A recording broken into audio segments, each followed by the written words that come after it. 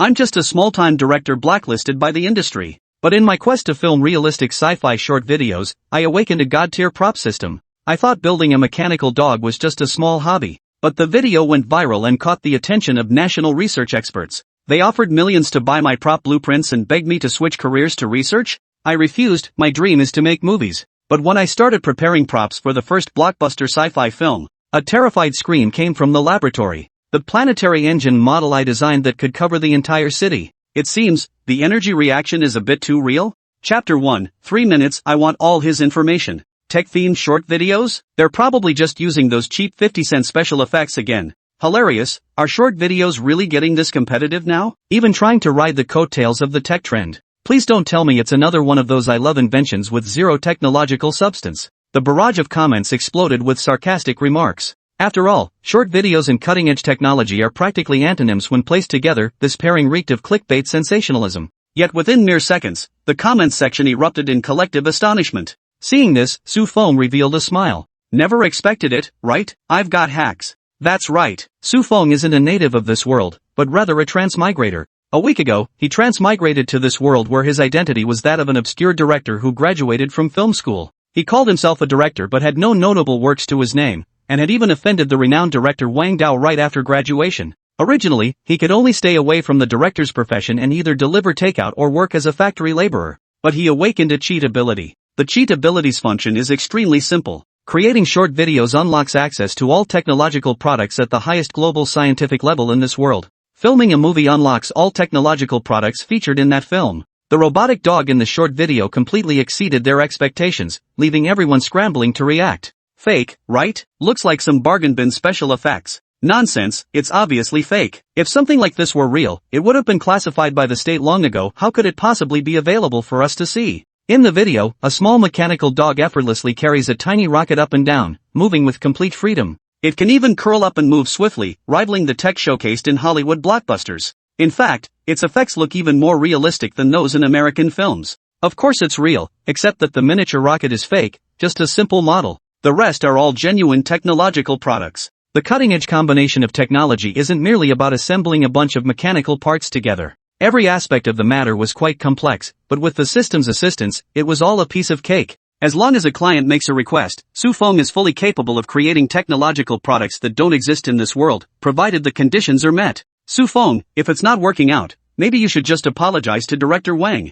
Sue Foam was watching his video view count continuously rise. Ding! Video views have increased significantly. Current progress, 10,000/5,000,000. Sue Foam revealed a smile. The system's unlock conditions seemed quite simple. At this moment, a voice suddenly came from behind. A delicate-looking young man spoke to Sue Foam. Just apologize, and he won't hold it against you. After all, he's also a big-time director. Apologize? Apologize for what? He was clearly trying to take advantage of our classmate. Why should I apologize to him? Young people are always full of passion, ready to stand up against injustice whenever they see it. During the graduation dinner that day, the famous director Wang Dao was invited to attend the school's graduation ceremony. After the ceremony, he was supposed to leave directly, but he was captivated by an exceptionally beautiful campus belle. He chose to stay and participate in the graduation dinner organized by the school. Unable to suppress his beastly desires at night, he actually groped the campus belle in a corner. Sue Foam, who couldn't stand it, stepped forward and gave him 2 kicks. These 2 kicks also directly ended his directing career. A graduate from the prestigious university's directing department,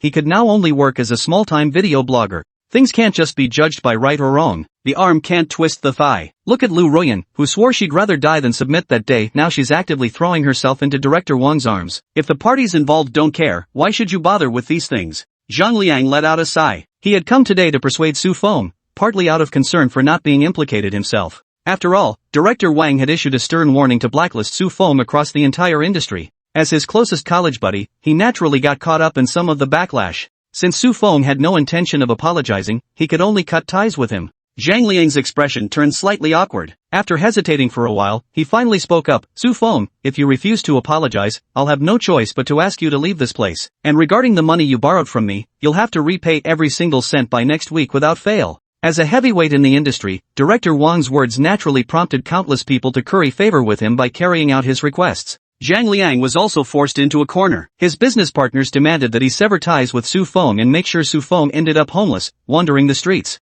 Upon hearing this, Su Feng's expression darkened as well. They were the closest of brothers. Now, because of a scumbag, they're trying to kick him out. Fine, I'll pay you back the money. Su Feng swiftly packed his belongings and left Zhang Liang's home without looking back. Meanwhile, on a certain short video platform, the popularity of Su Feng's tech hound kept rising. It even caught the attention of the authorities. Boss, is this thing real or fake? A bespectacled researcher took a short video to consult his mentor. This was the exact research direction they were pursuing. Had someone actually produced a finished product already? How is this possible? Doesn't that mean he'll have to redo his graduation project? Compared to this agile mechanical dog, his own clumsy, Parkinson's-like creation would be utterly embarrassing to present. Stop watching those useless short videos, Wu Lu. If you focused all your mind on research, how could you possibly mess up even a simple mechanical dog project like this? Professor Zhang shook his head helplessly. These youngsters, if they had studied as diligently as the others, how could they possibly have made the robotic dog seem like it had Parkinson's? To speak of it would disgrace scholarly dignity, and to turn it into a thesis would only produce academic trash.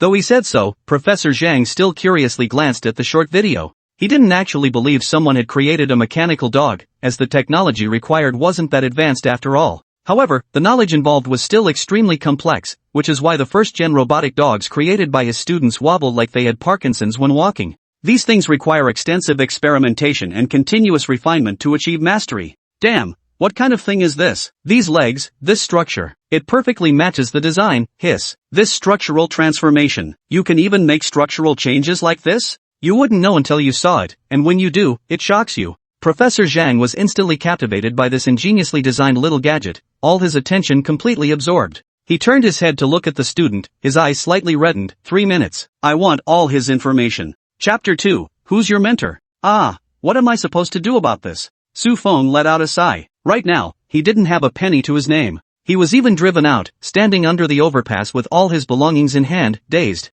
Maybe I should sell him? He lowered his head, lost in thought as he stared at the mechanical dog that had been following at his feet. The next second, he started a live stream. The fastest way to make money is undoubtedly live streaming sales. This mechanical dog cost him almost his entire fortune, despite only being customized with some mechanical parts and chips. However, the price of customizing these items isn't cheap at all. So now he truly doesn't have a single cent left to his name. Auctioning one mechanical dog, interested parties come quick. Su Feng opened the live stream and finished editing the promotional text. As the live stream started, Wu Lu's phone also received a notification. Director, no need to look for info anymore. He's live now. Should we just buy the mechanical dog directly? Buy it. No matter how much it costs, I'll reimburse you. Su Feng watched the steadily rising number of viewers in his live stream and smiled. These are all his potential clients. Whether he can make money depends entirely on them. Streamer, is this mechanical dog real? Or is it just special effects? What are you thinking? Something this awesome absolutely can't be real. Even the US hasn't developed such agile robotic dogs. This is definitely a scam. Already reported it.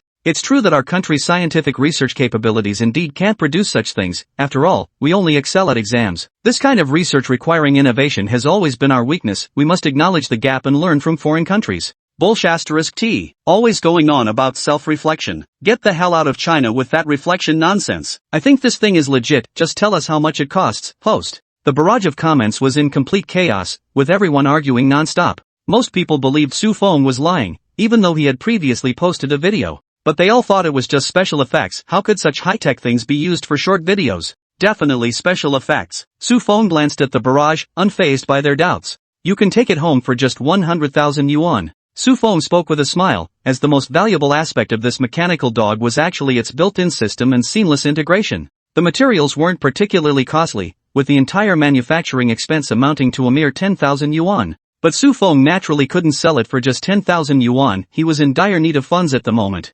Without money, he wouldn't be able to produce his subsequent technological products, all of which required substantial financial investment to develop. He had also considered directly collaborating with the state, but he lacked both the relevant professional diploma and the necessary expertise to support it. The system can also unlock corresponding technological products by shooting short videos, web series, or films. You can also gain knowledge about unlocked technologies by spending money, enabling you to manufacture them in batches yourself. It's just that the required amount of money is somewhat excessively expensive, so Su Feng hasn't purchased it for now. 100,000? It must be fake. What kind of high-tech can you buy for just 100,000? I told you Hua country couldn't possibly develop real high-tech. Host, what did you think it was? Just some clown seeking attention, nothing more. I bought it. The barrage paused for a moment. Don't be fooled by those netizens acting like 100,000 is nothing, most probably can't even scrape together a few thousand from their pockets. Is someone actually buying this now? Alright, this viewer named My Guide is a silkworm larva, send me a private message and I'll give you the link. Ignoring the numerous netizens in the livestream, Su Feng immediately shut down the broadcast. Opened the chat dialogue with, my advisor is a silkworm larva. After a brief conversation, they discovered they were in the same city and agreed to meet at Wada Plaza. You must be Mr. Su Feng. Professor Zhang greeted Su Feng politely, as his main purpose for coming wasn't merely to purchase a mechanical dog. Compared to a finished machine, the person who designed and built it naturally held greater value. Therefore, he treated Su Feng, who might be connected to the machine's creation, with great courtesy, hoping to obtain the contact information of this renowned folk expert from him. Oh, it's me. So you must be the one whose advisor is a pig caterpillar. Hearing this, Wu Lu behind Professor Zhang frantically winked at Su Feng. He had just been lectured because of this ID. Lulu, I behaved, please spare me. Unfortunately, Su Feng didn't notice his gaze. Professor Zhang's eyelid twitched as he forced a smile. I'm that hornworm. Pfft, right. Su Feng cleared his throat and spoke sheepishly. Sorry, my teeth felt a bit warm. Professor Zhang shook his head helplessly and said, Mr. Su, although it's rather presumptuous, I'd like to ask who made this mechanical dog. Of course, if it's inconvenient to disclose, just consider this question unasked. Oh, you mean this? I made it. Su Feng replied nonchalantly. There was no way to hide such things anyway, as he would be making many more machines in the future. Compared to the later sci-fi creations, this technological canine is merely the simplest transitional product. Did you do this? Professor Zhang's tone was thick with skepticism. Although the mechanical dog is currently being built by his students, Wu Lu is merely working on the simplest part of this project. Even if successfully produced, it would merely be equivalent to an experimental prototype with no practical viability for weaponization. The mechanical dog showcased in the video is entirely a war machine, reconnaissance, scouting, and ultimately even carrying a small missile launcher to attack the target. With him, soldiers could operate safely from the rear of the battlefield, eliminating the need to risk their lives in urban combat. As is well known, street fighting is the most brutal. Gun barrels appearing out of nowhere, grenades that could explode beneath your feet at any moment. These can all prove fatal to soldiers. But robotic dogs can perfectly put an end to all of this. Right, of course, I bought the components. My home doesn't have the means to purchase so much equipment. Professor Zhang's face darkened slightly, having asked so sincerely. If you didn't want to talk, you could have stayed silent, yet Su Feng told such an obvious lie. Clearly they were treating him like a fool. How could such a perfect machine possibly be designed and built by someone as young as him? Professor Zhang suddenly thought of something and spoke up. Which university are you from, and who is your advisor? Chapter 3, What a Disgrace. Shanghai Theater Academy. My advisor is Feng Zheng. Why? Su Feng was puzzled. Why ask which school he graduated from? Were they trying to get him to make a movie? That would be great news. He was desperately in need of funding right now. Do you have a film project in mind? I'd waive my director's fee. Su Feng, who had been calm moments before, suddenly perked up. Investors in film were bigwigs, and he was aiming to make a sci-fi movie. The funding required was anything but modest. He had originally planned to accumulate resources for several years before venturing into this field. If he could shoot a film right now, it would be pivotal for his future directing career. He could even break into the sci-fi film industry within just a year or two. With the system, he was absolutely certain he could create the world's most powerful sci-fi film. Su Feng's enthusiasm nearly made Professor Zhang's CPU overheat. Wait, you're a director? A director working on sci-fi? Does that even make sense? Has the world finally gone mad? Su Feng gave an embarrassed chuckle. Well, with limited funding, we can only make short videos. No money for special effects means we have to build our own props. Professor Zhang's mouth twitched violently. Is this reasonable? We've spent years researching this project, and you just say you need props and make them yourself? Look, I'm sorry, it's not that I don't believe you. Could you show me the blueprints? Ding. Video views surged dramatically. Current progress, 5 million. Mechanical dog blueprints and related knowledge fully unlocked. Blueprints stored in system, transferable to any electronic device. Hearing the system notification, Su Feng, who had been feeling somewhat tense, instantly relaxed.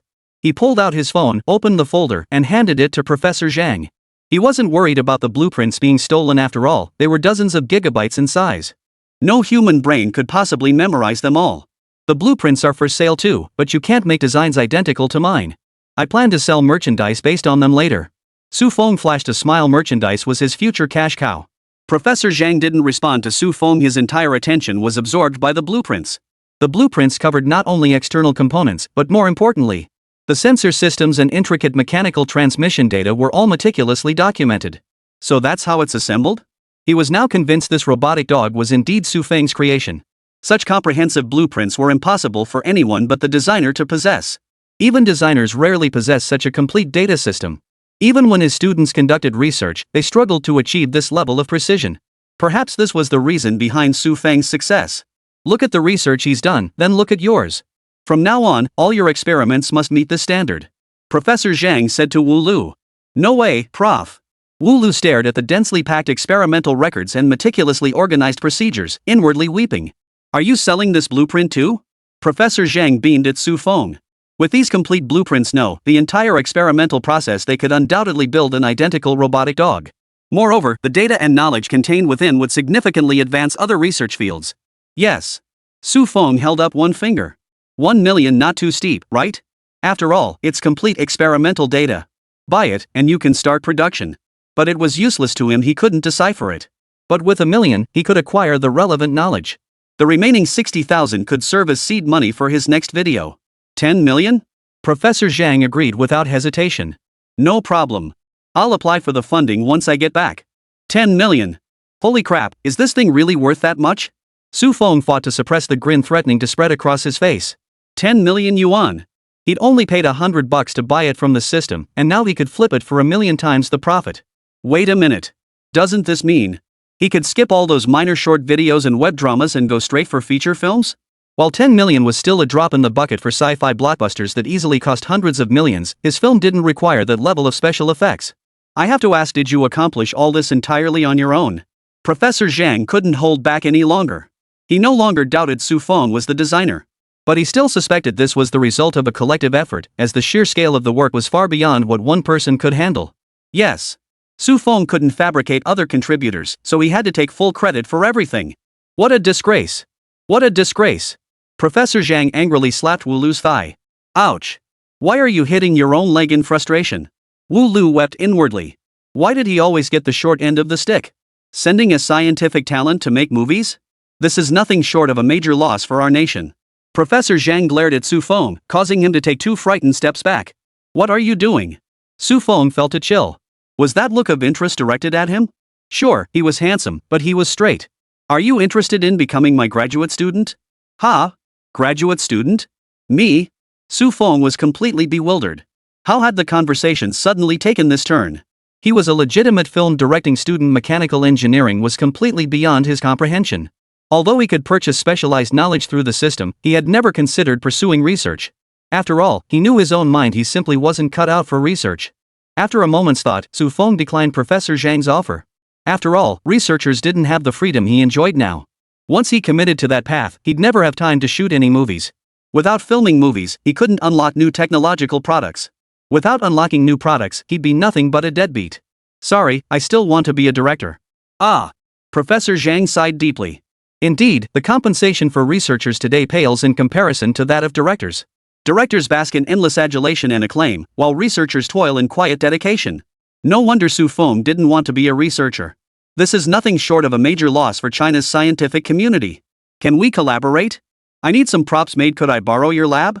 Su Feng asked somewhat sheepishly, as certain components simply couldn't be manufactured elsewhere. But with a national-level lab like this, there was absolutely no pressure. Professor Zhang frowned at the suggestion. That's difficult. Some of our projects are strictly classified. Outsiders aren't permitted access in principle. You misunderstand. What I mean is, I'll send you the blueprints and you'll build them for me. No problem. Contact Wu Lu with your requirements. Professor Zhang casually pointed at Wu Lu. Just subcontracting work, Wu Lu can handle it. Little did he know how profoundly Su Feng's so-called props would shake him to his core. Chapter 4, Sunbranch? The real grandchild. If there's nothing else, we'll take our leave. Professor Zhang said politely, already eager to return and apply for funding to purchase the blueprint for research. Mastering the knowledge and expertise contained within would greatly benefit their research on other projects. Please go ahead. Su Feng smiled as he looked at the extra 100,000 yuan on his phone. Now he wouldn't have to worry about sleeping on the streets. But just as Professor Zhang was about to leave with his mechanical dog, a shrill voice cut through the air. Well, isn't this our Su University prodigy? What's the matter? Selling off even the props you use for your videos now? Sunji stood smugly before Professor Zhang and kicked the mechanical dog. The materials weren't particularly sturdy, and the mechanical dog's head flew off cleanly. Who'd buy this junk? You two nerds don't seriously think buying this will help you make another viral video, do you? Sun Ji had stumbled upon Su Feng's viral video and immediately came looking for trouble. He had orchestrated Su Feng's expulsion from the lab, all to make Su Feng beg for mercy on his knees. You little bastard, you're asking for it again? Su Feng's brows furrowed. He'd already sold this thing. Damn it, he wouldn't let him return it for a refund. Professor Zhang seemed even more anxious than Su Feng, rushing over to pick up the mechanical dog's head and inspect it thoroughly. Tisk, old man, you treat a piece of junk like it's a treasure. After mocking Professor Zhang, Sun Ji turned to glare at Su Feng. Think we're still at school? Out here, you address me as Director Sunday. Sun Ji and Su Feng had once been roommates, but their relationship had soured for various reasons. Primarily, Sun Ji felt constantly overshadowed by Su Feng, his heart filled with resentment and jealousy. What gnawed at him most was that Lu Ruyan, the girl he secretly admired, had actually conveyed her feelings to Su Feng through him. This made him feel like a complete fool. Thus, their relationship took a sharp turn for the worse, with Sun Ji constantly picking on Su Feng. Especially now that Su Feng had fallen on hard times, Sun Ji couldn't wait to kick him while he was down. Director Sun? More like Sun the dog. Is being Wang Gang's lapdog something to brag about? Is pushing the girl you like into someone else's arms something to brag about? Does wearing a hat made by her feel good? You think you deserve to be called Director Sun? Put. Su Feng spat contemptuously on the ground. Everyone in the dorm knew Sun Ji had feelings for Lu Ruyan. Yet now he was actually playing matchmaker between her and Wang Gang. How was that any different from him wearing the horns himself? Put. Think you're so high and mighty? Think you're so awesome? Let me tell you, Lu Ruyan likes you. She asked me to deliver her love letter to you, but I threw it away. Sun Ji, enraged and humiliated, flushed crimson as he dug up old grievances, desperately trying to salvage some dignity through words. Ha ha ha. How are you any better than me? At least I'm learning real skills under Director Wang now. Someday I'll be a director too. What about you? Making trashy short videos. Next thing you know, you'll be living on the streets, scavenging for trash to survive. Don't say I didn't look out for you. If you ever run out of trash to collect, come to my place. I'll give you a few soda bottles for free. Su Feng remained unmoved by the taunts. Though Lu Ruyan was the campus beauty. She was like a flower of worldly luxury, not his type. He preferred delicate, unassuming types. Oof. Can't be bothered talking to an idiot like you. Su Feng ignored Sun Ji and walked toward Professor Zhang. Professor Zhang, I'm terribly sorry. This idiot must have broken the mechanical dog. Otherwise, I'd compensate you with another one. No need. It's not broken, but he'll pay for this. Professor Zhang shot Sun Ji a cold stare. How dare this idiot kick his mechanical dog? This was his prized possession. His entire research project hinged on this very specimen. I've already called the police. State security officers will be here shortly. Ha, it's just a piece of junk. I'll pay you back for it, no big deal. National security officers? Cut back on reading those overpowered protagonist novels. Think you're some big shot? Sun Ji adjusted his gold-rimmed glasses with disdain. Which one is Professor Zhang? The state security officers, alerted to a report of sabotage against a national research project, wasted no time rushing over from nearby. This was a national-level research project. It could very well be enemy agents causing trouble. That would be me. Professor Zhang walked up to the officers, cradling the mechanical dog's head. He's the one who destroyed my research samples. Professor Zhang pointed at Sun Ji, his voice tinged with indignation. Hearing this, all the officers turned their gaze toward Sun Ji. Professor? How could you possibly be a professor? The officer's scrutiny made Sun Ji feel slightly nervous, causing him to take a couple of steps back. He then continued, what a joke. That's just a piece of junk prop. How could it possibly be related to research? Junk prop? This is a genuine mechanical dog. We've spent years researching and haven't managed to create such a perfect machine. And you call it junk? The officers exchanged glances and drew their handcuffs. Comrade. We suspect you of sabotaging state research. We request your cooperation with our investigation. No, no, no. I won't go. I didn't sabotage any research. I'll pay compensation. It's just a piece of junk. I'll pay. I have money. Sun Ji was immediately led away by several officers. His legs had gone weak with fear, so they had no choice but to carry him. Professor Zhang will conduct a thorough investigation. If he's an enemy agent, we'll rigorously examine his entire network. The lead officer exchanged a nod with Professor Zhang before departing with his colleagues. Watching this scene, Professor Zhang finally felt a little vindicated. He knew perfectly well that Sun Ji wasn't an enemy agent. He was just a brainless fool. But to kick his mechanical dog out of nowhere and call him a bookworm? He deserved to suffer a little. State security isn't a place you just stroll into. They'll search you down to your underwear. Well, if there's nothing else, we'll be on our way. Seeing the matter resolved, Professor Zhang was itching to dash back to the lab for testing. Alright, take your time. Su Feng had witnessed firsthand how these researchers were treated. It seemed ordinary enough. A single phone call summoned state security agents clearly stationed nearby for protection. This must be what it means to be a big shot. Poor Sunji, why did he have to provoke them? Now he's truly become a grandson. Watching the two depart, Su Feng looked up at the sky. Time to find a place to stay. He could also start working on a new video. What should he make next? Why not make a single-seat flying machine? Chapter 5, 10 million for an amateur scientist's blueprint? Professor Zhang? You're saying we should use 10 million in research funds to purchase an amateur design blueprint? The dean scratched at his sparse hair. This was utterly absurd. Amateur scientists were always looked down upon by their field, a bunch of self-proclaimed scientists churning out useless junk. Some even promoted flat earth theories. Was this some kind of joke? Exactly, Dean. Perhaps you hold some prejudice against amateur scientists. Take a look at this tech dog in my hand. The technology it employs has reached internationally advanced levels. Though the materials are somewhat subpar, in terms of overall effectiveness, nothing in the world compares to it. Hearing Professor Zhang's words, the dean curiously shifted his gaze to the mechanical dog at Professor Zhang's feet. It certainly has a high-tech feel, with sleek lines. But isn't 10 million a bit steep? Research funding hasn't been exactly plentiful lately. Should I ask other universities then? No, absolutely not. 10 million it is. I'll give it to you immediately. Hearing Professor Zhang's words, the dean's attitude shifted instantly. What a joke, a mere 10 million couldn't possibly match the value of this genius. After finally calming Professor Zhang down, the dean plopped down onto a chair. Sigh, 10 million in research funding. We've got to produce some results, or else. Professor Zhang didn't care about the consequences. The moment he got the money from the dean, he immediately transferred it to Su Feng. After receiving the blueprints, he pulled an all-nighter and finally assembled a brand new mechanical dog. Though he still didn't fully grasp the inner workings, simply following the blueprints to build the machine posed no problem. This is how it should look. He glanced at the other mechanical dog beside it, the one purchased from Su Feng, now dismantled into parts.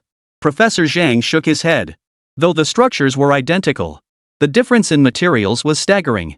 The one in his hands was a true mechanical dog, while the one on the floor, barely sturdy enough to withstand a single kick, could only be called a toy. Su Feng, isn't cutting corners when you're broke just normal? Guide. Can we take a break? Several graduate students lay exhausted on the floor. Who could endure an all-night research session and grueling parts assembly? They hadn't eaten a single bite all night and were now fainting from hunger. Go ahead. Professor Zhang waved them off, then added, I ordered KFC for you guys at the entrance. He wasn't some slave driver, he'd never treat his students like beasts of burden. Yay! The group charged toward the door like mad, looking like they were fleeing a zombie apocalypse. Professor Zhang chuckled and shook his head, then ran his fingers over the exquisite machinery before him. They said we couldn't build a mechanical dog? Oof. This time, I'll show you what Chinese technology is all about. He pulled out his phone and dialed a number. After finishing the call, he let out a relieved smile. The ultimate test for the machine wouldn't be conducted domestically. They naturally had a place to truly showcase their capabilities. But for now, it was time to show off. Having built something this incredible, not flaunting it in front of an old friend would make the night a waste. Hey Yang, I've got something pretty cool here. Want to take a look? Professor Zhang began parading his mechanical dog around the lab, knocking on doors and greeting anyone he encountered. What else could you possibly have come up with? Your current project is still that mechanical dog, right? It'll take you 3 to 5 years just to finish testing it. The combat data alone will kill you. Professor Yang sneered dismissively. In his opinion, such complex systems weren't worth considering at this stage. The layered complexity of sensor systems, electromagnetic interference systems, and operating systems combined was comparable to building a satellite. Look at this. Professor Zhang didn't get angry. If this had happened before, he might have been discouraged. After all, it had been a year or two, and this project still hadn't made any significant progress. But now? The more old Yang talked, the more his face would ache later. You've come up with another one? It looks pretty decent, much more polished than what your previous students produced. Is this your own new idea? Professor Yang paused before continuing. If you ask me, you should just abandon this project. It's a complete waste of national research funds, that's what it is. Professor Yang didn't harbor ill will toward Professor Zhang, he was simply blunt and disliked projects with no tangible outcomes. Professor Zhang knew this well, but the funds already invested were simply too substantial. To walk away with nothing to show for it would be unbearable for him. No. I have complete confidence in this model. Professor Zhang insisted, maintaining his smile. Oh? You're that confident? Professor Yang perked up with interest, as the previous model had suffered from various issues. For instance, it was susceptible to electromagnetic interference, preventing rear troops from controlling it. Attacks on the battery modules could cause explosions. Poor endurance, slow movement speed, and loss of coordination after leg damage. A series of problems made the previous model more like a toy than a combat machine. A weapon that isn't rugged, durable, low maintenance, or even maintenance-free simply doesn't qualify. Of course. Want to go take a look? Let's go. The two arrived at the testing ground, ready to conduct preliminary trials. Where should we start testing? Let's begin with resistance to electronic interference. Hearing about the tests, a crowd gathered around. A few of them were even crouching nearby with fried chicken and cola. Another mechanical dog? That thing's useless. What's there to test? Exactly. I thought they'd be as agile as in those American blockbusters. Turns out they all move like they have dementia, stuttering frames and all. Ha ha ha ha. Keep it down, Professor Zhang is still here. I wasn't talking about him. His voice trailed off as he spoke. After all, he was a professor, he wouldn't dare mock him to his face. Level B interference. Electromagnetic interference is classified into 4 levels, A, B, C, and D. Level A electronic devices remain unaffected. Grade B represents stronger electromagnetic interference. Previous models all failed at this level. As for C and D levels, they'd never even been tested. B-level interference alone had rendered previous models useless. I bet this thing's signal reception is totally jammed. You bet. Even the slightest deviation makes aiming impossible. Honestly, we'd be better off building cheap suicide dogs. I agree, this thing's completely useless. How could you fight a war without people? In the end, you'd still need to throw troops at it. Holy, it's not getting jammed? Chapter 6, Electromagnetic Jamming Ineffective? The entire crowd found this outcome hard to accept. Even the slightest interference would affect the mechanical dog's targeting, and on the battlefield, the tiniest error could mean failure. Yet this B-level interference hadn't caused even the slightest disruption. Professor Zhang had verified all the data and system parameters provided by Su Feng, yet witnessing it firsthand still left him somewhat stunned. Needless to say, those who had never believed in him were stunned. Previous models had performed disastrously under B-level interference. C-level. It seems Professor Zhang has made significant progress this time. What's the point? This approach is fundamentally flawed. In my opinion, all this funding has been wasted. Even if it can withstand level C interference, so what? It'll never survive level D interference. I still say self-detonating drones are the direction we should be pursuing. Even if interfered with, just add a function to locate and detonate near the nearest living target. Whoa! You know, that idea actually sounds better than the mechanical dogs. The young man who suggested it smirked and continued, of course. I've been mulling this over for ages. I think it's far more practical than Professor Zhang's mechanical dogs. Why bother with all that? Just nuke the whole thing. But have you considered what happens if civilians are inside?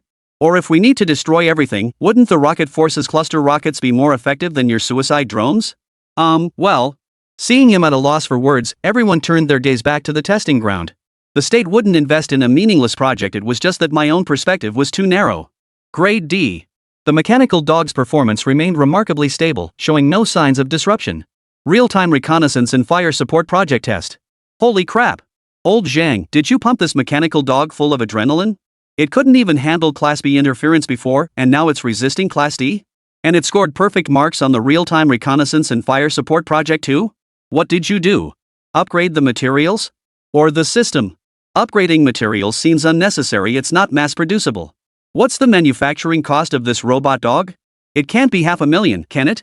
Professor Yang was stunned by the mechanical dog's performance, but he quickly pinpointed the issue. The cost. If it's prohibitively expensive, it'll remain nothing more than a toy. Large-scale deployment is impossible with limited funding. Impossible. This combat-type mechanical dog costs around $30,000. The reconnaissance model is $20,000, and that's without mass production. Once we scale up, a combat unit will be about $20,000 each. Professor Zhang smiled. Having endured constant ridicule from old Yang over this project, he could finally show off in a big way. Good heavens! 20,000? This is a combat-grade robotic dog. That price is ridiculously low. How did you make such rapid progress? Did you steal research data from the States? But that doesn't make sense either. The United States probably hasn't developed something like this yet, right? Professor Yang was feeling a bit existentially confused, muttering to himself under his breath. We need to get this thing into the field immediately to collect data. If it proves viable, we can incorporate it into our arsenal.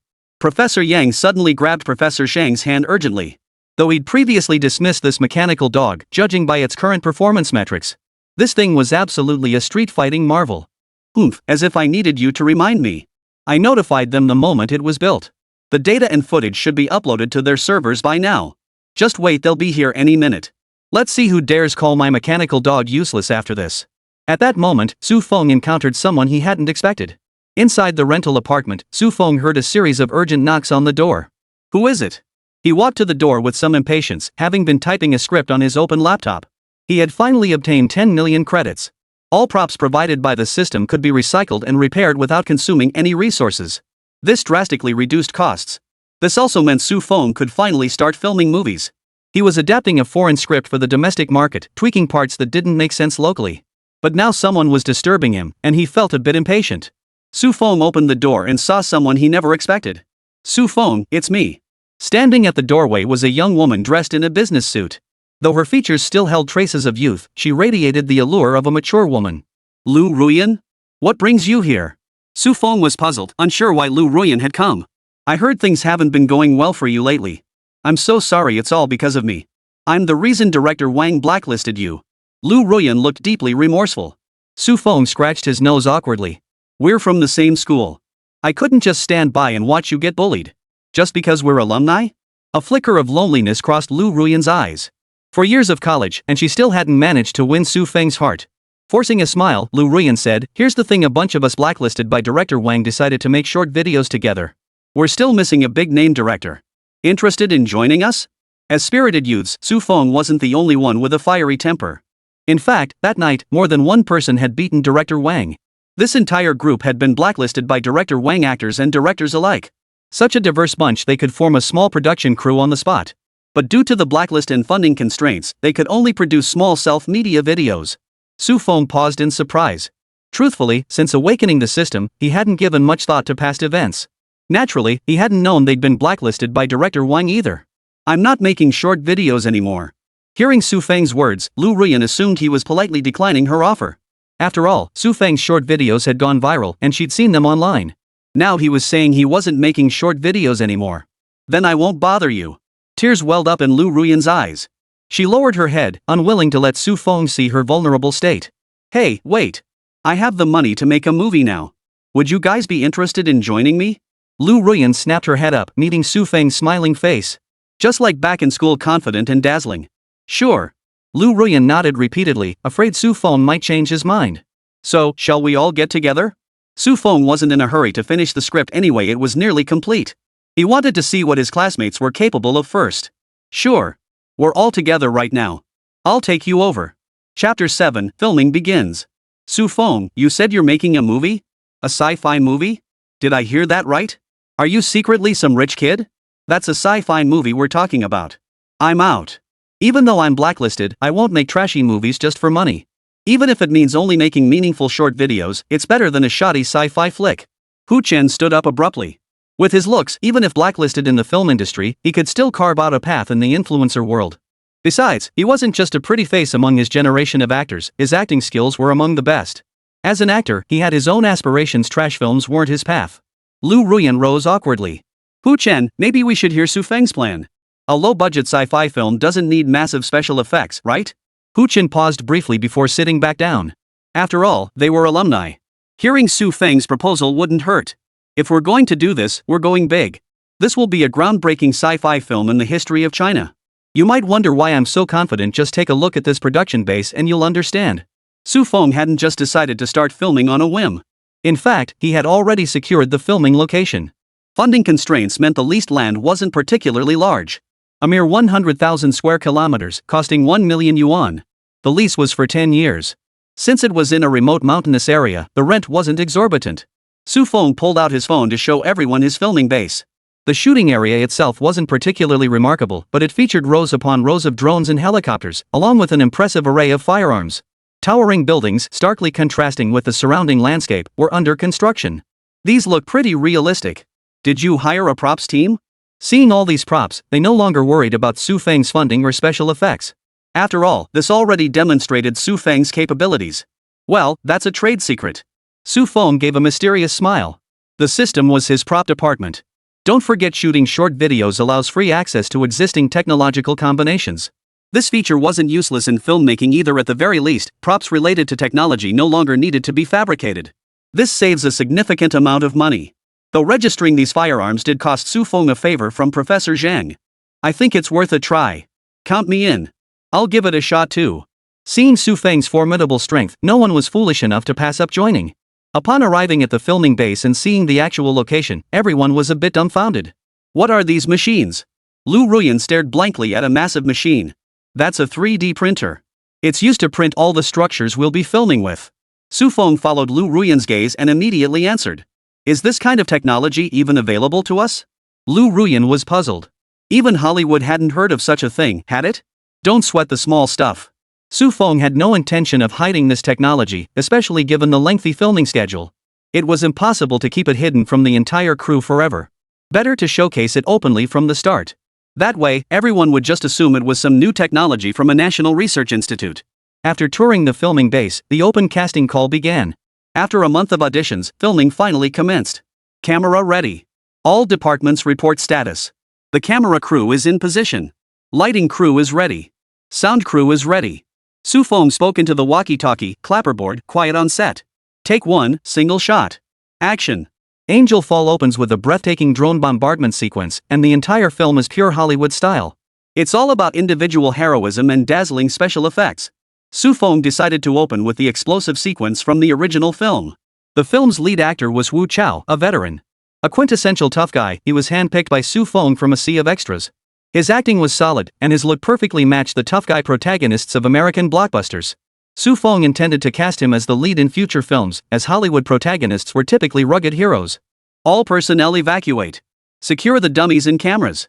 All teams report status. Su Feng issued the command over the walkie-talkie. He would only give the detonation order once all preparations were complete, otherwise, it would be too dangerous. The dummies and real actors blown apart by the explosion were virtually indistinguishable. If the props team hadn't touched them themselves, they would have thought they were real people. No need for post-production effects, just blow up the real people.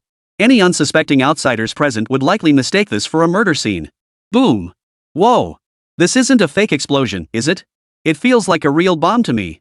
The cameraman filming nearby was momentarily stunned. If he hadn't personally supervised the prop team building those small boats, he might have started suspecting this was the real deal. It was so realistic, the special effects team wouldn't even need to do anything. The camera captured the scene perfectly. A paramilitary officer was blown directly into the air by the drone. He flew straight into the lake. Close up. Su Feng directed the cinematographer, who thankfully delivered with consummate professionalism. The close-up was flawless, almost too graphic.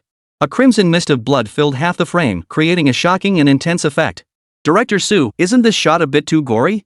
Someone nearby couldn't bear to watch anymore. Even overseas, this would be rated R. And remember, they don't have a film rating system here. A shot like this would never pass censorship. It's fine.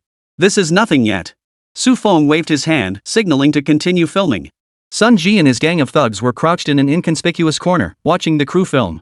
He'd just been released from the State Security Bureau after thorough verification cleared him of any wrongdoing. Seeing that terrifying explosion, his pants were practically wet. Those look like real bombs. Look at that guy blown to bits. And that whole area, it's all craters and pits. Are we really going to mess with them? Won't they just kill us on the spot? The blonde-haired man shivered. Wasn't the plan to cause trouble for a film crew? This was the real deal. What was going on? They were just street punks, not mercenaries. They were way overestimating themselves. What's the big deal? It's all fake. Props, you know? Props. Who would actually kill someone on set for a movie? Sun Ji didn't fully grasp what was happening on set either, but as a top student in the directing program, he knew full well that no one would actually blow someone up for a movie. So he dismissed the blonde punk's words with utter contempt. Grab your weapons and tell them you're villagers from nearby. Their filming is disrupting your lives. Demand they stop immediately. The henchman hesitated, but then he thought about that hefty 10,000 yuan reward. He decided to take the risk. After all, this was China. Explosives and firearms like these. It should be fake. Who could be so powerful as to deploy this much equipment for filming? If it were real, they could probably take down an entire county. The thugs composed themselves, steeled their nerves, and surged toward the film crew in a dense throng. The crew filming on location quickly spotted these uninvited guests.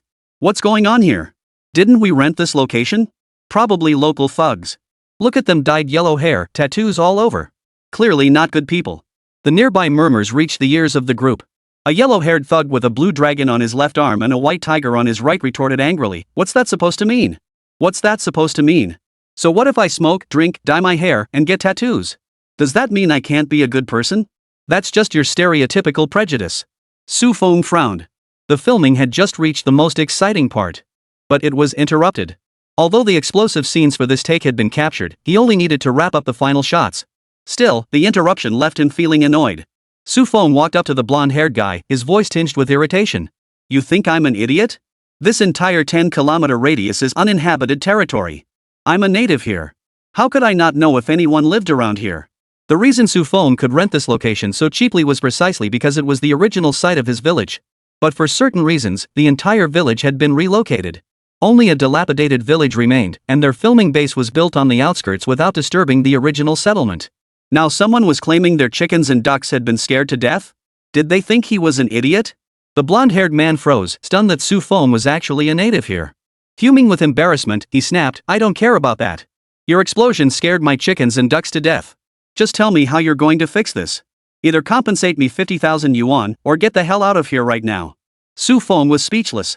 Was this guy even bothering to pretend anymore? Seeing Su Feng ignore him, the blonde-haired man raised a machete. Kid, you're ignoring your grandpa when he speaks, huh? Director Su, maybe we should just pay him. They've got knives. The extras murmured from behind. They were just here for the shoot. They weren't exactly skilled at brawling, and this group clearly wasn't one to mess with. If he got slashed, he'd be the one losing big. Besides, it wasn't his money. The director was loaded. What did he care about shelling out a little? Su Feng refused to pay. Extortion in the no man's land? It was clear they weren't after money. Someone was deliberately targeting him. Even if he paid up, these thugs wouldn't just leave. A thought struck Su Feng. He pulled out a grenade and held it up. I don't have any money, but I do have a grenade. How about that? You're joking. This is China.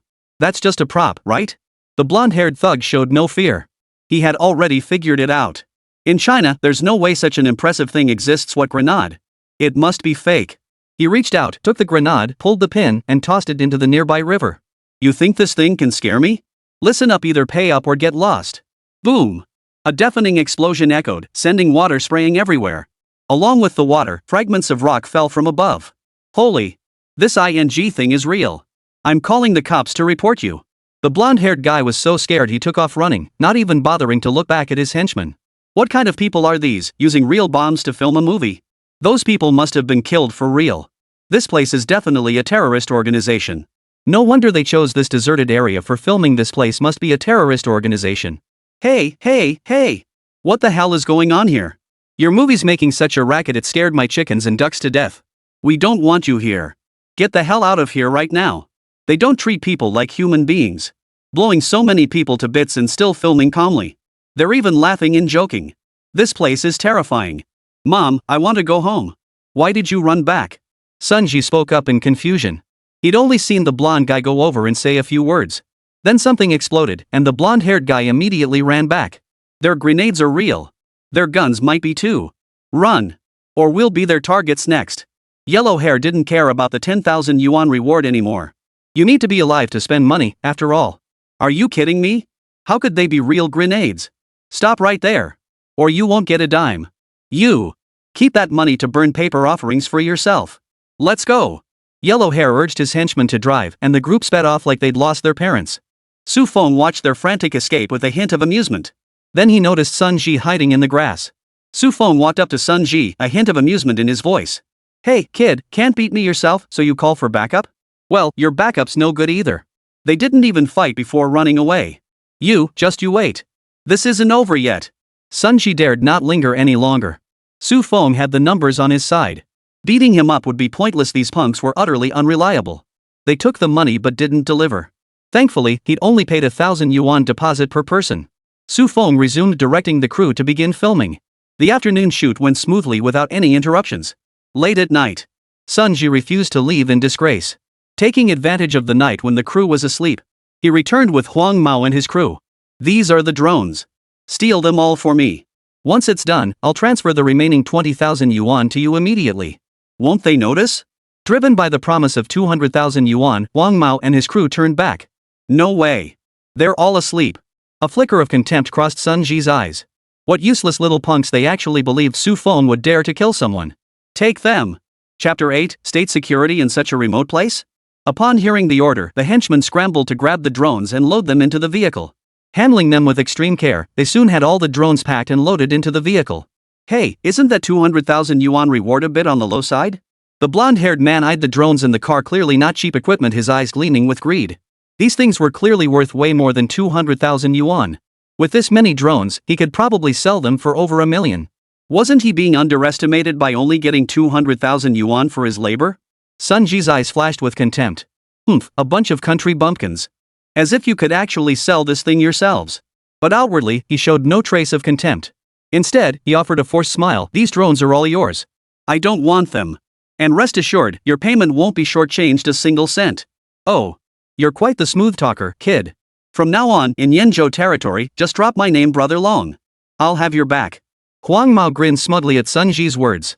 He wanted the money, and he wanted the goods too. The car started up, and the group drove away from the filming base. Meanwhile, everyone back at the base was still snoring away in their tents, completely unaware that their props had been stolen. Holy! Director! Come quick! Our drones are all gone. The extra woke up to find the entire fleet of drones parked in the corner had vanished. His shouts drew a crowd of onlookers. We've been robbed? We should have had someone on night watch. I told you this deserted area wasn't safe. Thank goodness no one got hurt. Su Feng heard the extras' murmurs and arrived at the scene with a blank expression. He had anticipated that Sun Ji wouldn't give up so easily, but stealing the drones? Still, it wouldn't affect their filming schedule. The drones only appeared in the first scene and had no further roles afterward. In fact, Su Feng had already planned to send this batch of drones to Professor Zhang. Su Feng made a phone call, then proceeded to shoot other scenes. Director Su, shouldn't we report the drone theft? Hu Chen asked, puzzled. It's fine. Someone's already handling it. Let's keep shooting. At the factory town. How much do you think we can sell one of these for? 10,000, maybe. Holy crap, 10 grand? That means we've got millions here? We're set for life. The kids stared in awe at the drones they'd stolen that night. Although drones were beginning to appear in the market, they were still in their infancy. Issues like poor battery life and control systems prone to interference remained unresolved. So drones on the market weren't widely used, only a handful were employed for photography. Sun Ji stood nearby, paying them no mind as he was on the phone with Director Wang. Director Wang, yes. I've stolen every drone from their crew. Their shoot is completely shut down now. A bunch of fresh out of school kids trying to make sci-fi movies? That's hilarious. How good are their drones, anyway?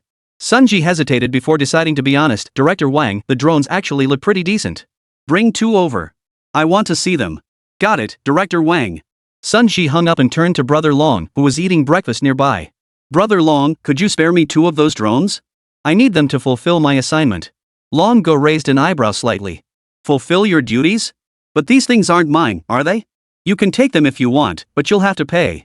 Pay? Sun Ji's voice shot up. He'd paid to have them stolen in the first place, and now he was only taking 2. And now he was being asked to pay? What? You think you can just take my stuff for free? Brother Long stood up, grabbed Sun Ji by the collar, and yanked him to his feet. Sun Ji's face flushed bright red. Let go. Let go. Sun Ji managed to say with difficulty. Oomph. Kid, remember your place. Dragon Brother sneered. He was a big shot in the underworld trying to take his stuff for free? Dream on. I'll pay. How about 20,000? 20,000? You think I'm some beggar? 50,000. Sun Ji lowered his head. Damn it. These thugs really were greedy bastards. Fine. 50,000. Sun Ji handed over the money, grabbed the drone, and was about to open the door to leave. Freeze. Hands on your head, get down. A group of armed state security officers burst in. This is it. That was Sun Ji's final thought. How could he get caught so quickly, no matter how he stole? Why were state security officers in such a remote place? Who could tell me? But no one answered Sun Ji's inner question. This time, he and his gang of petty thugs were likely to be stuck in prison for a very long time. Where's my drone? Is my drone okay? Professor Zhang answered the call and immediately asked about the drone. Professor Zhang couldn't care less about Sun Ji and the others' fate. Even if they escaped, they'd be caught by state security. All he cared about was his drone. Ah, the drone. It's fine, everything's okay. That's good. Professor Zhang relaxed. How long is the drone's battery life? About an hour. Professor Zhang hung up and turned to ask Su Feng. Commercial drones currently only lasted 10 minutes or so, but he had great confidence in Su Feng's technology. However, he had vastly underestimated Su Feng's capabilities. Flight time? I think it's about 2 hours. What? 2 hours? Did you revolutionize battery technology? Or is the structure different from other drones? 2 hours. Compared to the current standard of 10-odd minutes, it was like night and day. Even in the United States, where drone technology is relatively advanced, current flight times barely exceed 20 minutes. That 2-hour gap compared to their 20 minutes represented at least 3 to 4 years of technological advancement. Yep, 2 hours. How about it? Pretty sweet tech, huh? Want to buy it? Just name your price. Su Feng held up 2 fingers, signaling a price of 20 million. His appetite had grown considerably now, especially since Professor Zhang was deep in pockets. Alright. 20 million, right? I'll wire it over immediately. Professor Zhang didn't hesitate at all. Having already purchased Su Feng's mechanical dog blueprints, he knew Su Feng's technology was truly worth the price. Consider those drones a bonus gift. But the blueprints still need some refinement. I'll need a few months to finalize them. Take these drones for now and study them. If you find them suitable, then pay me. Su Feng said casually. These drones were military-grade models. Selling them as merchandise would definitely cause trouble. Better to sell them to Professor Zhang as a favor. Besides, he couldn't produce the blueprints now. He'd have to wait until after the movie's release to hand them over. Professor Zhang's eyes widened at the offer. What a stroke of luck. Su Feng was truly a good comrade. He's practically giving away this technology, handing over a ready-made prototype. He'll refine the tech further before sharing the blueprints. What a decent guy. No, we must ensure his security. That someone could steal his work is utterly despicable. Su Feng, your security here is woefully inadequate. I'll request military protection for you. Professor Zhang stated. The funds came from national research grants. He couldn't spend them recklessly. But he could still arrange for state protection for Su Feng. And since he enjoys filmmaking, then let the broadcasting authorities give him some special treatment. A comrade this patriotic. The films he makes surely won't violate any regulations. Isn't this overkill? The military escort seems a bit excessive. Su Feng didn't mind having military protection for his safety, but this seemed a bit excessive. It's fine. It won't affect your filming. We'll have state security personnel stationed around you discreetly. Professor Zhang waved dismissively, signaling it wouldn't disrupt Su Feng's filming. Chapter 9, Filming Wraps. Let's continue filming. Su Feng walked from the base gate to the filming location. Their shoot had only just begun. The next scene was an explosion sequence, requiring the filming of a building destroyed by an explosion. Director Su, are we really using live explosives for this entire sequence? The crew members stood nearby, visibly concerned. These were real explosives, after all. Though no one knew where Su Feng had procured so many, it was surprising that a high-rise building even existed in this remote wilderness. Using real explosives is the only way to achieve authentic results. Su Feng had used some technology to quickly construct this entire block of buildings specifically for demolition. In the original film, only one building was destroyed. While the effect was decent, Su Feng felt it lacked impact. He decided to go big and blow up 3 buildings at once. He didn't need special effects artists to create computer-generated explosions anyway. He could just use the system to materialize a cluster of buildings and blow them up. It must be said that the system's ability to materialize props for filming was nothing short of a miracle, saving a ton of time and costs. All personnel evacuate. Secure the dummies and cameras. All teams report status. Su Feng issued the command over the walkie-talkie. Following the same protocol as previous explosions, real detonations required strict safety precautions. This seemingly tedious process was a necessary measure to protect the crew. Thank you all for your hard work, teachers. Angel's Fall has officially wrapped here. After a month of filming, their shoot had finally concluded. Su Feng had the footage edited as it was shot, with some special effects already integrated. After all, the production didn't require an excessive amount of special effects. With the assistance of the system props, aside from a few explosion scenes that needed green screen work with the actors, the rest could be achieved through storyboards and real explosions. This significantly reduced the workload for both the editor and the VFX team. Director Su, no more changes? The editor watched the footage Su Feng had directed him to edit, wondering if the director had somehow traveled through time. How could anyone possess such profound familiarity with their own film? From the very start of shooting, he'd been editing every camera angle, every close-up. Everything was done in one take, as if he were simply transcribing the movie from his mind onto film. No changes. This is the final cut. Su Feng wasn't the least bit worried about censorship. He'd already shifted the story's setting to a rural village in China. More importantly, Professor Zhang had assured him that censorship wouldn't be a problem as long as it wasn't too extreme. He'd help get it approved. This made his film even more distinctive, since ordinary movies weren't allowed to depict conflicts among high-ranking officials. Yet his film contained such scenes fictionalized and entirely detached from any real-world government. But if anyone else made it, it would never pass censorship. That was part of his film's unique appeal. After finalizing the editing and soundtrack, Su Feng submitted the film for review. The review process was remarkably swift, with approval granted in just 1 week. Yet the promotional campaign proved exceptionally challenging. Su Feng opted to advertise through short video platforms. The response was mediocre at best. In fact, it was downright poor. Can China even make decent sci-fi movies? Instead of releasing this trash, why not screen more foreign blockbusters? When the hell is the next DC movie coming out? Are you brain dead, OP? Is DC even sci-fi? Of course it is. It's sci-fi. Can you please Google before you speak? Idiot. This thread's gone off the rails. Domestic sci-fi films are all bait and switch. The special effects can't even compare, let alone the plots. Not a single one avoids romantic subplots. China just can't make good sci-fi movies. Even if the effects look decent here, the actual release will be absolute crap. Probably all the best parts got edited into this trailer. Reading the comments under the video, Su Feng felt a bit helpless. Domestic sci-fi films have completely ruined their reputation, and he's just a new director. With zero name recognition, only a handful of theaters were willing to screen his film. The number of screenings was pitifully low. Su Feng, our movie isn't going to end up only streaming online, is it? Lu Ruyan grew anxious. This was a film they'd poured their hearts and souls into. If the film was poorly made, they could accept it, but they had seen the complete version. Compared to some big foreign productions, it held its own. Both the special effects and the plot were noteworthy. The special effects, in particular, were flawless, indistinguishable from reality. Su Feng fell silent for a moment. This matter truly exceeded his capabilities. As a new director, he lacked industry connections. Naturally, he couldn't afford big-name stars to headline the project. Their cast consisted entirely of newcomers and extras. Lacking box office appeal and being a niche sci-fi film, domestic theaters weren't optimistic about its prospects. They only agreed to release it because the special effects were decent. I thought Su Feng was something special, but to actually finish a movie in such a short time and get it released? Wang Gang laughed out loud upon hearing the news. Does he think filmmaking is child's play? Who knows where he got the funding? After this flop, no one will invest in him again. Zhang Mao, a well-known figure in the industry, shook his head. Youngsters just don't know their place. Does he think filmmaking is that easy? With such a tight schedule, I bet that trailer was the best part of the whole thing. This kind of shortcut is unacceptable. What kind of education does his school provide? They let a new director skip the fundamentals and chase these gimmicks. Even if he tricks people into watching, what's the point? It's his first film. Does he plan to ruin his future career? Zhang Mao slammed the table in anger.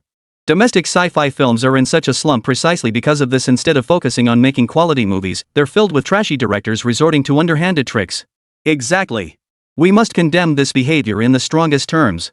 Wang Gang feigned righteous indignation, though inside he was laughing uncontrollably.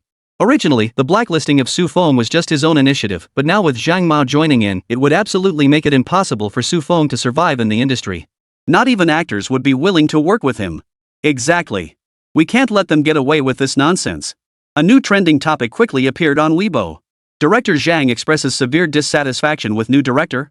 Clicking through revealed Zhang Mao's scathing criticism of Su Feng, practically naming him directly.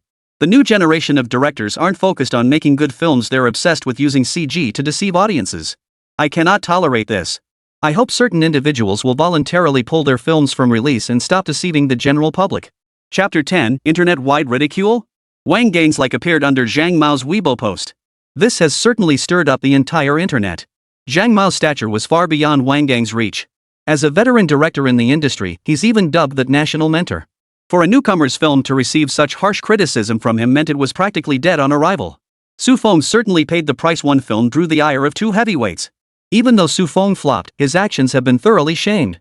This marks a turning point for our nation's sci-fi cinema. He's actually contributed to domestic sci-fi. Contribution my ass. This trash director should be blacklisted from the industry. It's precisely because of these fraudulent trash directors that our nation's film industry remains stagnant. The best parts of the entire movie are all in the trailer.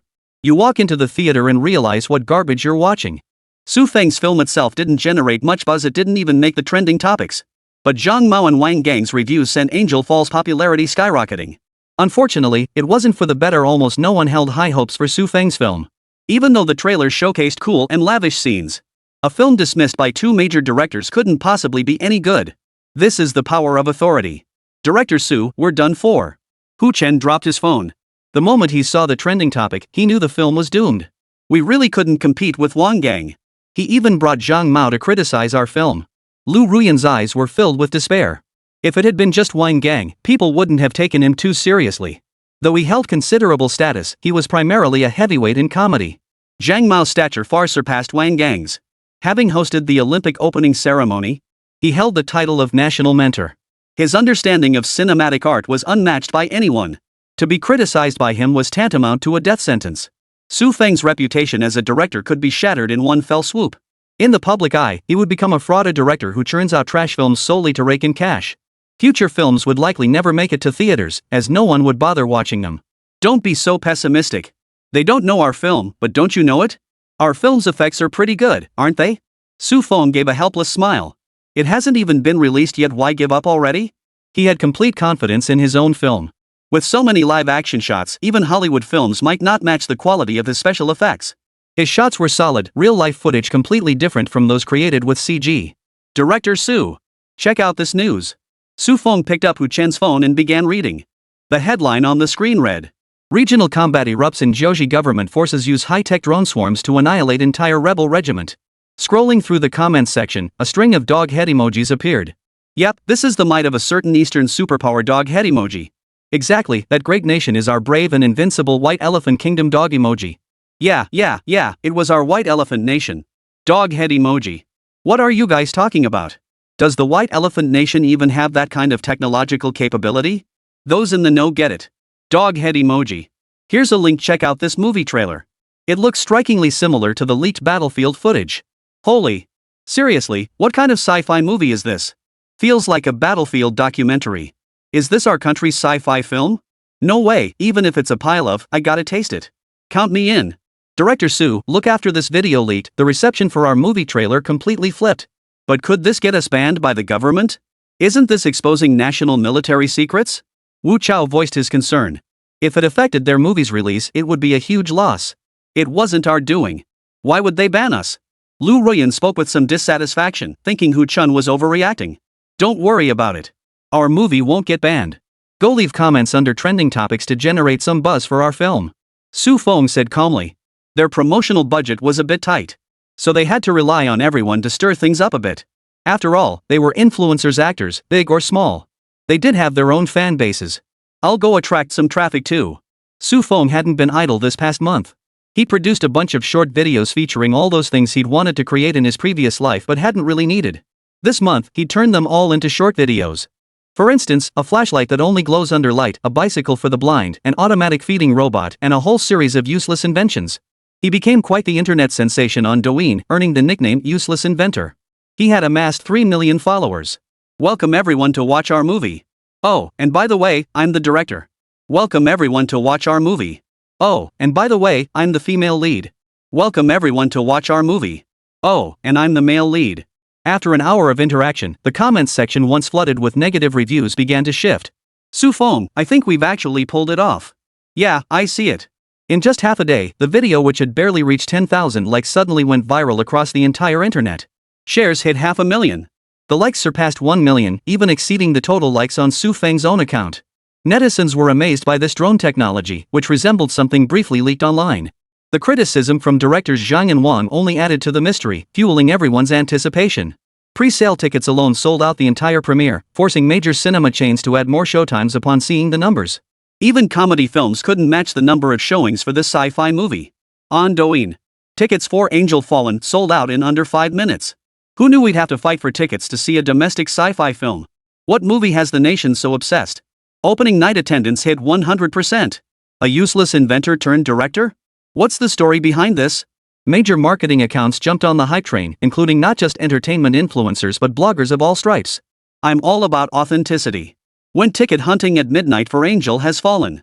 Holy crap, guys, no tickets? What's going on? System glitch? Folks, heard this movie's got that old school macho vibe. Let's go see what it's about. If it disrespects women, we're going to storm the theater. Heard this movie is like drones on the battlefield. Let's go check it out.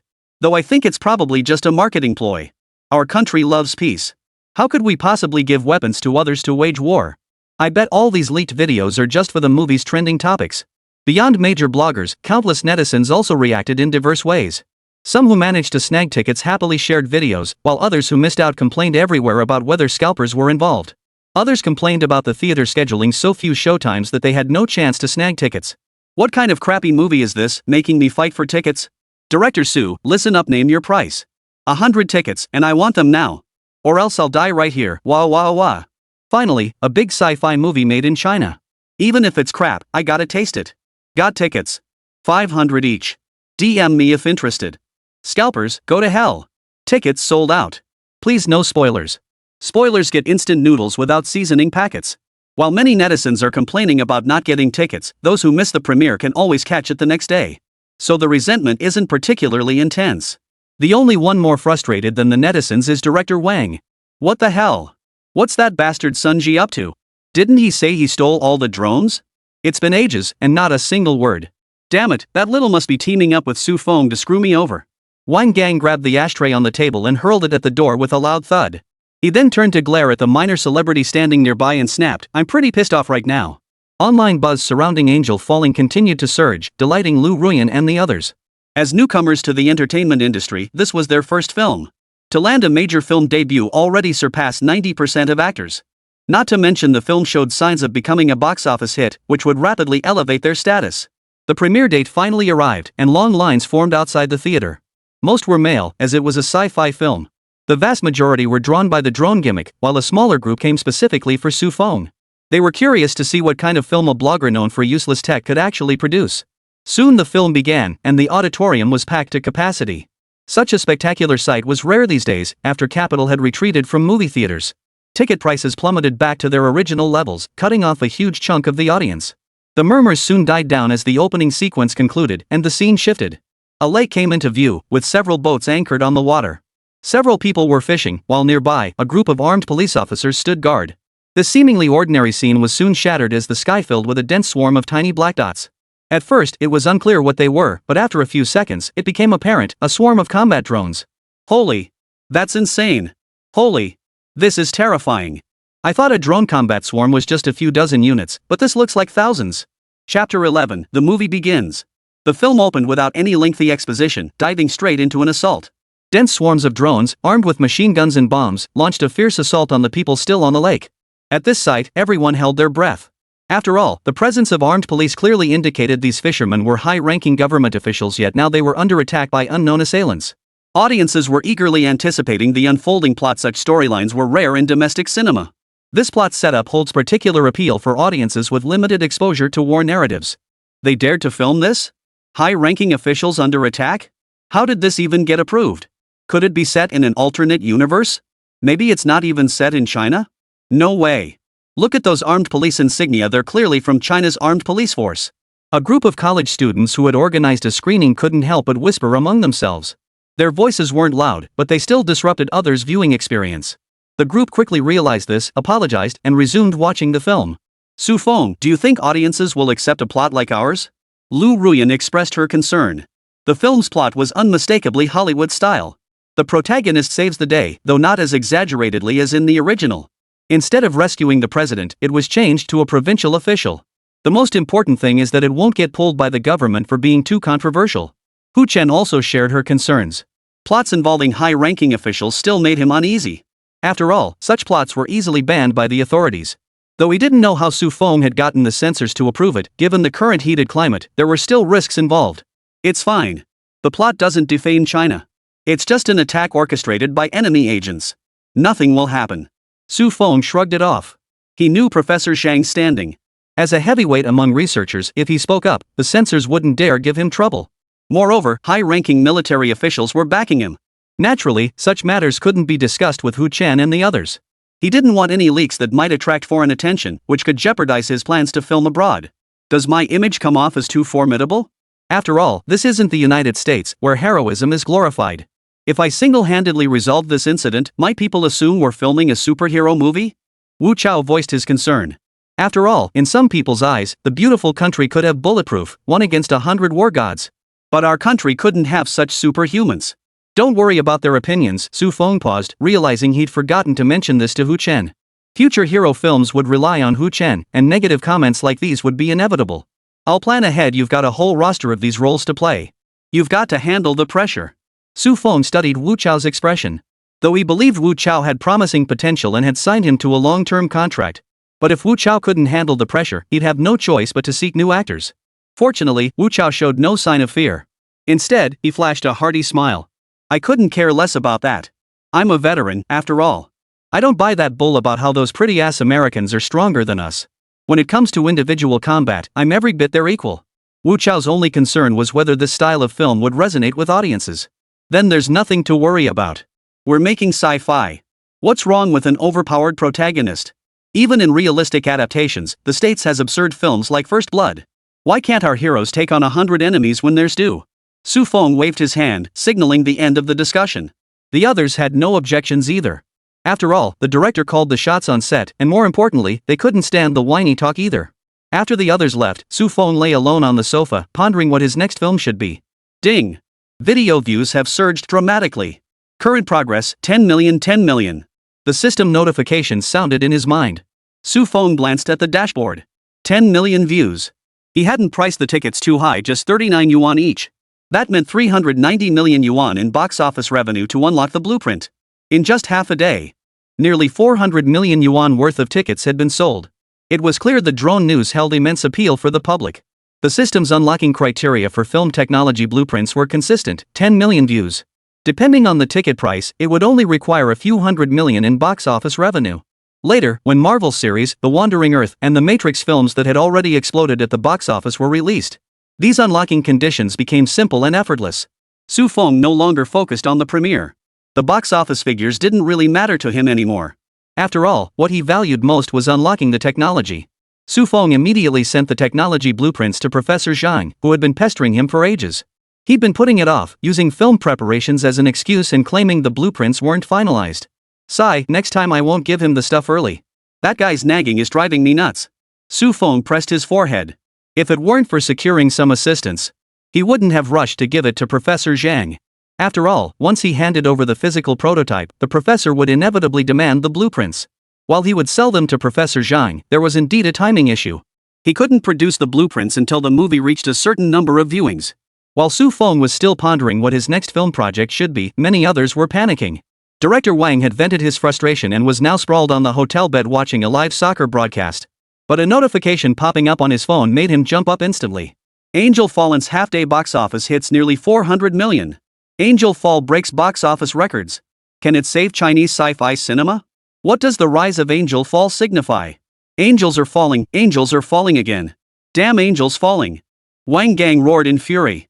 If it were only about being beaten up by Su Feng earlier, he would have forgotten it already. After all, he was just a lowly graduate. Even without him speaking, the men below would crush Su Feng. But not only had Su Feng avoided being blacklisted, he'd actually come strutting right in front of him. That alone was bad enough, but now the box office for Su Feng's new film had surpassed his own. His new film had only grossed 30 million, so far a complete flop. All the mockery he'd hurled on Weibo had now come back to bite him like a boomerang. Not only did Su Feng's Angels Fall outperform him at the box office, but its reviews and audience reception were also superior to his new film. Wang Gang furrowed his brow and thought for a moment. No. He couldn't let this kid keep jumping around. Otherwise, that incident might be dug up.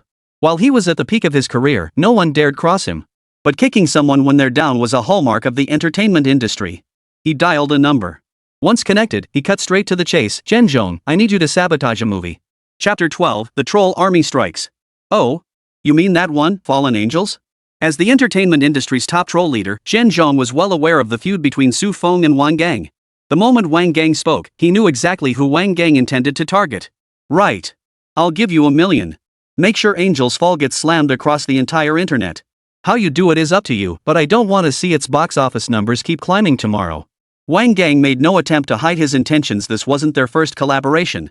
In the past, those who had crossed him yet held positions not much lower than his own had all been forced to back down through Zhenzhong's troll army.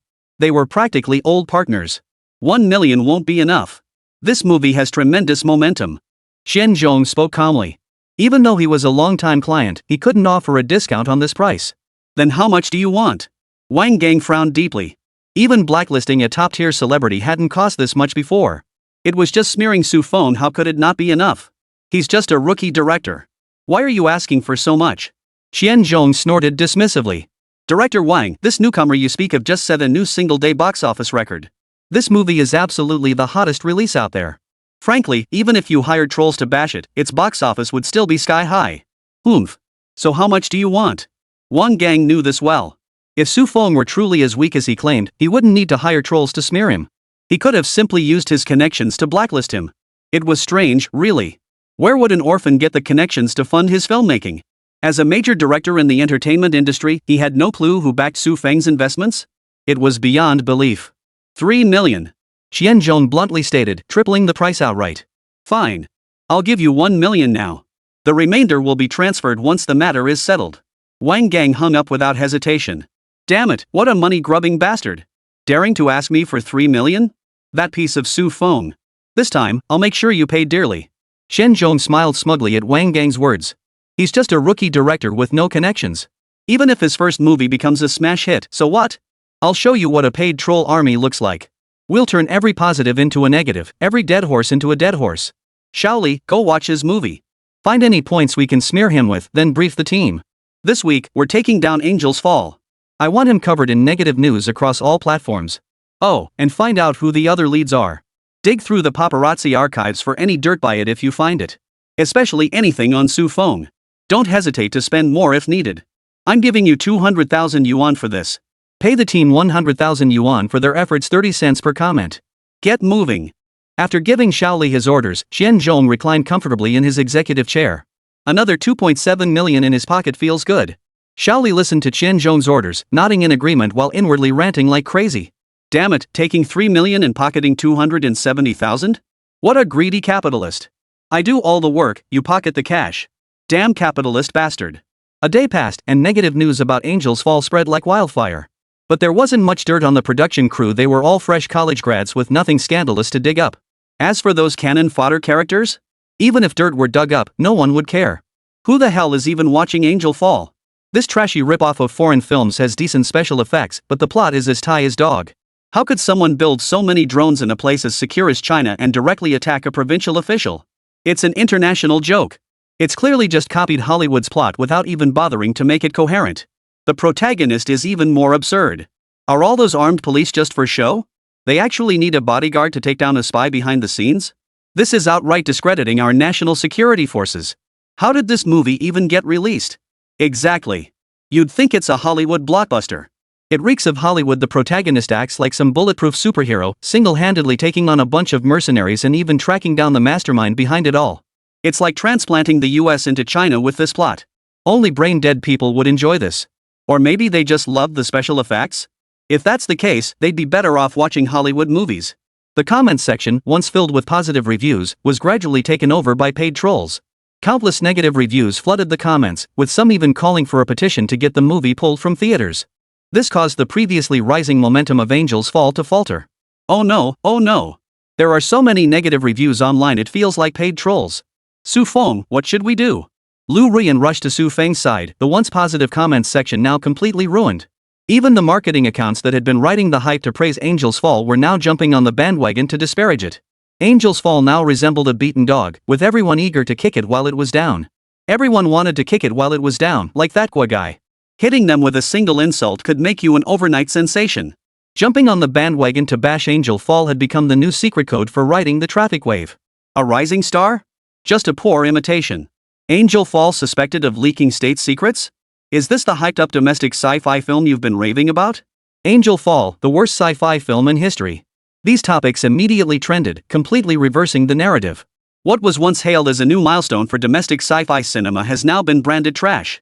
Even with its impressive special effects, the plot isn't that terrible. But in their eyes, it's just a poor imitation of Hollywood. In American films, protagonists can be invincible heroes. But in Chinese films, such extraordinary characters are forbidden even within the superhero genre itself. Mindless bandwagon jumpers who haven't even watched the film still follow the crowd to bash Angel Fall. I hope our movie won't get pulled from theaters. Lu Rian was deeply worried, even though the current box office was already quite impressive. But for actors, it's not just about box office numbers. Reputation is a major factor too. If her reputation was tarnished right at the start of her career, her path to stardom wouldn't be smooth sailing. No, don't worry about that. Su Feng reassured her. Even though the film was being universally criticized online, its purpose had already been fulfilled. Taking it down was out of the question. As for their acting careers ending? With him by their side, their stardom would never be cut short. He was the capital. What was there to fear? Beep beep beep. The phone rang. Su Feng, I've studied your design blueprints. They're excellent. Do you have time to come over and help us resolve some issues? There are still a few areas we're unclear about. Chapter 13, your downfall might not come from your peers. Professor Zhang's voice came through the phone. Sure. Should I come over now? Su Feng agreed immediately. It couldn't be resolved at the entertainment industry level, but he could tackle it from other angles. Sometimes, it's not necessarily your peers who defeat you. It's more likely to be outsiders. Su Feng? You're just leaving? Aren't you worried at all? Lu Ruyan asked urgently. It's fine. I already have a solution. Don't worry. I need to step out for something now. You? Sigh. Lu Ruyan let her hand fall limply, watching helplessly as Su Feng's figure receded into the distance. Su Feng arrived at the laboratory, where Professor Zhang escorted him inside. After all, the lab was classified without an escort. Su Feng couldn't have entered. You finally made it. There are still some things I'm not entirely clear on. I'm sorry to trouble you to come over. Professor Zhang said.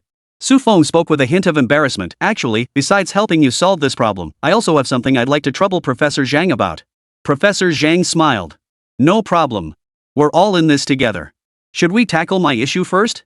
Professor Zhang didn't mind Su Feng's request. What could possibly be so important in the entertainment industry? A quick reading would suffice. The drone matter was far more pressing. He'd been studying this problem all day without making headway. He still needed Su Feng's help. Of course. Naturally, this issue takes priority. Su Feng followed Professor Zhang into the lab, where a massive display screen dominated the room. Projected onto the screen were the drone's design blueprints. Here, and this part of the structure I'm not quite sure. Why is this section designed this way? It looks rather crude. Su Feng glanced at the circled sections of the blueprint, then instantly grasped the answer through the knowledge stored in his mind. This is to align with its flight trajectory. This structure effectively reduces weight and minimizes air resistance. The two began discussing the blueprints, and many questions were quickly resolved through Su Feng's explanations. Many issues stemmed from overlooked perspectives, but with their wealth of experience and knowledge, they grasped the solutions immediately. 2 hours passed, and most issues were resolved. Professor Zhang smiled and said, "Go ahead. What do you need my help with?" It's not really a big deal, but I feel like the online troll armies in our country are getting way too out of hand. Could we do something to crack down on them? Su Feng chuckled. He wasn't about to be petty and only target those who had slandered him. He wanted to eradicate them entirely. The issue you raise is indeed real, Professor Zhang frowned, continuing, our country's online environment is truly poor. Hordes of paid commentators, along with so-called public intellectuals funded by the US and Japan, constantly muddy the waters online. But this isn't something I can decide. I'll see if I can bring it up for discussion. Professor Zhang seemed somewhat helpless. This issue was indeed a thorny one. But it wasn't his call to make. Online matters fell under the jurisdiction of the cyber police. Su Feng smiled. It won't require excessive resources. I have a system that can pinpoint the exact location of speakers. Even virtual numbers won't work. It'll save a huge amount of manpower. Su Feng never went into battle unprepared. He developed this system the moment he first encountered online troll armies. This system only required filming a short video. With his current follower count, achieving the necessary views would take just a few hours. In fact, as the director of the controversial film Angels Fall, every word and action was under the watchful eyes of netizens. The moment he posted a video, swarmed the comments section to attack him, generating massive traffic. Combined with his existing fanbase, the required view count was reached in just 2 short hours. This is precisely why he chose to address the issue first. Resolving Professor Zhang's matter would buy him time to wait for the view count to meet the threshold. Oh, if such a system exists, I can guarantee this matter will be implemented immediately. You have no idea how long this has been bothering me. Every time we develop new technology, we get swarmed by trolls. Professor Zhang sighed before continuing, I've raised this issue before, but it was shelved due to the excessive costs involved. Your system is excellent. This online scourge can finally be eradicated. Professor Zhang was delighted, having assumed Su Feng needed his assistance with something else. It seemed he had misjudged him. Someone as patriotic as Su Feng wouldn't bother him over trivial matters. Cleaning up the online environment was something he'd long wanted to tackle. A bunch of clueless netizens, with nothing better to do than spew abuse at the country. Even a distinguished figure like Elder Yuan was being slandered, utterly disgraceful. Then I'll leave it to you. Su Feng prepared to leave. Professor Zhang cut straight to the point, alright. I'll walk you out. Su Feng didn't refuse. It was indeed necessary to be escorted here. It wouldn't do if any misunderstandings arose. The two walked out together. Hey, old Zhang. You've got a guest here? Where'd this student come from? Professor Yang was puzzled to see them walking out together. What student? Walking side by side with old Zhang? They sure don't know their place. He chuckled, ready to watch the spectacle unfold. Upon spotting him, Professor Zhang quickly shielded Su Feng behind him. He couldn't let that guy discover Su Feng's presence, otherwise, he'd never get the chance to monopolize Su Feng. With that thought, he flashed a smile and chuckled. No, just a student from a friend's school. He came to broaden his horizons. Su Feng felt like laughing. He could easily guess Professor Zhang's thoughts. Still, he had no intention of exposing him, so he stood quietly behind the professor without a word. Something was off. More than off, it felt dead wrong. Professor Yang pondered for a moment. If he were just another student from elsewhere, he wouldn't need to be guarded like this. Could it be he'd recruited some promising talent from somewhere? Professor Yang shook his head with a wry smile. You. After all these years we've known each other. Would I really try to poach your graduate student? Never mind. I'm off. With that, he walked away, shaking his head as he went. Well. Just as Professor Zhang was trying to come up with an excuse, Su Feng spoke up. It's fine. I get it. He gave Professor Zhang a knowing look. If there's nothing else, I'll be going now. Su Feng left the lab building after saying that. Chapter 14, What's Director Su's background? Su Feng, you're back. Hearing the door open, Lu Ruyan poked her head out from the living room. Yeah. You're still here? Su Feng was a bit puzzled. I'm waiting for your good news, of course. Lu Ruyan said impatiently, everyone's anxious. As the director and investor, how come you're not worried at all? That's all your money, you know. Su Feng scratched his head at her words. No. Actually, I'm anxious too. But getting worked up about it won't help. I've already assigned someone to handle it. Let's just wait and see how things play out. But our box office isn't growing. That's all lost revenue. Lu Ruyan sighed helplessly. Though she didn't receive a share of the box office, seeing the numbers drop made her anxious for Su Feng. Why don't we do a live stream to address the netizens' doubts? Those questions are completely baseless. Lu Ruyan suggested urgently. What plot issues? What leaking state military secrets? If it truly leaked state military secrets, how could it have passed censorship in the first place? Didn't these people use their brains when bashing it? And people actually believe this? As for smearing national security, isn't it perfectly normal for hero movies to downplay relevant agencies? If the National Security Agency were portrayed as powerful as it is in real life, how could the movie even be made? The protagonist reported it to the police. Did the National Security Agency catch the spy? No need. Trust me. Go home and get some sleep. This will be resolved tomorrow. Su Feng considered the system's efficiency tomorrow would definitely see these black hat hackers apprehended. Even if they weren't arrested, once the online crackdown began, they wouldn't dare commit crimes at peak hours. He trusted Professor Zhang had that level of efficiency. Knock. Before Su Feng could open the door or speak, the person outside spoke first. Director Su, you really are amazing. All those haters have apologized, and even those marketing accounts have posted apology videos. Su Feng raised an eyebrow. So this is what it looks like when the machinery of Huagua kicks into gear? The efficiency is truly remarkable. He'd only just arrived home. The police had already arrived at the troll's residence. I don't have that kind of influence, but I heard rumors about a cleanup campaign. That's why I wasn't worried about these paid trolls. Su Feng immediately distanced himself from the matter. It was better to avoid exposure if possible. As he'd said before, he was heading overseas to make movies. He couldn't afford any overt ties to the authorities. Given that shameless country's nature, they'd definitely find an excuse to detain him overseas. Online. Apologizing to Director Su for my previous inappropriate remarks. I did receive payment and acted as a paid commenter for money. How much? 3 yuan. How did you even get $3? I only make 10 cents per comment. Damn, did they bust you? Hope I don't get caught too. Arrested? Yeah, probably. LOL. Got busted before finishing? Poor guy. A 3 yuan troll, what a character. I'll say it, Angel Fallen is a solid sci-fi flick. Did Angel Has Fallen piss someone off? It's getting slammed everywhere. After watching it, I checked the reviews and felt like they were talking about a completely different movie. Definitely. Wonder which big shot it pissed off. Too bad it got caught in the net cleanup. Money down the drain. Good thing I never trust online hype. I bought my ticket while you guys were bashing it. He. The internet buzz is buzzing again, another polarizing reversal. Those who jumped on the bandwagon to bash Angel Fallen are now suddenly its devoted fans. Alright, we can finally release our merchandise. Su Feng slapped his forehead, suddenly remembering this matter. Merchandise? We have merchandise? Lu Ruyan looked utterly bewildered. How could she not know about any merchandise? Of course. The Angel Fall replica drone. Su Feng replied quickly. That thing can sell? Director Su, don't try to pull the wool over my eyes.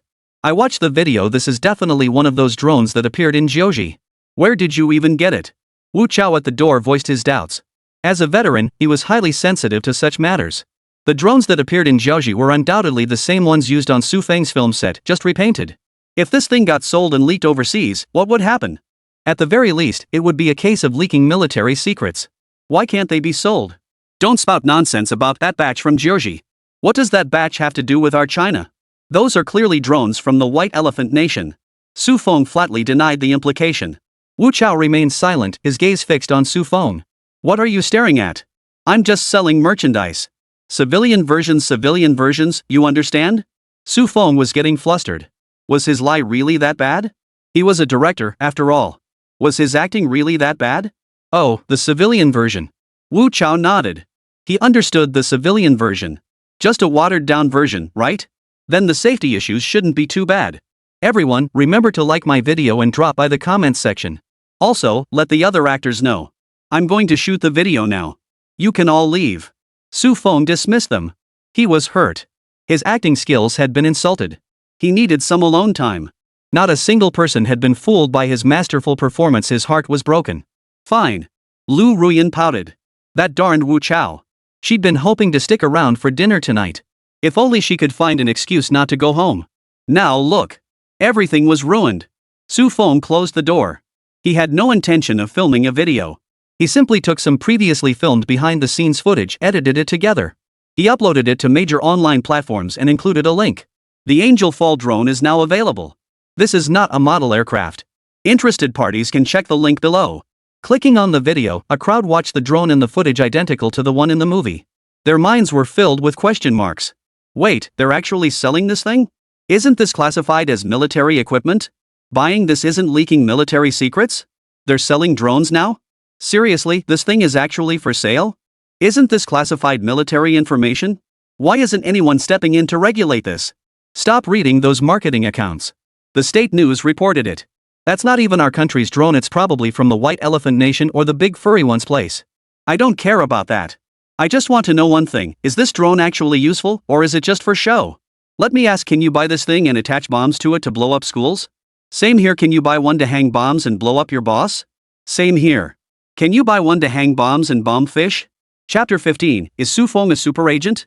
Su Feng watched the online crowd below pulling pranks, cold sweat forming on his forehead. Who knows if some mastermind might actually use his drone to pull off something crazy. Su Feng posted a comment in the discussion section and pinned it to the top. This is a legitimate merchandise item. Please refrain from using it for any strange or dangerous activities. Also, it's just a product, it doesn't have the same endurance or load capacity as the one in the movie. We hope you understand. During filming, Su Feng deliberately reduced the battery capacity and modified some structural components. This significantly reduced its overall performance. Battery life was cut to half an hour, and it could only carry a small camera. This was done for safety reasons, otherwise, someone might actually fly it with explosives to blow up a school, and that would be a whole different kind of fun. This drone in the video doesn't look as cool as the one in the movie, even though they share the same appearance. But it flies much slower even with just a camera attached. How could the movie version be real? That high speed and heavy payload? This one is more realistic, and its performance already surpasses 99% of drones on the market. I wonder how much it costs. It's definitely expensive. Haven't you forgotten? The national sage called him a money-grabbing director. Boycott Su Feng. You're brain dead. Haven't you seen the movie? Those special effects alone are worth the price of admission. Sci-fi tickets are only $39, where's the ripoff? Although the drone's performance wasn't that outrageous, most netizens still didn't believe it was real. Still, since the movie was so good, some people were interested in buying the merchandise. Guys, guess what I found in the link? They're selling them for 10,000 yuan each. Money grab confirmed. What kind of merchandise costs 10,000 yuan per unit? While merch is a common money grab tactic, they'd never seen such blatant greed before. Unsurprisingly, Su Feng made it to the trending topics again. Naturally, there were far more people who hadn't seen the movie than those who had. Especially those who had seen the trending topic earlier and believed Su Feng was just cashing in. This video only solidified their belief that Su Feng was indeed milking fans for cash. These days, anyone can make a movie. Whether it's any good is another matter. But this guy sure knows how to stir up buzz. Isn't anyone going to step in? Why hasn't he been banned yet? Damn it, these guys make money so easily. I screw bolts all day and barely make $100. He sells one piece of merchandise for 10,000. Now I know exactly who's raking in the cash. The online buzz shows no signs of fading, which has also caught the attention of the military. Inside the military conference room. Who gave him the authority to sell drones online? Fong Long sat in the main seat, addressing several subordinates beside him. Drones should be classified as military secrets, right? Fong Long was puzzled. Drone technology should be classified as military secrets. How could someone have obtained this technology? Moreover, he couldn't fathom why they were openly selling drones online. If spies had stolen the technology, they should have hidden it and sent it back to their own country. Instead, they're being sold as movie merchandise. This defies all logic. Commander Fong, we're already investigating this matter and will have results soon.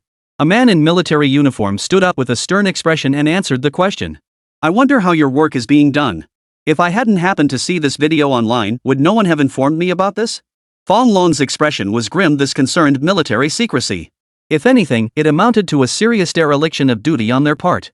If the investigation revealed the technology had leaked from their ranks, then a large number of people would face a court-martial. This is our failure. We'll get to the bottom of it immediately. Cold sweat poured from the uniformed man's brow. If it turned out that someone had succumbed to temptation and sold state secrets, he'd be dragged down with them. Damn it, how could someone be selling this stuff online? It's a real headache. Report. A soldier entered carrying an investigation report and a drone. Fong Long glanced at the report, then at the drone resting on the desk. His brow furrowed deeper.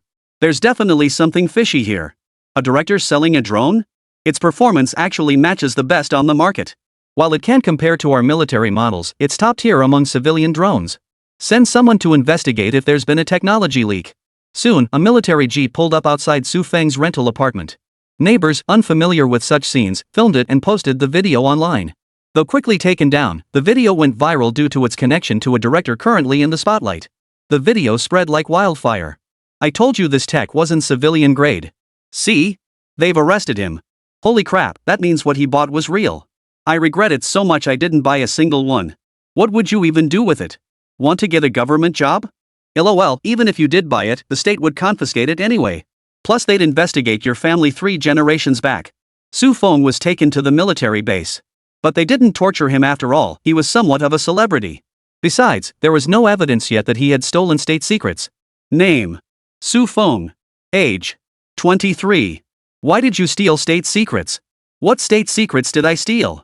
The barrage of questions left Su Feng momentarily bewildered, but he answered truthfully in the spirit of cooperating with the investigation. He answered each question truthfully. Only the last question left him baffled. When had he ever stolen state secrets? Then where did you get the technology for your drone? Tell us the truth. Su Feng was speechless. Hadn't he already made arrangements? Why was someone still coming after him? I invented it myself, okay? The interrogating guard's expression turned grim upon hearing Su Feng's reply, his tone no longer as calm as before. I want you to tell me the truth. Which country is backing you?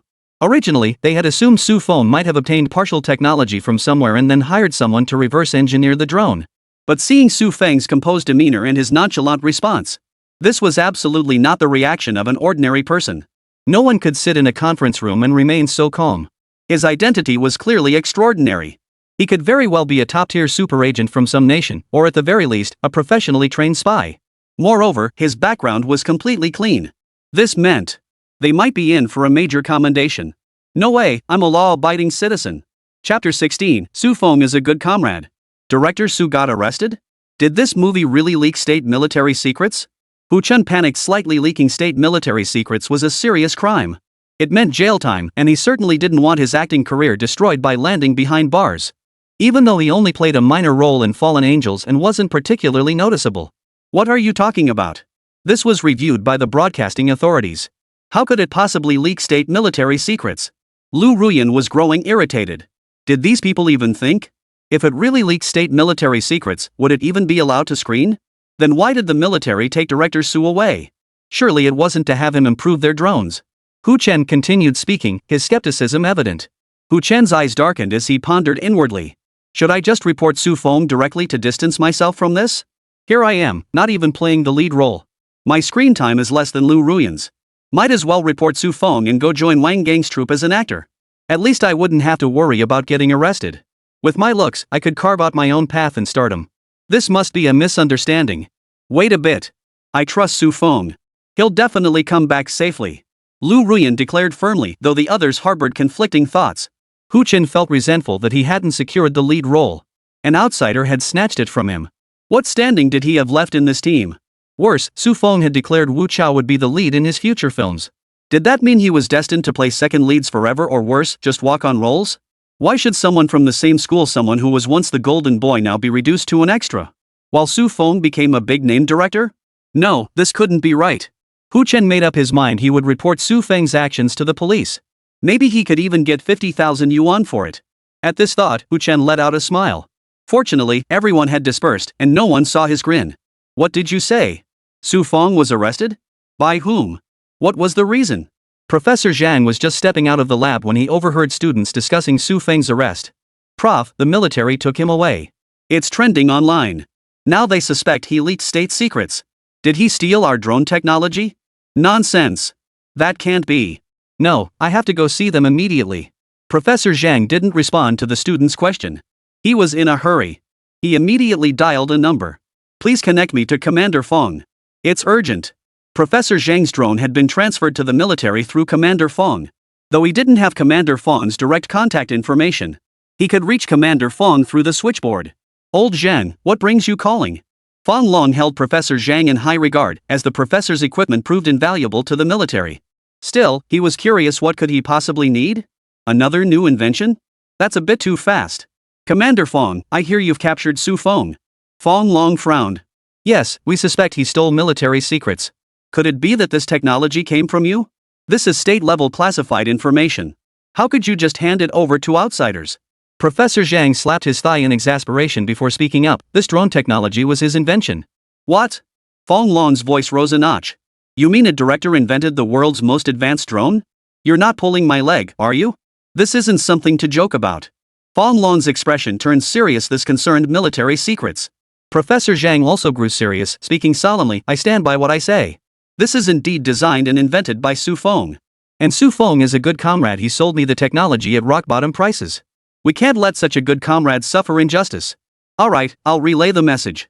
But isn't selling this drone online a bit excessive? Couldn't it compromise our drone's structural design? Feng Long inquired. Of course not. The design has been modified. Su Feng discussed this with me beforehand. If foreign countries try to reverse engineer it based on this design, it would take them at least 2 to 3 years. Moreover, the drone structure isn't the critical part. The critical part is the internal battery configuration. And this version being sold doesn't include that component. Zhang Jiaoshu's tone softened. It was only natural for the military to have such concerns. He just hadn't anticipated the military bypassing them entirely and arresting Su Feng directly. In fact, Su Feng had filed the necessary paperwork, just not with the military. Selling products only required obtaining a qualification certificate and approval number. No military clearance was needed. So he hadn't paid much attention to it, never expecting it to cause such a huge misunderstanding. Alright, I'll handle this immediately. Feng Long hung up the phone. He prepared to release Su Feng immediately and offer an apology. He held researchers in high regard. As Feng Long approached the interrogation room and was about to push open the door, he heard voices inside. I want to see Professor Zhang. I sold my drone technology to him. He helped me apply for my license and approval number. He can vouch for me. Professor Zhang? Which Professor Zhang? You sold your technology to this Professor Zhang? Hearing Su Feng's words, the eyes of the 2 security officers lit up. Sure enough, he had someone backing him. A professor, clearly a big shot. This could potentially uncover a massive network of connections. Promotion was practically guaranteed. Alright, Su Feng is cleared. You 2 may leave now. Who dares say Su Feng is fine? He must be the one pulling the strings behind the scenes.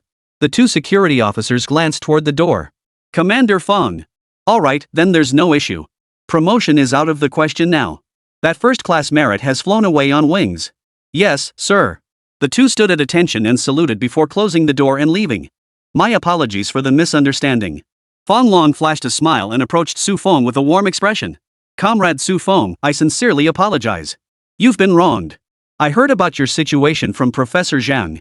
You're a fine comrade selling such groundbreaking technology to the state at rock-bottom prices. Rest assured, this kind of mix-up won't happen again. If you need anything, come straight to me. I, Feng Long, will see it resolved. Consider it my way of making amends for this incident. Feng Long beamed. Such selfless comrades who dedicated themselves to the nation were rare indeed. He couldn't let this discourage him. No. I simply sold it at what I considered a fair price. I would appreciate your discretion on this matter. I prefer not to have too many people knowing I'm a scientist. Chapter 17, Su Feng, die. You mean your director is a spy? A police officer rubbed his fingers. This was serious business. Yes. Hu Chen answered firmly. The officer's expression turned grave. He pressed further. Do you realize what you're saying? Are you absolutely certain he's a spy? What evidence do you have? Is he part of a larger organization? Hu Chen thought about the benefits Wang Gang had offered him, then nodded firmly. Anyway, Su Feng had been taken away by the military. What he said now wouldn't matter much. Plus, he'd pocket 500,000 yuan for free as steal. Yes, Su Feng is a spy. He stole state secrets and built drones to film movies. He even sold the drones. I personally heard him give the drones and the manufacturing technology to Professor Zhang. What? This is practically a first-class merit award handed to me on a silver platter. Do you know where Su Feng is now? The policeman's eyes lit up with greed. This was a first-class merit medal falling from the sky. Hu Chen froze upon hearing this. Revealing Su Feng's whereabouts would surely cost him the 500,000 yuan. But recalling the benefits Wang Gang had promised, he decided not to complicate matters. Once he became a superstar, millions would be rolling in by the minute. Su Feng has been taken away by the military, but I don't know if Professor Zhang was arrested too. Hearing Su Feng had been taken, the officer's mood dipped momentarily. But upon hearing there was also a Professor Zhang, his eyes lit up again. Right, there was still a big fish to catch. No, we must secure Professor Zhang before the military does. This would be a solid achievement. Do you know any specific details about this Professor Zhang? Hu Chen shook his head, indicating he didn't know. Thanks for your cooperation. I won't keep you any longer. I've got some things to take care of here. With that, the officer eagerly pushed open the door, eager to lead his colleagues in tracking down Professor Zhang's whereabouts. The military got their share of the meat, surely they deserved a taste of the broth too. Officer, is it true that Su Feng is a spy? A reporter thrust a microphone in the officer's face. I can't disclose details on that matter. How did you get in here? The officer looked puzzled. Hadn't they just received the tip? How did reporters get here so quickly? Were journalists that well connected? We just walked in. No one stopped us. That's beside the point. Su Feng was taken away by the military. Did Hu Chen come to the police station to reveal more details? Can you share any specifics? Is Su Feng really a foreign spy? The officer's expression grew even more stern as he calmly stated, the investigation is still ongoing. I hope you won't publish any unfounded reports. Please rely solely on official announcements. Now, don't obstruct me while I'm performing my duties. With that, he bypassed the reporters and led several officers to search for personal information related to Professor Zhang. The reporter made no attempt to stop him, having spotted someone far more important. Hu Chen, are you here to report Su Feng? Aren't you alumni? Why report him? Is he truly a foreign spy, prompting you to expose him for justice? The barrage of questions left Hu Chen momentarily flustered. After a pause, he replied, yes, Su Feng is a spy. He stole state military secrets and leaked the design blueprints for the drones. He even sold the drones to foreign countries. I was afraid to report him at first. I feared retaliation from his criminal network. But after seeing the military send people to arrest him, I finally dared to come to the police station. Hu Chen's words instantly energized the reporter. This was major news. Previously, it had all been speculation, but now with this live-streamed video evidence, she would be the first to break the story. The rising sci-fi director was actually a foreign spy, and the drones in his films were state secrets. And Su Feng had been arrested for selling drones in broad daylight. This story is not only absurd but downright hilarious. It could easily make it into the silliest spy stories compilation. Such an explosive and hilarious story, and she was the first to uncover it. She truly is the rising star of this year's journalists. Thank you, Su Feng, you made my career. The reporter's mind had already soared to the heavens, fantasizing about the wonderful life ahead. It was Hu Chen's words that snapped her back to reality. Is there anything else you'd like to ask? If not, I'll be on my way. Hu Chen spoke politely, though inwardly he thought, how could such an idiot even be a reporter? Daydreaming during an interview? Utterly unprofessional. Once I become a big star, I'll never do interviews with such unprofessional stations. How did you discover Su Feng was a spy? Did he exhibit any unusual behavior on set? He's perfectly normal on set, but earlier someone came looking for him to buy drone schematics. I overheard it, and that person also helped Su Feng get the film approved. What? Are you saying Su Feng has a protector here? And it involves the State Administration of Radio, Film, and Television? The reporter was visibly shaken. Had she stumbled upon something she shouldn't have? Oh no, this is still live. She gave a wry smile and turned to look at the cameraman. Didn't catch that part, did you? She still clung to a sliver of hope. This is a live broadcast. The cameraman returned her look with a bitter smile. This was it, completely over. How could anyone say everything? Getting caught was bad enough, but what if the protection umbrella saw this livestream and fled? Only then did Hu Chen pretend to realize it was live. He put on a very professional look of surprise. You couldn't tell it was an act at all. What? This is live? We're done for. We can't let Umbrella get away. Cut it off. Quick, cut it off. The chat flooded with comments. Holy crap. How did I even find out about this? Su Feng must be a spy. I knew China couldn't produce sci-fi movies this good. If it were a foreign special effects team, I'd understand. Who cares about the movie now? Su Feng sold the drone blueprints abroad. Our military secrets are leaked. Put. It's just a drone. Even without leaks, the US could reverse engineer it in minutes. Besides, don't you know technology knows no borders? Hope you still spout that technology knows no borders nonsense when missiles land on your house, you spineless traitor. I think Su Feng did the right thing. Too bad he didn't get out of the country in time, still too dumb. If I sold the blueprints, I'd be out of here with them right away. Die, traitor. Die, Su Feng. Chapter 18. I thought I'd never see you again, wah. By the end, the livestream comments were flooded with Su Feng, die, and traitor, die. Though a few spineless cowards tried to whitewash the foreign side, most netizens remained patriotic.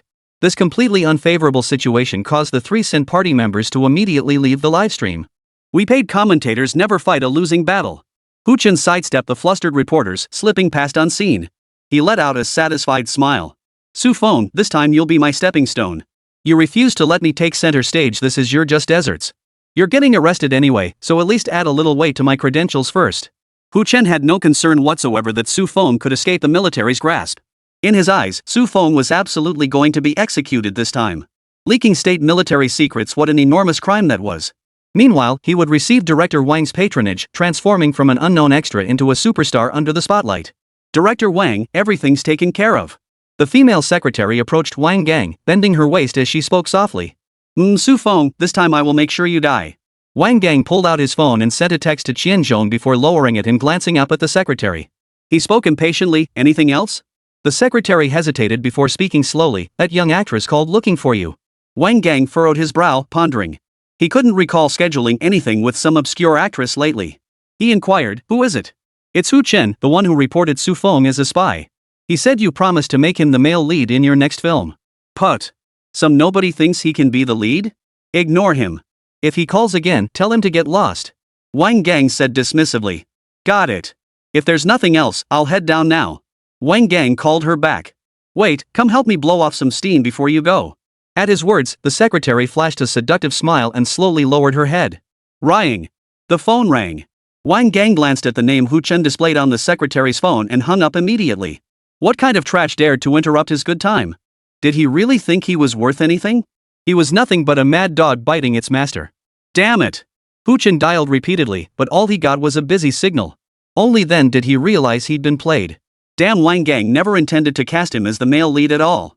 Sitting in the private room of the restaurant, Hu Chen slumped his shoulders in defeat. What was he supposed to do now? Su Feng had been arrested. Wang Gang had no intention of promoting him either, he might even blacklist him. To prevent him from spilling any secrets he shouldn't. Was his life really going to be ruined like this? Hu Chen was suddenly overcome with confusion. Hu Chen. You need to come with me to the police station. The door to the private room swung open as Captain Zhang, who had questioned Hu Chen earlier, walked in. Ha? Hu Chen looked utterly bewildered, still reeling from the shock of his career being destroyed. Hu Chen was quickly taken back to the police station, though this time, Captain Zhang's tone was far less calm than before. Why did you falsely accuse Su Feng of being a spy? Did Captain Zhang already know Su Feng wasn't a spy? The military had informed them that they wanted to invite Su Feng to film a promotional video about the army, which was why they had invited him to the military zone. Me? Slander? Isn't Su Feng a spy? Hu Chen was baffled. When had he ever slandered Su Feng? Wasn't Su Feng a spy sent from abroad? The military had already arrested him, how could this be false? We've already verified with the military. Su Feng was merely invited to film a promotional video. Why did you slander him as a spy? And accuse Professor Zhang of being his protector? Do you understand the gravity of your actions? This constitutes defamation, a criminal offense punishable by imprisonment. I urge you to come clean and seek leniency. Captain Zhang's face darkened. Not only had his well-earned first-class merit award vanished into thin air. Now the military was grilling him about why he'd investigated Professor Zhang, a researcher they worked closely with. His superiors had already reprimanded him fiercely, demanding to know why he'd proceeded with the case without thorough investigation. The police department had been thoroughly disgraced. Thankfully, they hadn't granted any interviews to reporters. Otherwise, the embarrassment would have spread nationwide. Captain Zhang offered himself some solace, but that Hu Chen truly deserved to die. He actually filed a false police report. Impossible. Wasn't Su Feng taken away by the military? How did he suddenly become an invited guest? The barrage of blows had Hu Chen's nerves fraying. He muttered to himself, head bowed, this isn't real. This can't be real. I must be having a nightmare. Yes. I'm having a nightmare. How could this happen? I was supposed to be a superstar. Su Feng is the spy. He is the spy. Seeing Hu Chen muttering to himself with his head bowed, Captain Zhang shook his head. He finally understood what was going on. The entertainment industry was truly complicated. Hu Chen, due to your slanderous accusations and the severe negative impact on social order, we will be filing criminal charges against you. During this period, you are prohibited from leaving the city or your residential compound. Captain Zhang addressed Hu Chen sternly. If Hu Chen had only slandered Su Feng, then Su Feng himself would need to file a lawsuit. But since this involved a military-affiliated research institution, the nature of the case was entirely different. Moreover, the social repercussions were extremely severe, so they would directly initiate public prosecution. What? Public prosecution? But I'm not lying. Su Feng is a spy. Hu Chen stubbornly insisted Su Feng was a spy. If this were deemed slander, his career would be ruined. His career couldn't be ruined. He's got his sights set on becoming a big star. As soon as Su Feng returned home, he spotted a striking figure crouched by his doorstep. But this person had their head bowed, lost in thought. Hey! Lu Ruyan, what are you doing crouched at my door? Did you forget your keys? Wait, that can't be right, you don't even live in the same complex as me. Su Feng scratched his head in confusion, not having checked his phone yet. He had no idea how much of a stir his abduction by the military had caused online. Su Feng? Su Feng, you're back. How did you come back? Lu Ruyan heard the familiar voice and snapped her head up. Su Feng jumped in surprise. What the hell is wrong with you? Where else would I go this late at night if not home? What are you doing? Lu Ruyan clung to Su Feng, her voice choked with emotion. I saw the video of you being taken away by the military. I thought I'd never see you again. Hu Chen even reported you to the police for selling state secrets. I thought you were going to be executed. Wha? Chapter 19, the next act is already prepared. What the hell? Hu Chen reported me for leaking state secrets. Su Feng was stunned. Where would he even leak state secrets? And why was Hu Chen the one reporting him? Yeah, he even went live about it. He said you sold drone blueprints and drones to foreign countries.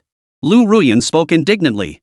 If Hu Chen hadn't made such wild accusations, she wouldn't have believed Su Feng could betray state secrets. After Hu Chen made the accusation, Lu Ruyan remained skeptical. On one hand, she couldn't imagine Su Feng doing such a thing. On the other hand, she was curious where Su Feng had gotten the funds to shoot a movie. Her mind in turmoil, she crouched outside Su Feng's door, trying to clear her thoughts. This is complete nonsense. Su Feng was speechless. He had invented this technology himself. He had only sold it to the National Research Institute. When had he ever sold the blueprints to foreigners? This doesn't add up. Why would Hu Chen suddenly report me? What did I ever do to offend him? Su Feng was utterly perplexed. He hadn't targeted Hu Chen at all on set.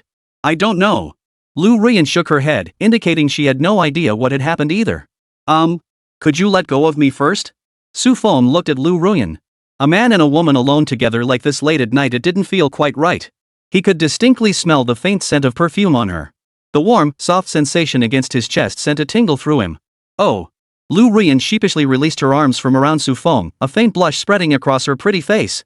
Then, having crouched for too long, she felt a sudden drop in blood sugar and stumbled backward toward Su Feng. Hey, don't try to fake an accident.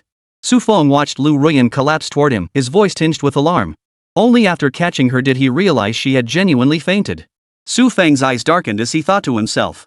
How long had this girl been squatting outside his door? Had she even eaten?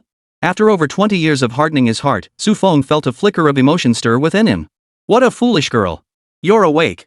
Su Feng spoke softly as he watched Lu Ruyan sit up. Her voice trailed off, thick with confusion. You haven't gone soft from sleeping, have you? It's time to eat. Su Feng smiled as he spoke to the utterly bewildered Lu Ruyan. Oh. Did I just pass out? Lu Ruyan's tone carried a hint of doubt. Yep. How long has it been since you last ate? You're a grown woman and can't even take care of yourself. Getting hypoglycemic? If your breathing hadn't been normal, I would have called 911. Su Feng's tone was thick with playful teasing. No way. I was just so worried about you. Lu Ruyan's voice grew softer and softer, fading until Su Feng couldn't make out her last words. Alright, have a piece of candy to boost your energy. Then let's eat. Su Feng handed her a piece of candy before turning toward the dining table. The table was already laden with dishes. Of course, it was takeout. There was no way he could have cooked it himself in time. Fortunately, nearby restaurants offered delivery.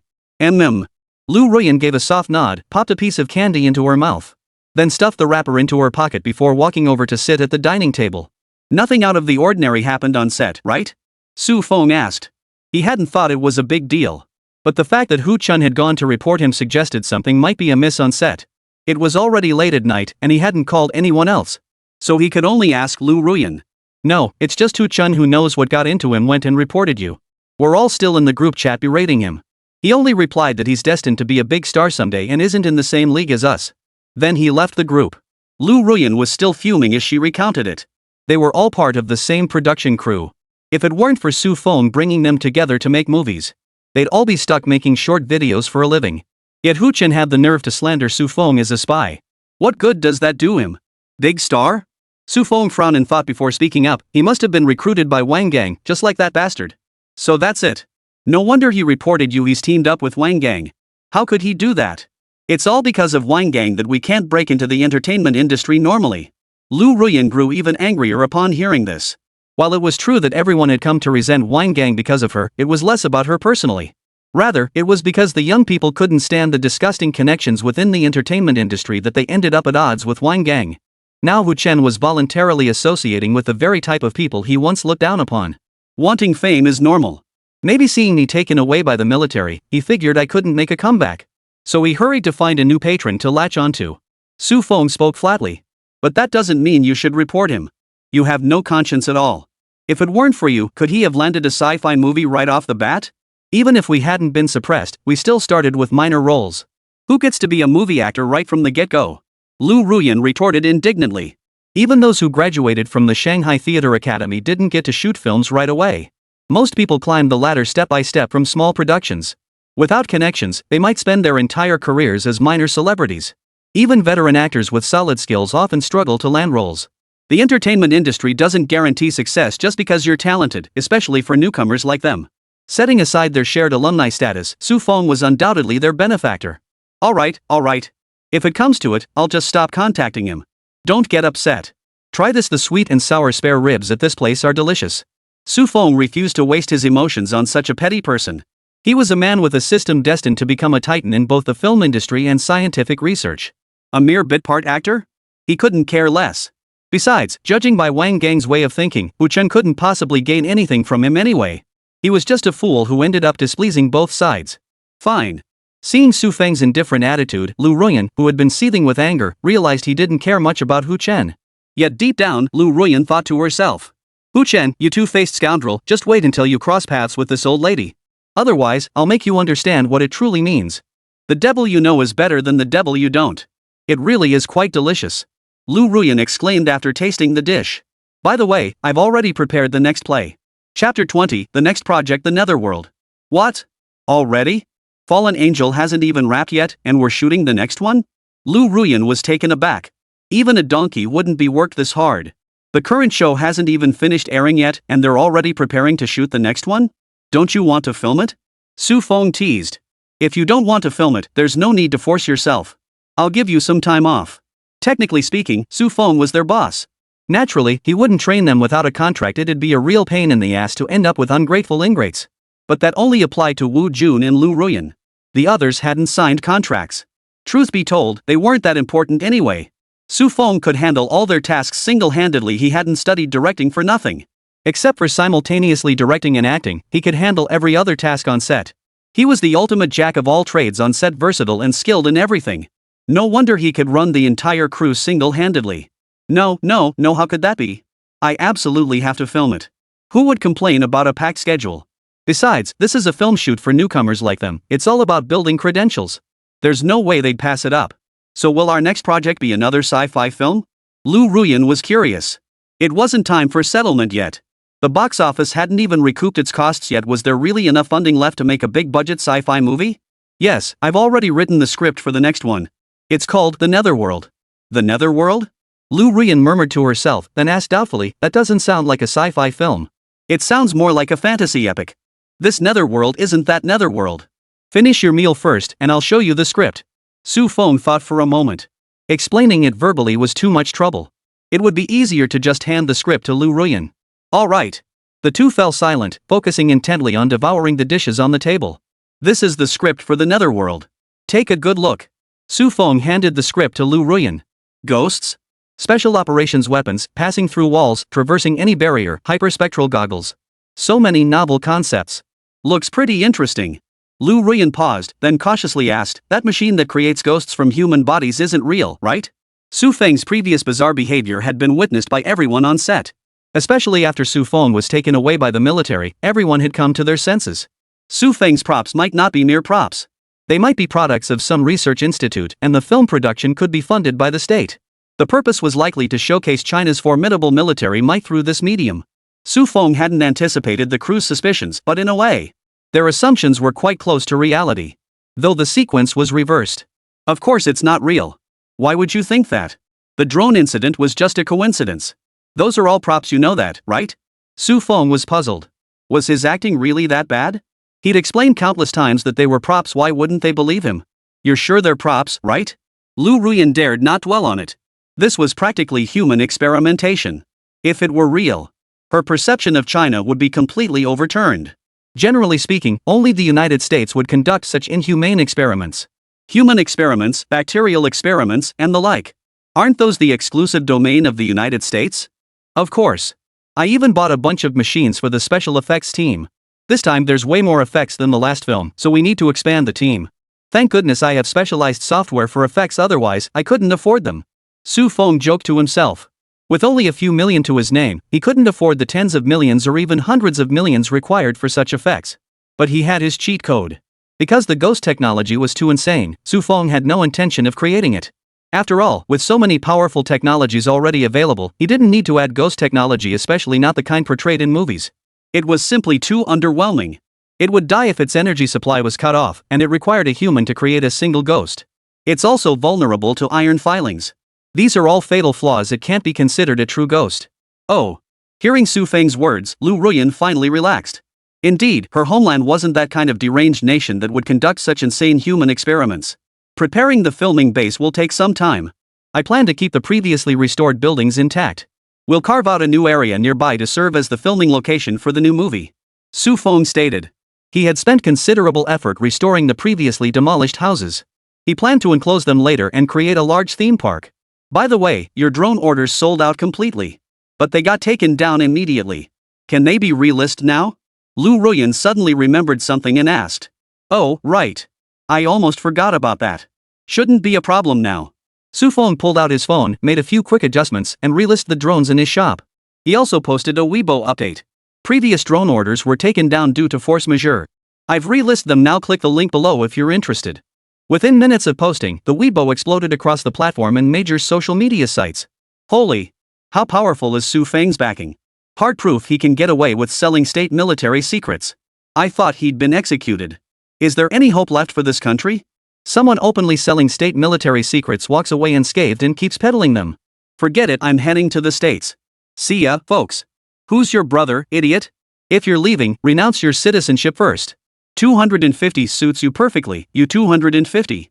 Honestly, I really want that drone. Careful you don't get yourself arrested. Comments flooded in by the tens of thousands. And once again, Su Feng shot to the top of the trending topics. But this time, no one dared to speak recklessly. Netizens could spout nonsense in the comments, but if these marketing accounts tried to stir up trouble, they'd likely end up in trouble themselves.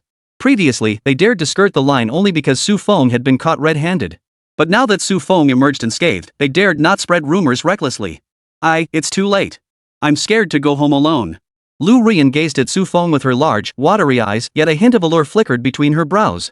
This was why she was called the mortal world's flower of wealth and honor. She possessed an innate, captivating allure simply by standing there. Then stay here tonight. Chapter 21, Military Clarification. The night passed without incident. The next day, Su Feng posted on Weibo. My second film, The Netherworld, is currently in development. Stay tuned. What kind of efficiency is this, Su Feng? Angel Fall hasn't even wrapped up yet, and he's already gearing up for his next film? But that's not what shocked everyone the most. What truly stunned everyone was this: wasn't Su Feng arrested by the military? Isn't Su Feng a spy? A traitor? How did he suddenly reappear and start posting on Weibo? Are they still asleep? Oh no, Su Feng must have connections everywhere. How could he get away with leaking state secrets? Stop watching trashy movies. It's obvious Su Feng isn't a traitor, okay? How did such an obvious thing get twisted into a trend? Do people even think before going online these days? Wait, isn't this movie still in theaters? They're already shooting the sequel? Can they even guarantee the quality? Hope they're not just riding the hype to cash in on a flop. They're probably just using a bunch of nobodies again. Not even my favorite actor is in it. Who'd bother watching such a boring movie? Exactly. There's no romantic tension between the leads. The female lead barely exists in the film. Who even watches such boring movies? Wang Gang also noticed this trending topic. He'd assumed Su Feng's films would be pulled from circulation after his arrest. But to his surprise, Su Feng was back. Damn it! That bastard Hu Chen dared to deceive me. I'll blacklist him. Hu Chen, so. A world where only Hu Chen suffered was achieved. This can't go on. If Su Feng releases 2 more blockbusters, he'll definitely step all over me. The mere thought of Su Feng climbing over him and splashing filthy water on his forehead. He shuddered. No, I can't let him keep growing like this. If the market shifts toward sci-fi, how will my comedies survive? It's common knowledge that capital flows to profitable markets. When the market starts pouring into sci-fi films, it means investment in comedies will decline. And Wang Gang only knew how to make lowbrow, stale gag comedies. Without investment, he'd have no choice but to exit the market and give up directing. At this thought, Wang Gang narrowed his eyes, beginning to strategize how to deal with Su Feng. He'd already deployed paid commenters, but the effect was negligible. Science fiction fans are drawn to the genre for its special effects. Ordinary attacks won't have much impact. Su Feng only needed to release a few clips to debunk the rumors. The cast consisted entirely of newcomers with no scandals, and the film didn't rely on big-name stars to drive viewership. Damn, so does that mean we're completely helpless against him? Wang Gang pondered for a moment, realizing he truly had no leverage against Su Feng. Oomph. If none of that works, I'll just have someone go after your production crew directly. Wang Gang's resolve hardened, consequences be damned. If Su Feng managed to climb above him, it would be worse than death. A rookie director with no connections or backing. He actually dared to punch me, and that bunch of damn Shanghai Theater Academy kids too. You think following Su Feng will let you escape my blacklist? We'll see about that. Military base. Fong Long watched the edited clips of Su Feng's film on Douyin and couldn't help but sigh. A perfectly good scientist, why the hell would he want to make movies? And the kicker is, the damn thing actually looks pretty damn good. He never paid attention to so-called sci-fi films before. They were just boring fantasies. Perhaps centuries or millennia from now, the technology depicted in those films might become reality, but for today's military, it held no practical value whatsoever. He certainly wouldn't waste his time watching sci-fi films. Especially since domestic special effects were as tias, constantly mixed with bull romantic subplots. It wasn't his cup of tea at all. Even to kill time, he'd rather watch military dramas. But all that began to change after meeting Su Feng. After all, Su Feng's films were less sci-fi and more like advanced weaponry promotional videos. More like an advanced weapons promotional video. Su Feng announces new film project Explosive.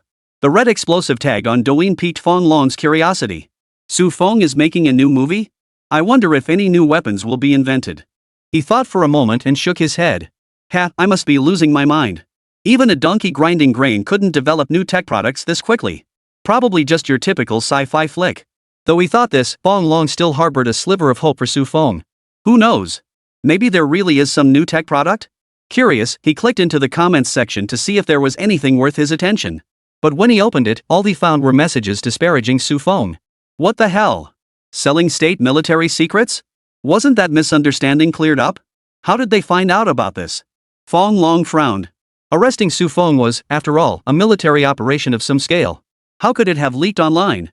With that thought, he dialed a number and summoned the security personnel to his office. Why did news of Su Feng's arrest leak online? Fong Long's expression was stern. Military operations must remain covert, even large-scale ones. Once the massive military machine was set in motion, all such information would be thoroughly concealed. But now, a minor operation had been exposed online. This is a grave dereliction of duty. Commander, this is our mistake. Sweat began to bead on the foreheads of the security department personnel.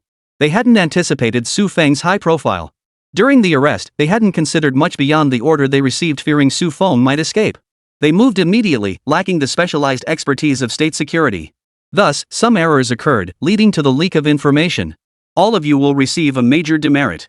Write a 5,000-word self-criticism and deliver a profound reflection before the entire army tomorrow. Fong Long was visibly annoyed.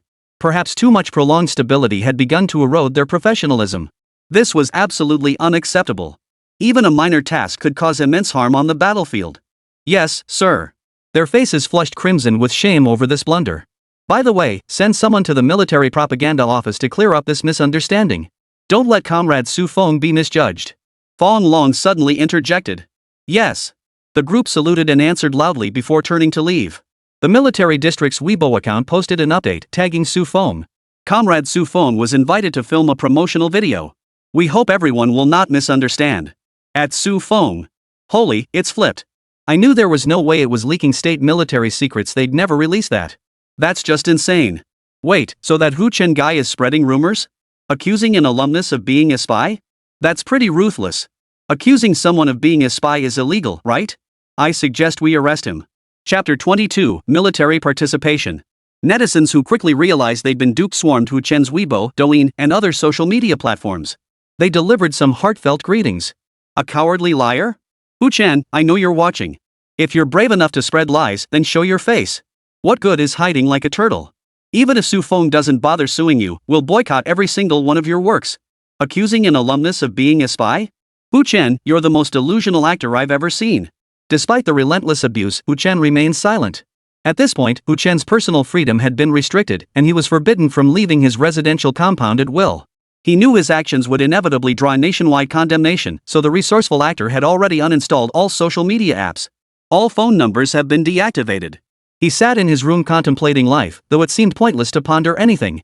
His life was as predictable as could be. Damn Su Feng, why couldn't you just take your execution like a man? Now I can't make my movie, and I'm stuck in prison. Hu Chen's eyes blazed with fury. He was merely kicking someone when they were down. Everyone in the entertainment industry played by those rules. Why did he have to end up behind bars? It was all because they bullied him for having no powerful connections. No, I can't go to jail. I have to find a way to save myself. Even if I do end up behind bars, Su Feng won't have it easy. Hu Chen began scheming on how to make Su Feng suffer as badly as he had. His door had already been fitted with surveillance cameras. Every entry and exit was reported to the community, and all movements in and out of the compound were monitored. Beyond daily necessities, he couldn't leave at all. If not for his meager savings, he'd starve to death. Su Feng's drone is definitely the same model as the military ones. If I could actually sell his high-tech product to foreigners, wouldn't that kill two birds with one stone? Hu Chen pondered. He certainly wasn't like those ignorant outsiders. He didn't believe Su Feng's drone had no connection to the military. He had seen the drones firsthand and witnessed Su Feng's discussions with Professor Zhang. The military drones were undoubtedly the same batch used on the film set. This proved Su Feng possessed the capability to develop cutting-edge technology. All he needed to do was find a way to steal that batch of products during the next sci-fi film shoot and sell them to the foreigners. Let the foreigners find a way to smuggle him out, then frame Su Feng for it. That way, he could continue his acting career abroad. Meanwhile, Su Feng would be blacklisted for leaking state military secrets. Yes. That's exactly what we'll do. At this thought, Hu Chen jumped up excitedly. He really was a genius. How could he come up with such a brilliant idea? Hu Chen grabbed his phone, intending to check if Su Feng had any new filming plans. He reopened Weibo and found 99 plus unread messages in his inbox. TSK. No need to guess, they're all bashing me. What did I do wrong? Just a bunch of mindless followers. Ignoring the tedious netizens, he opened Su Feng's homepage. Destiny is on my side. They're already starting the next shoot this quickly? Hu Chen clenched his fists tightly upon seeing Su Feng's Weibo post. Su Feng, just you wait. I won't fail this easily. Su Feng, aren't you going to sue Hu Chen? Lu Ruyan asked Su Feng with some curiosity. After all, Hu Chen had slandered Su Feng as a spy only slightly better than calling him a little cherry blossom. No normal person could stomach that kind of humiliation. Oh, you mean Hu Chen? The court called me earlier. They said he was directly prosecuted for slandering me and Professor Zhang. No need for me to go, both charges will be consolidated into one case. Su Feng found himself chuckling at the thought. What kind of twisted logic was that? Selling state military secrets isn't exactly something you do openly. Reporting himself was bad enough, but reporting Professor Zhang too? He'd hit a brick wall, and now his personal freedom was restricted. Upon hearing this, Lu Ruyan couldn't help but smile. Seriously? Are there people who don't know Professor Zhang? You can find his information with a simple online search. While most of Professor Zhang's information is classified, his publicly available credentials alone reveal him to be a major figure. Slandering someone of his stature, what was Hu Chen thinking? Thinking about it, Lu Ruyan felt less angry. Hu Chen wouldn't be getting out for at least 3 to 5 years. Even if he did, he'd never be able to work as an actor again, not even as an internet celebrity. He'd gotten his just desserts. Enough about him, it's bad luck. The production team needs to find new actors. I still plan to cast Wu Jun as the lead, but I want to replace the extras. Otherwise, it feels like it'll break the immersion. What do you think? Su Feng asked. Even if you didn't want to replace them, it wouldn't work. Extras are hired on a per-project basis. They're probably all busy filming other projects right now. You'd never be able to get them all together. Oh, you're right. Su Feng gave an awkward chuckle. He hadn't considered that. But the previous batch of extras had actually been quite competent, including the supporting actors who were all very dedicated. Wait a minute. Supporting actors. Could it be that all those supporting actors are unavailable too? Of course not. What are you thinking? Lu Ruyan looked utterly baffled. They were top-notch at portraying military personnel. Military dramas, military films, and any movies with military elements all need them, you know. They're not big-name actors, so of course they take whatever roles come their way. Whoa, this show has military personnel appearing? More screen time than the last one. Su Feng felt a bit uneasy. Finding actors who both possessed military bearing and could act convincingly was proving difficult. Extras weren't hard to come by, but finding someone who could actually carry a scene was another matter. Though aside from the leads, these roles are mostly background filler. But to achieve realism, you still need decent actors to pull it off. Wait, did the military just tweet at me? Su Feng recalled this incident, though it was merely an excuse. But it could be put to use. If you want to do it, just do it. Su Feng directly sent a private message to the military region's publicity department's Weibo account. What?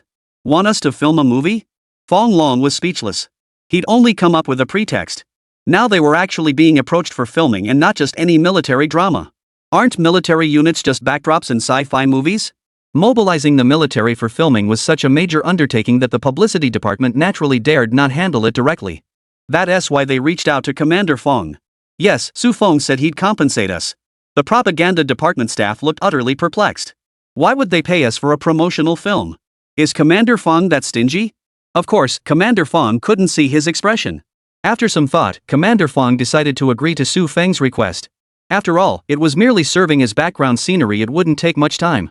He might as well consider it an apology to Su Feng. Fine, go ahead and arrange it. I'll have the troops cooperate with you. Chapter 23, Plasma Gun. What kind of weapon is this? Lu Ruyan examined the futuristic-looking plasma gun before asking. It should be an electromagnetic cannon, the kind that can blast through an entire building with a single shot. Wu Jun's eyes sparkled with excitement. He knew it. Su Feng was undoubtedly the poster boy for the nation's weapons propaganda. He never imagined he'd get to see cutting-edge tech after leaving the military. He never had this kind of access back in the army. Unfortunately, this isn't an electromagnetic cannon. It's just a prop. You've seen the script. All the special effects in this film require post-production work. It's different from the last one. Su Feng shrugged. This was a plasma gun designed to combat ghosts. But there were no ghosts around now. Still, it wasn't useless. Its powerful electronic infection surpassed all existing electronic weapons, capable of disrupting communications and destroying electronic devices. An amplified electronic cannon could even cripple a city's entire signal network. Of course, he wouldn't mention that.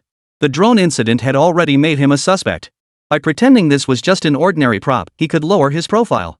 He certainly didn't want to be targeted by enemy spies. Life would become unbearably difficult. Who knows?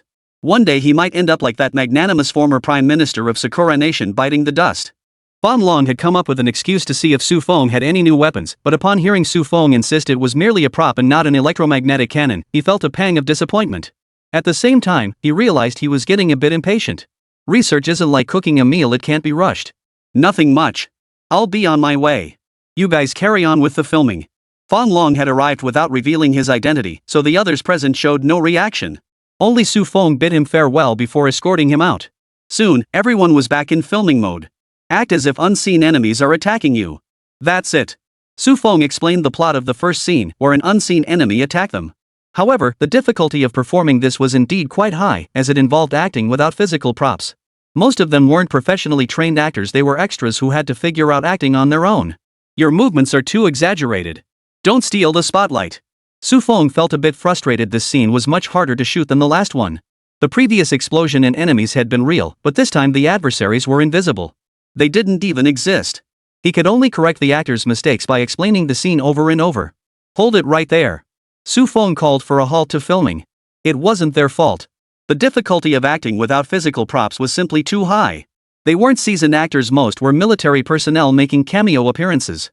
Director Su, it's really difficult to make this invisible enemy feel real on camera. The rest of the crew felt equally at a loss. If only they had a veteran in the film industry here. But they were all newcomers here. Due to the plot requirements, they hadn't hired any veteran actors for the shoot. Otherwise, they could brainstorm solutions together or reference how previous crews had handled such scenes.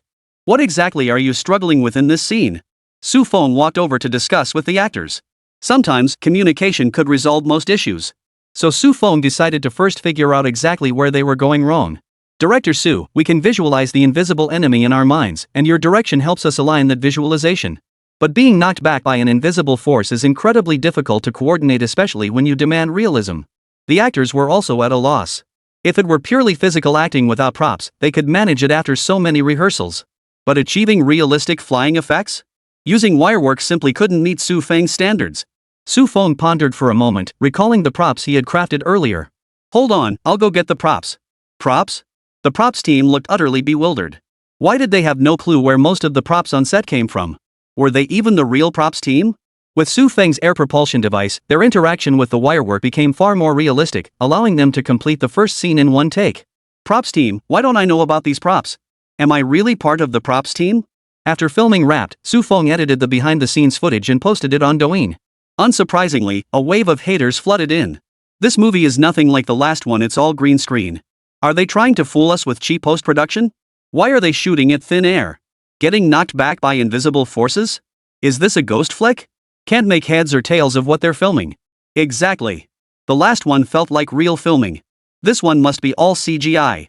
Is there even reliable CGI in China? They probably blew all the budget on the last one and are just milking this one for cash. Looks pretty decent to me. That military march looks professional. Only a handful of positive reviews. Most think Su Feng burned through all the money. They're probably trying to make a quick buck to recoup losses. After all, the previous film clearly had a massive budget and they still haven't settled the accounts. They must be broke, so they're churning out a trashy sequel to recoup losses. Most netizens weren't too fond of Su Feng, since sci-fi fans are still a minority. After years of disappointment, sci-fi enthusiasts are as rare as fans of the national soccer team. While many acknowledge his last film was decent, few actually went to see it themselves. So when they saw others questioning whether Su Feng was just cashing in, they all jumped on the bandwagon. Director Su, our reputation is terrible. We genuinely put effort into making films, why do they all think we're just cashing in? The crew grumbled in frustration, though they didn't know how much the last film had cost. But those 3D printers, explosives, and weapons were clearly expensive props. Not to mention the drones. They poured so much money into this film, and even though the box office was solid, people still refused to believe their crew genuinely loved cinema. They constantly accuse us of being here just to make a quick buck. It's infuriating. Those brainless films and boring comedies get no criticism, yet only they who make movies with integrity get bashed day in and day out. Their films didn't feature any big name stars, every penny went into props and special effects. Where else can you find crews this dedicated? Don't get so worked up. Once the movie's out, we'll prove them wrong. Everyone, keep pushing forward, we can't let netizens look down on us. This time it's on me too, we released stuff before the special effects were finished. I'll have the effects team polish them up and release another behind-the-scenes clip. Su Feng waved his hand, signaling everyone to calm down. A behind-the-scenes clip full of green screens with no actual footage to see wasn't exactly thrilling, especially with so many paid trolls waiting to bash him. The moment a video went up, it got slammed. No need to guess who was pulling the strings behind the scenes. Chapter 24, Once I'm overseas, I'll be an international superstar. Filming proceeded smoothly. As the behind-the-scenes footage with special effects aired, the online abuse began to subside. Alright, we're almost done. Everyone, give it your all, let's wrap today. Su Feng stood among the crew, rallying everyone's spirits after a month of filming. Their film was nearing completion. Take 98, one take only. Action. The actors slipped into character, picking up their assembled plasma guns and advancing. They were about to attack the final base. Zzzzzzzzz. The plasma guns began spewing electrons, but no one paid it any mind.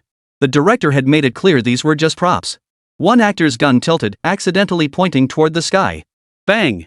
A drone plummeted from the sky, bearing a label that read Angel Falling Merchandise. Holy! What the hell is this? The actor jumped in fright. Wasn't this supposed to be a prop? How did firing it bring down a drone? Where did this drone come from? Su Feng was also baffled, he hadn't prepared any drones for filming. Stagehand. Stagehand. Where did this drone come from? Su Feng inquired.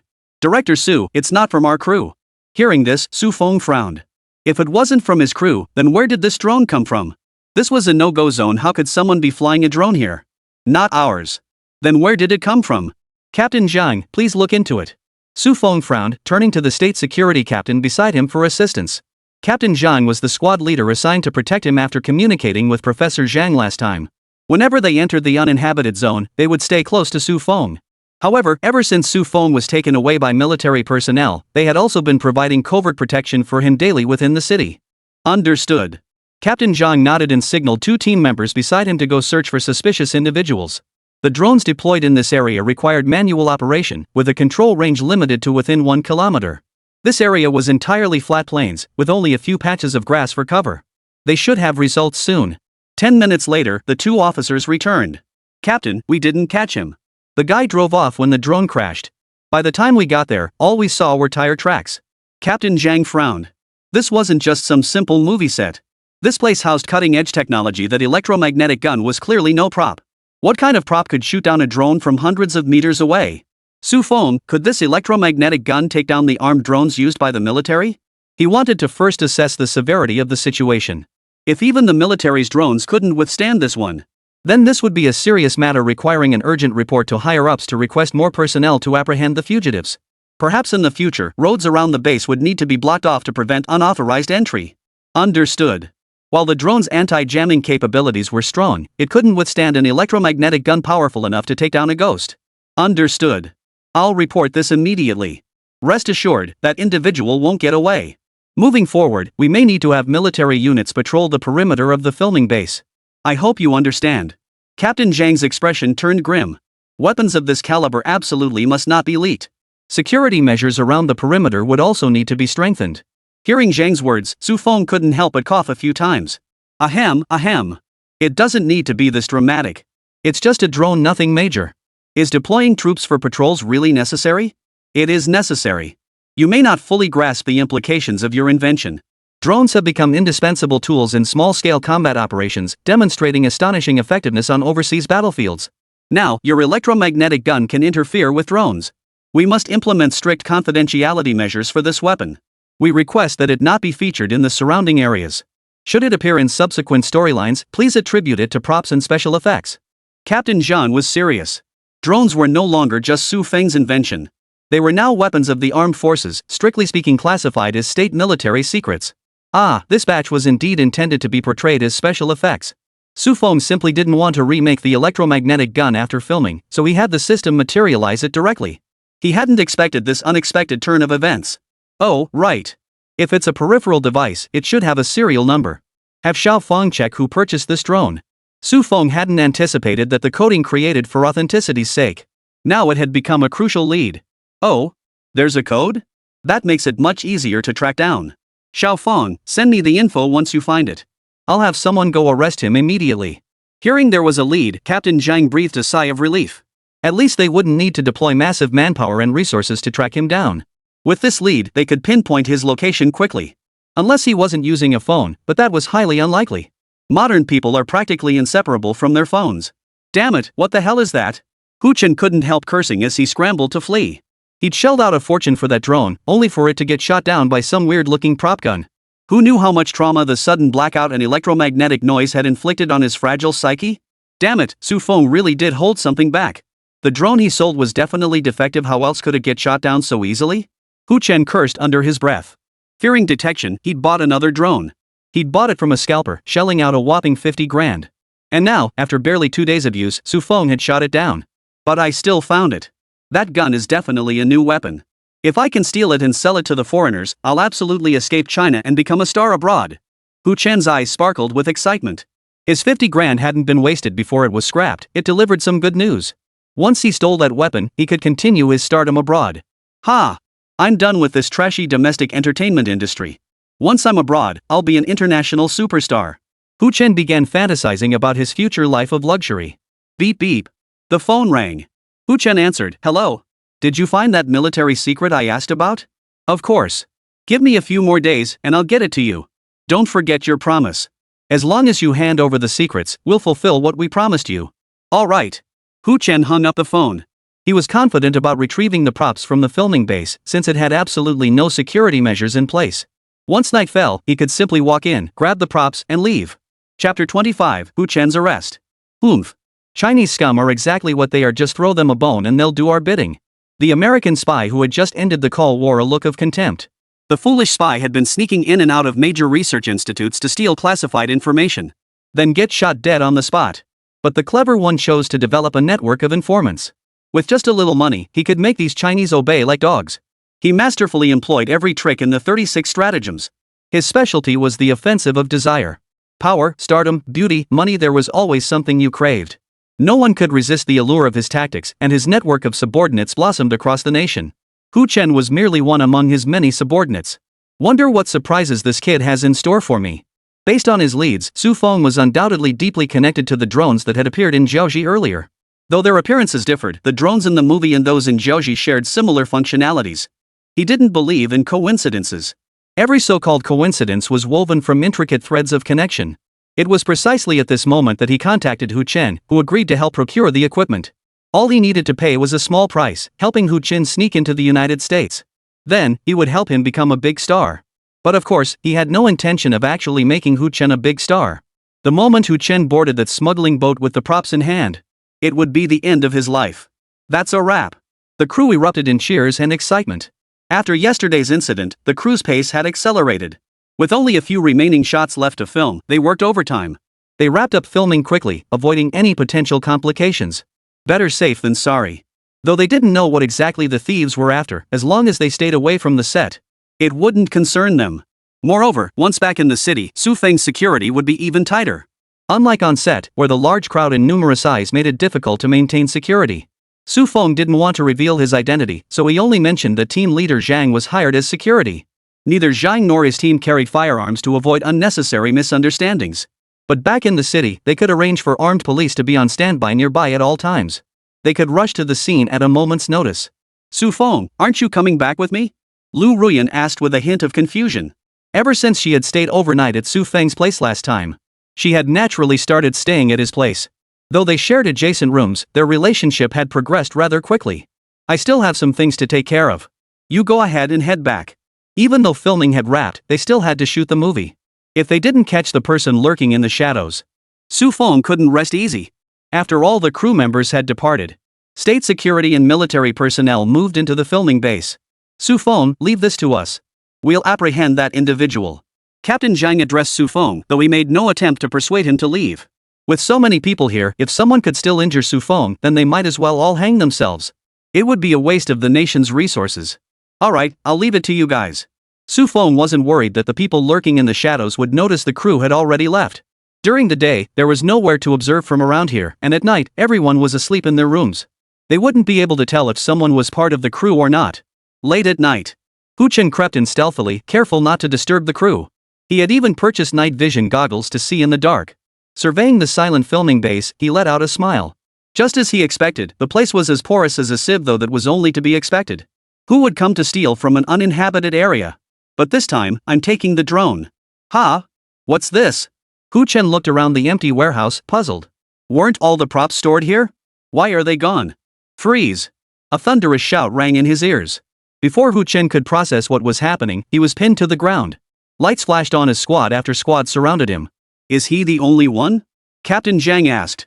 Yes, Captain. The team member replied. Speak.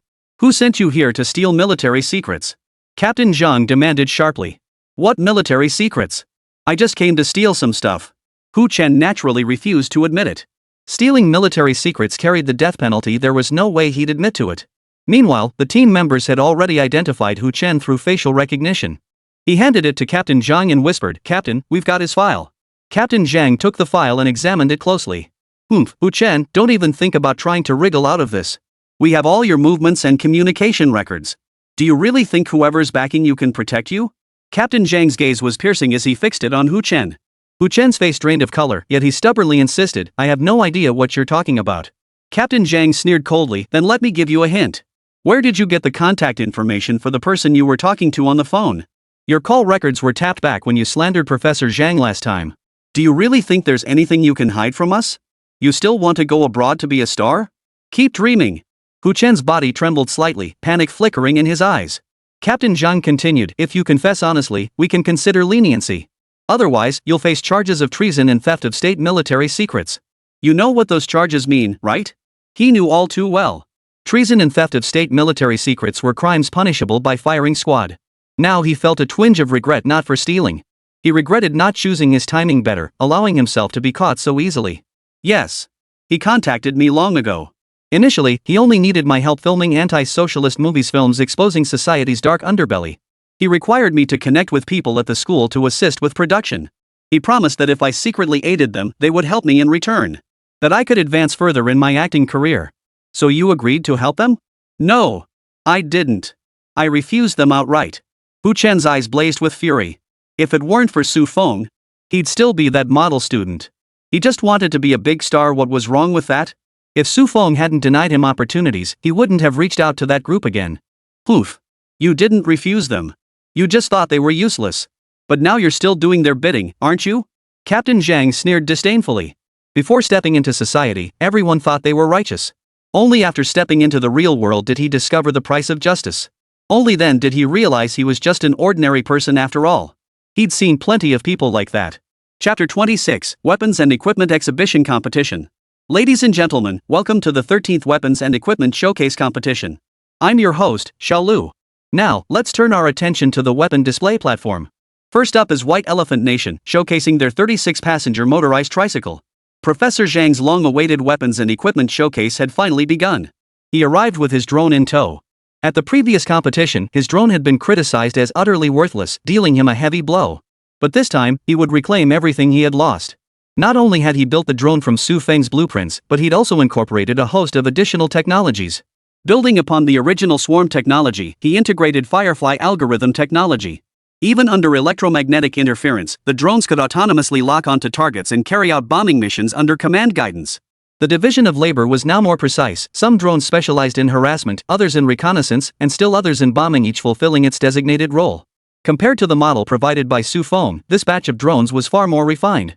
Can you still call a vehicle that carries 36 people a tricycle? Professor Zhang was curious what kind of tricycle could hold 36 people? Imran Khan, spokesperson for White Elephant Nation, pointed to his own tricycle and began the demonstration. There, on an unremarkable tricycle, sat 36 white elephant guys, stacked one on top of the other. Damn, so that's how you carry 36 people. Professor Zhang stared at the young men performing what looked like an acrobatic stunt, feeling utterly speechless. Could this even count as an equipment demonstration? This was clearly an acrobatic display. Soon, the White Elephant Kingdom's seemingly comedic display came to an end. The crowd showed zero interest in the equipment, leaving Imran Khan so furious he stormed back to his seat. You people don't understand the greatness of the white elephant at all. The host clenched his jaw, on the verge of bursting into laughter, but remembering his paycheck, he summoned his willpower to announce the next equipment demonstration. Next up is the United States. Please welcome the representative from the United States to the stage. David from the United States brought a small, black object onto the stage. What is this thing? Isn't this an equipment showcase? Did he bring his son's toy here? Must be running low on research funds. After all, the pretty country's physical presence is practically gone. Their astronauts still floating around in outer space. The beautiful country's recent situation was dire, even its allies were turning their backs. So everyone watched him with mocking tones. They were practically hoping he'd make a fool of himself like the White Elephant Nation did. This is our newly developed drone. We've named it the Black Bee. It's only the size of a bee, weighs a mere 16 grams, and has a flight endurance of 10 minutes. Priced at $200,000. David introduced his drone on stage while the crowd below buzzed with noise. 16 grams? This looks like a kid's toy. What's the point? It can't even carry a grenade. Holy crap, $20,000 for this thing? He must be trying to pull the same money-grabbing scam he pulled back home on us. What kind of fool would buy this? David caught the murmurs below and let out a cold, mocking laugh. I know many of you look down on him, but this isn't some junk drone cobbled together by those idiots back in China. This drone has Class C anti-jamming capabilities, making it fully capable of reconnaissance missions on the battlefield. And while its endurance is only 10 minutes, we've implemented a relay operation system. Combined with fast charging technology, it enables uninterrupted reconnaissance. Everyone here understands how crucial battlefield visibility and comprehensive situational awareness are in combat. David spoke while fixing Professor Zhang with a challenging stare. He intended to use China's incompetence to highlight the superiority of his own country. How could there be any distinction without comparison? What? Relay reconnaissance? That's practically continuous surveillance. This is top-tier reconnaissance capability, though the price tag is a bit steep. Small nations like ours can't afford it. Don't we have drones too? Why are ours considered junk? Our technology has evolved. The audience below wasn't buying it. China's drones had indeed been a bit lackluster a couple of years ago. But hadn't theirs been upgraded too? Not to mention they had proven combat records, though those weren't exactly convenient to publicize. After all, they took down a regiment backed by the United States, not exactly something to brag about. China had always maintained its image as a nation that didn't get involved in other countries' wars. Unlike the US, which was essentially a wreck, China still had its dignity to uphold. Next up is the presentation by the representative from China. The host went through the motions, stepping onto the stage to announce the name before retreating. Professor Zhang stepped onto the presentation platform, carrying only a tablet. What does this mean? Didn't they say China was showcasing a drone? This looks like a tablet to me. Does it transform or something? This feature seems kinda useless. The audience below scratched their heads in confusion. The items displayed had actually been reported on, but only by name. No physical images were provided. But this thing doesn't look like a drone either. Thump! Thump! Thump! A truck rolled up. Damn, what the hell is this? Tablets and trucks. Chinese people just love to be mysterious. David rolled his eyes. No matter how they spun it, it was nothing but a clown act.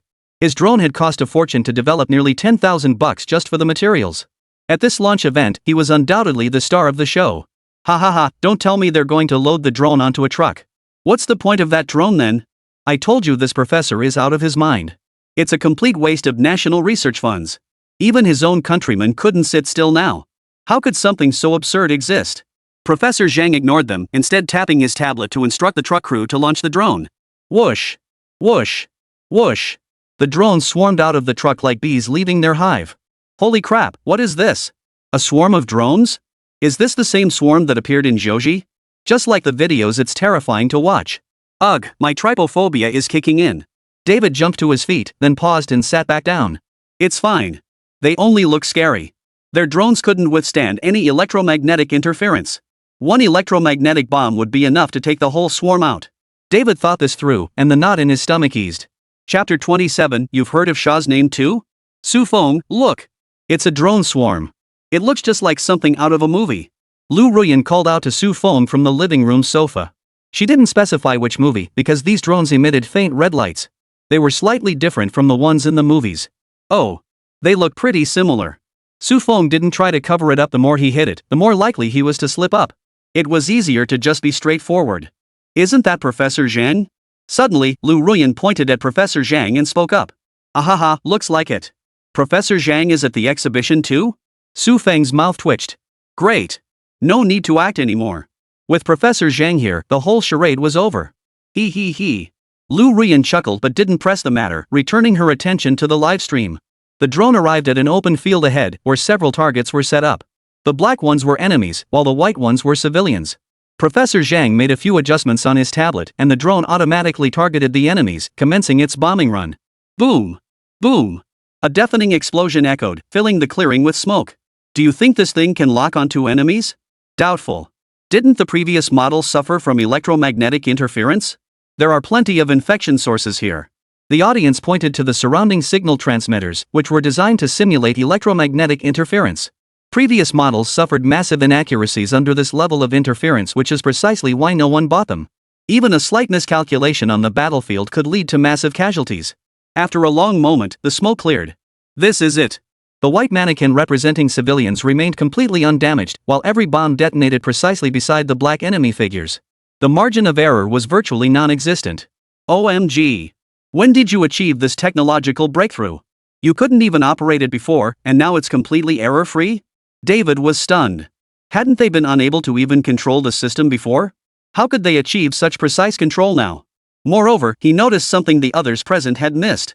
Within the drone swarm, there was clear division of labor. Reconnaissance, jamming, and assault were handled by distinct drones. This meant the drone swarm could not only execute precision strikes but also function as reconnaissance units. Didn't this mean his Black Bee drones were being rendered obsolete? No. Their production costs must be astronomical. Perhaps it costs $300,000 or $400,000 to build a single drone. His own drones still have a market. I admit your drones are impressive, but the cost must be astronomical. Such high costs make them impractical for battlefield deployment. David flashed a confident smile as he spoke. This is so entertaining, Su Feng. Ha, how can he be so confident? Lu Ruyan, reading the subtitles below, was laughing so hard she was practically in stitches. She knew the true cost of this batch, a mere 10,000 yuan. Compared to the Black Bee's exorbitant price tag, this was practically free. Su Feng shook his head and remarked, the United States loves tinkering with this kind of stuff. Not only is it hard to maintain, but it's also expensive. It's hard not to suspect it's designed to siphon military funds. Professor Zhang on stage heard David's words and flashed a slightly mocking smile. This kid always had to overcomplicate things. Finally, it was his turn to show off. It is somewhat pricey, considering the operational equipment and launch vehicle. The total cost here comes to about 3.6 million yuan. David flashed a confident smile at the first part of the quote, but his grin froze upon hearing the latter half. His smile froze instantly. 3.6 million yuan? That's only about 500,000 US dollars? So this entire drone combat unit plus the launch vehicle costs only 2.5 Black Hornets? Hearing this quote, representatives from various countries and the audience present all widened their eyes in disbelief. A whole drone combat unit for just 3.6 million renminbi? That's practically free. No wonder even that tiny country of Jiaoxi could afford 10 swarms. Everyone was well aware of the combat footage from Jiaoxi, even though China didn't acknowledge it. But they all knew those were China's drones. The videos only showed the drones themselves, not the launch vehicles. Moreover, there was no electromagnetic interference on the battlefield in Annam, so they remained skeptical about the drone's actual effectiveness. But judging from this exercise, even under interference conditions, the swarm's combat capabilities remain formidable. Delegates from various nations were eager to secure purchase rights from Professor Zhang. Compared to the swarm, Blackbee drones were utter junk. Expensive to build, requiring maintenance. Their sole function is battlefield observation. They can't even carry a single grenade. Useless. I wonder if China's drones are for sale. I, Shah, am willing to pay double the price for an advance reservation. The headscarf-wearing, self-proclaimed richest man of Shah was the first to lose his composure. Though they had no immediate need for them, that didn't mean they didn't want them. 3,600,000 for a system like this? That's practically free. Seeing Shah, Professor Zhang's eyes lit up instantly. Who didn't know this guy was loaded? Doing business with him meant guaranteed profits. Of course, they're all for sale. How many sets would you like? Shah Mao pondered for a moment before replying, let's start with 100 sets then. The small country standing nearby froze upon hearing this. Good heavens. Just 100 sets for now. How incredibly wealthy. That's over 300 million. Professor Zhang was somewhat surprised but not overly shocked. Having dealt with them frequently, he knew their wealth was beyond what ordinary people could imagine. Seeing it often enough, you get used to it, though you might occasionally mutter "damn rich bastard" under your breath. Witnessing this scene, David felt a pang of resentment.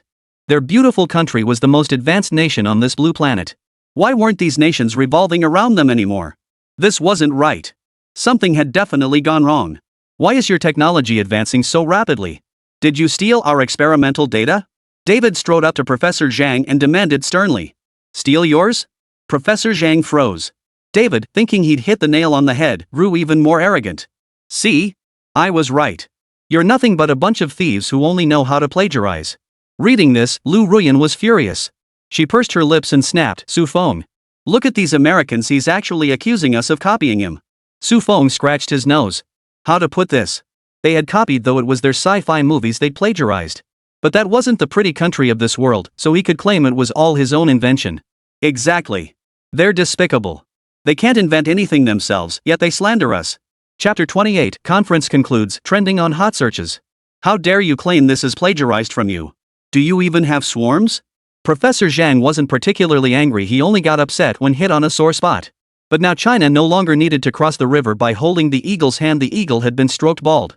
Even if we don't have one, that doesn't justify your plagiarism. David finally caught on. Right, how could they accuse others of plagiarism when they didn't even have a swarm themselves? Netizens in the comments section began venting their frustration. Seriously, why are these American folks so thick-skinned? Probably only Korea could match them. Damn it. Don't you dare slander our universe-conquering kimchi nation. Wait, haven't I seen this in Angel Fallen? The drone swarm in B-Swarm is identical to the one in Fallen Angels. What's going on here? Netizens noticed the swarm was nearly identical to the one in Fallen Angels. Both feature launch vehicles, and the post-launch formations are remarkably similar dense swarms of drones. Probably just a coincidence, but let's face it, Angel Fall isn't really sci-fi anymore. It's more like a real-life war flick. Ha ha. Turning a solid sci-fi film into a war movie, the director must be crying inside. David grew even more displeased when Professor Zhang ignored him. He shot Sakura a meaningful glance, signaling her. It's time for you to bite someone. But Yamamoto Hachiro, the actor playing Sakura, either missed David's signal or found it utterly absurd. Professor David, this is simply unacceptable. If you suspect plagiarism, you ought to at least present some evidence. Yamamoto Hachiro frowned. They might be dogs, but they weren't dumb dogs.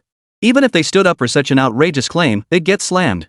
Especially since the pretty country seemed a bit weak right now. They might end up having to return to China and serve as dogs for the Chinese. This was no time for reckless talk. As a dog, knowing when to assess the situation was crucial, otherwise, you'd end up as dog meat. The Cherry Blossom Nation understands this principle well. Null plagiarism? How dare you accuse others of copying when your own country lacks even a basic concept? Hey, pretty country representative, listen to yourself. What kind of logic is that? Even if you don't have it, that doesn't mean you didn't copy? Have you gotten used to fighting with fists back home? We don't have ZZZZ here. Hilarious. Nothingness plagiarism is truly epic. Did you draw inspiration from the divine art of void detection? Representatives from all nations present were struggling to contain their amusement. This was simply too absurd. Ha ha ha, Su Feng, did you see that? This is absolutely hilarious void plagiarism, ha ha ha. Su Feng watched Lu Ruyan laugh until she was doubled over, shaking his head slightly. If the pretty country could produce evidence of his plagiarism, he'd do a headstand on the spot. After all, the United States of his past life and the one now existed in entirely different worlds. If they could actually produce evidence for this, he'd concede defeat immediately. Even the loyal dog, Sakura Country, now had its own agenda. Let alone the other minions, not a single representative from the nations present stepped forward to support David. Netizens from various countries on the livestream platform began mocking him. This was clearly made based on our sci-fi movies. How is it plagiarizing the US? OP, elaborate on the movie.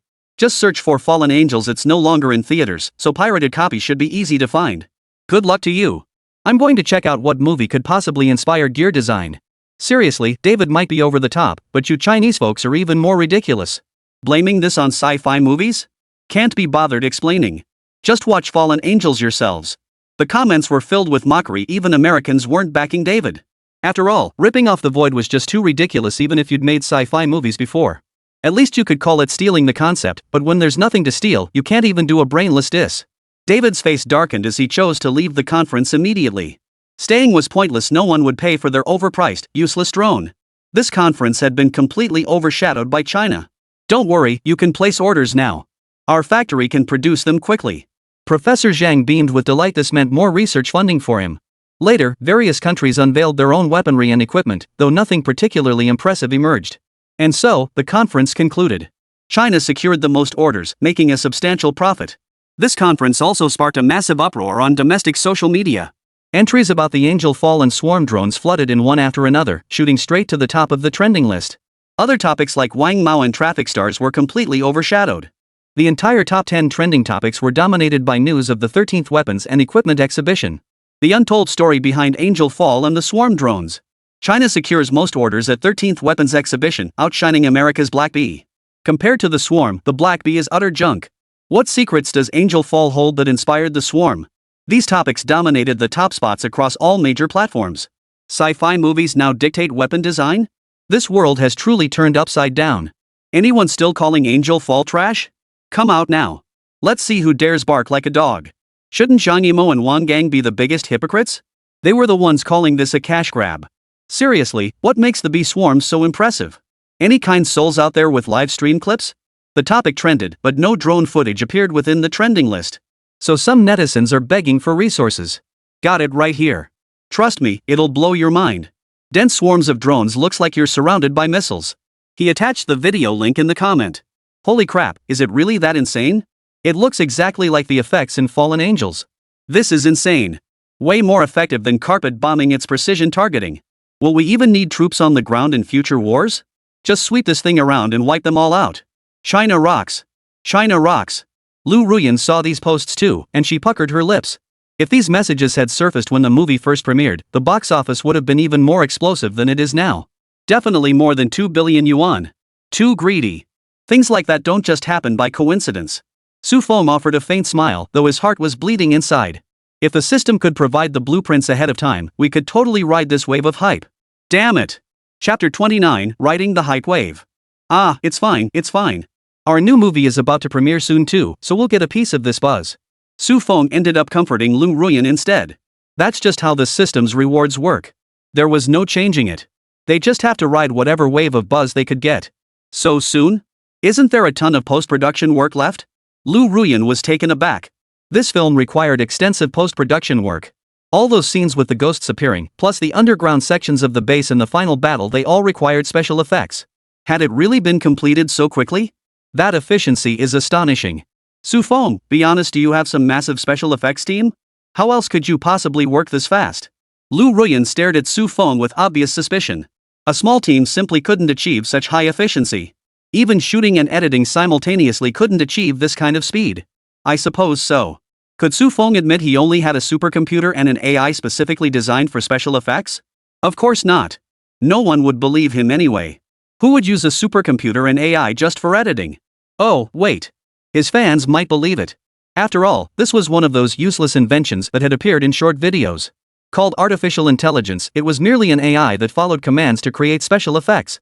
The supercomputer is far from a true supercomputer, but it does help Su Feng complete special effects quickly. Su Feng immediately sent out a message across all major platforms. The original crew behind Fallen Angels presents the upcoming release of The Netherworld. All are welcome to watch. Thanks to the buzz surrounding the 13th Weapons and Equipment Exhibition competition, Su Feng's announcement quickly went viral across the internet. Another new movie? But Angel Fallen just premiered. This director is relentless. Exactly. Don't they ever get to rest? Feels like they wrapped the last one and immediately started the next. We need more directors like this, we'd never run out of great movies. The Netherworld sounds like a horror flick. Has the director switched genres? I saw the teaser clip, it features some ghost-like biological weapons. Gotta say, the imagination is wild. A Bose-Einstein condensate bioweapon? I can't shake the feeling this might actually exist someday. Maybe one day when the world ends, others will be flying swords in the sky while we're still running on the ground. Curiosity drew many viewers to click on the promotional video for the Netherworld. The current trailer no longer uses green screen footage but instead features a short clip with added special effects. This finally allowed netizens who previously couldn't make heads or tails of it to grasp the film's premise. Particularly, the film's depiction of the Bose-Einstein condensate state sparked intense discussion. People initially thought it was just made up, but after searching online, they discovered it actually exists. We've definitely hitched a ride on this wave of buzz. Su Feng watched the steadily rising buzz, which surpassed even the hype for his previous film. After all, this time they had defeated the United States head-on, albeit in the realm of weaponry and equipment. The surge of patriotic fervor it ignited was undeniable. Everyone was thrilled to discover that the director of Fallen Angels had actually made a sequel. They all wondered if China might gain new insights from this and develop even more advanced technological weapons. Ghosts, just the name sounds impressive. In the clips, just a few of them could wipe out an entire military unit. Even artillery couldn't withstand their attacks. It's hard to imagine how powerful China would become if they possessed such technology in reality. This is precisely why the entire film never made it to theaters. Had they discovered that this ghost could be restrained by iron filings? They might not be so excited. But right now, their enthusiasm is sky high. Netizens flooded the comments section tagging major research institutes. At China Tech Research Institute. Get on this immediately. At China Military Technology Research Institute. Get on this immediately. At Huawei Northern Military Technology Research Institute. You guys need to study this. At Huawei Southern Military Technology Research Institute. Get on this immediately. The tagged research institutes were completely baffled. Seriously, is this something they could actually research? This thing is purely theoretical, right? There's not a shred of practical technology here. Reading the comments, Su Feng burst out laughing. Ha, this is too funny. What? What's so funny? Lu Ruyan, like Jerry, had her curiosity piqued and leaned in to peek at Su Feng's phone. Look, they're telling all the major research institutes to study ghosts.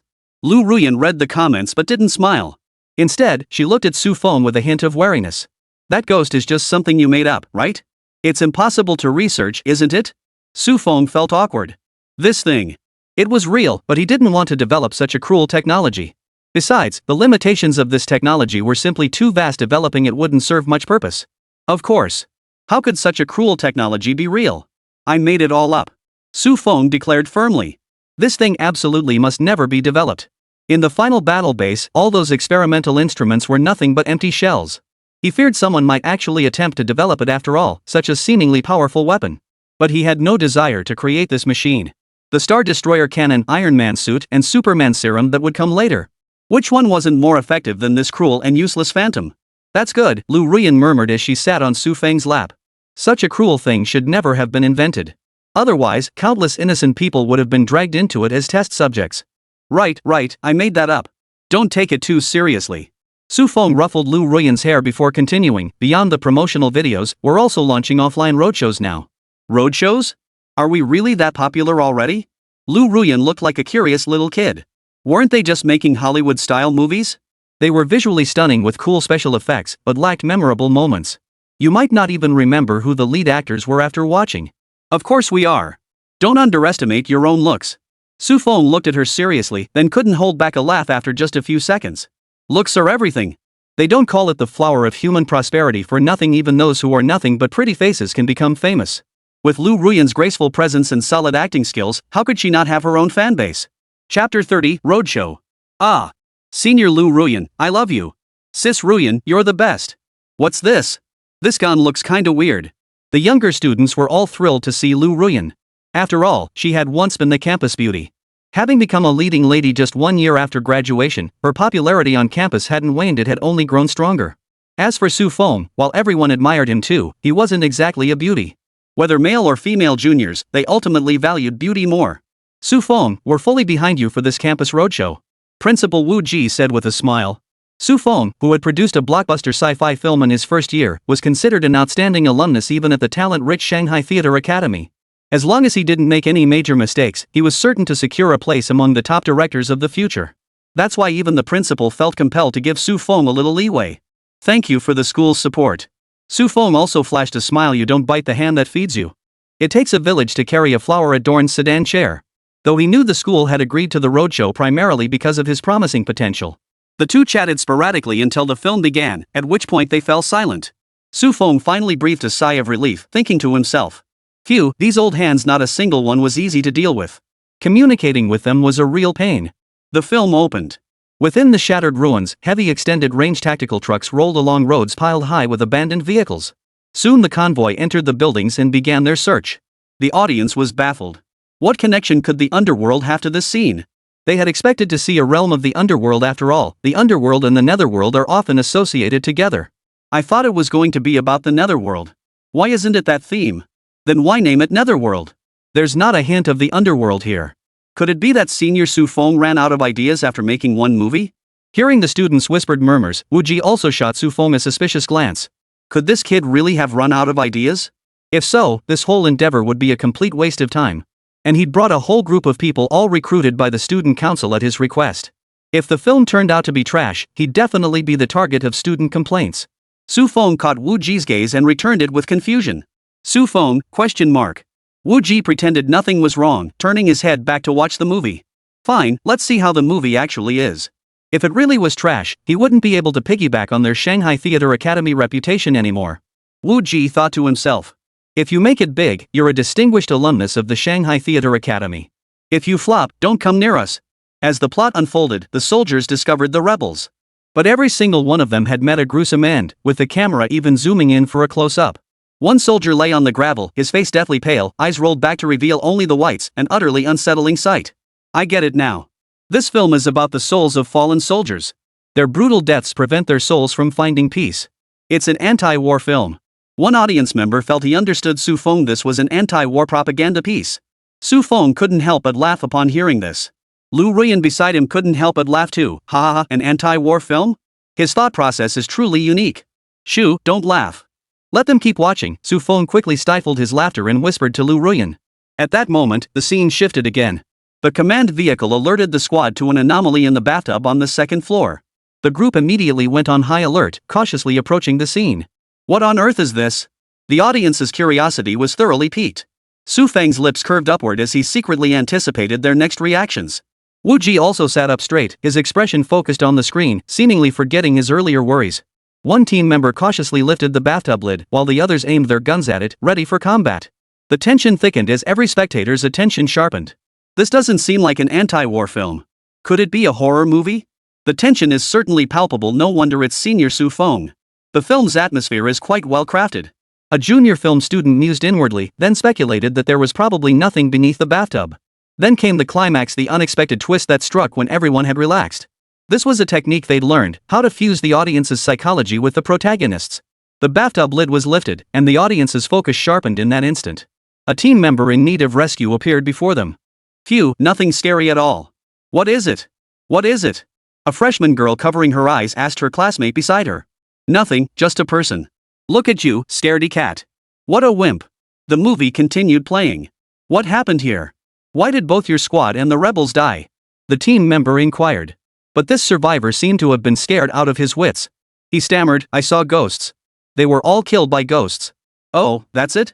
I thought there'd be ghosts or something under the bathtub." "That's it? That's all? What a letdown." The junior student dropped his hands from his face with a hint of disdain. Just then, a strange mist appeared on a soldier's hyperspectral goggles. Cold sweat began to bead on his tense forehead. But when he removed the goggles, he saw nothing. The commander ordered, "Fire." The soldier immediately opened fire, but the bullets missed their target, striking only the tattered curtains on the windowsill. The mist rapidly closed in on the soldier, while on the movie screen, it zoomed toward the camera. "Damn it, what is that thing? Is it really a ghost? This is like a horror movie." The freshman who had just lowered his hands couldn't cover his eyes in time. The shocking scene made his hands tremble. Clunk! The soldier collapsed, revealing eyes devoid of pupils. Holy! This time, it wasn't just the freshman, most of the audience gasped in shock. "No one told me this was a horror movie." Wu Ji lowered his head in fear. He dreaded supernatural stuff like this most of all. "Damn it, why is this a horror movie? Su Feng really screwed me over this time. At my age, and I'm stuck watching a horror flick." Wu Ji muttered inwardly, as he had no habit of watching horror films. The camera cut to the commander. The commander looked utterly bewildered. What the hell was going on? Something could dodge bullets? "Everyone put on your goggles immediately." As the order was given, all the team members put on their goggles. Chapter 31, the movie ends, everyone gasps.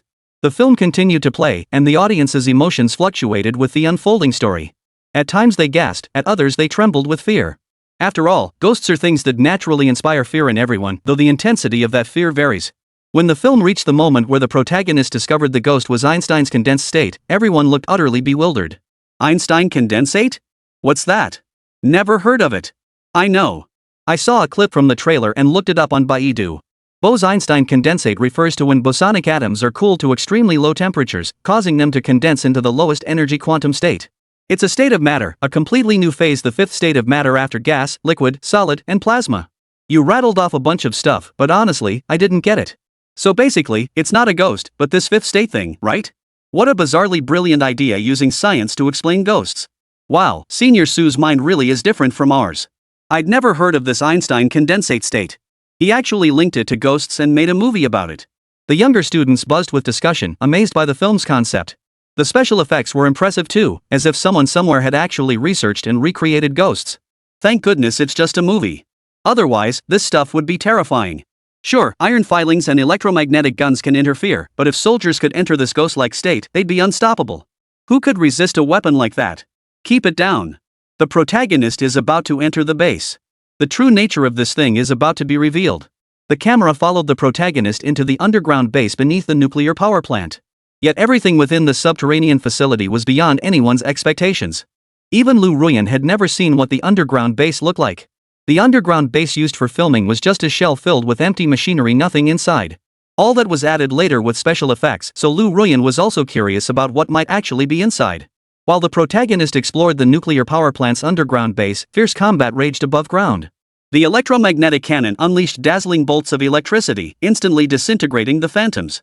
This spectacular scene drew involuntary gasps of admiration from everyone. This makes perfect sense. No wonder it's Su Feng filming Angels Falling. It feels like these things actually exist. It matches my vision of ghosts exactly. So-called ghosts are just electromagnetic entities we don't understand. Even if ghosts really exist, electromagnetic interference technology could easily eliminate or even capture them. I agree. Thinking about it this way, ghosts aren't so scary after all. They're just abnormal magnetic fields. Fear stems from the unknown. Everything we understand has a solution. This movie is brilliantly made. I just wonder what lies beneath the surface. They fell silent, refocusing their attention on the film. With two team members covering their rear, the male and female leads successfully reached the core area of the nuclear power plant. Countless machines stood densely packed within, their X-ray beams scanning the humans inside. Using condensed matter, identical bodies were printed, humans lying on the production line like expendable materials. Endlessly churning out new ghosts. My God, what is this? Someone is using humans as experiments to create biological weapons? Thank goodness this is just a movie. If it were real, it would be utterly terrifying. Using human consciousness to power condensed matter? They look exactly like real ghosts. So lifelike. Could someone have actually created such a weapon? Wu Ji also shot Su Feng a terrified glance. Su Feng's fallen angel had precisely utilized China's technology drones. Could China have actually used humans to create such terrifying ghosts? Su Feng gave a helpless chuckle before explaining, "It's just my imagination running wild. That last time I collided with the national drone was pure luck, just riding the wave of national hype. I'm just a filmmaker, what do I know about military affairs?" Wu Ji pondered for a moment, finding Su Feng's reasoning plausible. He flashed an embarrassed expression and defended himself, "It's just that your film is so well made, it made me mistakenly believe this thing actually exists. Ha ha ha, let's keep watching the movie, keep watching the movie." Su Feng didn't mind the diversion and refocused his attention on the movie screen. The underground protagonists discovered this assembly line, while the surface forces faced their greatest peril. The shattered specters coalesced into a colossal spectral storm. Even the electromagnetic cannon had no effect on them. Oh my god. This is terrifying. Is the entire army going to be wiped out? Unlike the original US forces, Su Feng had changed the setting to China. The rebels represented forces from neighboring small nations, so the sight of the Chinese army facing annihilation was hard to stomach. The crowd struggled to accept it, those were their beloved People's Liberation Army soldiers. The guardians of all Chinese people. Fortunately, at this critical moment, the heroine pulled the power cord. All the ghostly forces were instantly annihilated. Su Feng altered the scene where the protagonist unplugged the power cord, replacing it with Lu Ruyan's character performing the action. This gave the heroine a more active role, rather than making her merely a background prop. Sure enough, the audience's reaction matched his expectations. A chorus of gasps filled the theater. As the credits rolled and the lights came up, the audience remained immersed in the thrilling plot, slow to snap back to reality. Junior students began discussing enthusiastically. "Senior Su Feng's film is as captivating as ever, those special effects, that plot. And the ghost concept feels so real. Yeah. And Senior Lu Ruyan looked so cool in the movie. She saved everyone in the end, otherwise those ghosts would have killed everyone. That final scene where she pulled the plug with one hand was seriously badass. She's such a badass, like a mix of salty and sweet. Too bad she's already graduated, or I'd totally go for her. Cut it out, everyone knows Senior Lu has a crush on Senior Su Feng. I bet they're already together, you'd never stand a chance." Wu Ji stepped forward, grasped Su Feng's hand, and exclaimed excitedly, "Su Feng, this film of yours is bound to make waves. Not only does it boast stunning visual effects, but it also carries profound, thought-provoking themes. It powerfully condemns the horrors of human experimentation, a rare gem of a film." Su Feng smiled gratefully and replied, "Not at all, director. You're too kind. But I'm truly delighted to have your approval. Thank you for your tremendous support." Chapter 32, Premiere concludes, box office explodes. After the screening, the younger students instantly became Su Feng's biggest fans. Across major platforms, they enthusiastically promoted the Netherworld. Among them were several younger students who were content creators themselves, and their short videos generated even more buzz for the Netherworld. Having watched the Netherworld, I believe it's a groundbreaking sci-fi film. Both the special effects and the world building are truly worth experiencing. To avoid spoilers, I can only say so much. But I assure you, you won't regret seeing it. As a content creator himself who regularly recommends films, so he has his own fanbase who flooded the comments section with messages. Is it really that good? Or did he get paid to hype it up? What nonsense! Our big guy never takes bribes. I'm watching this movie just for him. If even online reviewers are praising this movie, it must be decent. Let's support domestic sci-fi films when it comes out. Most comments in the section were positive. Wang Gang's paid commenters had been wiped out during the last internet cleanup campaign.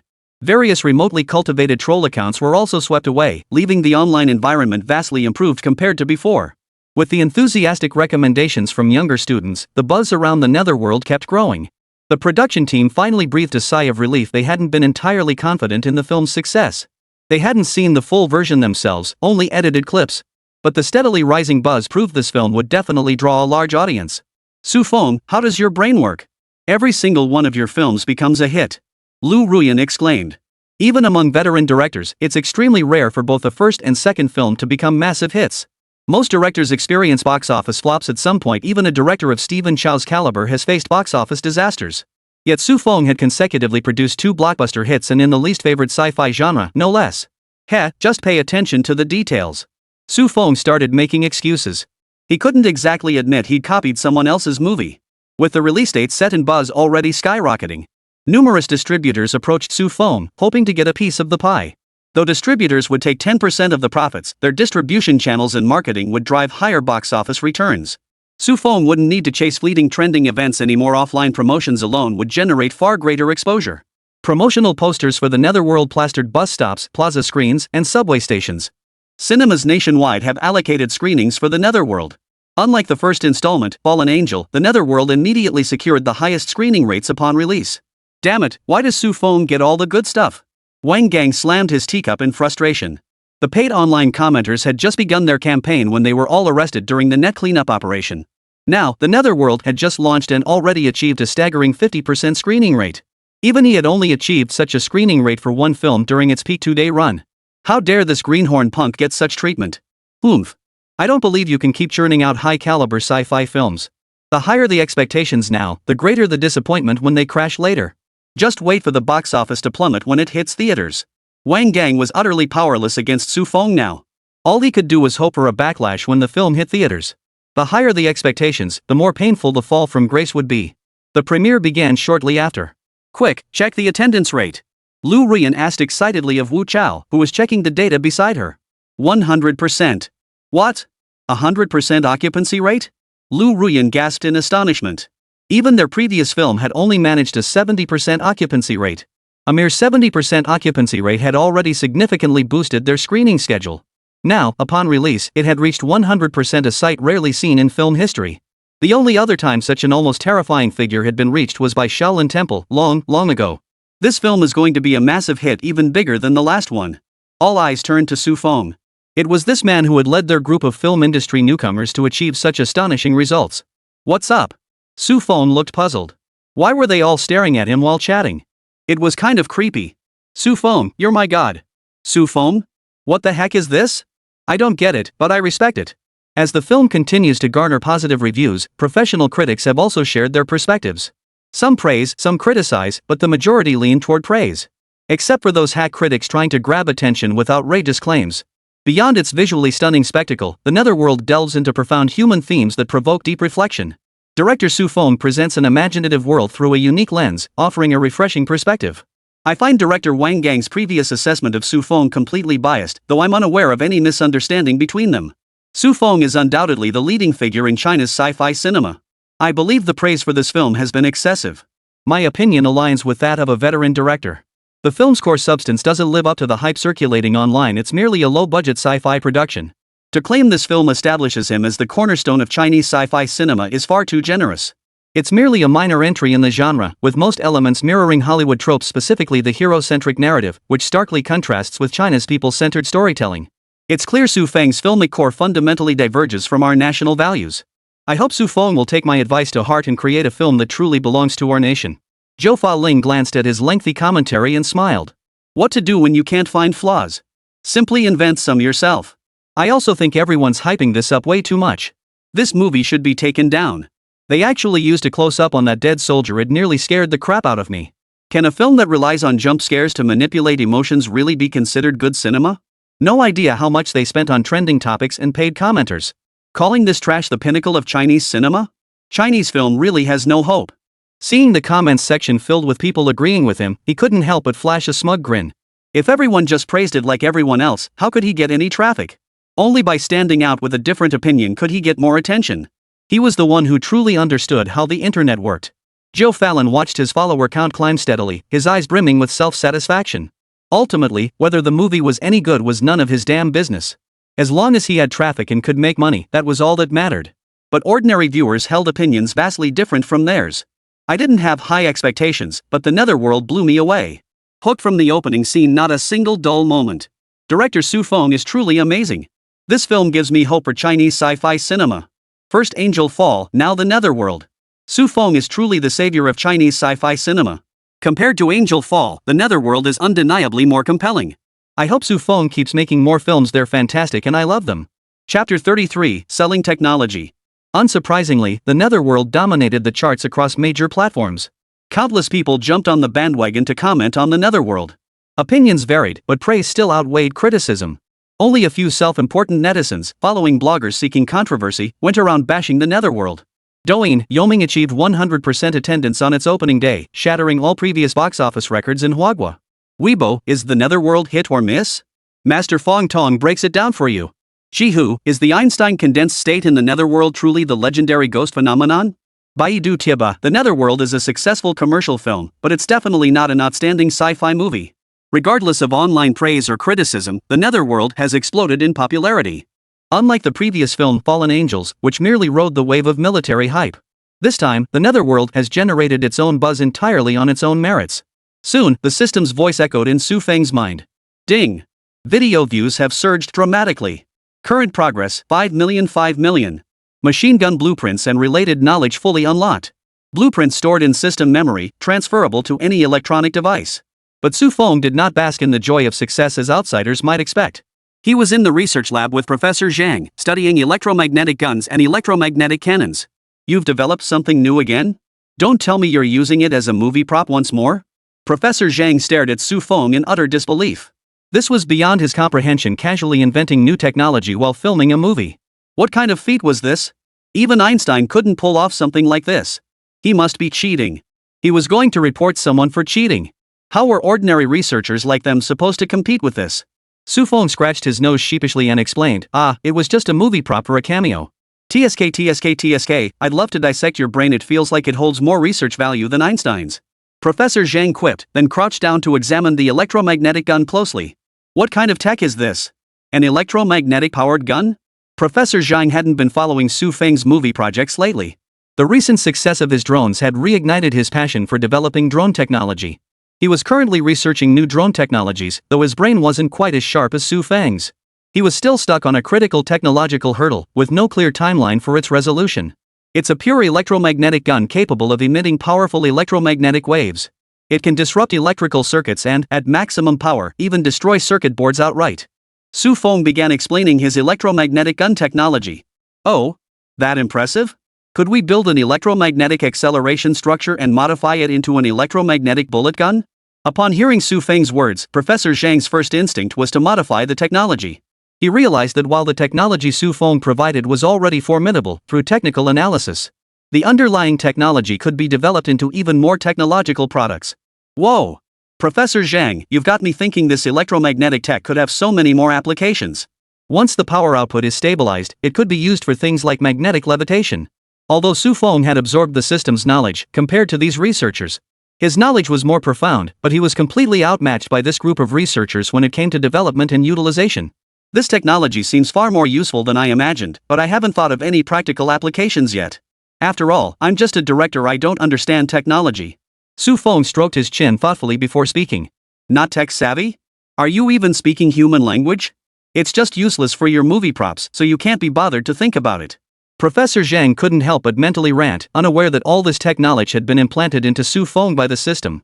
While Su Feng could operate these technologies, asking him to develop a new product was indeed a tall order. Why waste brainpower on that when he could just make another movie? Whatever tech he wanted, he could conjure up. No problem. Just sell me the technology. Leave the development to us. Professor Zhang's eyes burned with intensity as he stared at Su Feng, fully aware that Su Feng had come to sell technology blueprints. He couldn't suppress his excitement. Every technological breakthrough Su Feng sold represented a technological leap forward for Huagua, no less than a technological explosion. The drone technology alone saved enormous amounts of time. What might have taken 10 or 20 years to develop, Su Feng had only asked for 20 million yuan, as if giving it away for free. Of course, that's precisely why I came here today. Su Feng readily agreed. He had come specifically to sell the technology to the nation. Only when the nation grows stronger can his livelihood be secured. Only then could his box office earnings thrive, a virtuous cycle. Moreover, the state treated him quite well, granting leniency in film censorship whenever possible. Films that would never pass censorship for others got greenlit for him without a hitch. The state had even facilitated connections with major distributors, which was crucial for his films to achieve such high visibility. All this covert support from the state, he certainly wouldn't ignore it. I think we can offer 50 million. What do you think? If that's not acceptable, I can apply for more. After his procurement role, Professor Zhang's authority had significantly expanded. 50 million was the maximum amount he could approve independently, anything higher required leadership approval. But he believed the electromagnetic technology was worth the price. If it were foreign technology, it would cost at least hundreds of millions to acquire. He felt somewhat embarrassed, but the nation's finances were indeed strained. The maritime blockade imposed by the United States meant that Huagua's trade wasn't as vibrant as it had been on Blue Star in Su Feng's previous life. China's economy also lagged far behind what it had been in his previous life, currently amounting to roughly 1/10 of that previous scale. Only first-tier cities are relatively prosperous, while underdeveloped regions remain extremely impoverished. Therefore, even though he felt awkward, Professor Zhang wanted to save the nation some expenses. Enough. Su Feng hadn't anticipated the price climbing higher each time. He understood the nation's finances were strained. It was essentially running a deficit, which was why he hadn't demanded excessive compensation. Technology was primarily meant to strengthen the nation, not to make money. All that money wouldn't serve him much purpose anyway. His share of the box office alone had already given him several small goals to pursue. Frankly, the money from selling technology was but a drop in the bucket for him. By the way, is your film studio undergoing construction again? Chapter 34, Heading to the Beautiful Country. Yeah, once this movie wraps, we'll start the next one. But this one requires overseas filming. Only a small portion of the sets need to be built domestically. Su Feng said with a hint of resignation. After all, the lead actor for this film was foreign, and many scenes featured international elements. Adapting it wouldn't capture the authentic flavor. Indeed, the man he was filming was none other than that very person. After the film's release, Su Feng opened his phone to check messages and unexpectedly stumbled upon an overseas news article. Former film emperor now unemployed, what made him fall out of favor? Curiosity piqued, Su Feng clicked on the article only to discover it was about that man. Robert Downey Jr. He'd been immersed in film since childhood, rising smoothly to become a leading actor. But after consecutive box office flops, he was labeled box office poison and eventually became unemployable. Now he couldn't even land leading roles, reduced to playing minor parts. The moment Su Feng saw him, he blurted out in disbelief, "Isn't that the guy who played Iron Man?" After reading the news, Su Feng made his decision. Film Iron Man. He contacted Robert Downey Jr., who quickly agreed to the project. He was overjoyed, especially since Su Feng had promised him the lead role. Shooting abroad? Your safety can't be guaranteed. Professor Zhang frowned, as Su Feng's safety was paramount in his eyes. Going abroad offered no security guarantees whatsoever. Take the daughter of the founder of Yao Lingxian, for instance. They had kept her under house arrest abroad for a long time on trumped-up charges. How much more so for a top-tier scientific talent like Su Feng? If the United States discovered Su Feng's true identity, he would never be allowed to leave. Instead, he'd be held captive indefinitely until he assisted them with their research. It's fine. Besides you and Commander Feng, no one else knows my identity, right? Su Feng was utterly unconcerned. He had deliberately kept his identity hidden precisely for this reason. Filming often required traveling globally. He couldn't build an entire city just for production. His current finances simply wouldn't permit it unless he produced enough films in the future to accumulate sufficient capital. But Professor Zhang still hesitated. After all, Su Feng's identity was far too sensitive. In principle, he wasn't even permitted to travel abroad. Yet he didn't want to alienate Su Feng over this, especially since he might need Su Feng's expertise for future technological development. All right. But you must be extremely careful abroad. Don't use weapons as props again. It's not like back home. If something happens, it'll be a huge mess. After a moment's hesitation, Professor Zhang agreed to Su Feng's request. All right, then take this data with you. I need to prepare for my trip abroad. Su Feng handed Professor Zhang a USB drive before turning and walking away. Director Su. Over here. At the airport, Donnie personally came to greet Su Feng. This was his discoverer. Whether he became box office poison or not depended entirely on Su Feng. He had studied Su Feng's film in advance. It had a strong Hollywood flavor. It was also clear that Su Feng intended for this film to break into overseas markets. After reading the script, Donnie was convinced it would be a hit. Su Feng was astonished. After all, Donnie was an Oscar-winning actor, while he was just a rookie director. Not just any director, but an internationally renowned one. Yet Donnie had personally come to the airport to greet him. It seemed he held this film in high regard, which was a good thing. After all, he considered this film a classic among sci-fi movies. With the lead actor taking the production so seriously, it would likely minimize complications during filming. Mr. Donnie, you personally came to meet me at the airport? That's incredibly gracious of you. Su Feng smiled as he walked over and shook hands with Donnie. Not at all. Director Su Feng, I've long heard of your great reputation. Of course I had to come welcome you. Donnie offered a humble smile. Times had changed. Life had tempered him. He was no longer the arrogant Academy Award winner of the past. The production team is still being assembled, Mr. Donnie. You'll have to wait a bit longer while we finalize the cast. Su Feng and Donnie got into the car. Seated in the back, Su Feng spoke with a smile. He had come to the United States alone this time, intending to prepare the crew before bringing the others over. Only a handful of scenes actually needed to be shot in the United States. Most would be filmed in Africa. Of course, if you need any help, I can assist. After all, I still have some connections in the American entertainment industry. Donnie chuckled. Though he currently had no projects lined up, that didn't mean he lacked connections in the industry. It was merely his reputation as box office poison that made many production teams hesitate to work with him.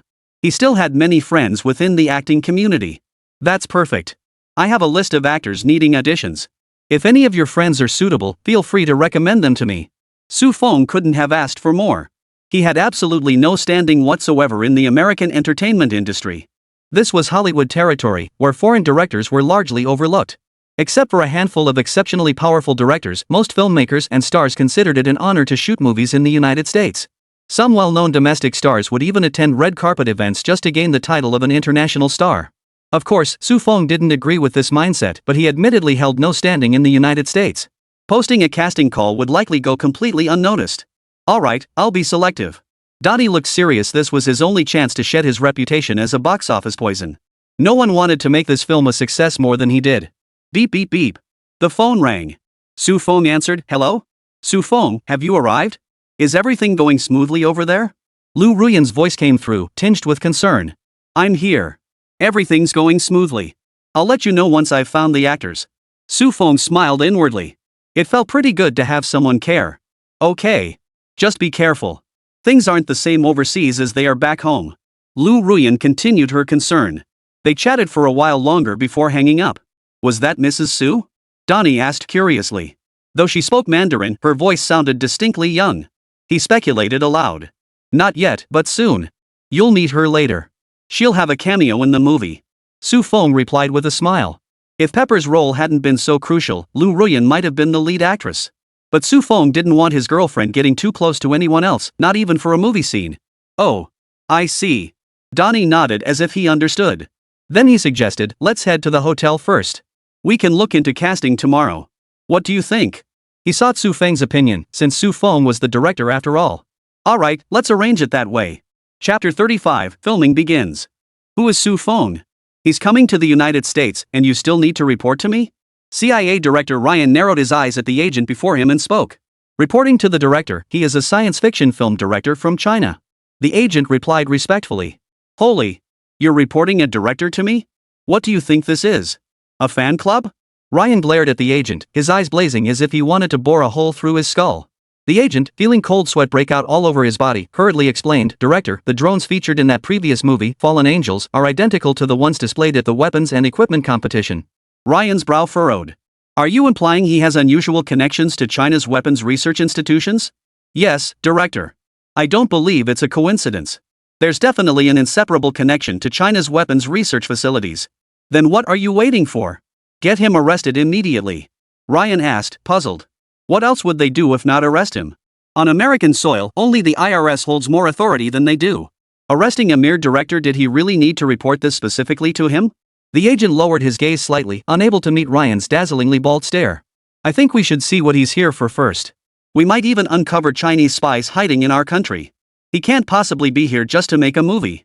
I suggest we keep a close watch on them and then take them all down at once. Ryan pondered for a few seconds, finding the agent's reasoning compelling. You're absolutely right. Proceed as you suggested. Ryan closed his eyes. It was time for a nice nap. After handling matters, it was time to sleep. After a few seconds, something fell off. He opened his eyes to find the agent still standing before him. He spoke with a hint of irritation. Is there something else you need?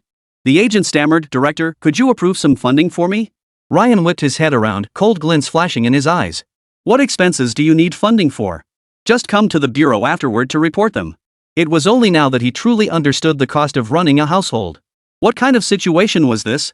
With Huagua's rise, major nations were scrambling to break free from the shackles of the United States. At a time when their bureau was facing severe funding constraints, he actually had the nerve to ask for more money first. Yes, sir. Damn it, that one-eyed bastard. He won't even approve the budget. The agent cursed inwardly, but under Ryan's intimidating presence, he could only shed silent tears. After the agent departed, Ryan dialed a number. Create a new file, Chinese Director Su Feng. Yes. Transfer another $1 million to that account. Right, it's operational funding. Ryan hung up, ready for a nice afternoon nap. Then, as if remembering something, he called back, don't forget to file the taxes. With that, he hung up and settled back into his office chair, contentedly drifting off for his afternoon nap. Donnie, you really are an Oscar-winning actor. You've gathered so many auditioning actors so quickly. Su Feng watched the crowd of auditioning actors before him, his eyes crinkling with amusement. If he'd had to find them himself, he certainly wouldn't have been this efficient. Donnie's Best Actor title really carried some weight. Not at all, that's all in the past now. Donnie replied modestly. 3 days later. Alright, now that the cast is finalized, we'll start shooting the day after tomorrow. Su Feng had already arranged for Lu Ruyan and the crew to arrive early. Now that all the actors were present, filming could commence. Agent Allen, who had been staking out the location for 3 days, was thrilled. With all these people coming and going, it must be the movements of a hidden spy. Once I find that spy, I might even get promoted. The thought of promotion and wealth made Alan smile involuntarily. He then fixed his gaze intently on Su Feng's movements. His hopes for promotion and wealth all depended on Su Feng. Su Feng, huh? Why did I just feel a chill breeze pass by? Power up and prepare. All departments report status. Camera crew in position. Lighting crew in position. Sound crew in position. Su Feng spoke into the walkie-talkie, clapperboard, quiet on set.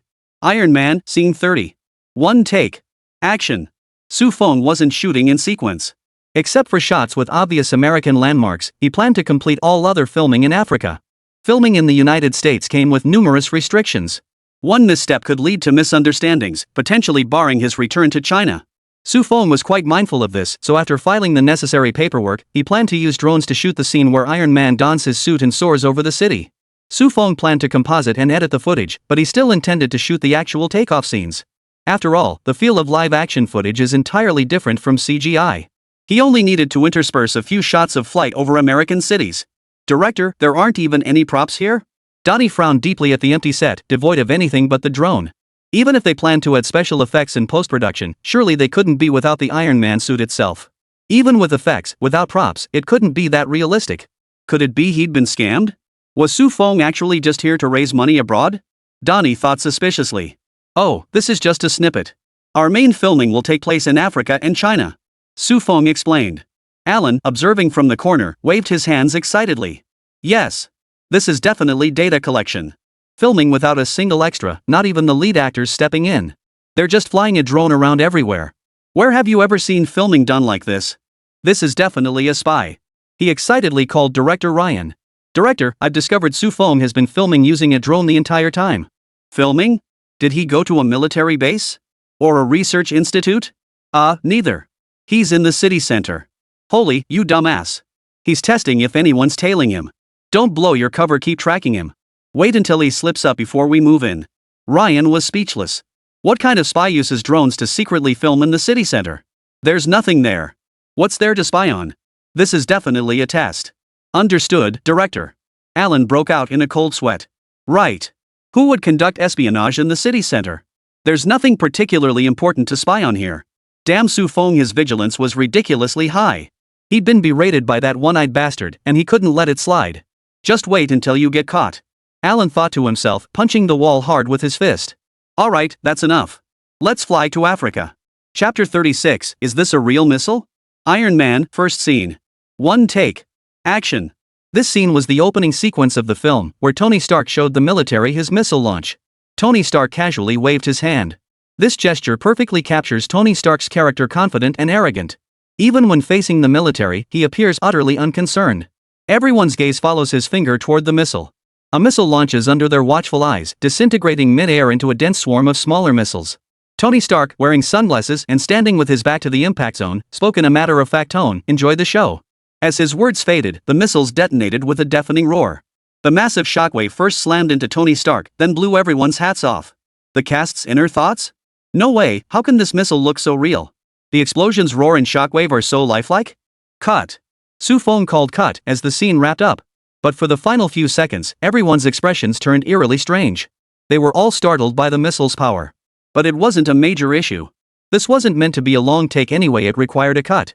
Post-production editing would fix it. Still, he couldn't help but ask with a hint of exasperation, "Your expressions in those final seconds looked off. Did something go wrong?" The crew exchanged glances before Donnie finally spoke up. "Director Su, why does this missile feel so real? Its power rivals a TNT bomb explosion. It's just the opening shot. Was it really necessary to make the explosion this realistic?" Though Donnie desperately wanted this film to succeed, starting off this big, wouldn't the budget run dry later on? Plus, it felt downright dangerous. The blast wave nearly knocked him off balance. If he hadn't been focused on getting the shot, he would have bolted. This was genuinely terrifying. I prefer practical effects. Visual effects shots just don't feel authentic to me. Of course, all this is done with safety as the top priority. I guarantee the crew's safety during filming. Su Feng explained. This was Santon, an ally of China.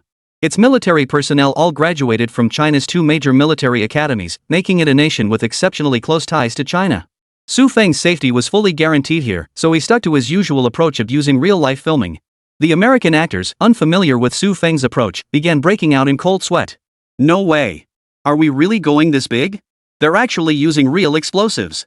Even with safety measures in place, these are bombs. Even with safety measures, wouldn't you still be scared? Has Chinese filmmaking gotten this extreme? Have they fallen off the world's radar? Is China really that far ahead now? This is at least several versions ahead of the US, even compared to their best sci-fi films. But most of those rely on CGI effects for filming. Nothing like Su Feng's approach. It's just a small opening scene, yet they went straight for live-action filming. No amount of money could cover what he's burning through. No wonder he can produce such high-quality sci-fi films. His financial backing is simply staggering. What they don't know is that Su Feng's movie props cost practically nothing. It was more economical than creating special effects which would waste electricity powering computers to render the visuals. Live action just uses the props provided by the system.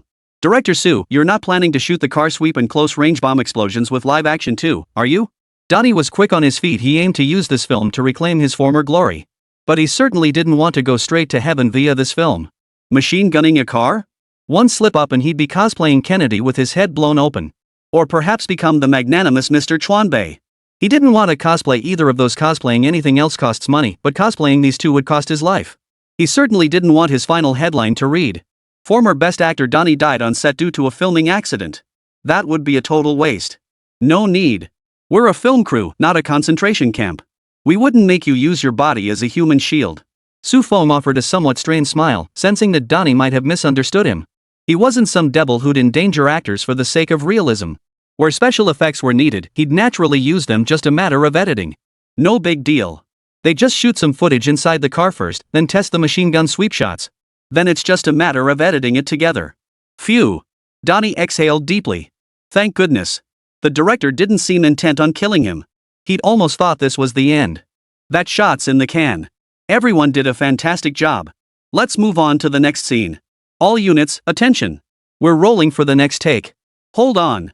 An extra suddenly stepped forward, which annoyed Su Feng. Though he was usually easygoing, this was the set. Only he had the authority to call cut. Everyone else had to follow his lead, or else the crew would descend into chaos. What is it? Su Feng's tone was icy, sending a chill through everyone present. Donnie looked at Su Feng, raising an eyebrow slightly. Truly the director behind a film like The Ghost. Usually so mild-mannered. But when he got angry, his aura was palpable, an aura that even this Academy Award-winning actor found unsettling. It felt like witnessing one of those renowned Hollywood directors. His aura was so powerful it was almost terrifying. The extra took a couple of frightened steps back before finally speaking up. I'm not shooting this. No one informed me this scene would use real explosives. This is an insult to human rights and a violation of my personal safety. I have the right to refuse further participation in this film. Su Feng frowned slightly. This was indeed something he hadn't fully considered. But walking off the set like this was a bit excessive. Then leave. My lawyer will discuss the breach of contract damages with you. He was just a cannon fodder extra without any lines. Losing him wouldn't be a major issue. Yet his words cast a shadow over everyone present. Many extras' gazes began to wander. Though this scene didn't require their presence, they were idle anyway. So they all gathered to watch the scene unfold, only to be stunned right from the start. Someone had dared to defy the director, something unheard of even in the small production crews they were used to. This was unheard of. Defying the director meant no one in the film industry would ever hire you again. Even if you were an Academy Award winner, few directors would want to work with an uncooperative actor. Unless your fame transcends the industry, reaching a level beyond that of an Academy Award winner. I don't think this is a big deal. Shouldn't we just focus on getting this scene done properly? Chapter 37, Donnie faints from shock. Under the guidance of Donnie, the former best actor, the mood among the crew finally began to lift slightly. Fortunately, the subsequent plot unfolded without incident, smoothly capturing the film's first high-octane scene. Mark I versus the 10 Commandments gang. Staring at the chunks of iron before him, Donnie frowned. Director Su, these massive iron chunks are pretty impractical for acting, aren't they? The thickness of these steel plates was downright ridiculous, far thicker than any medieval armor. He was just an actor, not a medieval knight. Wearing this thing would probably leave him gasping for breath after just a few steps. Hearing this, Su Feng actually laughed, not because Donnie's words were particularly funny. Rather, it was because Professor Zhang had called to inform him that his filming base had received substantial state funding. Plans were underway to construct a massive production base, its scale reaching unimaginable proportions. Though confined to the uninhabited wilderness of the Northwest, the entire area had been designated for his exclusive use. This meant he wouldn't need to film abroad anymore. Every iconic landmark could be replicated identically using 3D printers. For this project, he planned to let his imagination run wild. This Mark I was a real mecha suit, not some movie prop. Who knows how thrilled he was when he saw this. This was a mech suit, the ultimate male fantasy. Who wouldn't fantasize about being the one inside that suit when seeing Stark wreak havoc in Iron Man? In fact, when he built the Mark III, he played around with it for ages. Soaring through the skies in the suit, it took a full half-hour of flight before his heart finally settled. Santang's air defense radar was weak, so he didn't have to worry about being detected, which was precisely why he could soar with such unrestrained freedom. Back home, even with military support, flying freely in the sky would be quite troublesome. But in Santan, he could soar without a care in the world. Is this hollow inside? Just spray painted on the outside? That's actually a pretty clever solution. If it's just spray paint, it wouldn't be particularly heavy, Donnie said. With the robotic arm's assistance, Donnie struggled to don Mark I. The moment he lifted the first piece of armor, he knew this was no spray-painted plastic, it was genuine iron plating. Still, trusting Su Feng, he completed the Mark I's assembly. The suit began to activate, though the progress bar was taking its time. Watching the progress bar, Donnie chuckled and teased, "Director Su, we're not even filming yet, right? You could skip this fake progress bar." He knew the plot twist ahead to him. This progress bar was purely for dramatic effect. Because of this progress bar, the scientist who helped Stark ended up dying, and it also added tension to the movie. But this wasn't filming. Even if the bar moved slowly, nothing strange would happen, or would it? Just as he thought this, the progress bar filled. The armor emitted a series of clanking noises. This unexpected scene made Donnie's eyes widen in shock. Stumbling over his words, he asked, "Director Su, this thing can't actually work, can it?" Suddenly, he recalled the rumors he'd seen online about Su Feng. No, maybe they weren't rumors after all. He suddenly sensed something was off and took a step forward. Contrary to his expectations, it moved with surprising fluidity. He couldn't help but roar, "Holy, this thing is real! There really is a mech suit." Even if it was just an exoskeleton suit that might run out of power in minutes. But it was an exoskeleton suit. Even if it was just a toy, it was still every man's dream gadget. "Director Su, you wouldn't actually have some kind of partnership with the China Academy of Sciences, would you? Just to shoot a movie, you actually got real exoskeleton armor as props? Unbelievable." Donnie excitedly ran his hands over the suit, touching it here and there. "Wait. What's wrong with that?" Su Feng suddenly spoke urgently, startling Donnie. But Su Feng's warning came too late. Tony had already touched the switch. The next second. No. Flames erupted from beneath the mecha as the battle armor rapidly ascended into the air. Donnie was so startled he shut his eyes tight. Holy crap, what's going on? Did Donnie just fly away? He won't fall to his death, will he? And seriously, this mech can actually fly? I thought it was just a prop. He won't crash down and kill us, will he? At that, everyone present scrambled for cover. Whether Donnie was dead or alive was unknown, but if it crashed down, it would absolutely turn them into mincemeat. Su Feng. How could you let him wear something this dangerous? Su Feng and Lu Ruyan had retreated into a room, where Lu Ruyan couldn't help but complain. It's fine.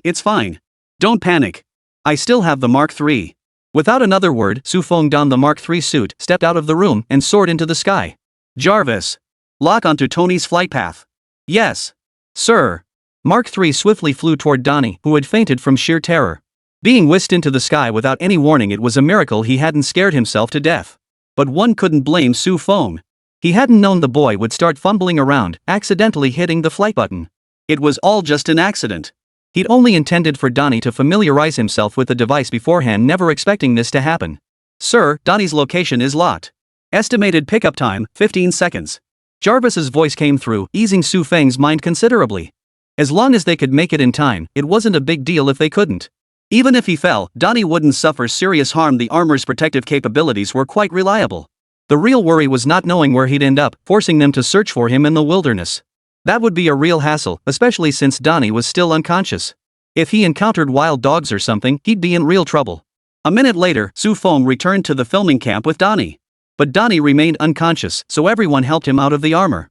They then had the doctor examine him. Nothing serious, just fainted from fright. Are you guys shooting a horror movie? Being an actor isn't easy, huh? Fainting on the spot like that. TSK. The doctor remarked. As a doctor who had provided aid in Africa, had seen it all, but this was his first time encountering someone fainting from a movie scare. This foreigner looked so big and burly, yet he had such a weak constitution. Hearing this, Su Feng gave an awkward smile. Thanks, Doc. Su Feng turned to the crew. Let's call it a day. We'll resume shooting once Donnie wakes up. Chapter 38, Alan's Arrest. Commissioner, I'm certain. Su Feng definitely has connections to the China Military Research Institute. Alan exclaimed excitedly. Oh? What did you discover? Director Ryan replied casually, having largely lost interest in Su Feng. Otherwise, he wouldn't have refused to assign Alan additional personnel, leaving him to monitor Su-fong alone. He's just a director. Even if he has connections to the research institute, so what? Could he possibly get his hands on blueprints? Even if he had finished weapons, there was no way he could smuggle them out of China. Investigating him was utterly pointless. If it weren't for the investigation funds already deposited into his account, he wouldn't have kept that fool Alan on the case. I infiltrated Su Feng's film crew and saw 2 exoskeleton mechs with my own eyes, likely the first and second generations. The first gen model looks crude, but the second gen appears formidable. It can lift people into the sky, definitely cutting-edge tech from China's research institute. What? You're saying Su Feng's film crew has exoskeleton suits that can lift people into the air? You're not pulling my leg, are you? Director Ryan found it hard to believe Alan's claims. After all, it was just a small film crew. How could they possibly possess such advanced technology? Even their own country didn't have that kind of tech. Impossible, Director. I'm loyal to you. I saw it with my own eyes, Director. Su Feng really has this kind of mecha. Alan's tone grew heated. If the stubborn one-eyed director didn't believe him, his hopes for a promotion and raise would be dashed. He might even find excuses to cut funding for this mission, leaving him at a huge loss. Ryan rubbed his bald spot and gritted his teeth. Find a way to steal that second-generation suit. I'll send someone to back you up. Even though it wasn't on their soil, such a dangerous weapon absolutely had to be under their control. Yes, sir. Alan replied with unwavering resolve. This is a sure thing. Promotion and raise are guaranteed. Maybe even a squad leader position. He thought to himself. Alan slipped into the prop storage room. Heh, my infiltration skills are still top-notch, as expected. Alan chuckled twice before beginning to survey the various equipment stacked inside. Among the props were genuine items, first, second, and third generation mechs, 2 missiles, along with various props and cameras all stored in the room. They really have no security at all. If I hadn't seen it with my own eyes, who would believe that a movie crew would use actual weapons? Alan couldn't help but marvel. This was beyond what most people could imagine. Director Su, are you sure there won't be any surprises later? From a distance, Alan heard Donnie's voice. He quickly ducked behind a pillar next to the third generation mech. Su Feng chuckled, nope, absolutely nothing. See, I'm just showing you around the props, right? Props. The memory of Mark I lifting him into the sky sent a shiver down Donnie's spine. The scene where Mark III flies into the sky later on, it's not actually filmed, is it? Donnie's mouth twitched uncontrollably. The idea of a mech carrying someone into the sky seemed utterly implausible. Especially when it's supposed to soar tens of thousands of meters into the sky, only for the mech to freeze up and become unusable. Then plummeting from that height? That was terrifying. It can be edited. Don't worry, we won't actually send you there. Su Feng gave an awkward chuckle. It seemed the earlier scene had really scared Donnie. Sir, someone has breached this room. Should we apprehend them? Jarvis's voice suddenly rang out, startling both Alan and Donnie. Who? Su Feng furrowed his brow slightly.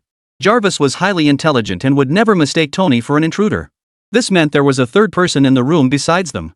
Bernal Allen, CIA operative. Currently registered as an extra in our production crew. That's what the records show.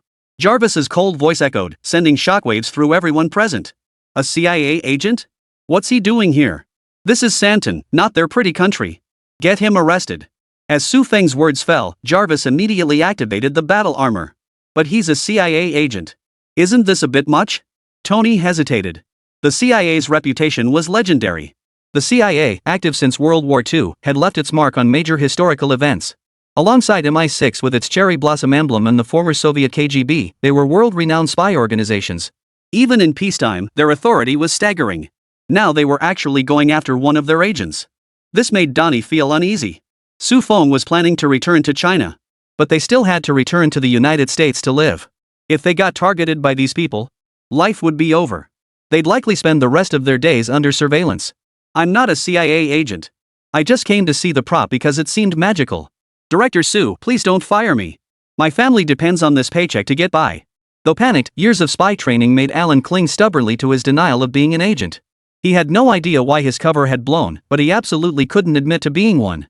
Even if news of his capture reached headquarters back home, the director would never acknowledge his status as an operative. Jarvis, arrest him. Su Feng ordered. Since he refused to admit his identity as an agent. All the better. Exposing Jarvis's existence meant this agent couldn't be allowed to leave. Let him return to the homeland with us. Boom. Alan tried to dodge, but how could his speed possibly match Jarvis's? You. He only managed to utter the word you before being slammed to the ground. A CIA agent captured like this? Am I about to be silenced? Donnie's face twisted in terror as he scrambled backward. Damn it, I knew I shouldn't have joined this production crew. Nothing this good ever comes my way. This must be a Chinese spy operation. Mom, I might not be coming back. Donnie thought pessimistically, fearing he might vanish unexpectedly in this foreign land. Su Feng clenched his fists helplessly. He hadn't sought this trouble either. But this was the CIA. Who knew what would happen next? Mr. Donnie, I'm terribly sorry this has happened. I think we'll have to suspend filming for a while. The rest of the shoot will have to wait until we return to China. We're still shooting? Donnie was stunned. Continue filming? The person arrested was a CIA agent, not just some random nobody. Chapter 39, Seeking Commander Feng's Assistance. Of course we'll shoot. We're only halfway through. I'm terribly sorry this has involved you, but I guarantee your safety is assured once you're in China. Su Feng felt a bit embarrassed shooting a scene had somehow led to kidnapping an entire person. This was indeed a bit much. Donnie silently pushed open the door, wanting to return to his room for some solitude. Why did filming a movie have to lead to this? He'd been counting on returning to Hollywood to continue his reign as an Academy Award-winning actor. Now it seemed like going back to the States was a dead end. He couldn't explain his relationship with Su Feng to the CIA. Suspicion equaled guilt, just like that father of touring. Living in constant fear and despair, ultimately succumbing to hopelessness. Su Feng called Commander Feng for help. Processing visas for so many people would take an unknown amount of time. Commander Feng, I may need your assistance with something. But the fact that Alan had been arrested couldn't be concealed for long. After cracking Alan's phone, Su Feng discovered records of Alan's reports to the director and realized this was serious trouble. All his weapons and equipment had been exposed to the CIA, making overseas filming impossible from now on. Fortunately, the nation had already provided him with substantial support. With China's vast territory offering every conceivable landscape, there was no longer any need to film abroad. Landmark structures? Just build them ourselves. Oh? What might I be able to assist with? Commander Feng was intrigued. Something actually required his assistance? Could it be that some reckless gang had crossed Su Feng? That would escalate into a full-scale suppression operation. Su Feng's status had already been reported to the state. The state placed immense importance on Su Feng, especially after the incident where the father of soybeans was accidentally killed by two petty thugs. The state had elevated the security protocols for scientists by several tiers. Such a tragedy could never and would never be allowed to happen again. Here's the situation. I'm currently filming in Santon. A CIA agent infiltrated my production crew, and I've apprehended him. I need the state to send personnel immediately to retrieve me and bring back my entire cast. My film hasn't wrapped yet. Su Feng began explaining the situation in detail. He hadn't brought any state personnel with him on this trip abroad. After all, he didn't know if it might raise suspicions in the United States. But now, he would have to explain this situation to the state himself. Commander Feng heard Su Feng's words and froze in his chair. Is this even Mandarin? Why can't I understand it? I understand every word, but how does he string them into sentences? A CIA spy infiltrated the production crew and got caught. And we're supposed to keep filming? Wait, did I hear that wrong? Did you just say CIA agents? Commander Feng thought he might have misheard and sought confirmation from Su Feng. Yes, Commander Feng. A CIA agent, that's the Central Intelligence Agency from the United States. Su Feng thought he might not have been clear enough, so he repeated himself. Did you also say we should continue filming? That's correct, but I don't think Santon is safe anymore. I need to return to China to continue filming. Commander Feng. He was speechless, yet at a loss for words. Fine, if you want to film, go ahead. I'll send a plane to pick you up immediately. Commander Feng hung up and prepared to arrange an escort for Su Feng and his team. Fortunately, they could buy some time, so it shouldn't be too much of a problem. 3 minutes later, 2 fighter jets escorted a passenger plane towards Santon. Phew. In critical moments, you really can only rely on your own people. Su Feng hung up the phone and exhaled deeply. This kind of situation was beyond his ability to resolve. He could fly back to China himself, but he couldn't bring the entire film crew with him. Without Commander Feng's assistance, he truly wouldn't have known what to do. Once back, he'd finish filming the movie quickly and then hand the blueprints over to Professor Zhang. To add another spark to our nation's military strength. Su Feng thought to himself. Mark III paired with a Jarvis would undoubtedly maximize China's individual soldier combat capabilities. While energy supply remained an issue, current technology could sustain operations for at least half an hour. Yes, Su Feng did not utilize the energy supply method seen in the movies. Without the clean energy seen in later Iron Man films, the third-generation suit still relied on the old energy source. This would cause palladium poisoning in the user.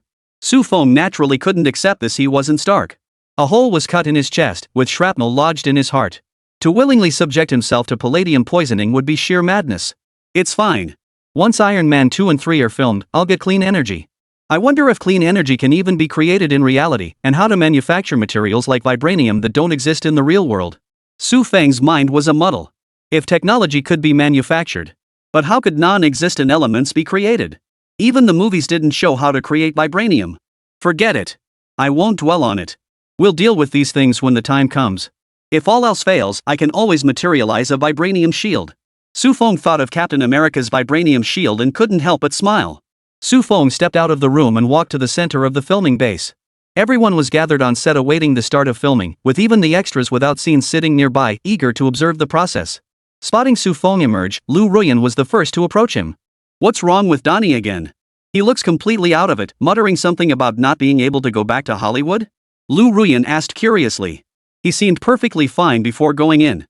Why was he so distraught now? Why couldn't he go back to Hollywood? Su Feng felt awkward, unsure how to explain. After hesitating, he still didn't speak up. The fewer people who knew about this, the better. Otherwise, it would be difficult to explain later why the CIA returned to the film crew, whether he was collaborating with the government, and so on. There were simply too many questions, and Su Feng didn't want to answer them.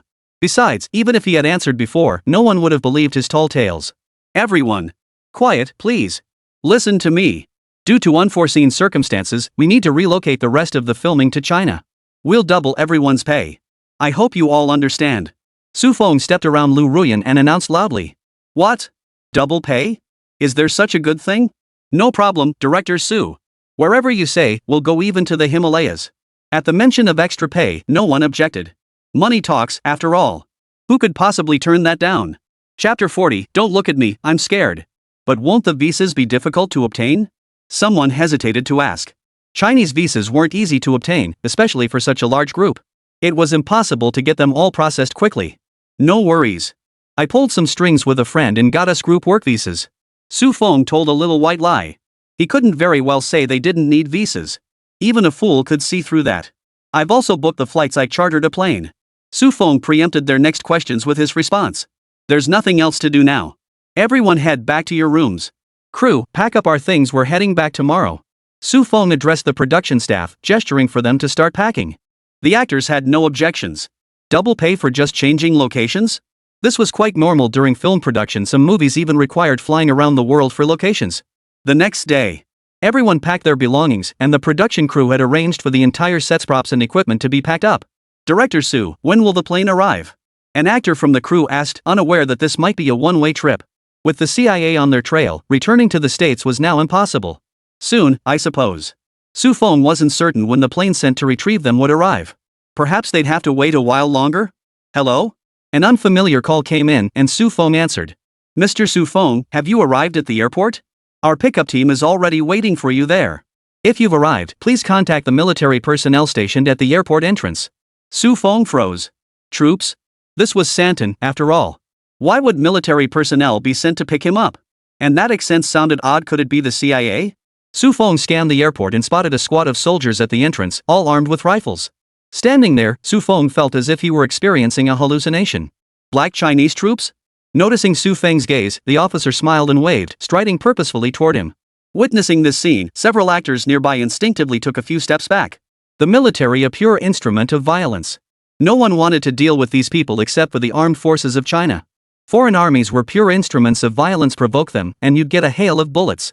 Director Su, why are you staring around like that?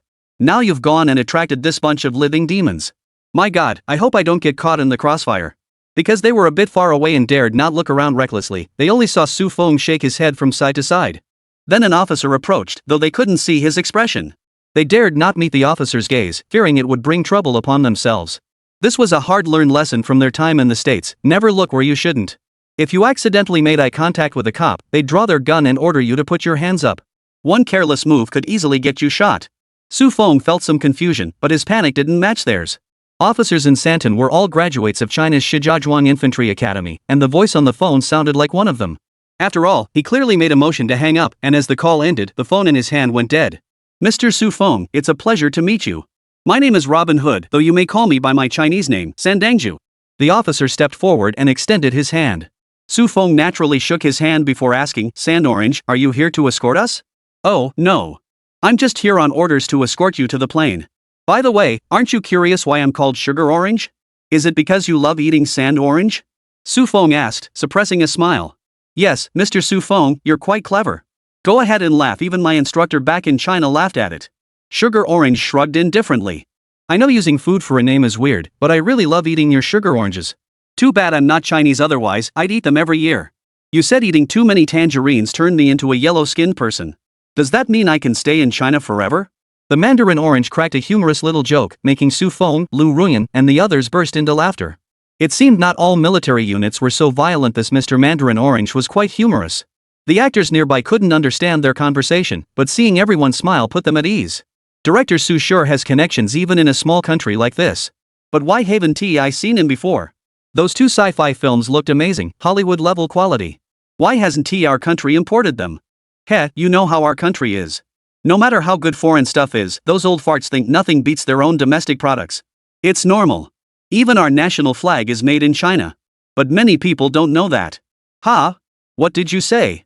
Our national flag is made in China? Why don't we make our own? Just look it up online yourself. The Sand Orange officer scratched his nose and announced, All right, gentlemen.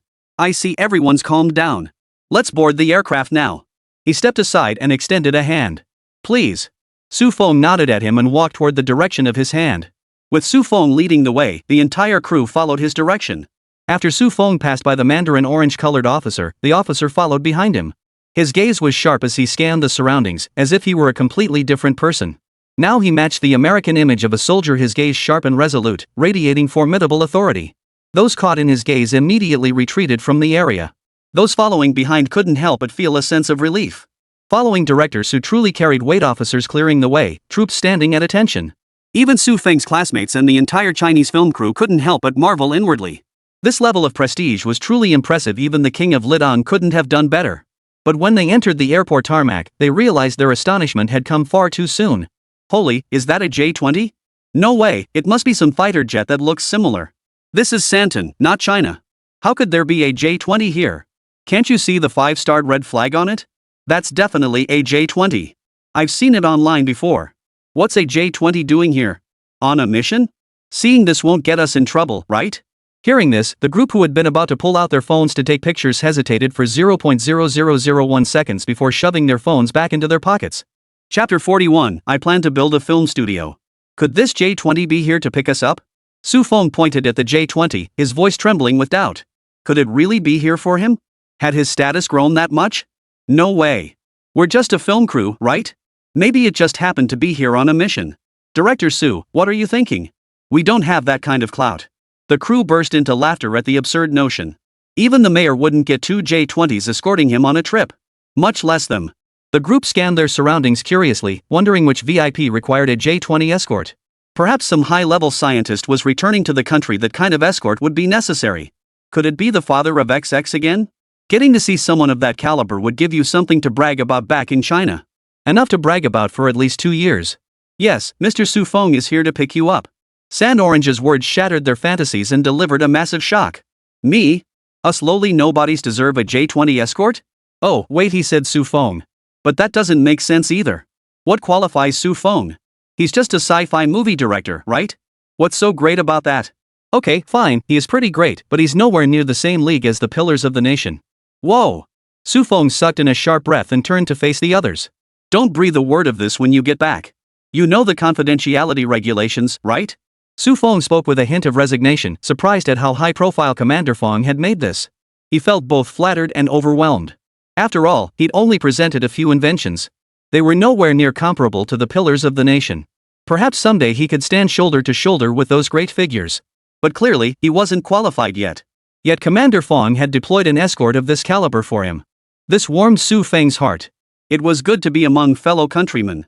Unlike those petty spies from the CIA who played dirty tricks. Understood, Director Su. We'll keep it confidential. The others understood the gravity of the situation. This involved the J-20. That such resources were mobilized to protect him meant Su Feng's status was undoubtedly extraordinary. Board the plane. Better to get this over with. Sand Orange spoke up, urging Su Feng and the others to board. At his words, Su Feng shot him a surprised glance. Then he gave him a thumbs up. Shan Tiaoju, your Chinese is excellent. You even use idioms. Of course. I'm a China expert. Now hurry aboard. My orders are to get you out of here fast. Though I don't know exactly what's happening, you should leave immediately. Better safe than sorry. All right. Su Feng didn't hesitate. It was indeed best to leave quickly. Otherwise, once the CIA regained its footing, leaving might become troublesome. The group boarded the passenger plane, which took off immediately. 2 J-20 fighters escorted them from the side. Spotting the J-20's imposing figures through the plane windows, the military enthusiasts among the crew erupted into excited chatter. Who would have thought I'd get to experience J-20 escort in my lifetime? Who'd believe me if I told them? But that's only because I'm riding on Su Feng's coattails. If it were up to me, I'd probably never get this kind of treatment in a lifetime. You? Not even in your next life. Too bad we can't take pictures, otherwise I'd save it on my phone. When I'm old, I could brag to my grandkids, back in my day, your grandpa was a national VIP escorted by J-20s. The actors from the United States were also discussing it, though they couldn't understand Mandarin, so they had no idea what was happening. But the fighter jets? They could see them and knew exactly what they were. What kind of VIP is Su Feng? We're visiting China and even get J-20s escorting us? Could he be the president's son? Wait, no, they don't have a president. Could he be the chairman's son? Nonsense. China's chairman doesn't have the surname Su. Never thought I'd get fighter jet escorts in my lifetime. Too bad I can't take pictures. Better be careful though, or you'll get arrested.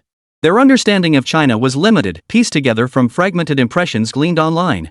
But one thing they were absolutely certain of: never attempt to leak military secrets or get involved with the military. Many had seen the AFP photos. Those troops resembling imperial forces sent shivers down their spines. Su Feng couldn't hear the surrounding chatter. The film crew members were seated at the rear of the aircraft. He occupied a VIP seat, accompanied only by Lu Ruyan and several military personnel. Lu Ruyan leaned close to Su Feng's ear and asked, "Did something happen? Why did you suddenly return to the country? And where did you go last night? I didn't see you anywhere."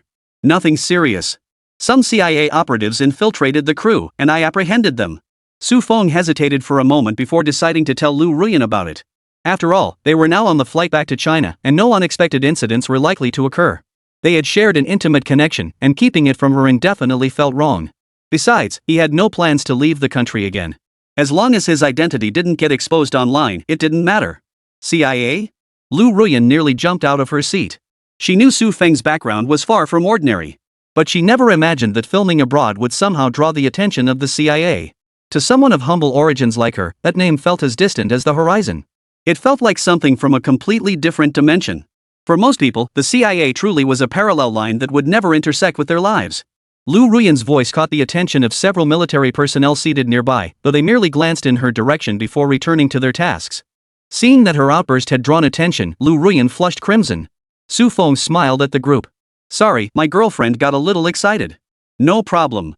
The men returned a friendly smile. They knew their mission was to protect Su Feng. And it was a strict order. Even if they all died, Su Feng couldn't get so much as a scratch. Embarrassed, Lu Ruyan buried her face against Su Feng's chest. After a long moment, she finally spoke, her voice tinged with embarrassment. "Why didn't you tell me sooner? The more people who know about this, the greater the risk. What if there are CIA spies within the production crew? Your unusual expression could draw their attention, and then getting back would be troublesome." Su Feng explained. Last night, he had stayed in the prop storage room watching over Alan, fearing someone might enter and notice something amiss. "Alright, it's too dangerous abroad. Can we just stay put from now on?" Lu Ruyan pleaded, unable to shake her worry for Su Feng. One trip abroad caught the CIA's attention. Who knows what might happen next time? "I'm not going. The state gave me a plot of land. I plan to build a film studio." Chapter 42, What? Su Feng jumped out without a parachute? They gave you land? Lu Ruyan thought her ears were playing tricks on her. What an obscure combination of words. Su Feng and Lu Ruyan explained the entire situation in detail before both closed their eyes to rest. A sudden jolt jolted them awake, but upon opening their eyes, they saw nothing amiss. This left them both thoroughly perplexed. As Su Feng frowned and prepared to stand, several military personnel seated nearby rose first and approached. One of them communicated with the flight crew via walkie-talkie, then stood to Su Feng's right and said, "Comrade Su Feng, please remain seated and do not move." "What's happening?" Su Feng's expression turned serious. They were tens of thousands of feet above the ground. If something went wrong, everyone in the cabin would be in danger. Even he would be vulnerable without his Mark III suit. After a moment's hesitation, the man spoke. "Two American F-35 fighter jets are intercepting our passenger aircraft. Our J-20s are currently engaged in a standoff with them." Outside the cabin, the J-20s were locked in a fierce standoff with the F-35s. Reporting to command, enemy aircraft fired upon the passenger plane. "I have initiated countermeasures. Command, protect the passenger aircraft at all costs." Authorized to shoot down enemy aircraft. Commander Fong stood in the command center, his brow furrowed. The United States dared to openly fire missiles at a non-combat aircraft, one carrying a hostage of its own citizens. They've truly abandoned all moral boundaries. Had the heat-seeking decoys not detonated 2 missiles, the passenger plane would have been shot down. That was why Su Feng had just felt the passenger plane tremble, the heat wave from the missile explosions. What's that? Lu Ruyan suddenly pointed at a cluster of falling missile debris. The explosion had occurred ahead of the passenger plane. So while everyone heard the explosion, they had no idea what had actually happened. The crew members and actors in the rear also noticed the unusual activity outside. Good heavens! That's an F-35 fighter jet. The falling object is a missile. How dare they? We're not fighter jets. There are people from their own country on board. OMG. My own country fired a missile at me. All that tax money I pay every year turned into missiles aimed at me. What kind of garbage country is this? I'm going on Facebook to expose the evil of the United States. Why are we under attack? I'm just a lowly actor. This damn world has gone completely mad. The crowd was buzzing with complaints. The shock of the F-35 fighter jet was overwhelming. Even though the US has shootings every day, those are just small caliber guns. Now they were under missile attack. This was beyond anything they could have imagined. Calm down. Everyone, please stay calm. Our J-20s will protect you. Stay seated and don't move. Several soldiers maintaining order even reached for their waists. While there were Chinese nationals among them, the majority were Americans who hadn't undergone their security screening. With the uncertainty of potential spies among them, if even one opened the cabin door in the chaos, the situation would spiral out of control. As the soldiers stood up, the Chinese and Americans displayed completely different reactions. The Chinese felt reassured by the soldiers' words. Even though still worried about safety, remained seated obediently. The Americans, however, were gripped by fear. On one hand, they feared for their safety. On the other hand, they saw the stun batons holstered at the soldiers' waists. Clearly, these batons were prepared for emergencies. Using firearms on a plane would be suicide, but these batons could be used with confidence. Look! F-35 fighter jets are flying overhead. Suddenly, someone exclaimed. Everyone followed his pointing finger and saw the F-35 fighter jet approaching at extremely close range. Are we really going to die like this? I'm still a virgin. After executing a complex aerial maneuver, the F-35 positioned itself behind and to the side of the passenger plane. This can't go on. We won't survive like this. Su Feng couldn't sit still. If it were a one-on-one battle between the F-35 and the J-20, he'd have confidence. But protecting a slow-moving passenger plane from the F-35's attack was utterly impossible. Comrade Su Feng, what are you doing? The soldier stepped in front of Su Feng, blocking his path. I'm going to help the J-20. Otherwise, we'll all die here. Su Feng's voice was urgent. Move aside. If the plane crashes, how can you protect me then? The soldier heard this but said nothing, silently stepping back. He let Su Feng pass through the cabin door and head toward the rear section of the aircraft. Captain, aren't you going to stop him? Isn't our mission to protect Comrade Su Feng? The captain gave a bitter smile before shrugging indifferently. Everyone on board is one of us. He won't come to harm up there. Does he think he can eject? He's not an idiot. Whether this mission succeeds or fails is no longer in our hands. The comrade piloting the J-20 outside is our only hope for survival. What can we possibly do at tens of thousands of meters up? The captain shook his head. In his view, Su Feng was merely clinging to a strange hope born of overwhelming pressure. Military personnel were stationed everywhere here. There was no need to worry about him encountering any mishaps. Captain! Trouble! Trouble! A soldier jogged up to the captain, his urgent tone suggesting something shocking had occurred. What is it? Why the rush? As a soldier, you must remain calm and composed to be an excellent soldier. The captain replied calmly. What could possibly go wrong on this plane? Everyone had gone through security upon boarding. Dangerous items couldn't have been brought aboard. And this group couldn't possibly overpower their security detail. They were elite soldiers from various units. It wouldn't be an exaggeration to call them elite soldiers. Even against these unarmed actors, they could take on 20 opponents each. The plane hadn't experienced any further turbulence, confirming its normal operation. Under these circumstances, what major incident could possibly occur? This young Lu was still too impulsive. Young people really needed more experience. The captain thought this, shaking his head slightly. Captain! Su Feng opened the cabin door and jumped out. The crew member exclaimed urgently. Had the captain not been mid-sentence, he would have interrupted him immediately. What did you say? Are all of you idiots? You actually let a director jump out. Chapter 43, what's that sound? He was wearing some strange mecha suit. His strength was absurdly powerful. We couldn't stop him. The team member hung his head in shame. Within their own unit, they were all elite soldiers. They never imagined Su Feng would break through their blockade and jump out of the plane. A suit? Damn it, forget that. Why did he jump? Is he trying to get himself killed? The captain frowned at the word armor, but quickly turned to demand why Su Feng had jumped. Was he afraid of being hit by the plane's missiles? But this was international airspace, with nothing but endless ocean below. Even if he didn't die from the fall, he'd drown in the sea. The captain couldn't fathom why Su Feng would jump. Had fear driven him mad? Did such a person really need their elite soldiers to come protect him? And they even deployed 2 J-20s?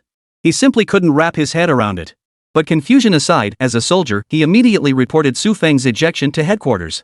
Reporting to command, Su Feng has ejected. Ejected? Why would he eject? Did he take a parachute? Is anyone following him to assist his landing? Command paused briefly, considering a possibility. It was a survival jump. Though safety couldn't be guaranteed, it was understandable. No, he didn't have a parachute. Yes, it was a high-altitude jump without a parachute. Though deeply embarrassed, the captain reported the facts truthfully. What did you say? The voice on the other end of the command center had changed. An aged voice answered. Commander Fong erupted in fury. What the hell are you talking about? Are you saying that none of you elite soldiers could keep an eye on Su Feng? That he jumped out of the plane without a parachute? Are you kidding me? The squad leader hung his head in shame. It was his responsibility as commander. He hadn't personally supervised Su Feng, allowing him to die like this. In his eyes, Su Feng was already as good as dead, a completely untrained civilian. Plunging from 10,000 meters, the best outcome would be being crushed into unrecognizable pulp. No need for an F-35 fighter jet, he'd take care of himself. Hey! Look at that passenger plane up ahead, someone jumped out without a parachute. Hilarious. Are Chinese people really that cowardly? The F-35 pilot joked with his crew while maneuvering the aircraft. Clearly, they held the J-20s facing them in utter contempt. Heh, if we'd known this, we wouldn't have wasted missiles. Just follow them and let them jump out one by one. Another pilot chimed in with a joke. Wait, how did it get airborne? It looks like it's heading straight for us. Damn it, what the hell is that thing? Boom! A massive burst of sparks erupted as the F-35 fighter jet transformed into a fireball and began disintegrating. The pilot perished inside the fighter jet with no time to react.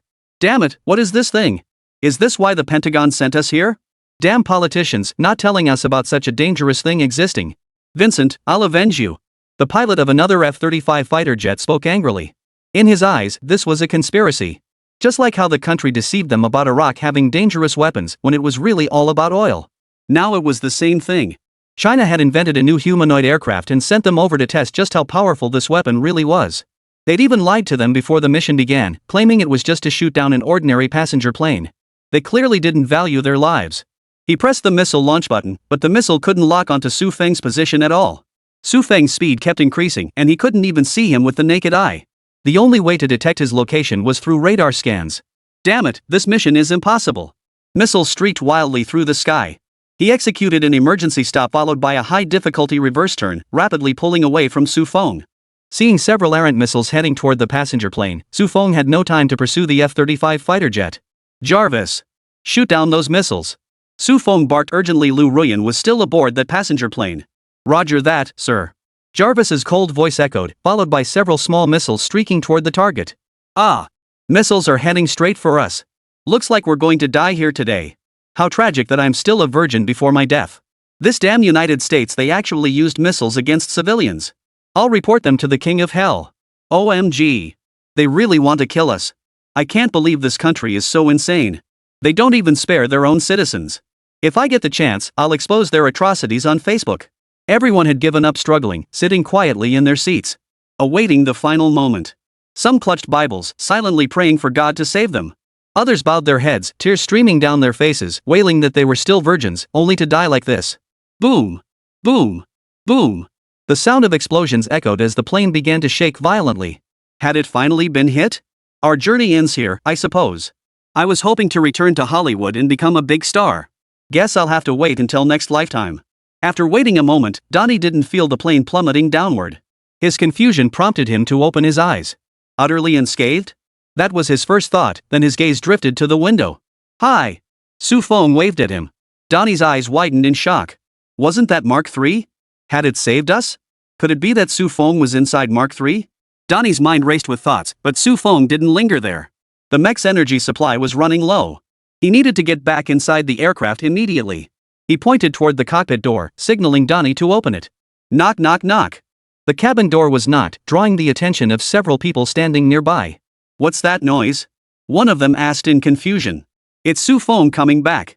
Open the door for him. Donnie called out. Su Feng? The others exchanged glances. Hadn't Su Feng jumped ship? How could he be back? He's not some flying immortal. As they hesitated, their eyes fell on the captain who was just walking over. Prepare protective measures. Open the hatch. The captain ordered.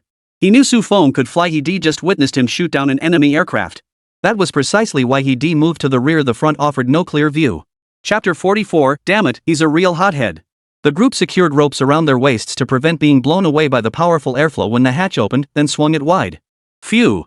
Su Feng removed his helmet and exhaled deeply. He was just an ordinary person, yet today he'd done something this thrilling. His heart was racing, and he felt so tense he could barely breathe.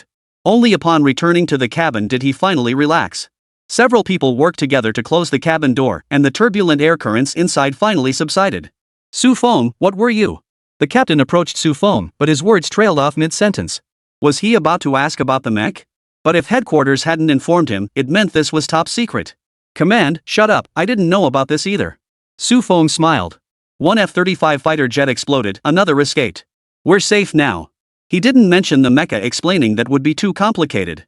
If the state demanded the blueprints, he could only stall. He didn't possess them until the project was officially unveiled.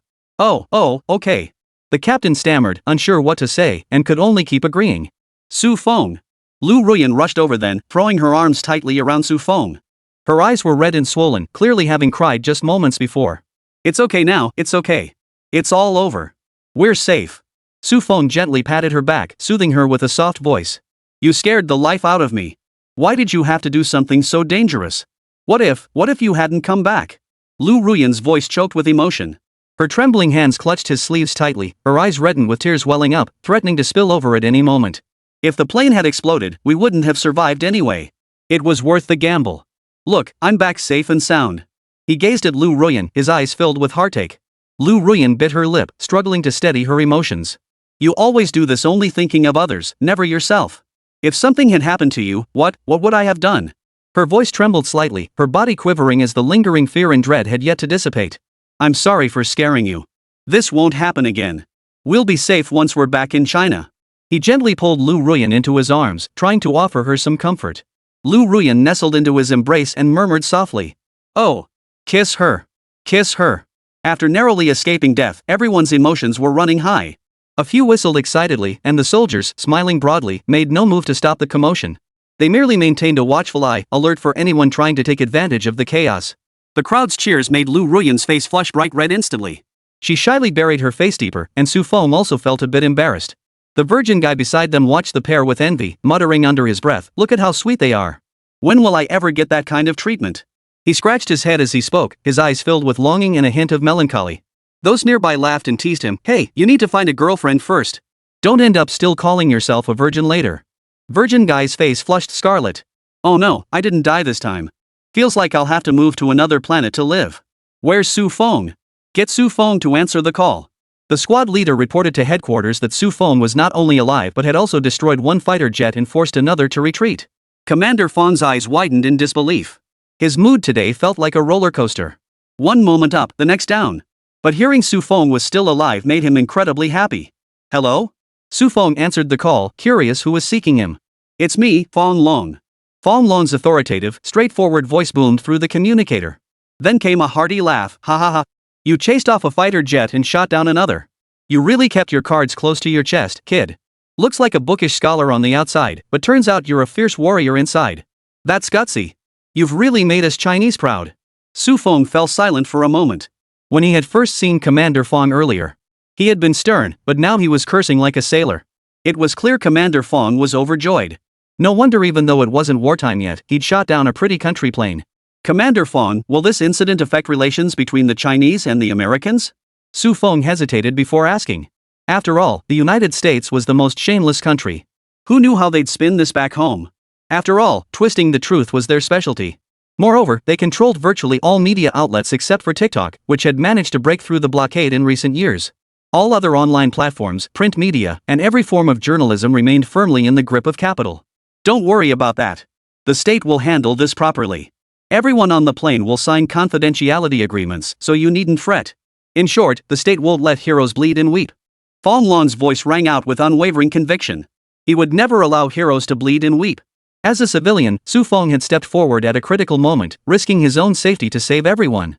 He would never let Su Fong suffer any further harm. The diplomatic wrangling could be left to the Foreign Affairs team. MHM. Su Fong felt a surge of emotion, but he said nothing.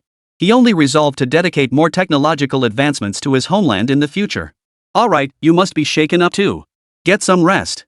We'll discuss everything once you're back home. With that, Fong Long ended the call. Then he couldn't help but slap his thigh and burst into laughter. Damn it, I totally misjudged him.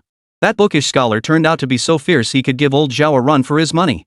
Their conversation hadn't touched on the mecha at all, though Fong Long was also curious about this powerful machine.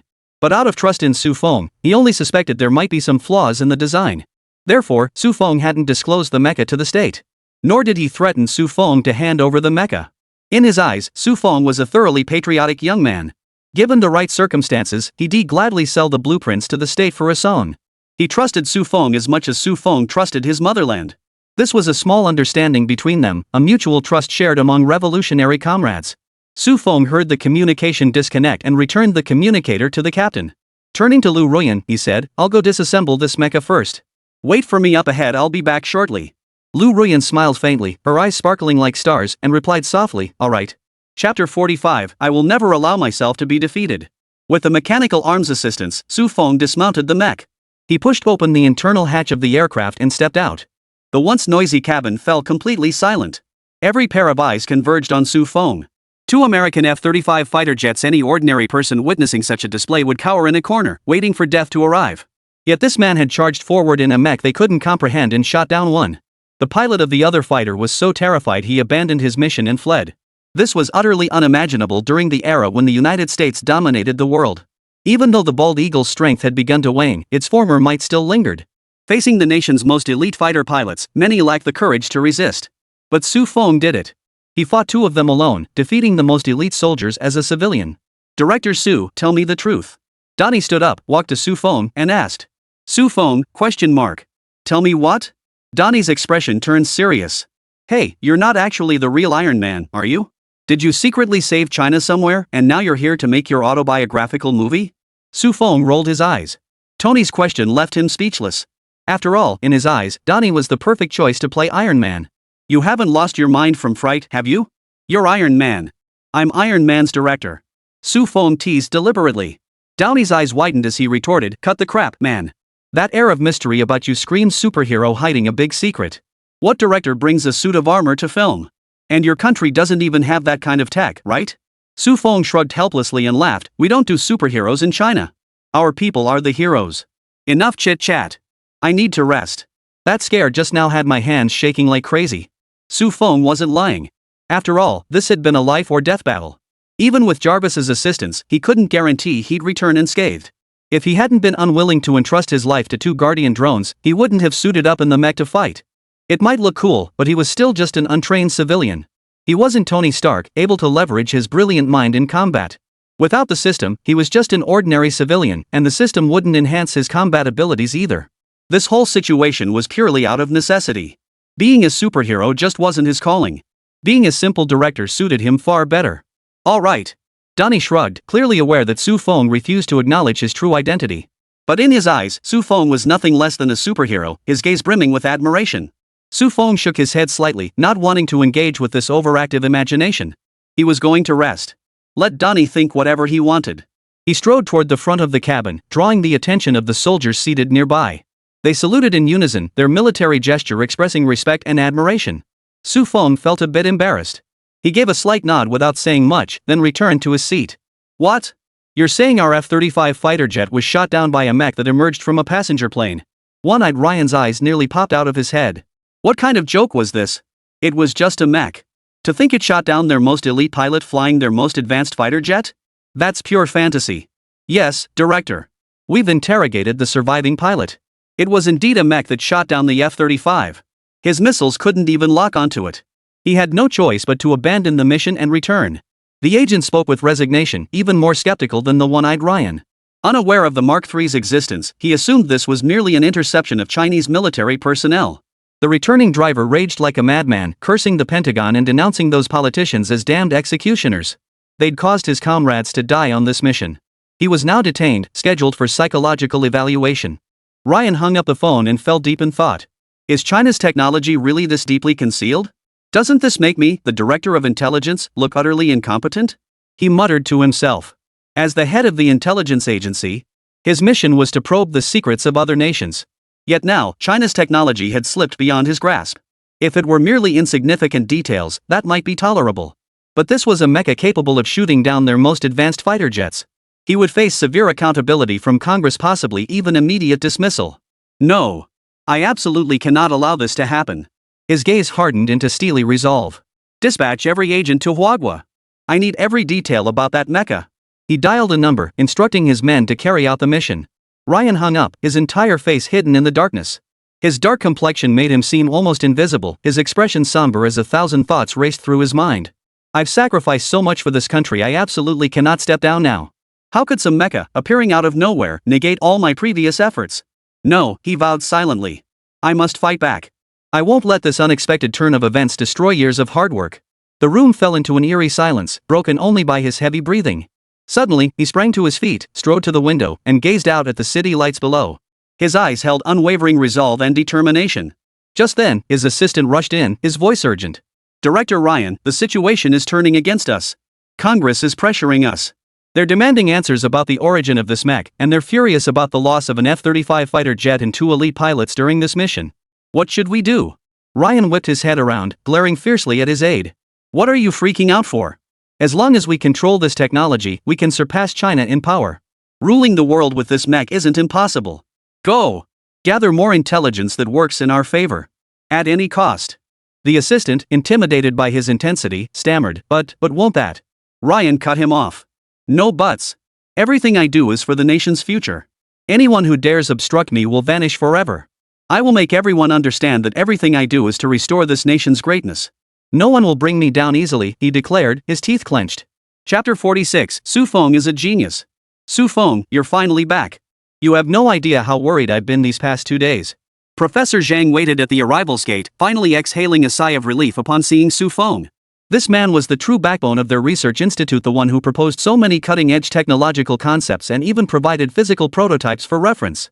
Without Su Feng, their research institute's focus would likely shrink by 99%. Professor Zhang, why did you come to pick me up personally? Su Feng was puzzled. After all, Professor Zhang was usually swamped with work, yet here he was, personally greeting him today. How could I not? I heard from Commander Fong that the CIA is targeting you. I regret sending you abroad now. Professor Zhang genuinely regretted trusting Su Feng's persuasion. He'd send him abroad, only for Su Feng to be targeted by the CIA the moment he left the country. Fortunately, he had returned safely. Otherwise, Professor Zhang would have spent the rest of his life drowning in regret and remorse. Who could have predicted this? I'm just an ordinary sci-fi film director who'd have thought the CIA would come after me? Su Feng shook his head helplessly. Who could have predicted something like this? His public identity was merely that of a sci-fi film director, yet he'd still been targeted. You're not ordinary. I heard you shot down a US F-35 fighter jet this time? Professor Zhang stared at Su Feng with a serious expression, his eyes filled with inquiry and confusion. Su Feng gave a wry smile. Professor Zhang, please don't tease me. That was pure accident, even I didn't see it coming. Professor Zhang raised an eyebrow and pressed, an accident? That doesn't sound like an accident to me. Tell me exactly what happened. News of Su Feng shooting down the fighter jet reached China even before the passenger plane he was on returned. The United States immediately issued sanctions against China, demanding the handover of the technology and the physical mecha. China openly attacked our F-35 fighter jet performing its mission in international airspace, causing one of our outstanding aerospace talents to perish in the vast ocean, leaving no trace. We demand China provide a reasonable explanation and accountability for this incident, and bear the corresponding responsibility. This unreasonable and dangerous act gravely violates international norms and humanitarian principles, posing a significant threat to regional peace and stability. We strongly condemn this provocative behavior and reserve the right to take further measures. We call upon the international community to collectively address this grave incident, urging China to immediately cease such dangerous actions and uphold the safety and order of international airspace. Meanwhile, footage of Su Feng shooting down the fighter jet began spreading through various channels. Initially, it was disseminated by paid collaborators.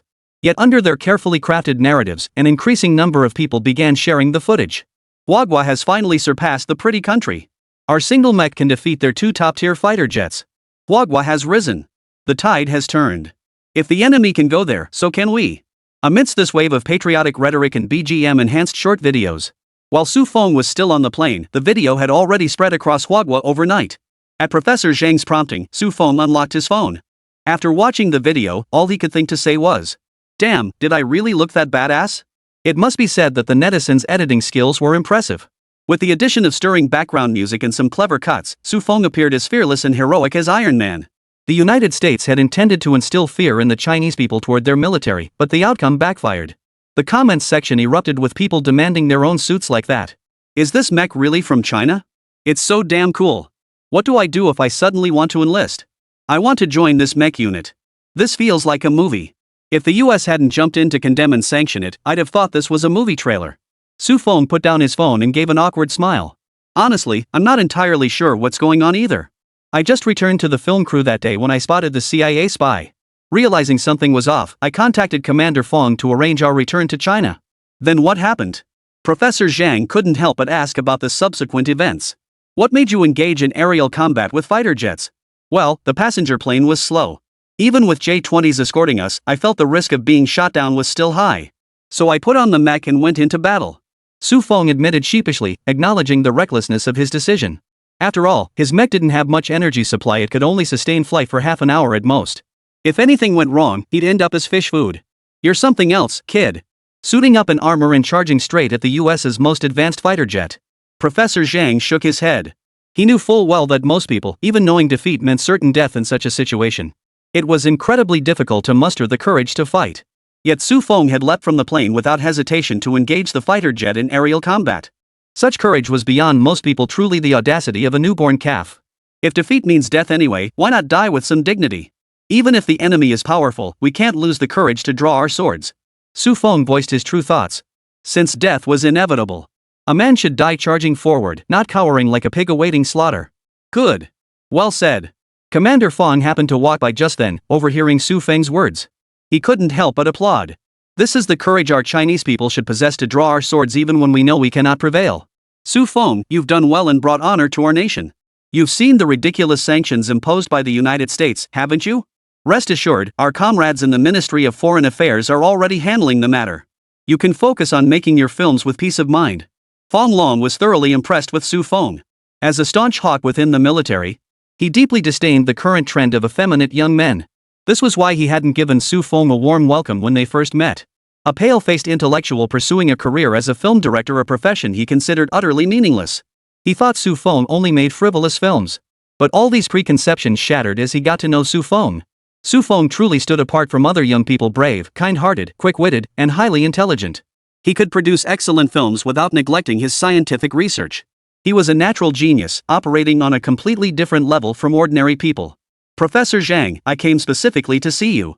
There are matters I wish to discuss. Let's go now. Su Feng has just returned and shouldn't be disturbed from his rest. Chapter 47, Iron Man wraps production. One day of rest, then we head to the base to finish the remaining scenes.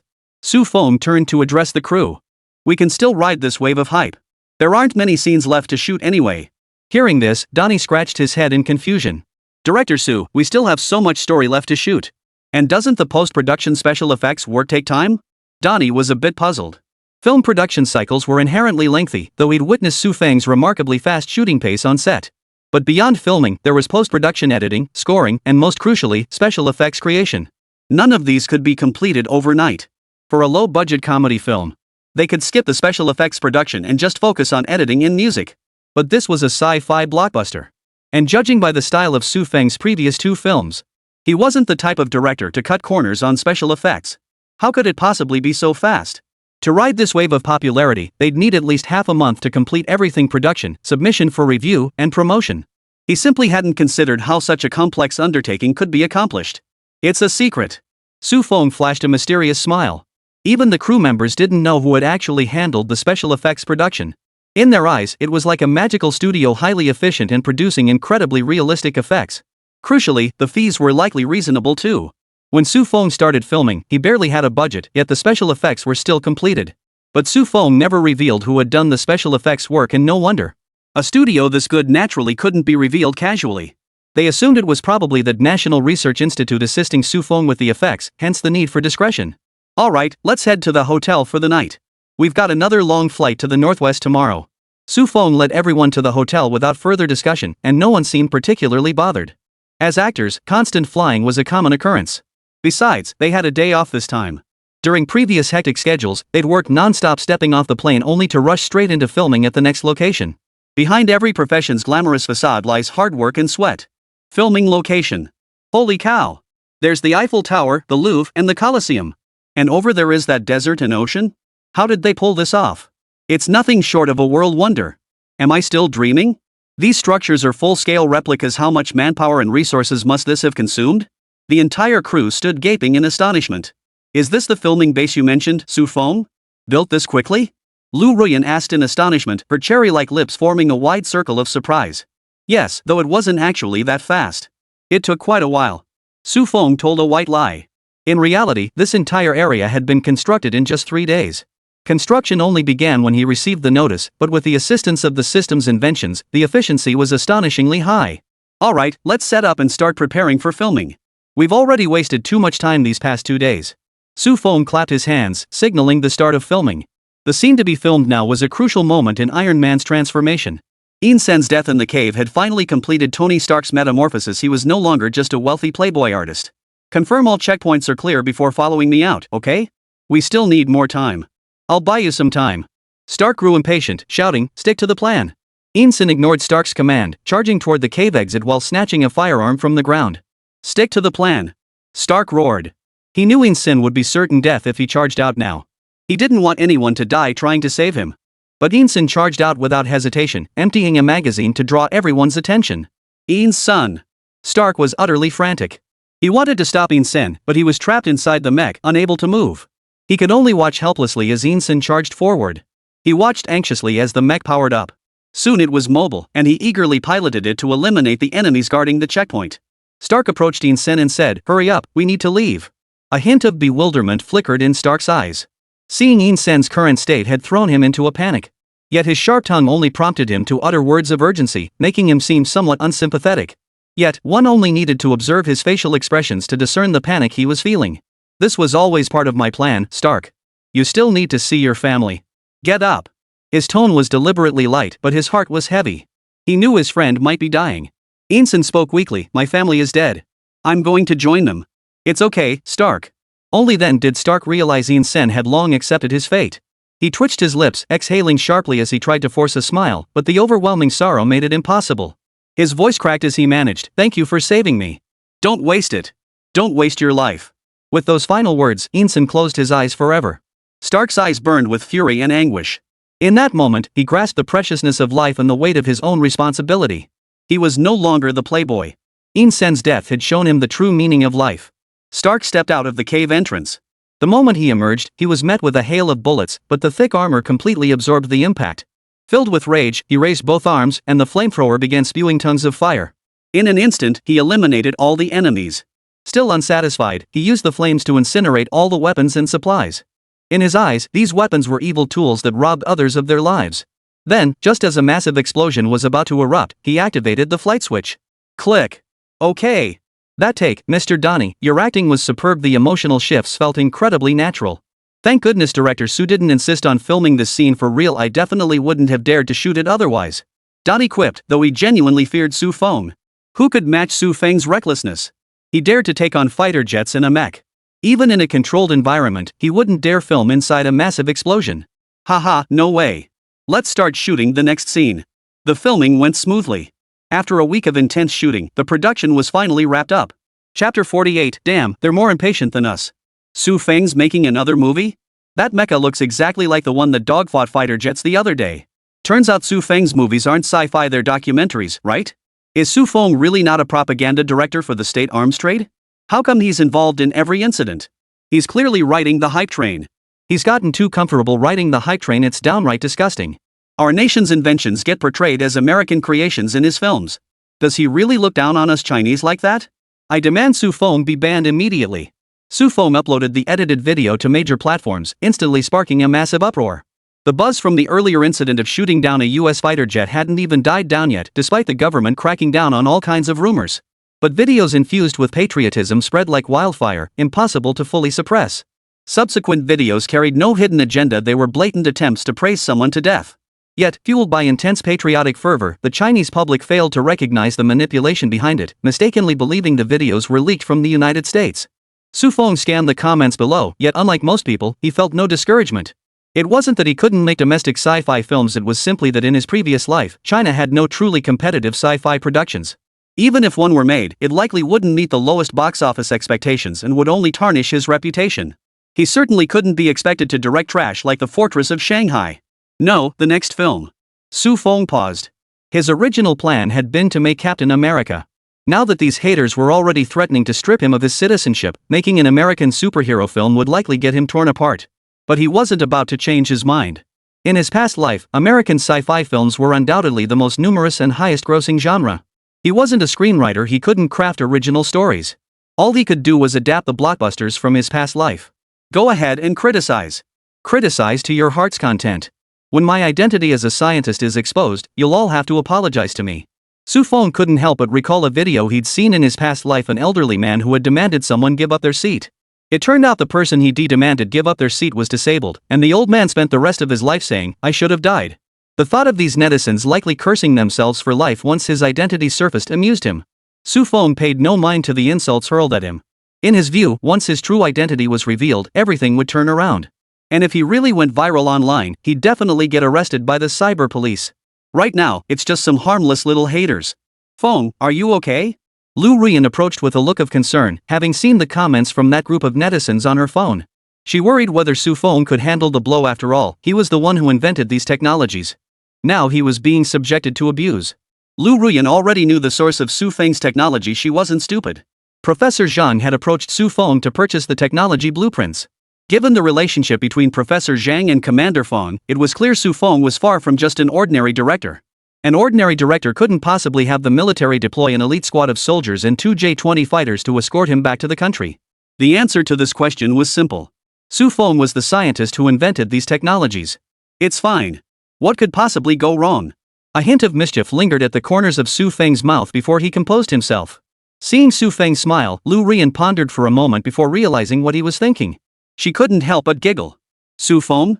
What are you laughing at? Su Feng was utterly baffled. Hadn't she just been looking at him with such concern? Why was she suddenly laughing again? Nothing. Just remembered something funny. Lu Ruyan suppressed her laughter and changed the subject. Do you think Iron Man will be a hit? The online reviews for your movie aren't great. A bunch of people are even threatening to report you and boycott your new film. Don't worry, it'll be a hit. I never praised foreign countries or claimed their moons are rounder. They just can't accept that the mecha became an American invention. But that won't affect our movie. The military hasn't acknowledged that incident or claimed the armor as ours. Stark's charisma will draw them to theaters. No one can resist the appeal of the armor. Su Feng wasn't worried about this at all. After all, this was Iron Man, the very film that saved Marvel in his previous life, packed with iconic moments. Stark's first suit installation via robotic arm, his declaration, "I am Iron Man," at the press conference. Even without comic fans boosting its popularity in this world, Su Feng believed Iron Man would still be a hit. Not for any other reason, but because of Stark's personal magnetism. Unlike other superheroes who embody the ideal of nobility, greatness, and righteousness, Stark's character deviated from the traditional hero archetype. Instead, he has many flaws. Initially a cynical, self-centered playboy, he gradually matures and develops a sense of responsibility through a series of events, learning to care for others. This growth and transformation resonated with audiences, making Iron Man less of a flat character and more of a flesh-and-blood individual. Oh, and remember to have Donnie wear the armor for promotions, the Mark III. Su Feng suddenly had a brilliant idea: have Donnie promote the suit wearing the Mark III. He couldn't imagine anyone turning down the chance to see the actual suit. Even if it was a fake suit, it was still an actual suit of armor. That might not be wise. We've already caught the CIA's attention. What if they come looking again? Lu Ruyan hesitated. They'd already caught the CIA's attention without revealing much. If they went all out with publicity now, wouldn't the CIA go nuts? Su Feng frowned and said, "What's there to fear? This isn't the US. How far can their reach extend into China? Besides, such a great publicity opportunity, it'd be a shame to miss it." Lu Ruyan remained uneasy. But what if they sabotage us? Creating trouble would ruin the entire publicity campaign. Su Feng crossed his arms confidently. "We'll prepare thoroughly for every possible scenario. I'll have Professor Zhang arrange top-tier security. Besides, with Donnie promoting in his battle armor, the impact will be explosive. This risk is worth taking." Lu Ruyan sighed. "Alright, I hope you're right. We need to plan this meticulously to ensure nothing goes wrong. Rest assured. I'll have Professor Zhang assign personnel to protect the promotional event. After all, the mecha is ultimately theirs. If it gets damaged, they'll be more anxious than we are. Chapter 49, Su Feng, I will get my hands on your mech. Director, we've received new intelligence. Oh? Director Ryan perked up, prompting, what kind of intelligence? He knew his subordinates never reported useless information to him. Those who did were usually exiled to the frontier. Take that foolhardy Alan, for instance, he'd been sent to monitor some minor director. The good news was that the director was a big fish. The bad news was that he was a shark. It had swallowed Alan whole and caused a fighter jet to crash. The other pilot was so traumatized he refused to fly again. It concerned Su Feng the Chinese director Alan was monitoring last time. The agent stood at attention, reporting with solemn seriousness. He'd heard tales of the agent who'd been assigned here before tasked with monitoring a key Chinese figure without any backup. They'd been captured outright and remained missing to this day. Their black, one-eyed chief was ruthless indeed. Oh? Information on Su Feng? Ryan's eyes sharpened, filled with fury. That brat had jeopardized his position. If he couldn't retrieve intel on the mechs, those old foxes in Congress would definitely oust him. Yes, Director. We observed the mecha appearing in that aerial battle. It was. The agent's forehead broke out in a cold sweat as he trailed off. Yet he dared not withhold information from the director, forcing himself to lower his gaze in silence. What's wrong with you? Why are you so nervous reporting a simple update? You're making the CIA look like fools. Ryan was growing impatient. Why was this report being dragged out? He snatched the documents from the agent's hands and saw a clear screenshot on the page. Furious, he leapt to his feet, slamming his hand down on the desk with a thunderous crash. A teacup rattled loose and crashed to the floor. It shattered into a pile of glass shards. You're telling me their intelligence source is Douyin? Why don't you just go die? How credible is anything from that platform? Are we paying you to scroll through Douyin? Ryan was furious, though his rage wasn't directed at the source of the information. In truth, he was panicking, using his rage to mask his panic. He had long known the origin of the mecha. Alan had been captured precisely because he stole one. How could he not know the mecha were props from Su Feng's filming set? His rage stemmed from the fact that their agents had uncovered this secret. Beneath him, a current of discontent was already stirring. Previously, only he had known about the intelligence Alan had uncovered. But now the truth was impossible to conceal. Congress would undoubtedly learn of this matter. Then his previous embezzlement of funds would be exposed. Otherwise, there was no way to explain why, despite receiving so much funding, there weren't enough agents to assist Alan. Only Alan, a lowly agent, was monitoring Su Feng. This defied all logic. Director. But this information is true. Su Feng is also arranging for Donnie to do a roadshow, or he'll be wearing the Mark III. This news has even made it to their country's trending topics. Ryan narrowed his eyes. You mean Donnie will be wearing the battle armor in public during the roadshow? Yes, Director. The agent Ryan was staring at felt a bit panicked but still stammered out his reply to the director. Then can you confirm that it's an actual suit and not just a prop? Ryan eyed his subordinate suspiciously. What if this was a trap? If it was, he was as good as dead. I can't confirm it's real, but I can't confirm it's fake either, right? Ryan frowned, his expression darkening. What kind of answer is that? Not sure? Can not sure help me make a decision? This could ruin our entire operation. The subordinate nervously lowered his head, his voice trembling slightly. Sir, the situation is indeed complicated. We don't have enough evidence to prove its authenticity. But if we abandon the investigation now, what if it is a real mech? We'll miss out on crucial intelligence. Ryan paced back and forth, arms crossed over his chest. Easy for you to say. But if we act rashly and disturb what shouldn't be disturbed, we'll all be in deep trouble. He halted, his gaze sharpening on the subordinate. Enough. At this point, we have no choice but to take a gamble. If we don't secure that mech, we're all finished. Send level 5 agent Yuzuro Chinen. His appearance resembles a Chinese national, so he won't draw undue attention. The subordinate nodded hastily. Yes, sir. I'll notify Agent Shinai immediately. The subordinate exited the office and closed the door behind him. Click. With the door shut, Ryan's expression betrayed no pretense. Don't eat pickled radish. Damn Alan, he'd managed to provoke such a big fish. Not only did he fail to retrieve the mech, but he even exposed his own agent status. What a bloody stupid pig. Who the hell recruited him to the CIA? Ryan cursed Alan inwardly. If he hadn't discovered Su Feng's mech, it wouldn't have mattered.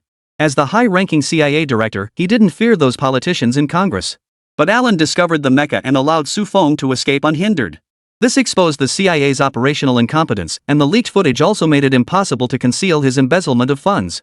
Most critically, their intelligence was too vague, leading to the crash of a top-tier fighter jet belonging to the military's elite forces. Another valuable ace pilot developed psychological trauma. This incident had alienated two major factions. Even as the director, he couldn't withstand the pressure. Let's hope it really is a mech. I pray the Chinese are as gullible as those fools who emigrated to the United States, easy to deceive. Ryan could only silently pray within himself that Su Feng would indeed deploy the real mechs. This mission must succeed. Failure is not an option. Ryan's gaze sharpened as he dialed the number. But this time, it wasn't about embezzling funds, it was about increasing the mission budget. Approve funding for Level 5 Agent Yuzuru Chinen. How much? No limit. Let him use whatever the Bureau has at his disposal. What? You're asking about funding for other nations' agents' operations? Have they relayed any crucial intelligence? If not, that's fine. All funds are allocated to Level 5 Agent Shina Yuzuru. Ensure this mission succeeds. Ryan hung up. This was a high-stakes gamble. Win, and he'd remain CIA director. If he lost, he'd simply return the embezzled funds and resign in disgrace. I won't lose, Su Feng. I will get my hands on your mech. Chapter 50, Remove the Armor. Remove the armor. On the bustling street, a large crowd had gathered, the air thick with noise and excitement. A contingent of police stood at the ready nearby, working to maintain order and prevent accidents from overcrowding. A young man passing by paused at the sight of the bustling scene, turning to the person beside him with a puzzled look. What's going on here? Why are there so many people and police officers? A helpful older man nearby explained, it's not a crime scene. It's an offline promotional event for a new movie. The young man was even more puzzled, just a movie promotion? Why such a big deal? Is some big star here? The man replied with a look of disdain, they've got that Oscar-winning actor, Donnie. But he's just some washed-up foreign star, I don't really know him. I'm here for the mechs. You know, young man, mechs are a man's romance. Mecha? Do those things even exist? I did see a video claiming our country's mecha shot down a F-35 fighter jet from the States. But I doubt it's real, probably just the Americans stirring up trouble again. They've pulled stunts like that before, calling a deer a horse. The video looked fake, probably edited. The young man shared his take, having studied the analyses from those big influencers. Mechs? Just the energy supply alone is beyond China's current technological capabilities. At 10,000 meters altitude, the air is so thin. How could it possibly fly without wings? That's more like something a god could do. Young man, how dare you speak that way? Hearing the young man speak like that, the uncle visibly flushed. Is the moon really rounder abroad? Why can't our country build such mechs? We even calculated nuclear bombs with abacuses, the people's strength is limitless. What's so hard about building a mere mech? And now that the pretty country's videos and condemnations have arrived, you still don't believe it? No, wait, this. The young man didn't know how to respond. He was patriotic too. How had this conversation turned him into an unpatriotic, spineless coward? Meanwhile, hidden in the shadows of the crowd, Agent Shizen Yuzuru closely observed the scene, calculating how to steal the mecha amidst the chaos. Dressed in a black bodysuit, she blended seamlessly into the crowd, unnoticed. While surveying the police deployment, Shina Yuzuru communicated with her partner through a miniature earpiece. The situation is more complicated than we anticipated. There are too many officers. We need to find a way to distract them. Her partner's voice crackled through the earpiece, proceed with caution. This mission must succeed at all costs. At the promotional event, Donnie took the stage amid a chorus of boos. Dressed in a suit and wearing a smile, he waved to the crowd below the stage. The crowd below did not look pleased. Donnie was already a has-been star. Moreover, being a foreign celebrity, many didn't even recognize him. They had come to see the mechs, not this foreigner. Mecha! Mecha! Get this foreigner off the stage. We want to see the mecha. Mechs! Mechs! The chaotic shouts started out disjointed but soon fell into a unified chorus, chanting for the mecha. Donnie's expression turned awkward. Had China changed this quickly? Hadn't the celebrities who'd visited China described it differently? Donnie harbored no ill will toward China, but this scene was beyond what they had imagined. He had assumed that as an Academy Award-winning actor, he would receive even more adoration. Even minor celebrities who came before him were mobbed by crowds, so why was he met with nothing but boos? The host stepped in to save the moment. The mecha will be here soon. Everyone, please don't worry. Realizing no one wanted to see him, Donnie shook his head slightly and went to change into his mecha suit. Poor guy. It's all my fault. Su Feng wore a hint of schadenfreude on his face. Lu Ruyan shot him a withering look. You're so rotten. You knew everyone was unhappy with the movie because of the news. Yet you didn't tell Donnie to wear the suit on stage. Now he'll definitely be trending. Former best actor visits China, yet no one cares. I can already guess that headline.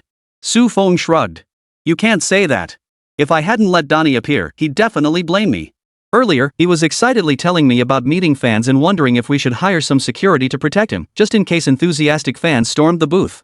Su Feng's eyebrows arched, and the corners of his mouth couldn't help but curl, revealing his true feelings. He was just enjoying the spectacle. Who asked Donnie to act all high and mighty with him? Donnie really was just as full of himself as Stark. It sparked a mischievous thought in him. He might not get to see Stark's social embarrassment, but he could witness Donnie's. Being a director sure had its perks. Su Feng mused inwardly. All those big stars he'd never been able to reach in his past life now had to interact with him properly. How could he not indulge his little whims? Donnie really does resemble Stark. Your casting choices are truly magical. Hearing Su Feng's words, Lu Ruyan's expression turned admiring.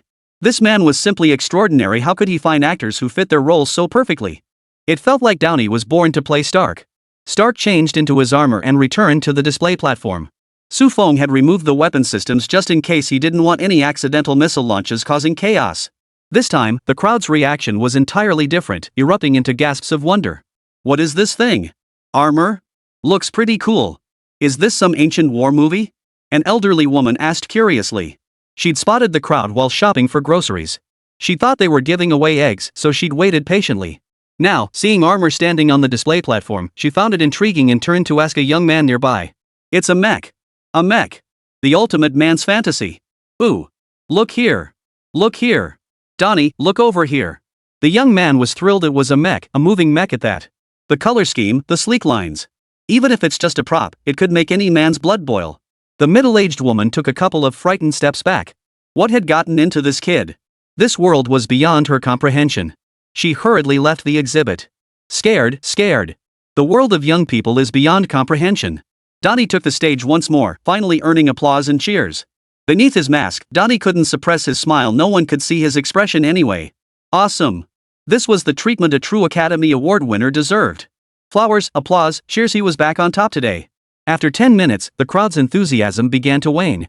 Suddenly, a voice shattered the lively atmosphere on the stage, instantly turning the situation upside down. That's our nation's mecha. Why should some foreigner wear it?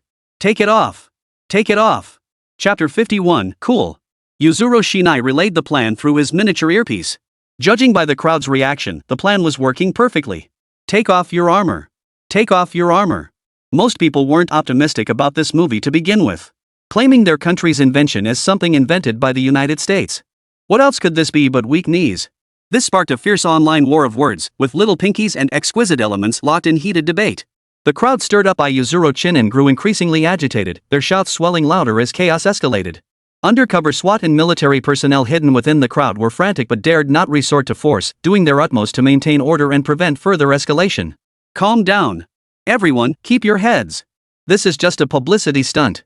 An officer stepped before the display stand, attempting to halt the crowd. By now, even some onlookers caught up in the heated atmosphere joined the chanting, demanding Donnie remove his armor.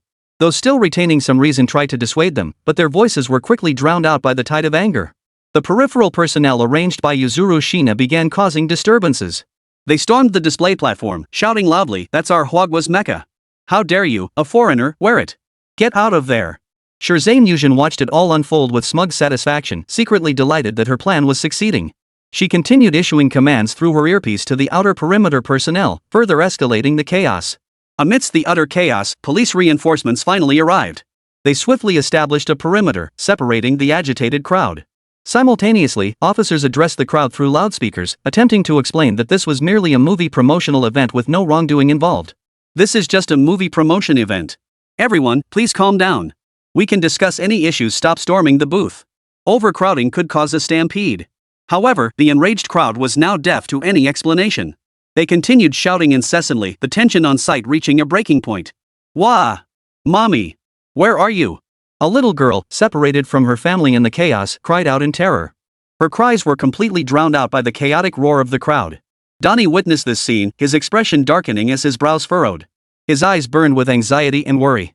Without a moment's hesitation, he leapt from the exhibition platform, cutting through the chaotic crowd like a bolt of lightning. Like a brilliant meteor streaking across the sky. As he descended, the thrusters on his exoskeleton blazed with dazzling light, powerful gusts of air whipping the clothes of those around him. Landing with a powerful, rhythmic stance, he knelt on one knee. Metal struck the ground, erupting in dazzling sparks.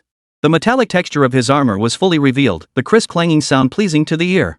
He swiftly rose, pushed through the crowd, and reached the little girl. Donnie gently yet firmly lifted the child into his arms, whispering reassuringly, "Don't be afraid, little one. I'll find your mother." Though she couldn't understand English, the girl gradually stopped crying in his arms. The crowd fell into a stunned silence, captivated by the scene. Did that mech just fly? Holy! Holy! Holy! What the hell was that? Did it really fly? I must be dreaming. Dreaming! Yuzuru Shina stared at Donnie, mere inches away, his eyes filled with utter disbelief. My god, the mission target is so close to me. With my black belt in karate, I'll succeed this time. She thought silently, lunging toward Donnie without hesitation. Sir, someone's attacking you from behind. Jarvis issued the warning, but Donnie was just an actor, he couldn't dodge the attack as coolly as Stark. Thud! The deafening impact made nearby onlookers wince, covering their eyes in horror. How brutal! Someone actually struck iron with their bare hands, what a ruthless individual. Ah! Yuzuru Chinen let out a piercing scream, writhing in agony on the ground. Donnie! This guy's got some serious issues, right? He's wearing a mech suit, and he just hammers away like that? Does he think he's Bruce Lee or something? Donnie shook his head helplessly and muttered, "This is truly overreaching." The surrounding crowd began murmuring among themselves. Is this guy crazy? Probably just lost his mind. Police officers swiftly moved in and restrained Yuma Chinen. Donnie cradled the little girl and walked up to Su Feng. Director Su, you'll have to handle the communication, I don't speak Mandarin. Su Feng nodded at him and summoned a nearby state security officer. That man is suspicious. Arrest her first. Then find a way to contact this child's parents. Just then, the little girl's mother finally pushed through the crowd and ran over. Baby, the mother cried out excitedly. The little girl threw herself from Donnie's arms into her mother's embrace. Su Feng watched the mother and daughter reunite, a relieved smile spreading across his face. The onlookers nearby also sensed something was amiss. They spontaneously surrounded the individuals who had instigated the earlier chaos. What's your problem? You incited us to storm the booth. Look at that child, she nearly got crushed to death. A red-faced man from northeast China shouted angrily. He had been pushed along by the crowd earlier. Even at 6 feet tall, he couldn't break free from the throne. He could only move forward with the flow. The little girl hadn't gone unnoticed, but the sheer density of people. No one could spare a moment for her, which nearly led to a tragedy. So when he saw this group of people with ulterior motives, the big guy instantly lost his temper. You people are risking everyone's lives just for a little profit. No one was fooled, it was obvious someone had deliberately stirred up trouble just now. And it was an organized, premeditated disturbance. Those ringleaders were either spies or rivals. The older brother grew angrier as he spoke, rolling up his sleeves and continuing his tirade, "You worthless scum. What else could you possibly do that's worse than this? Why must you commit such morally corrupt acts?" The surrounding crowd echoed the boss's condemnation, glaring angrily at the troublemakers. Exactly. Utterly despicable. They should all be arrested. At that moment, the police intensified their control over the troublemakers, taking them away one by one. The big brother approached Su Feng and the little girl, asking with concern, "How are you, kid? Not too scared?" "She's fine, just a little shaken." The child's mother managed to smile. If not for Donnie's help, things could have turned out much worse today. Those damn bastards actually tried to use them. Thankfully, the police and Donnie were there to prevent it. "Donnie!" Su Feng called out to Donnie. Donnie looked up at him with a puzzled expression. Cool. Chapter 52, if he couldn't even copy, he'd be out of a job. The trending topic exploded instantly. It's an actual mecha. This headline surged to the top of every major platform at astonishing speed. When director Wang Gang saw the news, he couldn't help but beam with delight. This was truly breaking news. Leaning forward in his comfortable office chair, his eyes fixed on the computer screen, the smile on his face gradually grew more complex. Wang Gang muttered to himself. Riding the hype train day in and day out. Looks like you finally made a real mess of things. Let's see how you, Su Feng, clean this up now. Once that foreign-obsessed label sticks, you'll be drowned in a sea of public criticism. Though Wang Gang harbored numerous grievances and thoughts, he dared not openly oppose Su Feng. It was clear Su Feng had close ties with the military. Under such circumstances, antagonizing him would be tantamount to courting death. He certainly didn't want to be branded a traitor. The thought sent a chill down his spine, and he silently thanked himself for not acting impulsively. The previous online trolling incident hadn't affected him at all. The entertainment industry operated with extreme caution, leaving no trace behind. Chen Zhong might be greedy for money, but his professional integrity was commendable. Even after being arrested, he hadn't revealed a single client. This brought Wang Gang some relief. Spending money was one thing, but if hiring online trolls were exposed, given Su Feng's current ties to the military, he'd inevitably end up in the police station. That would be a massive embarrassment. Even without my interference, this scandal would destroy your reputation. I'm just waiting to see you humiliated. This fawning over foreigners will surely send your image plummeting. Then I'll still be a big-name director in the industry, while you'll just be a washed-up director who worships everything foreign. He fantasized about maintaining his position and continuing to wield influence in the industry. He gloated inwardly, knowing that Western worship was a massive stain in China's entertainment industry today. Once tainted, it was nearly impossible to shake off. But Wang Gang's joy was short-lived. An unexpected twist unfolded. The live broadcast captured the heroic moment of Donnie rescuing the little girl. In the footage, Donnie descended from the sky like a celestial being, clad in his sleek, futuristic armor. He knelt on one knee with grace and resolve. The moment he lifted the little girl, it felt as though the entire world had fallen silent. Only his towering figure and the child's serene expression remained. This scene instantly ignited public enthusiasm, with people flooding online forums to marvel at the mech's sheer coolness. If the props are this cool, imagine what the special effects will be like. I absolutely have to see this movie. Just seeing Tony's heroic rescue makes me want to see it. Netizens' enthusiasm surged in waves, with related topics climbing steadily in popularity. The comments section overflowed with praise for Donnie and the mech, flooded with memes and excited expressions. Upon learning of this, Wang Gang flew into a rage in his office. What the hell? This is a complete reversal? He roared furiously, eyes bloodshot, veins bulging on his forehead. He paced the office relentlessly, stomping so hard the floorboards seemed ready to cave. How is this possible? How could things turn out like this? I was certain Su Feng would stumble this time. Why did it end up like this? He paced, slamming his fist on the desk in rage. Papers scattered wildly across the surface. The pen holder toppled over, pens rolling onto the floor, leaving a mess in its wake. He grabbed his phone, wanting to vent by making a call, yet he didn't know whom to call. All the paid trolls had been rounded up. Even if he wanted to hire more to attack Su Feng, it was utterly impossible. Moreover, it was now blatantly obvious that Su Feng had inseparable ties with the military. Going after him now would clearly be like throwing eggs at a stone. Damn Su Feng, he's got too much luck. Damn it, I'll find a way to punish you. Wang Gang was already on the verge of madness. His movie's box office had been halved because of Su Feng's film, forcing it to end its run early. In the industry, Wang Gang was now a complete laughingstock. Who in the business didn't know about his petty feud with Su Feng? Now he'd been outshone by a rookie director. If he didn't take action soon, he'd be nothing short of a pariah. Every sordid detail of his past would be dragged out for public condemnation. After all, kicking someone when they're down was standard practice in the entertainment industry. Meanwhile, Su Feng sat calmly in his office, watching the trending data jump across his screen. A confident smile touched his lips. He had anticipated that Donnie's heroic act would inevitably cause a sensation, delivering unexpected publicity. The film's marketing team swiftly seized the opportunity, ramping up promotional efforts. Exquisite posters sprouted like mushrooms after rain, showcasing Donnie's heroic stature and the mech's dazzling design that instantly caught the eye. Thrilling trailer clips looped across major platforms, each frame pulsing with tension and allure, building immense anticipation among audiences. Donnie, did you see the news? Why don't you know Chinese? Isn't there translation software? After some fiddling, Donnie figured out how to use the translation software. Seeing the trending data, he beamed with delight. With a smile and a keen gaze, Donnie addressed Director Su Feng earnestly. Director Su, based on my years of experience in Hollywood, I must admit that the potential and vitality of China's film market have far surpassed those of the United States. This collaboration has given me a profound sense of the passion and power of Chinese audiences. I sincerely hope we can explore more opportunities to work together in the future. As someone with a certain standing and influence in Hollywood, I'm genuinely satisfied with this partnership. Should you have any new film projects in the future, please consider me. Regarding compensation, we can certainly discuss it. The key is creating something truly remarkable together. Su Feng nodded slightly and replied, Donnie, you're an international superstar. Hearing you say this makes me very happy. This collaboration was so successful largely thanks to your outstanding performance. Your storyline won't be cut short. I plan to develop this film into a series. Plus, other superhero movies will need your cameo appearances. Donnie nodded eagerly, his voice brimming with excitement. Absolutely, Director Su. With your talent and vision, I'm confident you'll create more blockbuster hits that shake up the film industry. I'm fully committed to pushing our collaboration to new heights. To put it plainly, none of your current films have flopped at the box office. Every single one has been a blockbuster hit, which speaks volumes about your directorial prowess. Su Feng waved his hand dismissively. Was he supposed to tell them these were all blockbusters from his previous life? If he couldn't even copy them faithfully, he wouldn't be in the directing business at all. Chapter 53, Stark's Charm. We solemnly demand the immediate release of our citizens. This constitutes a flagrant violation of human rights and justice, a blatant disregard for international norms. Our citizens committed no offense during their travels in China that warrants such treatment.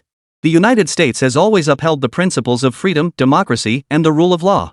We cannot tolerate this violation of our citizens' fundamental rights. This action severely damages relations between our two countries and casts a shadow over mutual exchanges and cooperation. We strongly urge you to respect human rights, adhere to international law and universal values, and promptly rectify this error by restoring our citizens' freedom. Otherwise, we will be compelled to take further measures to safeguard our citizens' legitimate rights and the dignity of the United States. We expect you to resolve this matter swiftly and appropriately to prevent further deterioration of the situation. China's condemnation has trended again, this time drawing attention not only domestically but also from international figures. Maple Leaf Nation netizen, I always said China is a terrifying place. Friends who've been there mentioned it. There are no skyscrapers, they're just low, mud brick houses. I don't know why those from the United States are so reckless, actually going to China for tourism. Now look, they've even lost their lives there. Little Sakura netizen, years ago, we went to China to establish the Greater East Asia Co-Prosperity Sphere. We failed.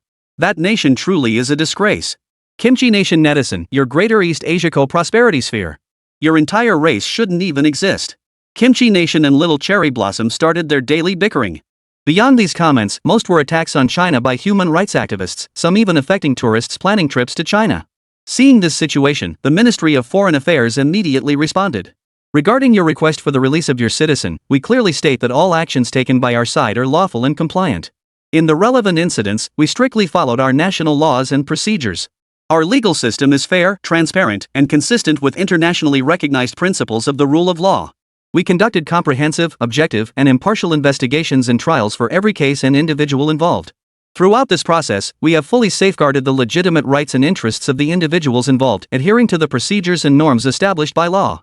Our legal system aims to uphold social fairness and justice, protect the safety and interests of the people, and is not targeted at any specific individual or group. We hope your side will respect our legal sovereignty and judicial independence, and refrain from making groundless accusations or interfering with our lawful enforcement actions. At the same time, we remain willing to engage in further communication and exchanges with your side on relevant issues, based on equality, mutual respect, and understanding. However, some domestic human rights activists remain unconvinced, launching fierce online attacks against the arrest of international friends. Because espionage is involved, certain interrogation processes and reasons naturally cannot be disclosed. This lack of transparency became fodder for human rights advocates, who accused the authorities of covering up wrongdoing. Upon seeing the news, Lu Ruyan angrily flung her phone, which bounced off the bed and struck Su Feng's stomach. Su Feng picked it up with a chuckle. Who upset you now? Su Feng sat up, pulled Lu Ruyan into his arms, and whispered the question into her ear. It's that disgusting country, the United States. They sent spies who got caught, yet they still have the nerve to turn the tables. How shameless. Lu Ruyan's face puffed up like a bloated pufferfish. Curious, Su Feng poked her cheek with his finger, leaving a small indentation on her fair skin. Ouch. What are you doing? Lu Ruyan angrily scratched at Su Feng with her small hands. After a moment of playful scuffling, Su Feng looked down at her. Feeling better now? No. How could that disgusting country be so despicable? Su Feng shook his head slightly, a hint of amusement in his voice. Just ignore them. They can't do much to us. Besides, the country will handle it. They won't just let these spies off the hook. Su Feng's eyes sparkled with amusement. Though it wasn't widely publicized, he knew full well how formidable his homeland was on the global stage. The darkened diplomatic rabbit was a nightmare for other nations' diplomatic corps. If the pretty country wanted to take these spies out of China, they'd have to pay a heavy price. Phone, should we proceed with the upcoming exhibitions? The last one nearly caused a stampede. Online feedback hasn't been favorable, some even criticized our security as woefully inadequate. After hearing Feng's words, Lu Ruyan's anger subsided somewhat as she began inquiring about the follow-up publicity arrangements. Continue? Why wouldn't we? Aside from those trolls, isn't there a whole bunch of young people who think Donnie is handsome? Falling from the sky, kneeling on one knee, then picking up the little girl. That's exactly like the knight from the Sakura legend. Donnie already has a ton of female fans. Su Feng chuckled, unable to suppress a smile. When Donnie wasn't in his mecha, no one cared. When he was in his mecha, everyone watched. Now the mecha had become his very essence. Really? I never noticed. He actually has female fans? Holy crap, wanting to be carried princess style by Donnie? That's straight up Mary Sue fiction. Lu Ruyan curiously opened her phone and began searching for related information. She immediately found entries related to Donnie. Want to be carried princess style by the Mecha Knight, soaring together amidst colorful clouds. A god descended. This is undoubtedly China's mecha. No explanations accepted. China's mecha appears in public square, rescuing a little girl. Ha ha, all these posts are about the mecha. Doesn't anyone care who's inside it? Lu Ruyan burst into laughter. This smile made her already exquisite features even more radiant and unforgettable. Her smile revealed her aura of a rare beauty, leaving Su Feng momentarily spellbound. What's wrong? Have I enchanted you? Lu Ruyan brought her face close to Su Feng's, their noses nearly touching. Of course men care about the mechs. Who cares about the person inside? Su Feng shifted the topic awkwardly. This woman's charm was overwhelming, even he found it hard to resist. So doesn't that mean Donnie will become nothing but a tool? The mecha is his true self. Of course not. Once our movie hits theaters, Stark's charisma will definitely bring him back to the top as best actor. You're that optimistic about Stark? Lu Ruyan was a bit puzzled. While Stark's character in this film did have some depth, but it couldn't be as exaggerated as Su Feng made it sound, could it? Of course. It's Stark, after all. By the way, we finally have a celebrity attending the premiere this time. Who? Top secret. Chapter 54, Su Feng kicks off with a dirty joke? We're almost ready to go in. Just tell me who's coming. Lu Ruyan batted her big, watery eyes, leaning forward slightly with a sweet, coquettish voice. You'll find out once we're inside. Su Feng took Lu Ruyan by the hand and stepped directly into the prepared venue. Isn't that Zhang, the Academy Award winner? And over there is Feng, the Academy Award winner. My goodness, how did you manage to get them to attend the screening? Lu Ruyan was utterly astonished, her mouth forming a perfect O. These were major figures in the entertainment industry, and they had all come to watch the premiere of Su Feng's film. I didn't invite them. They came on their own. They even asked me about future movie roles. Su Feng's lips curved into a faint smile. A recent college graduate had become a director sought after by veterans who'd been in the acting game for years. This must be the system's charm. Oh no, it was his charm, the result of his hard work. My goodness, have you really become this influential already? Lu Ruyan gasped. The two had been together the entire time. She had no real grasp of Su Feng's rising status, as she usually only interacted with bit part actors. The biggest star she'd ever met was just a washed-up foreign film legend, Donnie. In her mind, Su Feng was still just a newcomer in the entertainment industry who had produced 2 hit films. But today's scene shattered her perception of him. So many stars attending the ceremony signaled Su Feng's standing in the entertainment industry. As a rookie director, the fact that so many leading actors and actresses were giving Su Feng face couldn't possibly be because of his looks. It was his talent that had caught their attention. Alright, we can talk later. The premiere is about to start. Su Feng took Lu Ruyan's hand and led her to the prime viewing section for the premiere. Soon, everyone settled into their seats one by one. The lights dimmed, and the murmurs died down. The opening credits appeared on the big screen. And Iron Man 1 began to play. Director, Su Feng. Screenplay by Su Feng. Producer, Su Feng. It's all Su Feng? This Su Feng is amazing. A lucky guy who hadn't been exposed to the entertainment industry much spoke up. He had won the tickets through an online giveaway and wasn't particularly familiar with such matters. He really is impressive. Both of his latest films are his masterpieces. He directed, wrote, and produced them, and both became massive hits. The person sitting next to the lucky winner chimed in. He was a devoted fan of Su Feng. He'd seen both films, The Netherworld and Angel Fallen, which could be considered the pinnacle of domestic sci-fi cinema. Both the special effects and the plot were commendable. The only thing that left him slightly dissatisfied was the Western-style narrative approach, both being hero-centric films. Moreover, Iron Man had cast mostly foreign actors, which left him feeling somewhat uncomfortable. Did that mean only foreign films were good films, and only foreign actors were good actors? That's impressive. This director Su Feng must be quite something. Lucky stopped talking as the plot officially began. He focused intently on the film. On the desolate Gobi Desert, several military vehicles came into view. Intense music swelled louder alongside the visuals. The camera cut to a close-up as an officer turned to say something to Stark, but hesitated and remained silent. Stark held a glass of chilled drink, gently swirling it in his hand. Dressed in a suit and sporting sunglasses over his eyes, Stark clearly stood apart from the soldiers beside him. What kind of setup is this? A small unit escorting someone who looks like a playboy? Or maybe a businessman? The audience is left scratching their heads, as this feels quite different from the previous 2 films. The first 2 films had kicked off with intense action, but this Iron Man felt oddly off-kilter. 2 completely unrelated individuals sitting in the same car left them guessing about the plot's direction. This feels like I'm being taken to a court-martial. Seriously, what did I do? Stark couldn't help but speak up, exasperated by the tension. Feels like you're about to pull over and take me out. What? Are we not allowed to speak? The younger soldier beside him, who looked somewhat inexperienced, spoke up. We can speak, sir. After a few exchanges, everyone loosened up. The officer in the front row, who had been about to speak earlier, finally asked, Did you really sleep with all 12 cover girls from Men's Magazine? Stark removed his sunglasses. He made no attempt to hide anything, perhaps considering it perfectly normal. Good question. Yes and no. The March cover girl had scheduling conflicts, but luckily, the Christmas issue featured twins. At this exchange, the eyes of several directors sitting in the corner lit up. They secretly rejoiced at the thought of casting such a scoundrel as the protagonist. The plot would likely follow the standard formula, encountering crises and then the playboy saving the world. While the character concept is somewhat novel, it's completely unacceptable in Chinese cinema. The social orientation is problematic. How could a protagonist be someone with questionable character? This clearly shows Su Feng's values have been heavily influenced by the West. Not only does he think the grass is always greener on the other side, but he's also obsessed with promiscuous relationships. Even if they're all living it up behind closed doors, such things absolutely cannot be shown in films. Su Feng actually dared to make this kind of film. It'll ruin his career. They couldn't even bear to watch the rest of the plot. This opening alone proved Su Feng was a problematic individual. They exchanged a knowing glance, promptly exited the theater, and headed straight to the restroom to draft a scathing critique of Su Feng. Making a playboy the hero?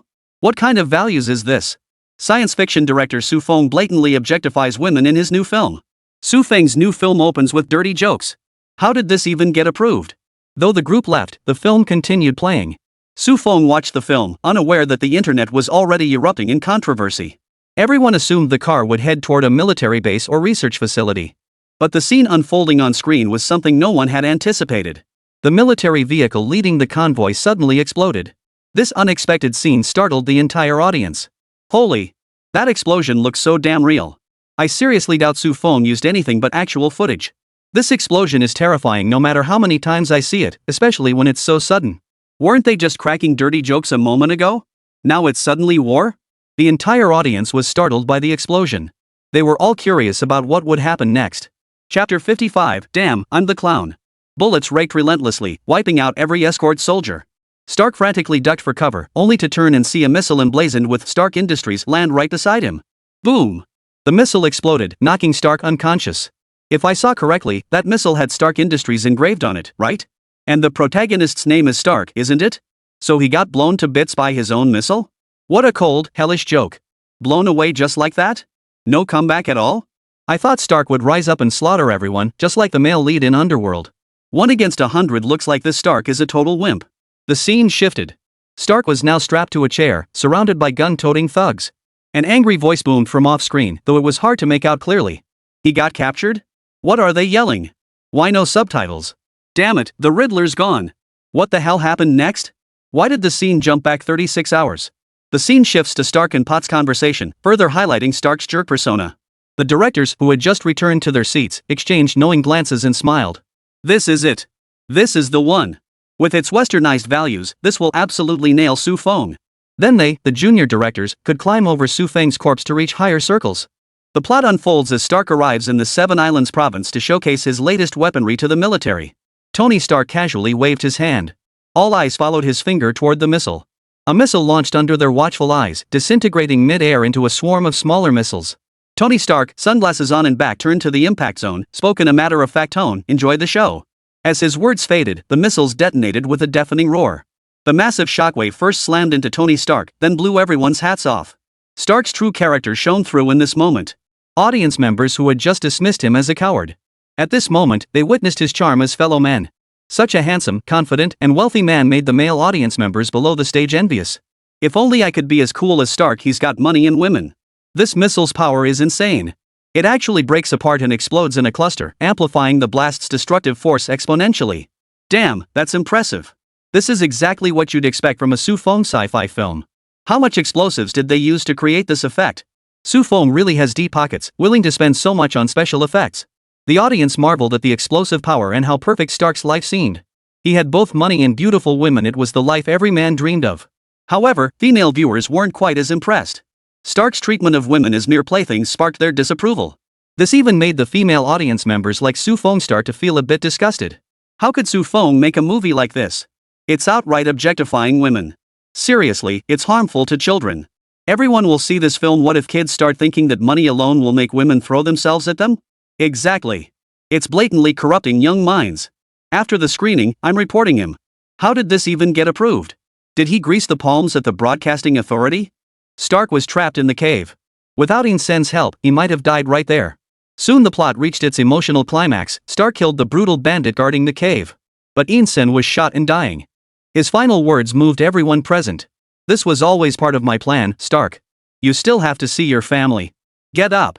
My family is dead. I'm going to join them. It's okay, Stark. Don't waste your life. Ensign gave up his own life, yet still saved Stark twice before his death. This filled Stark with profound shame. Before this, he had been nothing but a waster of life.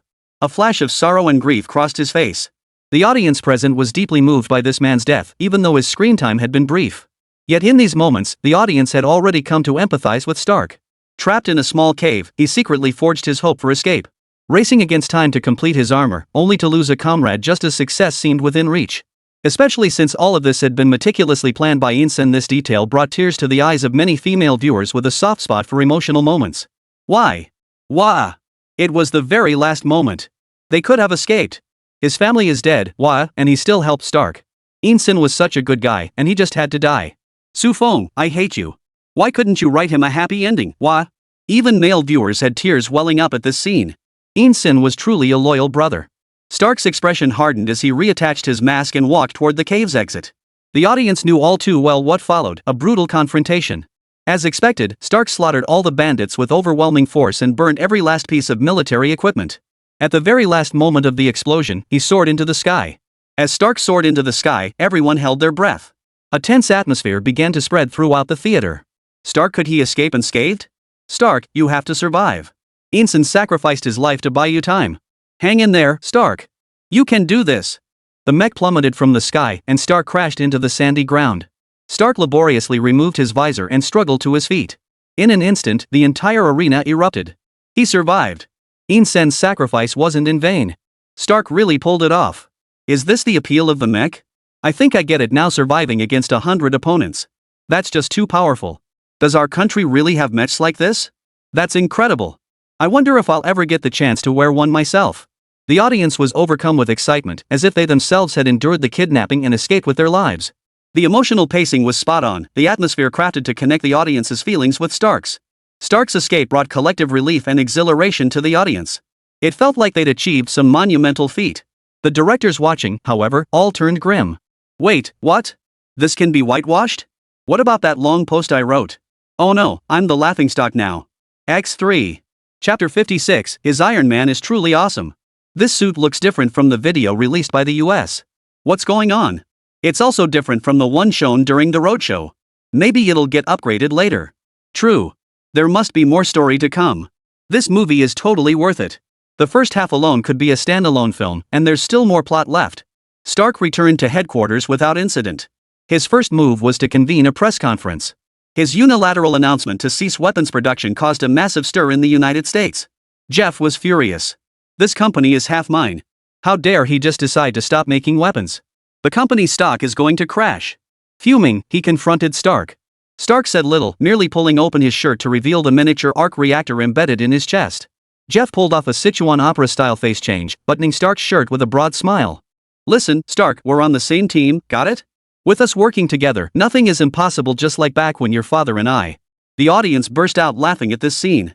What a Sichuan opera face-changing act. That's the capitalist's signature move, isn't it? Changing faces on a dime. That's how capitalists are. As long as there's huge profit, you're their dad. Stark returned to his workshop and built a better mini arc core. And instructed Potts to destroy the crude prototype. But Potts didn't destroy it. This also served as a foreshadowing for later plot developments. The scene shifts to the desert region, where warlords are excavating, hoping to unearth something useful. The suit's still buried down there. I hope the warlords don't go around slaughtering innocents with it. Doubt it. It's already in such a wrecked state, and the mech's most critical component is its power supply. A mere metal shell is useless on its own. A young viewer shared his thoughts. Ever since that national mech video went viral, he'd binge-watched countless Douyin video analyses and now considered himself somewhat of an insider. The scene cuts back to the workshop, where Stark is intently studying Mark II. Slowly begin. See if 10% power can achieve liftoff. Stark strapped on his newly developed leg armor, only for the immense thrust to send him crashing straight into the ceiling. Laughter erupted from the audience. Even geniuses make mistakes? Crashing straight into the wall? That's hilarious. This research seems so realistic. Could they actually build a suit like in the movies? You're crazy. It's just a movie, not reality. Even if they could build it, there'd be no actual specs. Jeff arrived at the Villa District, attempting to extract the armor's specifications and blueprints by citing board opposition. But Stark refused him. Cut to several days later. Stark finally completed the Mark II and began flight testing. Stark entered his private garage, a much larger space better suited for his experiments. Amidst an exhilarating soundtrack, Stark soared steadily into the air. Holy crap! It's actually flying. Damn, the more I watch this, the more it feels like the real deal for building a mech. You guys think if I went home and studied mech design, could I actually build one like this? Audience appreciation for the film steadily soared as they witnessed the creation of a mech from scratch. This greatly enhanced the audience's sense of participation, as if they had co-created the suit alongside Stark. The immersion factor was maxed out. As Stark continued to reveal his charm, female viewers' initial aversion toward him began to fade. His decision to halt weapons production and focus solely on refining the suit's design deeply moved them. Meanwhile, the directors who had just penned scathing critiques of Su Feng now squirmed uncomfortably in their seats. Their expertise allowed them to recognize the film's formidable strengths. The pacing was flawless, the plot never dragged, and there wasn't a single dull moment. Stark's character also defied their expectations. He wasn't the playboy they imagined. As the plot unfolded, Stark's character grew increasingly complex. He was responsible and committed, showing compassion for civilians harmed by weapons. Upon his return, he immediately abandoned the company's core business. By eliminating weapons manufacturing from Stark Industries, his character instantly becomes elevated and noble.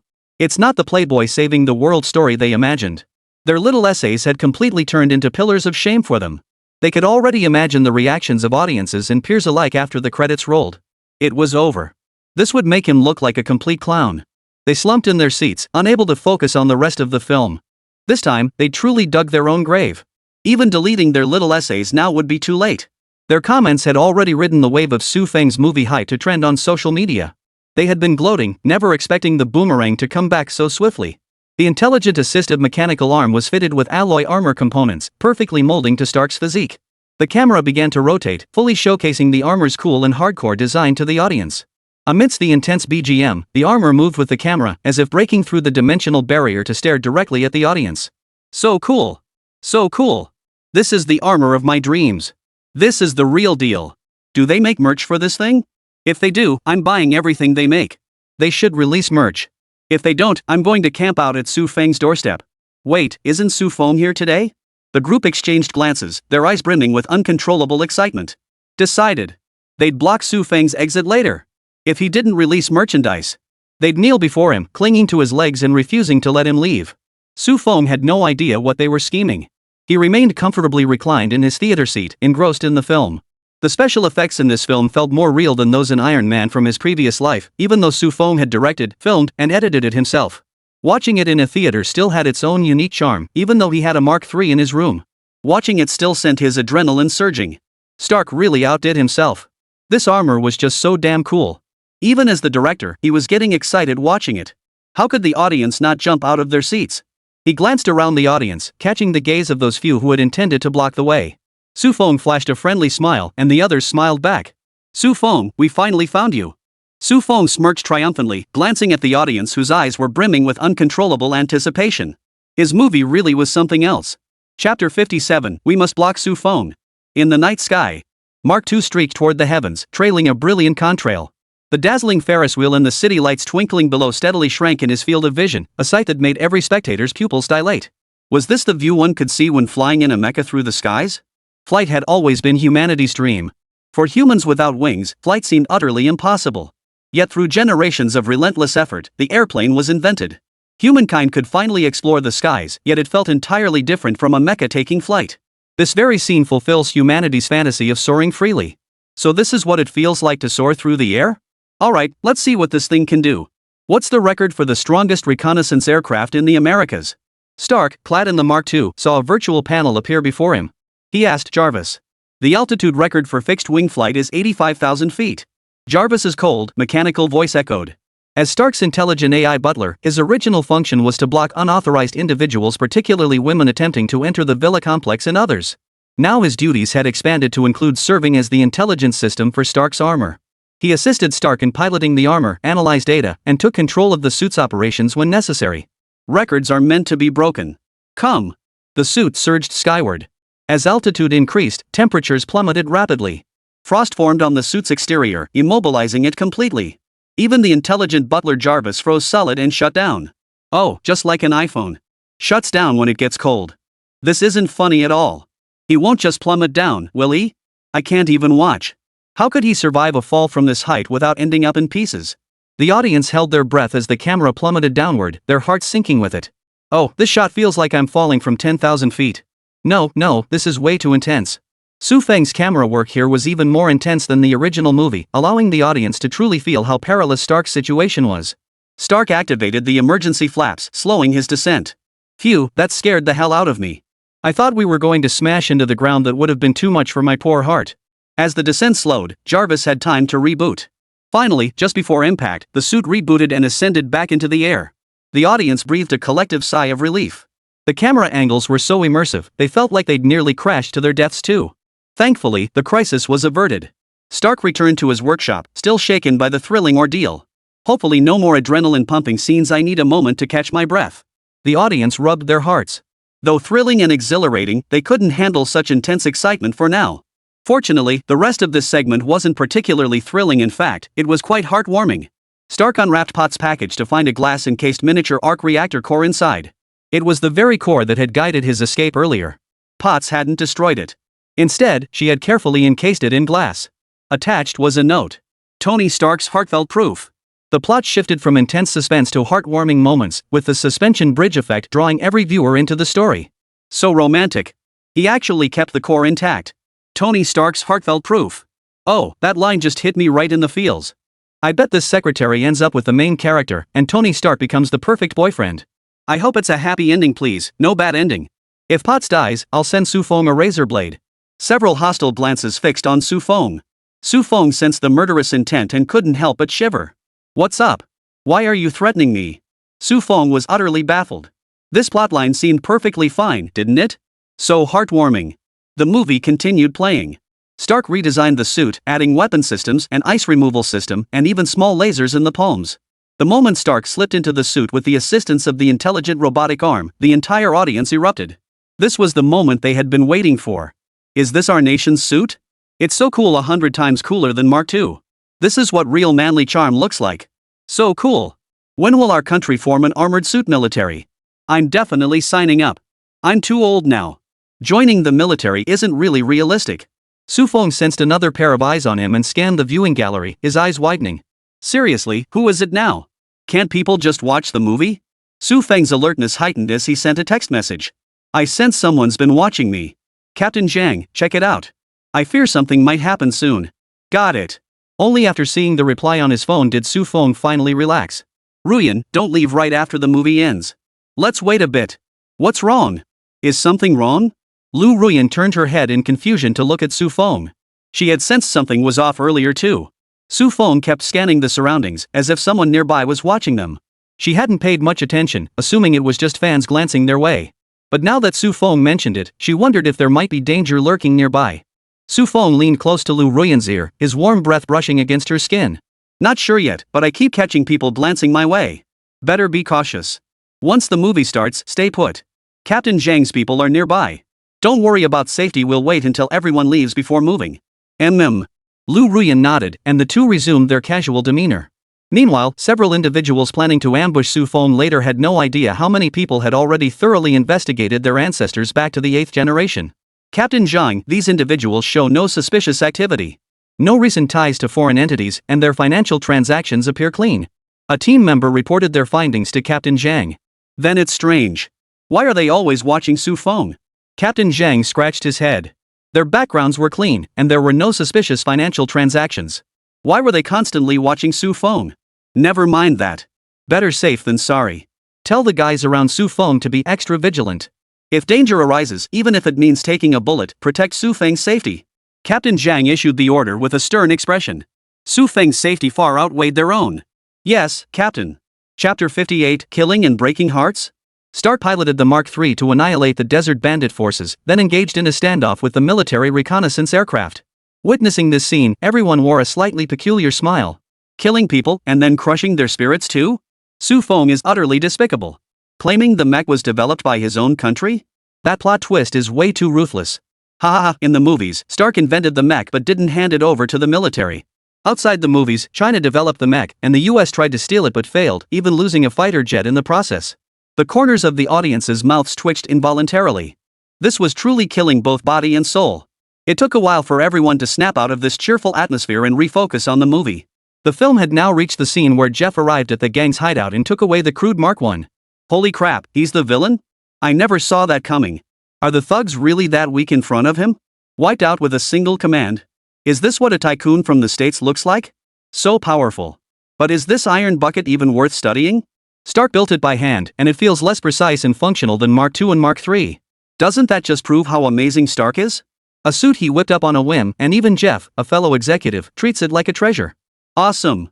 This part is so satisfying. Everyone was shocked that Jeff was the villain, and equally stunned by his act of taking Stark's discarded junk armor.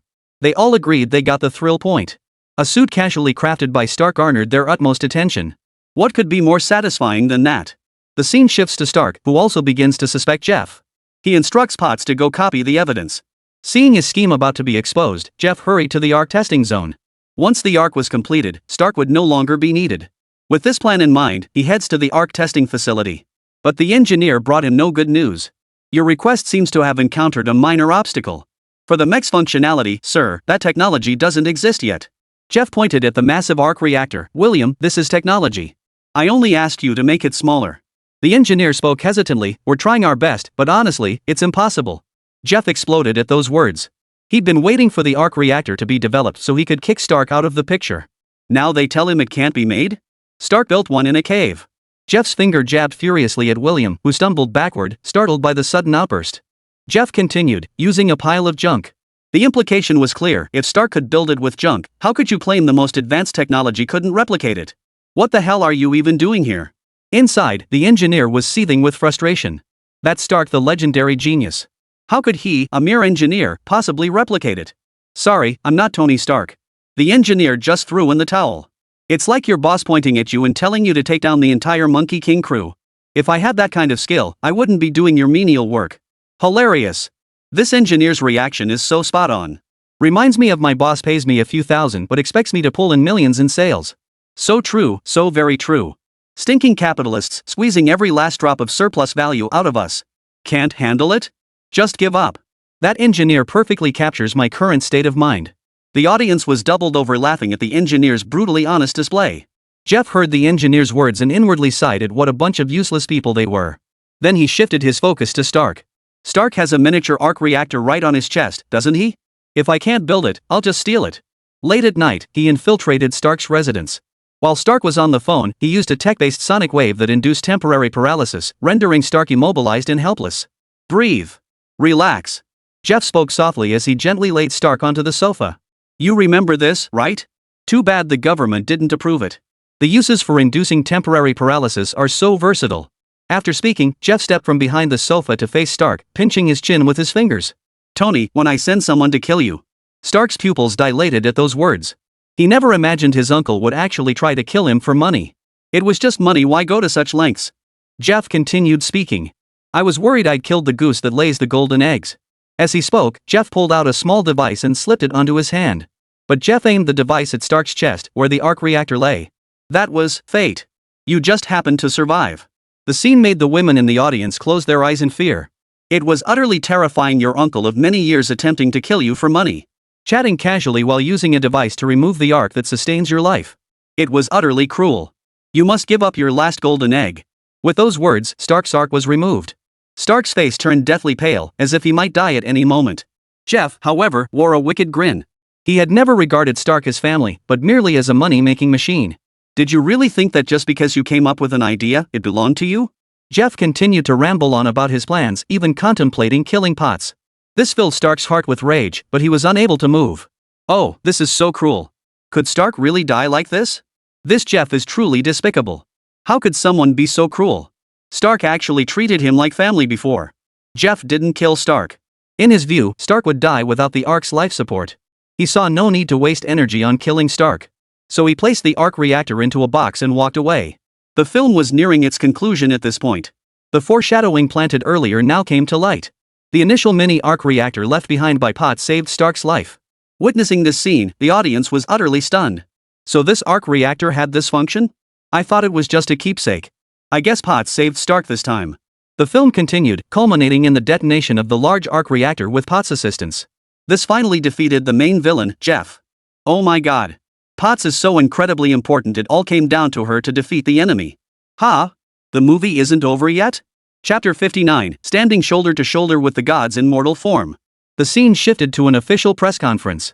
Lieutenant Colonel Rhodes stood at the podium explaining, unconfirmed reports indicate a malfunction in a prototype robot caused the arc reactor failure. Stark sat before the television, reading the newspaper. Who is Iron Man?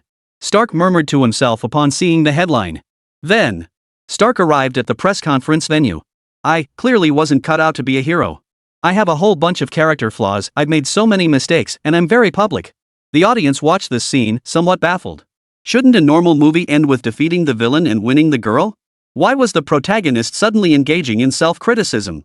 Stark took a deep breath and picked up the script in his hand. The truth is, he didn't continue speaking, instead falling silent, as if hesitating over something. But soon his gaze shifted from the script to the journalists seated below the stage, and he regained his composure. I am Iron Man. Seeing this, Su Feng was overcome with emotion. Perhaps in this world, only he could truly grasp the profound impact of those words. Tony Stark, a mortal who stood shoulder to shoulder with the gods. Marvel officially entered the consciousness of the entire world with this line, and it was also within this line the end of its glory. Su Feng had always believed Marvel had ended after Stark's death. It could be said that this line was both the beginning and the end. The others in the audience weren't as moved as Su Feng, they simply thought Stark was truly Stark, unconcerned with concealing his identity. As the credits rolled, the audience began trickling out. But the two masterminds determined to uncover his identity didn't leave. Instead, they kept their eyes fixed on Su Feng. This immediately put Su Feng on high alert. Oh no, it seems they really are after me. Lu Ruyan sensed Su Feng's tension and clasped his hand tightly. Their eyes met, and Su Feng's agitated mood suddenly settled. Well, we'll just have to improvise. Director Su. Several people rushed up to Su Feng. Su Feng stood up and positioned himself in front of Lu Ruyan. What do you want? His eyes were filled with alertness as he scanned the surroundings with his peripheral vision. Thankfully, the team Captain Zhang had arranged had already slipped silently into position behind them. Director Su, do you have plans for merchandise from Iron Man? I really want a Mark III. Me too. Me too. The others chimed in unison. Seeing no hostile intent from them and with summer heat making weapons hard to conceal, Su Feng relaxed. He breathed a sigh of relief. So they just wanted merchandise. That gave him quite a scare. It's coming. Su Feng flashed a smile. The merchandise should be out next month. Just follow my Douyin account then. Really? Can it move? Can it fly? The longing in their eyes was almost palpable. It was a mecha, after all. You bet. Su Feng's eyes sparkled with amusement. He understood perfectly why they were so excited. In his previous life, he'd been a Marvel fan too. This was Stark's Mark armor. Who could resist the Mark armor? Then we won't bother Director Su any longer. The group had no idea they just narrowly avoided disaster. Had they taken just 2 more steps forward, Captain Zhang's men would have charged in. Goodbye, Director Su. Your film was amazing. I can't wait to see Iron Man 2. Keep up the great work. After exchanging farewells, the group departed. Those behind them breathed a sigh of relief and naturally followed suit, exiting the scene. Su Feng stepped out of the theater, with Lu Ruyan by his side. Hand in hand, they were about to head home. But then Tony Stark stopped them. Director Su, you're finally out. The trending topics are blowing up online. It's all criticism directed at you. Donnie was visibly anxious. He'd been on the road for promotional events today and rushed over to find Su Feng after seeing the trending topic. What now? Su Feng was a bit speechless. It was just a movie, after all. He hadn't done anything wrong, so why were people constantly attacking him? Did he dig up Xiao Haizi's ancestors' graves or something? They say your values are completely westernized. You were already groveling to foreigners before, and now your main character is a playboy. It'll corrupt today's youth. A bunch of parents are threatening to report you. Donnie said with a hint of resignation. As the lead actor, he knew these accusations were completely baseless. But the rhythm of public opinion doesn't care about such things. Once the narrative gains momentum, even non-existent things can be spun into reality. What a bunch of lunatics. Stark started out as a playboy, but didn't he change later on? Su Feng scratched his head. Stark did debut as a hedonistic playboy. But that didn't diminish the later Stark, the Marvel hero everyone adored. A mortal standing shoulder to shoulder with the gods. That line alone defines Stark's stature, and people still criticize him? But our movie just ended. How could they know Stark was a playboy? Lu Ruyan voiced her confusion. The movie had ended less than a minute ago, hadn't it? And now the pace is already picking up? This is moving way too fast. Judging by the post timestamps, the hype didn't start after the movie ended, it began just minutes into the screening. Stark explained, his voice tinged with urgency. This was about his livelihood. He couldn't return to the States. And in China, he had no foothold to survive. If this movie flopped too, he wasn't sure if Su Feng would keep casting him as the lead. Bashing from the very start? Su Feng frowned. Which rival was stirring the pot now? Su Feng opened his phone and scanned the comments section filled with nothing but trolls. How can someone so reckless be the lead? Surely no one equates Western promiscuity with freedom and romance? No way? No way? It's the 21st century. No one still thinks the grass is greener on the other side, do they? Su Feng, who grovels at the West's feet, should get the hell out of China. China doesn't need directors like him. Boycott Su Feng, starting with me. Boycott Su Feng, starting with me. Boycott Su Feng, starting with me. A unified chorus of condemnation quickly took hold. Feng, is he going to be okay? Lu Ruyan began to panic. While the film was indeed excellent, Xiao Haizi's capabilities were not to be underestimated. It's fine. I'll figure something out when I get back. Su Feng remained composed. Even if the box office flopped, it wouldn't derail his plans. He had built up a solid fanbase earlier, and not everyone had been swayed by the hype. Some continued to quietly support him, while others who paid little attention to public opinion still came to see his films. Combined, these audiences could still meet the system's box office requirements. As long as he could materialize the blueprints, everything else was trivial. Even Stephen Chow has had his flops, right? Donnie, don't panic. Even if this movie bombs, I'll still shoot the sequel, Iron Man 2. Su Feng reassured Tony, giving him a reassuring pill. Chapter 60. This isn't some domineering CEO romance. Seems like nothing happened? As soon as the screening ended, the directors slunk away. They feared being exposed for trashing the film, but when they sat down at the cafe and checked their phones, the online reactions were nothing like the praise they'd expected for Su Feng's Iron Man. Instead, their critiques were widely endorsed. Even Wang Gang couldn't resist jumping on the bandwagon. After all, the situation seemed to be looking up. The world has finally turned upside down. After all the movies I've made, Wei Feiyu, it turns out my taste doesn't align with the masses. Wei Feiyu shook his head with a bitter smile. While he intended to bash Su Feng's film, it didn't mean his professional skills were lacking. On the contrary, surviving in this industry meant he had something to offer. His own films might not be great, but that didn't mean they lacked discernment. How could such a solid commercial film get trashed online?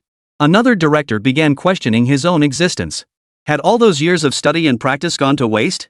Had they become incapable of even judging whether a film was good or bad? Could this be why our films flop? I always blamed investors meddling with scripts and inexperienced actors for my box office failures. Did I misjudge them? Is it actually my own lack of discernment? Several directors began questioning their careers. They'd been making films for over a decade since their debuts. Yet now their opinions clashed completely with those of online netizens. Forget about it. Wei Feiyu slapped his thigh. Since Su Feng's film is being universally bashed online, we don't need to delete posts or apologize. Isn't that a good thing? The directors beside him nodded in deep agreement upon hearing this. Exactly. Su Feng absolutely cannot rise again. If everyone starts watching sci-fi films, how are we low-budget comedy directors supposed to survive? Investors would never spend that much on special effects. All the money goes to the young heartthrobs instead. The others nodded in agreement. Is it that they can't make good movies? Of course not. Directors without talent wouldn't last in this industry. So why do they keep churning out trash? Because all the money goes to the pretty boys. Costumes, props, screenwriting, post-production, nothing gets proper funding. Plus, the fan economy rules now. What the movie is about doesn't matter as long as their idols are in it. The film gets views and makes money. I don't plan to keep bashing them anymore. I think. Before he could finish, Wei Feiyu stood up abruptly. Dai Liangong, what do you mean? Dai Liangong's expression turned bitter. What I mean is, don't you all know whether this movie is any good? You mean we should go apologize to Su Feng? Wei Feiyu's face twisted with resentment. He'd been in the film industry for over a decade. Now he was being asked to swallow his pride and offer a rookie apology to Su Feng? He couldn't even begin to picture that scene. Refusing to apologize and playing dead is another option, but aren't you afraid of backlash from the public? Dai Liangong looked utterly perplexed. Those brainless haters who hadn't even seen the film had no clue whether it was any good. Surely they veteran directors knew better? Getting burned by the backlash is better than slowly waiting to die. You know those capital vampires. Once sci-fi movies start trending, massive capital will flood into the genre. Within months, hundreds of sci-fi projects will be greenlit. What will we eat then? We're not young anymore, we have parents to support and children to raise. Are we supposed to starve? Wei Feiyu shouted angrily. He slammed his fist on the table, sending coffee splashing everywhere. Regardless, I refuse to gamble. If you want to take that risk, go ahead. Dai Liangong refused to stake his future career on this gamble, even if capital flooded into sci-fi. Comedy films weren't going to die out, just not as prosperous as before. Ignore him. He's as cowardly as a mouse. What great things could he ever accomplish in this lifetime? Let's keep commenting under the posts and try to build momentum. This isn't paid trolls bashing him, it's all organic backlash from ordinary netizens. I refuse to believe this could help Su Feng recover. After a brief discussion, the group began replying to various posts. They even targeted high-traffic videos, posting seemingly professional comments beneath them. Flower of Fortune, is Su Feng's movie really that bad? My daughter said the first two were pretty good. Director Wei Feiyu, it's not that the movie is bad. On the contrary, it's a highly successful popcorn commercial film. But the values it promotes are deeply problematic. Sister, would you want your daughter to engage in promiscuity? Flowering wealth, what? It's actually trash like this? What's the state administration of radio, film, and television doing? I have to keep a close eye on my daughter. I can't let her be influenced by Western values, the impact is just too harmful. I'm going to report this movie. Under various posts, they spread comments disguised as well-meaning advice. Director Su. Trouble, lots of movie tickets are being refunded. The crew sent a text to Su Feng, having already pinpointed the source of the problem. Along with the message, they sent Su Feng screenshots. Feng. This is slander. What promiscuity? What groveling to the West? None of this exists. How dare they twist the truth like this? These directors clearly saw the movie, how can they make such baseless accusations? Lu Ruyan exploded with rage upon seeing the screenshots. She recognized these directors. They were the ones who had posted slanderous comments about them earlier. Later, when the movie was halfway through its run, some of them had secretly deleted their posts. How dare they resurface now to cause trouble? Lu Ruyan's face flushed crimson with fury, her chest heaving violently. Feng, we can't just let them slander us like this. We must find a way to fight back. Su Feng gently clasped Lu Ruyan's hand and spoke softly, Ruyan, don't get so worked up, it's bad for your health. I know their actions are outrageous, but we really can't just pull strings right now. We need to plan carefully and not lose our composure. Lu Ruyan bit her lip, her eyes filled with resentment. So we just stand by and watch them smear the movie? This is everyone's hard work. Su Feng frowned slightly, pondering for a moment before replying, of course we can't just sit idly by, but we can't act blindly either. They're seizing on baseless points to attack us. We need to find evidence proving they're maliciously smearing us. Lu Ruyan sighed. But how do we find that evidence? Their online arguments seem so professional, they're easily misleading the public. Su Feng gently patted Lu Ruyan's shoulder. Don't worry. Let's stay calm. We can start by releasing videos clarifying the movie's plot and themes. At the same time, we can reach out to viewers who've seen the film and encourage them to share their genuine experiences. Lu Ruyan nodded, yet her concern lingered. Will that work? What if everyone's been swayed by their rhetoric and refuses to speak up? Su Feng's gaze was unwavering, we must trust the audience's judgment. Once we present the facts, people will see through the lies. Besides, the quality of our film speaks for itself, it can't be dismissed by a few slanderous words. Lu Ruyan fell silent for a moment, her mood easing slightly. Alright, should we start taking action now? Su Feng shook his head. No, now isn't the right time. We need to observe the situation first and see what their next moves are. At the same time, we can discuss it with the rest of the crew and hear everyone's opinions. Lu Ruyan leaned helplessly against Su Feng's shoulder. I hope this gets resolved soon. Otherwise, I'll be driven to the brink. Su Feng gently wrapped his arms around her, offering reassurance. Don't worry. Everything will work out. Su Feng felt equally helpless. These were just mindless trolls jumping on the bandwagon. He couldn't exactly arrest everyone just because they were spouting nonsense. This wasn't some tycoon romance novel, everything had to be done within the bounds of the law. Chapter 61, when patience reaches its limit, there's no need to endure any longer. At the director's exchange meeting, Wang Gang wore a triumphant smile, as if he had already become the ruler of the film industry. Standing on stage, his eyes brimmed with smugness and arrogance. Colleagues, recently some greenhorn dared to try his hand at filmmaking, churning out something called Iron Man. Oomph. Does he think a few special effects will win over audiences? Utterly delusional. Wang Gang's words dripped with scorn. He deliberately raised his voice, ensuring every attendee heard his contempt for Su Feng. It's only because China's sci-fi market is so underdeveloped that this greenhorn managed to get a foothold. And now he's even using a bunch of foreigners in the production. How can a Chinese sci-fi film have foreigners as the leads? It's utterly ridiculous. The young directors below exchanged uneasy glances. Some had been wavering, knowing Iron Man wasn't entirely without merit. But seeing Wang Gang's aggressive criticism, they dared not easily refute him and could only nod in agreement. At that moment, Wei Feiyu stepped forward. His face plastered with flattery, he looked at Wang Gang and chimed in. Director Wang is absolutely right. That Su Feng is so arrogant. He's just a newcomer who doesn't learn from his seniors, yet he dares to make such a bold film. His film is nothing but empty showmanship, utterly devoid of substance. Wei Feiyu cleared his throat and continued, think about it, everyone. A truly great film should move people's hearts and provoke deep thought. But what about Su Feng's Iron Man? Beyond the dazzling special effects, what's left? No depth to the plot, no nuanced emotional portrayal. How can that be called a good film? Wei Feiyu thought to himself. This is our last bet. I don't believe even director Wang Gang can crush a young upstart. As long as Su Feng is suppressed, our low-budget comedies can survive. We can't let sci-fi films steal our market share. Fearing he hadn't said enough to secure his share of this lucrative feast, he continued his critique of Su Feng's film. Using foreigners to make his film? That just proves how insecure Su Feng is. Does he think this is China from decades ago? And to bring that trashy cultural dregs of promiscuity into domestic films? It's utterly unacceptable. It's nothing short of corrupting public morals. I suggest we all unite to report Su Feng's film. Director Wang is right. For a newcomer to be so arrogant is truly unacceptable, remarked a junior director. Exactly. Filmmaking isn't child's play, and he's still too green. We should band together to report this trash and get his films pulled. We can't let this garbage pollute our culture. Another junior director chimed in. Hearing this support, Wang Gang grew even more smug. He continued, what our film industry needs are directors with genuine talent and experience, not those who rely on fleeting trends and gimmicks to grab attention. This Su Feng doesn't understand the art of filmmaking at all, he's just messing around. At that moment, the exchange event was being broadcast live. Though it hadn't generated much buzz initially, media outlets quickly latched onto the developing controversy. They swiftly produced clips and uploaded them online, each headline more sensational than the last. Renowned director Wang Gang blasts new director Su Feng, calling him clueless about film artistry. Wang Gang bluntly declares Iron Man a pointless endeavor at directors' exchange. Where does this leave the new director?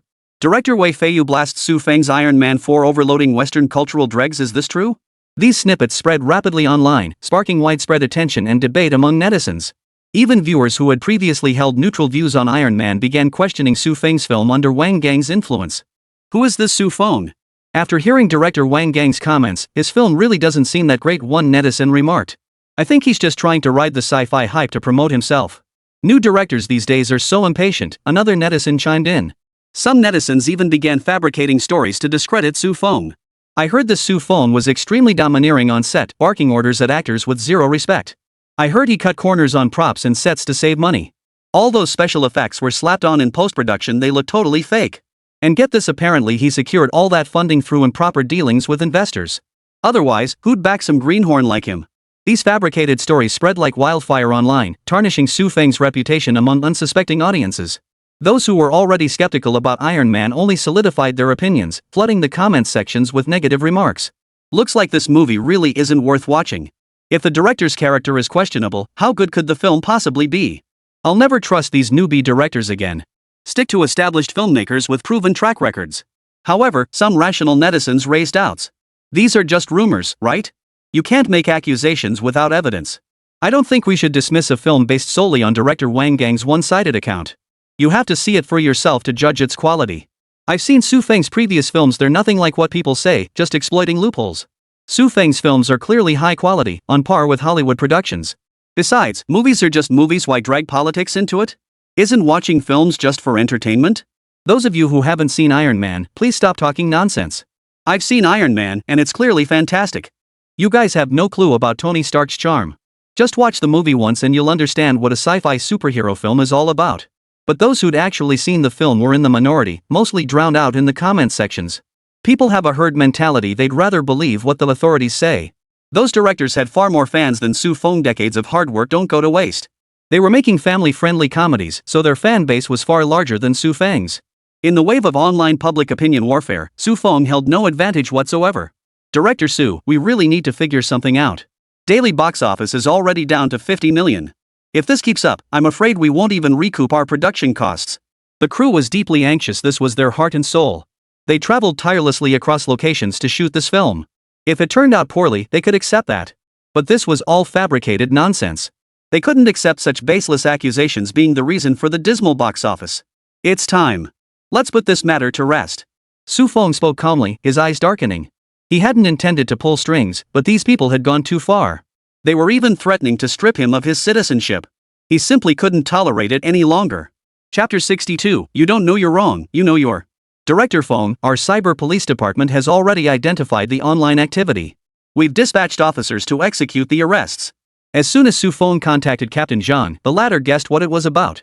If it were merely pirated movies, they wouldn't have intervened proactively. But when it escalated to defaming Su Feng's personal reputation, they would take proactive action. After all, protecting Su Feng wasn't just about physical security, they wouldn't let him suffer any injustice either. Such slanderous accusations are absolutely impermissible by the state. So soon, Su Feng fell silent. He'd been about to fight back. The cyber police had already identified Xiao Haizi and paid him a visit to set him straight. Had Xiao Haizi not spread those slanderous rumors, the response probably wouldn't have been this swift. In a cluttered rental room, Xiao Wang online alias Invincible Blackie sat before his computer. His eyes were glued to the screen displaying the malicious rumors he had posted, a strange sense of satisfaction welling up inside him. He felt like a hero hiding behind the internet, free to attack anyone who annoyed him, without facing any consequences. This Su Feng is just a rookie director. What gives him the right to be so popular? I'll make him taste the bitter pill of being smeared, Xiao Wang thought to himself. Recalling how Su Feng's film had garnered so much attention and praise online, his heart swelled with jealousy and resentment. He felt his own talent was overlooked, while Su Feng achieved success so effortlessly it was utterly unfair. Just as Xiao Wang was basking in the joy of his victory, a sudden, urgent knock sounded at the door. Xiao Wang's heart tightened, and a wave of unease washed over him. Who would be knocking at this hour? Could it be?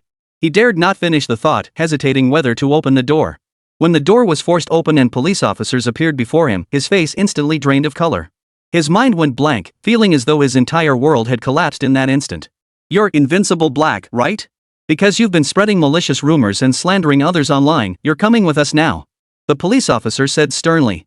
Xiao Wang's legs buckled and he nearly collapsed to the floor. His heart was filled with fear and regret. He knew he was done for this time. On the way to the police station, scenes of his slanderous posts kept flashing through his mind. Could spreading rumors really get you arrested by the cyber police? Su Feng wasn't some big shot, just a small-time director. Even if someone spread rumors about him, it would only result in a few days of detention.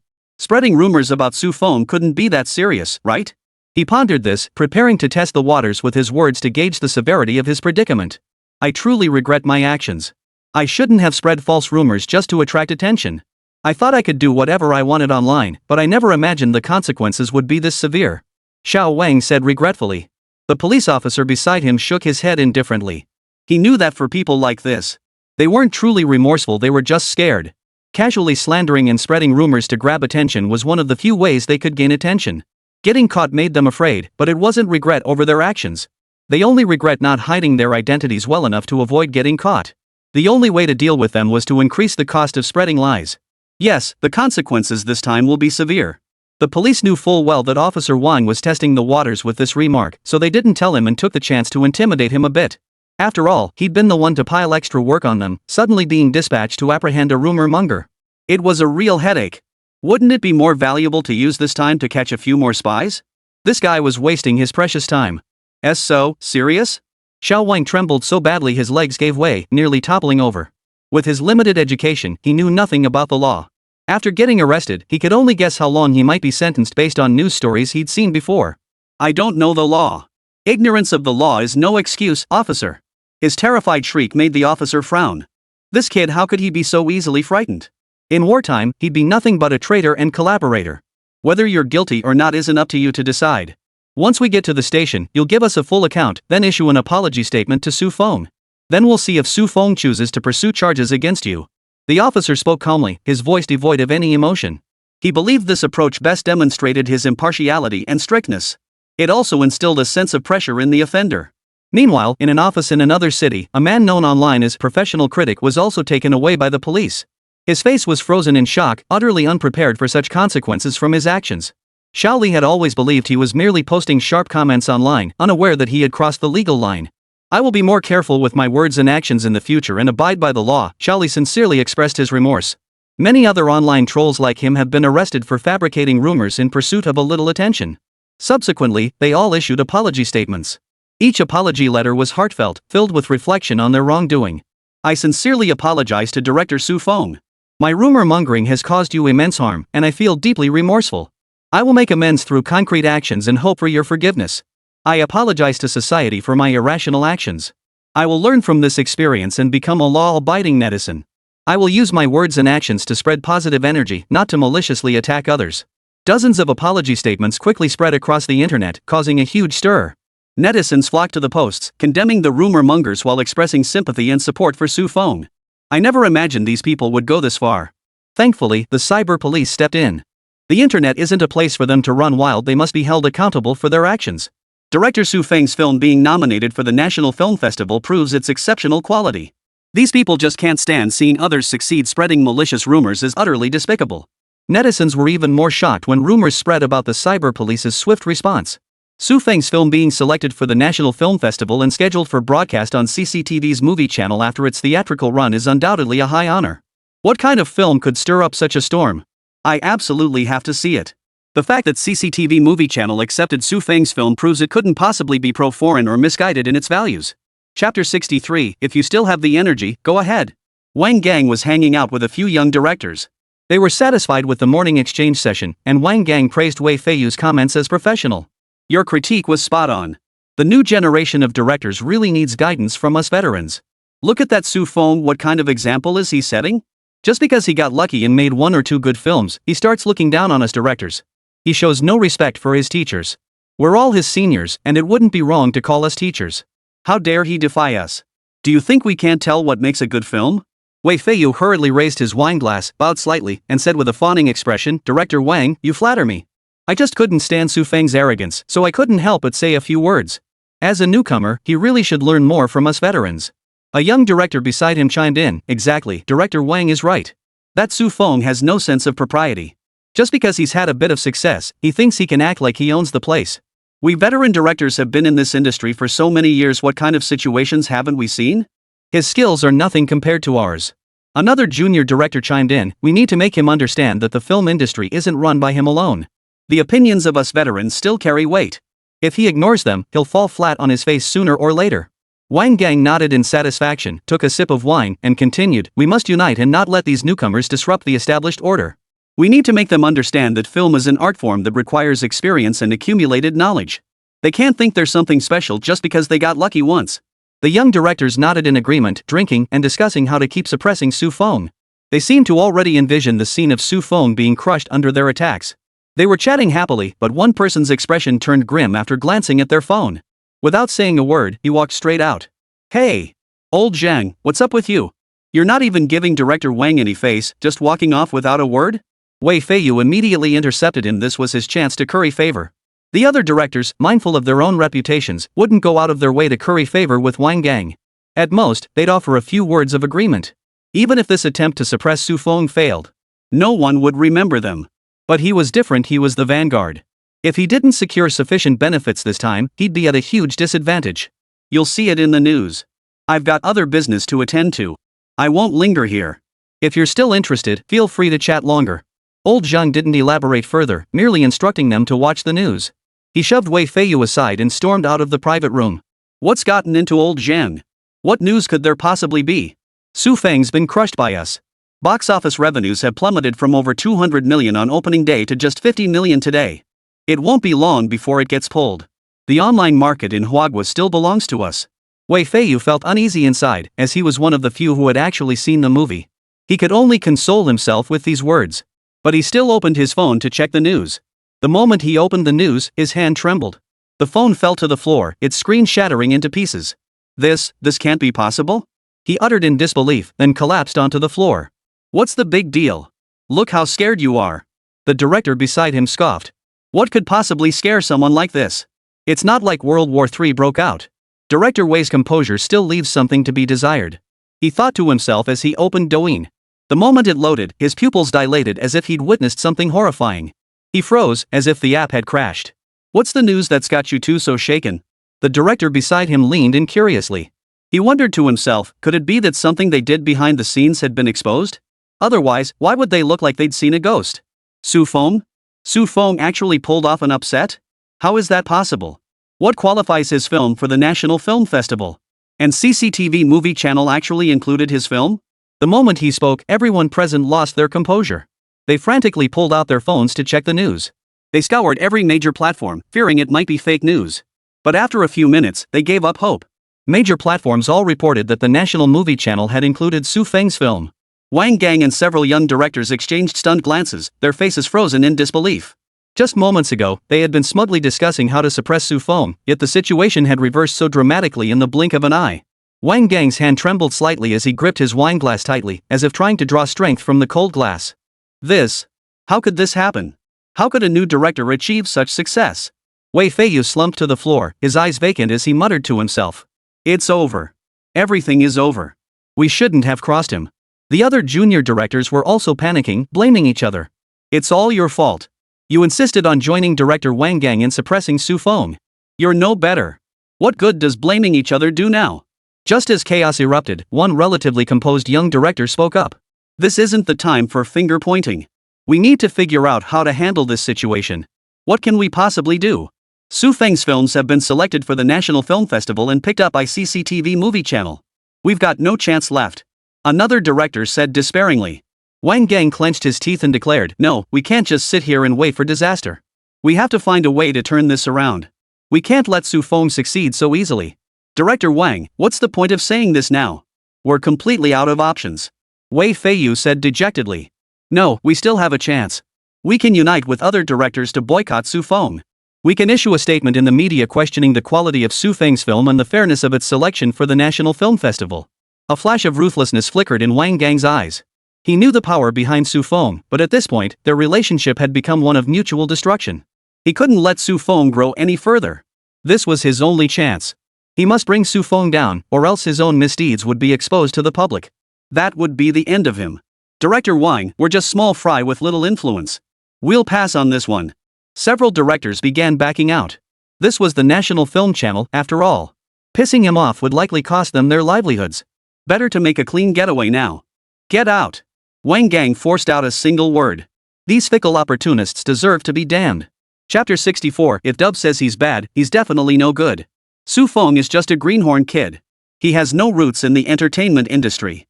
We've toiled in this industry for years, can't we even handle a greenhorn? Wang Gang knew their morale was at its lowest point now. He needed to step up and rally the troops. If everyone got scared off by Su Feng, then no one would stand united with him and no one would join him in punishing Su Feng. He couldn't take on Su Feng alone, now he had to rally them all together. Director Wang is right. Su Feng is just a newcomer in the film industry. Can you really accept the decline of comedy films? We can unite with actors we know and collectively question Su Feng's films. I refuse to believe the government would intervene in entertainment industry matters just for someone like Su Feng. Wei Feiyu stepped forward. He had to support Wang Gang. Though Su Feng didn't know him yet, the online posts bashing Su Feng and that morning's live stream had already soured his relationship with Su Feng considerably. Unlike Wang Gang, he didn't have the same backing. If Su Feng held a grudge against him, he'd likely suffer serious consequences. Actors eager to curry favor with Su Feng would likely skip his film project. After all, his film projects held little prestige to begin with, and he lacked any significant backing. The compensation he could offer was already meager, which was precisely why he had stepped forward. It was all about profit. Soon, a campaign to target Su Feng began. Candy Sweet, who would actually enjoy watching such a boring movie? And it even has promiscuous scenes. My precious fans mustn't pick up bad habits, okay? Love you all. XOXO. Cohen, why watch Su Feng's movies when you can watch my new one? My new film premieres next month. Hope my fans will show lots of support. Countless internet celebrities, prompted by their agencies, began a coordinated attack against Su Feng. This left many people scratching their heads while sending their fans into a frenzy. Guys, we absolutely won't watch Su Feng's movie. He's bad news, definitely no good guy. What kind of lowlife dares mess with us? Sisters, let's show Su Feng what we're made of. Sisters, I've already warned my boyfriend.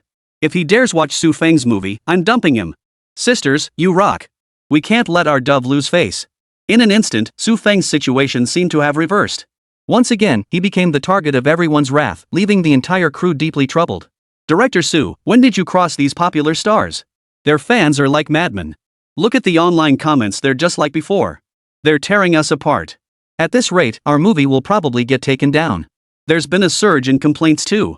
The Broadcasting Authority has already called our production team to inquire about the situation. Su Feng glanced at the online comments and fell silent for a moment. He couldn't recall ever crossing these popular stars. It must be those directors who slandered us before. They've definitely enlisted their backing companies to join forces. Su Feng, remember that company that wanted to invest but got rejected by you?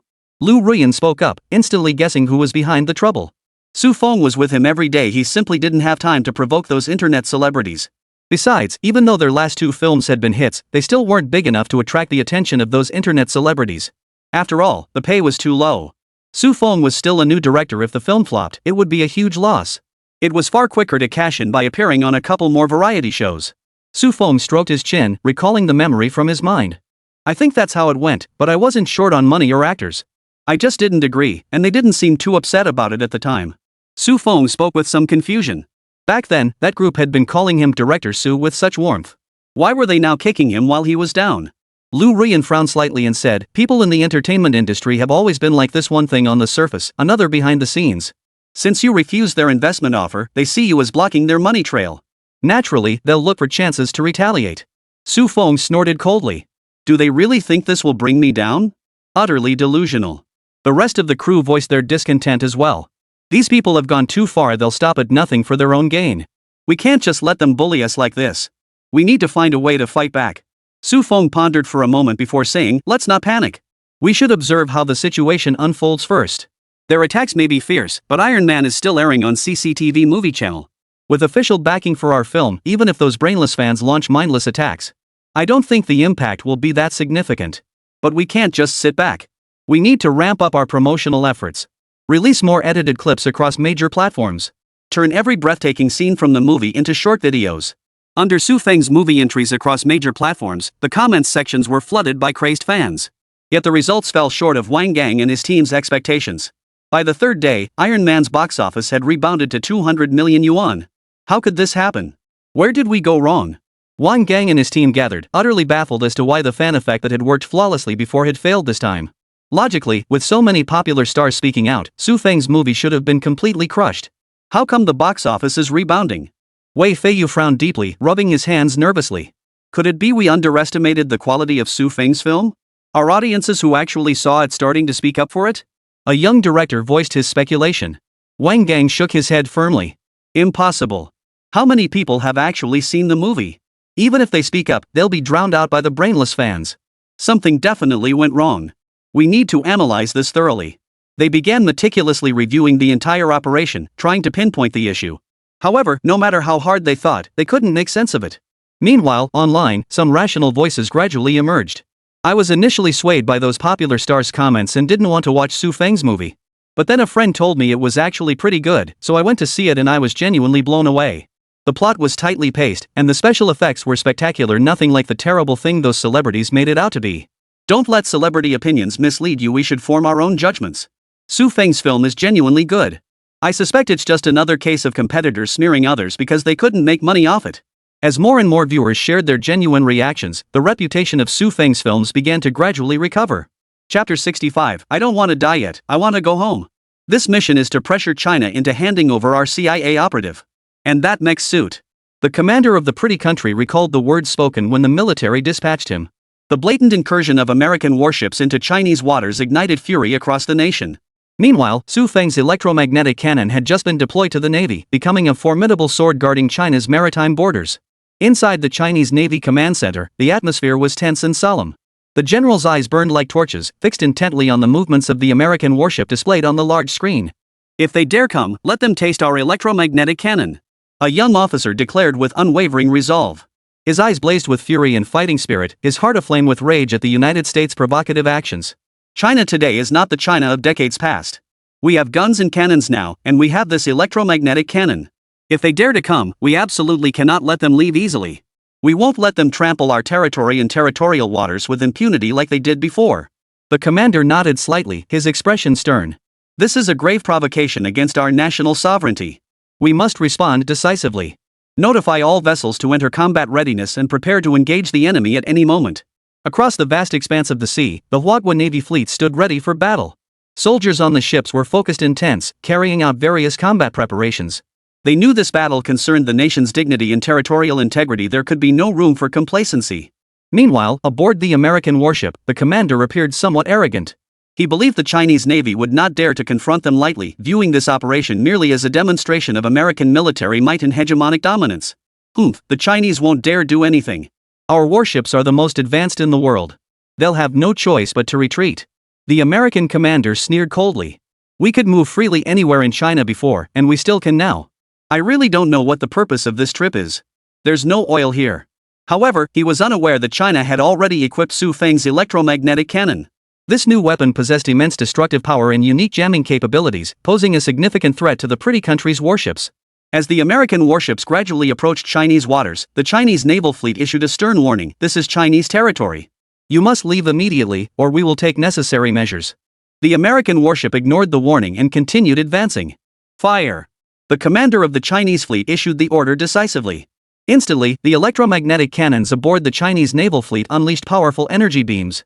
These beams sliced through the sea surface at incredible speeds, hurtling toward the American warship. The soldiers aboard the American warship were thrown into panic. They had never encountered such a formidable weapon and were momentarily at a loss for how to respond. What kind of weapon is this? How can it pack such devastating power? The American soldiers cried out in terror. The commander of the United States was also stunned by this sudden attack. He urgently ordered a counterattack, but it was already too late. The electromagnetic cannon's energy beam struck the American warship with pinpoint accuracy. The intense electromagnetic interference instantly crippled the ship's electronic systems. The radar screens were blanketed in static, and the communication systems were completely disabled. The warship drifted helplessly across the sea, utterly beyond control. On the Chinese naval fleet, soldiers witnessed the electromagnetic cannon's devastating power, their hearts swelling with pride. Awesome! Show them what we're made of! The soldiers cheered. The commander of the Huagua fleet wore a satisfied smile. The United States can no longer come and go as it pleases like before. Now the tables have turned. He felt immense admiration for the scientists who invented this electromagnetic cannon. China had built this from nothing. The dedication of these researchers was beyond imagination. I wonder what kind of person this chief engineer is, hiding his name like this. Perhaps he's already in his 70s or 80s. These scientific talents are the true pillars of our nation's progress. Unlike those in the entertainment industry who do nothing yet rake in so much money. Su Feng? Who's thinking about me? Why the sudden switch from praise to criticism? Meanwhile, aboard the American warship, the soldiers were plunged into despair. They never imagined their pride and joy would be reduced to scrap metal in an instant. What are we supposed to do? Our warship is finished. The American soldiers cried out in despair. The beautiful country commander was filled with regret.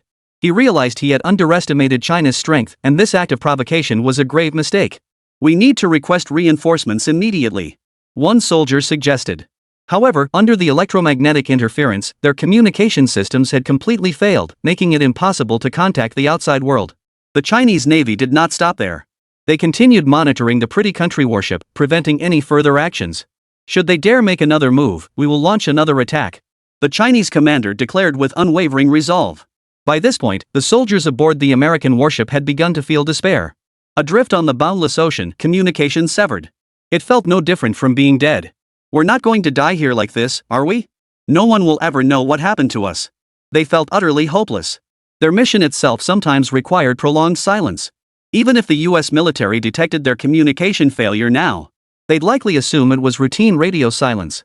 It was hard to imagine they were now under soft confinement. On the American warship, a thick fog of despair enveloped every soldier.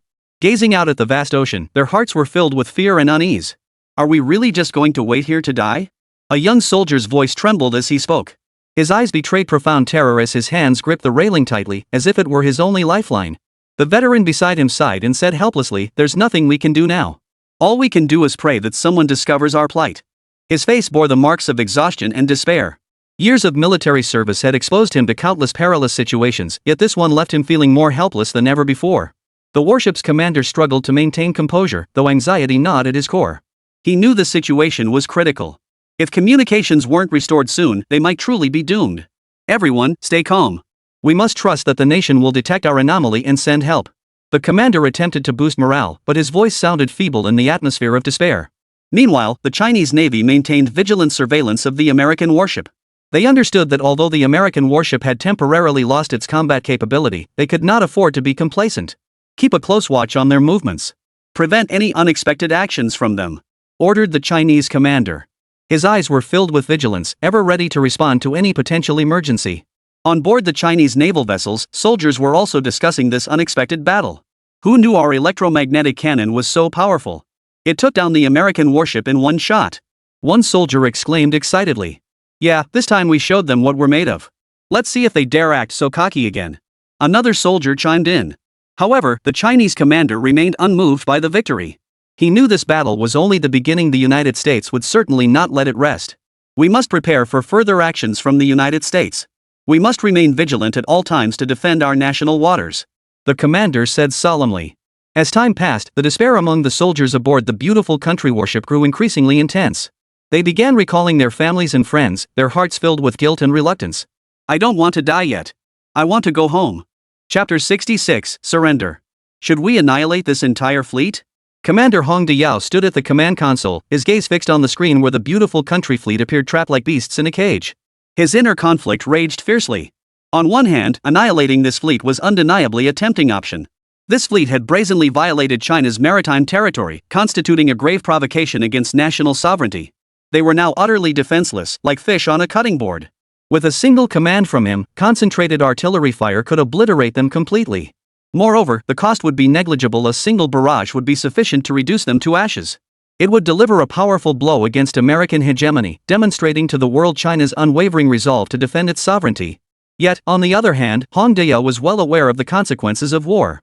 Wiping out the entire fleet could very well trigger a larger-scale conflict, potentially even igniting a full-scale war. Hong Dayao fell deep in thought, his fingers tapping lightly on the command console as he weighed the pros and cons in his mind.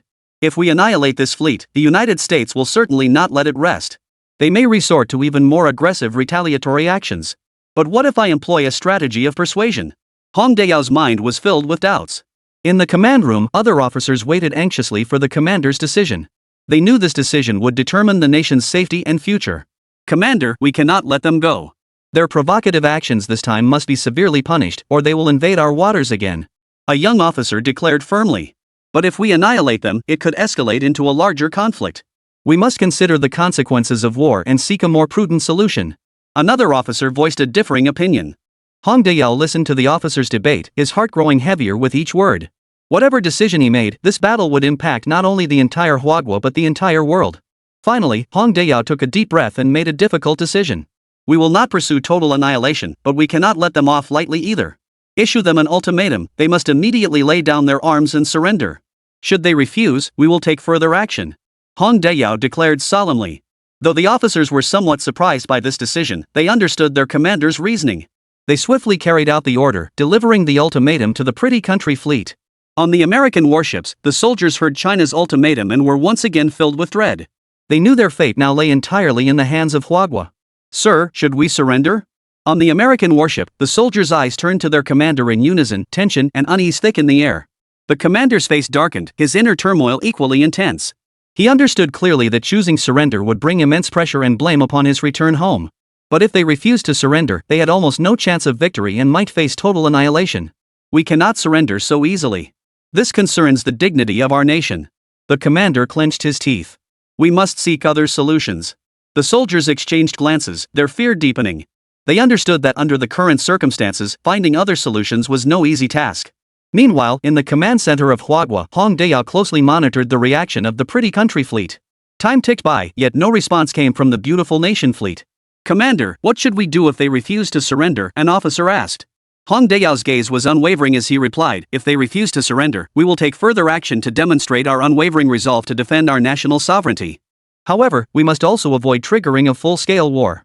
We will simply trap them here. We won't escalate the conflict further, and without navigation, their fleet cannot leave these waters. Amid the tense wait, chaos erupted within the beautiful country fleet. Some soldiers began questioning the commander's decision, arguing that surrender might be the best option at present. Sir, we have no other choice. If we don't surrender, we might all die here. A soldier said. The commander's heart was filled with conflict and anguish. He knew his decision would determine the fate of every soldier. Yet he refused to surrender to China so easily, fearing it would compromise his nation's dignity. After a long internal struggle, the American commander finally made a difficult decision. He resolved to negotiate with Huagua, seeking a compromise solution. Initiate negotiation requests with China. We are willing to discuss this incident and seek a peaceful resolution. The commander ordered. Inside the Huagua command center, upon receiving the beautiful country's negotiation request, Hong Dayao fell deep in thought. Reject their request. What kind of lowly scum think they can negotiate with us? They're already trapped here by us, and they still dare to make demands? Send word to them, if they refuse to surrender. They'll starve to death in Huagua. Hong Dayao declared firmly. What a joke. He'd only offered them surrender to avoid escalating the conflict. Now they actually wanted to negotiate? What right did they have to negotiate? China's response quickly reached the American warship, sending the crew into an uproar. What do we do? They've rejected our negotiation request, a soldier exclaimed in panic. The commander's expression darkened further. He hadn't anticipated such an unyielding stance from Huagua. Yet he understood their position, they were clearly at a disadvantage, holding little bargaining power. It seems China is determined to force our surrender. The commander said helplessly, but we can't just give up so easily. We need to find a way to secure some favorable terms. The soldiers, however, were far from optimistic. Due to the presence of military bases in the surrounding area, their supplies were far from sufficient. After losing their electronic equipment, they found themselves in dire straits, with food and fresh water dwindling steadily. The prolonged siege was taking a heavy psychological toll on them. Sir, can we really hold out? Perhaps surrender is our only option. A soldier spoke hesitantly. The commander paused for a moment before replying, let's wait and see. There might still be a chance. Perhaps the nation will notice our loss of contact and dispatch fighter jets to locate us. Inside the command center of Huagua, Hong Deyao remained resolute. He knew he couldn't give the pretty country any illusions. They must be made to clearly recognize their mistake. Continue intensifying surveillance on them. Do not allow any suspicious movements. If they refuse to surrender, prepare for a prolonged siege. Hong Deyao ordered. As time passed, conditions aboard the pretty country warship deteriorated rapidly. Soldiers began exhibiting anxiety, despair, and other negative emotions, with some even experiencing physical ailments. Sir, we can't go on like this. We must make a decision. An officer pleaded urgently. The commander's heart was filled with conflict and anguish. He knew that persisting could lead to more casualties, even deaths. But if he surrendered, he would face immense pressure and blame. He might even end up in a court-martial. Finally, after a long internal struggle, the commander of the United States reluctantly made his decision. Surrender to China. Chapter 67, Meal and lodging expenses must be included. Commander, the American fleet has surrendered to us. Ha ha ha, I figured as much. They surrendered to us during the Korean War. Their so-called fighting spirit and honor are utterly worthless. Hong Deyao let out a cold, dismissive laugh. The United States only boasts about its combat power. In movies, the United States appears invincible. In reality, the pretty country just bullies others with its weapons and equipment. When it comes to real combat, their fighting is ridiculously weak. They surrendered after less than a day of siege. Could it be they ran out of canned food on the ship? Hong Deyao sneered, harboring no goodwill toward these Americans. They'd taken advantage of China's weak naval capabilities before, sending fleets to stir trouble every other day. If the Central Command hadn't explicitly forbidden firing, he would have sent those old-fashioned soldiers to meet their maker with missiles long ago. Let's go see these old-fashioned soldiers for ourselves. Naval Base, Main Parade Ground. The surrendered American soldiers sat on the parade ground, each one looking utterly defeated. They'd come expecting to flex their muscles, only to become blind before even seeing the enemy. Are you their commander? Hong Deyao addressed the white officer before him. Yes. What kind of weapon did you use? Why did all our electronic equipment fail before we even detected you? Officer William Cohen's face twisted in anguish. As the formidable U.S. Navy, to suffer defeat without even seeing the enemy. This was nothing short of a disgrace. You have no right to ask questions. You are a prisoner. Though we treat prisoners well, I refuse to answer your questions. Answer my question first, who sent you here? What purpose brought you to the waters of our nation? Hong Deyao didn't answer William's question but voiced his own doubts instead. What business does China have in the recent international situation? The Middle East is the one in turmoil. Why aren't they stirring trouble in the Red Sea? How did they come to stir up trouble in China? The Pentagon dispatched us here to pressure you into handing over the Mets and those American citizens you're holding captive. William spilled the beans without hesitation. He had come specifically to discuss this matter, though the current situation differed from his expectations. He had envisioned himself standing tall, intimidating the Huagua fleet into retreat. Then return to the United States with the American citizens, the Mets, and honor intact. But now, all he could bring back was shame. American citizens? How could your citizens be detained by us? Hong Deyao was utterly baffled. When had they detained any American citizens? And what the hell were these Mets? Did their country even possess such advanced technology? Commander, he's referring to the spy detained earlier for disrupting our national film roadshow. A young officer beside him interjected. He still browsed online for news, so he knew about the incident. Wait.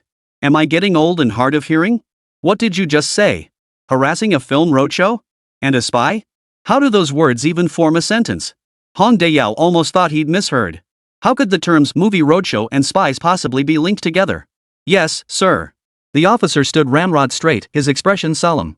The mecha he mentioned also appears in the film. Has your entire country gone mad?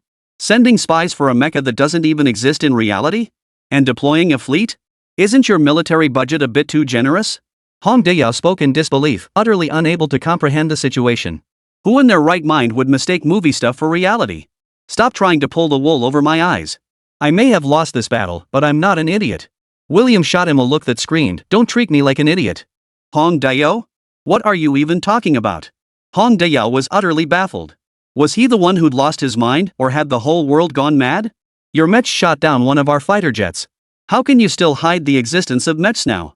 I know your country loves strategic deception, you even have a strategic deception bureau. I'm not one of those gullible citizens. I've read every report on that battle.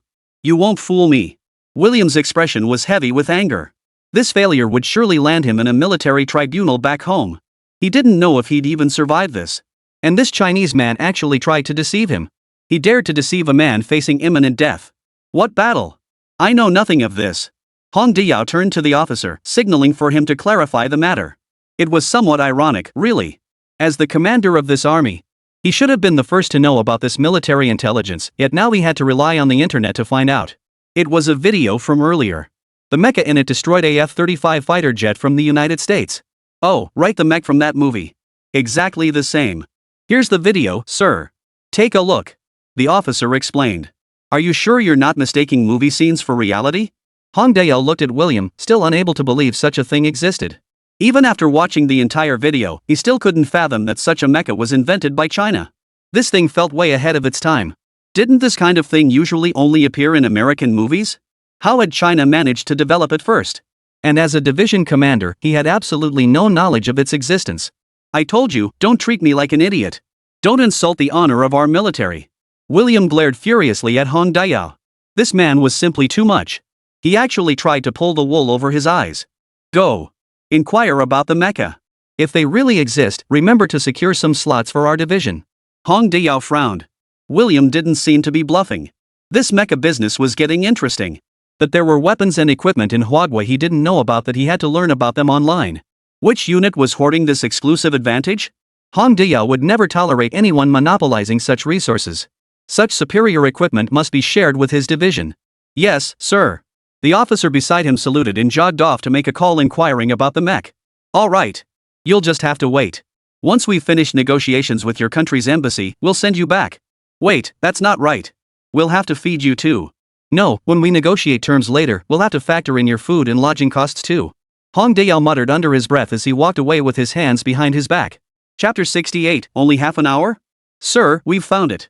Oh? We really have this mech? Hong Dayao looked utterly astonished. After all, the whole thing sounded rather dubious. Not yet. What do you mean, not yet? Hong Dayao was baffled. Either it existed or it didn't. What did not yet even mean?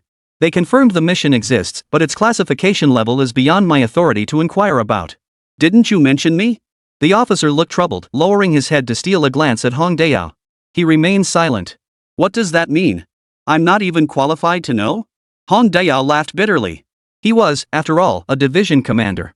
This video had gone viral across the entire internet, yet he wasn't even deemed worthy of knowing. It seemed like they kept all the good stuff to themselves, hiding it even from their own people. Who were the escorts in that video? Hong Dayao suddenly grasped the crux of the matter: the passenger jet. A passenger plane requiring J-20 fighters for escort couldn't possibly carry ordinary passengers.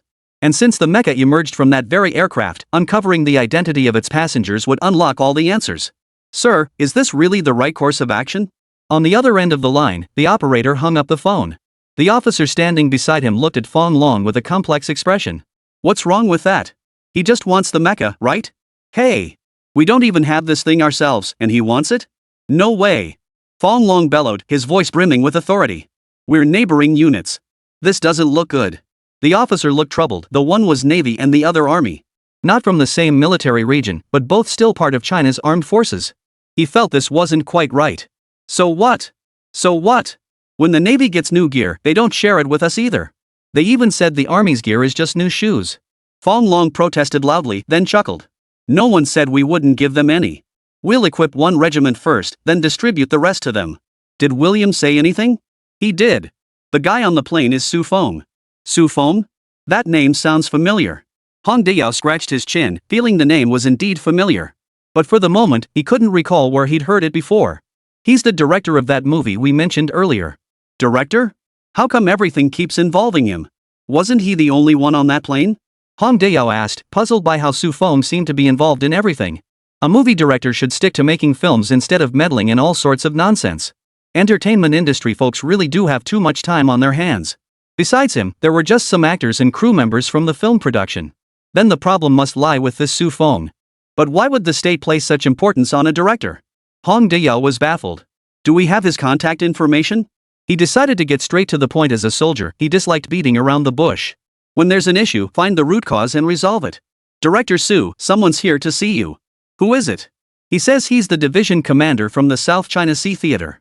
The division commander from the South China Sea Theater? Su Feng was stunned. He hadn't dealt with anyone from the South Sea Theater before. Why would he be calling him? Could it be a scam? There are so many scammers these days. Su Feng voiced his doubts. No, I've verified his identity. It really is the division commander from the South Sea Theater. With no other choice, Su Feng answered the call. Hello? This is Su Feng.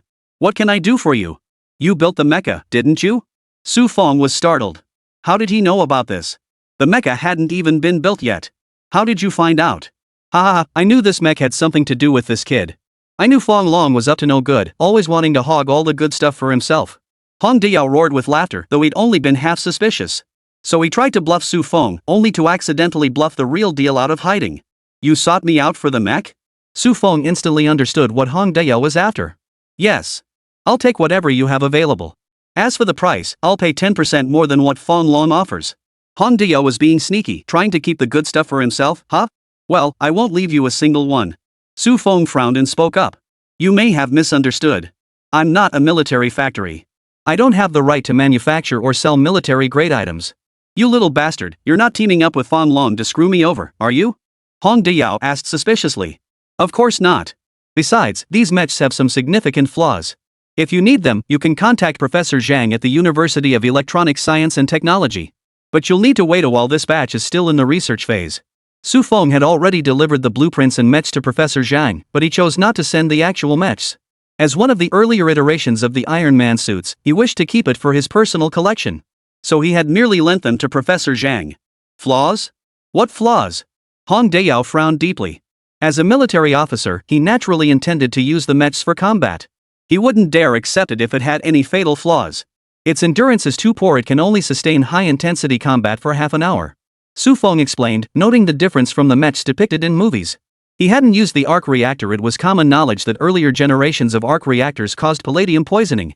He couldn't possibly incorporate that flaw into the mech. It was genuinely lethal. Thus, the mech's endurance remained a critical weakness. Half an hour? Hong Daiyao lowered his head in thought. Half an hour to fight a battle was indeed rather rushed. Especially since the battlefield was at sea. A mech running out of power would simply sink into the ocean. When can this flaw be fixed? Hong Daiyao voiced his greatest concern. Su Feng hesitated slightly. He didn't know when this flaw could be fixed either. The first Iron Man movie had only recently premiered, and if they were already planning the next installment, the technological capabilities available for materialization were still extremely limited. Only a new reactor and the Mark armor existed. Having heard no response from Su Feng, Hong Daiyao likely realized this might not be so straightforward. He mistakenly assumed it was a technical challenge. He understood that technology wasn't something you could just casually research, so he didn't press Su Feng further. It's fine if it can't be developed for now. Our Navy's operational scenarios are somewhat unique. If the endurance issue can be resolved, I'll approach Professor Zhang again. Hearing this, Su Feng breathed a sigh of relief. Chapter 69, he should be thanking us. The United States recently lost track of a fleet in our South China Sea waters.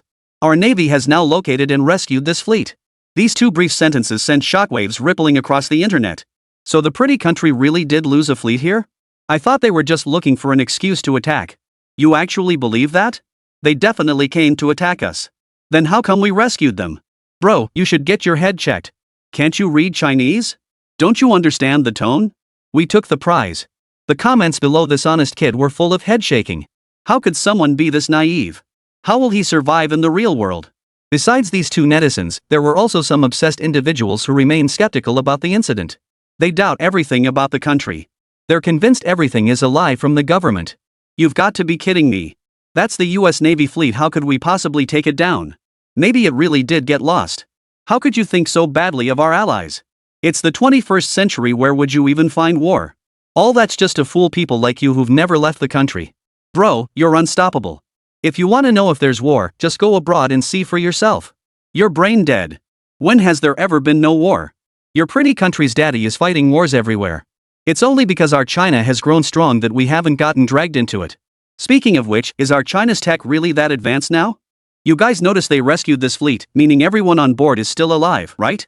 They were all captured? What's going on? Has the US become this weak? Numerous military experts voiced skepticism this was utterly surreal. If they were sunk under fire suppression, it might be possible, but to completely overwhelm the enemy fleet? That seems rather unrealistic. If they can't win, can't they just retreat? The ocean is vast, could they possibly blockade the entire sea? And how exactly would you make the US fleet surrender without firing a single shot? They're not the Gallic rooster. Surrender isn't exactly in vogue. The heated discussion spread across various platforms, eventually drawing many curious netizens into the official comments section of China. The Chinese government then issued an official statement. Recently, a fleet from the United States went missing in our South China Sea. Our nation expended significant human resources to locate and rescue this fleet. We hope the United States will reimburse us for these expenses.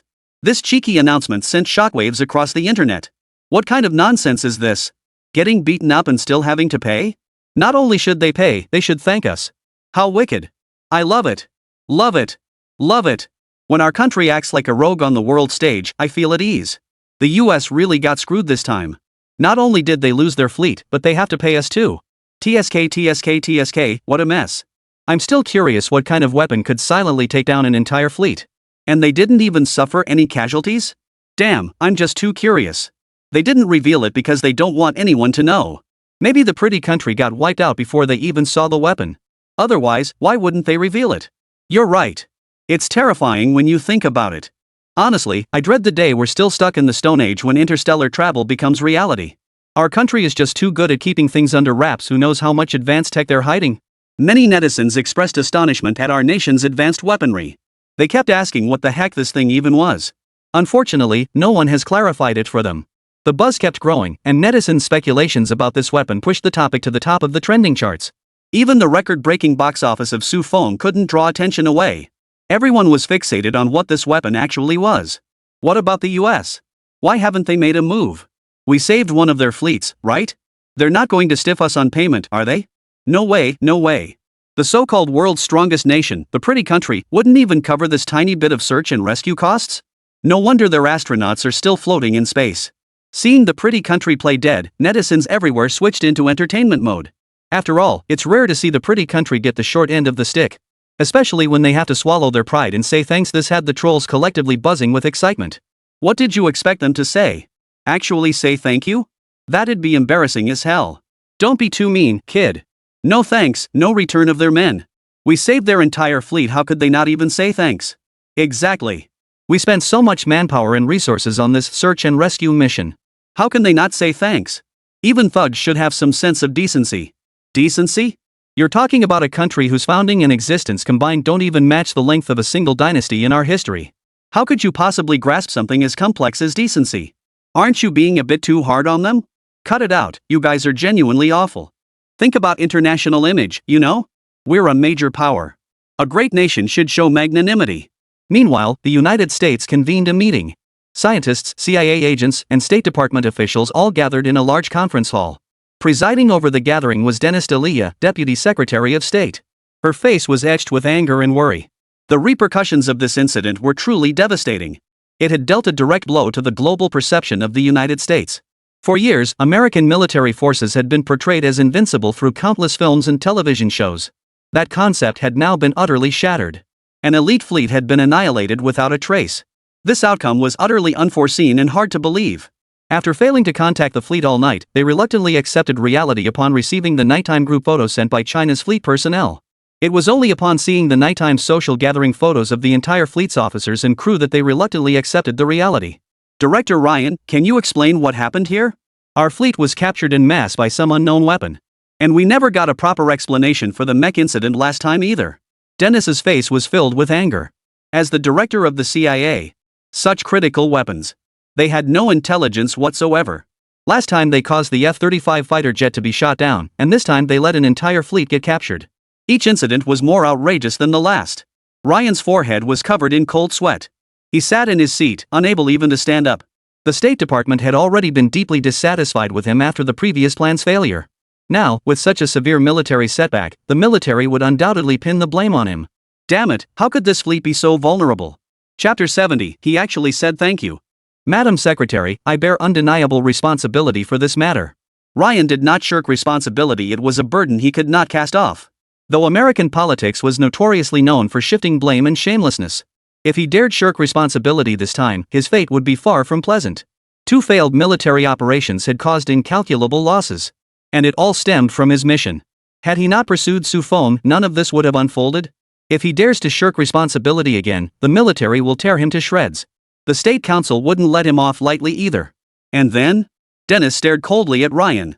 The repercussions of this incident were simply too severe. It exposed that the United States no longer possessed the strength to rule Blue Star. Once this matter came to light, countless nations would seek to tear a piece of flesh from the United States.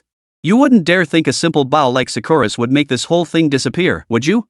Dennis's icy words felt like a bucket of cold water dumped on Ryan, sending a shiver down his spine.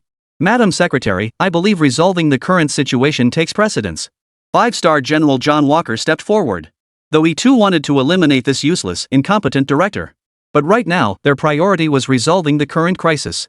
The American military bore the brunt of the damage to their nation's prestige.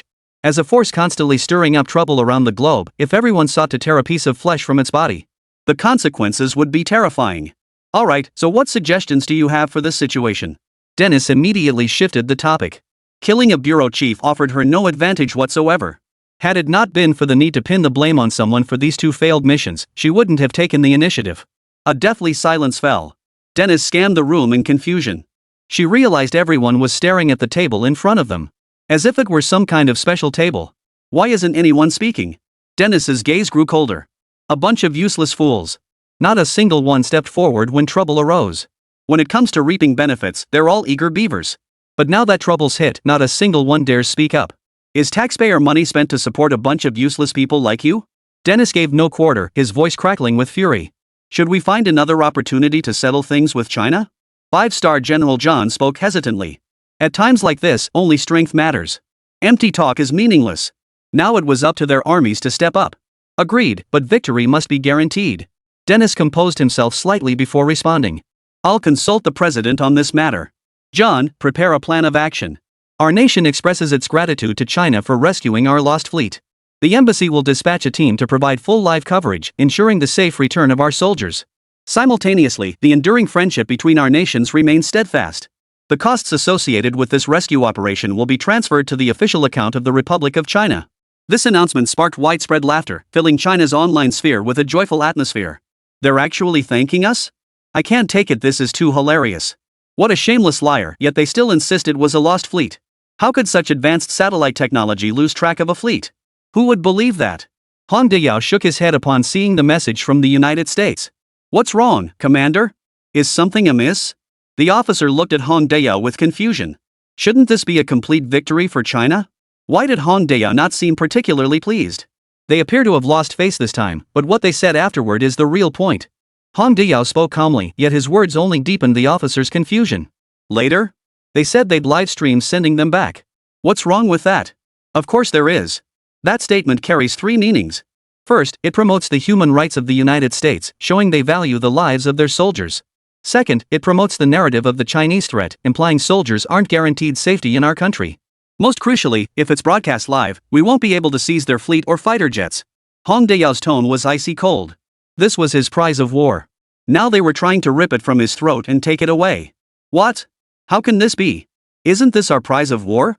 How could they not know about this? What lost? This is clearly deliberate provocation. Now that they've lost, they actually want to take our spoils? Hong Deyao sneered coldly. Oomph. Do you think the pretty country cares about saving face? They've got their big shots, and they've already lost face big time. Now they're letting them salvage some losses, but that battleship is useless to them anyway. At full power, the electromagnetic cannon fried every circuit in the ship. It's beyond repair. Let them take this junk. The officer looked indignant. Commander! How can we let them take it? Then you come up with a solution? Hong Deyao folded his arms behind his back and spoke with solemn gravity. It's just a pile of scrap metal. We're not the China of decades past. We can build our own. We've already backed up the blueprints and material specifications anyway. If they want it, let them take it. Hong Deyao flashed a smug grin at the old rogue. He had anticipated trouble long ago, so he had already had people tamper with it during transport. The fleet's physical blueprints had been fully scanned, and samples of materials from each section had been secretly retained. If they noticed, they could just claim it got dented or scratched during transport. It always comes down to you, Commander. The officer exhaled. Now that's a relief, just scrap metal. Let them take it. Oof. If we don't skin them alive for this salvage fee, we'd be doing ourselves a disservice after all the trouble we went through to bring the fleet back. Public opinion on the incident was divided.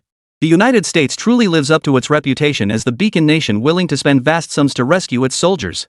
China really takes the cake charging rescue fees? Shouldn't this kind of rescue be public service? Chinese people really are bloodsuckers. Others countered that the US was talking nonsense. Don't be ridiculous. Do you think this is saving Private Ryan? The US is the world's worst human rights violator. Some states even hire child labor. This is ridiculous. An entire fleet from a major power goes missing. And people actually believe this? Chapter 71, Visiting the World Air Force Exercise?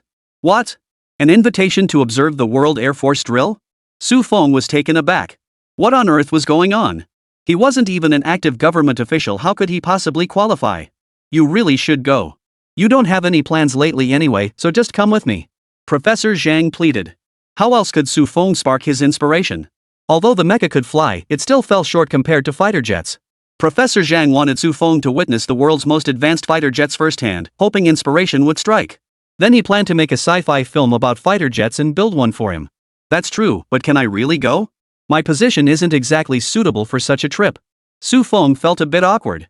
Lately, he hadn't exactly been avoiding trouble with the United States. The CIA might not be able to touch him within China's borders, but if he were to go abroad for some military exercises, he felt his life might be in jeopardy. It'll be fine. We'll all go with you. Plus, military units will escort us for security. Since the United States dared to openly invite scientists from around the world, they wouldn't dare strike from the shadows. Otherwise, the backlash from nations boycotting alone would be enough to give them a run for their money. Professor Zhang wasn't quite as nervous. While Su Feng's invention was indeed powerful, but he wasn't the only genius out there. The world was vast. There are more than a few individuals even more brilliant than Su Feng today. Dreaming up the atomic bomb formula wasn't unheard of either. Such genius simply defied ordinary understanding. If danger loomed, it wouldn't be Su Feng who faced it. Though he'd created several inventions. Compared to those who've dedicated their entire lives to mastering their fields, his contributions still pale in comparison. Alright, I'll go with you. Inside the Advanced Aerospace Research Institute of the United States, the atmosphere was tense and bustling. The nation's top aerospace scientists and engineers had gathered here, pouring their efforts into developing the sixth-generation fighter to secure America's future air superiority. Palitzer Virgil, the institute's project leader. He stood in the vast R&D Center hall, his gaze fixed intently on the bustling scene before him. Dressed in a white lab coat, his hair slightly disheveled, he bore the clear marks of long hours immersed in work. Palitzer approached a group of engineers discussing technical issues, listening intently to their conversation. The current stealth technology still needs optimization. We've detected signal leakage issues during testing, a young engineer says with a frown. Yes, this issue must be resolved as soon as possible. Stealth capability is one of the key characteristics of the sixth-generation fighter. If we can't achieve perfect invisibility, we'll lose a significant advantage on the battlefield. Another senior engineer responded. Palitzer interjected, let's pool our ideas and see if we can come up with new solutions. We can't rely solely on traditional stealth materials and techniques, we must dare to innovate. The group fell into deep thought, each voicing ideas and suggestions. Palitzer listened attentively, rapidly analyzing the feasibility of each proposal in his mind. Leaving the discussion group, Palitzer moved to another area where engine testing was underway. The immense roar echoed throughout the space, conveying immense power. How is the engine performing? Palitzer shouted to be heard above the engine noise. A scientist responsible for engine development approached and replied, thrust has reached the target specifications, but further testing is needed for durability and reliability. Palitzer nodded. The engine is the heart of the fighter jet. We must ensure it operates stably under all extreme conditions. Continue intensifying the testing to identify any potential issues. Palissader then proceeded to the laboratory, where scientists were engaged in developing and testing new materials. Sixth-generation fighters require more advanced, robust, and lightweight materials to enhance performance and survivability. Do these new materials meet the required strength and heat resistance standards? Palitzer asked, examining various material samples on the lab bench. Current test results indicate our newly developed composite materials show significant improvements in strength and heat resistance, but the cost remains relatively high, replied a materials scientist. Palitzer pondered for a moment before saying, we can gradually address the cost issue. The key is to ensure the material's performance. Continue optimizing the material formulation and manufacturing process to strive for improved performance while reducing costs. Stepping out of the lab, Palitzer made his way to his office. Sitting at his desk, he looked at the mountain of documents and reports piled up before him, feeling a headache coming on. Developing the sixth-generation aircraft was an extraordinarily challenging task, demanding not only advanced technical expertise but also substantial funding and time. Palitzer opened his computer to review the latest project progress report. He noted that while progress had been made across various fronts, numerous issues and challenges remained. Stealth technology, engine performance, new material applications, and electronic warfare systems all required further refinement and improvement. Just then, a phone call came in. "Hello, this is Palitzer." "Who's calling?" "This is Dennis. I'd like to inquire about the progress of your sixth-generation fighter program. While we have achieved some results, we still face many difficulties. We require additional funding and resources to support our efforts, as well as more time to resolve technical challenges," Palitzer stated earnestly. Dennis paused for a moment on the other end of the line before saying, "Palitzer, I understand your difficulties. However, the development of the sixth-generation fighter is crucial to our nation's strategic security. We must accelerate the pace. A military exercise is scheduled in 2 weeks. I hope you can present a prototype first to demonstrate your progress. I'll do my utmost to secure additional funding and resources for you." Hanging up the phone, Palitzer felt the weight on his shoulders grow heavier. "Are you kidding me? Deliver a finished product in half a month? Scientific research isn't like playing a video game where you just click a mouse and advance your tech tree. The hidden features of the sixth-generation aircraft haven't even been fully resolved yet. Not to mention all the other minor issues across the board. 2 weeks? That's barely enough time to fix a single problem." Palitzer slammed his phone down in fury. These people don't understand technology at all. His assistant outside heard the commotion and stepped in. "What's wrong? Did those idiotic politicians propose another stupid decision? They want us to deliver a prototype within 2 weeks. How is that even possible? There are still so many unresolved issues. What a bunch of idiots. They don't understand research at all. Calm down. If we dedicate the entire 2 weeks to cracking the hidden technology, it might just be enough. Put everything else on hold for now. Research funding is the top priority." His deputy shrugged indifferently. After all these years in the United States, he knew how to secure funding. It was all about blowing smoke. Whether it could be achieved was a matter for later. Guess that's the only way. Chapter 72, The 36 Stratagems, Substituting the Peach for the Plum. The sixth-generation fighter is ready for its first prototype test flight. This competition will surely bring us glory. Dennis's voice brimmed with excitement, as if the sixth-generation fighter had already been completed. In reality, she knew the sixth-generation fighter was still a long way from being ready for military deployment. But she wouldn't reveal the truth. What the United States needed now was morale. With both fighter jets and fleets defeated by China, if they failed to deliver tangible results, America's military dominance over other nations would become a laughingstock. As everyone knew, a certain camel loved buying weapons and equipment. If they learned that China had crushed the United States in both naval and air power, the United States would lose a significant portion of its orders. For a major military-industrial power like the United States, this is unacceptable. A mere mech? I think everyone's been scared by sci-fi movies. How much ammunition can such a small mech carry? And with such a small size, endurance is also an issue. Ryan stepped forward, now seeking to secure his own survival. If he could discredit China's weapons as worthless, his chances of being removed from his position would be significantly reduced. "I bear undeniable responsibility for the 2 defeats, but I believe once we master this equipment, it won't defeat our fighters again. The sixth-generation fighter will absolutely crush China's military equipment." Ryan's words were met with a brief silence in the conference hall.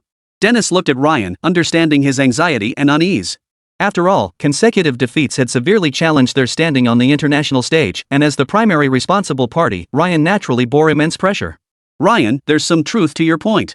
But we can't underestimate China's mecha.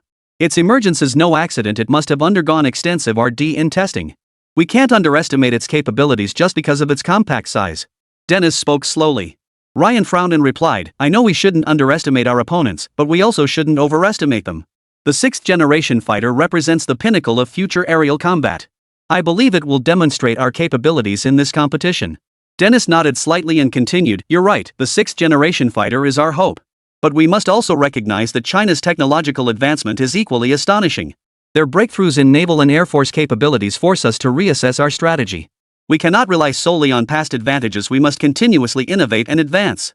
Dennis cursed inwardly. The sixth-generation fighter was still only a half-finished prototype. And you're hyping it up like it's already a done deal? You'd think you were the one developing it. We must accelerate the development of the sixth-generation fighter while conducting in-depth investigations into the mechs. Understand its capabilities and vulnerabilities so we can devise countermeasures for future confrontations. Dennis declared firmly, "This falls squarely on your shoulders, Director Ryan. Don't screw up again, or even the State Council won't be able to save you." Dennis' tone was icy. If Ryan hadn't defected last night, she would have certainly challenged him at today's meeting and replaced him with an official from her faction. Of course, Madam Secretary. I will complete the investigation thoroughly. Ryan reluctantly accepted this difficult task. Then this meeting is adjourned. If you, Director Ryan, fail to provide a satisfactory response that satisfies everyone, you'd better resign in disgrace at the next meeting. Dennis's tone was icy, even though Ryan had joined her faction. She wouldn't give him any leeway. Useless people had no place in this world. Especially in such a critical position, intelligence gaps could cost lives. She wouldn't shoulder that responsibility for Ryan's sake. Not pressing the issue this time was the extent of her goodwill. After leaving the meeting room, Ryan was weighed down by pressure and anxiety. He knew full well the immense difficulty of this investigation. The slightest misstep could spell the end of his political career. Returning to his office, Ryan immediately assembled his most capable team of operatives. They gathered around, the atmosphere heavy. Ryan said solemnly, "Everyone, this mission is of the utmost importance. We must give it our all. The Secretary of State has given clear instructions. We cannot afford any further mistakes." The team members nodded in unison, fully aware of the mission's critical importance. Level 5 Agent Gary asked, "Director, where do we begin our investigation? China's security measures are incredibly tight, and our agents there have suffered heavy losses. It's incredibly difficult to obtain information about the mechs." Ryan pondered for a moment before replying, "We can deduce from the specifics of the previous 2 failures. All of this is inextricably linked to that director, Su Feng. So let's start by investigating Su Feng, but proceed with caution. I suspect Su Feng may be under the protection of Huawei agents. Simultaneously, keep a close watch on China's movements to see if they make any new moves." Gary nodded slightly, his expression grave as he replied, "Understood, Director. I'll assign our most capable personnel to investigate Su Feng. However, as you mentioned, China's security is extremely tight. We must proceed with extreme caution. If China detects us, our intelligence organization will face retaliation from them." Ryan nodded, his expression stern as he instructed, "Exactly. We must proceed with utmost caution. Su Feng is no ordinary man. To be held in such high regard in China, he must possess something special. We need to gather every piece of information we can about him, his background, connections, daily activities, everything. From these details, we might uncover clues about the mechs." Gary rubbed his head, speaking with some hesitation. "Director, we've already investigated Su Feng's background. It's clean, just an ordinary sci-fi film director." Ryan's gaze instantly sharpened. "Are you suggesting an ordinary director would warrant China deploying 2 J-20s to escort him home? Did a donkey kick you in the head? No, Director. What I mean is, could Su Feng just be a smokescreen? Used to conceal their real scientist. After all, China often plays some tricks. They call this one of the 36 stratagems." Gary was momentarily speechless. He wasn't stupid. He could see Su Feng was suspicious, but intelligence suggested Su Feng had no connection to scientific research whatsoever. "Go investigate. Only facts will reveal the truth." Chapter 73, China's J-20? Absolutely not. So you mean we're showcasing the Mark III this time? But doesn't the Mark III have terrible endurance? Su Feng was puzzled. Didn't Huawei already have the J-20? Why showcase a half-baked Mark III instead? Without the arc reactor, the Mark III's endurance was only half an hour. For aerial demonstrations or combat operations, that duration was simply too short. Why not use the J-20 for the demonstration? Professor Zhang shook his head slightly and explained, "Su Feng, showcasing the Mark III holds special significance this time. The J-20 is formidable, but in this global Air Force exercise, we need to showcase different technological directions. While the Mark III has a short endurance, it represents our exploration and breakthroughs in the field of mecha. Moreover, its maneuverability and agility are unmatched by conventional fighters, capable of delivering a completely new level of awe to the world." After a pause, Professor Zhang added somewhat awkwardly, "Of course, the most crucial point is that the J-20 can't be sold, but the Mark III can be." Professor Zhang gave Su Feng a knowing look, clearing his throat awkwardly. "You know, it's about securing research funding." Su Feng understood immediately it was all about showcasing weaponry to attract buyers. "So that's it. I thought it was just flexing muscles. Turns out it's about showcasing merchandise." "Well, you can't quite put it that way. The United States keeps touting the China threat theory day in and day out. Don't we need to keep some capabilities under wraps to avoid scaring our smaller neighbors?" Professor Zhang explained China's considerations for this conference. They needed to flex their muscles, but without revealing too much of their true capabilities. The Mark III is perfect for this demonstration. On one hand, its strengths are outstanding. On the other, its weaknesses are glaringly obvious. Once they all conclude the Mark III has poor endurance, we can surprise them with the new Mark IV. Professor Zhang flashed a slightly sinister grin. "Su Feng. You tactical masterminds. You guys have such dirty minds. Well, you really do trust me. Su Feng replied with a hint of resignation. This was practically pushing him to make Iron Man 2. I believe in you. Professor Zhang's expression grew serious, his eyes reflecting determination and expectation. Su Feng, I know this is no small pressure for you, but I firmly believe in your capabilities.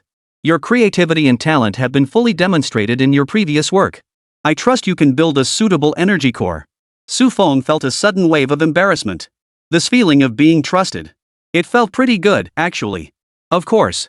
I'll get it done quickly. Professor Zhang, just wait for my good news. Su Feng looked at Professor Zhang with unwavering confidence. The conference is about to begin. Let's get ready to enter. Professor Zhang patted Su Feng on the shoulder. This young man truly was a blessing to China. Zhang, what are you guys showcasing this time? Is it the J-20? I'm incredibly curious about your J-20. It didn't back down during that standoff with the F-35 last time. This aircraft is undoubtedly among the world's top-tier fighters. Would you be interested in selling a few to me? A man wearing a white turban greeted Professor Zhang warmly. Oh, how did you find the mechanical dog we sold you last time? Instead of answering yes or no, Professor Zhang said or. He shifted the topic immediately. After all, Shaw was a major client. He'd recently spent billions just to take a tour of the space station. It was best not to offend such a big spender. It worked well. Are you demonstrating the J-20 this time? No, it's something that will absolutely astonish you when you see it. Professor Zhang teased the audience. Moments later, the live-streamed Air Force exercise broadcast worldwide commenced. Finally, it's here. I wonder what new technology we'll get to see this time. Audiences watched the live feed intently, filled with anticipation. Military experts from various nations were equally engrossed, poised to analyze the exercise for insights into each country's military development and technological capabilities. On the live streaming platform, discussions among netizens from various countries were in full swing. A netizen from the United States spoke up first. Our 6th-generation fighter jet will definitely steal the show. It represents the world's most advanced aviation technology. China's so-called new equipment can't even compare. A netizen from Japan chimed in, exactly. Our fighter jets also boast outstanding performance. China is probably just here to make up the numbers. Their technology is still far behind. A Japanese netizen countered, our nation has maintained close cooperation with the United States, and I'm confident we'll deliver an outstanding performance in this exercise. While China's weapons occasionally attract attention, they certainly can't be compared to our advanced technology. However, some rational netizens offered differing perspectives. An African netizen remarked, China's technological advancements in recent years are undeniable. We shouldn't underestimate them so easily. Perhaps they'll deliver an unexpected surprise. But such voices were quickly drowned out by those dismissive of China. China's J-20 is indeed impressive, even holding its own against the US's F-35 in previous missions. But the latest news from the US indicates they've already developed a 6th-generation fighter jet. Radar can't even lock onto their 6th-generation fighters, not even a lock-on. What kind of confrontation are we talking about? This military exercise will undoubtedly be dominated by the US's 6th-generation fighter jets. Netizens worldwide eagerly anticipated their nation's weapons shining in the exercises, firmly believing their own country's military might was unmatched. 6th-generation stealth fighters represent the future development path for all nations. America is humanity's beacon nation, leading the world to greater heights in every domain. This is the result of years of brainwashing by the United States, and only Japan's Ministry of Foreign Affairs can rival Hollywood in this regard. As for China's J-20, most view it with skepticism and disdain, dismissing it as merely a minor victory for China that cannot compete with other nations' advanced fighters. What they fail to recognize is that China's technological prowess has evolved beyond recognition.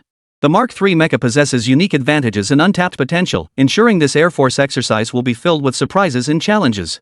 At this moment, a Chinese netizen stepped forward to counter, don't underestimate China's technological prowess. Our Mark III mecha will deliver a major surprise. China's progress in technology over recent years is undeniable, and we are confident in showcasing our distinctive capabilities during this Air Force exercise. But the Chinese netizen's statement was quickly drowned out by skepticism from other nations' netizens.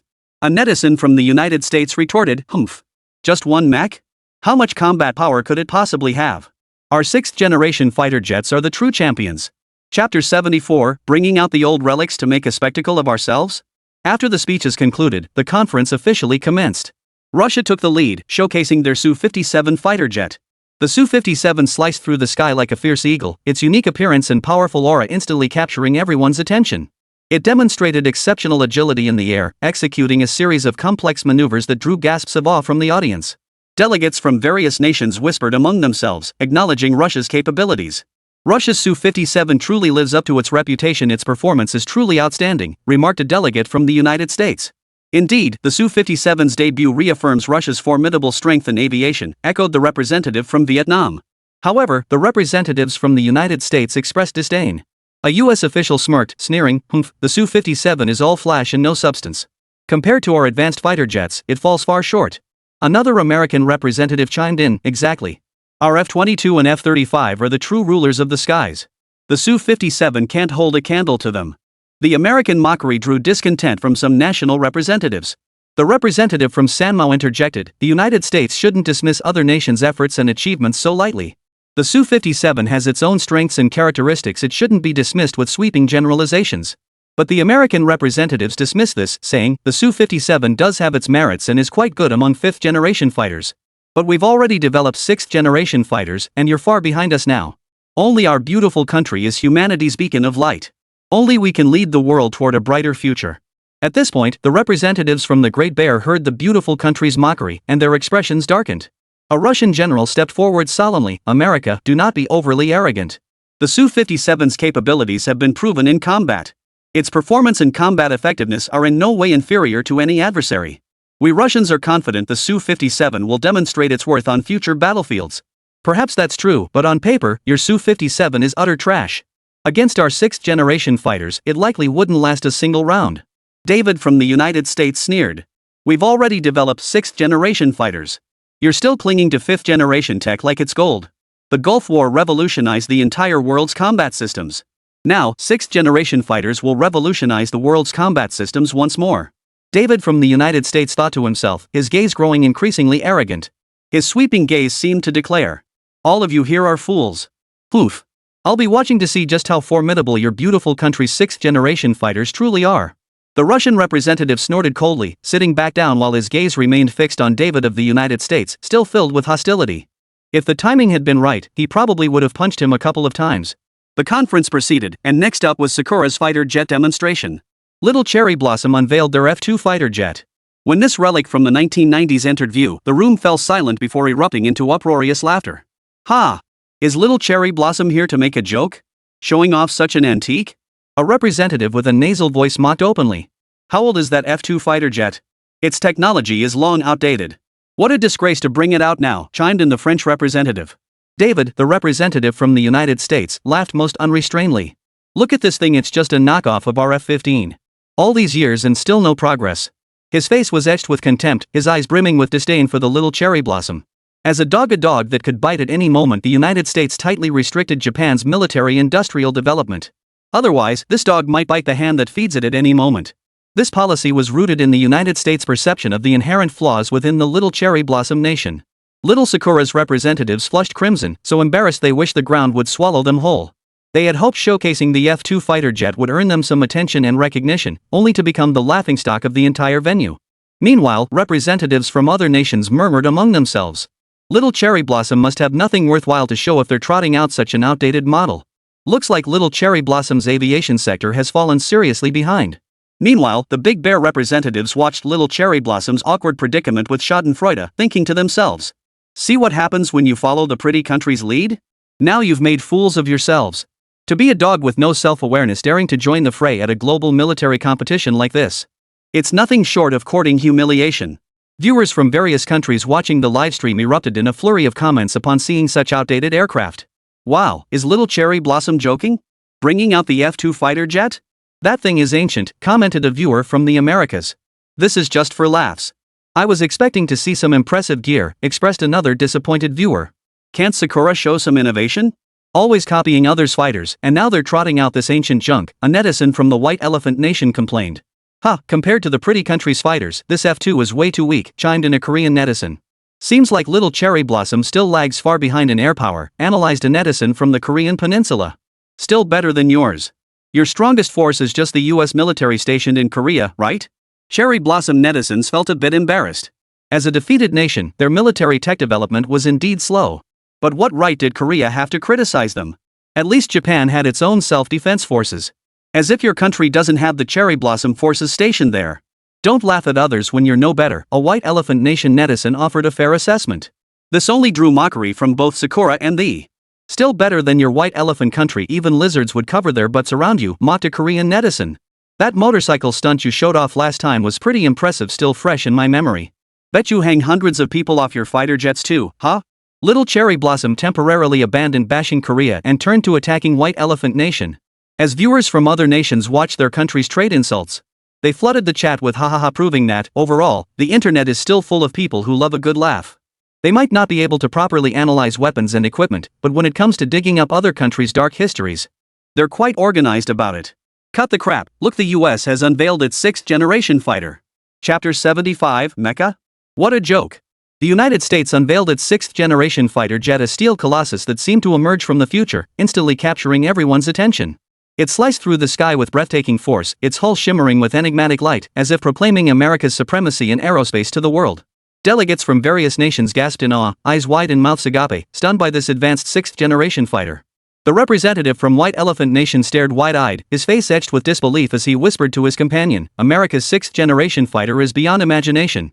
The gap between us and them is simply too vast." The little Cherry Blossom representative's face paled, her voice trembling slightly. "I never imagined the United States technology had advanced to this level.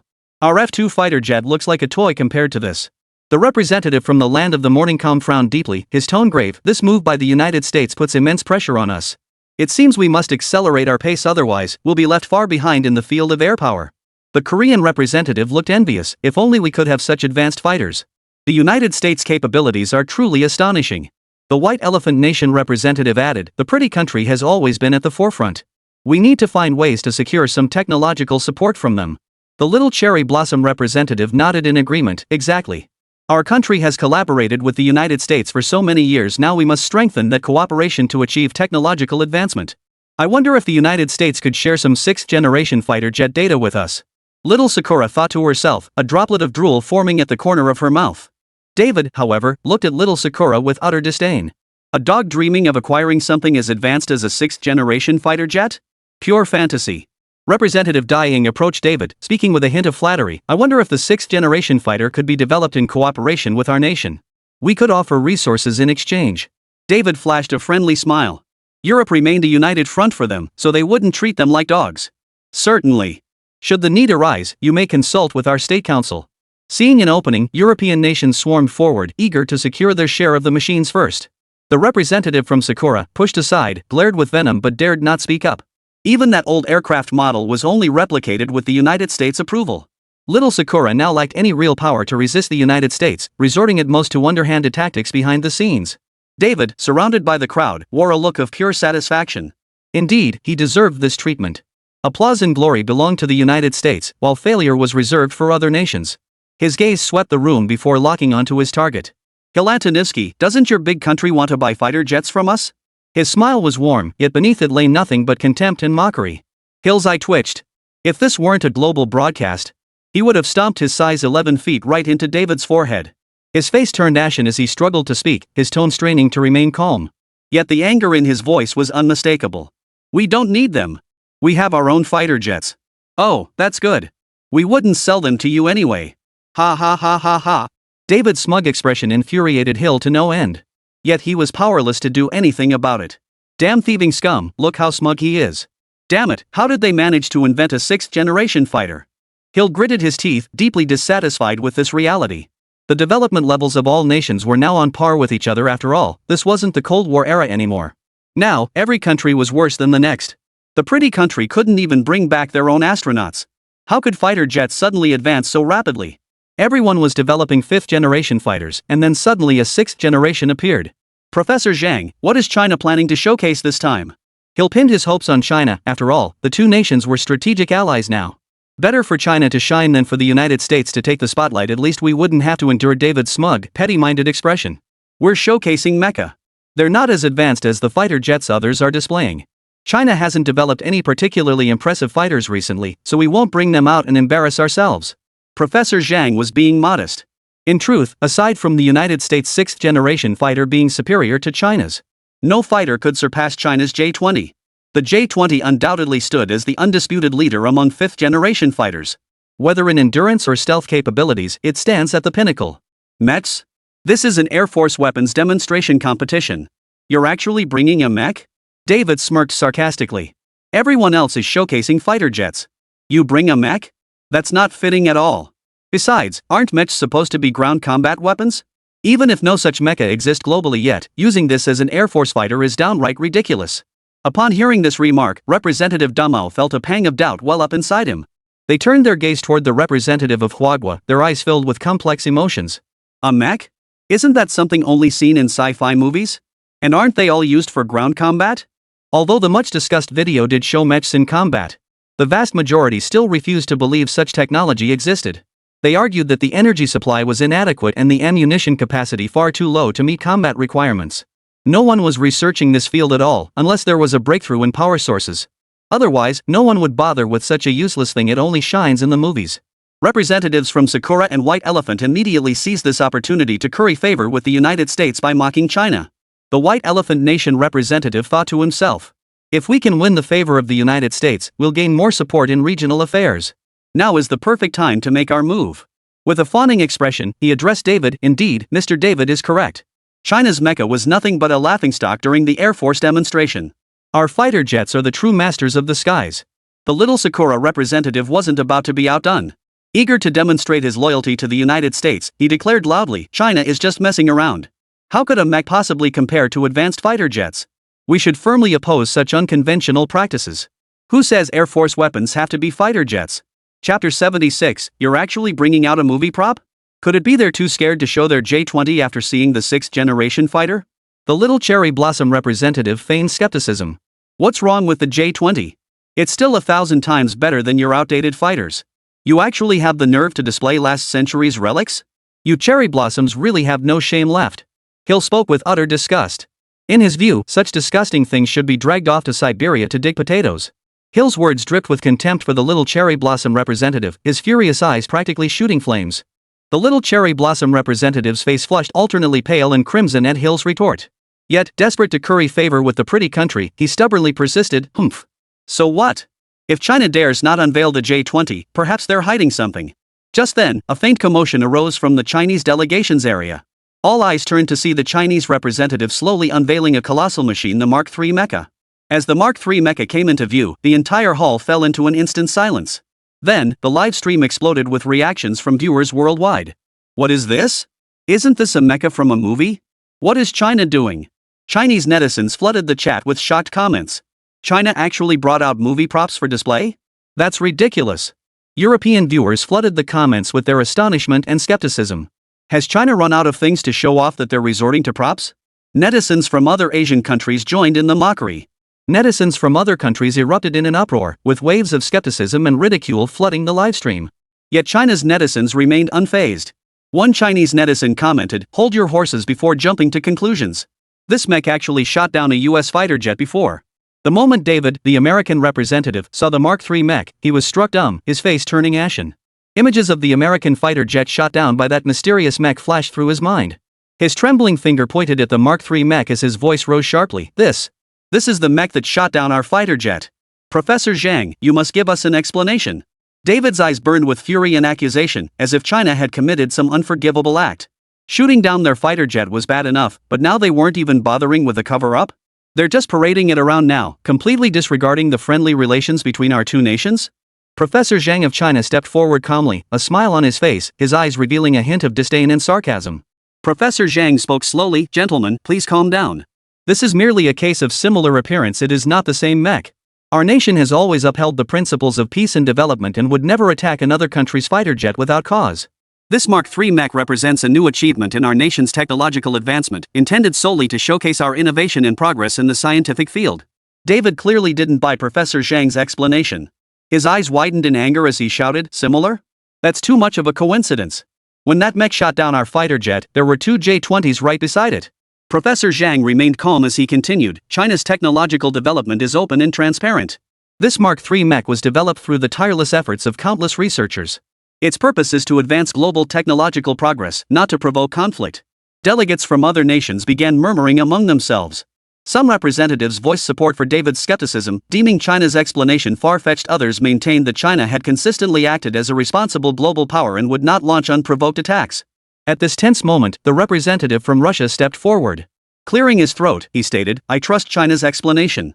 China has consistently pursued peaceful development, and its technological achievements are meant to benefit humanity, not to create war. We should view Huagua's technological progress objectively, rather than resorting to baseless speculation and accusations. The Russian representative's words eased the tension in the room slightly. But David remained unconvinced and pressed further. Then how do you prove this mech isn't the one that shot down our fighter jet earlier? Professor Zhang smiled faintly and replied, why should I prove this isn't that mecha? Since your beautiful country raised the question, shouldn't you present evidence proving that our Huagua fighter jet was the culprit?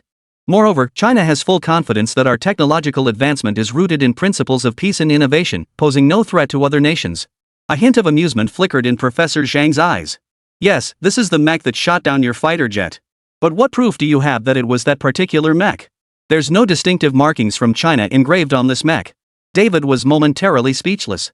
He truly had no conclusive evidence proving this mech was the one that shot down their fighter. He can only argue stubbornly, the external design is so similar it must be the same one. Professor Zhang shook his head.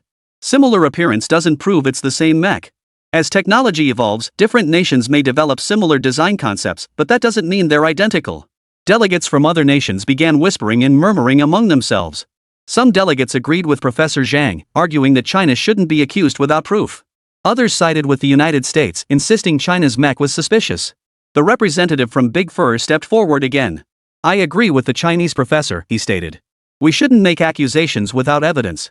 We need to approach this objectively, not let emotions dictate our actions. Seeing the situation turn unfavorable for the United States, the representatives from Sakura and White Elephant began calculating their next move. They didn't want to offend the United States, yet they also didn't wish to completely alienate China. Thus, they chose silence, waiting to see how things unfolded. Viewers in the livestream were also drawn into this heated debate. Netizens from various countries voiced their opinions, some supporting China, others backing the United States, with the debate raging on. A Chinese netizen commented, China has always been a peace-loving nation that doesn't attack other countries without cause. The United States accusing China without evidence is unreasonable. An American netizen countered, China's mechs are highly suspicious, there must be something wrong with them. At this tense moment, Professor Zhang spoke again, China has always been committed to peaceful development. Our technological achievements are meant to advance human progress. If the United States truly believes there is an issue with this mech, they can investigate and verify it through legal channels. However, making baseless accusations without evidence is irresponsible. David felt resentful, but he knew he lacked evidence to continue accusing China. He could only glare fiercely at Professor Zhang and say, fine. The United States will continue investigating this matter. If we discover China truly has issues, we won't let it rest. Still unsatisfied, David added, while this mech defeated our 5th-generation fighter, it's nothing more than a toy against our 6th-generation aircraft. David's words contained a hidden trap, aiming to provoke Professor Zhang into admitting he had shot down the United States fighter jet. Chapter 77, Little brother, you're no match either. Oh? Is that so? Then why don't we have a friendly match? Su Feng couldn't stand by and watch any longer. How dare they insult his Mark III? A mere 6th-generation fighter, how dare it act so arrogant before his mecha? You? Who are you? I've never seen you before. David stared at Su Feng with confusion. What qualifies you to represent China? Professor Zhang stepped forward immediately and declared, he can. What, you don't dare to compete now? David's expression darkened instantly, his heart filled with rage and resentment. Just moments ago, he had been basking in everyone's adulation and praise, only to see his fortunes plummet abruptly. In his eyes, China was openly challenging the authority of the United States. Yet he couldn't back down easily, doing so would utterly destroy America's prestige. Gritting his teeth, he declared, bring it on. Who's afraid of whom? As the decision to proceed with the match spread, the entire venue erupted in excitement. Representatives from various nations watched the impending showdown with bated breath, their hearts brimming with anticipation and curiosity. Viewers from around the world flooded the livestream chat with comments, expressing their excitement and nerves. Go for it. Our China will definitely win. Who would have thought that one day our nation could become a global leader? Back when our country was founded, our planes could only fly twice during the opening ceremony. Now our mechs are leading the world. This scene is truly bittersweet. What's gotten into China's netizens? Are they this excited over a mech from a movie? Maybe they're mixing up movie plots with real-life events. The competition arena was swiftly prepared, with the Mark III mech and the US 6th-generation fighter positioned at opposite ends. The Huagua pilot, clad in the Mark III mech, stood there like a futuristic warrior. The scene felt utterly out of place in this setting, as if a futuristic warrior had stumbled into this world. The starting signal sounded. The 6th-generation fighter took off first, charging toward Mark III at breakneck speed. It flaunted its agility and velocity in the air, attempting to intimidate Mark III. Yet the Mark III mech remained utterly still, as if biding its time for the perfect moment. As the 6th generation approached, the Huagua pilot swiftly activated the Mark III's defense system. A powerful energy shield instantly rose, effortlessly deflecting the sixth generation's attack. Holy, what is this? An energy shield? Is this even scientifically possible? The sixth generation pilot was startled by this sudden defense. He hastily adjusted his tactics, attempting to launch another attack from a different angle. But the Mark III mech reacted with blinding speed, swiftly adjusting its posture to evade the sixth generation fighter's assaults. Simultaneously, the pilot activated the mech's weapon systems, unleashing powerful energy beams toward the sixth generation fighter. The pilot of the sixth generation fighter was forced to dodge frantically, creating a highly perilous scene. How can it fire energy beams? Is this real? Am I dreaming again? Representatives from various nations watched the intense duel with bated breath, each harboring distinct emotions. The representative from Big Fur's nation gleamed with excitement, astonished and impressed by China's technological prowess. The representatives from Little Cherry Blossom and White Elephant Nation paled, never expecting China's mecha to be so formidable. Regret began to set in over their previous actions. Viewers from around the world watching the livestream were equally captivated by the thrilling showdown. Wow, China's mecha is incredible. It's just like the mechs in the movies. That's the power of the Mark III. The US's sixth generation fighter is actually being suppressed? This is unbelievable. China's technological rise is truly awe-inspiring. China has actually developed energy beam attacks and energy shields? What kind of technology is this? So sci-fi. They can't possibly be bringing sci-fi movie stuff to life, can they? This is just too unbelievable. Comments from netizens kept flooding the screen, expressing their shock and admiration. Amidst the fierce battle, the Chinese pilot gradually gained the upper hand. Leveraging the Mark III mech's formidable capabilities, he relentlessly assaulted the sixth generation fighter. Despite the pilot's desperate efforts, the Mark III's attacks proved unstoppable. Finally, the sixth generation fighter was struck by the Mark III mech, losing its combat capability. The match concluded in a moment of stunned silence. Then, thunderous applause and cheers erupted. Delegates from all nations were thoroughly impressed by China's Mark III mech.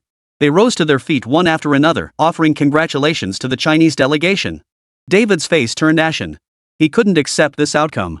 In his view, the United States' sixth generation fighter was the most advanced combat aircraft in the world. How could it possibly lose to a Chinese mech? But the facts were undeniable. He had to admit that China's technological prowess had surpassed that of the United States. Your sixth generation fighter isn't up to par either, little brother. Hill laughed heartily, his words dripping with mockery directed at David. Your sixth generation fighter can't cut it either, little brother. Hill laughed heartily, his words dripping with sarcasm directed at David. David's face grew even paler. He glared fiercely at Hill but found no words to counter. After all, the United States' sixth generation fighter had indeed been defeated by China's Mark III in their confrontation, an undeniable fact.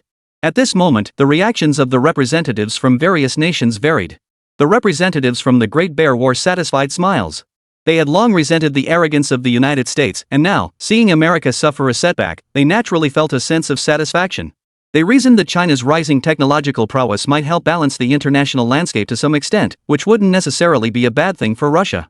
The representatives from Little Cherry Blossom and White Elephant Nation, however, were plunged into deep embarrassment and regret. Having mocked China to curry favor with the United States, they were now being harshly slapped in the face by reality. Should we switch allegiances? It seems this beacon isn't shining quite as brightly anymore.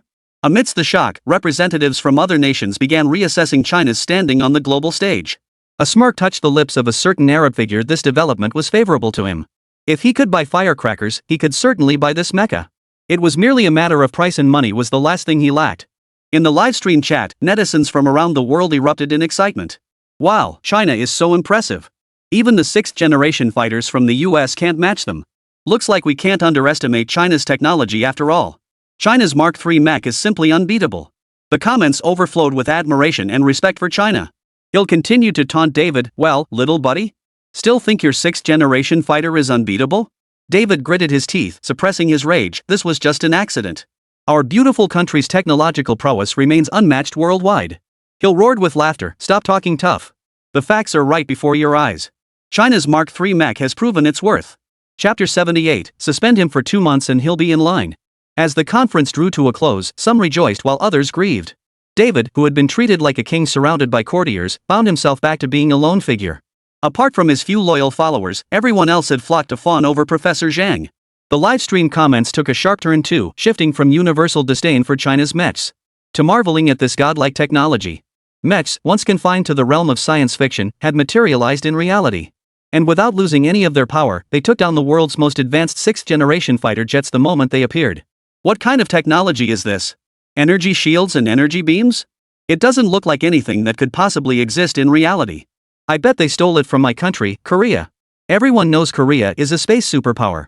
China must have pilfered our technology. Put. Everything belongs to your country. Even your kimchi is imported from China, and you still have the nerve to talk. Cut off their cabbage supply for a week and they'll straighten up. The online comments were fiercely heated, starting with admiration for China's technology to full-blown national bashing. Delegates from various nations expressed profound astonishment and bewilderment at China's technological prowess. The representative from the European Empire of Dying frowned and remarked, "Our nation's latest fighter jet is worlds apart from Hwag's Mark III mecha in performance. Whether it's speed, maneuverability, or weapon systems, it lags far behind." A representative from another Gallic nation nodded in agreement. Indeed, China's mechs even possess energy shields and energy beams, features unimaginable on our fighter jets. Our technology seems stuck in traditional methods, while China has already advanced into entirely new scientific realms. The representative from the Asian nation sighed, "We always thought our fighter jets were among the most advanced in the region, but seeing China's Mark III has shown us we still have a long way to go. China's technological advancement is simply too rapid. We must accelerate our pace, or the gap will only widen." The representative from Sakura Nation said with a grave expression, "We had hoped to showcase our fighter jets' capabilities at this conference, but we never imagined it would be completely overshadowed by China's mecha. We've long based our development on American fighter jets, but it's clear this approach is no longer viable. We need to re-evaluate our technological strategy and find new breakthroughs." Though Sakura's fighter jets were relics of the previous era, they were by no means weak. They only appear laughably weak when compared to major powers, but relative to nations that can only import fighter jets, Sakura's combat capabilities remained formidable. The representative from White Elephant Nation also lamented, "We've become overly reliant on imported fighter jets, neglecting our own technological development. China's Mark III has taught us a profound lesson. We must increase investment in scientific research and development. Only by cultivating our own scientific talent can we remain invincible in future competition." The representative from the Great Bear Nation reflected thoughtfully, "China's technological progress presents both challenges and opportunities for us. We can strengthen scientific cooperation with China to jointly explore new technological frontiers. Simultaneously, we must accelerate our own R&D pace to maintain competitiveness in military technology." Having inherited the Soviet Union's military-industrial complex, Russia's capabilities remain formidable on the global stage. Its fifth-generation fighter jets ranked among the world's top 3, surpassed only by China and the United States. But after witnessing the Mark III, he'll recognize the shifting tides of the era. Never mind the Mark III, even the United States' sixth-generation fighters alone could pound their aircraft into the ground. The era of their iron flood seemed to be gone forever. "Well, our Mark III is nothing like that mech from before, right?" Su Feng smiled as he approached. He had been somewhat concerned about the Mark III's endurance. But the battle ended far quicker than he'd anticipated. The enemy pilot had charged straight at them, practically offering himself up as a sacrifice. David's face turned ashen, not just from losing the match. What stung even more was that the tactics displayed by this Mark III were entirely different from any previous mecha. He now had no reason to believe these two were the same mech. The crux of the matter was that he now knew the identity of the man before him. Su Feng, the man who had piloted that battle armor to shoot down their fighter jet. It was like a bull in a china shop bragging right to your face, then taunting you that you had no proof he'd done it. David's hands trembled violently as he struggled to suppress the overwhelming urge to punch Su Feng square in the face. Seeing this, Su Feng took 2 steps back. Joking was one thing, but he couldn't actually beat David up. He was just a dashing director. Perhaps after he finished filming The Avengers, he could become someone others. They couldn't talk him down, nor could they beat him. But for now, caution was his best bet. Professor Zhang, witnessing the scene, pushed past the crowd and approached. "David, you're not going to get physical just because you lost, are you?" Professor Zhang wore a look of suspicion. David's expression darkened further. He glared fiercely at Professor Zhang but found no outlet for his anger. He knew that in this setting, any irrational action could lead to serious consequences. Representatives from various nations around them turned their eyes toward David, their gazes filled with caution. They didn't want unnecessary conflict sparked by the United States' impulsiveness. The United States wouldn't stoop to such dishonorable tactics. David forced back his anger. However, China's mecha technology must undergo international scrutiny. We have reason to suspect improper conduct in China's technological development. Professor Zhang responded calmly with a slight smile. "Mr. David, China's technological advancement is based on independent innovation and lawful research. We welcome objective and fair exchanges in cooperation with the international community, but we will not accept baseless accusations and scrutiny." Delegates from other nations began murmuring among themselves. Some delegates deemed the United States' demands unreasonable, arguing that China's technological achievements deserved respect and recognition. Others expressed concern that the United States might take further actions, potentially destabilizing the international situation. Mr. David, it is inappropriate to make such demands without concrete evidence, said a representative from the Qing Empire. China's technological progress is evident to all. We should approach it with an open mind, not resort to baseless accusations. Precisely. We should encourage fair competition in technological fields among nations, not suppress others through improper means, echoed another delegate from the country of Jiaoxi. Seeing his demands go unheeded, David grew even more irritated. Yet he understood that forcing an investigation into China at this juncture would only provoke greater resentment among nations. Fine. Since you all feel this way, the United States will observe the situation for now. But if China's mecha technology truly poses problems, we will take decisive action. David dropped this statement before turning and leaving the venue with his entourage. Chapter 79, A Promising Future. After watching the American delegation and their sycophants depart, they became even more enthusiastic toward Professor Zhang. Previously, they had been somewhat reserved, to avoid being seen as fully siding with China and facing sanctions from the United States. For nations like theirs, that would be a losing proposition. For these less powerful nations, fence-sitting was their national policy. Aligning with either superpower never maximized their gains. Professor Zhang, are your mechs for sale? The eyes of the Chaozu kingdom gleamed with greed. The drones they'd sold earlier proved incredibly effective. Now, Jiaoxi had fully aligned with China. There was no other choice after all, the forces they had previously eliminated. And now they had no choice but to align with China. Professor Zhang paused briefly before replying with a smile. Currently, our mecha technology remains in the research and refinement phase. We have no immediate plans for external sales. However, future decisions regarding technology transfer or collaboration will be based on international circumstances and national interests. The representative from Jiaoxi wore a look of disappointment but persisted. Professor Zhang, we hope you'll reconsider our request. We desperately need such advanced weaponry to safeguard our nation's security. Representatives from other nations also voiced their interest in the mecha. Professor Zhang, we too wish to collaborate with China on mecha technology. We can provide funding and resources to jointly advance its development. Indeed, China's mecha technology will reshape the future landscape of warfare. We all wish to be part of this endeavor. Professor Zhang listened patiently to the representatives' pleas before replying. I understand your sentiments, but mech technology involves core national interests and security. We must proceed with caution. However, China has always maintained an open and cooperative stance. At the appropriate time, we will engage in scientific and technological exchanges in cooperation with other countries, jointly contributing to human progress. Professor Zhang certainly wasn't unwilling to sell this technology, but this was different from those minor innovations of the past. Although the mech's technology had limitations in endurance, its combat capabilities were formidable. If a single soldier equipped with it entered an urban area, the destruction it could cause would be unimaginable. Therefore, the price must be increased. Professor Zhang narrowed his eyes slightly, observing the eager expressions of the representatives from various nations as he silently weighed his options. Clearing his throat, he spoke slowly. Ladies and gentlemen, this mech technology is indeed highly advanced and possesses tremendous potential. However, as I mentioned earlier, its power is immense. Should it fall into the wrong hands, the consequences would be unimaginable. Therefore, we must exercise the utmost caution in selling this technology. The representatives nodded in understanding, well aware of the technology's sensitivity. Professor Zhang, we recognize the importance of this technology and are willing to make every commitment to ensure its safe use, stated a representative from a European nation. Indeed, Professor Zhang, we can sign strict agreements guaranteeing the mecha technology won't be misused, echoed another representative from Kampa. Professor Zhang smiled faintly and said, I appreciate your sincerity. However, promises alone are insufficient. The sale of this technology requires consideration of multiple factors, including the security of the technology itself, the stability of the international situation, and the national interests of our country. The representatives exchanged glances, acknowledging the validity of Professor Zhang's words.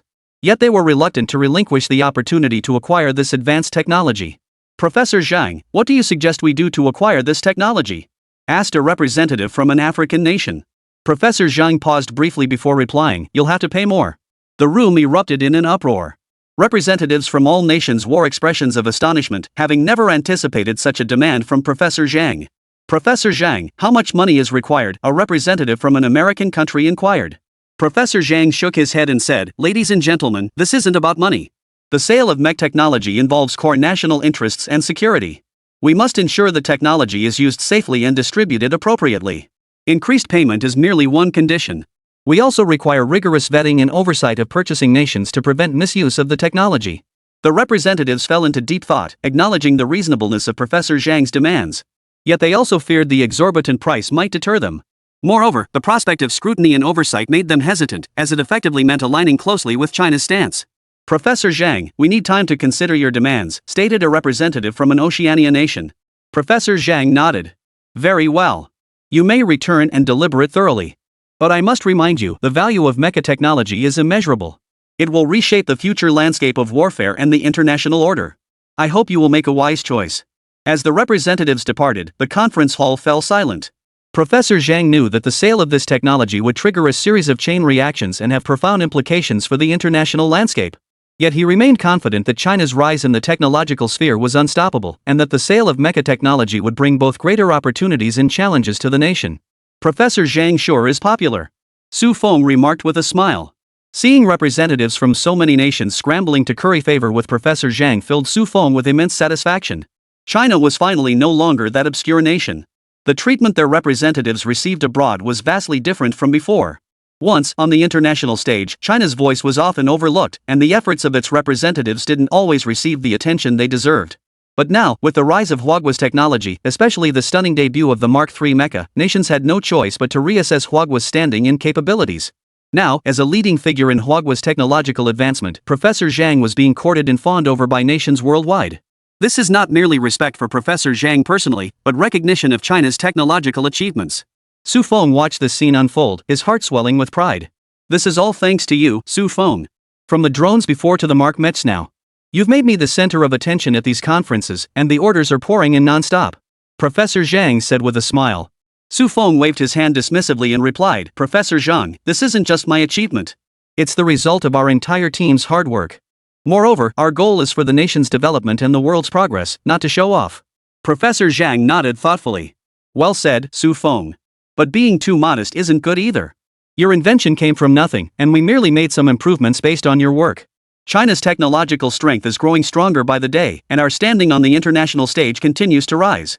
These orders aren't just recognition of our technology, they're a vote of confidence in our nation. Su Feng looked at Professor Zhang, his eyes filled with determination. Professor Zhang, there will be more and more technological breakthroughs in the future. Su Feng thought of the films still unfilmed in his mind. Regarding the future, he felt. The future held promise. Chapter 80, just not filming it, right? Unsurprisingly, the conference shot to the top of trending topics. After watching the thrillingly edited video, countless netizens exclaimed. Is this the true power of Mark III? Su Feng isn't even bothering to act anymore, right? What sci-fi movie? This is a straight-up military propaganda piece. Hilarious. The US representative was practically puffing out his chest over their 6th-generation fighter. Then China smashed it to pieces, leaving it unrecognizable. Dignity truly rests on the tip of the sword. After unveiling the Mark III, all those nations that once circled around the US have turned their heads to lick our China's boots. This is so thrilling. After all these years, our Air Force has finally reached the world's top tier.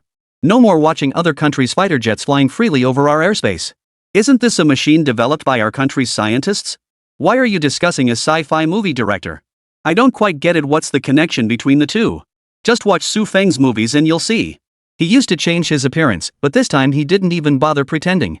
He's not even pretending anymore, right? He claimed it wasn't before, but now it's obvious he can't hide it. He's just laying it all out in the open? Holy crap, I went to see the movie. It's exactly the same. They didn't even change the model name? What kind of sci-fi movie is this? Might as well call it a Huaxia arms showcase. After netizens uncovered the connection between Su Feng's movie and China's military-industrial complex, they couldn't sit still, rushing online to find pirated copies to watch. Is this the true power of China today? Electromagnetic cannons, drones, mechs. I even spotted an AI named Jarvis in the movie. Could they have actually developed it? Whoa, don't say that. Don't say it, man. Maybe they really did develop it. Just ask at Su Feng, that guy definitely knows. True. No wonder a recent grad could make so many sci-fi films. Turns out he's the spokesperson for China's military-industrial complex. Whoa, all the Iron Man movies were made by the Americans. The mech in the movie was invented by the Americans too. This is a case of misattribution. Killing someone and then trying to destroy their reputation? Damn, you're right. You're absolutely right. That's Su Feng for you. This guy really has some tricks up his sleeve. After we're done here, I'll make sure to rub it in your face in the movie too. You guys weren't saying that earlier. Good thing I never cursed Su Feng. Anyone who hasn't cursed Su Feng, tap once. 1. Guilty as charged. I jumped on the bandwagon and dissed Su Feng. My apologies, I never imagined Director Su was playing such a grand game. East China Command Headquarters. Commander, it's bad. An officer rushed into the commander's office in a panic. What's the rush? You're acting nothing like a soldier. As a soldier, you should remain unflappable even when a mountain collapses before you. What was it again? Sir, it's unflappable even if a mountain collapses before you. You're the smart one, aren't you? Like I don't know that? Spit it out, what's the matter? What kind of state are you in, rushing around like this? Fong Long sat down in his chair and spoke with a hint of displeasure. Sir, it's about the movie Su Feng made. What? A movie? What's wrong with that? Is Su Feng okay? He's our prized asset in the East China military region. Startled by Fong Long, the officer took a step back before speaking. Su Feng is fine. Could you please stop taking deep breaths before speaking? Why bring up Su Feng out of nowhere? Did the box office bomb? No, it's that prop he used in the film. The Mark III got traced back to the same model as the military issue one. Oh, so it got exposed. Big deal. Fong Long remained completely unfazed. Big deal. But won't this draw foreign attention to Su Feng? The officer asked, puzzled. Then have the State Security Bureau assign more personnel to protect Su Feng. It's within the country, nothing major will happen. Fong Long still didn't seem too concerned. This wasn't the land of the free, after all. With China's strict gun control, what kind of major incident could possibly erupt? Director Wang, we won't get punished, right? That's a film endorsed by the state. No wonder it got picked up by CCTV movie channel, it's pure money laundering.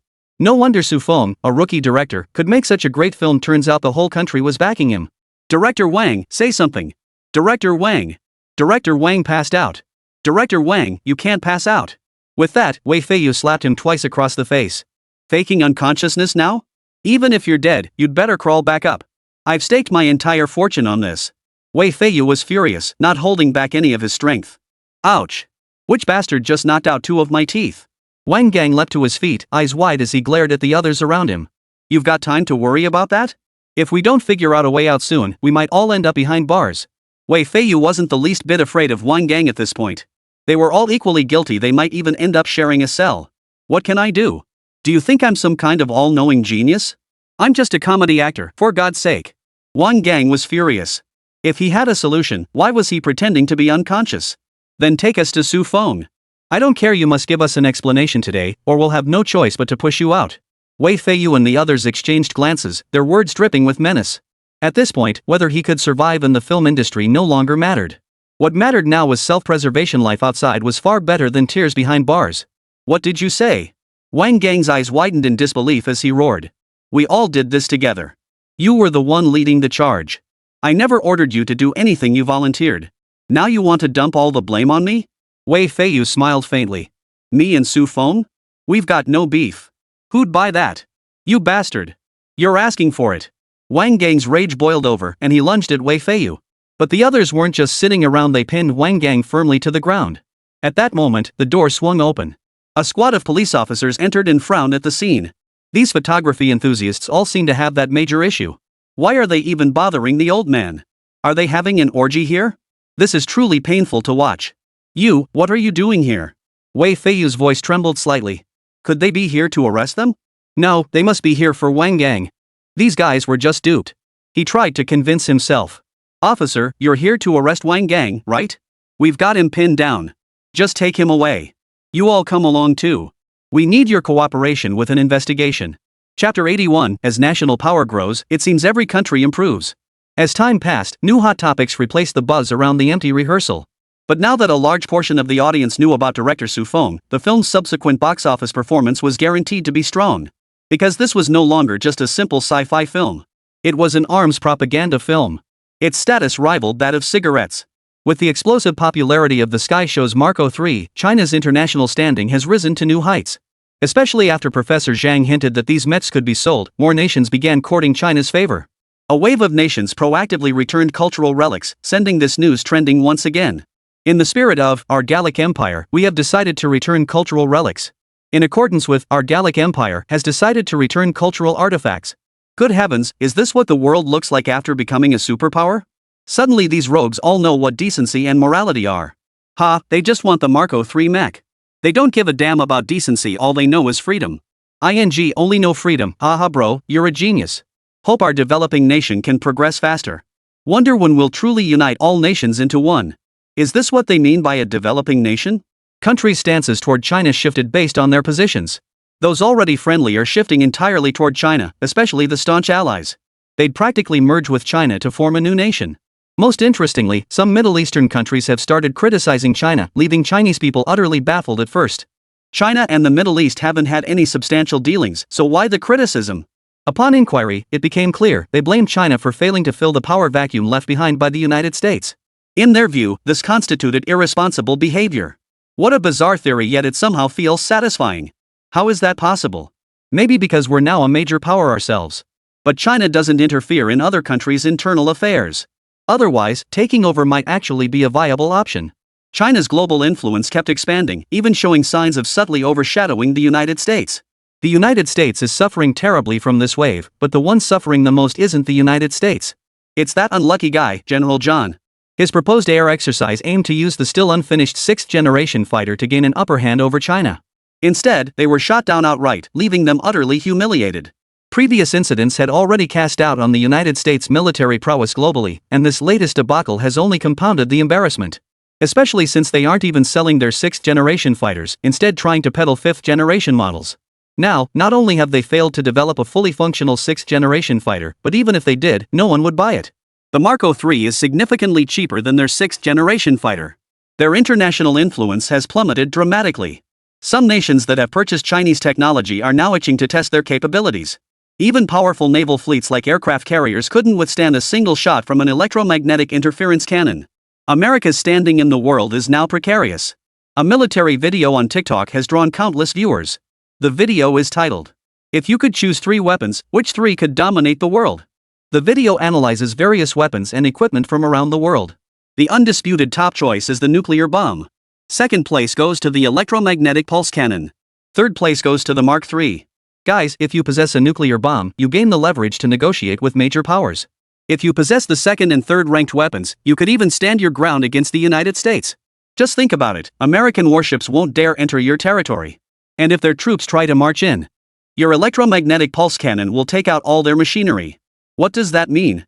It means not a single vehicle can reach your territory. The only thing they can deploy is the most primitive stuff. Men and guns. Theoretically, you could stand toe-to-toe with a superpower. The comments section was filled with jokes. They didn't seriously believe they could resist the world's sole superpower with this. But the thought was thrilling nonetheless. What a joke. Even if the Americans are outnumbered, they can still take out your mechs and leave you without power. Exactly. Having nukes doesn't mean you can actually launch them. Guys, I think you're missing the point here. Sure, an individual can't take on the US with this stuff, but what if it's a small country? Holy. Now that you mention it, doesn't this shatter the world order? Are we witnessing history in the making? University of Electronic Science and Technology of China. Su Feng, you've certainly made a name for yourself this time. Now everyone is comparing you to Oppenheimer, the inventor of the atomic bomb, both scientists who changed the world order. Professor Zhang beamed as he teased Su Feng. No, I'd rather keep my identity as the inventor under wraps for now. Su Feng had naturally seen the online buzz, but he wasn't ready to reveal his true identity yet. Indeed, we've secured the highest level of confidentiality for your identity. Currently, your official role is director of a military propaganda film produced for the National Research Institute. Professor Zhang chuckled. So instead of sci-fi films, you'll be making military propaganda videos. Feeling any pressure? No pressure at all. If something can't be made, I'll just not film it. Su Feng shrugged indifferently. But with the system's assistance, what was there that he couldn't create? At worst, it would simply be something the nation hadn't figured out yet. It was a gap in technological advancement. Professor Zhang looked at the young man before him, barely in his 20s, and couldn't help but sigh inwardly. If only this kid had focused on technology instead of making movies. China's technological advancement would have been nothing short of revolutionary. Alas, Su Feng's ambitions lay elsewhere. If the people of China knew someone could make movies while simultaneously developing so much technology, they'd probably suspect he was an NPC. But the gap between people is truly enormous. Even compared to Su Feng, he a top-tier researcher in China. Well, there's really no comparison. It feels like they're from different dimensions. As for what would happen if the United States discovered Su Feng's true identity? He suspected they'd throw human lives at him relentlessly until they crushed him. After all, Su Feng's scientific prowess is nothing short of extraordinary. Even in the entire history of humanity, he'd likely be in a league of his own. Chapter 82, I thought we were filming zombies. Professor Zhang looked at Su Feng with curiosity and asked, Su Feng, what kind of movie do you want to make next?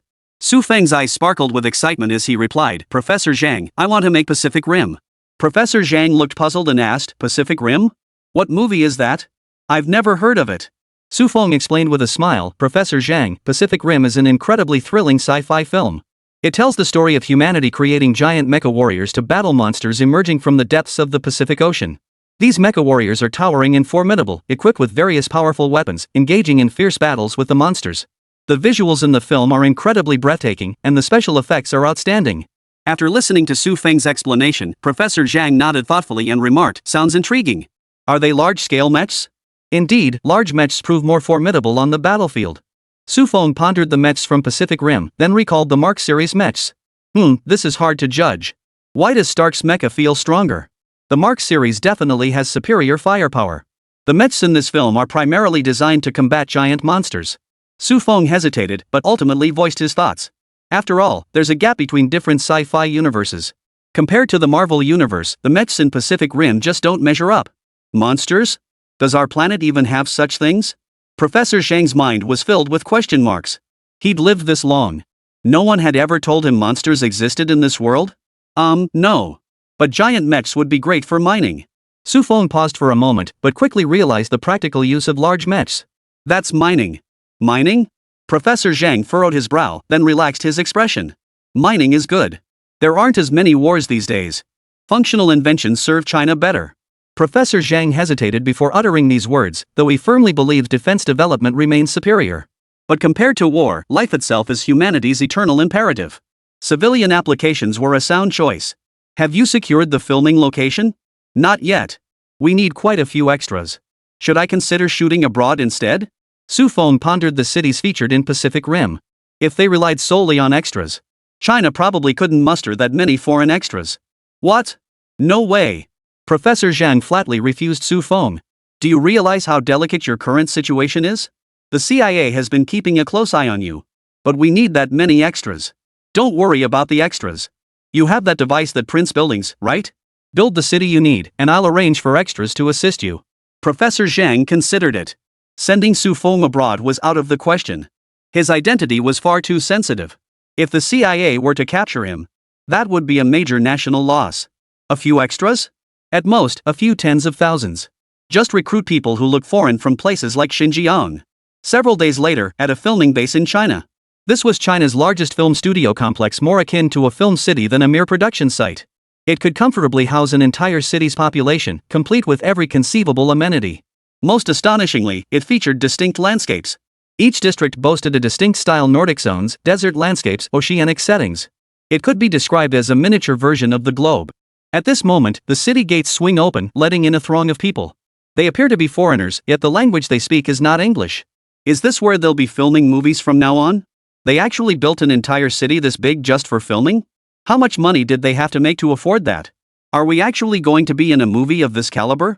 We could brag about this for a whole year when we get back. They stood in the city center, marveling at the sight. While some film studios have recreated landmarks from around the world, this city was entirely different. It was a one-to-one replica, nothing like those scaled-down versions. Suddenly, Su Feng stepped before the group. Looking at the extras before him, he couldn't help but swallow hard. So these were the extras Professor Zhang had mentioned? Is this the nation's true strength? This is beyond impressive. Su Feng had originally planned to film abroad and casually find some passers-by to assist with the shoot. But now they'd brought him tens of thousands of extras. It left Su Feng feeling both flattered and overwhelmed. Such treatment is probably reserved only for directors filming the Founding Trilogy. Mobilizing tens of thousands of people? Even in the Warring States period of Little Sakura Country, that could have conquered an entire nation. Is that director Su Feng? He looks so young. Could it be we're here to shoot director Su Feng's military propaganda film? No wonder. I was wondering who had the clout to mobilize tens of thousands for filming. The extras in the front rows buzzed with speculation about Su Feng, while those in the back couldn't even make out his features.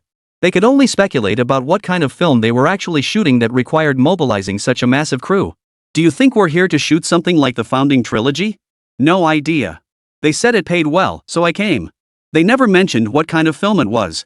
Same here. They just said it was a movie shoot. Then they offered 200 a day, so I came.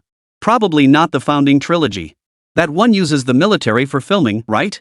I think it might be some disaster movie where we play the victims. Su Feng, prophet, cut it out. Soon, Su Feng's voice boomed through the drone matrix hovering above the crowd. Everyone, I trust you all know you're here to shoot a movie. Let me introduce myself first. My name is Su Feng. You may not have heard of me, but that's not important. My plan is to shoot a major sci-fi film. Your task is to play the role of ordinary citizens abroad. Simply act as ordinary citizens within this designated area. Should any special requirements arise, my team will notify you directly. As soon as Su Feng finished speaking, murmurs began among the crowd. Hey, what a sweet deal. Just come over, eat and drink, and get paid for it. Big cities really pay well. No wonder they say big cities offer more opportunities. I thought we'd be playing actual roles. I even studied zombie walk techniques from horror movies. Too bad I won't get to use it now. At this remark, several people nearby shot curious glances at the fellow. What's the big deal? Playing out the apocalypse with so many people seems perfectly normal to me. Chapter 83, Preemptive Drill. Several days passed without incident in the city. Su Feng nodded with satisfaction. His fellow citizens were proving to be quite civilized. He hadn't needed to deploy the mark mech stationed at every street corner. Extras, are you out of your mind? Those mechs are practically blindingly obvious. I'm not eager to die. Managing a metropolis housing tens of thousands of people without resorting to certain measures was naturally challenging. Fortunately, hidden surveillance systems were installed in every unseen corner of the city. This ensures everyone's safety, while the military units stationed outside the filming base also kept the extras grounded in reality, preventing them from treating this place as a lawless zone. Beyond their daily routines, they roam every nook and cranny of this city. Many people never get the chance to travel the world, but within this city, they witness landscapes from every corner of the world. This really is a great place, he mused. Even if it weren't used for filming, it could still make a fortune just as a tourist destination. Rayleigh sighed. His family wasn't exactly well off. Otherwise, he wouldn't have come here to work as an extra. But this time, he felt he'd come to the right place. Aside from being cut off from the outside world, life in this city was incredibly comfortable. 3 or 4 days had passed, and they didn't need to complete any tasks. They simply wandered the city streets, playing the part of passers-by during the day according to their assigned roles. At night, they could roam freely through the city. They even had weekends off. Today was Saturday, and he wandered through this slightly peculiar city. He marveled at its wonders, each district distinctly defined. Crossing one district led to another city with a completely different style, where he saw all kinds of landmark buildings. The Eiffel Tower, the Statue of Liberty, the Egyptian pyramids.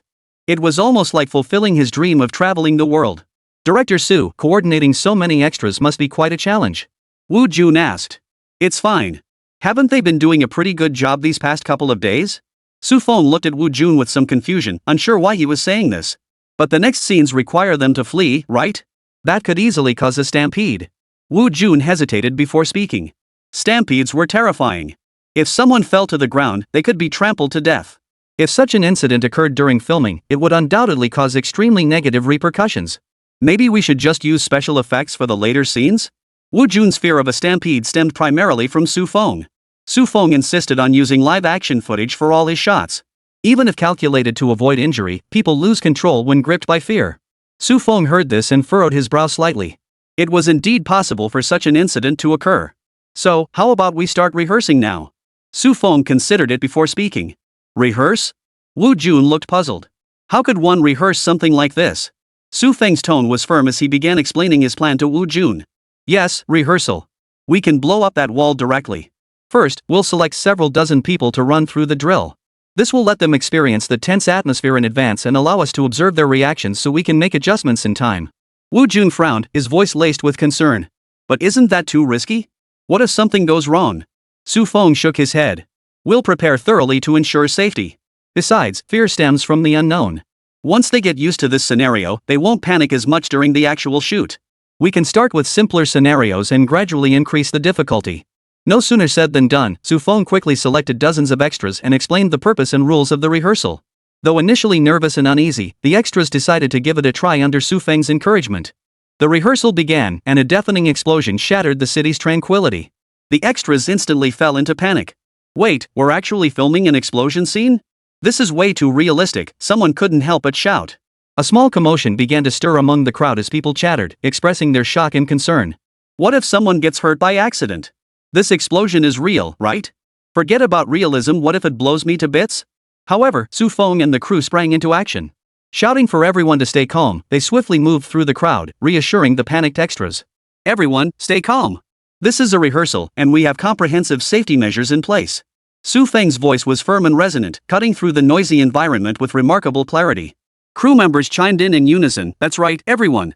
Rest assured, we'll ensure your safety." After the first rehearsal concluded, Su Feng and his team refined the scene, learned from their experience, and conducted another run-through. This time, the extras performed significantly better. They evacuated in a more orderly fashion, avoiding any chaos. How come this wall builds so fast? No idea. Probably some high-tech stuff. After all, we're construction maniacs. Building a wall overnight seems perfectly normal to me. We've never seen anything like this back home. The government sure loves to keep things under wraps. With tech like this, building a house would be a piece of cake. As rehearsals continued, the number of participants steadily grew. From dozens to hundreds, then thousands, the extras became increasingly accustomed to the tense atmosphere, their reactions growing quicker and calmer. Rayleigh joined the rehearsals too. He was terrified at first, but after a few runs through, he found his fear subsiding. It was nothing special, but still pretty thrilling. If only we could keep filming in this city forever. Rayleigh mused to himself. Amid the continuous rehearsals, Su Feng and his team refined the shooting plan. Based on the extras' performances, they adjusted camera angles and shooting rhythms, striving to capture the most compelling moments during the actual shoot. After a period of rehearsals, the extras no longer appeared overly flustered. "This won't do," Su Feng murmured. "What's wrong, Director Su? They're doing just fine. There won't be any problems now." Wu Jun, however, was quite pleased. Everyone was fleeing in an orderly fashion, so there wouldn't be any stampedes. Chapter 84, Is the monster real? This completely kills the sense of panic. Su Feng answered Wu Jun's question. Wu Jun nodded thoughtfully. Indeed, it requires chaos with order, not genuine panic, yet not appearing too fake. Achieving that feeling is no small feat. Su Feng watched the unfolding scene with intense focus. Exactly. But only this way can we capture authentic and thrilling footage. We need to make the audience feel the tense atmosphere, while also preventing the extras from actually running around. Wu Jun frowned. Then how do we strike that balance? Su Feng pondered for a moment. We can achieve it through the actors' performances, set design, and camera work. The actors need to truly grasp their character's psychological state in this situation and convey just the right amount of panic. Our set design must be authentic, immersing viewers in that tense environment. The camera must capture those pivotal moments, emphasizing a sense of order amidst chaos. Wu Jun felt a bit troubled. The acting skills of these extras were rather poor. Asking them to deliver such a demanding performance was unrealistic. Su Feng was well aware of the extras' limitations. Most had likely never worked on a film set before. Asking so much of them was indeed putting them in a tough spot. What if we have the actors from the previous Iron Man crew lead the extras? What do you think? Su Feng suddenly remembered the actors who hadn't yet returned to the States. Though they were all extras, there was a significant difference in quality among extras. That works. This way, we can address both needs. At Su Feng's suggestion, Wu Jun's eyes lit up instantly. Then once this rehearsal is polished, we'll begin shooting the subsequent scenes in earnest. Su Feng's gaze remained calm. With the nation's support, there was absolutely no need to seek extras abroad. Domestic talent alone was more than sufficient. While there were fewer black people, Su Feng didn't feel bound by the political correctness requirements of foreign countries. The absence of black actors didn't significantly impact Su Feng. With tens of thousands of extras, Academy Award-winning actor Tony, and the system's assistance, the film's production should proceed smoothly. Su Feng thought to himself. Several days later, at the filming location. Is this the mecha from the movie? Lu Ruyan, Donnie, and the others stared at the massive mecha before them. They couldn't help but swallow hard. Su Feng couldn't help but smile at the battlesuit before him. The most significant difference between this mech and the original movie version was that it was operated by Jarvis. Yes, Jarvis control. Finding two people with such perfect mental synchronization in reality was simply too difficult. Therefore, Su Feng chose to use Jarvis to control the mech, maximizing the fidelity to the original storyline. No need to worry about injuring the pilot inside the cockpit during combat. Director Su, aren't we supposed to pilot the mech from inside? The actors playing the mecha pilots looked puzzled. No need. Otherwise, we'd have to watch out for you guys during the fight. Gulp. The actors swallowed hard. The towering monster standing nearby made it abundantly clear this was no joke. They were actually going to fight. Thank goodness the dead bodies aren't real people. Otherwise, I'd probably have nightmares every night. What about our scenes operating the mechs? There was a pause in their conversation, as if they couldn't grasp how to operate the mechs without being inside them. I'll build a control console. You can perform inside it. Aren't sci-fi movies usually shot with green screens? The group fell silent after hearing Su Feng's explanation. This was a real, life-sized mech and they wouldn't even get to pilot it themselves. It was such a pity. The plot gradually took shape through continuous filming, soon reaching the scene where the mecha battled the monster. The entire crew gathered to watch the scene unfold. How do you think they made that monster? It can't be some radiation-mutated monster, can it? This is a film set, not some crazy research lab. Who knows? Haven't you heard? Su Feng directs military action films. These projects have military backing. So you're saying our country has mastered how to create monsters? No way. That'd basically mean we could rule the world. Exactly. How could that be possible? Probably just a prop. They'll add the effects later with CGI. Amidst the murmurs of the crowd, the mecha and the monster engaged in a fierce battle. Every punch landed with brutal force. Wait, how can this monster look so real? It's bleeding? This thing seems real. All eyes turned to Su Feng, their expressions complex. Was their country attempting to create a monster deterrent? Using actual monsters in a film, then aggressively releasing it to the global market? Yes, the global market. With the rise of national power, Chinese films were now being imported by foreign countries. When power grows, every aspect is affected. Not only has trade expanded, but China's influence is flourishing worldwide across all sectors. Chinese culture is now spreading like Western culture once did. The invasion has reached every nation that once imposed cultural blockades against China. At this moment, they would gladly absorb it all. In their eyes, China's power had surpassed even that of the United States. It was time for a new nation to take the torch as the beacon of this blue planet. What brought them some solace was this. China had genuinely achieved global ethnic unity. Unlike the United States, it refrained from meddling in other nations' affairs or interfering in their internal governance. China maintained its consistent approach, which greatly eased the concerns of these nations. In short, the film industry has also been swept up in this wave. A large number of Chinese films have been released globally, but the response has been somewhat lukewarm. On one hand, the quality of these films has been less than satisfactory. On the other, the thematic tone of some productions. Even domestically, not everyone appreciated them. Su Feng's films, however, stood apart by emphasizing live-action combat. Except for the absence of fatalities, they mirrored real combat. Foreign audiences were blown away, eagerly anticipating Su Feng's next project. Director Su, is that monster real? Wu Jun asked Su Feng with genuine curiosity, utterly fascinated by this creature. After all, everyone grew up watching Ultraman, so they were no strangers to little monsters. Yes, it's real. Su Feng's tone was matter-of-fact, as if it were no big deal. This monster was materialized using his system, though with significant limitations. It could only be used for filming movies and would vanish once filming concluded. Su Feng had no intention of using the monster for any nefarious purposes. After all, the system would provide better resources later on. Anything that didn't align with China's mainstream social values, they would choose to eliminate themselves. Take that certain toilet of Little Sakura, for example. Once China grows powerful enough to dominate the world, they will naturally dispose of this disgusting thing themselves. Chapter 85, Comprehensive Sanctions Against China. Over here, Su Feng was comfortably filming his own Pacific Rim. Meanwhile, the United States was far from comfortable. A series of defeats had turned the pretty country's military deterrence into a laughingstock. In the Red Sea, even non-state armed groups had attacked their aircraft carrier. What was most astonishing was that their aircraft carrier had actually been attacked. Although they tried to cover it up with official statements. Other nations aren't the United States and won't help them conceal secrets. Soon, news of the incident spread back to the American public. Everyone knew their aircraft carrier had been attacked by a non-state armed group. Crucially, they failed to retaliate. This rendered the United States military deterrence nothing but an empty promise. Even the once obedient allies began harboring their own agendas. This was precisely why the United States had convened this meeting. The repercussions were simply too severe. Attendance was sparse, only CIA Director Ryan, General John, Scientist David, and Deputy Secretary of State Dennis were present. As for their president, he did not attend this meeting. Though outsiders perceived the presidency as wielding immense power, this particular president suffers from dementia. Therefore, Deputy Secretary Dennis presided over this meeting. John, is this the solution you provided? After engaging with China, this is how you handle it? Dennis was furious. This time, it wasn't just the few of them who were reprimanded. Even she faced the president's accountability. Not a single bit of effectiveness was demonstrated throughout the series of events, and every proposal put forward had failed. The air show went ahead, but the winner wasn't our beautiful country. It was that damn Huagua using nothing but the outdated Mark III mechs. Ryan, why is your intel on the mechs so severely lacking? Dennis lashed out at John, only to abruptly turn his fury toward Ryan mid-sentence. Though Ryan belonged to her faction, he bore undeniable responsibility for this failure.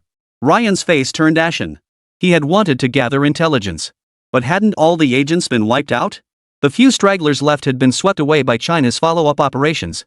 The CIA's influence in China had plummeted to rock bottom, with only a few desperate stragglers still clinging on. But pawns of this caliber were utterly useless. Therefore, he had no interest in engaging with these big fish. In his eyes, they were nothing more than a pack of dogs bred to bite. Using them for intelligence work was practically pointless. His carefully cultivated level 5 agents had all been captured and imprisoned. What surprises could this pack of dogs possibly offer him? This left him completely in the dark about the situation in China. Even when energy shields and energy beams appeared in Su Feng's films, he remained completely unaware. Madam Secretary, you can't pin this entirely on me. My intelligence network in China has just suffered a major setback, you know that. My intelligence network is still in the process of being rebuilt and will require some time before it can become operational again. As for this air exercise, there were objective reasons why the Mark III defeated our 6th generation fighter. He didn't elaborate further.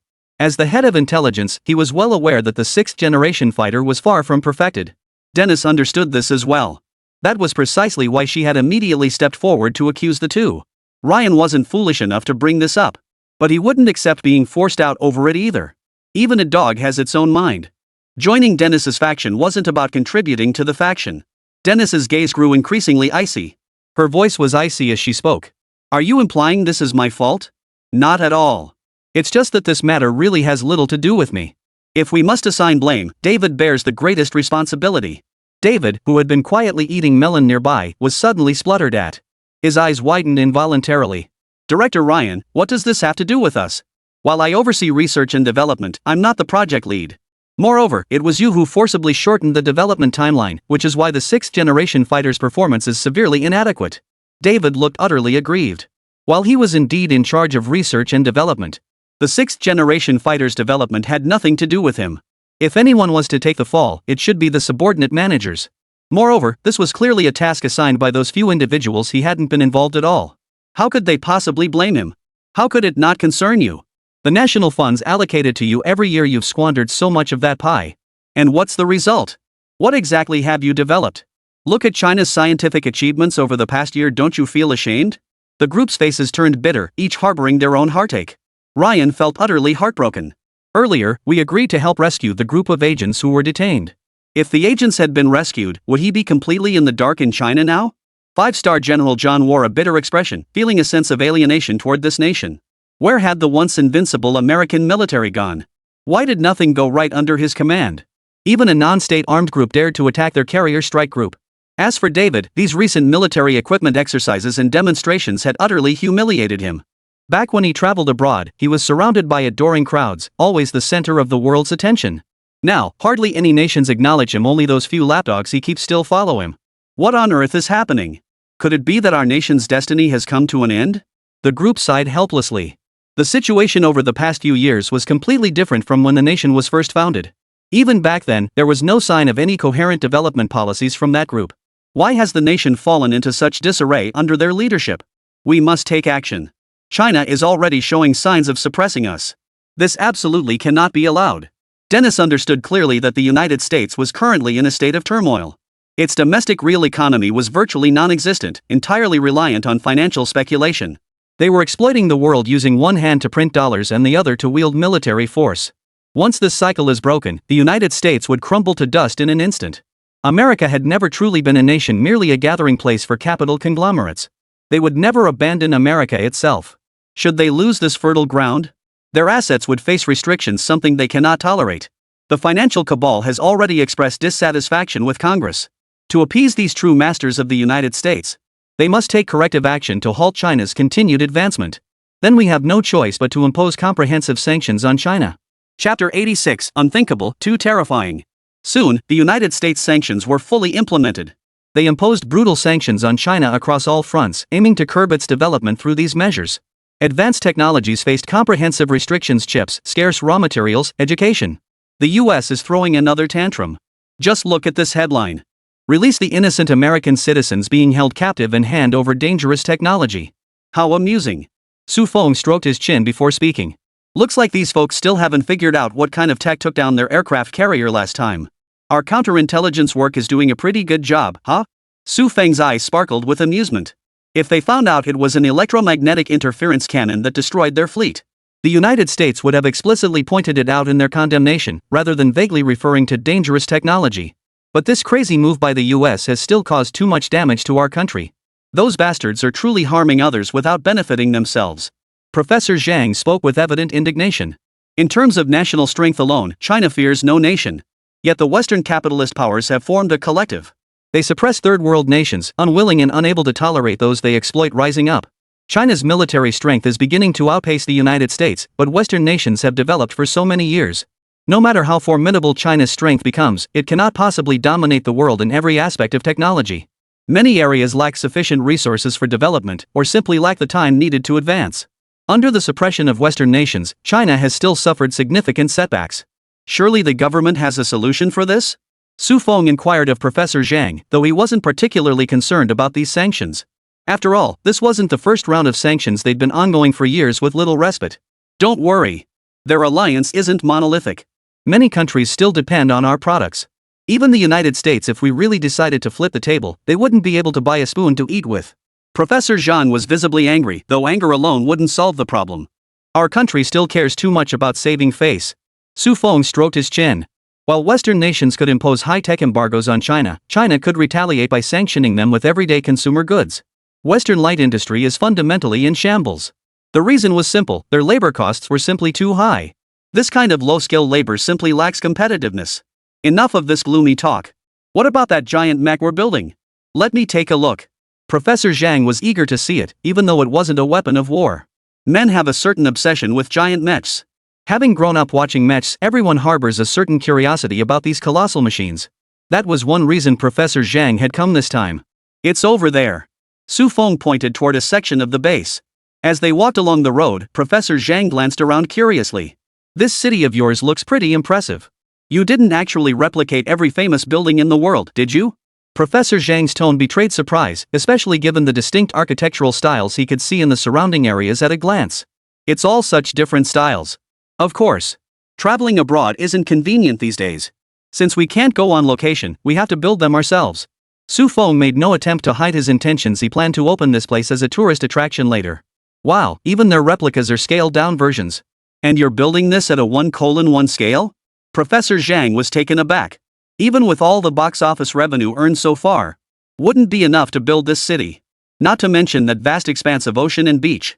A project of this scale would give even the government a headache.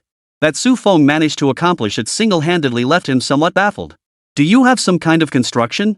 Professor Zhang trailed off mid-sentence. In his view, Su Feng had already contributed immensely to the nation. Perhaps there was some unspoken reason why he hadn't submitted this construction technology to the state. So he stopped mid-sentence. He feared his greed might make Su Feng feel disgusted. Oh, you mean this building printer? It certainly saved me a lot of effort. Upon hearing Professor Zhang's words, Su Feng openly acknowledged the printer used in the construction. A construction printer? You can actually print buildings? Buildings made with those 3D printers aren't sturdy at all. Professor Zhang's eyes suddenly widened in alarm. He stared at the towering skyscrapers before him and the extras bustling across the floors. His voice trembled as he urged Su Feng, "Quick! Quick! Get them all out of there!" Su Feng looked puzzled. "What's wrong, Professor Zhang? You're asking what's wrong?" Professor Zhang paused, then leaned closer to Su Feng. His voice grew faint, yet his tone brimmed with urgency. "How dare you use 3D printing technology to build such a tall structure? This could kill people." Professor Zhang's eyes widened, filled with fear and bewilderment. "No, Professor Zhang, you've misunderstood." Su Feng's tone was calm, tinged with a hint of melancholy. So that's it. Professor Zhang was worried the building wouldn't be sturdy. Su Feng thought to himself, though he meant no mockery toward the professor. It was his own failure to explain clearly that had caused the misunderstanding. So he began to explain, while this construction printer resembles a 3D printer. But it's been technologically upgraded to print entire houses directly. And it's not some hollow facade with no internal structure. It's a solid reinforced concrete structure, so there's no need to worry about the quality of the house. Professor Zhang listened, his eyes wide with astonishment. Such technology exists? Sure enough, Su Feng always had some strange new technology up his sleeve. He let out a long breath. Phew, so that's how it is. You scared the hell out of me. I thought you were using one of those superficial 3D printers to build houses. Ahahaha, my bad. I guess I'm just out of touch. You've got some seriously impressive stuff here. Su Feng shrugged. It's all for making movies, isn't it? Professor Zhang. Do you really think it's reasonable to invent all this technology just for a movie? The scientists back in the States must be rolling over in their graves. They spent their entire lives developing fighter jets, only for you to knock them out with a single Iron Man movie. Thank goodness Su Feng is one of our own. Otherwise, the thought alone is terrifying. At this thought, Professor Zhang shuddered. Don't think about it. Don't think about it. This is truly terrifying. Chapter 87, The Building Printer. Professor Zhang shook his head vigorously, trying to shake off the terrifying thought. He dared not imagine what China's future would look like if Su Feng were in the United States. A prodigy of this caliber was simply too terrifying for the nation's future development. In a word, this kid is terrifying. How efficient is this building printer? Professor Zhang suddenly found himself curious about this construction printer. Such a vast city, and every building uses entirely different construction materials. Some structures are wooden, others made of stone. How could such complex structures be built by a single machine? Especially that pyramid, he'd thought he was seeing things when he flew over it. After all, this was China, not Egypt. How could there possibly be a pyramid? But after staring at it repeatedly, he realized. That damn thing was a pyramid, more authentic than the one in Egypt. The weathering from years of sandstorms looked exactly the same. Not bad, check out this skyscraper. Su Feng pointed to the 100-meter-tall office building before them, replying casually. Building this would take a whole day. Still a bit slow. At least we can use Jarvis to control it, so we don't need to spend too much manpower on supervision. Cough cough cough. Professor Zhang began coughing violently. What's wrong, Professor Zhang? Is the air too dry for you here? I told you we should install a city-scale humidifier here. It's just too parched otherwise. Su Feng rubbed his nose. He felt the air was a bit dry, making him quite uncomfortable. After all, he was a child raised in the water towns of Jiangnan. In such arid surroundings, he always felt like he might get a nosebleed any second. How long did you say it would take to build this tower? Su Feng looked at Professor Zhang with confusion, then asked, one day? What's wrong, Professor Zhang? You think that construction time is way too long too, right? Let me tell you, if it weren't for Jarvis assisting me, who knows how long this city would take to build? This printer's efficiency is just too slow. Su Feng sighed softly. He still wasn't entirely satisfied with the city's construction progress. Without Jarvis's control, this city would probably take half a year to complete. How inefficient. Jarvis really is amazing. You mean you built this skyscraper in just one day? Professor Zhang's voice carried a hint of shock and deep regret. Good heavens, what had he done? He actually let these things go without taking them. When he saw Su Feng construct that small filming base so quickly earlier, he should have realized then. But because he was so fixated on the drone, he let this real game changer slip through his fingers. While Su Feng's other inventions were certainly useful, as the saying goes, creation is far harder than destruction. Building a skyscraper is far more difficult than demolishing one. Exactly. Su Feng instinctively took 2 steps back. The fire in Professor Zhang's eyes made him feel a bit afraid. Su Feng, would you be willing to sell the blueprints for this technology to the state? Rest assured, price is no issue. Name your figure, and I'll secure the funding for you. Professor Zhang's gaze burned with such intensity it seemed capable of consuming everything. This was the blueprint for building a marvel. For an infrastructure enthusiast, this thing was worth trading an entire division for. It wouldn't be a loss. Though China is a construction powerhouse, remote mountainous regions remain largely undeveloped. A major reason is the lack of transportation infrastructure. To get rich, build roads first. Without accessible roads, economic development becomes extremely difficult. But with Su Feng's construction machine, developing remote mountainous areas becomes far less daunting. Then let's stick with the original price. Su Feng scratched his head awkwardly. Money, you know. For someone at his level, it was actually no longer a necessity. Whatever he desired, the state would deliver it the very next day. At his level, money was practically no different from paper. He was a research scientist. A jack of all trades, at that. If he wanted to go to the moon tomorrow, the state would send him there. Thank you, Comrade Su Feng. You're nothing short of a living bodhisattva who rescues those in distress. On behalf of the party and the people, I thank you. Professor Zhang's eyes brimmed with tears. What a fine comrade. Not for money, not for fame. His sole purpose is to serve the nation. It is precisely because of such talents that the nation thrives. Su Feng felt a pang of shame, though he couldn't fathom why Professor Zhang valued this printer so highly. He realized he simply didn't possess such lofty ideals. Compared to those selfless scientists, he still hoped for a comfortable life. Not at all, sir. You are the one making contributions to the nation. I merely came up with these technologies while making films. Su Feng said modestly. But Professor Zhang didn't perceive his modesty at all. Instead, his eyes darkened with a hint of resentment. Good heavens, he came up with all this technology just by making movies. Here they were, working day and night on research. Yet couldn't produce anything worthwhile. This was, well, you know what I mean. Alright, kid, shut it. Keep it up and I'll be so embarrassed I'll jump off a building. You just dabble and come up with something? You make us old-timers look useless. Su Feng hurriedly waved his hands. That's not what I meant, Professor Zhang. Before he could finish, Professor Zhang cut him off. Enough, enough. Stop fussing. Aren't we supposed to go see the mechs? Keep dawdling and it'll be dark before we know it. Su Feng scratched his head sheepishly and quickened his pace.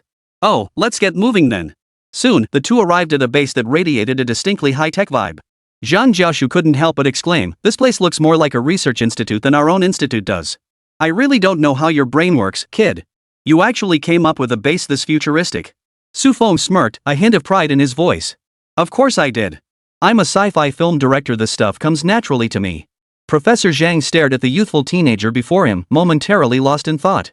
Who could have imagined that this very youth was the inventor behind technologies that had even stunned the United States? Heaven bless our great China. Professor Zhang silently reflected. This nation never lacks heroes willing to dedicate themselves, nor does it lack unsung scientific researchers. This, surely, was the reason China had always stood at the pinnacle of nations. Chapter 88, War Machine. The colossal crimson mecha stood towering within the base, its imposing form seemingly capable of supporting the entire sky. Its primary colors were China red and dark gold. The red blazed like raging fire, while dark gold lines traced the mecha's contours, radiating nobility and majesty. So this is a large-scale mecha? Big really is better. Professor Zhang ran his fingers over the mech's leg with a hint of fascination. China's simple aesthetic, bigger is better, and firepower coverage is perfection. This mech perfectly embodied that aesthetic, leaving Professor Zhang momentarily lost in thought. Isn't this thing meant for mining? Why does it look like a war machine? Professor Zhang suddenly recalled Su Feng mentioning this mech was intended for mining. His expression turned slightly peculiar. Wasn't it a bit of an overkill to use such a war-ready machine for mining? Su Feng rubbed his nose, then spoke with a touch of embarrassment. We're making a sci-fi movie, right? If we make an unremarkable mech, how could it possibly make an impact? Professor Zhang paused his hand as it caressed the mech, his tone tinged with irritation. This thing is clearly a war machine. Though Professor Zhang had never seen combat himself, his inventions frequently required battlefield data for feedback. Thus, he possessed a certain understanding of warfare. In his view, the appearance of such a colossal machine on the battlefield was no less shocking than the Iron Tide of World War II, perhaps even more terrifying. Tanks were large, but compared to this mech, they were no different from toy cars. Its only drawback was its massive size, making it vulnerable to concentrated missile fire. Yet for conventional warfare, it was nothing short of a godsend. Its thick armor could shrug off attacks from standard firearms, and even anti-material rifles struggled to penetrate such formidable plating. This thing's way too big. On the battlefield, it'd be a sitting duck. Su Feng couldn't quite grasp it. In his view, without an energy shield, it would be utterly useless on the battlefield. Wait. An anti-energy shield? I have the technology for that. Su Feng tapped his forehead. He'd clearly underestimated the possibilities. Equipping this mech with an anti-energy shield would make it absolutely devastating on the battlefield. Moreover, the arc reactor could be positioned far from the pilot, solving the energy supply issue. Professor Zhang, I think I've figured out how to utilize this mech. Su Feng's eyes flashed with excitement. Once this thing was developed, ground forces would be utterly crushed. Su Feng could already envision several mechs appearing on the battlefield, tearing through everything in their path. Oh? What's this brilliant idea? Professor Zhang asked curiously. I'm replacing this mech's power source with a small arc reactor. This mech will be equipped with an energy shield and an energy cannon. Su Feng hadn't even finished speaking before Professor Zhang cut him off. Professor Zhang had naturally seen Su Feng's movie, not for entertainment. Rather, it was to understand how these weapons and equipment functioned. As the designer, Su Feng was naturally the most knowledgeable about these weapons and equipment. You mean the arc reactor isn't fake? You've actually developed this energy device. Professor Zhang wasn't surprised by the mecha's assembly, it was the arc reactor that astonished him. The arc reactor? That thing is far more practical than a nuclear reactor. It's pure clean energy. No need to deal with radioactive wastewater or nuclear waste. This thing is worth far more than the mecha. Yeah, just like the one in the movies. It has the same problem as the one in the movies, it causes palladium poisoning when used. That's why I didn't install it in the Mark series mechs. Su Feng explained why he hadn't added this feature to the Mark series battlesuits. Professor Zhang's eyes widened, his hands clenching tightly. He took a deep breath, then forced himself to calm down before speaking. Installing the thing in the armor is pure waste. That thing's true purpose is power generation. Good heavens. If I hadn't come here, you would have wasted all these good things. Su Feng felt a bit awkward. Wasn't this a misconception? As someone who had witnessed the arc reactor crafted from new materials, naturally, he wasn't too impressed with this outdated arc reactor. After all, it barely made an impression in the movies. Stark nearly died because of it. It wasn't until true clean energy was developed later that the energy industry saw significant advancement. The arc reactor still produces waste. I don't think it's particularly suitable for large-scale power plants. After a moment of silence, Su Feng spoke up, I'm still researching true clean energy, the kind that produces absolutely no toxic waste whatsoever. Professor Zhang was stunned by Su Feng's words. You mean a clean energy source that produces absolutely no toxic waste? Yes, clean energy that produces absolutely no toxic waste. Su Feng answered with unwavering conviction. After all, in Iron Man, Stark Industries shifted from arms manufacturing to the energy sector. Moreover, its market value plummeted to rock bottom before soaring back to new heights, even surpassing its previous peak. All of this was thanks to the clean energy technology Stark had invented. Such technology actually exists? This is simply unbelievable. Professor Zhang paced back and forth, utterly stunned in that moment. This news was no less shocking than Fan Jin passing the imperial examination. He couldn't quite wrap his mind around it. Professor Zhang? Are you all right? Su Feng looked at Professor Zhang with concern. This didn't seem quite right. What's wrong? I'm fine. Ha ha ha ha ha ha. Heaven bless our China. To think we've produced a Su Feng. Ha ha ha ha ha ha. Professor Zhang suddenly burst into laughter, raising his right arm toward the sky. Professor Zhang, don't scare me like that. Su Feng took a couple of nervous steps back. Was Professor Zhang having a sudden psychotic episode? It's nothing. I'm just so excited, Su Feng. You wouldn't believe it. For electricity, how much has our country sacrificed? Professor Zhang's eyes suddenly reddened, his voice catching slightly. I'm from Xishan. You might have seen this line online once. The pride of 14 southern provinces burns my homeland. You might think that sounds sentimental, but my father died of pneumoconiosis after years of mining. Many of my relatives and friends also perished in mining accidents. All this was for the nation's progress. I'm not complaining. As Zhang Jiaoshu spoke, tears welled in his eyes. Every province has its own hardships. We all sacrifice for the nation's progress. But things are different now. If you can truly invent clean energy, it would lighten the burden on my hometown. Su Feng, I thank you in advance. On behalf of the people of Xishan, I thank you for your contribution. Su Feng froze. He hadn't realized how much the province of Xishan had sacrificed for the nation. Professor, I'll work on developing this arc reactor as quickly as possible. Chapter 89, Su Feng, you're truly a man of honor. Excellent. China is truly fortunate to have someone like you. Professor Zhang wiped away a tear, feeling a bit embarrassed. I'm sorry for making a spectacle of myself crying like a child at my age. Su Feng smiled and said, not at all. Having people like you is the greatest fortune for our motherland. Every province burns itself for the nation's development. This is the true embodiment of national unity. That must be why China is progressing so rapidly. A pang of bittersweet emotion welled up in Su Feng's heart. Yet he felt immense pride in being a citizen of Huagua. This must be the power of the people uniting as one to drive economic progress. This is a force that those like George W. Bush and Joe Biden could never comprehend. After his conversation with Professor Zhang, Su Feng was brimming with motivation. Working closely with the production team, they wrapped up Pacific Rim quickly. However, Su Feng did not participate in the post-production promotional work.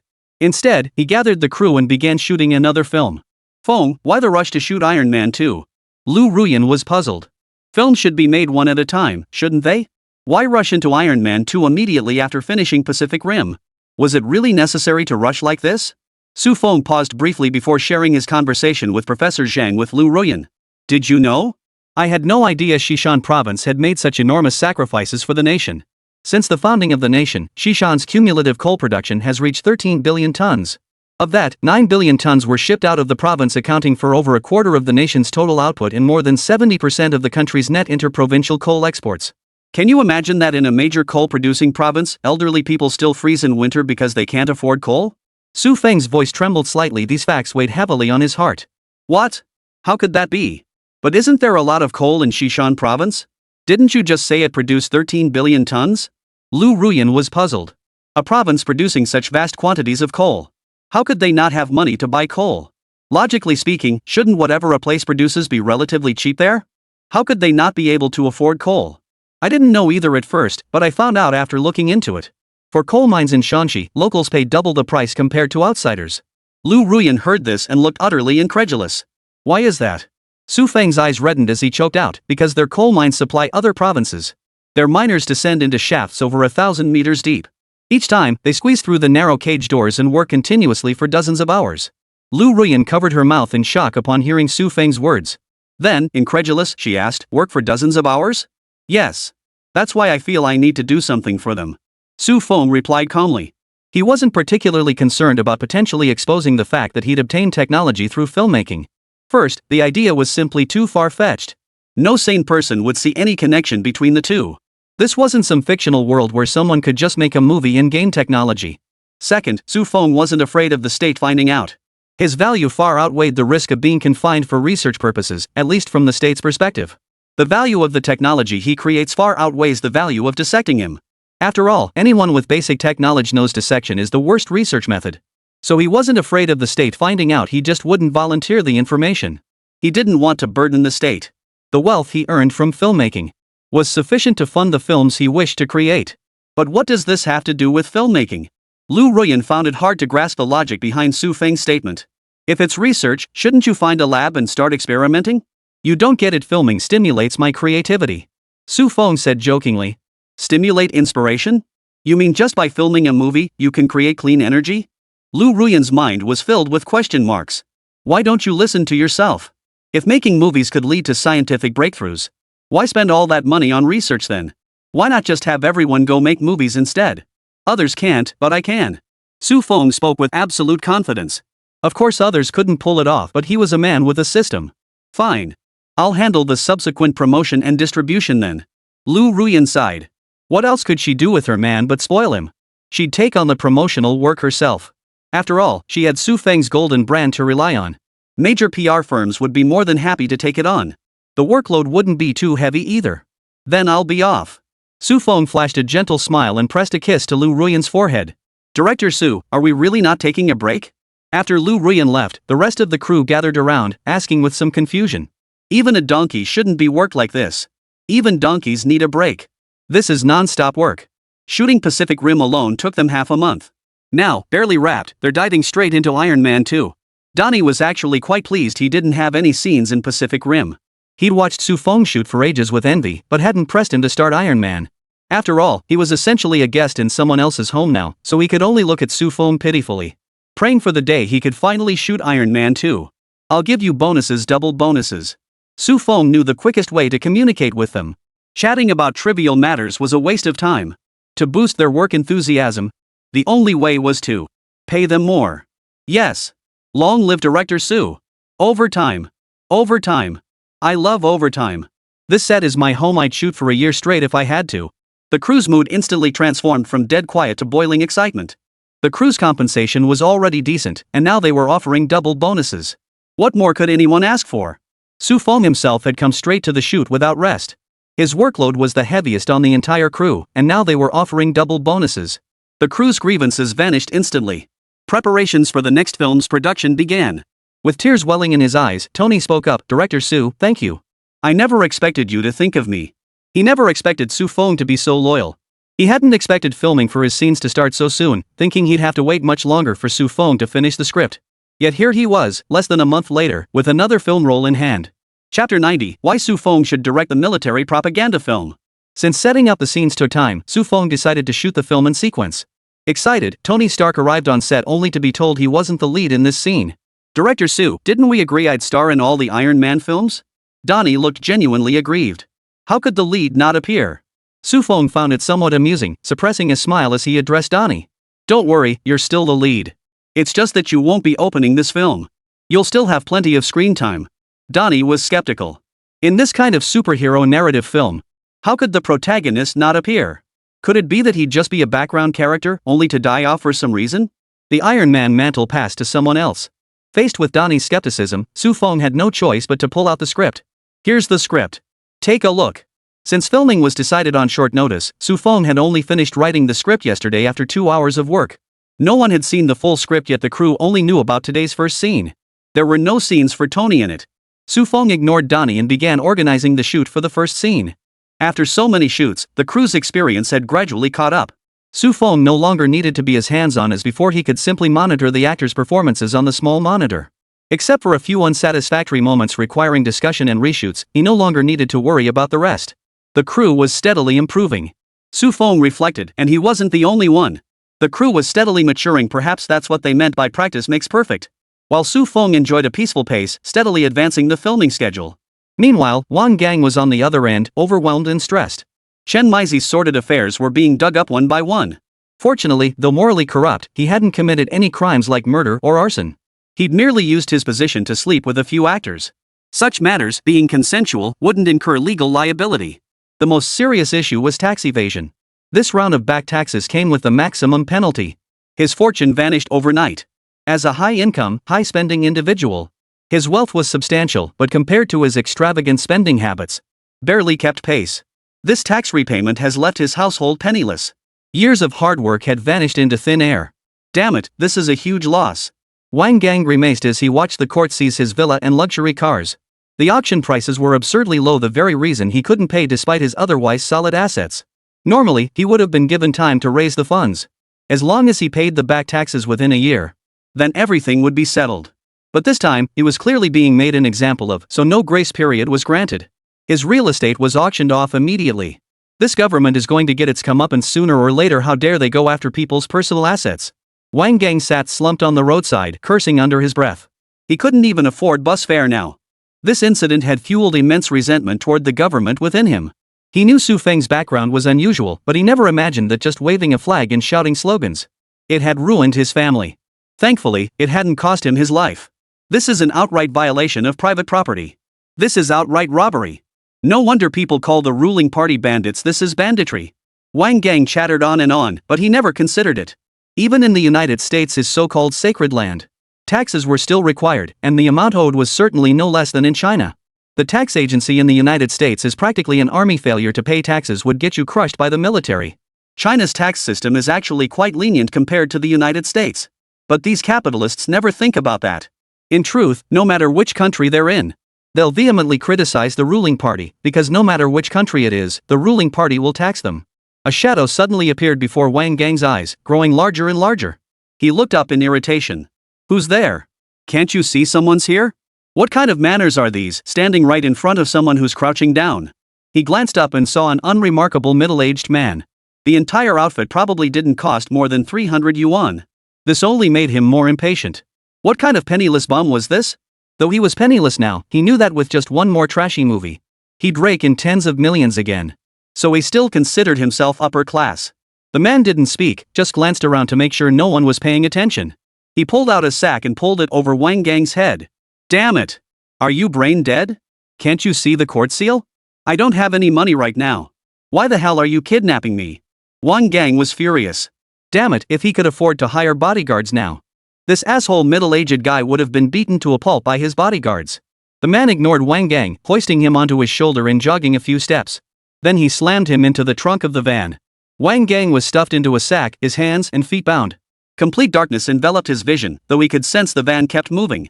It never stopped, even taking the elevated highway. Wang Gang's face grew grim, his heart filled with sorrow. Was he just having a run of bad luck lately? Getting caught in a tax audit was bad enough. Now he was broke and kidnapped. Could it be that person he'd crossed earlier? Now they were kicking him while he was down. A chill ran through Wang Gang's heart. Stripped of everything, he might just jump into the lake and end it all. It made perfect sense, and no one would ever investigate. It's over. This time, I'm truly finished. Wang Gang began reflecting on his life, ending with a sigh. I suppose it's because I've done too many things against my conscience. Now I'm reaping what I sowed. Wang Gang looked back on his life and realized it had been nothing but a cesspool of filth. Ever since he made a profitable comedy film, he'd been churning out mindless comedies devoid of substance. He basked in endless glory, acting like a king on set. At the height of his fame, he even held concubine selection contests on set, effectively treating all the female stars as his personal playthings. He'd made plenty of enemies along the way, from fueling jealousy and schedule conflicts to hiring trolls to smear people. When he was at the top, no one dared touch him. But now that the tide has turned, perhaps they're seeking revenge. Wang Gang shuddered in horror. He'd crossed Su Feng. Even if he made it out alive, no one would invest in his films anymore. So that's how it is. Even if I survive this, I won't cause Su Feng any trouble. Is that why they didn't finish me off? But now I'm going to be killed by these bastards kicking me while I'm down. I refuse to accept this. Wang Gang muttered to himself, tears welling up in his eyes. He refused to accept it. Why would the country choose Su Feng to direct the military arms propaganda film? Chapter 91. This is my homeland, pay me more. If you're going to do it, just get it over with. Wang Gang's face was ashen, even without the sack. He remained seated, his eyes vacant. He knew people like this couldn't be reasoned with. Better to die quickly and be reborn sooner. He hoped to be reborn in the United States as a privileged white person in his next life. What on earth are you talking about, Mr. Wang? I merely invited you here to discuss matters I harbor no ill will. Wang Gang looked over in confusion, only to find that the person before him wasn't the same man from before. Instead, it was a middle-aged man dressed in a suit, exuding an air of nobility and meticulousness. Who are you? Do we know each other? Wang Gang was puzzled. He had absolutely no recollection of this man. Moreover, his demeanor didn't seem confrontational. I am a senior agent from the United States. I've come to seek your cooperation. Xiaolushan spoke calmly, his tone carrying an air of finality. It sounded exactly like he was saying, if you refuse to cooperate, you're dead meat. You're here to deal with Su Feng? Wang Gang's mind raced, instantly grasping the purpose of Shikishima Ichiro's visit. After all, within his circle of contacts, Su Feng was the only one connected to the beautiful country. Correct. It seems Mr. Wang is quite perceptive. I admire you. I think we're cut from the same cloth. A fiery glow burned in Shiyu Shinichi's eyes, the fervent devotion of a devoted citizen of the great nation. He had already investigated Wang Gang, a man just like him. Both harbored a deep affection for the great beautiful nation, perhaps even more profound than that of its own citizens. What do you need me to do? Wang Gang's previously vacant eyes suddenly flashed with sharp focus as he stood up and stared directly at Shikayama Ichiro. It seemed as though he had something to ask of him. This might just be his chance to make a comeback. Wang Gang's heart burned with renewed fervor. We need you to keep suppressing Su Feng. Stir up trouble online. Xiaolushan stepped in front of Wang Gang, lifting his head with a hint of displeasure on his face. How dare this man speak to him while standing? Didn't he know people from their little cherry blossom country weren't exactly tall? Damn it! Seeing Shikayama's displeased expression, Wang Gang sat back down on the ground. Wang Gang looked up at Shikayama and asked, somewhat puzzled, what's the point of doing this? Of course it matters. If Su Feng's films keep improving, then our beautiful country's movies will lose their market share in China. This is extremely detrimental to our cultural propaganda and cultural hegemony. Hollywood is the very core of our nation's cultural invasion abroad. If we can't even hold on to the film market, how can we possibly carry out cultural invasion? This is absolutely unacceptable. I see. Then I agree, this warrants vigilance. I'm willing to assist you. What can you offer me in return? Wang Gang made no attempt to hide his greed, his expression openly covetous. This is treason, after all. I should at least get a good price for it, right? Wang Gang said with a smile, his eyes narrowing like an old fox. Of course, we'll provide support during your operation. And we'll make sure your films return to the top. Our online army has been rebuilt and can help clear obstacles from your path. Xiaolushan delivered the terms he could offer in a brisk, upbeat tone. Wang Gang's brow furrowed slightly. That's all the help I can offer. What's in it for you? Xiaolushan Yi's expression darkened instantly. Isn't getting your film back to the top already a benefit? Mr. Wang, don't be greedy. Look at your current situation clearly. He who eats the food is the hero, don't be ungrateful. Wang Gang sneered dismissively. This is treason. Not child's play. Unless you offer me a proper price, there's no way I'd help you. Helping you would condemn my descendants to eternal disgrace. This is being a traitor. China isn't your little cherry blossom country. Serving as America's lapdog comes at a price. Xiaolushan's face twitched violently. How dare this man call their little cherry blossoms dogs? Though the little cherry blossoms were indeed dogs bred by the pretty country. But as the saying goes, lies don't hurt, truth is the sharpest blade. What do you want? Xiaolushan took 2 deep breaths, slowly calming his rage before speaking. I refuse to be America's lapdog. I want to be an American citizen. Promise me a green card from the United States once this is done. Though seated on the ground, Wang Gang's presence matched Xiaolushan's in intensity. After all, he'd been the king of the film set for so many years. Now they wanted him to sell out his country. Some benefits had to be offered. He wasn't some provincial bumpkin who'd sell his soul for peanuts. If they wanted him to betray his country, they'd have to offer a commensurate reward. Agreed. Xiaolushan had initially thought it would be an impossible demand. Turns out it was just a green card from the States. As an intelligence agency, getting a green card was a piece of cake, a breeze. Then here's to a fruitful collaboration. The two exchanged a glance and burst into laughter. Both parties were thoroughly satisfied with this arrangement. Is this Mark V? It looks a bit strange, doesn't it? Donnie stared at the briefcase before him, his mind going blank. This thing is Mark V? Was he still half asleep? Just step on it and you'll see. Su Feng watched the excited Donnie with a hint of amusement. Even though it had been decommissioned long ago, Donnie still harbored immense passion for the Mark series. Perhaps because this suit had changed his life. Doubtful yet hopeful, Donnie stepped onto the mech. Instantly, the briefcase began rapidly transforming. Soon, the armor was fully integrated with Donnie's body. OMG. My god, is this Mark V? Unbelievable. This thing actually exists in real life. Donnie shouted excitedly. This thing was even more astonishing than when he first saw Mark I. It even automatically suited him without needing mechanical arms. And it was incredibly convenient. The sci-fi vibe was off the charts. So, what do you think? Pretty impressive, huh? Su Feng beamed at Donnie, relishing the sight of his wide-eyed expression. After all, Donnie was wearing Stark's face. It was like the heavens had turned upside down. This is seriously awesome. Too bad I don't have the right to buy it. Otherwise, I'd love to get some merchandise to try out. Donnie's expression turned bitter. China's 5-star cards are incredibly hard to obtain without special contributions. It's virtually impossible to get one. Without a 5-star card, he had no access to purchase the mecha even though it was classified as merchandise. But sales to foreigners were strictly prohibited. Chapter 92, Mini Barbecue Rules. Don't be so discouraged. Just wait until this film wraps up. I'll get you one. Pick whichever model you like. Su Feng waved his hand dismissively. The rule prohibiting sales to foreigners was perfectly reasonable. After all, this was China's technology, it absolutely couldn't be leaked. But Tony couldn't return to the States anyway. Not only was he being tracked by the CIA, but he'd also participated in filming Iron Man. China would never allow someone who had direct access to the original Mark series suits to return to the United States. Donnie was well aware of this, which is why he desperately wanted to obtain the 5-star card. Since returning to the United States was impossible, he might as well seize the opportunity to reignite his career as a leading actor in China. If you asked him, staying in China was far better than returning to the United States. China's infrastructure and security measures far surpass those of the United States. He could even stroll out late at night for some street barbecue, something unthinkable back in the States. Really? Godfather. A gleam of excitement flashed in Donnie's eyes. This was the Mark armor. And he could even choose any model he wanted?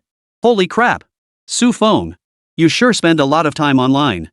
Su Feng shot Donnie a slightly exasperated look. It was obvious he'd picked this up from surfing the web in just a few short months. He'd picked up tons of internet slang and could even mimic all sorts of weird accents. Was this the magic of learning through immersion?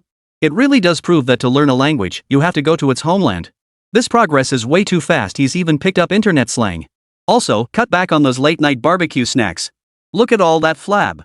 You're an Oscar-winning actor. Su Feng looked at Donnie with a hint of resignation. This Oscar-winning actor had absolutely no airs about him. He'd even seen tons of videos on Douyin where people claimed to have bumped into Iron Man. Oh, that's not good. Director Su, you should know. Those little barbecues are one of my life's joys now. Donnie waved his hands repeatedly, insisting that skewer grilling was non-negotiable. How are you going to film Iron Man with that belly? Su Feng was speechless. The Iron Man in the later films didn't have a beer belly. Don't worry, Director Su. I'll lose the weight. Thinking about the upcoming Iron Man films, Donnie knew he couldn't keep indulging himself. His acting career was simply more important. My beloved little barbecue, it'll just have to wait a bit longer. Donnie wept inwardly. This was his beloved barbecue, after all. Su Feng shook his head helplessly at these silly netizens. They'd corrupt his Oscar-winning actor sooner or later. Su Feng sighed helplessly, turned toward his desk, and began flipping through a stack of documents. Donnie stood silently in place, a hint of disappointment flickering in his eyes. After a moment, as if suddenly struck by an idea, Donnie hurried over to Su Feng and grinned. Director Su, I've got a brilliant idea. We could add some scenes about small barbecues in the movie. That way, it would satisfy my little hobby and add some fun to the film. What do you think? Su Feng's eyes suddenly narrowed with suspicion as he turned his head to look at Tony. In the original world, the ending of Marvel's Avengers, Age of Ultron featured the heroes gathering for a barbecue. Now, Tony was suggesting adding a small barbecue scene. This made Su Feng feel something was off. Could this guy be another time traveler too? What's wrong, Director Su? I genuinely just want to add a plot point, not eat mini barbecue. Trust me, you have to believe me, Director Su. Donnie was getting a bit flustered, though he really did want some grilled skewers. But did he have to stare at him like that? That gaze was giving him the creeps. Then maybe we shouldn't have the barbecue after all. It's fine if we skip it, Director Su. Don't look at me like that, Director Su. That stare is scarier than my former devilish agent. It's fine if we don't eat them. You staring at me like that is making me nervous. Donnie took 2 steps back, his face flushing with embarrassment. Who could stand that? It's just some barbecue. Even his own agent never gave him such a terrifying stare. Though that agent was already dust in the wind back when he couldn't land any roles. He'd just up and left. All for his own good, saving him from paying another paycheck. What a great agent. May he ascend to heaven soon. No problem, that's a great suggestion. I'll incorporate that plot point into my next film. Su Feng flashed a smile. What a coincidence. Probably because Donnie just loves those little grilled skewers. No wonder he adores China so much. It turns out little skewers conquered his taste buds. You're clear on this plan now, Wang San? Xiaolushan looked at Wang Gang with a serious expression. Setting conditions was acceptable. But the mission must be completed. The Empire doesn't keep dead weight. If Wang Gang couldn't prove his worth, his corpse would be found under a bridge tomorrow. Understood. I will absolutely complete this mission. Wang Gang was well aware of his predicament and chose to cooperate. Failure meant a fate far worse than his current predicament. The state still upheld some semblance of law, but these people were ruthless killers who wouldn't blink an eye. You have full access to all resources here. I hope you won't disappoint the Empire's expectations of you. Xiaolushan flashed a reassuring smile, soothing Wang Gang. Of course, Su Feng is our common enemy. I will defeat him. He's nothing but a greenhorn rookie. Whereas I've been grinding it out in this film industry for decades. What does he have to compare with me? At the mention of film, pride flashed across Wang Gang's face. He had directed over a dozen major films, big and small. Su Feng was merely a pawn pushed forward by Huagua. How could he possibly compare? Those films might not even be his own. They were just using him to create a buzz and grab all the limelight. If the state had entrusted him with these sci-fi films, they would have been far more spectacular. What did Su Feng know about filmmaking? The romantic subplot barely scratched the surface. It's all non-stop action and violence, not catering to the masses at all. And yet this kind of film became a huge hit. He finally understood it all. It was because the state was pulling the strings behind the scenes. Without the government's backing, Su Feng's petty tricks would never have made it to the big screen. That's good. I believe you. Xiaolushan didn't really understand movies. He couldn't make heads or tails of the crude, vulgar plots in Wang Gang's films. He couldn't fathom why people in China enjoyed watching such mindless nonsense. But he didn't care about that. As long as Wang Gang took filmmaking seriously, that was all that mattered. After all, Wang Gang was a renowned director. There was no way he could go wrong. Chapter 93, Divide Them. Director Wang Gang returns. Heading into sci-fi. Director Wang's new work. Featuring top star Xiao Lu. Wang Gang immediately opted to use paid online commenters to generate buzz. Though filming hadn't even started yet, he felt none of that mattered. He'd been making films for decades. Shooting a sci-fi flick would be a piece of cake. Have you heard the news? What's the buzz? Wang Gang's making a comeback. He's preparing to shoot a new film. The new film's title is apparently called Sea Fortress. What? Isn't Wang Gang known for comedies? Why is he suddenly doing sci-fi? No idea, but I think it'll be way better than Su Feng's movies. Why do you say that? Look at the title, Sea Fortress. Just hearing it, you know it's a Chinese production. In an instant, the online discourse became chaotic, and the buzz surrounding the currently promoted Pacific Rim rapidly declined. All attention shifted to Sea Fortress. Lu Ruyan sensed something was amiss. Could Wang Gang be here to sabotage Su Feng? After all, the feud between the two ran deep. It was because Wang Gang had tried to harass her that he ended up getting beaten up by Su Feng and his crew. He ended up hospitalized for nearly half a month, and later, Su Feng's film even snatched his theater seat. The online trolls were in an uproar, and it was obvious Wang Gang was behind it. Feng, Wang Gang isn't trying to sabotage your Iron Man too, is he? Lu Ruyan called Su Feng with a hint of anxiety in her voice. This whole affair reeked of something sinister. It hadn't been long since Wang Gang lost everything due to tax issues. Now someone was willing to invest in him to make a movie, and not even a comedy, his specialty. Instead, it was Su Feng's sci-fi film. To say nothing was amiss here. No one would believe it. Su Feng sat in his chair, his fingers tapping the tabletop intermittently. This situation is indeed a bit strange, but there's no need to dwell on such film industry matters. Just stick to the original promotional schedule. Though Su Feng sensed something was off, he didn't dwell on it. Making movies? Who could possibly outdo him? Even today's Hollywood didn't faze him much. This world's Hollywood was nowhere near as good as the Hollywood of his past life. It was purely an industrial assembly line churning out films, with only the special effects holding a candle to his past life standards. The plots were utterly lackluster, nowhere near as strong as those in his past life. But he holds all the blockbuster hits from his past life. The Marvel series alone could keep him busy for ages. It'd be a total game changer. And he hasn't even unleashed domestic powerhouses like The Wandering Earth yet. He has absolutely no worries about anyone outdoing him in filmmaking. The only thing he needed to worry about was the issue of paid online commenters. Why did all the online buzz suddenly shift to Wang Gang?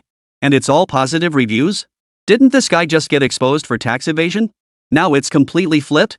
Su Feng couldn't quite wrap his head around it. Just moments ago, the trending topics were all filled with criticism of Wang Gang. How did things suddenly flip like this? Could it be that Wang Gang bought more paid commenters? But weren't those accounts already wiped out? Looks like they're controlling the comments. I saw some negative ones. But they got deleted within seconds. All that's left are posts praising Wang Gang. Lu Ruyan actually looked down on Wang Gang. His films always relied on the same tired tricks. His films were all pretty much the same, and he always gave off this air of superiority. Alright, I'll have team leader Zhang look into it. We don't need to engage with them for now. Our fan base is still solid, and box office is guaranteed. Su Feng gave a couple of instructions before hanging up. He then notified Zhang's team to investigate whether paid commenters were at it again. Is this paid trolling money really that easy to make? Su Feng couldn't quite wrap his head around it. It's just a few cents here and there. Why bother chasing such small change? Recently, when he came across posts bashing Black Myth, Yukong, he saw people with that classic Subway grandpa expression on their faces as they stared at their phones. They even posted links to bash domestic games. These people's fear of Chinese culture is just too much. Su Feng shook his head, deciding to stay out of this mess. But just as he wanted to distance himself, trouble came knocking at his door. At Su Feng. Your films are nothing but Western-obsessed sycophancy. Let me make you a movie and show you what a real Chinese film looks like. Wang Gang directly tagged Su Feng on Weibo, making no attempt to hide his intent. He was targeting Su Feng directly. The comments section erupted with heated debate, flooded with sarcastic remarks from paid trolls. The post-90s generation truly is a lost generation. Their backbone isn't nearly as strong as that of an elder like director Wang Gang. Growing up watching Hollywood movies, it's not right to talk like that. Is watching movies a crime? This was a troll posing as a supporter, and soon the two engaged in a heated debate. Other bystanders who witnessed this scene jumped in to take sides. Watching movies is fine, but filling your own films with Western elements? That's not right. Earlier I saw trolls claiming Su Feng's real job is directing propaganda for arms dealers. That's ridiculous. Why would our country's own weapons be branded with the name of the beautiful country? Absolute nonsense.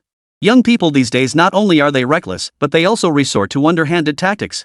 In my opinion, there's no need to make movies at all. All that wasted manpower, resources, and money, it'd be better spent developing mountainous regions. We could educate a whole generation of college students instead of wasting them on these useless movies that can't be eaten or used. Old folks should stop whining. What's wrong with watching movies? Does it cost you anything? If someone has money to make films, so what? Don't you understand what spiritual nourishment means? The comments section below was a sight to behold, sliced and diced by region, demographic, age, gender, education level, and every other conceivable category. What should have been a united front of Chinese citizens was now fractured into dozens of factions, each hurling insults and accusations at the other.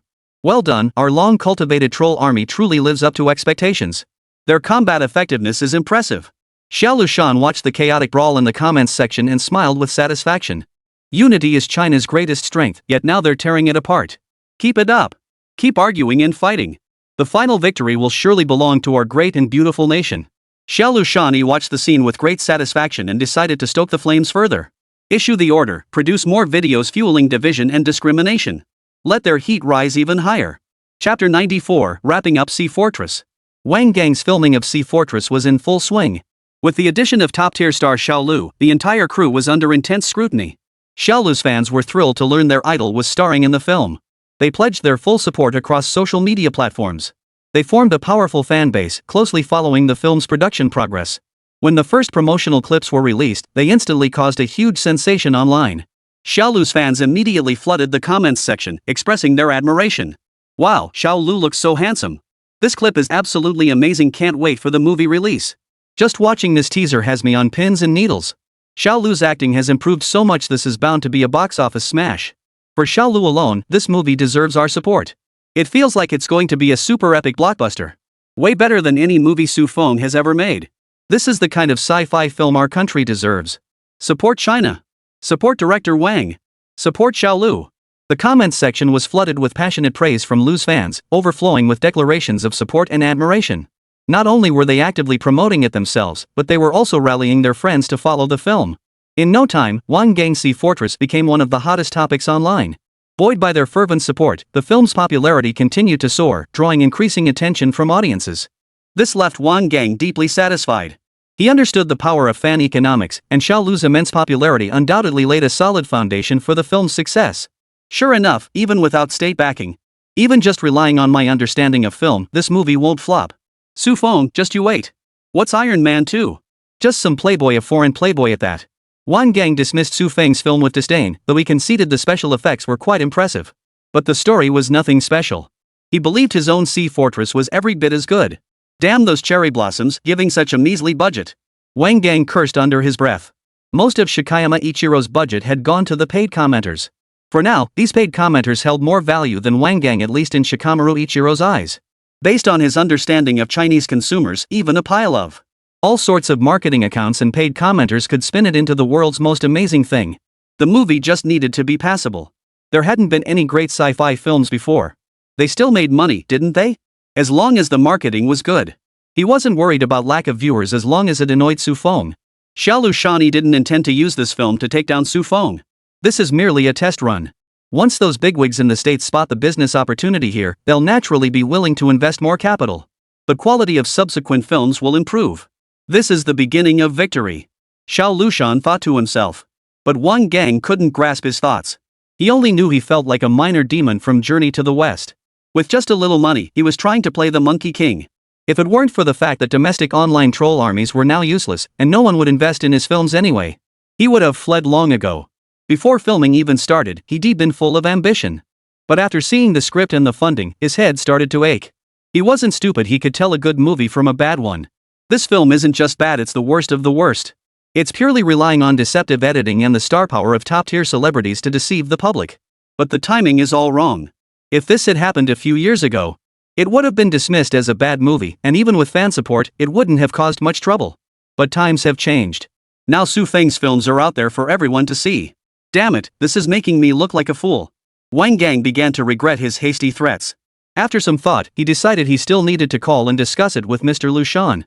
Mr. Xiaolu, the special effects budget you provided is simply too meager. The special effects simply can't carry a whole movie. He was blunt, because he feared Sakura wouldn't grasp the subtleties if he sugarcoated it. For Sakura to grasp the unspoken meaning behind Chinese words, she'd probably need to study for centuries. Damn it. It's all because you blew all the money on hiring those overpaid celebrities. You picked the script too, now you're telling me there's not enough money? What good are you? Wang Gang felt deeply resentful at Xiao Lushanyi's scolding. You agreed to use those popular stars to boost viewership. Now you're blaming me for overspending? The money was clearly spent on those paid commenters, maybe even embezzled. Wang Gang muttered inwardly. We're talking hundreds of millions here. Could online trolls really cost that much? You clearly embezzled it. He paused for a moment, then cautiously said, Mr. Xiaolu, I was thinking about the movie's popularity back then. I figured having a popular star would bring more attention and box office revenue. Oomph. All you care about is short-term gains, you have zero long-term vision. Xiaolu Shani snapped angrily. Now we're short on special effects funding. How are we supposed to guarantee the film's quality?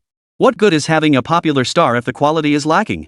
Truthfully, Shikishima didn't care about the film's quality. All he needed was for the bigwigs in the States to see results. That was precisely why he'd agreed to hire the popular star. But he couldn't say that out loud, otherwise they'd ask him for more money. Wang Gang sighed helplessly. Mr. Xiaolu, I know I was wrong. So what should we do now? On the other end of the line, Xiaolu Shani snorted coldly. What else can we do? You made the mess, you clean it up. Wang Gang gritted his teeth. Mr. Shika, how about this? For now, let's cut corners on the special effects, just get it done. As long as it doesn't look too awful, we can muddle through. Once the movie releases, the star power of the big-name actors should pull in decent box office. Then we can take a chunk of those earnings to redo the effects and release a director's cut. What do you think? Xiao Lushan fell silent for a moment, seemingly weighing the proposal's feasibility. After a pause, he replied, guess that's our only option. But mark my words, if the box office flops, you'll be in for it. Wang Gang hastily assured him, Mr. Xiaolu, rest assured. I'll give it my all. After hanging up, Wang Gang exhaled deeply, though unease still lingered in his heart. He knew that cutting corners on the special effects would inevitably compromise the film's quality, but there was no better solution at the moment. He could only pray that the film would be a box office smash upon release, hoping that success might compensate for the shortcomings in the special effects. To cut costs, Wang Gang began cutting corners in every aspect. He instructed the effects team to handle some originally planned complex shots using the simplest methods possible. Set designs became extremely rudimentary, with many details overlooked. Costumes and props for the actors were chosen for their low cost, appearing utterly lacking in texture. Throughout filming, Wang Gang relentlessly pressured the actors, demanding they complete scenes quickly without worrying about quality. Though dissatisfied, the actors dared not defy the director's orders and could only comply with his demands. Thus, the film was completed amidst utter chaos. Wang Gang felt uneasy looking at the shoddy final product, but he tried to reassure himself. With the backing of a popular star, the box office shouldn't be too bad. He couldn't wait to submit the film for review, eager for its early release and the prospect of high box office earnings. Chapter 95, An Unexpected Encounter, Wang Gang's Misunderstanding. Wang Gang and Su Feng unexpectedly crossed paths at the review office where the film was submitted. The moment he saw Su Feng, rage flared within Wang Gang. His eyes widened with fury as he strode straight toward Su Feng, his voice dripping with sarcasm. Well, isn't this our very own director Soda? What's this? Even with the state backing you, you still need to submit your film for review yourself? Su Feng was speechless. His luck couldn't get any worse. He'd literally stepped out to run into a mad dog. He didn't say a word. He merely shot Wang Gang a contemptuous look. The scum wasn't worthy of his words. Wang Gang's face flushed crimson with rage as he jabbed his finger at Su Feng's nose. What's the matter? Struck dumb? Weren't you all talk at the cocktail party earlier? Pretending to be all righteous and virtuous, yet you pulled strings behind the scenes. Did you cozy up to some big shot? Su Feng responded with a cold laugh. Wang Gang, you're really turning the tables on me. Everything I have, I earned through my own abilities. As for you, you sure know how to play the online troll game. Su Feng had no intention of engaging this mad dog, but Wang Gang kept pressing his advantage. Staying silent would only make it seem like he was afraid of Wang Gang. What online trolls? Don't slander people. Wang Gang stood rooted to the spot, his chest heaving violently as his rage refused to subside. He turned back, his voice dripping with sarcasm as he addressed Su Feng. Su Feng, don't think I don't know. You've got some big shot in the military backing you, right? How else could a newbie like you rise so fast? I bet you pulled some strings. Su Feng's expression darkened at the accusation. He looked at Wang Gang sternly and said, Wang Gang, don't talk nonsense. My success today comes from my own hard work and talent. It has nothing to do with any backing from the state. If you can't make good movies yourself, don't make excuses here. Su Feng found it somewhat amusing. The process was all correct, but the conclusion was entirely wrong. He did have backing from military bigwigs, but it wasn't through backdoor deals. It was through his own scientific research capabilities.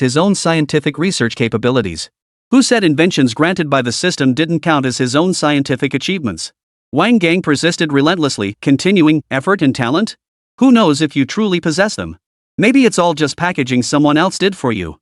Look at yourself going from an unknown newcomer to a big-name director overnight. Who'd believe there's no shady dealings involved? Su Feng froze for a moment, then realized arguing with such a fool would make him look like the idiot. He turned away from Wang Gang and strode toward the review office. Watching Su Feng's retreating figure, Wang Gang's heart swelled with jealousy and resentment. We'll see about that. You've got the Chinese military backing you, but I've got the United States backing me. I refuse to believe I could lose to you. Wang Gang seethed inwardly, vowing to make Su Feng pay the price. Who's out there? Arguing so fiercely with you? Lu Yuming, the director of the review office, asked curiously. Wang Gang. We had some past disagreements. My apologies for the disturbance. Su Feng flashed a smile. All previous reviews had been smoothly handled by Lu Yuming, under the military's guidance, and had always looked out for Su Feng, never holding back his reviews. Thus, their relationship had remained quite amicable. Wang Gang, that old guy somehow managed to secure some investment. I thought he wouldn't make it through this round. Being in the same circle, Lu Yuming was naturally well informed about Wang Gang's affairs. When trouble hits in the entertainment industry, it's either drugs, sleeping around, or tax evasion. She wasn't the least bit surprised that Wang Gang got busted for tax evasion. Yeah, who would have thought anyone would invest in his sci-fi film? If you ask me, he has absolutely no clue what sci-fi is all about. Out of boredom, Su Feng had watched a bit of Wang Gang's movies. Then he discovered something quite interesting. This movie is practically the same as Shanghai Fortress from my previous life. The plot was practically identical. If not for that, the film would have flopped. He'd even thought Wang Gang had awakened a system too. Alright, you've got your hands full these days. Leave the movie here. If there are no major issues, I'll approve it for you tomorrow. Lu Yuming didn't dare waste Su Feng's time, knowing full well he was a big shot in the military. Besides, with such a significant age gap between them, there really wasn't much to talk about. Alright, I'll leave you to it, Sister Lu. I'll be heading out now. Su Feng smiled, turned, and left the office. Stepping outside, he spotted Wang Gang still waiting in the lobby to speak with Sister Lu. A smile slipped onto his face. Ah well, why bother getting angry with him? They were no longer on the same level. Seeing Su Feng emerge from the office, Wang Gang's eye twitched. That kid, no wonder he's got connections. Guess his review won't get stalled at all. Doesn't matter. Money talks. We'll see how things play out later. Wang Gang thought to himself, glaring at Su Feng with a dark expression. Here he was, an old-timer director, yet he held less sway than a newcomer. This only strengthened his resolve to head to the United States. This country, so fixated on personal connections and social niceties, simply wasn't suited for him. The United States, with its emphasis on fairness and justice, was far more fitting for someone of his caliber. Who knows? Maybe in the United States, he could carve out his own niche in Hollywood. Wang Gang had already begun fantasizing about the happy life he would lead after becoming an American citizen.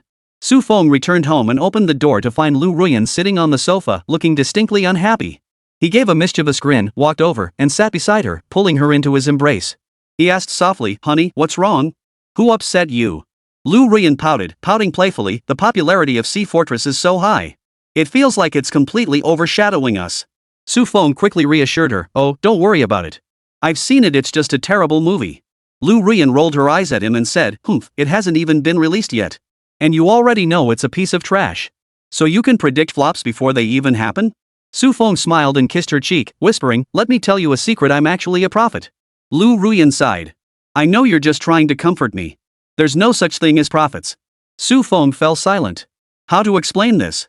This thing really was like that. It absolutely was a terrible movie. Lu Ruyan smiled and said, "It's okay. If you're not worried about your own movie, why should I be?" Su Feng grinned mischievously and teased, "The emperor isn't worried, but the eunuch is, right?" Watching his mischievous expression, Lu Ruyan couldn't help but laugh. "You're the eunuch. You're so naughty. Don't you know that already?" After a moment of playful banter on the sofa, Lu Ruyan suddenly remembered something and asked, "Oh, right, Feng, did you submit your film for review?" Su Feng nodded. "Submitted. Just dropped it off today. Should pass review tomorrow without any issues." Lu Ruyan said, "It should be fine. You are China's #1 military propaganda film director, after all." Su Feng chuckled. "Military director? That's just something netizens joke about. How can you joke about that?" Lu Ruyan pouted.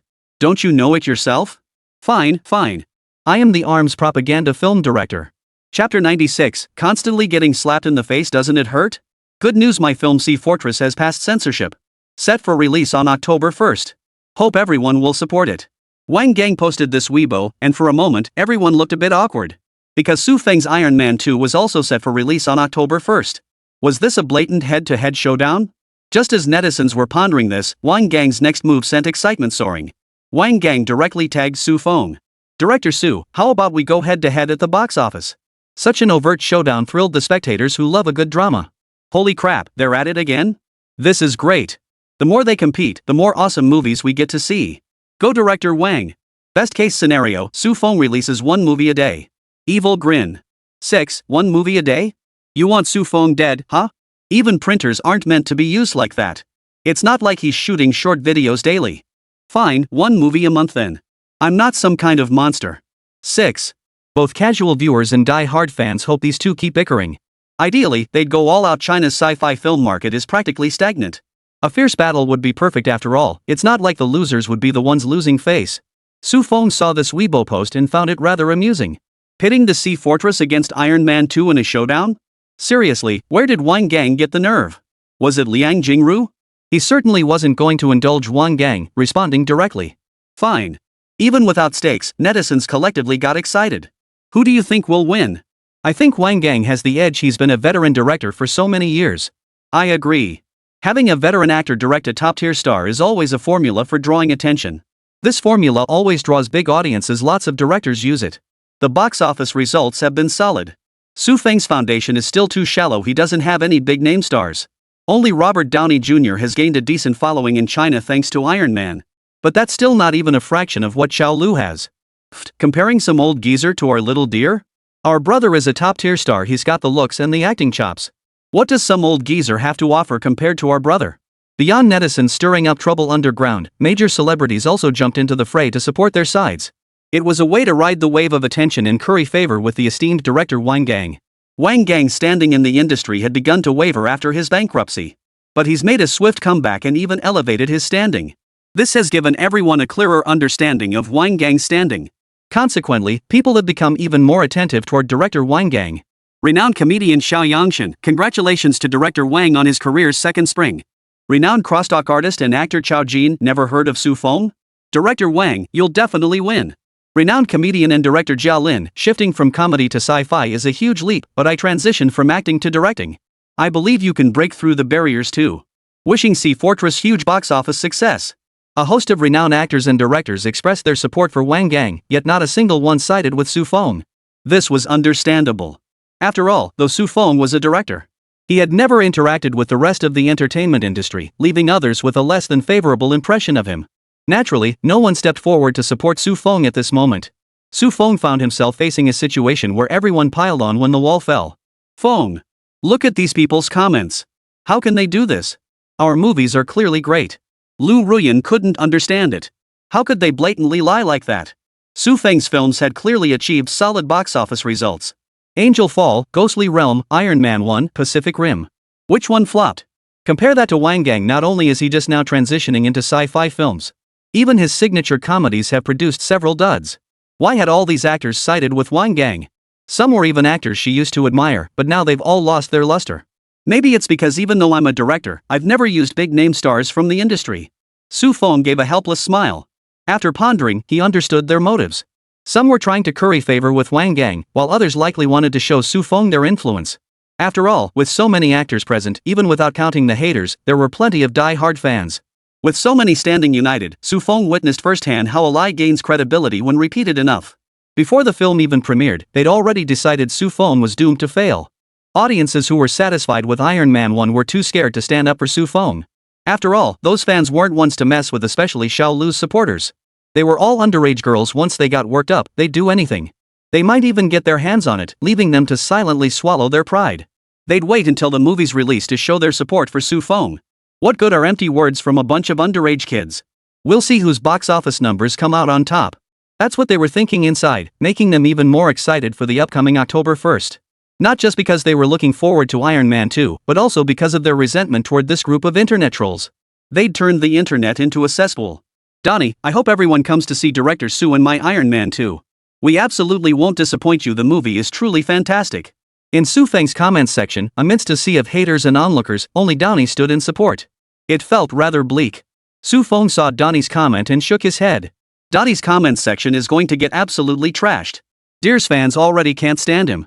Ha, I think Donnie's actually pretty handsome. They actually call him an old geezer? That's hilarious. Lu Ruyan couldn't help but smile, though she knew it was unethical. After all, they were on the same side, but seeing Xiao Lu's fans' comments, she couldn't help but feel amused. What do these little girls know? This is the charm of a mature man. Su Feng was a bit annoyed. After all, Donnie looked exactly like Stark.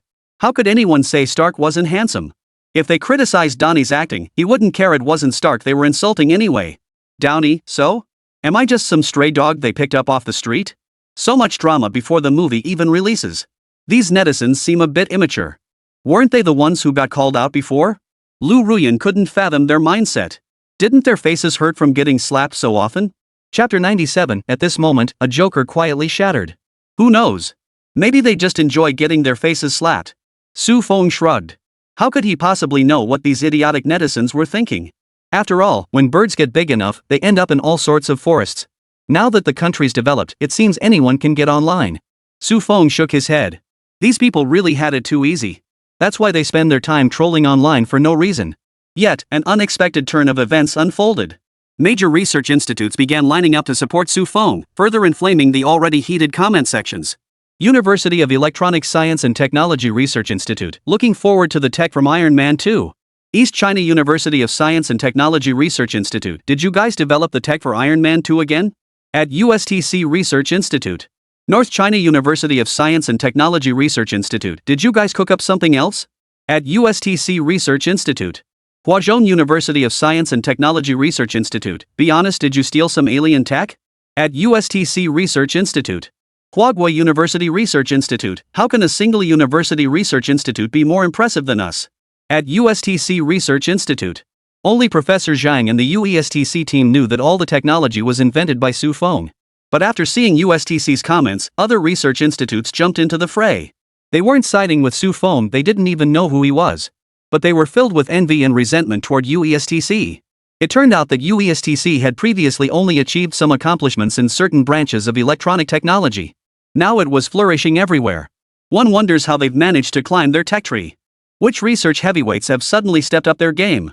I haven't heard of USTC poaching any big names either. Holy crap, this vibe is off. Everyone else has celebrities and directors commenting, but why is Su Feng's section full of research institutes?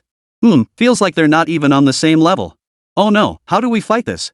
How about you girls try storming the major research institutes instead? The Iron Man fans who'd been too scared to speak up started flooding the comments now. If you're so awesome, go flood the research institute's Weibo accounts. If you dare, then you're the real deal. But even if these little fairies were brainless, they wouldn't go after research institutes. The prankster sighed in disappointment. This prank was going to be a bust. If someone actually went after the research institutes, that would be a whole different level of fun. They're just here for the spectacle. The bigger the drama, the happier they are. Besides, there probably won't be any victims in this mess probably. They could just sit back and enjoy the show. They even posted screenshots in Xiaolu's fan community. And they didn't hold back on the comments either. Girls. They're using official accounts to boost views. Our guy's traffic got stolen by Iron Man 2. How can we stand for this? Quick. Charge with me. This prankster netizen was just joking around, but something he never expected happened. Charge. What research institute? Never heard of it. Charge. What crappy research institute? It's not as important as Xiaolu. Charge. I'm a grad student at Peking Tsinghua University. If they don't apologize, I'll go abroad to do research and make them lose a high-tech talent. What are you stinking researchers doing in the entertainment industry? Nobody cares what you're doing. Exactly. Never heard of any inventions from research institutes in my whole life. For Xiaolu, we'll take on the whole world. Su Feng stared at the comments section, neck craned forward, completely unaware. Feng. What are you doing? You look so ugly like that. Ha ha ha, you look like a big turtle. Lu Rian watched Su Feng from the side, finding it rather amusing. Wait, this thing reappeared? We're in a whole new world now. Are little fairies still the same? Su Feng's jaw dropped. He couldn't believe it. He'd even traveled through time. How could such a god-defying creature as a fairy still exist? What? What reappeared? Lu Rian's mind was filled with question marks. She couldn't make heads or tails of what Su Feng was saying. She pressed her little head against his chest, her curiosity prompting her to ask. What's got you so worked up? Then she glanced at Su Feng's phone and mirrored his expression. Wait, what is this? Are there really people like this in the world? Both fell silent, suddenly questioning the meaning of life. What does it mean to have no idea what the Research Institute developed? What does it mean to be willing to take on the whole world for you? Does your brother even realize he's going to be at odds with the entire world? He must be sweating buckets right now. I have a feeling Xiaolu is in for trouble this time. Yeah. Su Feng nodded in agreement. That's state media, after all. And there's also a Chinese research institute involved. Do you think just anyone dares to take on state media of this caliber? At that moment, a netizen named Lu Ziran quietly shattered. Wait, how could they actually go for it? Is that even reasonable? He began questioning his life choices. Am I going to get arrested as a spy? Wah, I don't want to die yet. He ran to the police station, feeling utterly defeated. Hello? Comrade, how can we assist you? The pretty young female officer on duty looked at him with concern. She could tell at a glance that this young man was in trouble, his expression utterly despondent. The officer was still pondering how to comfort him when a thunderous voice erupted. I want to turn myself in. Louis spoke with his head bowed in defeat. This little prank had landed him in serious trouble. Maybe he could even get free room and board. Ha. He'd never pull stunts like this again. How could anyone actually dare to confront official media? He still couldn't fathom how things had escalated to this point. The female officer's expression changed instantly. Her gentle smile vanished, replaced by a stern look. What did you do? I was messing around online, and then Xiaolu's fans went after the official media. I won't get the death penalty, right? Louis spoke timidly. This counts as turning myself in, right? That should get me a lighter sentence. I'm only 18, officer. I don't want to die. Wah! The female officer looked puzzled. Hold on, let me get this straight. You led people to attack official media? You're not joking, right? The officer looked utterly skeptical at the sight of this kid whose facial hair hadn't even started growing yet. Could he really lead a charge against the official media? That's the official media outlet. Who in their right mind would dare storm it? Only someone not quite right in the head would do something like that. Seeing the officer's skepticism, Louis pulled out his phone. He showed it to the officer while explaining himself. I never thought they'd actually go through with it. Who could have imagined that? I just wanted to pull off a stunt. Who could have imagined someone would actually dare to charge at official media? After reviewing the content on Louis's phone, the female officer's expression grew even more peculiar. She even began to doubt whether she was dreaming. This situation was simply too bizarre. Alright, just stay put for now. I can't make decisions on this matter. I'll report to my superiors first. The officer instructed Lu Yi to wait while she stepped aside to make the report. Chapter 98, Sell It All. East China Theater. If you have anything good, give it to our theater first at University of Electronic Science and Technology Research Institute. South China Theater. Don't forget us with the good stuff at University of Electronic Science and Technology Research Institute. As soon as the propaganda departments of both theater commands posted in Su Feng's comments section, the comments fell briefly silent. The crowd, already reveling in the spectacle, was stunned that someone actually dared to confront official media. Everyone was watching the spectacle unfold after all, it wasn't them taking on the authorities. They were eager to see how the state would handle this incident, and now the military had even gotten involved. Even if they wanted to gawk at the drama, they couldn't help but pause and think. This particular piece of gossip, maybe it wasn't something they absolutely had to consume. Those crazy little fairies aren't going to attack the military's official account too, are they? Nah, it's the military's account. Who knows? Those lunatics wouldn't hesitate to attack anything. At this moment, no one like Louis dared to incite others to attack the military account. They just lurked silently on the sidelines. Those who had just incited others to attack official media outlets were probably all in jail by now. Attacking the military's official media? TSK, not even worth considering. Even so, people figured that even if someone lost their mind, they wouldn't dare attack the military's official media. Even though they're the People's Liberation Army, the thought of attacking the military's official media still sends shivers down your spine. What's so great about those stinking soldiers? They dare bully our brothers too. Too outrageous to post. Imagine a fairy speaking instead. After a flurry of comments, everyone's hearts finally settled. Oh no, Xiaolu feels like she's going to get banned this time. Tell me a joke. Fan, I'd fight the whole world for you. Idol, why would I want to fight the whole world? This is definitely going to get censored. Good thing I didn't participate. That cross-dressing comedian got screwed over big time. Heard he turned himself in already. Question, will inciting netizens to attack state media get you executed? Nah, it's not that bad, ha ha ha. This guy's got some serious bad luck, got himself caught up in his own abstract nonsense. He'll be stuck inside for at least a few months. A word of advice to all abstract artists and pranksters, don't mess with abnormal people. If something goes wrong, you'll all end up behind bars. Oh no, this is coming for us fun seekers. Everyone thought the fun was over. The nature of the incident involving the official media attacking the military had changed. The state would absolutely intervene and conduct a thorough investigation. But an unexpected turn of events unfolded. Wu Jun, star of Fallen Angel, I believe director Su Feng's films don't measure up to director Wang Gang's. The crowd, who had been keeping a low profile, was suddenly stirred up by Wu Jun's remarks. Holy crap, what was that? Did he just drop a bomb? What's the difference between this Wu Jun and those two jerks from Love Apartment? Seriously, who even knows who he is without Su Feng? How dare he stab him in the back? How can you talk like that? Can't we criticize a bad movie? He even admitted it was the first movie Su Feng starred in. Why won't you Su Feng fanboys admit it? The comments section erupted into chaos, with insults flying thick and fast. Feng, how could he do this? We were the ones who brought him up from an extra to a leading actor. Who else would give him such opportunities? And now he stabs us in the back. Lu Ruyan fumed, just as the netizens had said. Wu Jun was nothing more than an extra, not even a featured extra. It was Su Feng who pulled him out of the extras and made him a lead actor, yet he betrayed Su Feng. This was something Lu Ruyan simply couldn't accept. It's truly disgusting. Su Feng was furious too, though he didn't expect gratitude. But this kind of backstabbing was truly despicable. Anyone could betray Su Feng for personal gain, but Wu Jun was off limits. In ancient times, this would be considered a debt of gratitude for recognition. In some dynasties, it could even be seen as a father figure. For someone in such a relationship to stab him in the back was utterly despicable. He was even using his title as the lead actor of Angel's Fall to attract attention. If they all hold such high hopes for Angel's Fall, let's see the real proof at the box office. Su Feng stood up, clenching his fists. They don't believe in me? It doesn't matter. Time will prove everything. Feng, don't get angry. It's not worth it for people like that. It's fine. His loss for walking away. Next time, we'll make a movie with an all-Chinese crew and show them what a true milestone in domestic sci-fi looks like. Su Feng waved dismissively, though the betrayal stung. But small-minded people like that could only hang around with scum like Wang Gang. He was determined to become the strongest sci-fi director in the country. By then, he wouldn't even need to speak. Wu Jun would be effectively blacklisted. Time slowly passed, and October 1st arrived before long. The premiere theater was packed, but compared to Su Feng's side, the other two premieres looked rather shabby. Both media and actors favored Wang Gang's side more. After all, his influence was undeniable. Even though he had lost to Su Feng once before, his residual prestige still held sway.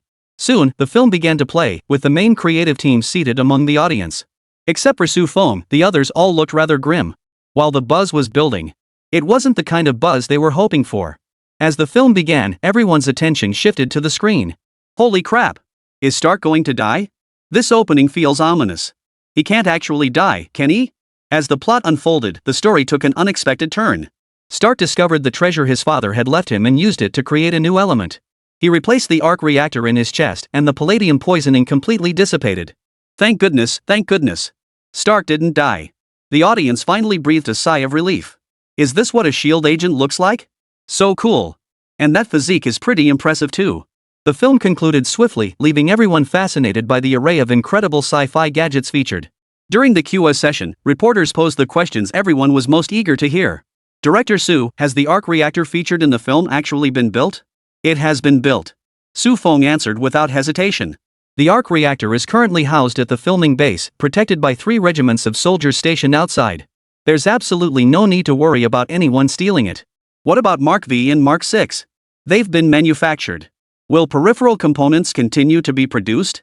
Yes, but their performance will be significantly limited. They won't use the arc reactor for power, and the weapon systems have been removed.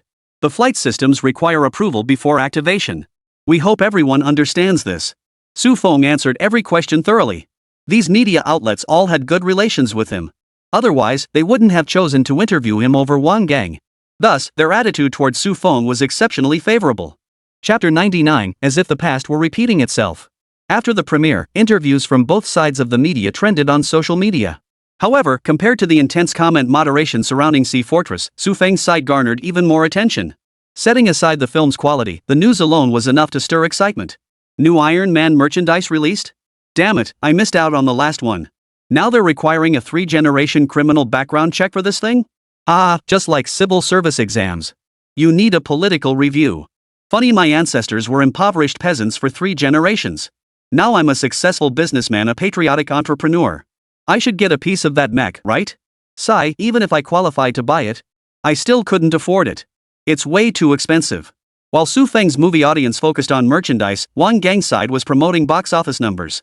The fan economy proved remarkably lucrative in just one morning. Ticket sales reached 50 million. Barring any surprises, the opening day box office should hit 100 million. Wang Gang and his crew were already seated at a luxury hotel, kicking off the celebrations. Influenced by Wang Gang, several directors have joined Shelu Shani's team. Patriotism or not in their eyes, money was the only thing that mattered. Wang Gang had sold himself at a premium price, how could they not follow suit? Wang-san, you did quite well this time, Shikayama Ichiro remarked, gently swirling the red wine in his glass. Not at all, it's all thanks to your support, Mr. Shikayama. Otherwise, I wouldn't be enjoying this success now. Wang Gang remained humble, fully aware that his current status was nothing more than being a lapdog for the great United States. Being too arrogant wouldn't do him any favors. Ah, Wang-san, you're quite the man. Keep up the good work, and we won't let you down. Shikayama Ichiro was thoroughly satisfied with Wang Gang's attitude. The directors gathered around began fawning over Shikayama Ichiro and Wang Gang. It's all thanks to the powerful alliance between Mr. Shika and Wang Gang. With both of you on the case, Su Feng is nothing but a fart. What does that greenhorn know about filmmaking? It's veteran directors like you who are the backbone of our nation. If only we could have such an opportunity. Look at director Wang now. How impressive. We're all so envious. While buttering him up, they were also testing the waters. They wanted funding like Wang Gang to make their own films. Who would shamelessly suck up to a Japanese person if it weren't for the funding? No problem, no problem. Once this film's results come out, everyone will get their chance to make movies. Shikayama Ichiro flashed a smug grin. Back when little Sakura invaded China, he'd seen it as a foolish move. Something that could have been settled with a little money had cost so many resources and lives. Look at him now, just a fraction of that money spent. He could stand proudly in a place his ancestors had never conquered and drink to his heart's content. And these Huagua people could only grovel at his feet. Indeed, the great beautiful nation is the mightiest of all. Little cherry blossoms, nothing but a foolish and ignorant race. He thought to himself, deeply dissatisfied with his own people. After all, in the United States, Jews were first-class citizens. Whites were second-class citizens. Blacks were third-class citizens. Minority ethnic groups were fourth-class citizens. And they, the yellow-skinned people, along with the black people of the black community, were the lowest-tier citizens. This made him feel profound shame about his own Asian heritage. Even now, Chinese nationals receive better treatment in the United States than their own Japanese compatriots. Little Sakura was utterly regarded as America's lapdog. This filled him with intense dissatisfaction, the very reason he had chosen to come to China. The Chinese people should be beneath the Japanese. Just then, Wang Gang's assistant approached. Wang Gang felt a surge of dread, his eyes widening. This scene felt eerily familiar.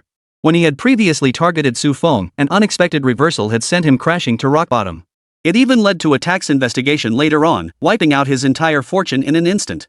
Su Feng's box office is exploding? Wang Gang hurriedly set down his wine glass and approached his assistant. And no. The young assistant stammered nervously, his words coming out in a halting rush. That's a relief. Wang Gang exhaled deeply, realizing he'd been worrying over nothing. No wonder Su Feng's every film becomes a blockbuster. So how are Su Feng's box office numbers? Wang Gang asked curiously. About 20 million less than ours. We're at 50 million and 20,000 now. Their box office is just over 29 million. Hearing this news, everyone present breathed a collective sigh of relief. They knew their role was to counter Su Feng. But they were well aware of how troublesome Su Feng was, unlike those clueless netizens. They understood that the military stood firmly behind Su Feng. Taking on someone of his caliber? It was impossible not to feel uneasy. That's why they were all watching director Wang Gang's Sea Fortress. If Wang Gang could defeat Su Feng, they believed they could too. After all, they were all serious sci-fi filmmakers. It was just that domestic special effects couldn't keep up. Moreover, no one was willing to invest in this genre, leaving their reputations obscure. But they considered themselves geniuses among geniuses, even Wang Gang. They didn't think much of him either, just a director who only knows how to make lowbrow jokes.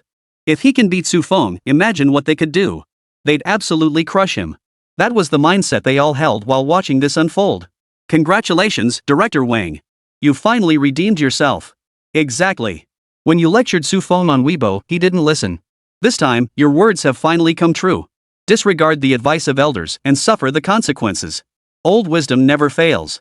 Su Feng really needs to keep practicing.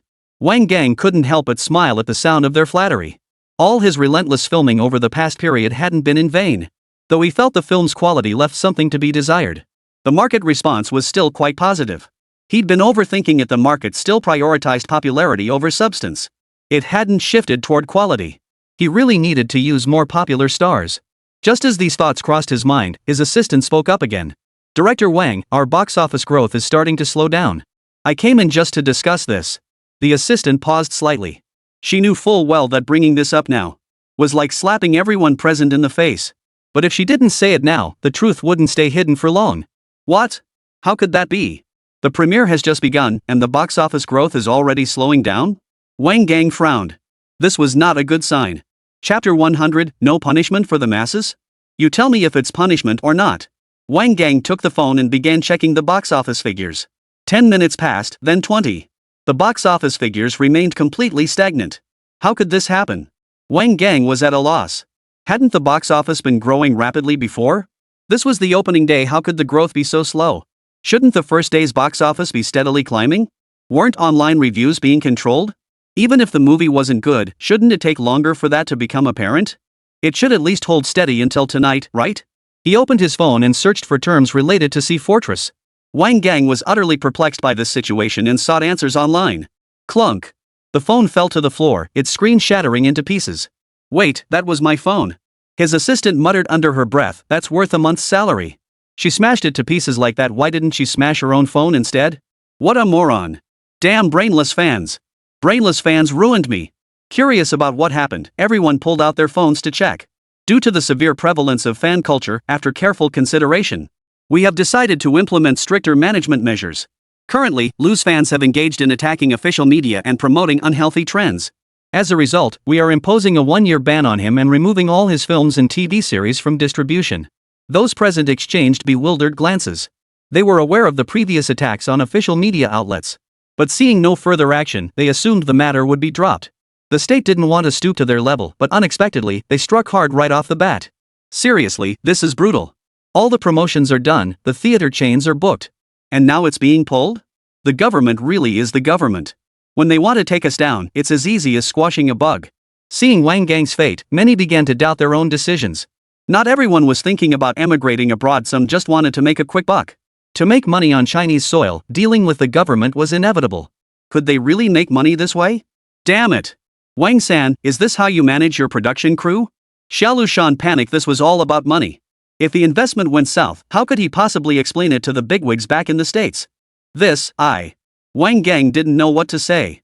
He'd considered the possibility that the film's poor special effects, or that the plot had disappointed audiences, leading to a box office disaster. But the current situation was far beyond a mere disaster. A film with a 400 million yuan budget had only pulled in 50 million yuan at the box office. It was a loss so colossal it could bankrupt a grandmother's family. But who could have predicted this outcome? Even if fans were managed, they'd still charge ahead. Can we just pretend nothing happened? Besides, wasn't using the popular star something even Shan Yue agreed to? Wang Gang's mind was in turmoil. He wanted to shift the blame but dared not speak up. Regardless, this movie was an absolute bomb among bombs. If Shikayama Ichiro abandoned him now, he might as well sleep under a bridge.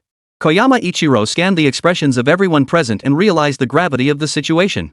Money could be reclaimed, but if all these directors walked away, his entire plan would be dead on arrival. He forced a smile. This isn't your fault. I just got carried away in the heat of the moment. It's all those brainless fans' fault. While chaos reigned here, Xiaolu's situation was even bleaker. His agency immediately terminated his contract, and the penalty fees from breached endorsements wiped out his entire fortune. One moment he was a superstar in the spotlight, the next he was discarded trash. His trembling hands fumbled with his phone when an unexpected call came through. Xiaolu, don't be too hard on yourself. I don't know how to comfort you, but I'll always be here with you. Hearing the voice on the other end, Xiaolu wept uncontrollably. He choked out a reply, Where are you? I'll come find you. After hanging up, a woman soon rushed over to Xiaolu. The moment they met, Guan Xiaotong embraced Xiaolu. Don't be scared, I'm here. Xiaolu choked out, I'm sorry. I hadn't even announced our relationship yet. Enough. It's not your fault. Your fans are all managed by your company. When trouble hits, they just kick you to the curb. This company is inhumane. As an idol, Xiaolu's Weibo and other social media accounts were naturally managed by dedicated staff, not by him personally. Now that troubles hit, they've kicked him to the curb. Classic corporate behavior. They gave the accounts back to you, right? You better apologize properly. Guan Xiaotong spoke softly. Yeah. I'm done being an idol. Xiaolu's eyes were bloodshot. He'd wanted to apologize ever since the incident happened. But the company, citing damage control, told him not to appear publicly. They chose to handle it with a cold approach. The result of this cold treatment was that his career was essentially ruined. Dear fans, the public, and all friends who care about me. Hello everyone. I am Xiaolu. With profound regret and remorse, I write this letter of apology to sincerely express my deepest apologies. Recently, due to my inadequate management of my fanbase, I have caused significant harm and negative repercussions. I also extend my apologies to the broader public. My fans have violated public order and good customs, causing negative societal repercussions. I am willing to bear all consequences arising from this incident and will fully cooperate with the relevant authorities in their investigation and handling of the matter. I will learn from this experience and hold myself to stricter standards moving forward. I will abide by laws, regulations, and social ethics, striving to become a responsible and accountable individual. Finally, I announce my indefinite withdrawal from the entertainment industry. To my supporters, I want to say that idol worship should be done rationally, and such actions that disrupt official media are wrong. Yet few comments below offered words of support. Playing dead before, now they're forced to apologize after getting sanctioned. Why didn't you do this sooner? You can't say that. An idol's every word and action is constrained by the company. If he didn't come out to apologize, it's because the company wouldn't let him. Probably trying to sweep it under the rug. What cover-up? This has already hit state media. Haven't you seen his fans' comments? They milk the fan economy for all it's worth, and now that the fans have blown up, they want to distance themselves? No such free ride exists. Why are you fixated on Xiaolu instead of those brainless fans storming state media? Exactly. Those brainless fans won't get off scot-free just because there are too many of them, right? A swarm of people swarmed the official media's underground account. The official media outlet immediately released the details of the punishment. Among the 13,000 Little Deer fans who stormed the official media, the ringleaders, Xiaohong's pseudonym and Xiaolan's pseudonym, were convicted of provoking trouble and disrupting public order. They were sentenced to 3 years of detention. The remaining Little Deer fans received the following sentences. Serves them right. These brainless fools deserve to be locked up and properly educated. So satisfying. Fan circles need to be purged, they're full of demons and monsters. Chapter 101, You're so bad, I love it. You can't be blamed entirely for this. No one could have predicted something like this happening. Don't worry about anything. We've got deep pockets. This is just a minor setback. Xiaolu Shaniqiang forced a smile. Even if he got yelled at, he had to placate the director here. After all, these were his future subordinates. Every cloud has a silver lining. This setback might actually help these directors lower their guard. We never abandon those who fail, but what about those who succeed? Listen to the applause. Xiao Leshanyi cracked a little joke, instantly warming the atmosphere from winter chill to spring sunshine. Mr. Shika is quite the China expert, even using pop culture references now. No one could have predicted this. It just shows how brainless that celebrity's fans are. Exactly. Director Wang, you shouldn't put so much pressure on yourself. Making movies always comes with unexpected twists. Seeing Xiaolu Shanyi's sincerity, the few who had been contemplating a quick exit suddenly felt that sticking with the United States was actually a wise decision. Filming movies used to be like walking a tightrope, which is precisely why no one invests in sci-fi films. Capital always chooses paths already trodden, never opting to be the first to bite the bullet. That's why every field needs pioneers. Mr. Xiaolu. Wang Gang's voice cracked. He'd thought he was about to hit rock bottom again. Me. I will dedicate every ounce of effort to reviving the United States. At that moment, Wang Gang resolved to dedicate everything to the nation's progress. Despite causing such a massive blunder, he wasn't held accountable. Was this the true strength of the beautiful country? Indeed, the United States is the country that follows the rules, unlike China. Having to pay such high taxes is bad enough, but forgetting to pay once results in the maximum penalty. This is nothing short of robbery. Seeing everyone's reactions, Xiao Lushan felt a wave of relief wash over him. It's just money, after all.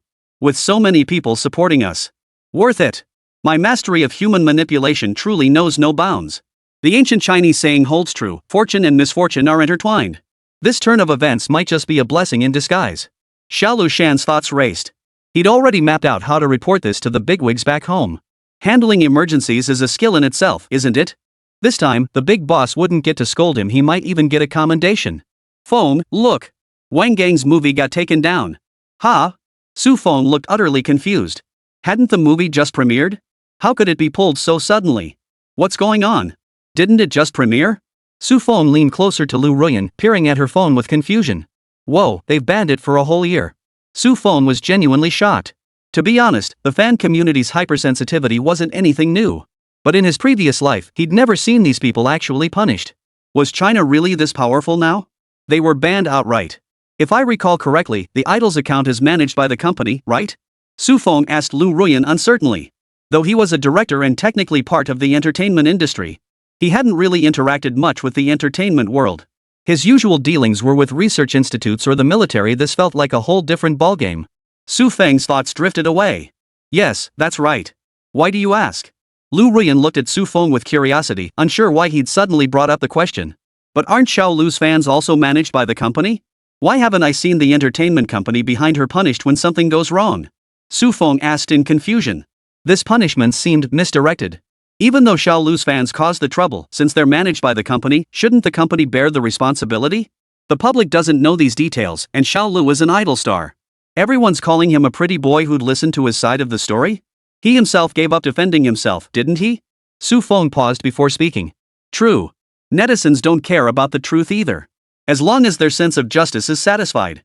The conversation grew heavy for a moment. Let's not talk about these unpleasant things anymore. Isn't it enough that we do our best? Capital always operates this way. They wouldn't sacrifice their company for a worthless little deer. And risk greater losses for their company. Lu Ruyan sighed. How could the affairs of the world be so neatly divided into good and evil? This wasn't some fairy tale world with clear-cut heroes and villains. People always played different roles. Never mind that. Truth is, even without this incident, Sea Fortress couldn't have surpassed us. Thinking about it this way, it just gives that kid Wang Gang an excuse. He could claim the loss was due to force majeure. Su Feng suddenly felt a pang of irritation. Clearly, Wang Gang's true strength was no match for his own. This time, he'd caught a lucky break. Enough with that. We're talking about a 400 million yuan investment. It's only made 50 million at the box office so far. Wang Gang must be weeping his eyes out in some corner. Lu Ruyan wore a wicked grin. She had zero sympathy for Wang Gang. That pot-bellied oaf actually tried to pull some underhanded tricks on her. Didn't he ever look in the mirror? Did he even think he was worthy? I'm actually curious who invested in him. That takes some nerve, a director just switching genres daring to take on a 400 million yuan project. Su Feng spoke with a hint of amusement. He genuinely was curious. Even the spoiled son of a wealthy family wouldn't throw money around like that. Wang Gang doesn't have a system. If he could really make a good sci-fi film, why would he keep churning out low-budget comedies? No idea. Maybe he just got lucky. Lu Ruyan didn't pay much attention to Wang Gang except when his misfortunes amused her. Hey, look at this trending topic. A trending icon popped up on her phone. Curious, Lu Ruyan tapped on it and found nothing but negative reviews for Sea Fortress. Guys. Finally, no one's deleting my comments. I saved up a month's worth of pocket money to take my girlfriend to see this movie. Turns out it's a piece of crap. Haha, kid has some serious dedication. I've seen you post dozens of rant videos and it still hasn't gotten any traction. It's probably been taken down by now. They've given up. Lu Ruyan scanned the comments below, not a single positive review. Probably because all the fans had gone inside. Haha, now Wang Gang has no excuse to wriggle out of this.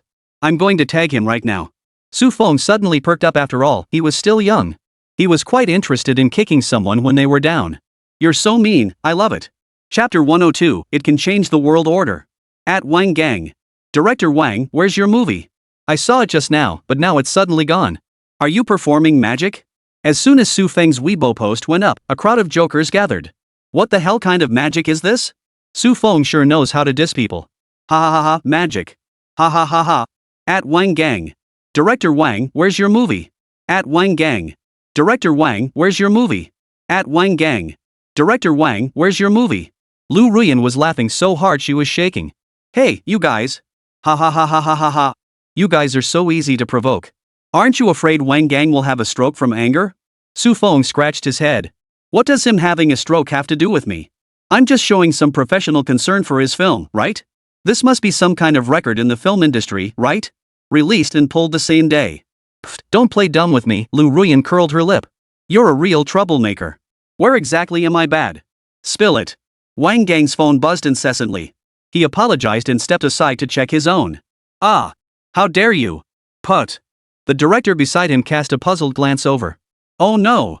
Director Wang's collapsed after coughing up blood. A crowd rushed over, but their first instinct wasn't to check on Wang Gang. Instead, they immediately checked his phone. After all, they weren't exactly close. Whether Wang Gang lived or died was none of their business. In fact, it would be best if he did. They could get more resources. Damn, these netizens are so disgusting. Hey, they're just spectators looking for a show. You'll get used to it. Look at Director Wang like this. How could he get used to it? He's practically spitting blood from anger. Call 911. You guys have absolutely no compassion. The assistant, unable to bear it any longer, dialed 120. Though the phone screen was shattered, it still worked barely. The crowd exchanged glances and shrugged in unison. Whether he lived or died was none of their business. They hadn't been the ones to enrage him. People here would sell their own country just a fellow worker. If he died, so be it. Su Feng, did you actually build all that stuff from the movie? Professor Zhang couldn't wait to call Su Feng the very next day. He had never paid attention to the entertainment industry before, but to keep track of Su Feng's progress in real time, he de-opened Douyin during his free moments to watch Su Feng-related videos.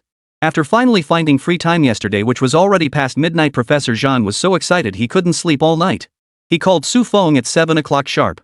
Yes, Professor Zhang, you're asking about the arc reactor, right? These things are ready to go, but it'll take another 2 or 3 days to organize the documentation. Su Feng told a small lie. The truth was that the box office hadn't reached the required threshold yet, so he hadn't received the blueprints. This was the clever excuse he'd recently come up with. It was practically perfect.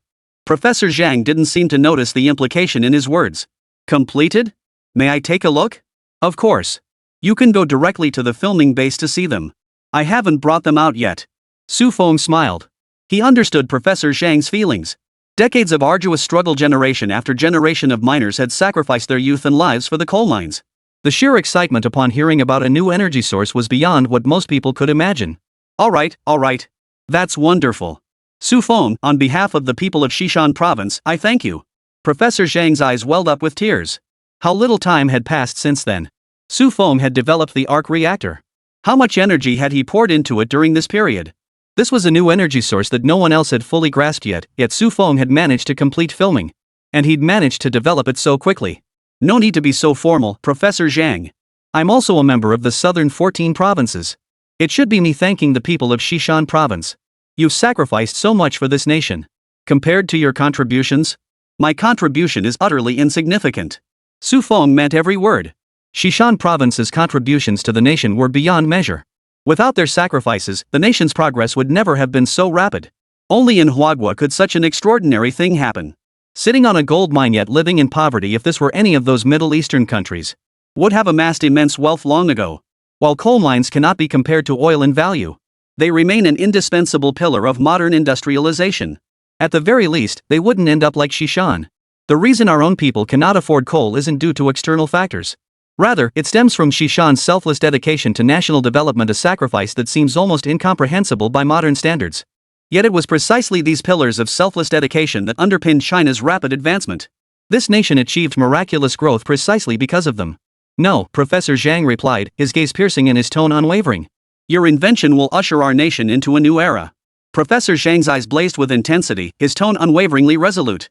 If the arc reactor were in the United States, it would be nothing more than a tool for profit. But in Huagua, it would be deployed to every household in the shortest possible time. Energy prices would plummet to an astonishingly low level. Every citizen of China would benefit from this technological advancement.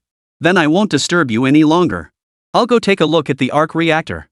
Su Feng glanced at the box office figures before speaking into his phone. Understood, Professor Zhang. I should have the data compiled by the day after tomorrow. Should I send it directly to your research institute then? No. I'll have Commander Fong send someone to retrieve it directly from you. Professor Zhang jolted awake. Are you kidding me? Delivering something as critical as a national treasure to their institute, what if something went wrong? Who would bear the responsibility? Not that he was trying to shirk blame. But no one could bear the consequences. It was safer to let the military handle it. After hanging up, Professor Zhang immediately dialed Fong Long. Commander Fong, there's something I need your attention on. Oh? Did Su Feng invent something new? Fong Long was curious what could possibly warrant Professor Zhang's urgency. Yes, it's a groundbreaking invention. It could reshape the world order. Fong Long? What are you saying? The world's landscape? That's a bit exaggerated, Professor Zhang. Even if it's some kind of weapon, it couldn't possibly change the world order. After all, once destructive power reaches a certain threshold, it all becomes the same. Nuclear bombs are already sufficient to destroy the world. Professor Zhang said solemnly, it's not a weapon. Not a weapon? Then what is it? Fong Long grew even more curious. Something that could alter the world order yet wasn't a weapon. It's a new energy source. Chapter 103, Endless Energy. New energy? Are you talking about electric vehicles? Fong Long paused before speaking. Fong Long was a bit confused. How could electric vehicles change the world's landscape? Could it be an ellipsis? Changing the automotive landscape? Thinking about it that way seemed quite reasonable. But that wouldn't warrant dispatching troops for an escort, would it? What tram? Professor Zhang's excitement was abruptly halted. What did the arc reactor have to do with a tram? Isn't it the new energy source you mentioned? Fong Long countered. I was referring to a new method of energy production, not trams. Professor Zhang rolled his eyes in exasperation. This is the clean energy that will revolutionize the world. Let me put it another way so you might grasp it better. This thing is an endless energy source. Fong Long leapt to his feet. His voice suddenly grew loud. What did you say? Say that again? I said you can think of this thing as an endless energy source. Professor Zhang, fearing Fong Long might not grasp the true value of this thing, repeated his earlier words. Endless energy? Hold on, I may not be as educated as you, but come on, old Zhang, you can't pull that kind of nonsense on me. Endless energy? That defies the laws of physics. Does that mean physics doesn't exist anymore? Fong Long was utterly shocked. Professor Zhang was a meticulous scholar. He wouldn't joke about something like this. Could it be that Su Feng had truly developed endless energy? No. I just wanted to help you grasp the concept. Take a look at Su Feng's Iron Man. The arc reactor in there is exactly what I'm talking about. While it's not infinite energy, it can generate clean energy. Fong Long narrowed his eyes slightly. Understood. I'll dispatch a team to retrieve it. Rest assured, he'll be delivered safely to your lab. Fong Long's tone was unwavering. Such a crucial matter could not tolerate any mishaps. If any more nobodies dared to interfere and cause trouble, he would ruthlessly sever their limbs. The nation's sharpest blade must not be underestimated. Once it strikes, it shatters the heavens.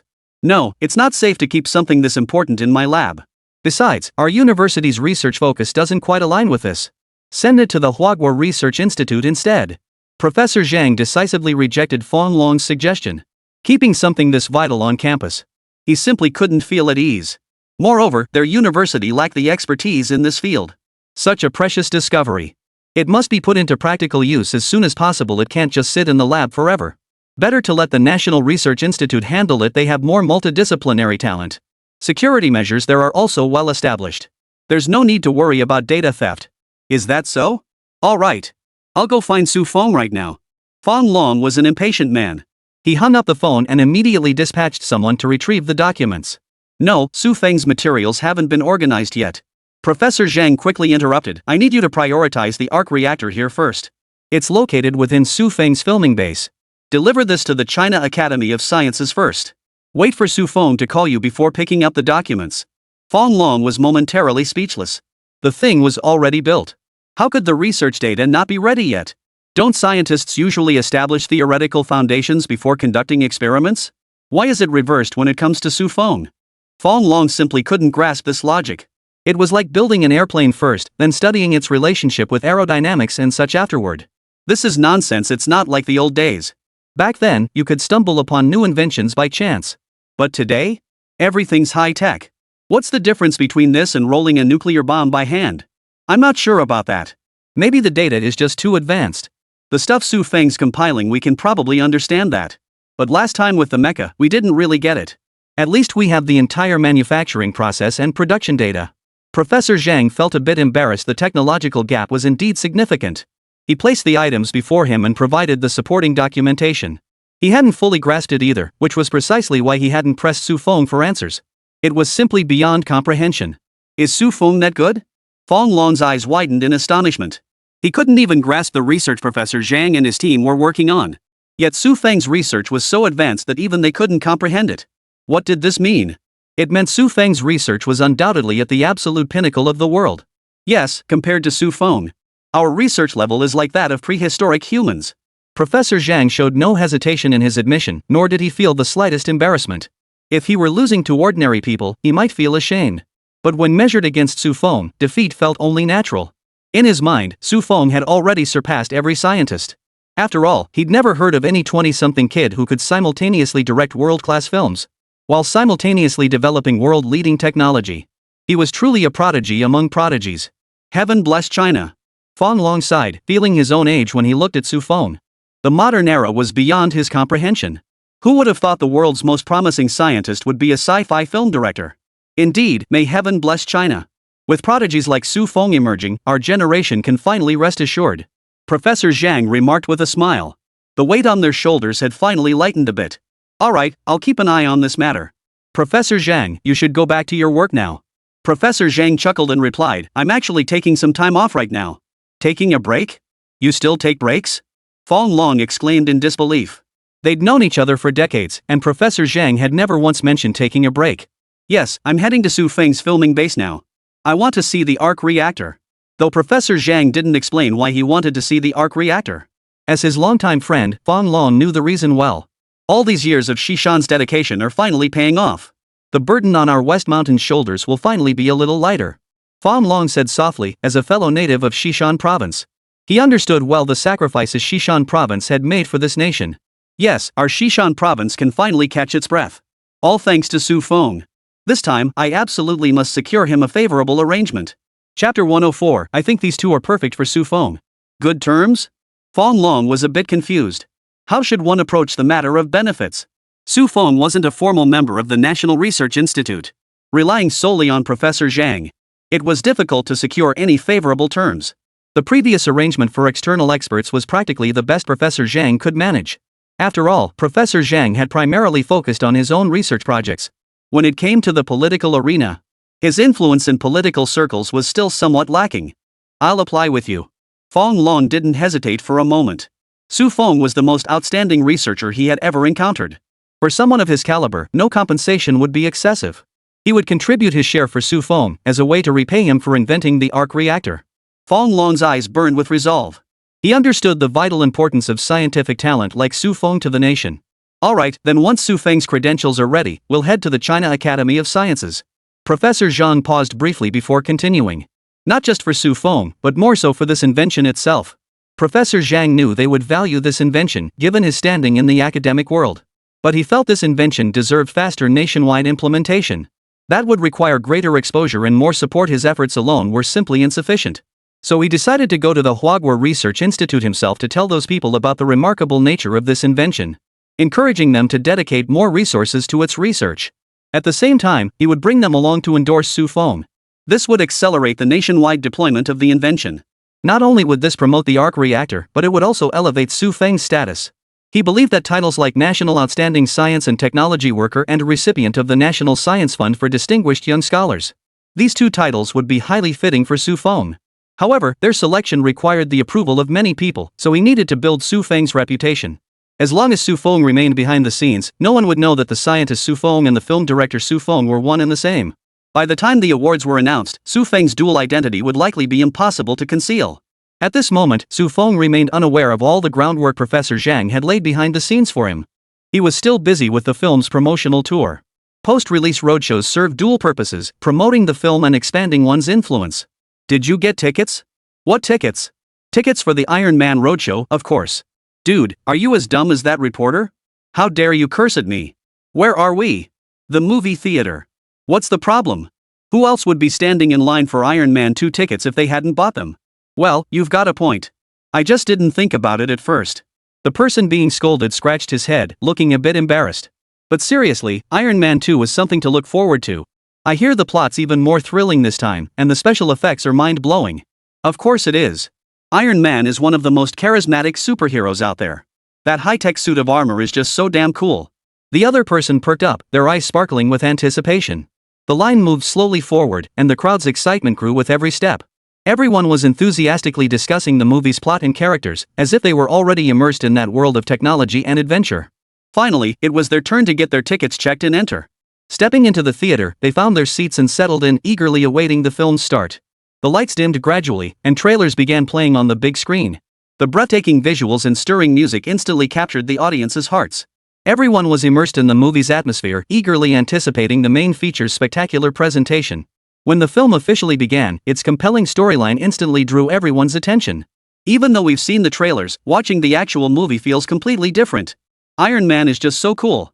I heard they're releasing another 200 Iron Man Armor 5 collectibles this time. I really want one. Don't even think about it, that stuff isn't affordable for the average person. The person beside him gave him a once-over and suddenly chimed in. No offense, bro, but that thing costs $500,000. For us regular folks, it's just a pipe dream. Man, I hate being broke. Otherwise, what's a measly $500,000? Brother Fu really hit the jackpot. $500,000 won't even buy you a luxury car, but it can get you Iron Man merchandise. Yeah, Director Su sure is generous. He didn't even ask for a few million. Just 50,000. But somehow, makes me feel even worse. Millions are truly out of reach. I could scrape together 500,000 if I really had to, but the problem is these things sell out instantly. Thankfully there are no scalpers, otherwise I'd be tempted to give up. But thinking about those rich folks not getting their hands on the mechs makes me feel a bit better. Soon, the movie ended. Su Feng and the others stepped forward to answer the audience's questions. The audience immediately grew excited, raising their hands eagerly to ask questions. A young audience member stood up first and asked, Director Su Feng, the technological elements in the film are so breathtaking. Is it possible to achieve such advanced technology in real life? Or to put it another way, could our military equip itself with these mechs?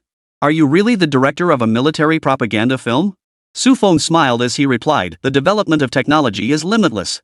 While we may not yet fully achieve the level depicted in the film, with the passage of time and continuous scientific progress, many technologies once confined to imagination could very well become reality. And no, I'm really not a director of military propaganda films. Those technologies just happen to share some similarities with my films. Another audience member followed up, what was the biggest challenge you faced during production?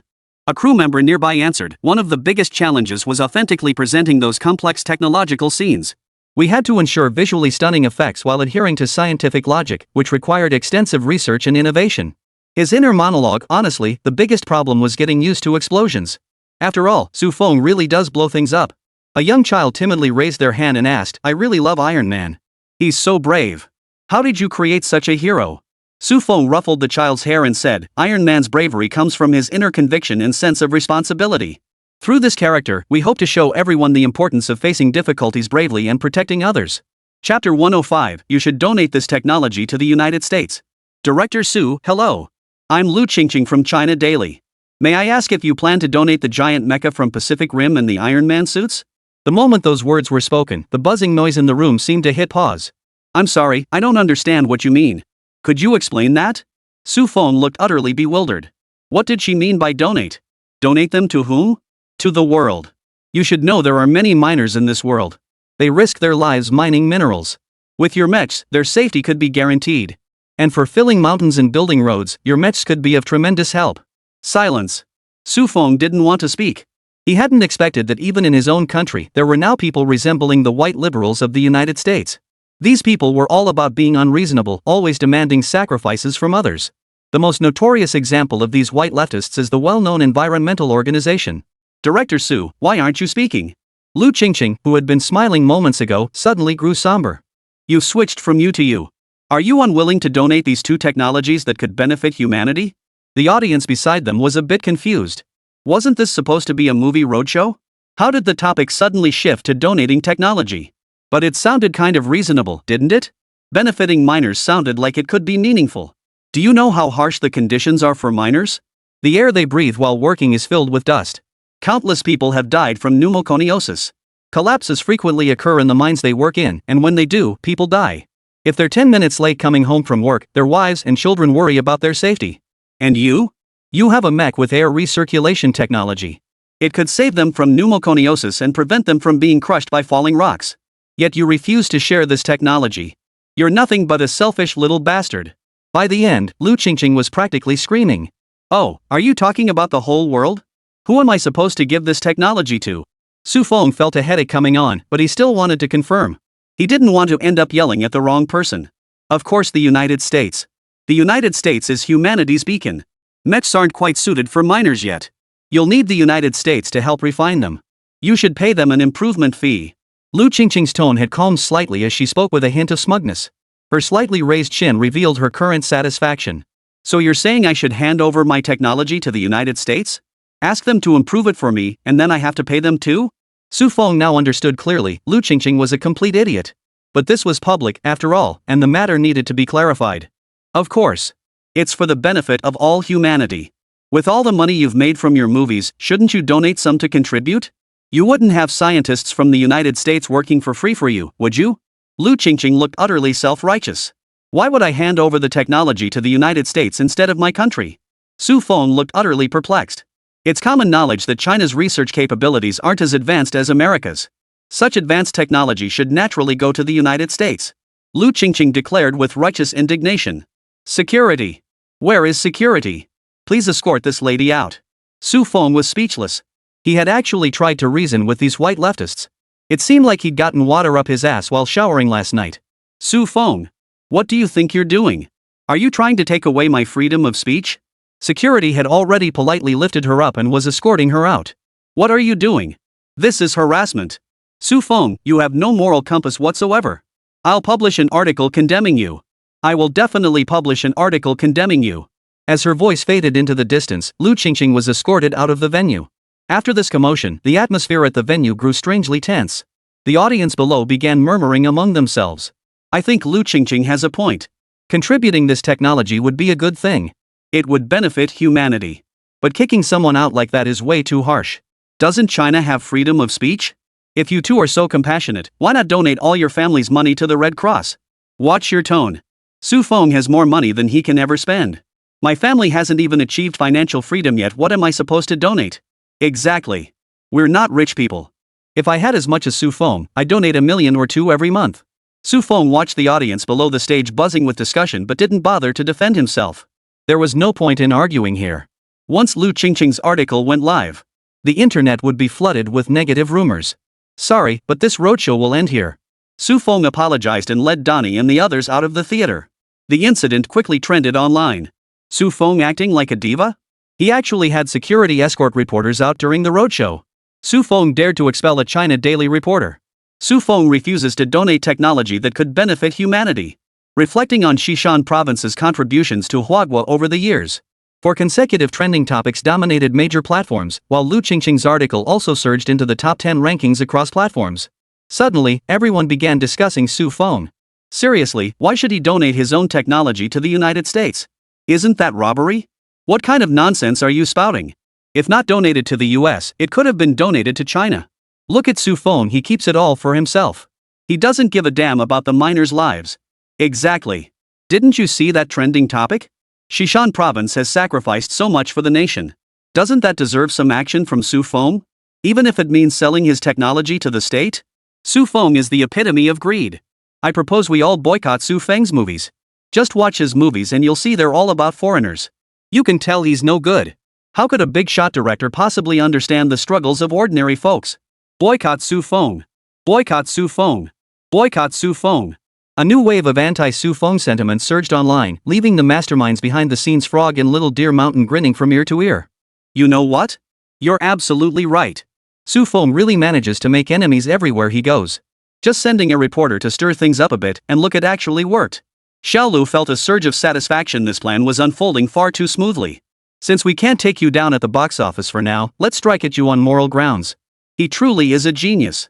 Chapter 106, How can someone be so shameless? People in China just love hating the rich, no matter how they got their wealth. As long as they're rich, it's wrong. Xiaolu Shani gazed out the window and spoke slowly. Yes, they can't make money themselves, so they take pleasure in hating everyone who does. Wang Gang beside him nodded in deep agreement. Mr. Xiaolu, you're practically a China expert. With just a little maneuvering, you got Su Feng boycotted across the entire internet. Wang Gang was filled with admiration. Even he could only use his standing within the industry to strike at Su Feng. And now, he couldn't strike back at Su Feng anymore. But Xiaolu Shani, an outsider to the industry, had employed a minor stratagem and plunged Su Feng into a whirlwind of public criticism. When it comes to leveraging online troll armies, it truly takes the professionals to pull it off. The inherent flaws of you Chinese run deep in your bones. All I need to do is fan the flames a little and Su Feng will be buried alive. Just watch as box office numbers will take a nosedive tomorrow. Xiaolu Shan sneered. Chinese people were utterly hopeless. Only their beautiful country was the most noble race. Wang Gang listened to Shikayama's words. Though a twinge of discomfort stirred within him, he couldn't deny the man's tactics were indeed formidable. However, Wang Gang also understood that such malicious attacks were not a sustainable strategy in the long run. Mr. Shikayama, while Su Feng is currently embroiled in a media storm, there are many rational people in China who won't be swayed so easily. Moreover, Su Feng's films do have their unique qualities. Perhaps a turning point is just around the corner. Wang Gang tried to caution Shikayama not to be overconfident. Xiaolu Shan, I dismissed the concern with a sneer. You Chinese always like to talk tough. Once public opinion turns against him, no one can escape. No matter how talented Su Feng is, he can't withstand the fury of the people. Wang Gang cautioned, but Su Feng has the Chinese military backing him. Once things reach the point of no return, the military spokesperson will absolutely step in to take Su Feng's side. That's exactly how my previous plan failed. Mentioning this filled Wang Gang with unbearable rage. If you're going to fight, just fight. What's with flipping the table? If it weren't for the military and the state intervening to take sides, he would have crushed Su Feng into the dust long ago. Did that newbie in the film industry really think his online troll army and his own strength were a joke?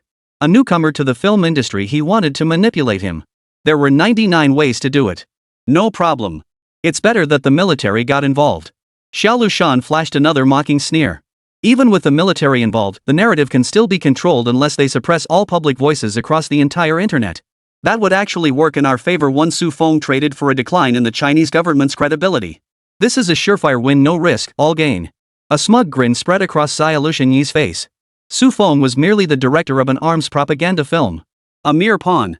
If it weren't for the desire to suppress China's military and cultural influence, he wouldn't have paid attention to such a minor figure.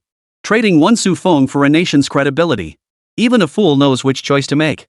By the way, how's your movie project coming along? Carefully vet the actors this time. No more using those so-called traffic stars. Their fans are nothing but a bunch of idiots. At this point, Xiaolu Shan's face was flushed with anger. How could anyone dare to attack state media? Even pigs know better than to do something like that. How could anyone actually do it? These people's IQs are lower than pigs. It's all set now from the script to the actors. I've checked every single detail. There won't be any problems this time. Wang Gang said with a fawning expression. America sure is great. He'd just flopped, yet they let him direct another blockbuster. If it were Chinese capital, they'd have fired him long ago. He'd chosen the right master. Selling out the country really does pay the bills. Good. I don't want a repeat of what happened last time. Xiaolu Shanyi's expression turned stern. While the outcome of the previous incident was acceptable, the goal of suppressing Su Feng hadn't been achieved at all. What did you say? Su Feng's been trending negatively across all platforms? Professor Zhang listened to the voice coming from his phone, utterly incredulous. Yes, I just happened to see it online today. Fong Long's somewhat helpless voice came through the phone. Ever since meeting Su Feng, he'd developed the habit of checking trending topics whenever he had a moment. He never imagined he'd encounter this today. Professor Zhang's brow furrowed deeply, his face etched with worry. What on earth is going on? How did Su Feng get attacked by the entire internet? Fong Long sighed on the other end of the line. I don't have all the details, but it seems to have started during the movie's promotional tour. A reporter suggested that Su Feng donate his mecha technology. Su Feng refused, and then people started attacking him online. Professor Zhang exclaimed angrily, this is utterly unreasonable. Su Feng developed that technology through his own hard work, why should he donate it? How dare these people resort to moral blackmail like this? Fong Long agreed, yeah, I think it's outrageous too. But online sentiment is overwhelmingly against Su Feng now. We need to find a way to help him. Professor Zhang pondered for a moment before saying, alright, have someone look into the specifics first. Find out who's behind this. I suspect something fishy is going on here, maybe some spy is deliberately stirring the pot. I'll also reach out to some contacts in the industry to see if we can speak up for Su Feng. Alright, I'll get on it right away. Fong Long hung up the phone. Professor Zhang sat in his chair, his mind racing for a long time. He opened his phone to review the details of the incident. After reading through it, he couldn't help but curse inwardly.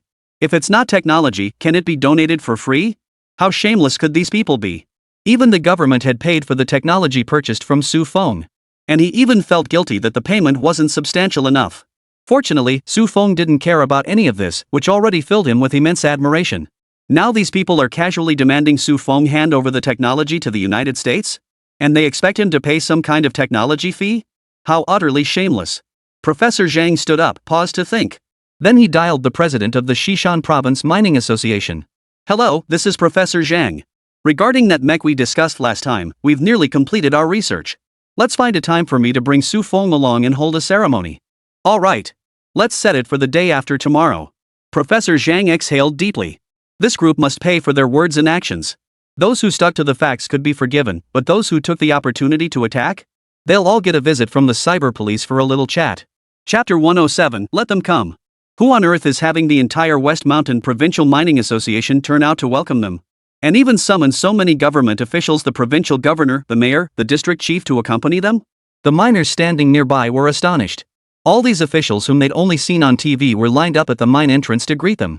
The banner hanging above read, Miner Mech Handover Ceremony. What were miner mechs? They couldn't comprehend it at all. What is this miner mech? No idea. From the name, it seems like a mech for mining? Could it really be like my son said that robots will replace us in everything? What? Absolutely not. My son still needs tuition for college. Without this job, how will my whole family survive? We'll see. If he really takes away our jobs, we'll all charge right in.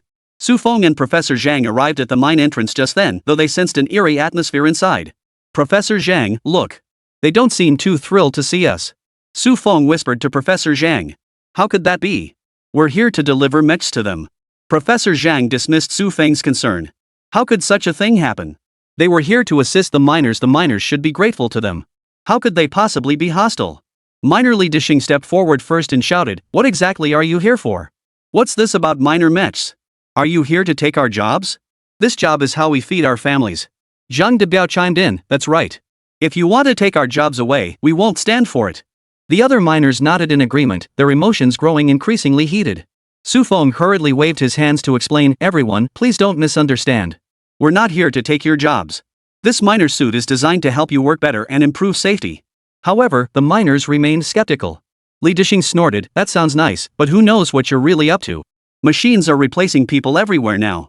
We don't want to be replaced by machines. Professor Zhang also spoke urgently, Everyone, calm down and listen to our explanation. This suit isn't meant to replace you, it's meant to work alongside you, keeping you out of harm's way. Just as the standoff intensified, Governor Zhao Wajin of Xishan Province stepped forward. He called out loudly, Everyone, quiet down. Let me say a few words. The miners gradually quieted down upon seeing the governor speak. Zhao Wajin said solemnly, Everyone, please don't act impulsively. The miner exoskeletons brought by Mr. Su Feng and Professor Zhang are designed to improve your working conditions and safeguard your lives. Our government has been working tirelessly to create a better working environment for you all, and this suit is a crucial step in that effort. Su Feng continued, That's right. This suit can operate in hazardous environments, reducing your risk of cave-ins and dust exposure.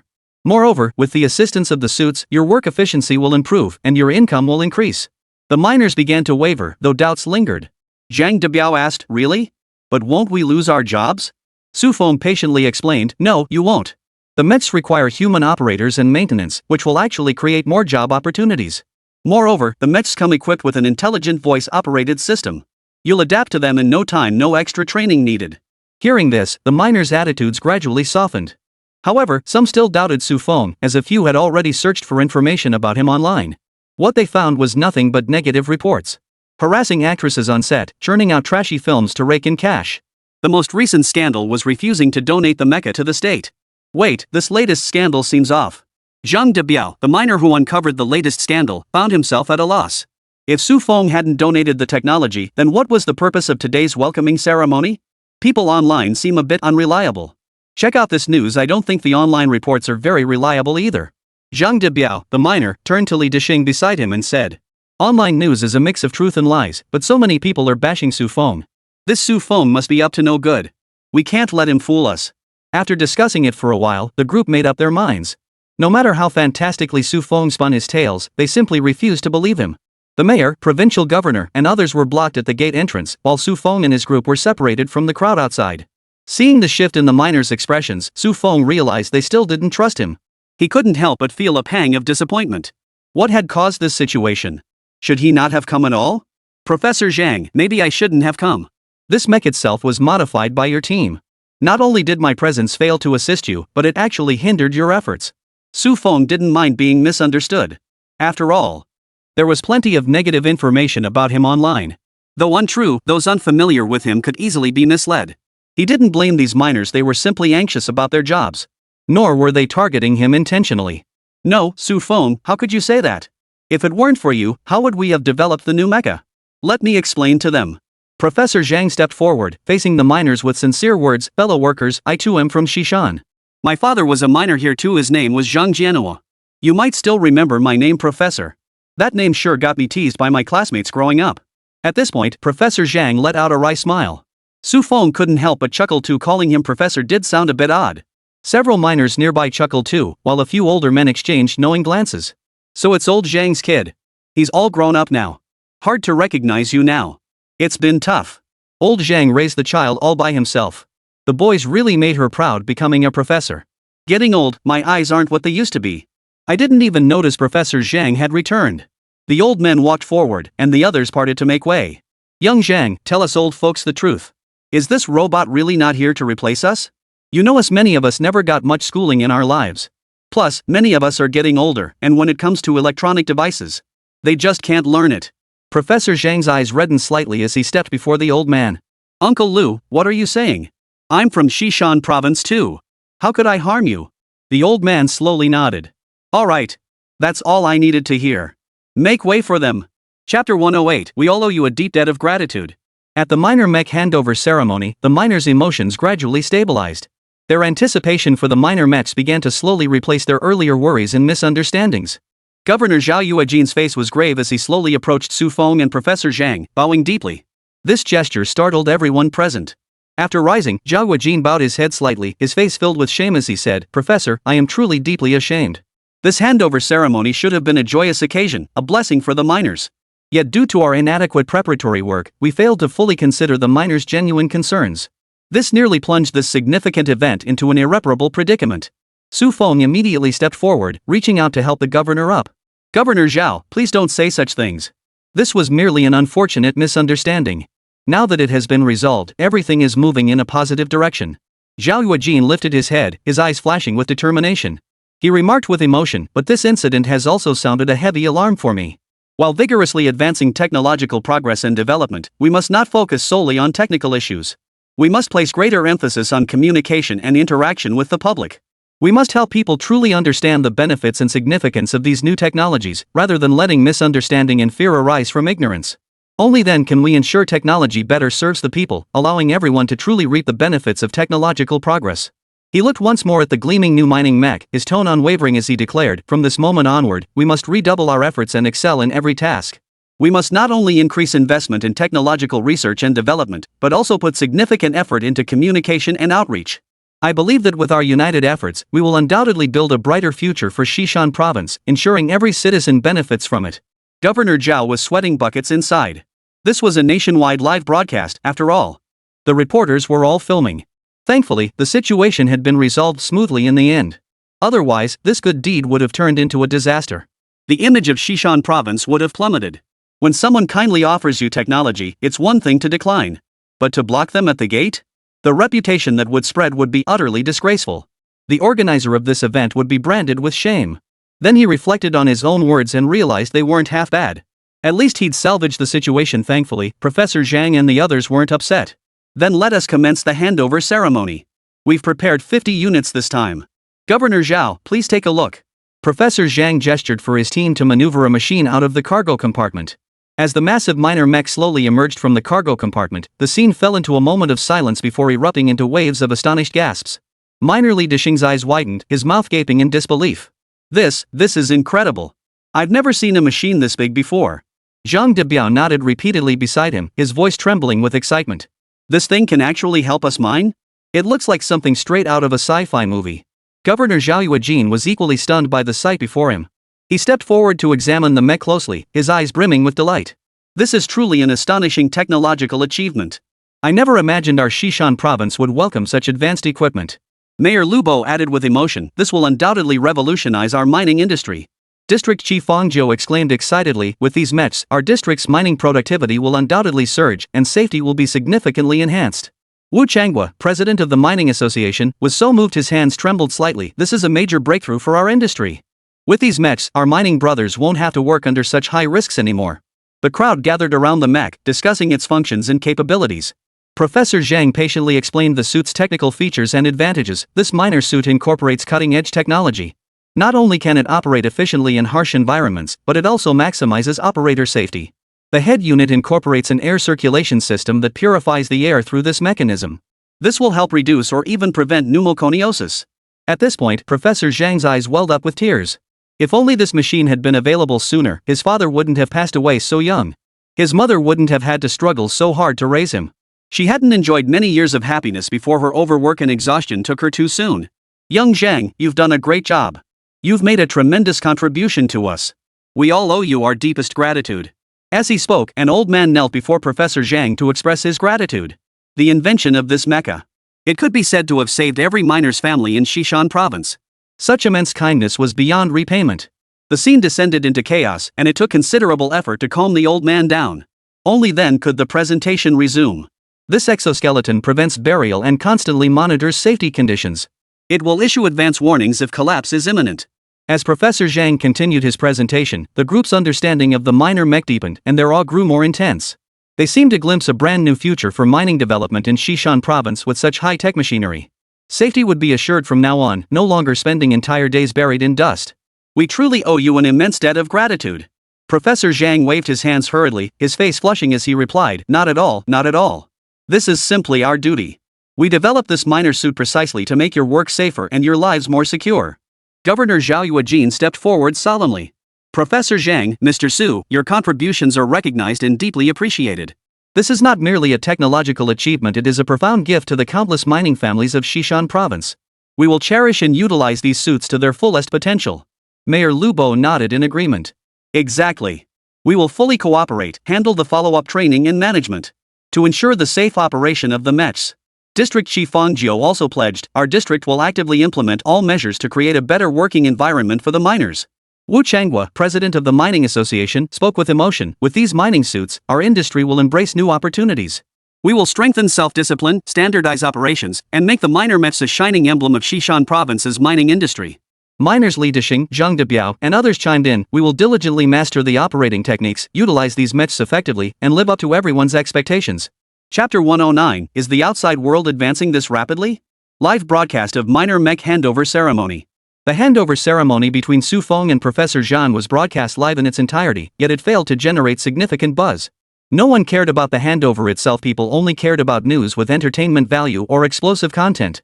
No one wanted to watch such a completely formalized handover ceremony. A certain online content creator, Handmade Wu, happened to stumble upon this livestream. His videos primarily featured handcrafted mecha creations. As a die-hard fan of Su Feng, he couldn't believe the military would actually demonstrate combat mechs. After all, he knew China's nature best. What they revealed was never their most advanced technology. In his view, the Mark V was already the most advanced mecha available. Thus, only two possibilities remained: either Su Feng was the actual creator of these mechs, not some director of military propaganda films. The other possibility is that the Mark mechs were developed by a research lab funded by Su Feng. But this possibility was relatively low, because technology of this caliber could directly collaborate with the state. There was no need to partner with Su Feng. Thus, while the entire internet was bashing Su Feng, he, his fans, and some rational viewers did not join the chorus of criticism. Instead, they quietly supported Su Feng. They boosted his box office numbers, and Su Feng did not disappoint them. The film was excellent, and they got their money's worth. It was the haters boycotting Su Feng who missed out on watching a sci-fi blockbuster. Mecha? Is that the one developed by that research institute? Shou Gongwu clicked into the livestream with curiosity. He had an innate fascination with mechs. Any video related to mechs piqued his curiosity enough to click and watch. He didn't expect to see a scholar-like figure standing next to a mecha, spouting nonsense. Standing beside a mecha, spouting nonsense. Yes. Blowing smoke, that's what Shou Gongwu thought. After all, if such high-tech, practical, and convenient mechs truly existed, it would have trended on social media long ago. Why else would a livestream barely attract tens of thousands of viewers? Such a rare mech, even a simple setup video would rack up over 100,000 likes. Previous buyers of Mark II and Mark III models, whenever they post videos, would draw crowds of onlookers. If these things weren't tied to the buyer's ID, people would probably try to steal them. How could a mech be this useful? It's probably just another flashy gimmick.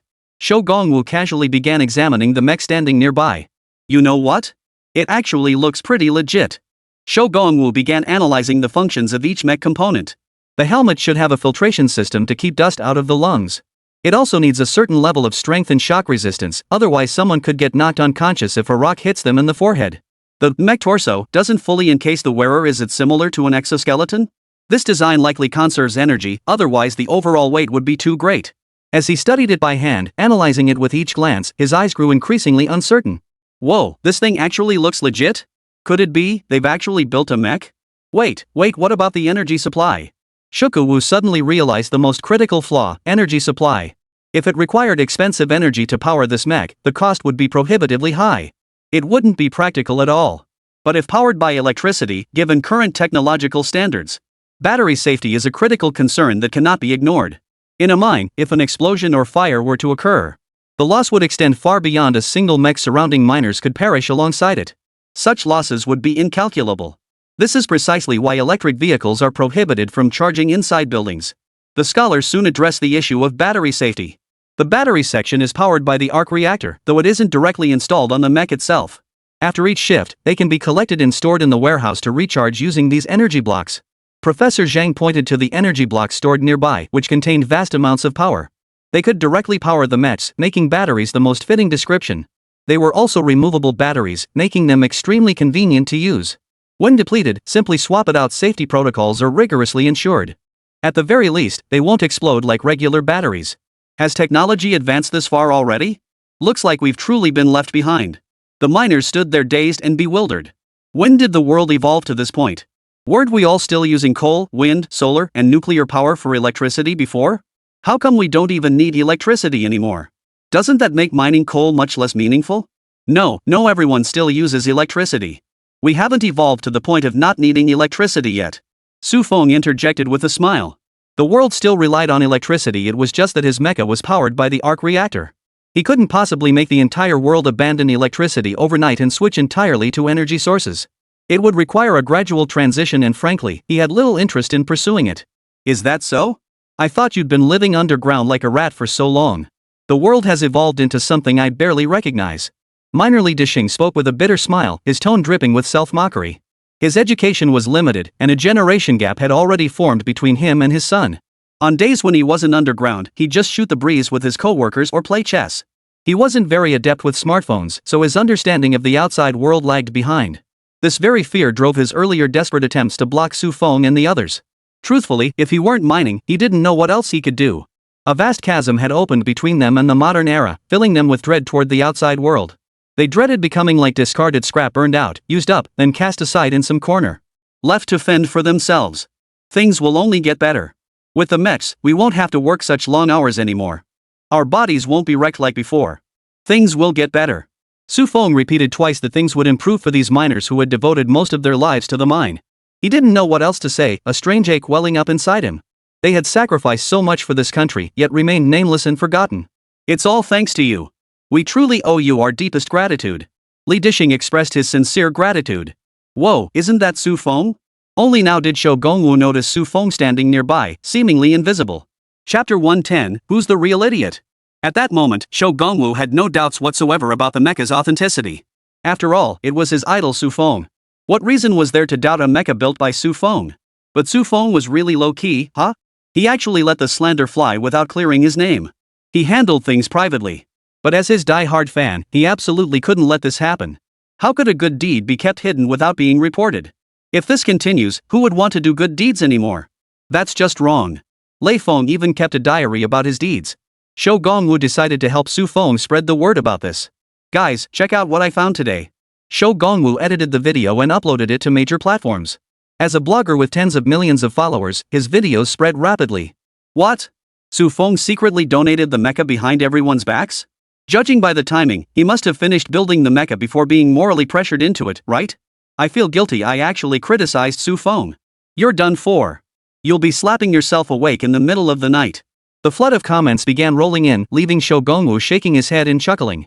These silly netizens are genuinely amusing, but at least they're acting like normal people. At least they admit their mistakes, unlike certain countries that refuse to acknowledge their wrongdoings. He then pinned a comment at the top of the thread. As Ms. Lu Qingqing mentioned, our nation likely lacks the capability to manufacture such mecha. But Su Feng has done it. So let me answer Ms. Lu Qingqing's question on Mr. Su Feng's behalf. I don't know why Su Feng didn't offer the mecha to the United States. All I know is this. Su Feng has not failed his own country. And Su Feng truly built the mecha you claim we cannot produce. In fact, anyone with a modicum of intelligence can spot the logical flaws in your argument. The Mark mecha was manufactured by us, so why do we possess it? Yet the United States doesn't have them. That's the proof of our manufacturing prowess. The so-called beacon nation you speak of? Its light has long since gone out. The true beacon of humanity today is our China. The top comment rambles on at length, yet its core argument boils down to one sentence. The United States is failing, but we are succeeding. Su Feng is smarter than you. Lu Qingqing's face flushed crimson upon reading the comment. Though this comment didn't explicitly insult her, the warrior lurking in the shadows wasn't nearly as polite. How did such a pig-headed fool become a reporter? They lack even basic logic. Hilarious. Must have pulled strings to get the job. With that level of intelligence, I wouldn't even trust them to teach my kid in kindergarten. Furious, Lu Qingqing slammed her cup onto the floor, shattering it into pieces. She hadn't always been a field agent for the US government. In fact, it had only been a few short months since she'd taken on that role. It was only after the previous downline and spy were taken out that Xiaolu developed her downline.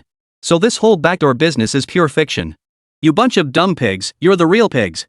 I'm a top graduate from a prestigious university. I worked my ass off to become a reporter. You're all slandering me. At that moment, she felt a pang of regret over her extravagant spending that left her drowning in debt. Now she was stuck being a lackey for the US. This assignment was way too tough. At first, she thought it would be an easy job just stirring up trouble, right? As a journalism graduate, stirring up trouble, taking things out of context, and twisting the truth came as easily as breathing to her. Even though this time the subject was a big-name director, she didn't care in the slightest. She was a reporter for the China Daily. So what if she offended some minor director? Besides, Su Feng was just a greenhorn. Sure, the movie had decent reviews, but he had no real connections in the entertainment industry. Such a greenhorn, surely he was easy prey? What she hadn't anticipated was how swiftly Su Feng would act. He caught her completely off guard. Who would actually develop a minor mech? Lu Qingqing was furious. This was the angle she'd spent ages refining. Given the nature of mining work, it was impossible to replace them with expensive mechs. In her mind, who would care about that group of dirty, blackened, and stinking miners? If they died in the mines, so be it. They were nothing but a bunch of rats underground. Yet Su Feng had actually paid attention to these people who held little significance in society. He even spent money designing mechs for them, a clearly money-losing endeavor that someone was willing to undertake. Damn it, damn it, damn it. How could anyone pay attention to those mole rats? Su Feng, you're nothing but a disgrace to the entertainment industry. Ignoring the leading actors and actresses to focus on a bunch of underground rats. Lu Qingqing ranted for over 10 minutes before finally calming down. This can't go on. Su Feng can't be allowed to get away with this. Otherwise, the bigwigs over at Little Sakura will definitely be displeased. Lu Qingqing's face turned ashen. Those loans she'd helped repay weren't given freely. Forget about helping Little Sakura, their actions alone made her feel sick. Their games were utterly depraved. It had been the most humiliating night she'd ever endured. She refused to endure that hellish torment again. No way. That kind of thing absolutely cannot happen again. Lu Qingqing began racking her brain for ways to deal with Su Feng. If she couldn't satisfy Sakura's group of adults, she'd suffer again. Right. I can spread rumors about Su Feng's funding sources. Lu Qingqing felt she'd found a viable avenue. As for the rumors circulating online about Su Feng collaborating with the military, she didn't believe a single word of it. If he were truly collaborating with the state, she wouldn't just get fired. She would at least be summoned for questioning. But no one had approached her for a talk. It was as if nothing had ever happened. Therefore, she concluded that the rumor circulating online was deliberately spread by Su Feng himself. A country bumpkin with no connections, thinking fabricating a background would help him? What a laughable notion. Lu Qingqing looked down on Su Feng. Though Su Feng possessed some talent, compared to connections and background. Worthless. If she were Su Feng, she would have actively sought connections with the bigwigs in the film industry when she had some fame. Instead of engaging in petty schemes, those coal barons from the mining industry were long gone. Yet Su Feng was foolishly trying to curry favor with them. In Lu Qingqing's view, Su Feng spending money to develop this mecha was nothing but blatant brown-nosing of coal barons. Except coal barons aren't what they used to be. Today's coal barons hold little sway over the entertainment industry. You fool, you don't even know who you're trying to please. Chapter 111, Troops Retreating 20 Kilometers? Damn it, how could this happen? Did that kid collude with Lu Qingqing? Xiao Lushan was furious. How could such a coincidence possibly occur? He refused to believe in coincidences. Something fishy was definitely going on here. Could it be that Lu Qingqing was planning to defect? That shouldn't be possible. He had her video footage in his hands. If it got out, her entire life would be ruined. Investigate who Lu Qingqing has been in contact with recently. He ordered a spy standing respectfully beside him. Understood. I'll proceed immediately. Yan Junmin withdrew. Xiao Lushani sat in her chair, eyes closed, lost in thought. 5 minutes later, Yan Junmin knocked softly on the door. Enter. The door opened, and Yan Junmin walked up to the desk. Xiao Lushan opened his eyes, his gaze filled with malice and fury. What did you find? Speak up. Yan Junmin respectfully replied, there's absolutely no issue, but we can't rule out the possibility she used some special means. Though it's highly unlikely, given we've been monitoring her movements and phone calls all along. Xiao Lushan fell silent for a moment, and the atmosphere grew awkward. So it wasn't Lu Qingqing who had slipped up? How could that kid Su Feng be so lucky? He'd managed to dodge another bullet? Damn it, how does that kid have such incredible luck? Xiao Lushan was nearly driven mad. Though this plan had been nothing more than a casual setup on his part. At first, he'd only intended to annoy Su Feng, never expecting it to have such a significant impact. But once the momentum built, he'd actually fantasized about taking Su Feng down outright. Then use him as a breakthrough point to uncover some secret intelligence. Getting his hands on classified documents and blueprints would be ideal. Still, he hadn't taken it too seriously. After all, Su Feng was just a director of an arms propaganda film. It was unrealistic to expect such things. But if he'd known the items on set weren't props, but actual weapons, he would certainly change his mind. Unfortunately, the bald, one-eyed chief, in an effort to cover up his own mistakes, he kept this matter from others. Not even his subordinates had any idea. One-eyed chief, as long as I'm doing well, the precinct will be fine, and the beautiful country will be fine. If I'm not doing well, whether they're doing well or not is none of my damn business. Never mind, it's no big deal. We didn't use many resources anyway. Go check on how Wang Gang's movie is coming along. Report back on the specifics when you return. Films like this need to be seen by your own people. As an American, I just don't get it. Yan Junmin's eyes betrayed envy that was a green card for the United States. But as long as he works hard for the United States and does things for Little Deer Mountain, he'll get his green card and become a proud citizen of the United States. Strive to breathe the air of freedom. Yes, Lord Shika, I'll go immediately. Life just keeps getting better and better. Wang Gang sat behind the camera, leisurely watching the actors perform. Directing really is a piece of cake for me after all. Wang Gang basked in his satisfaction. Filming had become second nature to him. The failure of the last film wasn't my fault at all. With this much funding this time, the special effects are completely no problem. What else does Su Feng have besides special effects? This time, I'll definitely redeem myself. Wang Gang shouted inwardly, utterly unwilling to accept his defeat to Su Feng. He's just a greenhorn kid who got lucky and got picked by the state. Otherwise, someone of Su Feng's caliber would never have been entrusted with such authority on set. At best, he'd be running errands for him. But now he dared to and piss all over him? Uncle might tolerate it, but not his sister-in-law. Wang Gang stared intently at the monitor, not missing a single detail. His brow furrowed at times, nodding at others, as he constantly adjusted camera angles and actors' performances. This scene must capture that sense of tension and oppression. Wang Gang shouted to the actors. You must fully reveal your character's inner world so the audience can empathize with them. Hearing his direction, the actors threw themselves into their performances with renewed intensity. Watching their performance, Wang Gang felt a slight sense of satisfaction. Su Feng, just you wait. A surge of determination welled up in Wang Gang once more. My film will surpass yours. I'll prove my talent to everyone. My special effects combined with my directing skills, a comedy mixed with sci-fi. I don't even know how I could lose. Wang Gang watched his film, a smug smile spreading across his face. Siding with the Americans was the best decision I've ever made in my life. Just then, an assistant approached him. Director Wang, someone's here to see you. Who? Wang Gang frowned. He was in the middle of filming. Who was so inconsiderate as to come looking for him now? Didn't they know he was swamped? He says his name is Yan Junmin. Ha! That was his father, after all, albeit his father's lackey's lackey. But to him, it made no difference after his recent setback. Though he kept quiet, his position was already precarious. If not for Shi Yushani not abandoning him, he'd probably have been kicked out already. This shift in circumstances drastically altered his attitude toward Xiao Lushani and the others. He practically worshipped them like his own father now. Quickly, bring him in. From now on, bring him straight in whenever he arrives. After giving these instructions, he turned to the assistant director beside him. How do I look right now? Is there anything off about me? This assistant director, like him, was also under Xiao Lushani's command. Naturally aware of his predicament, he replied, Director Wang, you look great. Lord Yen Junmin will surely commend you when he sees this. They were all Shikayama Ichiro's lackeys anyway, no need to hide anything. This entire group had already been compromised by Shikayama Ichiro, otherwise he wouldn't trust them. Thus, their attitudes were uniformly aligned. Shikayama Ichiro was their dad. Closer than a real father. Director Wang, I came to see how filming your masterpiece is progressing. Yen Junmin was direct, yet he didn't mean to put Wang Gang on the spot. After all, they were both chasing that green card and they were even fellow countrymen. Both Chinese nationals if they ended up in the United States someday. They might well need to rely on each other. Besides, Wang Gang's attitude had pleased him greatly. The red envelopes he'd given weren't small sums, clearly a man who understood proper etiquette. We've just started filming, but it's going okay. Please take a look and give us some pointers.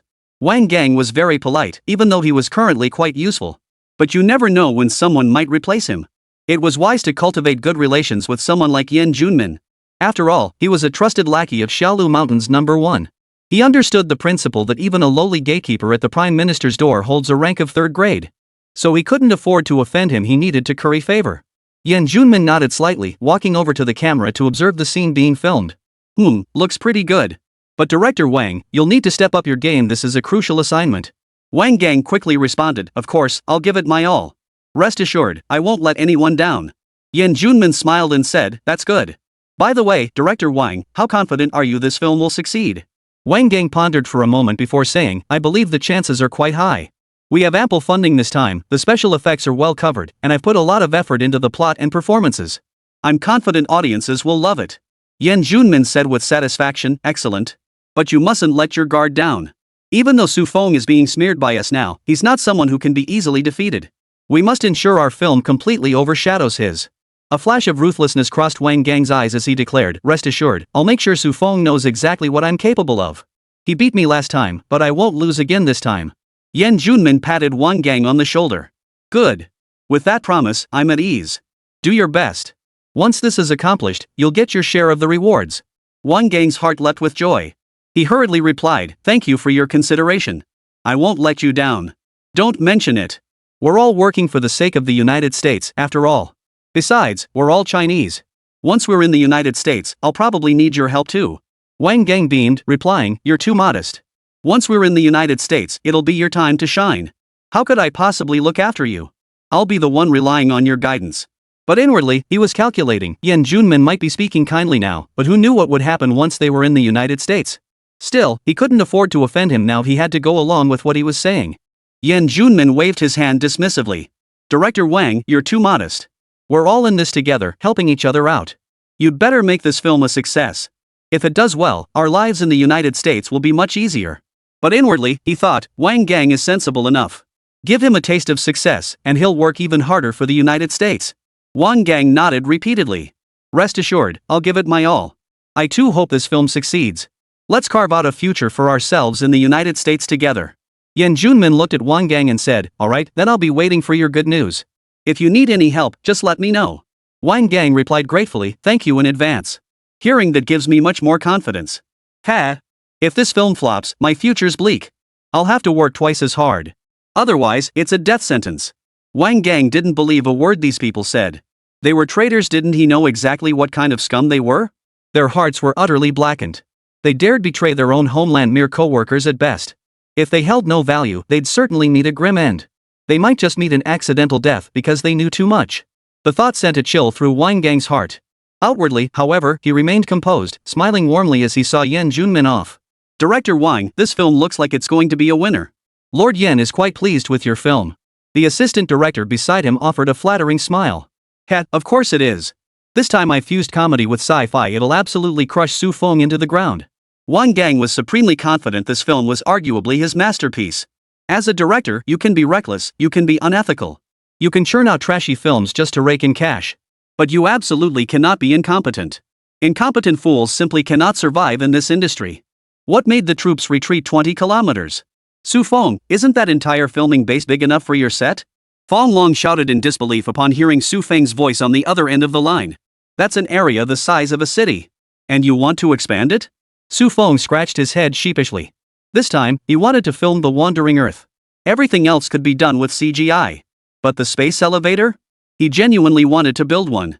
Su Feng patiently explained on the other end, Brother Fong, this time it's different. I'm filming the wandering Earth. Other scenes can be handled with CG, but I genuinely want to build a real space elevator. Just imagine how breathtaking it would look on screen once that space elevator is built.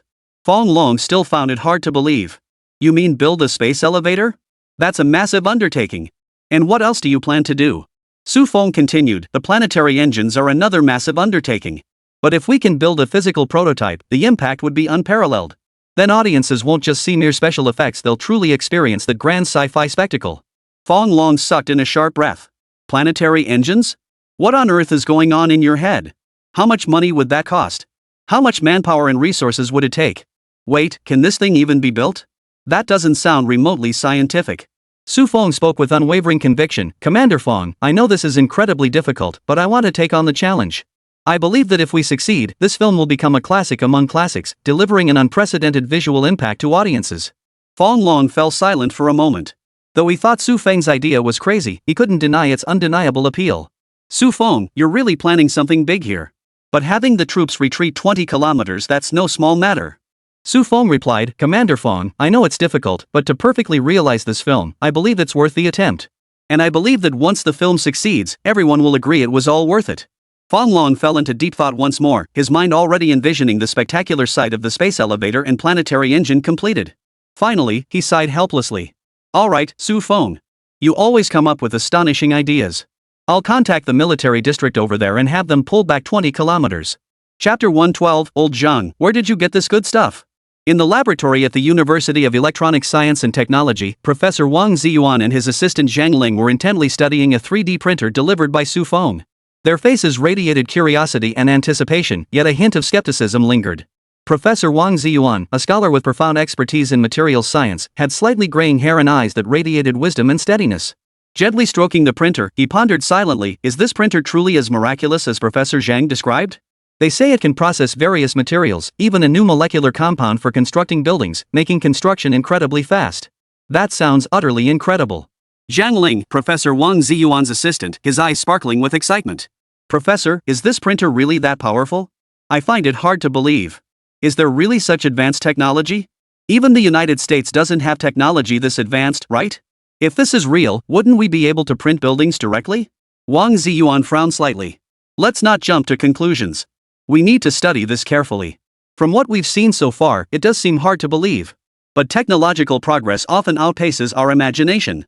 They began carefully disassembling and analyzing the printer. Every component was meticulously examined, every circuit line studied with care. As their investigation deepened, their confusion only grew.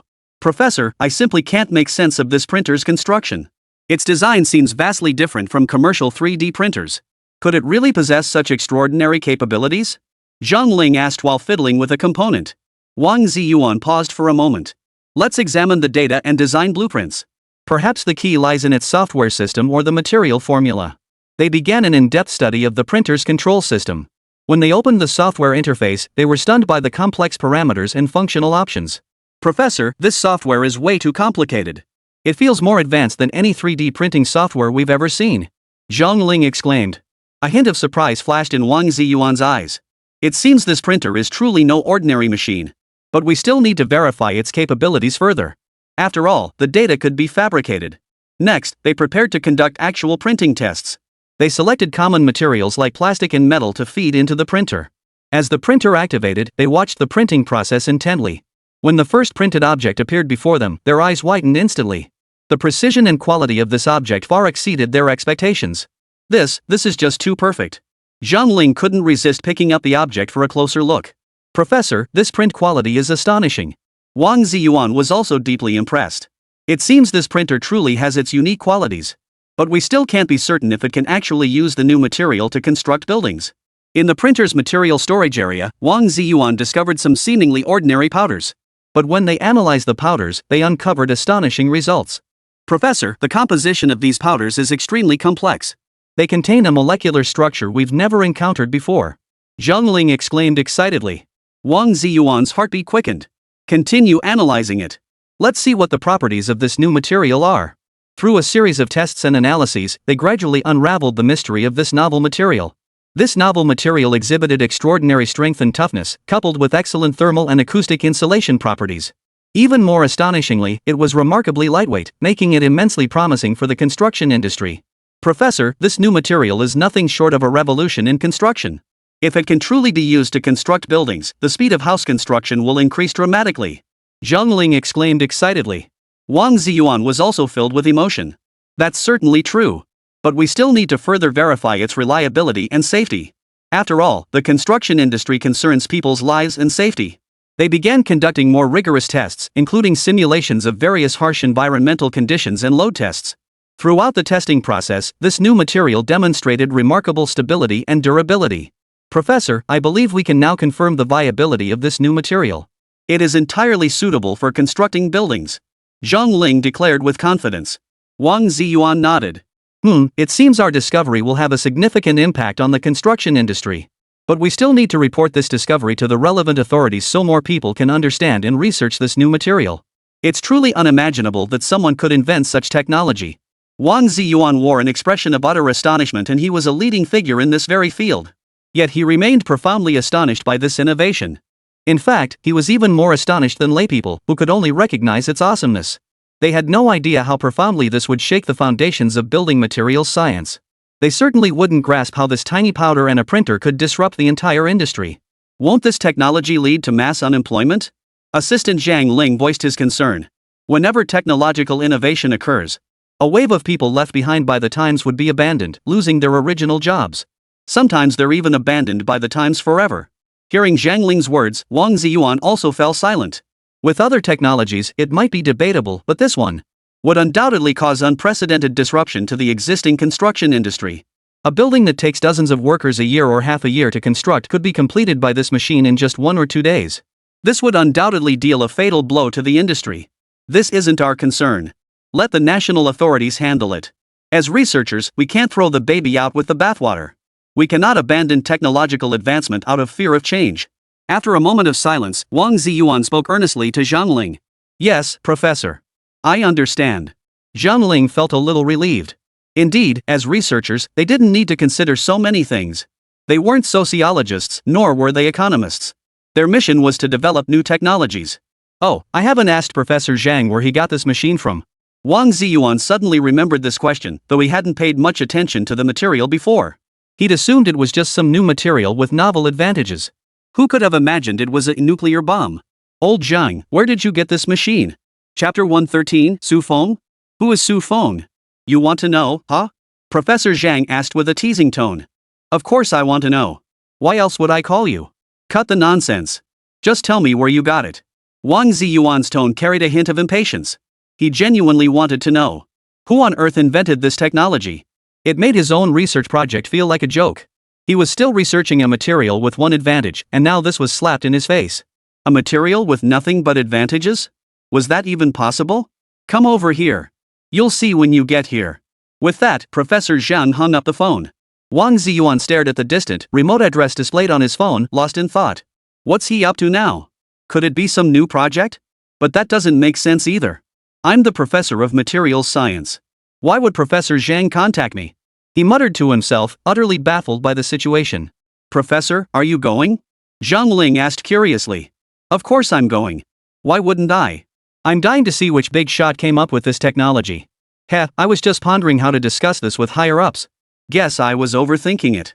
Makes sense. How could higher-ups not know about materials of this caliber? One day later, Professor Wang Ziyuan stood on the road blocked by a checkpoint, his mind filled with confusion. His gaze fixed on the sentry, his shock deepened. What on earth is going on? The address Professor Zhang gave me is guarded by soldiers. Could this really be some kind of secret research base? Professor Wang Ziyuan pondered silently. He attempted to explain his purpose to the guard. Hello, I'm Professor Wang Ziyuan from the University of Electronic Science and Technology. I came here following Professor Zhang's guidance. Might I be permitted to enter? The soldier replied expressionlessly, I'm sorry, Professor. Without orders from higher-ups, no one is permitted to enter. Professor Wang sighed helplessly, feeling increasingly intrigued by the place's mysterious aura. What on earth is Professor Zhang up to? Why would he lead me to such a mysterious place? Could this really be some kind of national-level project? He paced outside the checkpoint, his mind filled with curiosity and confusion. This security level is absurdly high. What kind of place requires such tight protection? Professor Wang Ziyuan decided to contact Professor Zhang again to get to the bottom of things. He pulled out his phone and dialed Professor Zhang's number. Hello, Professor Zhang?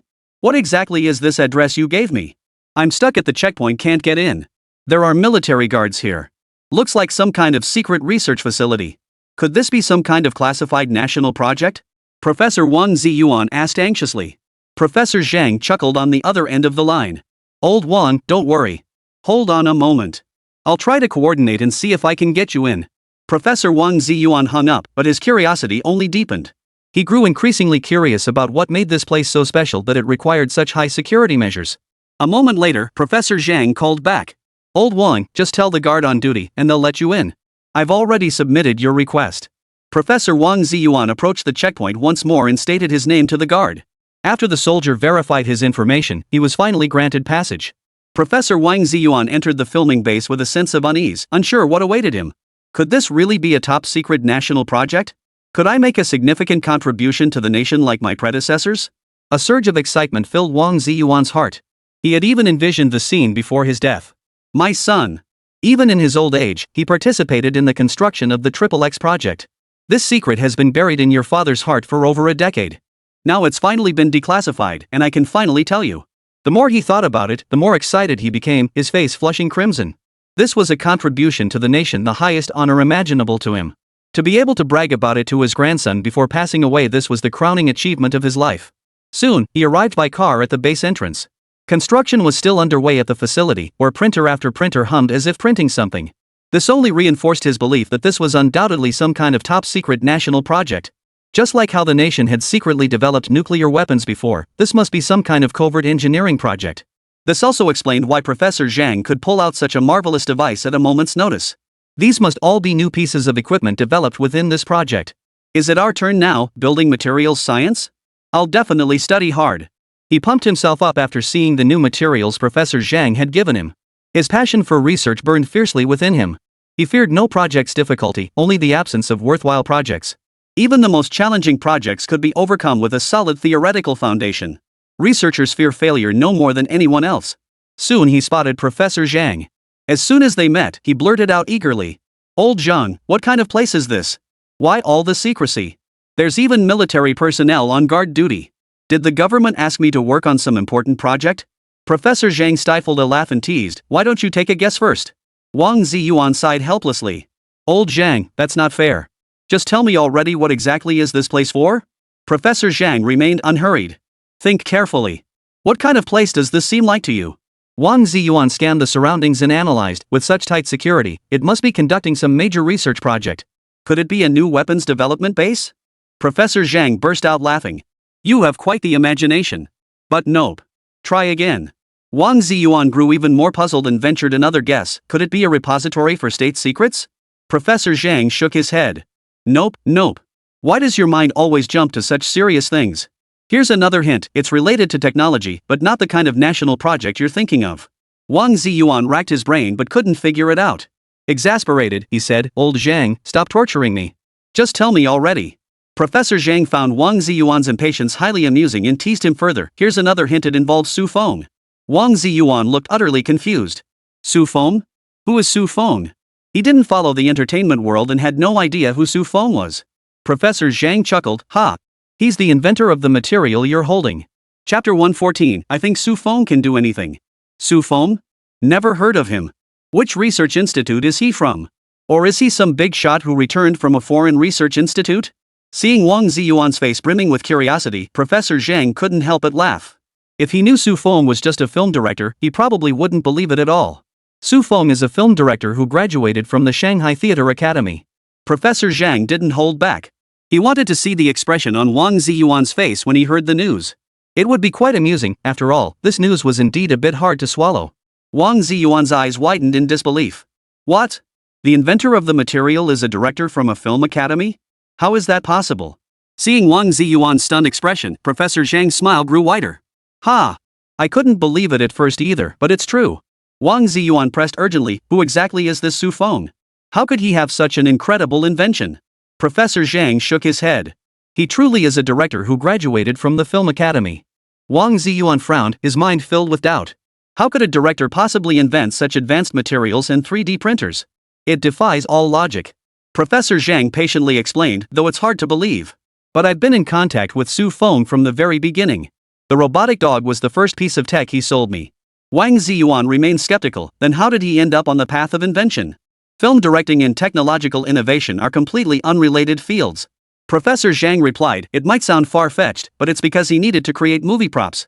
During his film shoots, he could rapidly develop any technological props he needed. That's how these astonishing inventions came about. Wang Ziyuan fell deep in thought, struggling to imagine how a film director could achieve such monumental accomplishments in the tech field. Did he have other inventions before that?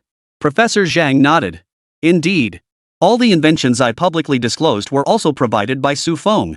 His inventions span multiple fields, each one astonishing. Electromagnetic interference cannons, drones, mechs, artificial intelligence, the arc reactor. Any one of these would be enough to make a scientist a top-tier expert in their field. But all of these were invented by Su Feng.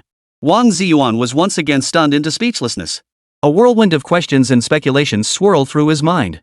This is utterly unbelievable. A film director possessing such formidable technological prowess? How did he manage it? Professor Zhang observed Wang Ziyuan's stunned expression and remarked, I've been pondering this very question myself. Su Feng seems to possess a unique way of thinking and an extraordinary spirit of innovation. He dares to break through traditional boundaries, merging knowledge from different fields. And science fiction films provide him with unparalleled motivation. If his films require a particular technology, he'll treat it like a prop and make it happen. Wang Ziyuan slowly shook his head. I still find it hard to believe. It's like a mythical tale.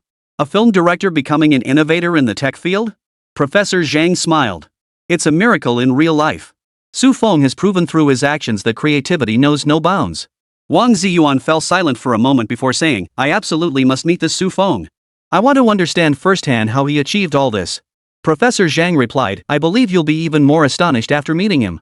Su Feng not only excels in technological inventions, but his personal charm is also incredibly captivating. Expectation and curiosity filled Wang Ziyuan's heart. He couldn't wait to meet Su Feng and unravel the mystery in his mind. So when can we meet him? Professor Zhang replied, that depends on Su Feng's schedule. He might be busy filming a movie or working on a new invention right now. Wang Ziyuan sighed helplessly, alright, then we'll just have to wait patiently. But I'm really curious, what could his next invention be? Professor Zhang replied with equal anticipation, who knows? It might be something even more astonishing. Su Feng always manages to surprise us in unexpected ways. We can tour this filming base. There are still many fascinating things to see here. I only realized how unique this filming base was after arriving myself. Wang Ziyuan fell silent. These cutting-edge technologies were being used here as movie props. No one would believe it if you told them. It's time to take a look. Otherwise, we'd never know when we'd be left behind by the times. Wang Ziyuan felt a deep sense of loss within him. The grand plan he had envisioned to dedicate everything to his country shattered. There was no national-level research and development to speak of. The root cause of all this was something he never could have imagined. A greenhorn, a film director. This individual, utterly unrelated to the scientific community, had somehow created a material that didn't even exist in their theoretical models.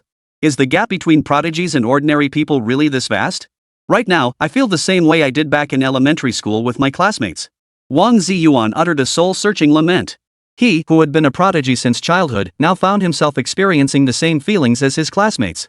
It was the feeling of mortals gazing upon prodigies of sex, the sensation of looking up to immortals and gods above the common folk. The gap between people was utterly incomparable. It was even greater than the gap in intelligence between humans and pigs.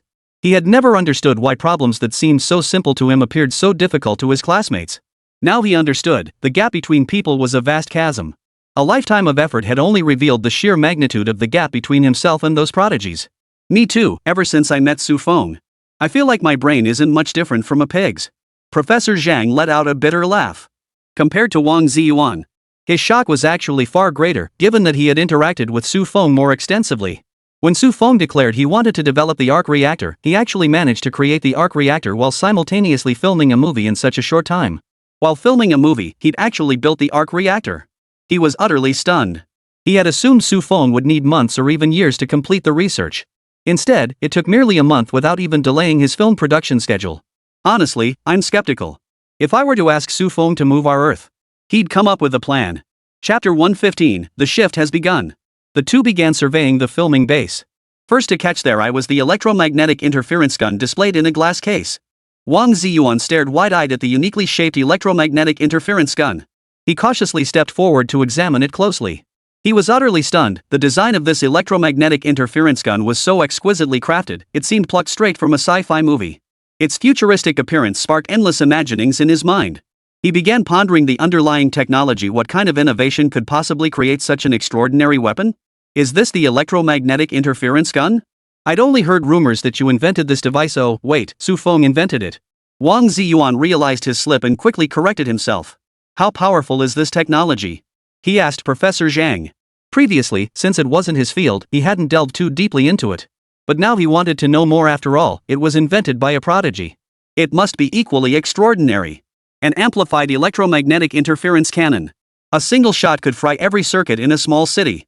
Professor Zhang spoke calmly, his tone devoid of any emotion. Inside, though, his inner voice was already standing with hands clasped behind his back. Whoa! That's insane. Wang Ziyuan's eyes widened.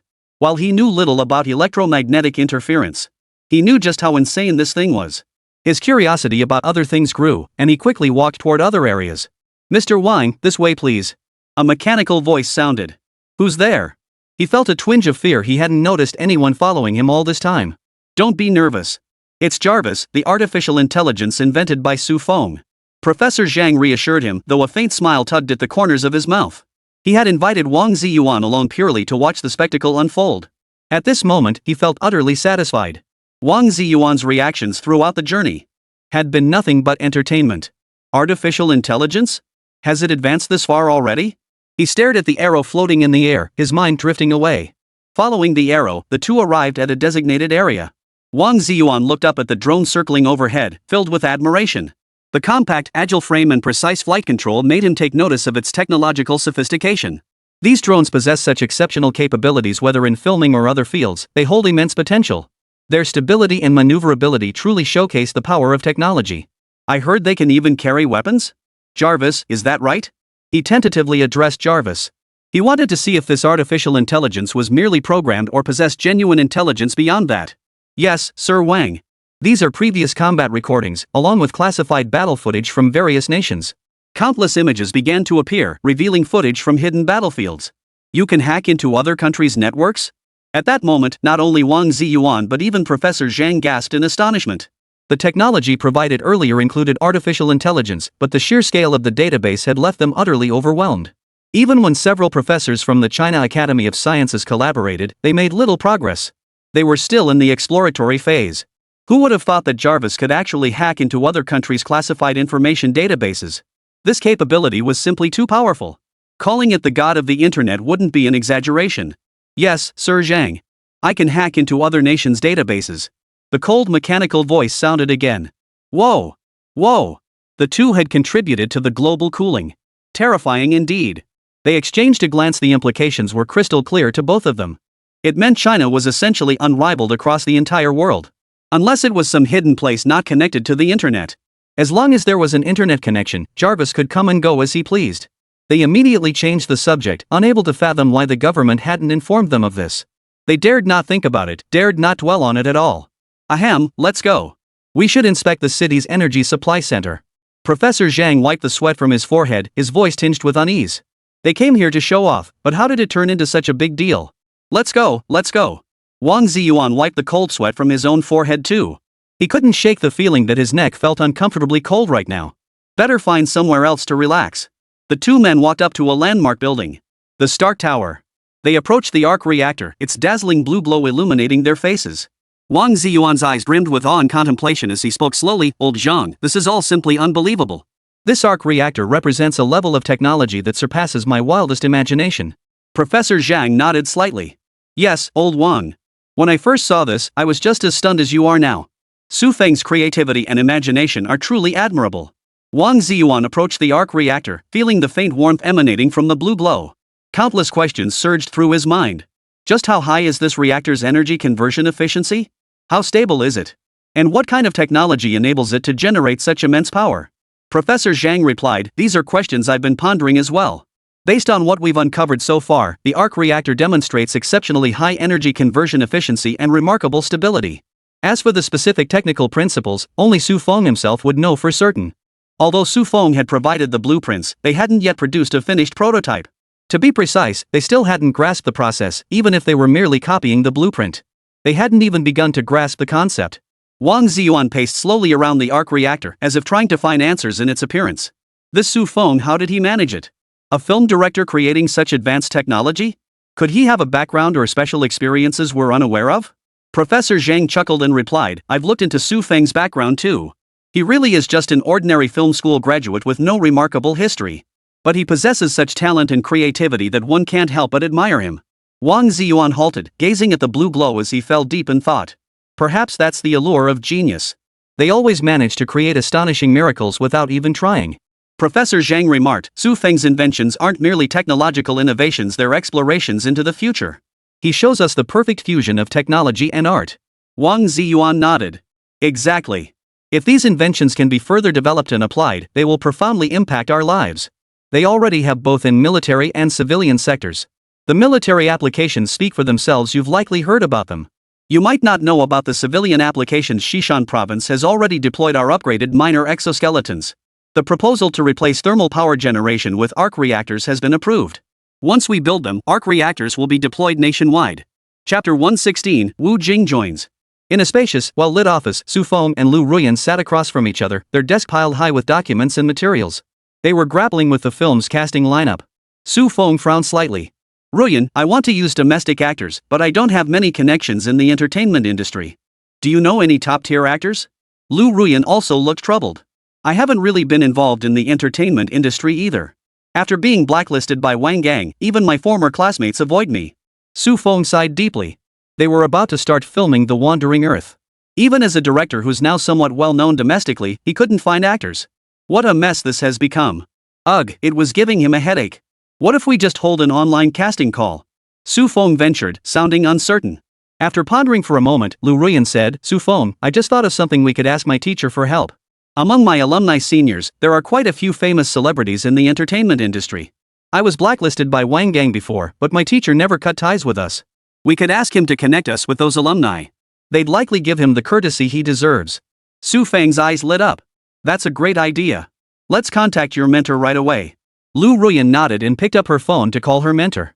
Her advisor's warm voice came through the line. Lu Ruyan spoke respectfully, Professor, it's Ruyan. We're preparing a film and would like to cast some domestic actors, but we're not very familiar with the entertainment industry. Could you recommend some? The mentor paused thoughtfully before replying, Ruyan, I'm aware of your situation. You've been through a lot before, but things are finally looking up now. I couldn't do much for you before, but since you've asked now, I'll definitely help. Here's what we'll do, I'll connect you with Brother Hu. He's a highly accomplished and enthusiastic actor who might be able to assist you. Lu Ruyan exclaimed excitedly, that's wonderful. Thank you, mentor. After hanging up, Lu Ruyan and Su Feng exchanged glances, both seeing the same hope in each other's eyes. A few days later, they met Brother Hu at a coffee shop. Dressed casually and wearing a warm smile, Brother Hu exuded an approachable aura. Looking at Su Feng and Lu Ruyan, Brother Hu said, I read your movie script. It's truly brilliant. But I'm booked solid right now. However, I can help you find some friends I know to star in it. I heard from the teacher that you're short on actors, right? Su Feng and Lu Ruyan were overjoyed and immediately thanked him. Su Feng added somewhat sheepishly, Brother Hu, we have one more favor to ask. Could we possibly invite Wu Jing to join the cast? Brother Hu laughed heartily. No problem. Wu Jing and I are good friends. I'll ask him for you. Hu thought to himself, Su Feng has limitless potential as a director. The film script was genuinely solid, he'd be happy to lend a hand. A few days later, Brother Hu brought good news, Wu Jing was also willing to join the cast. Wu Jing, one of the leads in the previous life's film The Wandering Earth. He had previously portrayed tough, iron-willed heroes, and the Wolf Warrior series had made him famous. However, his overly powerful on-screen persona had also attracted a significant number of haters. Su Feng hadn't intended to interact with established stars in the industry. After all, in his view, his current status, dealing with these long-established actors would be disadvantageous. Without any connections, they likely wouldn't acknowledge him, and even if recruited, they wouldn't follow his commands. Therefore, he had no interest in working with these big-name stars. But now the situation was different. He had gained some recognition himself. Even top-tier stars had to follow his direction on set. After all, he's now the top dog both as an investor and on set. If you don't want to shoot, there are plenty of others who will. His confidence now is worlds apart from when he first stepped out of school. He's got plenty of it. Wu Jing's call came through, his tone distinctly friendly.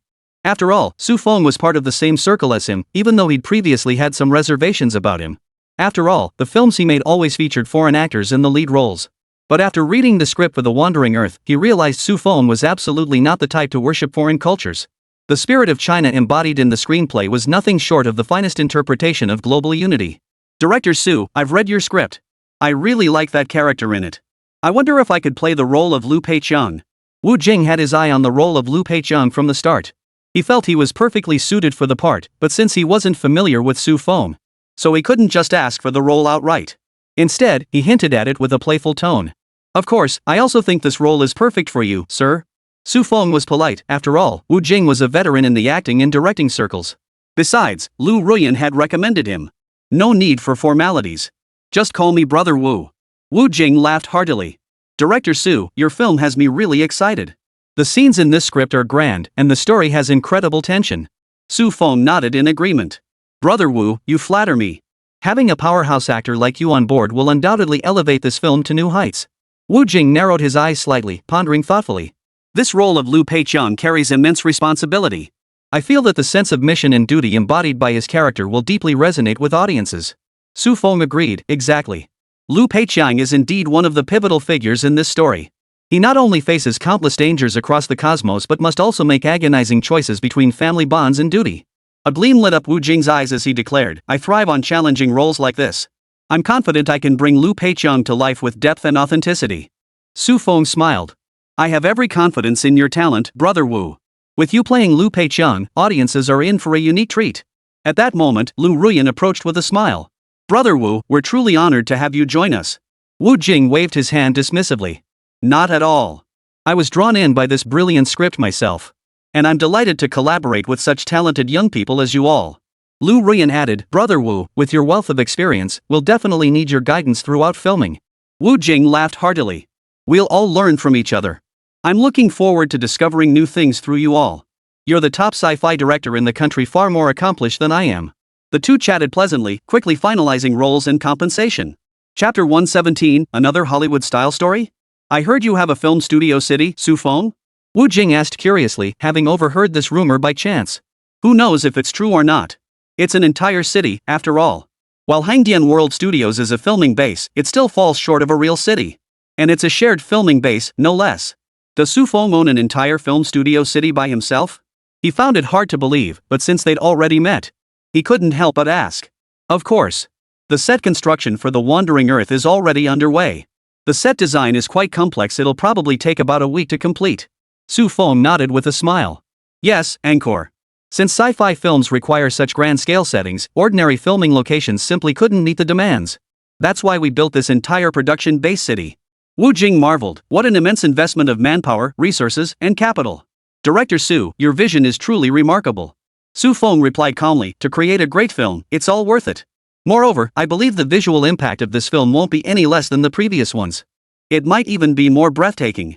Wu Jing mused thoughtfully, indeed, even from the script alone, one can see the immense ambition behind this film. With this dedicated filming base city, we'll undoubtedly be able to bring the movie's scenes to life more effectively. Su Feng continued, currently, construction of the base city is proceeding at a rapid pace. Every set is being constructed with perfection in mind, leaving no detail overlooked. Wu Jing asked curiously, so what makes this filming base city so special? Su Feng explained, the base city features various high-tech facilities, such as a space station, massive planetary engines, and more. All these are designed to immerse audiences deeper into the sci-fi world of the film. Wu Jing listened intently, his anticipation for the film growing. It sounds absolutely breathtaking. I can't wait to see these sets once they're fully constructed. Su Feng smiled and said, don't worry, Brother Wu. Before long, you'll see it with your own eyes. Then, together, we'll create a great film right here in this production base city. Wu Jing nodded. Alright, I'm looking forward to it. I'll give my all to bring Liu Peiqiang to life and add luster to this film. Su Feng wore a faint smile. Of course, Brother Wu, I have no doubt about your talent. We're still in the process of contacting other actors. If you have any suitable friends, Brother Wu, feel free to recommend them to me. I'm still relatively new to the industry and don't know many of the veterans personally. Wu Jing smiled and said, I know a few young actors who are quite talented. Chu Chuxiao, that young man has real potential. His acting is natural, and he has a drive that makes him perfect for portraying stubborn yet courageous characters. Zhao Jinmai, on the other hand, has a special sparkle. She'd be perfect for playing clever, spirited young women. Li Guangjie is also a very strong actor. He has a rugged appearance and can perfectly embody those resolute and decisive characters. And then there's teacher Wu Mingda, a true veteran actor. His performances are nuanced and deeply moving, capable of adding a lot of warmth to the film. Su Feng listened intently to Wu Jing's recommendations, a surge of excitement welling up inside him. These actors were all exceptionally talented. If he could secure their participation, the film's cast would be incredibly formidable. These were the very actors from his past life. Su Feng even wondered if Wu Jing had also traveled through time. But upon reflection, it seemed unlikely, so he dismissed the thought. Su Feng said, Brother Wu, the actors you recommended are all truly outstanding. I'd appreciate it if you could help me reach out to them. Wu Jing nodded. I'm confident the film's appeal and your sincerity will attract them. Working together, we're bound to spark something extraordinary. Su Feng replied confidently, yes, I'm also looking forward to creating a classic sci-fi film with these talented actors. As news of Su Feng's new film project spread, online platforms erupted with activity. Countless netizens joined the discussions, sharing a flood of opinions. Heard Su Feng is making a new movie? A sci-fi film from China? I'm skeptical. What kind of quality sci-fi can a young director like him produce? I agree. China's sci-fi films have never been great. This time, Su Feng is probably just using the Chinese sci-fi label while copying the American formula. Exactly. What depth does Su Feng have? He'll just copy someone else's story, no original ideas whatsoever. I think Su Feng should find a talented screenwriter instead of trying to do everything himself. Who does he think he is? Who even is Su Feng? Never heard of him.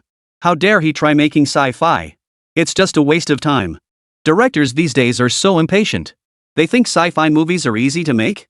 Without solid foundations and innovative thinking, it's just not going to work. China's sci-fi films have never been great to begin with. Su Feng's new movie will probably be all hype and no substance. Probably just a gimmick to grab attention. The actual content will be hollow. People generally agreed that Su Feng's film effects weren't particularly noteworthy. But previous films carried a heavy Hollywood influence. They were completely at odds with traditional Chinese values. The heavy emphasis on heroic narratives in past films ran counter to China's traditional values. China has always revered collective strength, yet Su Feng's works overly favored individual heroism. This leaves audiences feeling that the films lack a distinctly Chinese soul. Despite the breathtaking visual effects, movies lacking depth and unique values struggle to become classics. Everyone hopes Su Feng will make changes in his new film, abandoning Hollywood tropes to deeply explore China's traditional culture and values, weaving them into his work. Rather than merely chasing dazzling effects, he should truly craft a sci-fi film that represents China, showcasing its distinct character and delivering a fresh visual and emotional impact to audiences. Feng, it seems your previous films left quite an impression on them. Lu Rian smiled as she leaned against Su Feng's shoulder, reading the online comments. But she didn't pay much attention to these netizen comments. She had come to understand. The internet was a place where anyone could voice their opinions. You couldn't even be sure if there was a real person on the other end of the computer. It could very well be Brian. This movie's gonna make their faces swell up again. At that thought, Lu Ruyan chuckled again. Su Feng shook his head with a wry smile. These netizens were just stubborn. Chapter 118, I absolutely refuse to believe he's the chief designer. What? It hasn't been figured out yet? Su Feng was taken aback. Hadn't he submitted the blueprint days ago? How could they still be unable to manufacture it? This didn't make sense. He had provided the complete blueprint, it shouldn't be impossible to build. It sounds strange, but it's true, we simply can't produce it. Professor Zhang gave a wry smile. Researchers from the Huaguo Research Institute had called him. They hoped the inventor could come over to help resolve the issue. They simply couldn't figure out the function of each component. Although the blueprints included complete diagrams of all components and the finished product. But this was an energy device after all, and they dared not tinker with it recklessly. Building it without understanding the underlying principles could pose an explosion risk. Although the risk factor is low, no one dares to take responsibility for it. No one knew the explosive power of this arc reactor. Most importantly, they had already seen the complete version of the arc reactor. This meant the technology was indeed stable. So why not consult the inventor? To make the manufacturing process safer? Where is it located? I'll go take a look. Su Feng sighed, though he didn't know where the problem lay. But to get the arc reactor operational as soon as possible, he decided to make the trip himself. He quickly packed his belongings and set off for the research institute. Along the way, countless possible issues kept surfacing in his mind. He had complete confidence in the arc reactor. Every component's function and the entire system's operational principles had undergone countless iterations and rigorous validation. This was Stark's arc reactor design, it simply couldn't fail. In his view, as long as the researchers followed the blueprints meticulously, there should be no insurmountable obstacles to its construction. Could it be a misunderstanding in some detail? Or had they encountered unforeseen difficulties during the manufacturing process? When Su Feng arrived at the research institute, he was ushered into a spacious and well-lit laboratory. The lab was filled with various advanced instruments and equipment, radiating a strong sense of technological sophistication. Yet the atmosphere was unusually heavy. A group of researchers stood gathered around the components of the arc reactor, their faces clouded with worry, as if confronting an insurmountable challenge. Professor Zhang spotted Su Feng and hurried over, a faint, resigned smile on his face. "Su Feng, you're finally here. Everyone's stumped by this arc reactor." Su Feng surveyed the scattered components, his brow furrowing deeply. He inquired, "Where exactly is the problem? The blueprints should clearly indicate the function and assembly method for each part." A senior researcher with graying hair stepped forward, his eyes brimming with skepticism, distrust, and even a hint of contempt. As a professor at the China Research Institute, he found it hard to believe a greenhorn like this could be the designer of the arc reactor. If Su Feng was indeed the designer of this arc reactor, wouldn't that mean a lifetime of research? Wouldn't that render their own research meaningless? They couldn't even decipher the blueprints properly, and this kid was the chief designer? This was utterly preposterous, he simply couldn't accept it.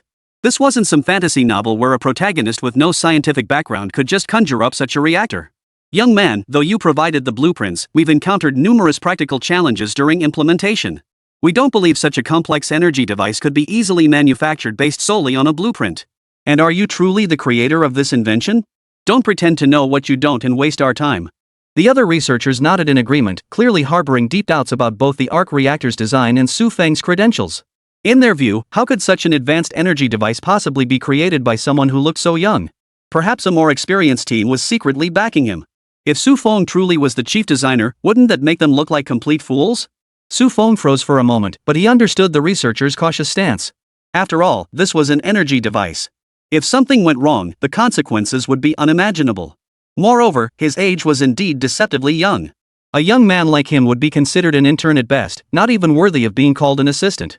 He spoke calmly, "Gentlemen, I understand your skepticism. But I am indeed the inventor of the arc reactor. This design is the result of my extensive research and practical experience." Professor Zhang, standing nearby, inwardly scoffed, "And your extensive research amounts to just 1 month?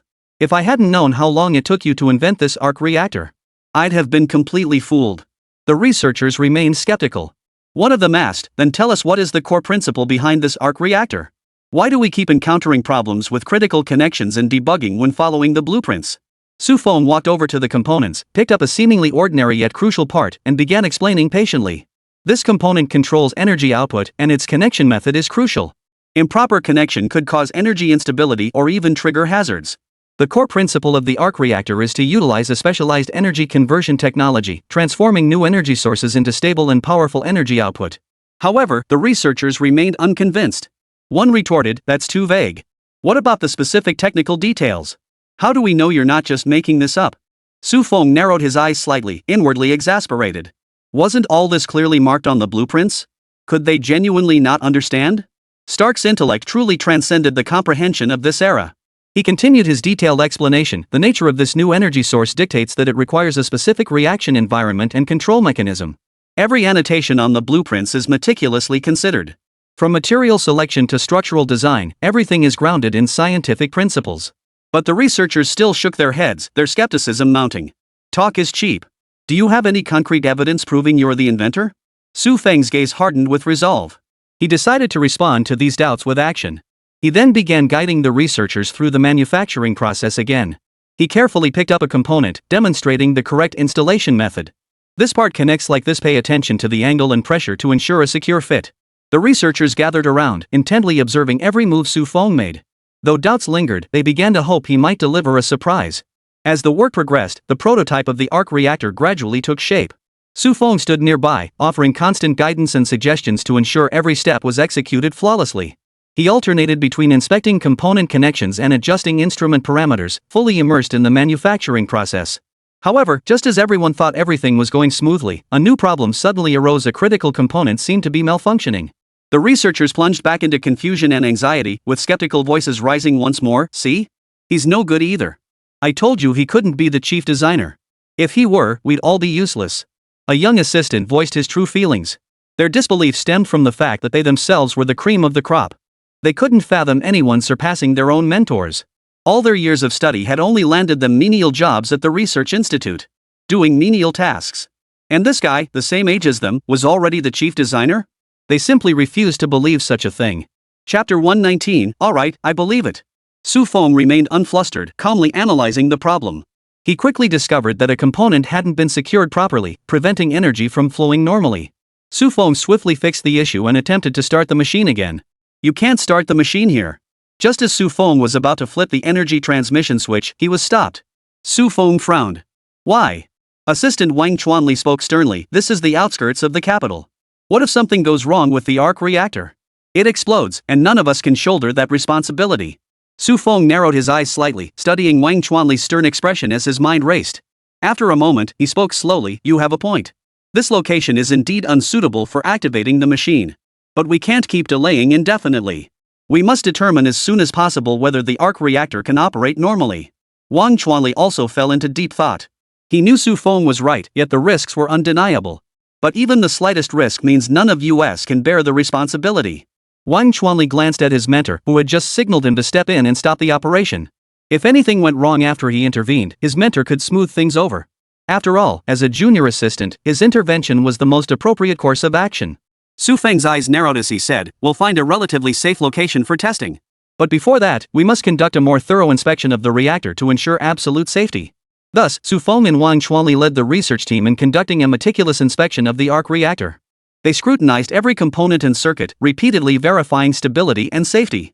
After several hours of intense scrutiny, they finally confirmed that the arc reactor posed no obvious safety hazards in its current state. The next task was to locate a suitable testing site. The Research Institute dispatched personnel to search far and wide, eventually locating an abandoned factory site distant from the capital with open terrain. With no residents in the vicinity, any unforeseen incidents could be contained with minimal damage. The team swiftly relocated the arc reactor to the abandoned factory. Su Feng stood before the reactor, his heart racing with both tension and anticipation. This time, there could be no more problems. Last time, they hadn't anticipated issues with the Research Institute's component installation. After another thorough inspection, there should be no issues this time. He gave himself a mental pep talk. The blueprints produced by the system. There absolutely couldn't be any problems. The previous issues had simply been unforeseen. This time, absolutely nothing could go wrong. Su Feng took a deep breath and slowly reached out, preparing to activate the energy transfer switch once more. The research team watched nervously from the sidelines, palms sweaty. They feared both the failure of this experiment and its success. Success would prove that none of them could match Su Feng. Failure would represent a colossal loss for the nation. Their feelings were quite complex, but overall they still hoped the experiment would succeed. Personal honor pales in comparison to the nation's interests. They understood this well. It was merely a matter of personal ambition getting in the way. As the switch was pressed, the arc reactor began its operation.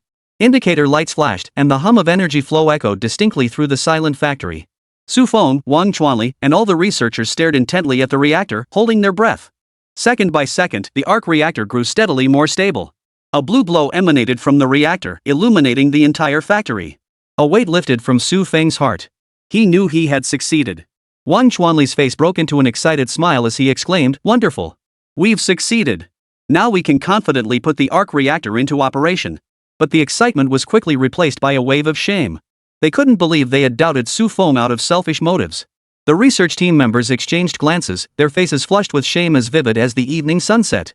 Their hearts were filled with regret and self-reproach, as if countless tiny insects were gnawing at their consciences. Wang Chuanli's face flushed crimson as his voice trembled slightly. I truly shouldn't have done that. Mr. Su Feng has demonstrated such extraordinary talent and wisdom, yet I doubted him because of my own narrow-mindedness and prejudice. The professor sighed and remarked, who would have thought the dragon slayer would become the dragon himself? I once distrusted authority, yet now I've made myself into one. The world ultimately belongs to you young people. I'm just getting old. Everyone nodded in agreement, sinking into deep reflection. They began re-evaluating their own actions and attitudes, realizing their own conservatism and arrogance when confronting new ideas and new talent. A wave of astonishment spread through their hearts. They could scarcely imagine that someone so young could create such an advanced arc reactor. The significance and value of this invention far exceeded their wildest expectations, yet they had nearly missed this monumental achievement due to their own ignorance. Professor Zhang scoffed at them. All these big shots combined aren't as capable as Su Feng alone. And you doubted him? I told you all along that Su Feng was the chief designer. Yet you still didn't believe me. Look at you trying to bully the young. Professor Qian, you're really getting worse with age. Usually, these national-level research institutes look down on him, a professor from a small research institute. This time, he finally found a reason to mock them. He owed it all to Su Feng. Suddenly, his mood lifted considerably. He had finally gotten his revenge. The researchers listening to Professor Zhang's mockery felt their shame deepen. They lowered their heads, unable to meet Su Feng's gaze. Professor Qian broke the silence first, his voice slightly hoarse. Su Feng, we're sorry. We shouldn't have doubted you. We were short-sighted, seeing only your youth and failing to recognize your talent and capability. The others chimed in, yes, Su Feng. We were too arrogant, thinking our experience entitled us to look down on others. You've made us realize our mistake. Su Feng observed their remorseful expressions and offered a faint smile. It's all right. You were only trying to ensure the safety of the arc reactor. Doubt is natural. Now we've proven this design is viable. Going forward, I'll need your continued dedication to unlock the full potential of the arc reactor. Hearing Su Feng's words, the researchers felt a wave of deep emotion wash over them. Su Feng truly is the hope of Huaguo. So talented, yet not the least bit arrogant. Compared to them, Su Feng seemed almost saintly. At that moment, Professor Zhang spoke again, you lot need to learn a lesson. Su Feng's talent isn't something you can casually question. If he hadn't personally stepped in to resolve this issue, who knows how long you'd have been stuck on this problem. Everyone nodded in agreement, deeply moved by Professor Zhang's words. They began recalling every detail of Su Feng's problem-solving process, their hearts filled with admiration. Wang Chuanli sighed, Su Feng is truly extraordinary. His understanding of the arc reactor extends down to every atom. Compared to him, we're worlds apart. Chapter 120, Entering the Base. After completing the arc reactor modifications, Su Feng did not return home. The filming location for the Wandering Earth had already been constructed. He needed to organize the crew to film this grand production. Soon, the crew coordinated a schedule and boarded buses together to head to the filming base. Given the base's unique nature, traveling individually would be far too cumbersome. So they coordinated a time and boarded the bus together. Mr. Wu, I've long admired your work. I grew up watching your films. Su Feng spotted an elderly gentleman seated early in the bus. As soon as he saw Wu Mingda, he approached with a warm smile. This was a veteran artist who had appeared in countless films and TV series. Though mostly in supporting roles, the impressions he left on audiences were no less memorable than those of the leads. Wu Mingda responded to Su Feng's warmth with a kind smile. Director Su, you're too kind. It's my honor to be part of your film.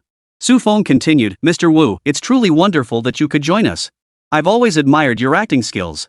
With you on board, our film is sure to be even more spectacular. Wu Mingda nodded slightly. Director Su, you flatter me. I'm also looking forward to this collaboration. I hear it's a very challenging sci-fi film. Su Feng sat down on a nearby seat and explained, exactly, Mr. Wu. The film scale is truly grand, especially the space elevator we're constructing.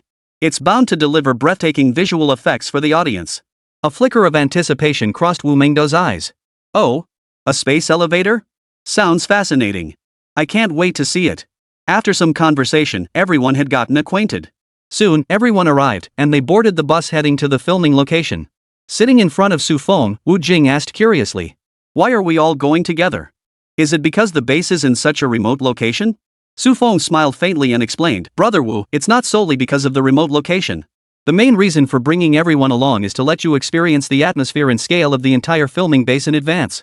Our base isn't just a simple location, it's a meticulously crafted sci-fi world built specifically for the Wandering Earth. Plus, going together will allow you to exchange impressions, which will be beneficial for the subsequent filming. Of course, the most crucial reason is the military checkpoints along the route. Going individually would involve a cumbersome application process. But Su Feng didn't mention that reason. Wu Jing nodded thoughtfully. I see. That makes sense. Going together would indeed allow us to better understand the base and prepare more thoroughly for filming. At that moment, Chu Xiao leaned in and asked, Director Su, is that space elevator really that spectacular? I can't wait to see it with my own eyes. Su Feng replied with certainty, rest assured, Chu Xiao. The space elevator will absolutely blow your minds. Its scale and design are unprecedented, promising a truly breathtaking visual experience. Zhao Jinmai blinked her big eyes, brimming with anticipation. I can't wait to see it. This filming location must be full of fascinating surprises. Li Guangjie chimed in, yeah, going together will help us immerse ourselves in this sci-fi environment. As the group discussed, their anticipation for the upcoming filming location grew even stronger. Mr. Su Feng. The guard saluted Su Feng, who returned the gesture with a smile. Our crew is heading to the base. We've already filed the necessary paperwork. The soldier nodded and opened the gate. Curiosity and astonishment stirred within everyone. It seemed the rumors circulating online weren't entirely unfounded. Su Feng really did have connections with the military. It seemed they had come to the right place. Their curiosity about the base grew even stronger. To have the military stationed here, this was no ordinary privilege. 1 hour later, with hearts brimming with curiosity and anticipation, they stepped into Su Feng's filming base. Su Feng himself was brimming with anticipation. Ever since he'd handed the task over to Jarvis, he didn't pay much attention to the construction either, since Jarvis was highly reliable. All he needed to do was wait for it to be completed. Upon entering the base, they were stunned by the sight before them. Within the vast space, high-tech equipment and tools were arranged in an orderly yet dynamic pattern. Busy mechs shuttled through the area, as if constructing an entirely new world. Following the designated path, the outline of a colossal structure gradually came into view. As they drew nearer, their hearts began to race involuntarily.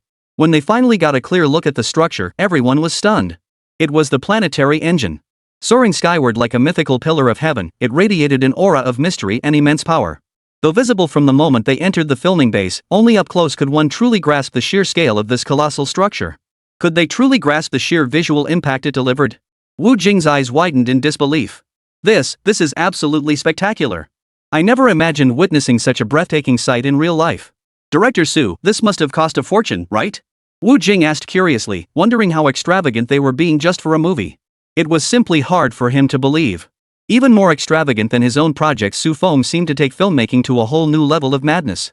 Xu Chuxiao's face flushed with excitement as he circled the Planetary Engine's base, scrutinizing every detail. This is straight out of a sci-fi novel come to life. Amazing! Zhao Jinmai gaped, her eyes sparkling with delight. Wow, is this the Planetary Engine? It's so beautiful. Li Guangjie's expression grew solemn as he stared at the Planetary Engine, a profound sense of awe welling up within him. It's a symbol of humanity's challenge to the unknown. Truly awe-inspiring. They stood beneath the Planetary Engine for a long while, immersed in the magnificent sight. Just then, Su Feng approached, smiling as he looked at them. Well, everyone, are you satisfied with our Planetary Engine? Wu Jing snapped out of his trance and gave a thumbs up. Director Su, this is absolutely incredible. With a set like this movie is bound to become a classic. Xu Chuxiao nodded in agreement. Director Su, I can't wait to act in this scene. Zhao Jinmai and Li Guangjie likewise expressed their admiration for the Planetary Engine and their anticipation for the film. Wu Mingda gazed at the space elevator stretching endlessly into the void and fell silent for a moment. For someone of his generation, such a monumental structure was truly, utterly breathtaking. Chapter 121, everyone was stunned. Professor Wu? Teacher Wu? Seeing Wu Mingda's dazed expression, Su Feng couldn't help but step forward to ask. Ha? Su Feng's question snapped Wu Mingda back to reality. This technology of yours is truly remarkable. I never imagined I'd witness such technology in my lifetime. Su Feng smiled at this and replied, Mr. Wu, this is merely a set we created for the film. As a veteran artist, you've witnessed the film industry's evolution over the years. Seeing this and being so moved, it must stir up some deep feelings. Wu Mingda nodded slightly, a look of deep emotion flickering in his eyes. Indeed. Back in our day, when we made films, we never had such advanced technology or grand-scale sets. Seeing all this now, it really makes me feel how rapidly times have changed. You young people have vision and creativity. To produce films like this is truly remarkable. Su Feng replied modestly, You flatter us, Mr. Wu. We're still learning and exploring as we move forward. Having a veteran like you join us means we can learn so much valuable experience from you. Wu Mingda smiled and said, It's all about mutual learning. I'm also looking forward to acting in such scenes. It'll definitely be challenging. Wu Jing and the others nearby nodded in agreement. They were all stunned by the technological sophistication of this filming base and filled with anticipation for the upcoming shoot. While others rely solely on special effects for sci-fi films, Su Feng's sci-fi productions deliver pure substance. Not a drop of water added. When he says he's bringing in technology, he actually delivers it. Just thinking about it gets you excited. Director Su, there's something I've been curious about. Wu Jing had been holding back, genuinely curious about this point. Ever since he saw the sentry soldiers, he'd been itching to ask. What is it, Teacher Wu? Feel free to speak your mind. Wu Jing furrowed his brow slightly, his expression tinged with confusion and seriousness. Director Su, why are there soldiers on guard here? Is there something special about this filming base? Also, are you really the director of that military weapons promotional film? Su Feng paused briefly upon hearing the question before replying slowly, Brother Wu, this filming base does indeed have its unique aspects. On one hand, the sets we've constructed, especially the space elevator, involve highly classified technology and designs. To prevent information leaks, certain security measures are necessary. On the other hand, the construction investment here is enormous, and much of the equipment and technology is highly advanced and valuable. The sentry soldiers also serve to protect these assets. As for that weapons promotional video director you mentioned, you could interpret it in a similar way. While similar, there's still a gap. To be precise, he should be referred to as a technology promotional video director. Su Feng pondered internally these were less about military weapons promotion, but rather promotional films for his products. Wu Jing nodded thoughtfully. I see. It seems this film production truly went to great lengths, considering every detail meticulously. Chu Chuxiao chimed in from the side. Yeah, having these soldiers on guard makes the place feel even more mysterious and atmospheric. Zhao Jinmai, curious, observed the sentry soldiers and remarked, they look so imposing. I wonder what their daily duties are like. Observing everyone's reactions, Su Feng reassured them, rest assured, these security measures are solely to safeguard the film production. They won't interfere with your filming or work in any way. Let's focus our energy on the film's creation and work together to craft a truly breathtaking sci-fi masterpiece. Everyone nodded in agreement, filled with confidence and anticipation for the upcoming shoot. The director is a man with national backing. With support of this caliber, how could the film possibly turn out poorly? Wu Jing stood nearby, his mind racing with thoughts. He understood the immense significance of this project. With state backing, it was a rare opportunity. He silently resolved to give his absolute best performance, bringing his character to life with unparalleled depth. During the filming of the Wolf Warrior series, he had garnered countless haters. But he didn't care. If foreigners could do it, so could the Chinese. This film perfectly aligned with his vision, and he was determined to pour even more energy into it. He decided to review the script and draft character profiles as soon as he returned. Director Su, I see there are other areas within the space. Can we go take a look? Zhao Jinmai was still a young girl, and her curiosity about such things was quite strong. Su Feng smiled gently. Of course you can. You're welcome to explore freely. Hearing Su Feng's words, the others also became intrigued. The technology here far surpassed anything found in the outside world. Once they left this place, they wouldn't see such advanced high-tech products again. Wu Jing's mind stirred. Why not go take a look? The character profiles could be written later tonight. Missing this chance meant there might be no other opportunity to tour the facility. Su Feng led the group toward other areas of the base. Zhao Jinmai skipped excitedly, her eyes sparkling with curiosity like a little elf exploring an unknown world. Wu Jing observed the surroundings as they walked, inwardly marveling. He thought to himself that the technological level here was truly astonishing. As an actor, being able to participate in such a groundbreaking sci-fi film was indeed a stroke of luck. He began looking forward to performing in these high-tech scenes, imagining how he would integrate his character into this futuristic world. Chu Chuxiao, however, seemed almost impatient. He had always held a deep fascination with technology. Seeing these advanced devices and facilities, he couldn't resist the urge to touch them and understand their functions. Su Feng observed everyone's reactions with quiet satisfaction. He knew the charm of this filming base had successfully captivated everyone. He began detailing the functions and features of other areas, unveiling the full scope of this sci-fi universe. This is the area where Iron Man was filmed. These are the Mark series suits. This is the set where Pacific Rim was filmed. This is the city's energy hub, the arc reactor. The entire city is operated by Jarvis, which efficiently coordinates everyone's movements, allocates resources, and manages street lighting. As the tour progressed, the group grew increasingly awestruck by the base's sheer scale and technological sophistication. Their anticipation for the film grew stronger, their hearts brimming with creative passion and drive. Chapter 122, What? A building over 10,000 meters tall? Director, our satellites have detected an unidentified structure in the territory of China. A CIA agent from the United States Central Intelligence Agency reported to Director Ryan. What are you talking about? We're the intelligence agency. Why are you telling me this? Ryan looked like an old man glued to his phone on the subway. This agent seemed perfectly normal before. Why is he spouting such nonsense today? But this structure has already surpassed the Earth's surface by over 11,000 meters, with a base diameter of 30 kilometers. I believe it's necessary to report this to you. After all, this height defies all logic. The tallest building in the world before this was only 828 meters. The agent spoke with a hint of sluggishness, though the claim sounded utterly preposterous. But it was indeed the data they had monitored. Ryan furrowed his brow, surprise gradually replacing his initial impatience. Over 11,000 meters? How is that possible? Are you certain the data isn't flawed? The agent hurriedly replied, Director, we've cross-checked the data multiple times. It's accurate. The height of this unidentified structure far exceeds our imagination, and its appearance in the Huaguo region demands our vigilance.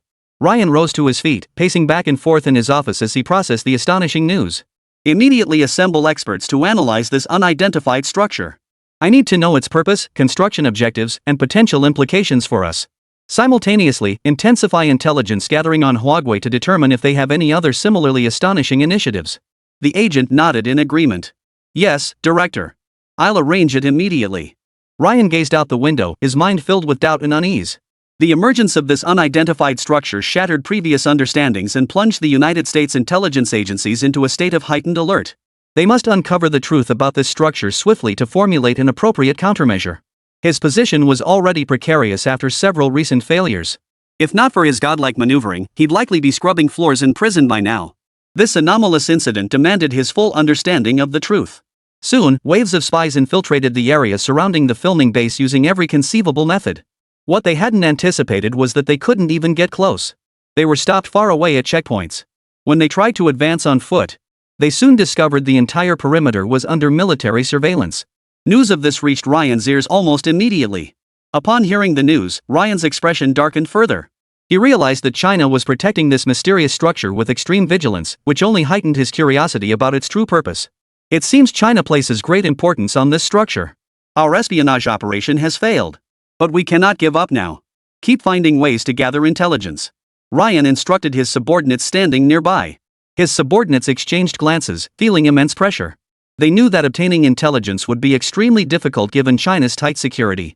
Director, should we explore alternative avenues such as utilizing our contacts within Huawei or employing remote surveillance through technological means? One subordinate suggested. Ryan pondered for a moment before replying, we can try, but proceed with extreme caution.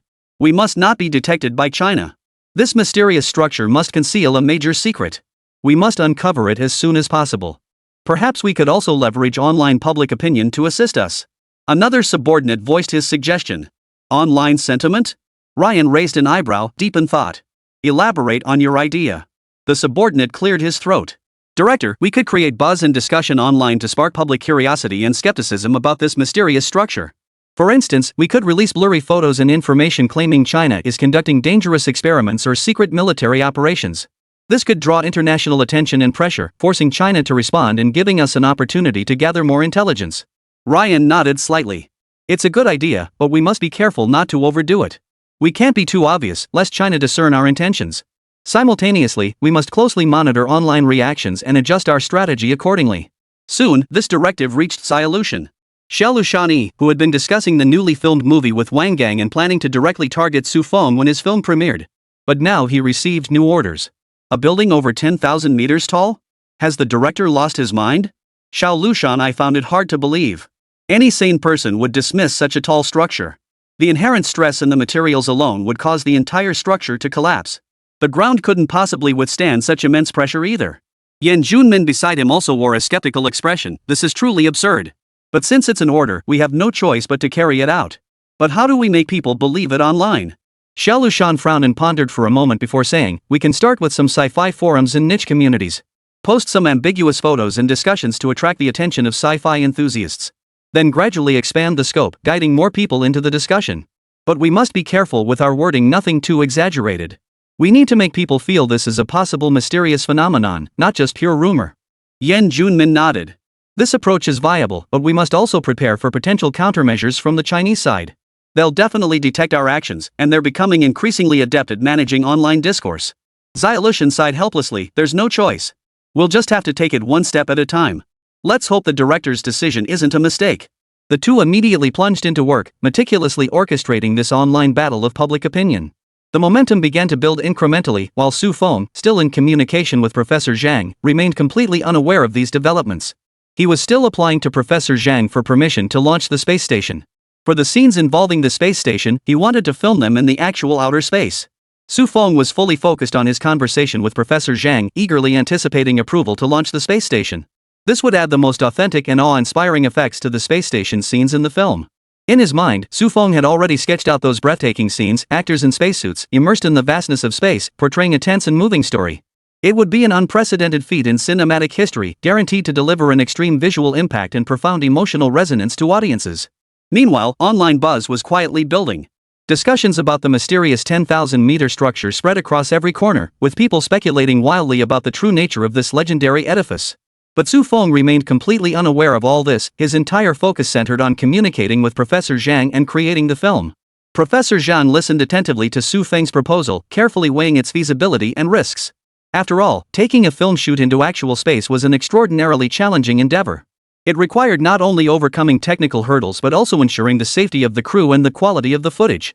Chapter 123, Central Vibration. Theoretically, your application could be approved. By completing a series of filings including applying for radio frequency bands, obtaining a radio station license, and submitting orbital reports, you can launch a satellite. However, launching a space station would likely require expert approval. Professor Zhang spoke with some hesitation, for the idea of a private space station launch was simply too utterly unprecedented. Even the United States currently lacks the capability and hardware infrastructure to launch another space station.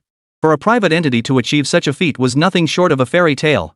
Even regarding Su Feng, Professor Zhang harbored doubts. Not about Su Feng's technical capabilities, but about his funding. Su Feng's funds are nowhere near sufficient to launch a space station. The capital required for a space station is beyond ordinary imagination, demanding at least $8 billion.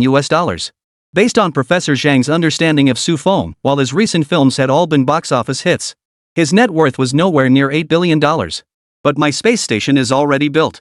Su Feng's voice cut through the silence, leaving Professor Zhang momentarily speechless. His mind froze, unable to process the revelation. Professor Zhang's eyes widened in utter disbelief. What did you say? Your space station is already built? How is that possible? Su Feng nodded earnestly. That's correct, Professor Zhang. I've invested substantial funds in manpower. After prolonged effort, the space station is essentially complete.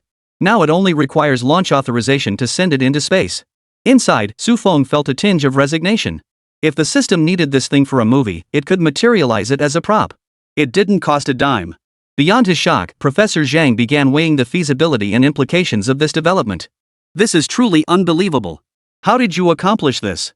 And launching a space station is no simple matter. There are far too many factors to consider. Safety protocols, orbital planning, coordination with other satellites, all these require professional teams for evaluation and approval. Su Feng understood Professor Zhang's concerns and explained, Professor Zhang, I know it's difficult, but I've made thorough preparations. As for orbital planning and satellite coordination, that will require national support. Professor Zhang paused briefly before replying, I must report this matter to higher authorities for further evaluation and review by a team of experts. After all, this is an unprecedented endeavor. It cannot be decided hastily. Su Feng expressed his understanding. Very well, Professor Zhang. I look forward to the experts' assessment. I believe my space station can contribute to China's aerospace endeavors. While these two discussed the space station launch, the internet was abuzz with endless videos and condemnation from the United States.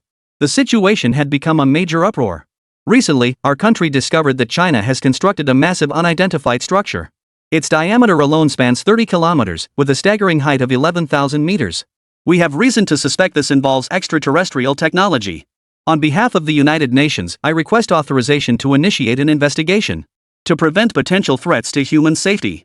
The spokesperson for the State Department of the United States issued this condemnatory statement, sending shockwaves across the globe. Good heavens, over 10,000 meters tall. What on earth is this thing? It doesn't feel like something humans could possibly create. This absolutely surpasses current human technological capabilities. China must be hiding something from the world. Could it be some kind of doomsday weapon? Netizens across nations plunged into concern. Western nations followed the US's lead, voicing concerns about this mysterious structure. They voiced their concerns in the media, questioning whether China's technological development had exceeded reasonable bounds, even hinting that China might be engaged in a dangerous arms race. Russia, however, maintained a relatively calm stance. The Russian government stated that without concrete evidence, conclusions should not be drawn hastily, and that issues should be resolved through dialogue and consultation. Simultaneously, Russia cautioned the international community against being misled by the United States' political maneuvering. Some developing nations expressed dissatisfaction with the United States' accusations. They argued that the United States has long positioned itself as the world's policeman, unjustifiably interfering in the internal affairs of other nations. China, on the other hand, has consistently served as a model of peaceful development, making significant contributions to global economic and technological progress. These nations called on the international community to respect China's sovereignty and right to development, urging it not to be swayed by the United States' hegemonic ambitions. Under mounting international pressure, the United Nations found itself in a dilemma. On one hand, the United States' accusations have drawn widespread international attention, requiring the UN to respond. On the other hand, China has explicitly stated that this is an independently developed scientific research project, and the UN cannot easily intervene in the investigation without risking infringement upon China's sovereignty. Meanwhile, reactions within China varied across different sectors. Fang Long was also somewhat stunned upon hearing the news. He knew Su Feng's construction base had recently undertaken a major building project. However, when Su Feng mentioned it to him, he had only described it as a grand structure. He hadn't paid it much mind, assuming it was likely a structure several hundred meters tall. The soldiers' initial orders were clear. Do not be surprised by anything you hear or see. Moreover, they were forbidden from revealing anything. Violators would face a court-martial. So even though they had spotted this astonishing structure long ago, not a single one of them had uttered a word. A building tens of thousands of meters tall? Holy crap! Su Feng sure pulled off a big surprise for me. Though right now, it looks more like a shock. Fang Long shook his head helplessly when the Central Command found him. He was utterly dumbfounded. After all, this matter. He had known about it, but it might as well have been a mystery. He'd assumed it was just an ordinary building, never expecting that Su Feng had pulled off such a bold move. He immediately dialed Su Feng's number. Hello? Su Feng? This is Fang Long. What's the deal with that building? When the Central Hub people tracked me down, I was completely baffled. You little bastard, pulling this massive stunt on me without a word. Su Feng answered the call, only to be met with Fang Long's barrage of complaints. He instantly sensed both the reproach and the amusement in Fang Long's tone. Seems this planetary engine has caused quite a stir. Otherwise, he wouldn't have called to ask him about it. Su Feng quickly responded, Commander Fang, I never imagined this would cause such a stir. The planetary engine was meant for my new movie. I didn't expect it to have such a huge impact. Fang Long chuckled helplessly on the other end, you, always pulling off something astonishing. The international community is practically in an uproar, and headquarters is taking this very seriously. You'd better explain this thoroughly to avoid unnecessary trouble. Su Feng solemnly replied, I understand, Commander Fang. I'll cooperate fully with the relevant departments to clarify everything. While this planetary engine looks spectacular, it's purely a movie prop with no other special purpose. Fang Long nodded slightly. Good. But this prop is far too realistic. Next time you pull off something this big, give me a heads up beforehand so I can prepare. Su Feng smiled and agreed, absolutely. I was careless this time. Commander Fang, given the current situation, what should I do now? Fang Long considered for a moment before replying, first, prepare detailed documentation and explanations. Await the relevant authorities when they come to investigate. In the meantime, refrain from disclosing excessive information externally to prevent further speculation and confusion. Su Feng replied, understood. Commander Fang, thank you for the advice. After hanging up, Su Feng felt a pang of emotion. He had only intended to create a spectacular scene for the film, yet it had unexpectedly caused such a huge uproar. Still, it indirectly demonstrated the growing influence of his technological innovations. Now, he needed to handle this situation carefully to ensure the film could be shot and released smoothly. Chapter 124, Domestic Public Opinion in Turmoil. Did our country really build something like this? I knew the country had hidden gems. Imagine if we emigrated to Mars one day and never found out about them. Damn it, I knew our country had something special. Hope they take me along when they move to Mars. Originally, people like Xiao Lushanyu would have thought this news would cause panic. If it were Sakura country or the United States, the public would undoubtedly assume the government was researching something forbidden. Things like biological weapons or germ warfare agents. But they never anticipated that the atmosphere in China would be completely different from what they imagined. Instead of panic, there was only teasing and curiosity. The public held immense trust and pride in their nation, believing its technological advancements served humanity's progress and welfare, not harm. Yoshihiro and his team watched the reactions of the Chinese public online, their faces filled with utter disbelief. Their meticulously planned propaganda campaign seemed to have completely backfired. Shikayama Ichiro shook his head helplessly. How can the people of Huagua be so different from what we imagined? Our plan has completely failed. His subordinates exchanged bewildered glances, unsure how to proceed. They had assumed they could extract intelligence by sowing panic, but never anticipated the Chinese public would remain so calm and rational. Should we just set the narrative ourselves? Release some hard-to-verify leaks and photos. After all, our online trolls are all using Taiwanese frogs now. Aren't we afraid of getting caught? Yan Junmin pondered for a moment before speaking hesitantly. Though doing nothing meant avoiding mistakes, it also meant no credit. Plenty of eyes were fixed on his position. That's actually a pretty good suggestion. Xiaolu Shan stroked his chin. The frogs in Wanwan certainly didn't need to worry about being captured, so letting them set the pace wouldn't be too much of a problem. I'll put it into action immediately. Seeing his suggestion accepted by Xiaolu Shan, Yan Junmin couldn't help but smile. Soon, a flood of videos and comments, some genuine, some fabricated, began spreading across the internet. China is suspected of conducting virus research in uninhabited areas. A leak could trigger a zombie virus outbreak. This sensational claim struck like a boulder dropped into calm waters, instantly sending ripples across the surface. Amidst shock and fear, people shared and commented relentlessly, with waves of speculation and skepticism washing over the internet. Some unsuspecting netizens, terrified by the sudden news, panicked and flooded comment sections with their worries. Is this real? If there really is a zombie virus, what should we do? How could China conduct such dangerous research? Isn't this putting the entire world at risk? However, some level-headed netizens began questioning the authenticity of the report. This must be a rumor. China has always been committed to peace and development. Why would it conduct such dangerous research? Don't believe these baseless rumors so easily. We should wait for an official response. As time passed, the rumors grew increasingly absurd. Some malicious individuals seized the opportunity to fan the flames, attempting to smear China. They fabricated false stories and evidence, plunging more people into panic. Authorities detected these false rumors immediately. Cheng Guanyuan, head of the Cyber Police Department, slammed his fist on the table in anger. Who exactly is spreading this information online? Have you traced the IP addresses yet? Cheng Guanyuan pressed his subordinates urgently. He knew that in this era of rapid information dissemination, the harm caused by rumors was like a raging flood or a ferocious beast. Once unleashed, they could trigger social unrest and instability. His subordinates worked frantically at their computers, fingers flying across keyboards as they combed through vast amounts of network data for any trace of a lead. Their eyes were focused and determined, not overlooking any possible sign. Time ticked by, and a palpable tension filled the office. Chen Guanyuan paced back and forth, his heart filled with anxiety.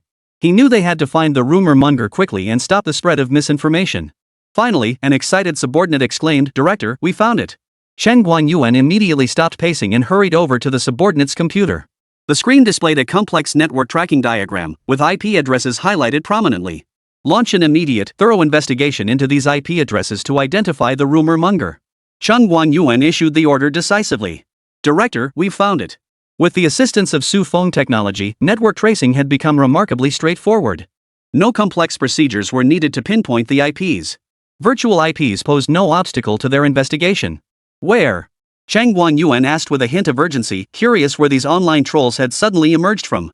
Domestic troll groups had supposedly been completely rounded up before.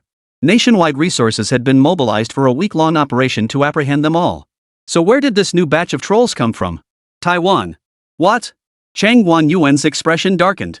Taiwan is a special case. Unlike the mainland, there's no way to go there and make arrests.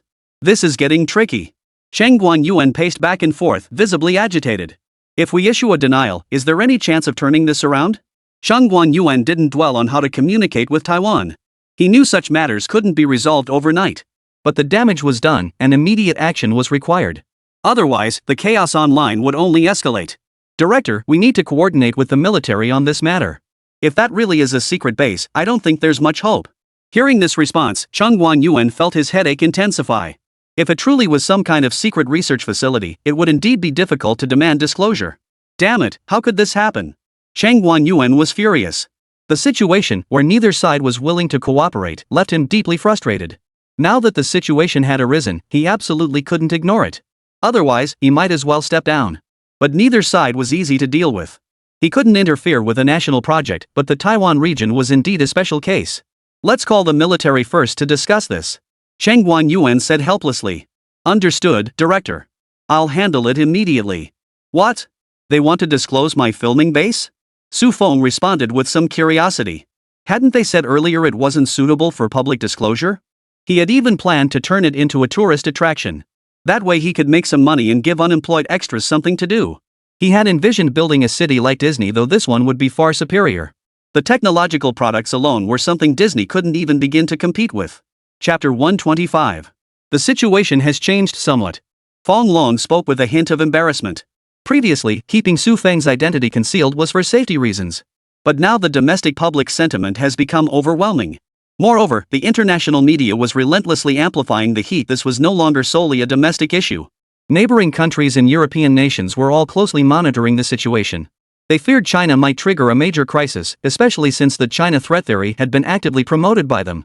This incident has only deepened global apprehension. The situation has become quite serious, given the implications for the nation. We've decided to open your filming base. Didn't you want to open it up anyway? Of course, the final decision rests with you. Fong Long scratched his head awkwardly, despite being a military commander. But when dealing with Su Feng, the man researching weapons and equipment for them, he remained reasonable. He wouldn't bully anyone with his authority. Alright, as long as I can make the arrangements. Then let's open it tomorrow. Su Feng didn't mind, he had intended to open the city anyway. But I'll charge admission fees. That's not unreasonable, is it? Su Feng spoke calmly. After all, he'd spent a fortune building the city. Well, truth be told, it wasn't much money. The land was gifted by the state. But you couldn't say it like that. At least to outsiders, it certainly looked like a lot of money had been spent. So charging a small entrance fee, that's not unreasonable, right? Of course, no problem. That puts my mind at ease. I'll reply to them right away. Fong Long hung up happily. He'd been fed up with the online backlash for ages. Those frogs, if the country hadn't forbidden it, he would have had the 2nd Battalion commander blast them down with Italian cannons. We solemnly warn the United States not to judge noble intentions with petty motives. China's scientific and technological development has always prioritized humanity. We would never engage in the creation of biological weapons. It is the United States whose biochemical research facilities around the world keep being exposed. They should provide explanations to all nations. The so-called biological research facilities recently promoted online are merely filming locations for our Chinese science fiction movies. We welcome friends from all nations to visit these authentic facilities. We will show no leniency toward any forces or nations engaged in smearing and fabricating rumors about China. The statement from China's Ministry of Foreign Affairs left the world somewhat baffled. Are you kidding me? A 10,000-meter building? For filming a sci-fi movie? If this is real, I'll go live and do a handstand while taking a dump. China's excuse is just too poorly made up. They'll definitely restrict our access again once we get inside. They'll just use security concerns as an excuse to bar us, and they can say whatever they want. China has sci-fi movies? That's the biggest joke I've heard this century. Comments on foreign websites weren't exactly friendly. They've never heard of Su Feng, nor do they know how absurd his films are. So they simply couldn't believe anyone would use such a massive structure to shoot a sci-fi film. The construction costs alone would make the film a massive financial loss, impossible to recoup. Domestically, however, the backlash wasn't as intense. People were familiar with director Su Feng. After all, his previous films have proven his capabilities. If he could use mecha in his films, then a building was nothing. It feels like exactly the kind of thing Su Feng would pull off. Just how much money does Su Feng have? Building this for a movie? Wait, is that even the point? The real question is, where did Su Feng get this technology? This isn't something you can just build with money. Those guys with bandanas on their heads only built an 800-meter tall structure, and it's already the tallest building in the world. This thing is over 10,000 meters tall. It's hard to wrap your head around that. This thing is taller than Mount Everest. Hold up, now that you mention it.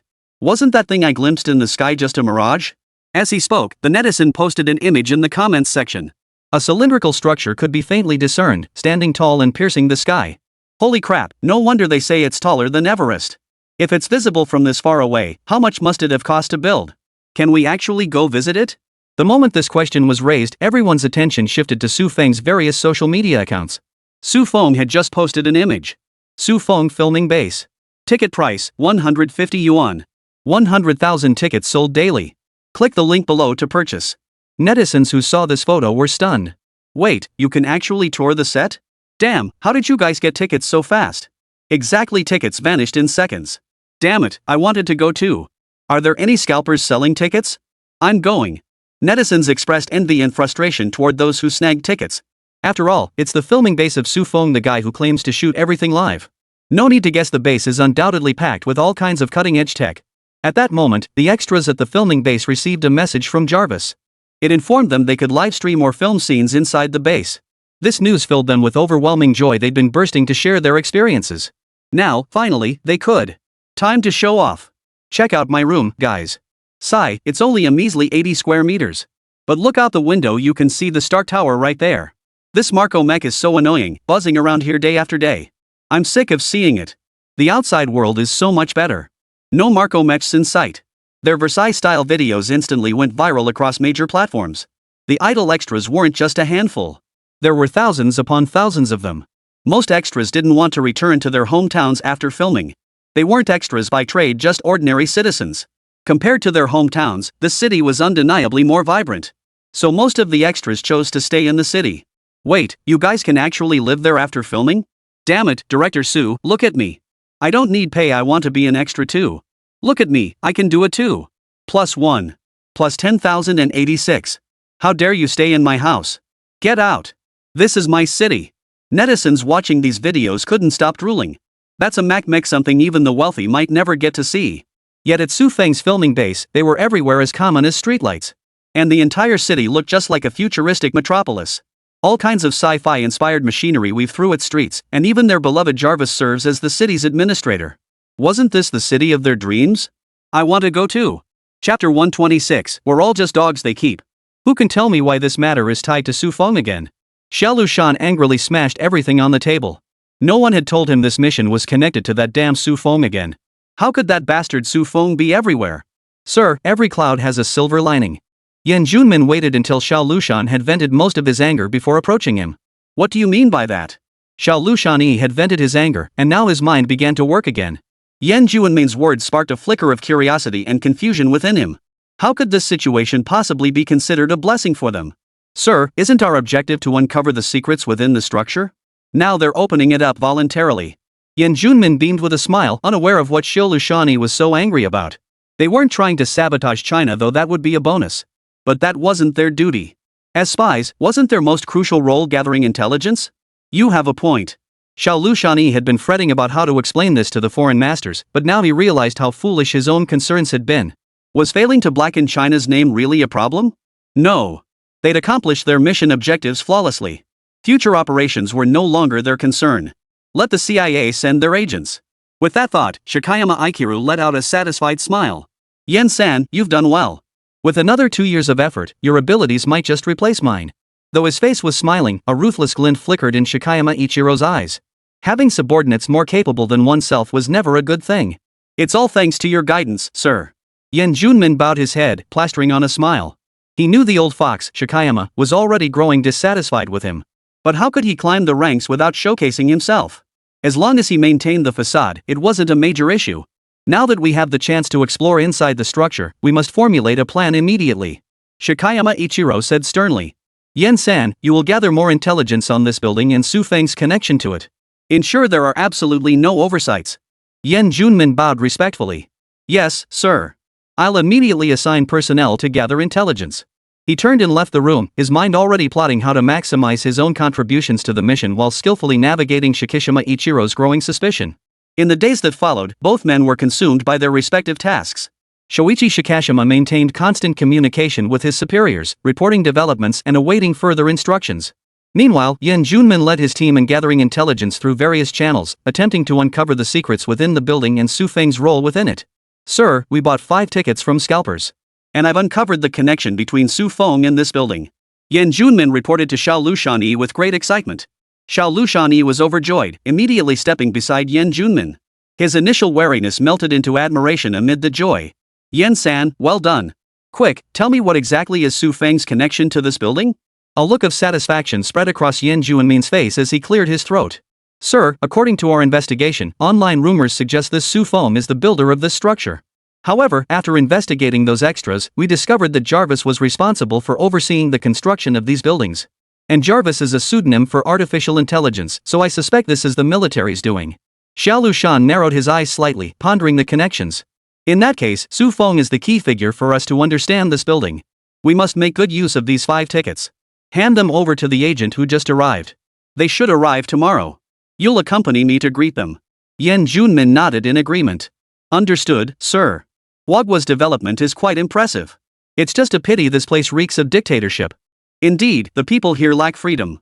The agents began discussing as soon as they stepped off the plane. The police and security personnel stationed throughout Wagwa made them feel somewhat uneasy. Are you Ms. Browning Vincent, Ms. Rossetti Scott, and Ms. Julius Cindy? Yan Junmin was polite, though he knew these names were undoubtedly aliases. Nevertheless, he enthusiastically addressed the agents by name. Even among dogs, there was a hierarchy of power. These CIA agents were undoubtedly high-ranking dogs. He, on the other hand, was a third-class citizen, naturally requiring some flattery. Yan Junmin's obsequiousness was plain for all to see. His cautious demeanor made him seem as if he were addressing deities on a lofty pedestal. Yet this behavior was not only a betrayal of his own country but also a trampling of his own dignity. The CIA agents, meanwhile, adopted an air of arrogance, seemingly accustomed to Yan Junmin's fawning. They looked down on Yan Junmin with a condescending gaze, as if observing an insignificant insect. In their eyes, Yan Junmin was nothing more than a disposable tool to be exploited at will. Yet Yan Junmin remained smugly pleased with himself for currying favor with these so-called high-ranking dogs. Are you Chinese? Japanese? Or perhaps Korean? Their ability to distinguish East Asians was limited, prompting their inquiry. I'm Chinese. Gentlemen, please follow me. Lord Shikayama has been waiting for quite some time.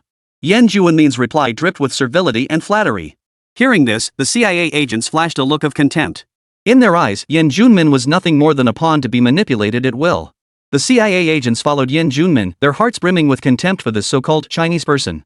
They viewed Huawei as a nation steeped in dictatorship and oppression, where individuals like Yan Junmin possess no dignity or worth. As they walked, Yan Junmin continuously described the surroundings, attempting to curry favor with the agents. But his efforts drew no response. The agents stared coldly ahead, as if he didn't exist at all. Soon, they arrived at the meeting point arranged with Xiaolu Shani. Xiaolu Shan greeted the agents with a broad smile, his eyes brimming with anticipation and desire. He hoped that by collaborating with these agents, he could gain more benefits and power. The agents, however, regarded Shikaichi with a haughty air, their gazes brimming with arrogance and self-assurance. In their eyes, both Shikayama and Yan Junmin were mere pawns in their hands, to be manipulated at will. In fact, Xiao Lushani held an even lower status in their eyes after all. Little Sakura was merely a dog bred by their nation. Chapter 127, Fear not your raids, I have cheats. You handled this mission well. Director Ryan sent the three of us to gather intelligence. You secured 5 tickets, correct? Then send 2 more Chinese spies along with them. Browning's tone carried a hint of arrogance. As a senior CIA operative, he naturally looked down on these peripheral figures who weren't even proper agents. Understood, Sir Browning. Xia Lushan showed no inclination to challenge Browning, despite now being in charge of China operations. Within the CIA, he was merely a lowly level 2 operative. A faint nasal sound, yet one could still detect a hint of satisfaction. True to his cherry blossom heritage, he proved remarkably efficient. Unlike those foolish white elephant nationals who dared defy his orders. The mere thought of his previous assignment to the White Elephant Nation sent a chill down Browning's spine. That disgusting country, he had no desire to set foot there a second time. You may leave. We have matters to discuss. Browning gave the order. Yes, sir. Yan Junmin and Shikayama left the room without another word. They were deeply dissatisfied with this agent, but dared not voice their discontent. After all, their ranks were different. What are your thoughts on this mission? Browning spoke up first. They had only met at the airport. Previously, each had been assigned to different regions, so they weren't very familiar with one another. He wanted to hear the other two's perspectives. Rossetti Scott furrowed his brow slightly, pondering for a moment before saying, "This building looks incredibly mysterious. Since the Chinese side has opened it up, they must have made preparations. We must be exceptionally cautious and avoid exposing our identities prematurely. I suggest we first observe the reactions and behaviors of other tourists to find an opportunity." Ms. Julia Cindy gently flicked her hair and replied calmly, "We cannot rely solely on those 2 Chinese spies. Their loyalty and capabilities remain questionable. We must prepare contingency plans for any unexpected developments. Once valuable intelligence is uncovered, we must act swiftly without the slightest hesitation." Browning listened to their remarks, nodding slightly as he weighed the possibilities in his mind. He understood the mission's critical importance and the immense challenges they faced. But as a senior CIA operative, he could not show the slightest sign of fear or hesitation. "You both make valid points," Browning said in a low voice. "We must maintain the highest level of vigilance and work in close coordination. Once inside the building, scrutinize every detail and leave no suspicious element unchecked. Simultaneously, we must maintain communication and coordination with those 2 Chinese spies to ensure the mission proceeds smoothly. Our primary objective is the various technologies within the building. If possible, find a way to bring 1 or 2 pieces out." They were well aware of the mission's nature. After all, this wasn't their first failed attempt. The previous failure had infuriated Director Ryan. Thus, he issued an absolute order: technological equipment must be obtained. At any cost. Even if it meant the Chinese intelligence agency would be purged once more, the technology must be secured. While they plotted to steal the technological equipment, Su Feng was communicating with Captain Zhang. "Su Feng, isn't opening this place too risky?" As a security officer who had always been by Su Feng's side, he was well aware of the allure of Su Feng's technology. This would undoubtedly draw demons and monsters from all corners. Not only foreign powers, but many within the country coveted Su Feng's technology. All of this represented wealth. "It's fine. This city's security isn't too strong." Su Feng waved his hand dismissively, unconcerned about the issue. "This city's surveillance system surpasses even that of the capital. All surveillance here was directly managed by Jarvis. They constantly analyzed security data, and the moment any emergency arose, the Mark armor would descend from the sky, delivering a righteous strike. Moreover, the entire perimeter is guarded by military forces." He couldn't imagine any scenario where someone could sneak anything out of here. Captain Zhang frowned, still uneasy. "That may be true, but better safe than sorry. Those people are endlessly inventive. What if something unexpected happens? And foreign spy organizations are notoriously cunning. They'll likely devise all sorts of methods to breach our defenses. Su Feng smiled, his eyes radiating confidence. Captain Zhang, rest assured. I have absolute faith in our security system. You've witnessed Jarvis' capabilities firsthand. Its data analysis and surveillance capabilities are unparalleled. No anomaly can escape its scrutiny. Besides, we have the Marco Mech on standby at all times. Even if those people possess extraordinary skills, they'll struggle to succeed against such formidable security. Captain Zhang sighed. Let's hope so. But we can't overlook those within the country who covet your technology either. After all, human nature is unpredictable. Faced with the temptation of immense wealth, some might lose their reason. Su Feng nodded slightly. I've considered that too. But I have faith in our nation's laws and law enforcement. Anyone who dares to break the law will face severe punishment. Moreover, my technology is meant to advance our nation's progress and humanity's advancement, not to satisfy personal greed. I believe most people will understand and support us. Captain Zhang nodded. You're right.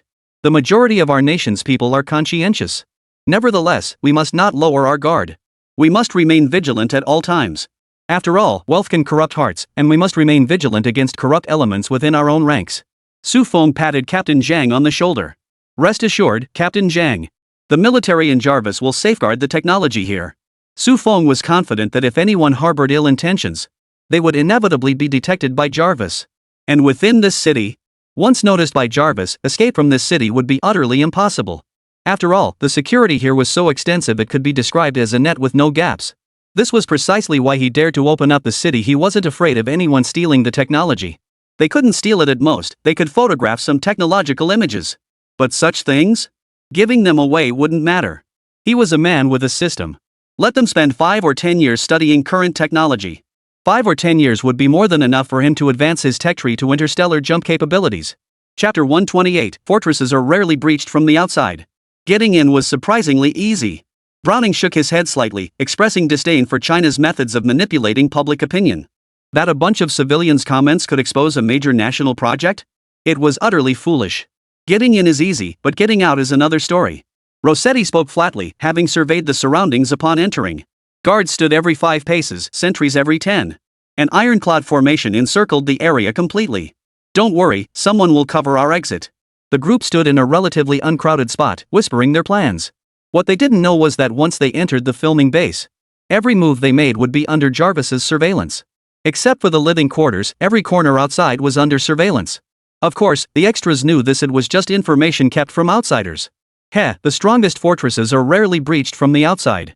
Browning flashed a dismissive smile.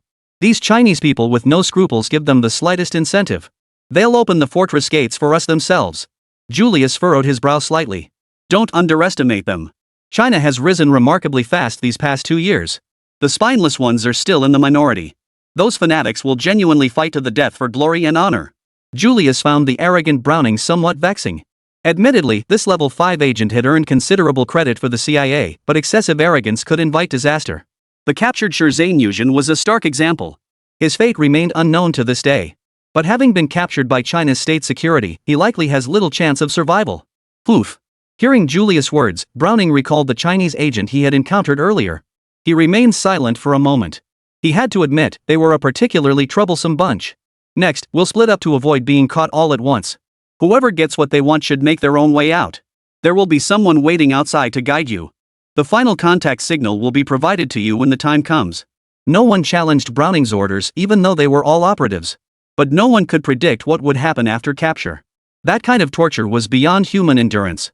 To avoid any mishaps, the identity of the contact person would naturally remain unknown until the very last moment. If there are no objections, we'll split up now. With that, the 3 split up. As for those 2 Chinese spies, they weren't even on their radar. Their mission was merely to take photographs, a task of entirely different difficulty compared to their own. Their own team of operatives wouldn't trust them enough to bring them along on missions. In fact, they had arrived in separate batches. Holy crap, is this the filming base? This is even crazier than the tech exhibition hall. Everything flying in the sky is Mark series mechs, right? Whoosh, I really want to touch one. I'm so jealous of the extras here. They're keeping their mouths shut tight. If it weren't for the immense pressure from the US, we probably wouldn't even get to see this place. The US finally did something decent for once. Hordes of tourists scrambled through the city streets, each piece of technology both familiar and bewildering. Yet others found it utterly astonishing even though they'd seen these technologies in movies. But seeing it in real life was an entirely different experience. Compared to what was available on the market, this tech was still far ahead of its time. Outside, unmanned supermarkets were a novelty, but here, all supermarkets operate without cashiers. Drones buzz through the streets and alleys, diligently delivering takeout meals in place of delivery riders. A young tourist's eyes sparkled with admiration as he exclaimed, "How wonderful it would be to live in a city like this. Everything here is just perfect." His companion nodded in agreement. "Yeah, the tech vibe here is off the charts. Living here must feel like a daily surprise." Everyone was immersed in their admiration for the city. Some began imagining their lives as residents, how blissful it would be to own an apartment here. Waking up to see those cool mechs patrolling the skies, stepping out to find all kinds of high-tech facilities, it'd be amazing. But getting hired as an extra here must be tough, another remarked. I heard Su Feng has pretty high standards for extras. The group started discussing the possibility of becoming extras. Some were eager to try, so what if the standards are high? We can give it a shot. Maybe we'll get picked. Even if they don't pay, it'd be worth it just to experience this tech atmosphere firsthand. Exactly. Plus, working as an extra here would be a great learning experience, exclaimed a student-looking visitor excitedly. I wonder if we're allowed to take pictures here. A girl asked hesitantly. Not taking photos here would feel like missing out on billions. Ma'am, photography is permitted in all areas except for designated restricted zones. Jarvis's cold mechanical voice rang out, yet no one present felt afraid. They instantly recognized it as Jarvis's voice. It's Jarvis! The girl exclaimed in surprise. Yes, ma'am, it is Jarvis. You may direct any questions to me, and I will ensure every passenger's concerns are addressed. Jarvis's mechanical voice echoed in everyone's ears. The girl's face flushed with excitement. She could scarcely believe she was actually hearing Jarvis's voice and conversing with him right here. Jarvis, this place is truly amazing. May I ask why photography is prohibited in certain areas? Jarvis responded immediately, Ma'am, certain areas involve special technological research and classified projects. Photography is prohibited to ensure information security. I hope you understand. Other visitors gathered around, bombarding Jarvis with questions. Jarvis, is all this technology developed by the military? Jarvis, will these technologies be rolled out nationwide in the future? Jarvis calmly addressed each query. The developers cannot be disclosed. As for technology rollout, it will proceed gradually based on practical circumstances to ensure safety and stability. The crowd was thoroughly satisfied with Jarvis's responses and filled with anticipation for the city's technological advancements. One person remarked wistfully, I truly hope our lives can soon be filled with such high-tech wonders like here. Jarvis, are there any particularly recommended photo spots here? Another person asked. In the city's central plaza stands a massive technological sculpture, a hugely popular photo spot. Beyond that, the distinctive architecture and landscapes across each district are all worth capturing in photos. Each movie has its own designated area: Iron Man, Angel Has Fallen, Ghost in the Shell, and Pacific Rim. You can view the distribution map of these movie zones on your phone. Jarvis explained in detail. After hearing Jarvis' recommendations, the tourists eagerly headed toward the photo spots. Ha, I'll make those who didn't come green with envy. Chapter 129, Agent 007. This mission still depends on me. Browning wore a faint smile. Looks like I'll have to handle this mission on my own after all. A bunch of brainless idiots they call themselves agents? He muttered under his breath, clearly unimpressed with his two colleagues. He held them in low regard, coming on a mission without bringing their gear. Did they expect to complete the mission with bare hands? Browning stood in a corner of the city, his heart pounding violently. He gripped the counterfeit electromagnetic jammer he'd brought from the United States tightly in his hand, his eyes flashing with determination and greed. After prolonged observation and waiting, Browning finally spotted a fleeting opportunity. Taking advantage of the moment when the crowd had left this area to check in at the next zone, he quickly moved toward the electromagnetic cannon. The moment he drew near, he could almost feel the promotion and raise within his grasp. He took a deep breath and swiftly activated the electromagnetic jammer.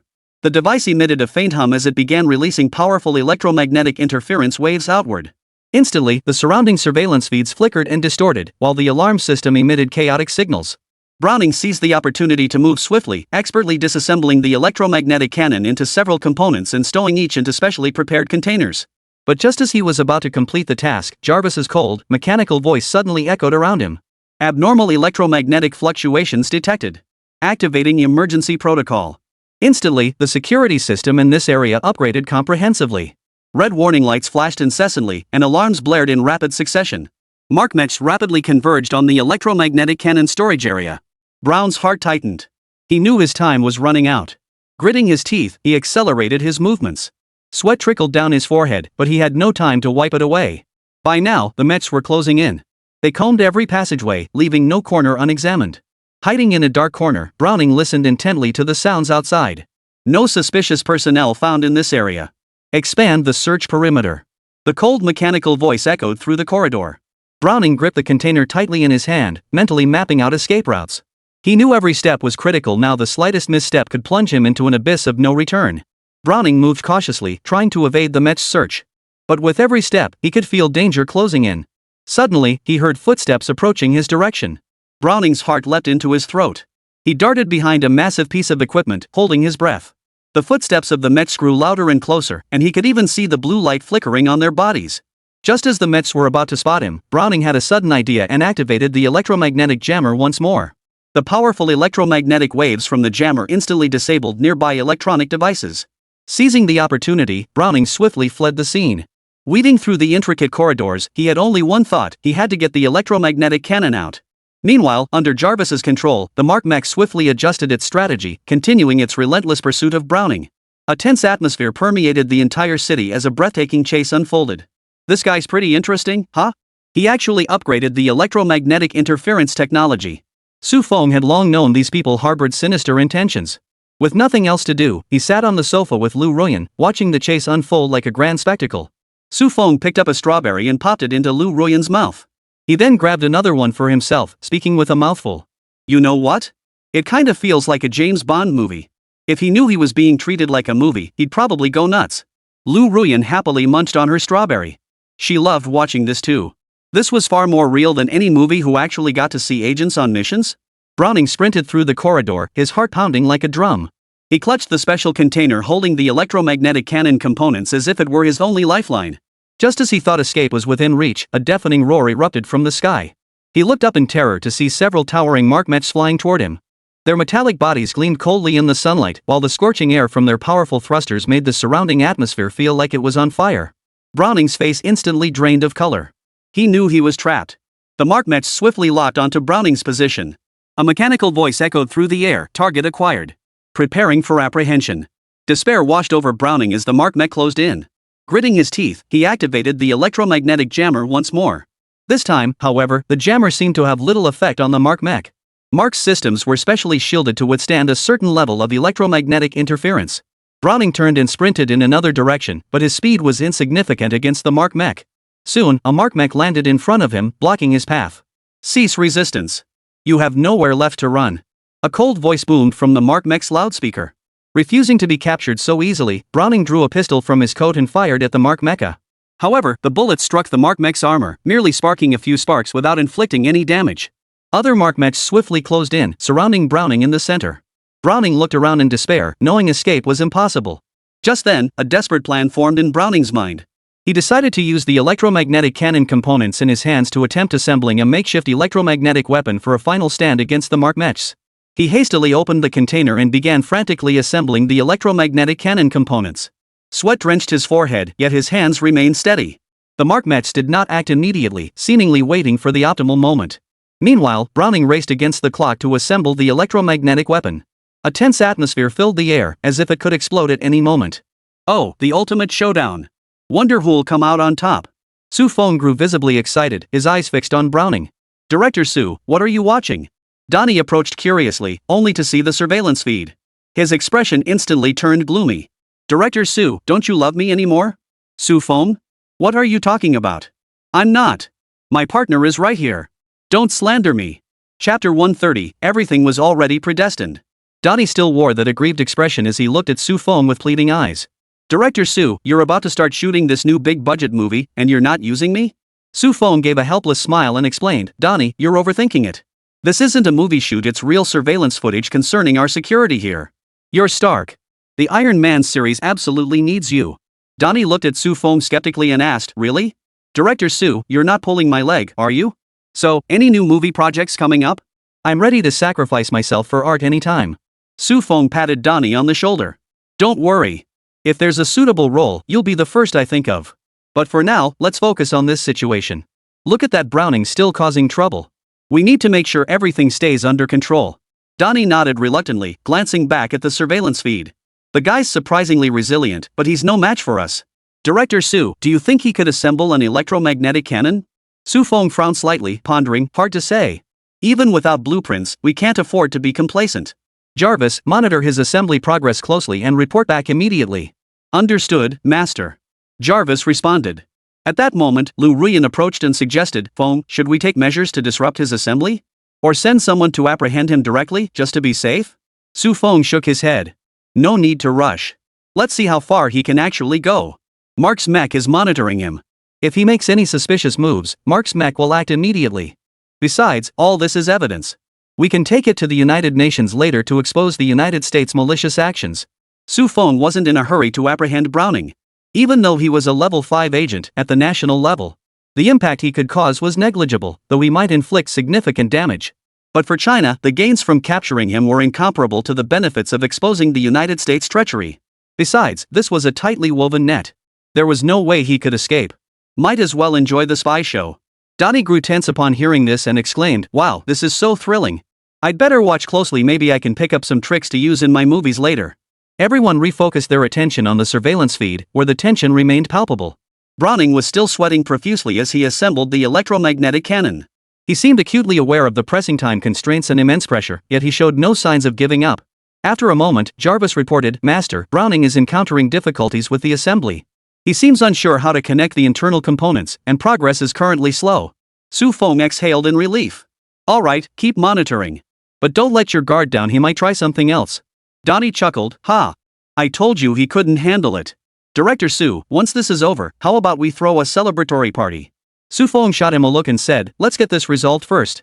All you think about is parties. Don't you ever get tired of eating barbecue every day? Su Feng couldn't fathom Donnie's obsession.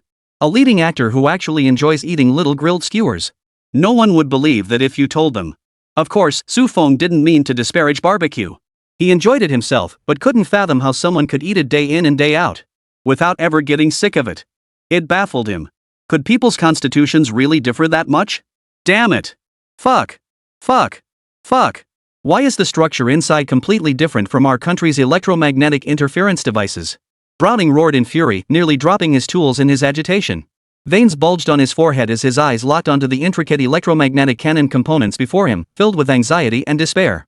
He frantically tried every possible combination, attempting to assemble the parts according to his vision, but each attempt ended in failure. Time ticked away, and he could feel his situation growing increasingly perilous. The plan that had once seemed feasible now felt like a tangled mess, leaving him utterly at a loss. No, I can't fail like this. Browning gritted his teeth, muttering to himself. He forced himself to calm down and scrutinized the components in his hands once more, oblivious to the sweat dripping onto the floor. He began recalling everything he'd learned about various electromagnetic devices during his training, searching for inspiration. However, Huagua's technology clearly exceeded his understanding. Those unique designs and intricate structures left him utterly perplexed. How on earth did these Huagua people manage to do this? His mind was filled with frustration and confusion. But now was not the time for such questions. He had to find a solution quickly, or face utter failure and death. Browning took a deep breath, picked up his tools once more, and attempted the assembly again. His hands trembled slightly, yet his eyes held a resolute glint. He knew this was his last chance. He had to give it his all. He's panicking. He's panicking. Su Feng watched the surveillance feed with glee, like a child who had pulled off a successful prank. Ha! Look at him fumbling around like that. It's absolutely hilarious. Su Feng's laughter grew even more infectious, his eyes narrowing into slits. Dottie chuckled beside him. Director Su, that was a ruthless move. Making him think it'd be easy, only to trip him up with this different structure. Lu Ruyan smiled too. He must be kicking himself right now, thinking his plan was foolproof. Su Feng watched Browning on the surveillance feed, a smug look spreading across his face. Trying to steal from us? Not so easy. That's what happens when you underestimate China's technology. Director Su, what do you think he'll do next? Donnie asked curiously. Su Feng shrugged. Who knows? But he's like a cat on a hot tin roof now. Whatever he does, he won't escape our grasp. Jarvis, keep monitoring his every move closely. If necessary, don't let him know, just let him go. There's an accomplice waiting for him outside. We must catch this rotten apple along with him. Yes, Master, Jarvis replied. Su Feng continued watching Browning on the monitor with keen interest, anticipating his next move as if enjoying a thrilling performance. At that moment, Browning was still struggling desperately to assemble the electromagnetic weapon, completely unaware that he had become a laughingstock in Su Feng's eyes. Every movement, every expression was being recorded in crystal clear detail, and his fate was now firmly in Su Feng's hands.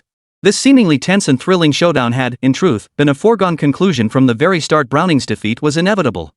Chapter 131, Escape Fails. Just as Browning thought it was all over, a mechanical voice sounded beside him, sending him into ecstatic delight. Intruder apprehended. Alarm deactivated. Resuming routine patrol mode. Hearing the mech retreat, Browning was overjoyed. He didn't notice the trap within this. Instead, he felt a surge of relief.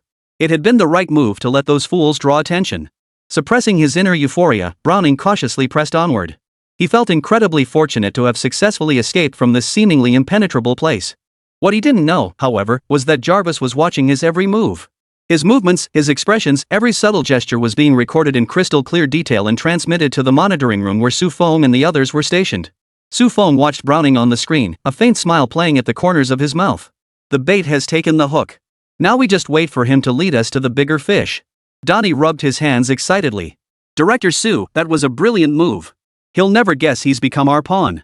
Lu Ruyan remained composed. We can't let our guard down. CIA operatives are cunning, they might detect something amiss. Su Feng nodded. Exactly. That's why we need to closely monitor Browning's movements and be prepared for any scenario. Jarvis, continue enhancing surveillance. Report immediately if anything unusual occurs. Yes, sir, Jarvis replied. Breaking into a frantic run, Browning finally reached a secluded spot. He halted, gasping for breath, his mind already plotting his next move.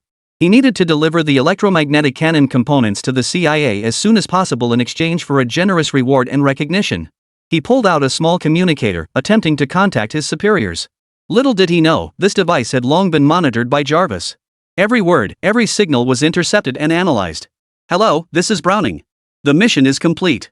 I have the electromagnetic cannon components. Browning raced through his report. Send backup immediately. There was a moment of silence on the other end before a voice came through.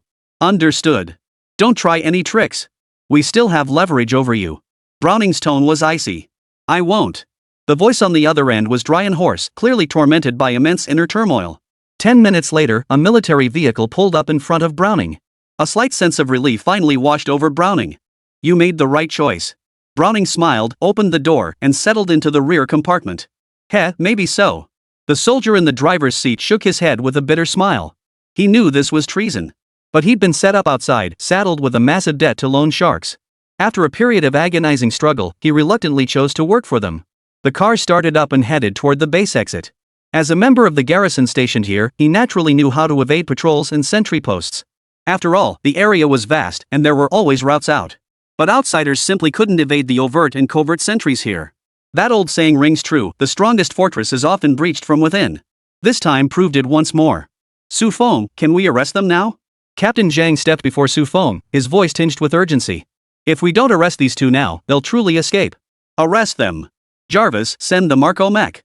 Soaring high above, Marco mech kept his gaze fixed on Browning, confirming the reinforcements had arrived.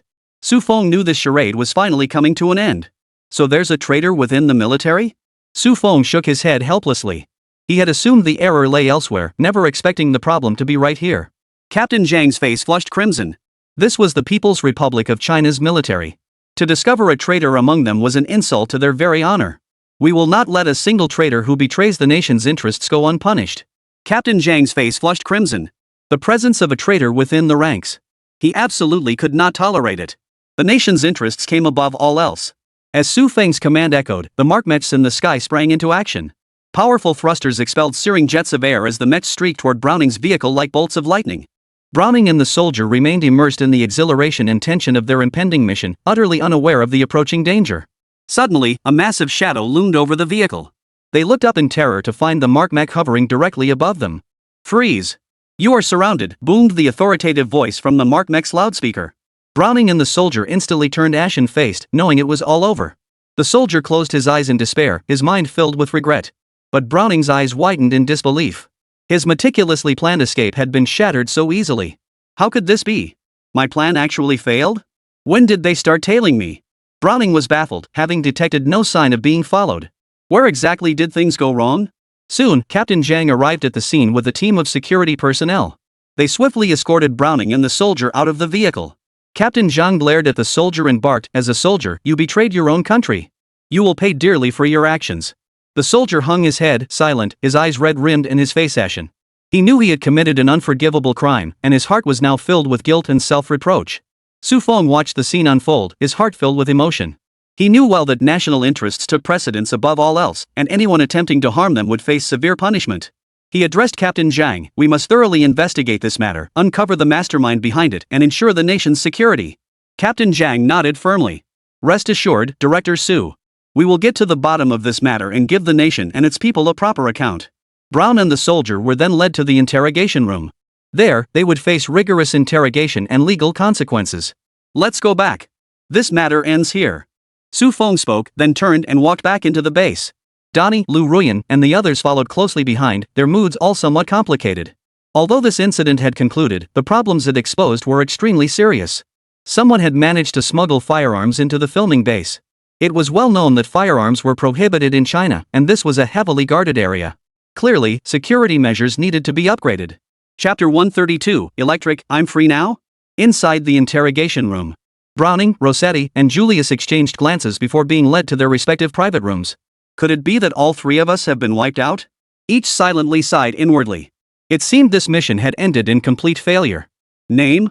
The stern-faced state security officer in charge of interrogation demanded. Browning remained silent. He knew that being captured meant certain death. What was there left to say? Do you think silence will save you? The officer fixed him with a piercing stare, his tone stern. Any resistance on your part is futile. I hope you can face reality. Cooperate and get leniency, resist and face harsher punishment. A mocking curve tugged at Browning's lips. Leniency for confession? Do you take me for a child? The moment I stepped through your state security's gates, I knew I'd never walk out alive. His eyes brimmed with scorn. As a seasoned operative, he had anticipated this scenario long ago. Death was the only outcome. The officer furrowed his brow slightly, unsurprised by Browning's stubborn stance, yet unwilling to give up easily. He responded calmly, "As a high-level agent, you certainly possess extensive experience and mental preparedness. But you should also understand that our nation's laws are fair. The principle of leniency for truthful confession is no empty promise. If you cooperate fully and disclose everything you know, we will strive to secure a relatively reasonable outcome for you based on the facts." Browning snorted coldly. "Nice words. Who knows if you'll go back on your word? I came here to carry out this mission prepared to die. I won't say a word." The officer remained undeterred. "You may choose to remain silent, but that will not benefit you in any way. We have ample time and means to obtain the information we need. Besides, your accomplices, Rossetti and Julius, may not be as resolute as you. Perhaps they've already started talking?" At these words, Browning's eyes flickered briefly before returning to their cold stare. "Think carefully. Will you choose to resist to the end, or seize an opportunity for yourself? I trust you're a smart man. You should know what's in your best interest." The officer finished speaking and sat quietly, waiting for Browning's response. The interrogation room fell into silence, the atmosphere tense and oppressive. Meanwhile, at the filming base, the atmosphere was quite pleasant. Su Feng, the arc reactor has finally entered the nationwide deployment phase. Professor Zhang was visibly excited. This moment had finally arrived. Once the arc reactors were fully deployed, the nation's power supply would never be in short supply again. "Oh? That's surprisingly fast." Su Feng was somewhat surprised. It had been stalled just last time. Had it already reached the nationwide deployment stage? Truly, a national-level research institute, their efficiency is remarkable. Professor Zhang continued excitedly, "Indeed. Everyone has been working tirelessly, tackling one technical hurdle after another. The arc reactor technology is now highly mature and fully capable of meeting the nation's electricity demands." Su Feng nodded slightly, a look of satisfaction in his eyes. "This is a remarkable achievement. With the arc reactor, our nation's energy structure will undergo a major transformation, holding immense significance for both economic development and environmental protection." Exactly. We'll never have to worry about power shortages again. Plus, the arc reactor is clean and pollution-free, a truly sustainable energy source. Professor Zhang beamed with pride. "And it's all thanks to you." Professor Zhang looked at the young man before him with a complex expression. The research institute claimed to have overcome one challenge after another. In reality, they had merely mastered Su Feng's blueprints. Su Feng was the true mastermind behind it all. Su Feng smiled modestly. "Professor Zhang, you flatter me." Professor Zhang shook his head, his voice tinged with emotion. "Don't be modest. Without your blueprints, we wouldn't know how much longer we'd have been groping in the dark. Your talent and contributions are indelible." Su Feng was visibly moved. "It's my honor to contribute to our nation's progress. I believe that through our collective efforts, China's technological prowess will only grow stronger." Soon, an announcement from the state grid sent shockwaves across the internet. Yunnan province's arc reactor power plant pilot project succeeds. The era of free civilian electricity in Yunnan has arrived. This announcement detonated like a bombshell, instantly unleashing a tidal wave of astonishment across the internet. Netizens erupted in excitement, with comments and discussions flooding in like a tidal wave. Unbelievable. This truly showcases our nation's formidable technological prowess. How lucky the people of Yunnan are. Free electricity, I'm green with envy. Hope our area can adopt arc reactors soon too, so we can enjoy the convenience of free electricity. Our nation's progress is accelerating at an incredible pace. Kudos to our country. People across the nation are watching this major breakthrough in Yunnan province with great anticipation for the future. Residents of Yunnan province are overjoyed, experiencing tangible benefits firsthand. As the news spreads, more people are learning about the wonders of the arc reactor. Not only does it provide free electricity, but it also makes a significant contribution to environmental protection. Beyond marveling at the technology, people also took notice of the name arc reactor. Wait, that name sounds familiar. Haven't I heard it somewhere before? Holy cow, isn't this Stark's invention? Stark? Sounds like a foreign name. Turns out all this high-tech stuff is invented by foreigners after all. That's hilarious. Foreigners, my ass. Stark is a movie character, might as well say it was invented by someone from another dimension. It's confirmed. It's confirmed. Su Feng is the director of military propaganda films. Now he's not just making military films, he's getting involved in the energy sector too. Alright, from now on, all we need to do to keep up with national tech advancements is watch Su Feng's movies. Faster than CCTV's propaganda technologies not even built yet are already appearing in his films. I need to watch the movies carefully and study them. Who knows what undiscovered technologies might be hidden within? Not only did countless domestic netizens go wild, but foreign netizens were even more excited. Why are their electricity bills skyrocketing while China is practically getting free power? What happened to being a developing nation? How come China seems to be advancing technologically faster than these developed nations? They flooded their country's official accounts with comments. Chapter 133, This move is heavenly favor. Their meaning was crystal clear. The arc reactor is great, they want one too. Has China been cheating lately? How did their tech leapfrog so suddenly? They must have stolen our kimchi nation's tech. Give me a break. It's all you kimchi country. Kimchi isn't even your own invention. Oh, come on. You're talking nonsense. Kimchi is our national dish. That's hilarious. Your national banquet doesn't even have as many dishes as a street stall in China. Ignore the kimchi nation's lunatics. Who can tell me if we have any chance of getting China's arc reactor? Go wash up and go to sleep. You can dream about anything you want. Netizens from various countries raged online, condemning their governments for failing to cultivate better relations with China. Meanwhile, nations with strong ties to China had already begun inquiring about the arc reactor at their foreign ministries. China, Xishan Province. A citywide meeting convened, with the entire leadership team and all levels of coal industry officials seated in the conference hall. Every face radiated a contented smile. After years of dedication to the nation, life was finally improving. Governor Zhao Yuejin stood at the podium, his voice trembling with emotion as he declared, "I believe everyone has heard this thrilling news. Indeed, our nation's arc reactor has been successfully manufactured. From now on, this technology will be introduced across all regions. Civilian electricity will no longer require payment." Though everyone had heard the news, hearing it announced in person still stirred profound excitement. Yet the good news was far from over. Quiet, everyone. Quiet. Governor Zhao Yuejin, seeing the smile spreading across everyone's faces, couldn't help but laugh himself. After a moment, he tapped the table to signal for quiet. Though still excited, the crowd quieted down, all eyes fixed on the governor. They wondered what other good news he might announce, since this development had already made headlines across major news outlets and media platforms. There was no need to gather everyone just for that. Of course, I didn't gather you all here just for this news. Zhao Yuejin reined in his smile, though the corners of his mouth still curled upward.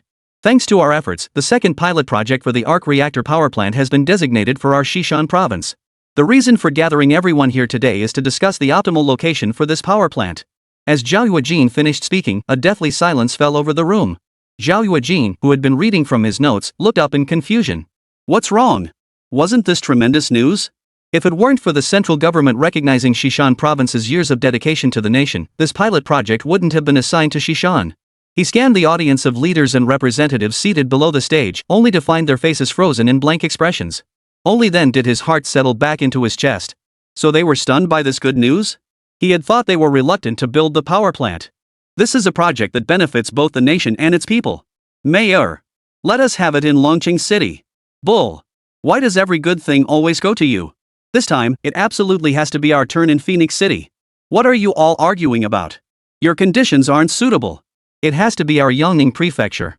The mayors and district chiefs below erupted into heated arguments. This was all about political achievements, and it could bring jobs to their jurisdictions. Enough, enough! Stop arguing. What a disgrace. Zhao Yuejin watched their argument for a moment before speaking up impatiently to cut it short. After all that arguing, no one had one. They were wasting his time. Submit a detailed proposal for this location. We'll hold another small meeting before tonight. We must finalize this matter today. Zhao Yuejin took a sip of water before continuing. The second matter concerns coal pricing. Power plants across the country are undergoing reforms, and the contracts we previously signed with other provinces and municipalities have been cancelled. A smile touched Zhao Yuejin's lips once more. Truly, all the good things seemed to come his way. No one could deny his political achievements, though these were largely thanks to Su Feng's technology. But there was no denying that the era of low coal prices since the founding of the nation had vanished during his administration. The quality of life for the people of Xishan province had significantly improved compared to before. What? Coal prices are going up? What? We won't have to supply other provinces with low-priced coal anymore? The crowd below gasped in astonishment, their mouths agape. They had often complained about coal prices, especially since their province's mines. Not only were they prioritized for supplying other provinces, but the prices were also extremely low. Now this contract was being cancelled. Of course. With the arc reactors, they won't be short on electricity. Are they just going to keep fleecing us in Xishan province forever? We're practically being fleeced to the bone.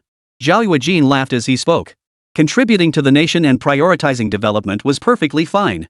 But now that they're no longer short on electricity, continuing to fleece us is unacceptable. Regarding pricing, Wu Changhua, you'll handle negotiations with Lu Bo and the others. Zhao Yuejin assigned this task to Wu Changhua and Lu Bo. Yes, Governor. Wu Changhua was visibly excited. As the president of the Xishan Province Mining Association, he naturally wanted to see the mining industry thrive and grow. 1 hour later, at a mining site in Xishan Province. Old Li, did you hear? Zhang Debiao shouted, his voice drawing the attention of miners nearby who were cleaning their mechs. What's up? Li Dexing paused his work and looked at Zhang Debiao with curiosity. Coal prices are going up. Zhang Debiao said mysteriously. What? Another price hike? Then we won't be able to afford coal anymore. Damn it, I'll have to talk to the boss about this.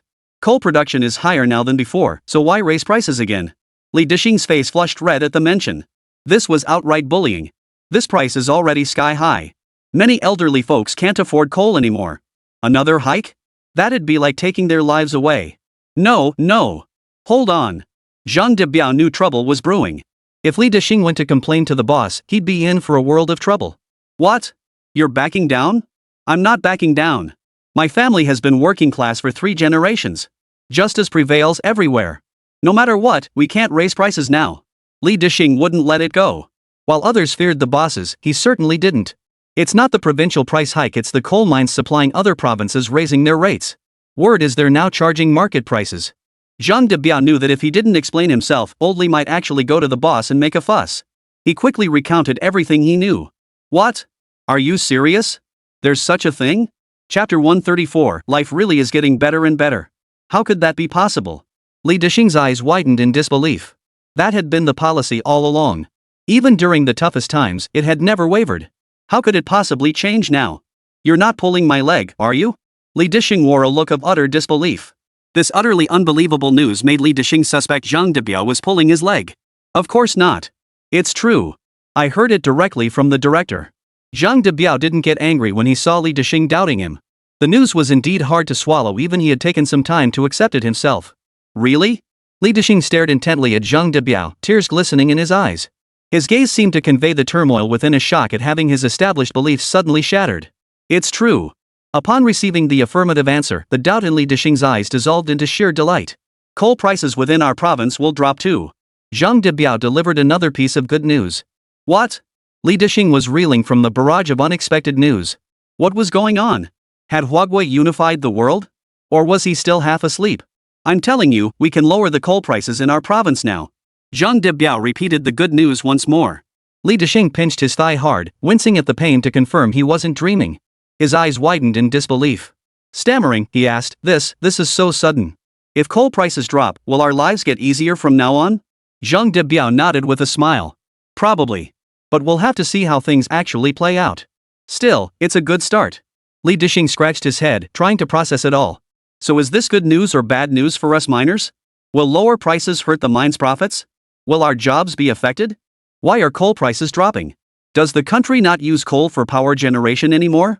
Li Dishing was thoroughly confused by this development. Logically, there seemed no reason for it. As long as thermal power plants remained operational, coal mines should be in short supply. How could coal prices in other provinces be rising? I heard Yunnan province started a pilot project with arc reactors, supposedly replacing thermal power generation. Arc reactors generate cleaner power and save money. Zhang Debiao scratched his head. Such matters were still too difficult for him to grasp. After all, his education wasn't particularly advanced. What? No more coal-fired power plants? That's why I keep saying we should educate our kids. Stuff like this is way over our heads. Li Dishing looked puzzled, then pushed the matter to the back of his mind. These weren't things ordinary folks like them needed to worry about. Who cares? It's all good news anyway. What's going on? I feel like life's getting better and better lately, ha ha ha ha. Li Dishing burst into hearty laughter. Miners washing their mining suits nearby spotted him. They gathered around. Old Li, what's got you so happy? Li Dishing repeated Zhang Debiao's words, and the atmosphere instantly grew lively. Good things like this happen? I always said Mayor Lu Bo is a great mayor. Ever since he took office, our lives have gotten so much easier. You can bet it is. Now we don't have to worry about anything when we go down the shaft. Coal prices have gone up too. Do you think they'll raise our wages? Don't get your hopes up. Life is much worse than it used to be. Don't forget where we came from. These mechs are all subsidized by the government. Exactly. Aren't things better now? Everyone laughed and teased him. Didn't they want a raise? Of course they did, but life was already much better than before. They didn't harbor any illusions about getting raises. They chattered back and forth. The man who being teased scratched his head sheepishly and laughed. I know. I was just saying. Don't take me seriously. The government's subsidizing our mechs. That's huge support for us, remarked an experienced worker with emotion. We have to work hard and not let them down. That's right. We never had such good conditions before, another worker agreed. Now with the mechs, our work efficiency has improved significantly. We need to be grateful. Everyone nodded in agreement. While a pay raise was tempting, they understood their lives had already improved greatly. They couldn't be too greedy. Just then, a voice came over the loudspeaker. Everyone, please proceed to the mine entrance. An important meeting is about to begin. Upon hearing the announcement, everyone stopped working and exchanged glances, their eyes filled with curiosity and confusion. Wonder what this sudden important meeting is about. Someone murmured under their breath. Who cares? We'll find out when we get there. Another person replied. So, everyone gathered their tools and belongings and began walking toward the mine entrance. Along the way, people continued discussing possible meeting topics. Some speculated it might be about new production assignments, while others thought it could be safety-related matters. When they reached the mine entrance, they found several supervisors and staff already waiting there. The atmosphere felt unusually solemn, heightening everyone's curiosity about the meeting's significance. Shortly after, a leader stepped forward, cleared his throat, and began speaking. Comrades, we have gathered you here today to announce an important piece of news. After thorough deliberation by our mine leadership team and coordination with higher authorities, considering our recent production efficiency and everyone's hard work, we have decided to implement a significant increase in your wages. The announcement was met with an immediate stir, followed by cheers and applause. No one had expected that. Just moments ago, they were discussing how a pay raise might be tempting but not something to get greedy about, and now, a raise was actually happening. Quiet down, everyone. The leader continued, this is the result of our collective efforts. I hope everyone will maintain this momentum in future work and contribute even more to the development of our mining area. At the same time, we will continue striving to improve your working conditions and living benefits. Now, let's go over the specifics of the wage increase plan and related matters. After the meeting ended, Zhang Debiao and the other miners still felt as if they were in a dream. Life really is getting better and better. Chapter 135, You Must Speak Up. Don't bear it alone. Director Su, you're not seriously planning to make the Earth wander, are you? Today marked the official start of production for the Wandering Earth. Faced with the flood of news from the outside world, the crew on set didn't immediately focus on how to make a great film. Instead, they looked at Su Feng with a mix of shock and suspicion. If anyone else claimed they were pushing Earth on a journey, everyone would just think they were nuts. But coming from Su Feng? It actually seemed possible. They certainly didn't want to finish a scene only to find themselves far from Earth. How could that be possible? Don't say such terrifying things. Su Feng hadn't even opened his mouth on set yet, and already this bunch was spouting scary nonsense. They didn't want to wander aimlessly. Did Su Feng actually want to wander? The sun was still hanging high in the sky. He wasn't that desperate. Just trying to lighten the mood. Zhao Jinmai, who had just spoken, stuck out her tongue. She knew such a thing was impossible, of course. The question had merely popped into her head on a whim. Young people always had these inexplicable thoughts. Fortunately, Su Feng hadn't confirmed it. Otherwise, even if it was just a joke, Everyone would have taken it seriously.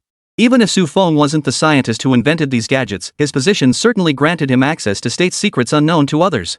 So even if Su Feng had only joked about moving the Earth, they'd immediately ask if they could stay in this underground city permanently.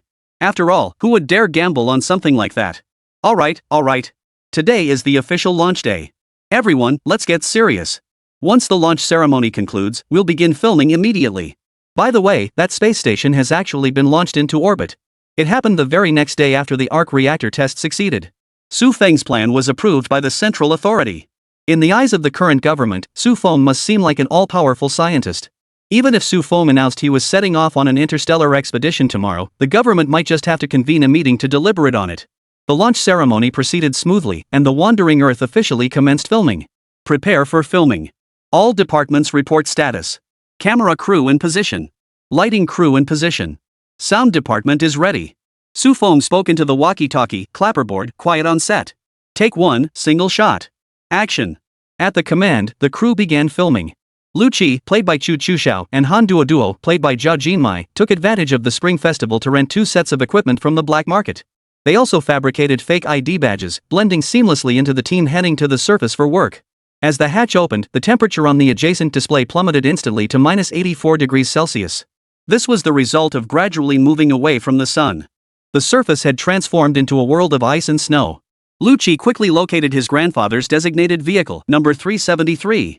As the keycard slid in, the car started smoothly, accompanied by an electronic chime. Han Xiong, senior driver. Traffic Commission of District 3, Beiping reminds you. Among countless roads, safety comes first. Neglect proper driving, and loved ones weep. The vehicle's controls were entirely different from modern steering wheels. Fortunately, the crew hadn't been wasting their time at the filming base all these days. Chu Chuxiao still knew how to handle the vehicle. After Lu Qi started the engine, the vehicle swayed in lurches onto the road. Click. The first scene wrapped up without a hitch. Only after Su Feng called cut did Chu Chuxiao finally speak up with his complaint. Seriously, Director Su, what's with this?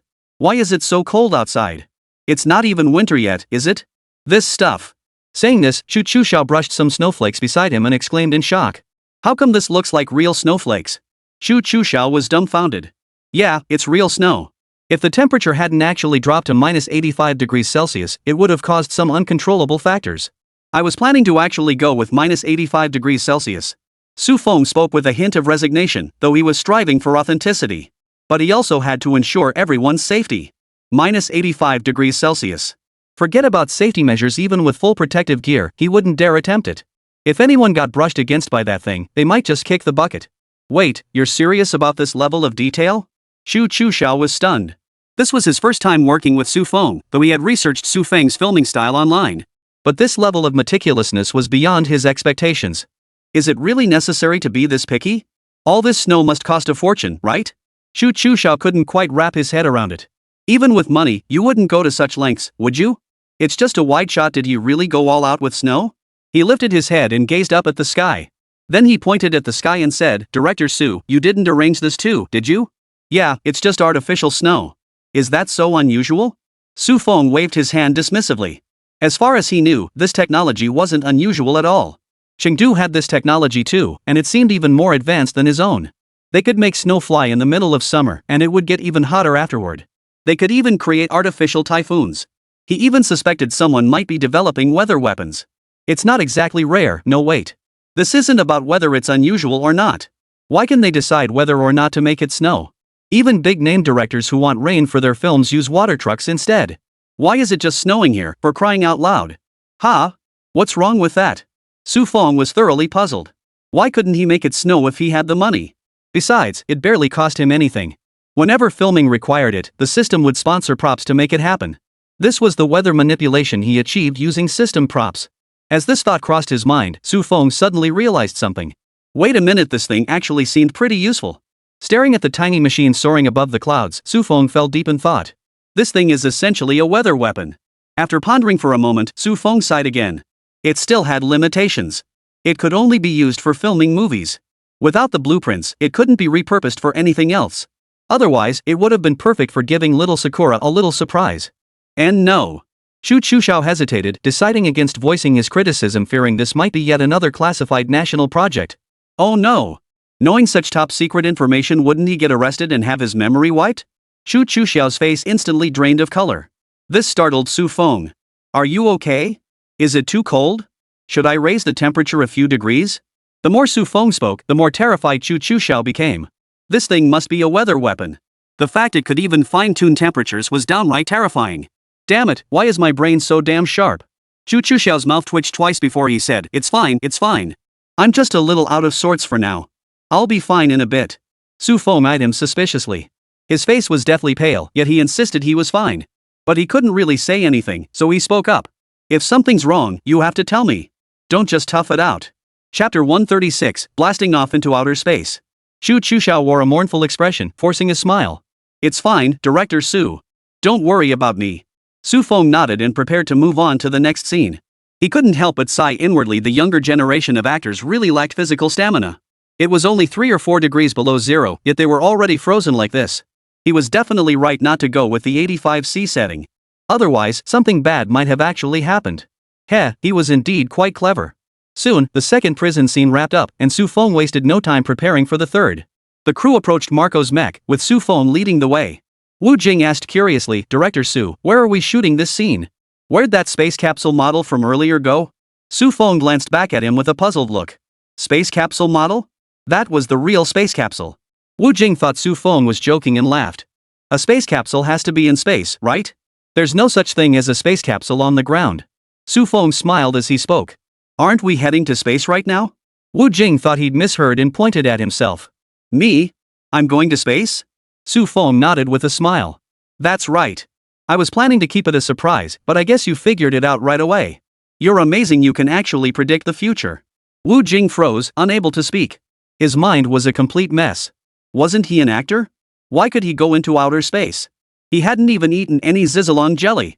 Wu Jing's eyes widened in disbelief. Stammering, he protested, Director Su, you're joking, right? How could I possibly be in outer space? This is ridiculous. Su Feng looked at him with complete seriousness. I'm not joking, Wu Jing. This scene is to be filmed in a real space environment. We've made all the necessary preparations. Wu Jing still couldn't believe his ears.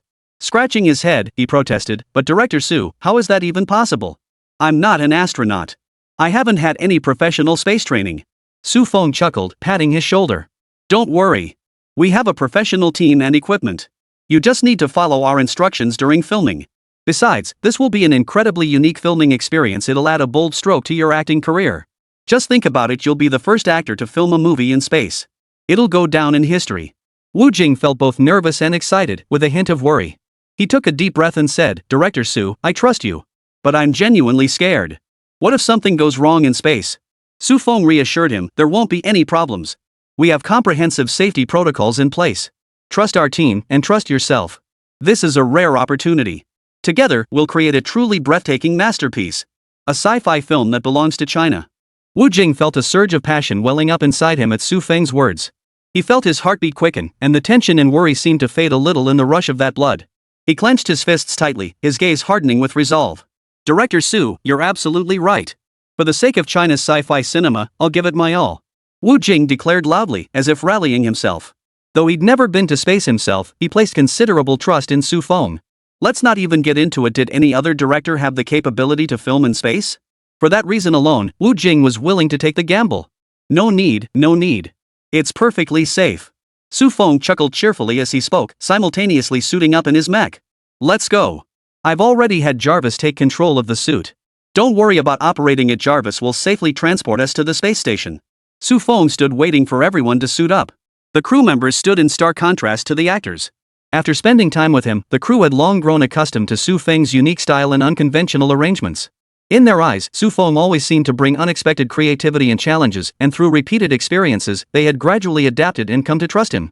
At this moment, even if Su Feng announced they were filming on Mars, they would likely just exchange knowing smiles before quietly preparing for the task. They trusted there was logic behind his decisions and craved the opportunity to grow through such unique experiences, contributing more to the film's creation. However, the new extras and actors showed obvious hesitation. They stood there, their eyes betraying tension and unease. After all, this was outer space, a mysterious realm existing only in imagination for most people, filled with unknowns and risks. They worried whether they could adapt to the environment of outer space, whether they could complete the filming task smoothly, and even feared for their own safety. They whispered among themselves, their faces etched with worry and hesitation. Su Feng understood their feelings. He stepped forward and smiled as he addressed the group. Everyone, I know you might be concerned about the shooting environment this time, but please trust our team. We have the most professional equipment and the most comprehensive safety protocols. This outer space shoot will be an unprecedented experience and will add a unique charm to our film. As long as you follow our arrangements and guidance, we will successfully complete the shoot and gain an unforgettable experience. This is the first film ever shot in space. Don't you all want to leave your mark in the history books? After hearing Su Feng's words, the doubts on some faces began to fade, replaced by a gleam of excitement in their eyes. Ordinary people have no place in the history books. After decades or centuries, it would be as if they had never existed in this world. But now, there was a chance to leave their mark on history. Even if it were just a single sentence, it would be immortalized in the annals of history. The allure was undeniably powerful. Yet some still feel uneasy. They feel no particular pull toward immortality, desiring only a quiet, stable life. After much internal struggle, 2 extras ultimately chose to withdraw. Why risk your life for a few thousand a day? Fortunately, Su Feng had anticipated this possibility. Even with withdrawals, the production could proceed without disruption. Alright, it's time to go. With that command, nearly 100 mechs soared into outer space. Chapter 137, Exposure of the Huagua Space Station. Director. We've detected an unreported space station in outer space. A CIA agent briefed Director Ryan. Ryan. Silence. Dead silence. How many times had this scenario played out? He began questioning the meaning of life. Was it that every so often, his subordinates had to report on China's movements? Yes, China. Even if his subordinates didn't report which country it was, he knew. It was definitely China. In this world, the only country currently capable of independently launching a space station. Only China. You don't need to say it. It's China, right? Ryan felt utterly drained. He was already contemplating whether to resign from this position. If he stepped down now, his political rivals would surely eliminate him. He genuinely wanted to throw in the towel. The former director, the ruler of the shadow world, eavesdropping on the entire globe. Now he constantly getting berated by those lawmakers. He was the CIA, for crying out loud. When exactly had his situation become this dire? Oh, it was that damn Bernard Allen. Ever since he reported on Su Feng, not a single day had passed without trouble. Every operation concerning Huagua had ended in failure. Not a single advantage gained. Dennis had even begun to abandon him, despite being the powerful director of the CIA. But such a staggering failure rate had even Dennis backing away. Even the slightest association with this operation would be a grave offense, the kind requiring an apology to all Americans. Even the senior officials he had personally endorsed were unwilling to accept the position of director. Once upon a time, this position was fiercely coveted. Now, no one wanted to take on this mess. There was no way around it. No one could stand toe-to-toe with China anymore. Successive defeats had made them realize the light of the beacon had gone out. Across the distant horizon, a new flame has ignited. The United States has been left behind by the times. Not certain, Director. The agent hesitated. While it was highly likely to be China's doing, but intelligence work demanded precision. They couldn't report on things they didn't know for sure, otherwise, they'd be the ones taking the fall. Forget it. You can go. Send this information to all the lawmakers. And while you're at it, leak it to the media. And have the foreign ministry issue a condemnation as well. Ryan issued the orders anyway, even if they wouldn't make much difference. The facade had to be maintained. It used to be China condemning us. Who'd have thought the tables would turn, and now it's our turn to condemn China? Ryan shook his head helplessly. China would condemn them, then find a way to get things done anyway. They, however, were utterly powerless against China. It was nothing but empty condemnation. What? Our country secretly launched a space station? Fake news, right? Is the US pulling another stunt? Exactly. How could they not report something this big? We're talking about a space station here. No country in the world could launch one alone, right? Domestic netizens expressed disbelief until the US launched a satellite livestream, clearly revealing the space station's appearance. No way? That emblem doesn't look like ours either? And that's not the 5-star red flag either? Looks like an unfamiliar emblem. What country is this? Anyone know what this is? This isn't an existing national emblem. I checked, no country has this symbol. Wait. What's that? Marco 6? Suddenly, nearly 100 mechs appeared in the frame, a sight the crowd recognized all too well. It was Marco 6. Holy crap, it's confirmed. That really is our space station. Isn't that Marco 6? Hold on, did those mechs just fly straight up there? Rounded up, that's practically crossing the stars with bare hands. Whoa! The Emperor's strength is terrifying. This even saves the cost of building rockets. Holy crap! Going to space now feels easier than flying home for a visit. I knew it, Marco's mecha isn't just what we see. Could it be our country has already built cities on the far side of the moon and we just don't know about it? You know what? That could totally be true. Once those rich folks leave, we might never find out. This news instantly exploded onto the trending topics. China has independently launched a space station. Can Marco 6 traverse the stars? How many more hidden capabilities does Marco 6 possess that we're unaware of? Just how advanced is our nation's technological prowess? Beneath these trending topics, people were fiercely debating the true purpose of this space station. Such a secretive project, if not for the United States telling us, people would likely never have known about it, sparking widespread speculation. China's central authorities quickly caught wind of the situation and promptly issued an official statement on Weibo. The newly launched space station is currently in a testing phase. Its specific functions will be determined after testing. Upon seeing this news, foreign countries rushed to their foreign ministries to probe for information. This was an undeveloped space station. What did this imply? It meant there might still be a chance to get on board. While their own countries lack the capability to launch missions, they could still piggyback on others. For these nations seeking to piggyback, the central authorities of China weighed their requests based on the strength of bilateral relations and political considerations. The central government of China has approved their requests. The fastest approval went to a certain Arab nation wearing white headscarves. They spent $300 billion just to get a glimpse of outer space. This delighted the Chinese central government immensely, such a huge sum of money. It was practically free money. After launching the space station, Su Feng didn't ask for a single penny. Feeling indebted, the state granted him a vast tract of land. But honestly, that undeveloped wasteland wasn't particularly valuable. The central government of Huagua blushed, convinced this deal was a complete loss for Su Feng. As for Su Feng, he hadn't spent a single penny. All this was assistance from the system for filming. He didn't spend a dime and even got a huge plot of land for free. It was a win-win situation. Mr. Shah spends $30 billion to tour the space station. This news was even more thrilling than the space station announcement. People are more drawn to stories about the foolishly wealthy splurging their fortunes. For ordinary folks, in reality, they have little concept of what it entails and care little about its purpose. But when it comes to the rich throwing money around, people pay much closer attention. It's a bit of a spectacle, after all. The central government of Huagua finally approved the requests from 20 countries, though they would need to visit the space station in batches. The earliest slot was scheduled for 6 months later. Chapter 138, Trending Explosion Space Crew? Is this space? The group stood on the space station, gazing outward. Earth lay within arm's reach, its colossal presence overwhelming them. It made one marvel at humanity's insignificance. I never imagined I'd actually get to go to space one day. Wu Jing murmured, his thoughts drifting as he gazed at Earth. Su Feng walked over to Wu Jing's side and smiled. Pretty mind-blowing, huh? Wu Jing nodded. It's truly astonishing. Seeing Earth like this stirs so many thoughts. You feel the insignificance of humanity and the vastness of the cosmos. Wu Jing gave a wry smile. It feels like a lifetime of effort means nothing to this universe. Ah, don't be so pessimistic. Su Feng laughed aloud. He'd felt the same way when he first arrived. Compared to the boundless expanse of the cosmos, human existence truly was insignificant. Whether we live petty lives or achieve grand feats, it makes no difference to this universe. Do you know what I was thinking when I first arrived? Su Feng withdrew his gaze from Earth and turned to ask Wu Jing. What? Wu Jing was also curious about Su Feng's thoughts. He was marveling at his own insignificance, feeling a momentary sense of despondency. I wonder what Su Feng was thinking. I was thinking that in this lifetime, I absolutely must venture beyond the Milky Way. Su Feng spoke softly, yet his tone held unwavering resolve. Go beyond the Milky Way? Wu Jing's eyes widened.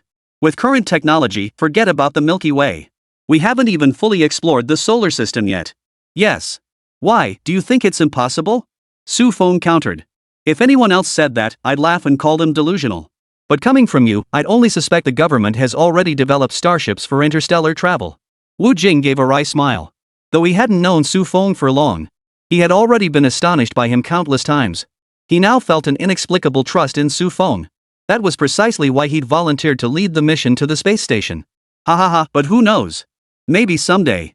Su Feng recalled the sci-fi movies in his mind and flashed a mysterious smile.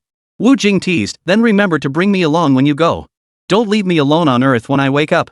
Ah, sure thing. Su Feng laughed heartily. After chatting for a while, the two began preparing to shoot the next scene. Clap clap clap. Su Feng clapped his hands, signaling everyone to gather. Everyone should be settled in by now. Honestly, this place isn't much different from Earth. Nobody's floating in midair. Su Feng cracked a little joke to lighten the mood. Everyone shared a knowing smile, having initially imagined themselves floating around like the astronauts they'd seen in videos. They'd imagined themselves floating around, but it turned out to be remarkably similar to Earth. If they hadn't watched themselves ascend into low Earth orbit, they might have thought they were in some kind of film studio. When you have free time, feel free to go live and help build buzz for our movie. Su Feng smiled at the group. There was still plenty of buzz here. Behind-the-scenes footage of the crew filming live in space wasn't that far more intriguing than some national guru's sensational claims? These were genuine behind-the-scenes moments, not those contrived, attention-grabbing gimmicks. Alright, get ready. We're about to start filming. Su Feng finished speaking and looked around, but no one seemed inclined to move. What's going on? Su Feng was puzzled. Why weren't they getting ready? Aren't we setting up the scene? Director Su, we didn't bring our equipment up here. The stage manager gave a wry smile. Without equipment, what could they possibly prepare? Su Feng froze. How could he have forgotten that? Well then, everyone should just familiarize themselves with the space for now. Su Feng said awkwardly, then scratched his head and addressed Jarvis. Jarvis. A cold voice responded, "Sir, I am now known as Moss." Oh, sorry, I forgot. Su Feng felt his toes digging into the ground so hard he could practically carve out a 3-bedroom apartment. Then, something caught the corner of his eye. Ruyan, what are you doing? He stared at the phone camera, sensing trouble brewing. Didn't you say it was fine to go live and share some behind-the-scenes footage? Lu Ruyan, holding the phone, flashed a mischievous grin.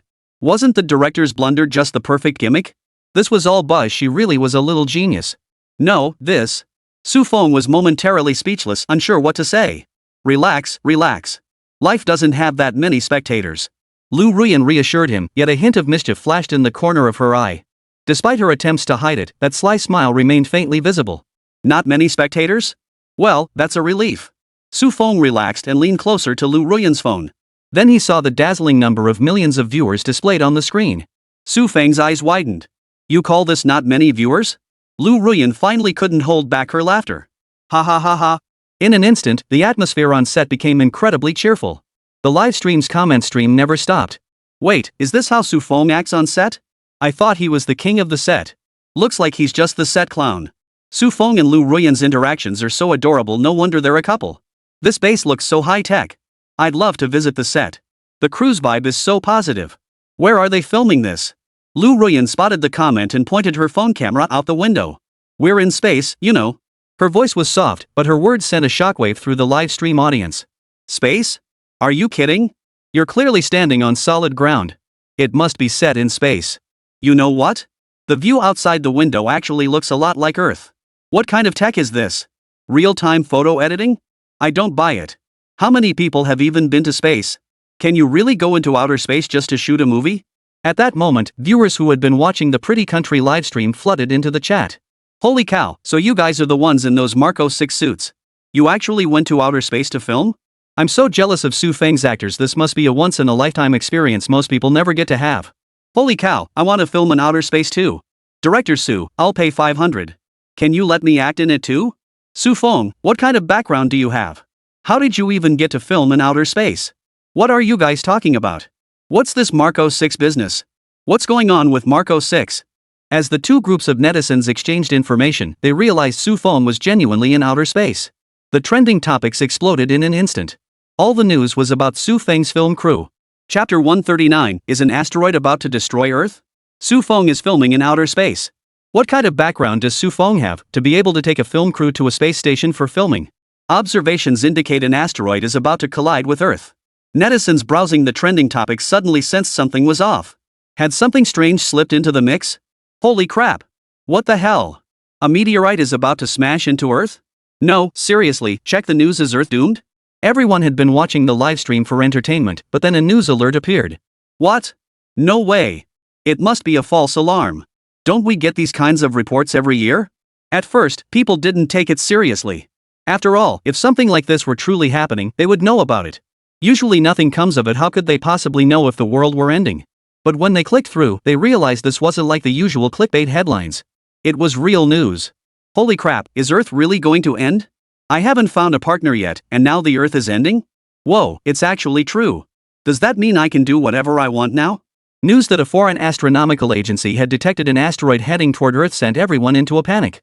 Especially after NASA confirmed the news, panic spread like wildfire. Holy, this world really is doomed. God is punishing humanity. Is this the government we pay our taxes for? We only find out about an asteroid hitting Earth at the last minute? The world is finally ending, ha ha ha. Come join me in hell. Every person on Earth, rich or poor, plunged into madness at that moment. In the face of such a catastrophe, wealth was useless. Current technology is insufficient to sustain human survival beyond Earth. Fong, they say an asteroid is about to hit Earth. Lu Ruyan saw the comments and instantly furrowed her brow. Thinking it was a prank, she opened the trending topics list only to see the news report. Simultaneously, a live stream from Huagua popped up and Lu Ruyan clicked straight into it. The anchor was delivering the news, visibly flustered. The news was utterly shocking. According to observations from astronomical observatories worldwide, an asteroid approximately 15 kilometers in diameter has been affected by Earth's gravitational pull. Its speed continues to accelerate, ultimately reaching 82,000 kilometers per hour. And it will collide with Earth. Countries worldwide are developing countermeasures to intercept the asteroid. Please remain calm. With that, the livestream was abruptly shut down. However, the viewers in the livestream room did not leave. They were all discussing the matter. Holy crap, 15 kilometers in diameter. The last time an asteroid that big hit Earth, it wiped out the dinosaurs. So you're saying we're going to go extinct too? No way, with all the advanced technology we have now. Just nuke it a few times, right? What are you thinking? It's traveling at 82,000 kilometers per hour. That's 66.93 Mach. The fastest missiles today only reach 27 Mach. There's no way we can intercept it. So you're saying we're all doomed? Let's see if the country has any good solutions. We still have to trust the government. Lu Ruyan watched everyone's discussion, feeling momentarily at a loss. Out of nowhere, Earth is about to be destroyed? This was simply too unbelievable. Fong, is there really no way with current technology to intercept this asteroid? Lu Ruyan looked at Su Fong, hoping to hear some good news from him. I don't know. Probably? Su Fong scratched his head. He wasn't a government scientist. How would he know what advanced technology the country had in reserve? But at a time like this, the country would surely pull out all the stops. If they didn't bring it out now, everyone would be finished together. What do you mean should? Lu Ruyan was clearly annoyed. If this thing went wrong, wouldn't we all be dead? I'm not a government scientist. How would I know what secrets our country's been hiding? But based on what's publicly known, the fastest missile we have now is Mach 27. It won't be able to intercept this asteroid. And even if it explodes, the fragments hitting the ground would still destroy Earth, right? Su Fong pondered for a moment before deciding to consult Jarvis. Oh wait, now it should be called Moss. Moss, with the capabilities currently demonstrated by various nations, is it possible to intercept an asteroid? Moss's cold voice responded, Mr. Su Fong, based on current technology, there is absolutely no possibility of intercepting the asteroid. As Moss's icy voice echoed, the entire crew fell into stunned silence. No chance of interception? Are we all going to die? Has Earth entered its final countdown? No way, I'm going home. A background actor stepped before Su Fong. Director Su, I need to go home. Since life is nearing its end, I choose to spend my final moments with my family. Su Fong frowned. He knew the crew wanted to continue filming under these circumstances. It was impossible now. Everyone was focused solely on the asteroid now. No one cared about the movie. With humanity facing annihilation, who would even think about making a movie? Su Fong sighed. Under these circumstances, no one has the heart to film anymore. I'll have Moss transport everyone back to the surface.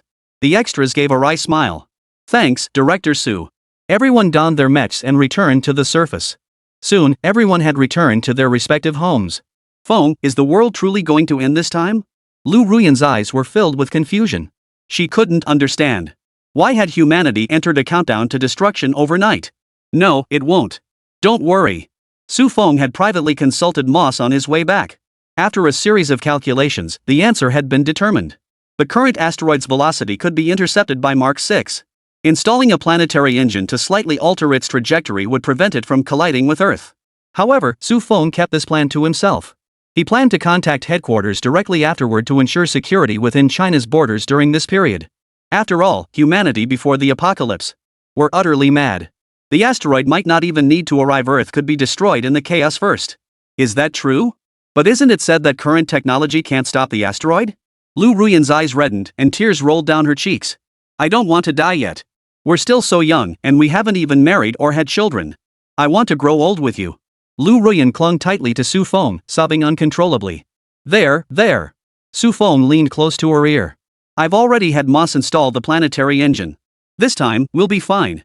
Lu Ruyan stared blankly at Su Fong. Are you serious? Chapter 140, I hope you'll propose a plan. Yes, I am. Rest assured, humanity won't be destroyed. Su Fong spoke softly to comfort Lu Ruyan. Lu Ruyan lifted her little nose. Oh, really? Are you just trying to make fun of me? No, of course not. Su Feng pouted. You didn't even give me time to speak. You just wanted to see me embarrassed. I'm done with you. Lu Ruyan felt a bit embarrassed, her face flushing as she threw a little tantrum. Oh dear, I'm sorry. Su Feng hurriedly apologized. At times like this, even if you're not at fault, you still are, especially when your partner's face is burning with embarrassment. How about I take you out for a candlelit dinner? Please don't be angry anymore. Su Feng coaxed gently, reaching out to pull Lu Ruyan up. Seeing Su Feng offer her an escape, Lu Ruyan quickly stepped down. Fine then. I'll forgive you for the sake of that candlelit dinner. I'll forgive you. United Nations Conference Hall. Delegates from various nations attended, not only academicians but also political leaders from each country. Whether they had time or not, they made time to attend this meeting. If they didn't have time, they'd make time, otherwise, they wouldn't have time for anything else. Everyone would meet their end. Under the pressure of the asteroid, all wars between nations ceased. Military forces returned to their respective nations to maintain order and prevent civil unrest. However, the return of American and European troops proved largely ineffective. The troops themselves launched riots, while China's situation improved significantly. At this critical moment, the People's Liberation Army demonstrated its distinct character compared to foreign forces. Yet chaos persisted across many regions, particularly in the form of looting. This became a headache for all nations. Why loot supplies when everything's about to go to hell?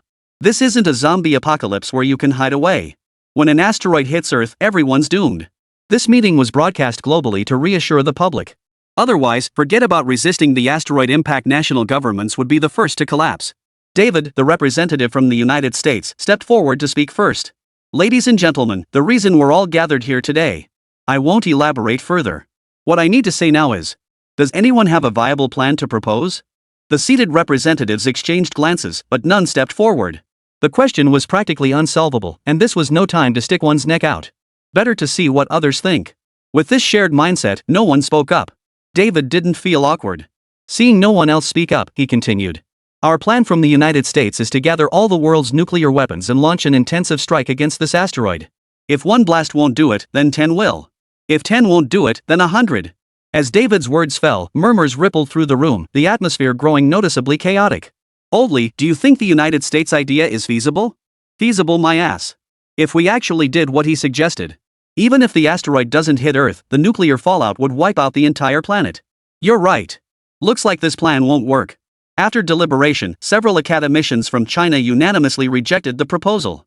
After a moment's consideration, representatives from other nations also rejected the proposal.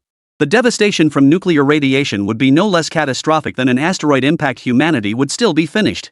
Moreover, the nuclear winter triggered by nuclear explosions would render the environment completely uninhabitable for humans. Professor Zhang stood up to reject the proposal. After deliberation, we deemed this plan unfeasible. David's expression darkened. Then what solution does China propose? Professor Zhang remained silent for a moment. China doesn't have a suitable plan either? Does that mean we're just waiting to die? David's voice grew urgent. Everyone was about to die. There was no need to spare each other's feelings. Professor Zhang's expression darkened, not because of David's sarcasm. It was because China truly hadn't come up with a countermeasure. Why aren't you saying anything? Nuclear winter and radiation contamination should at least ensure some people survive, right? As a capitalist nation, David's attitude towards civilians was unapologetic. You can die if you want as long as I survive. Once the nuclear missiles are launched, at least the elite from each nation present can survive in the shelters. They'll just have to wait a few centuries before emerging from underground. But at least they'll survive. As an elite member of humanity, I must ensure our species' survival. Your Chinese way of thinking is unacceptable. Are you suggesting humanity should perish alongside everyone else? Preserving the flame is the only way forward.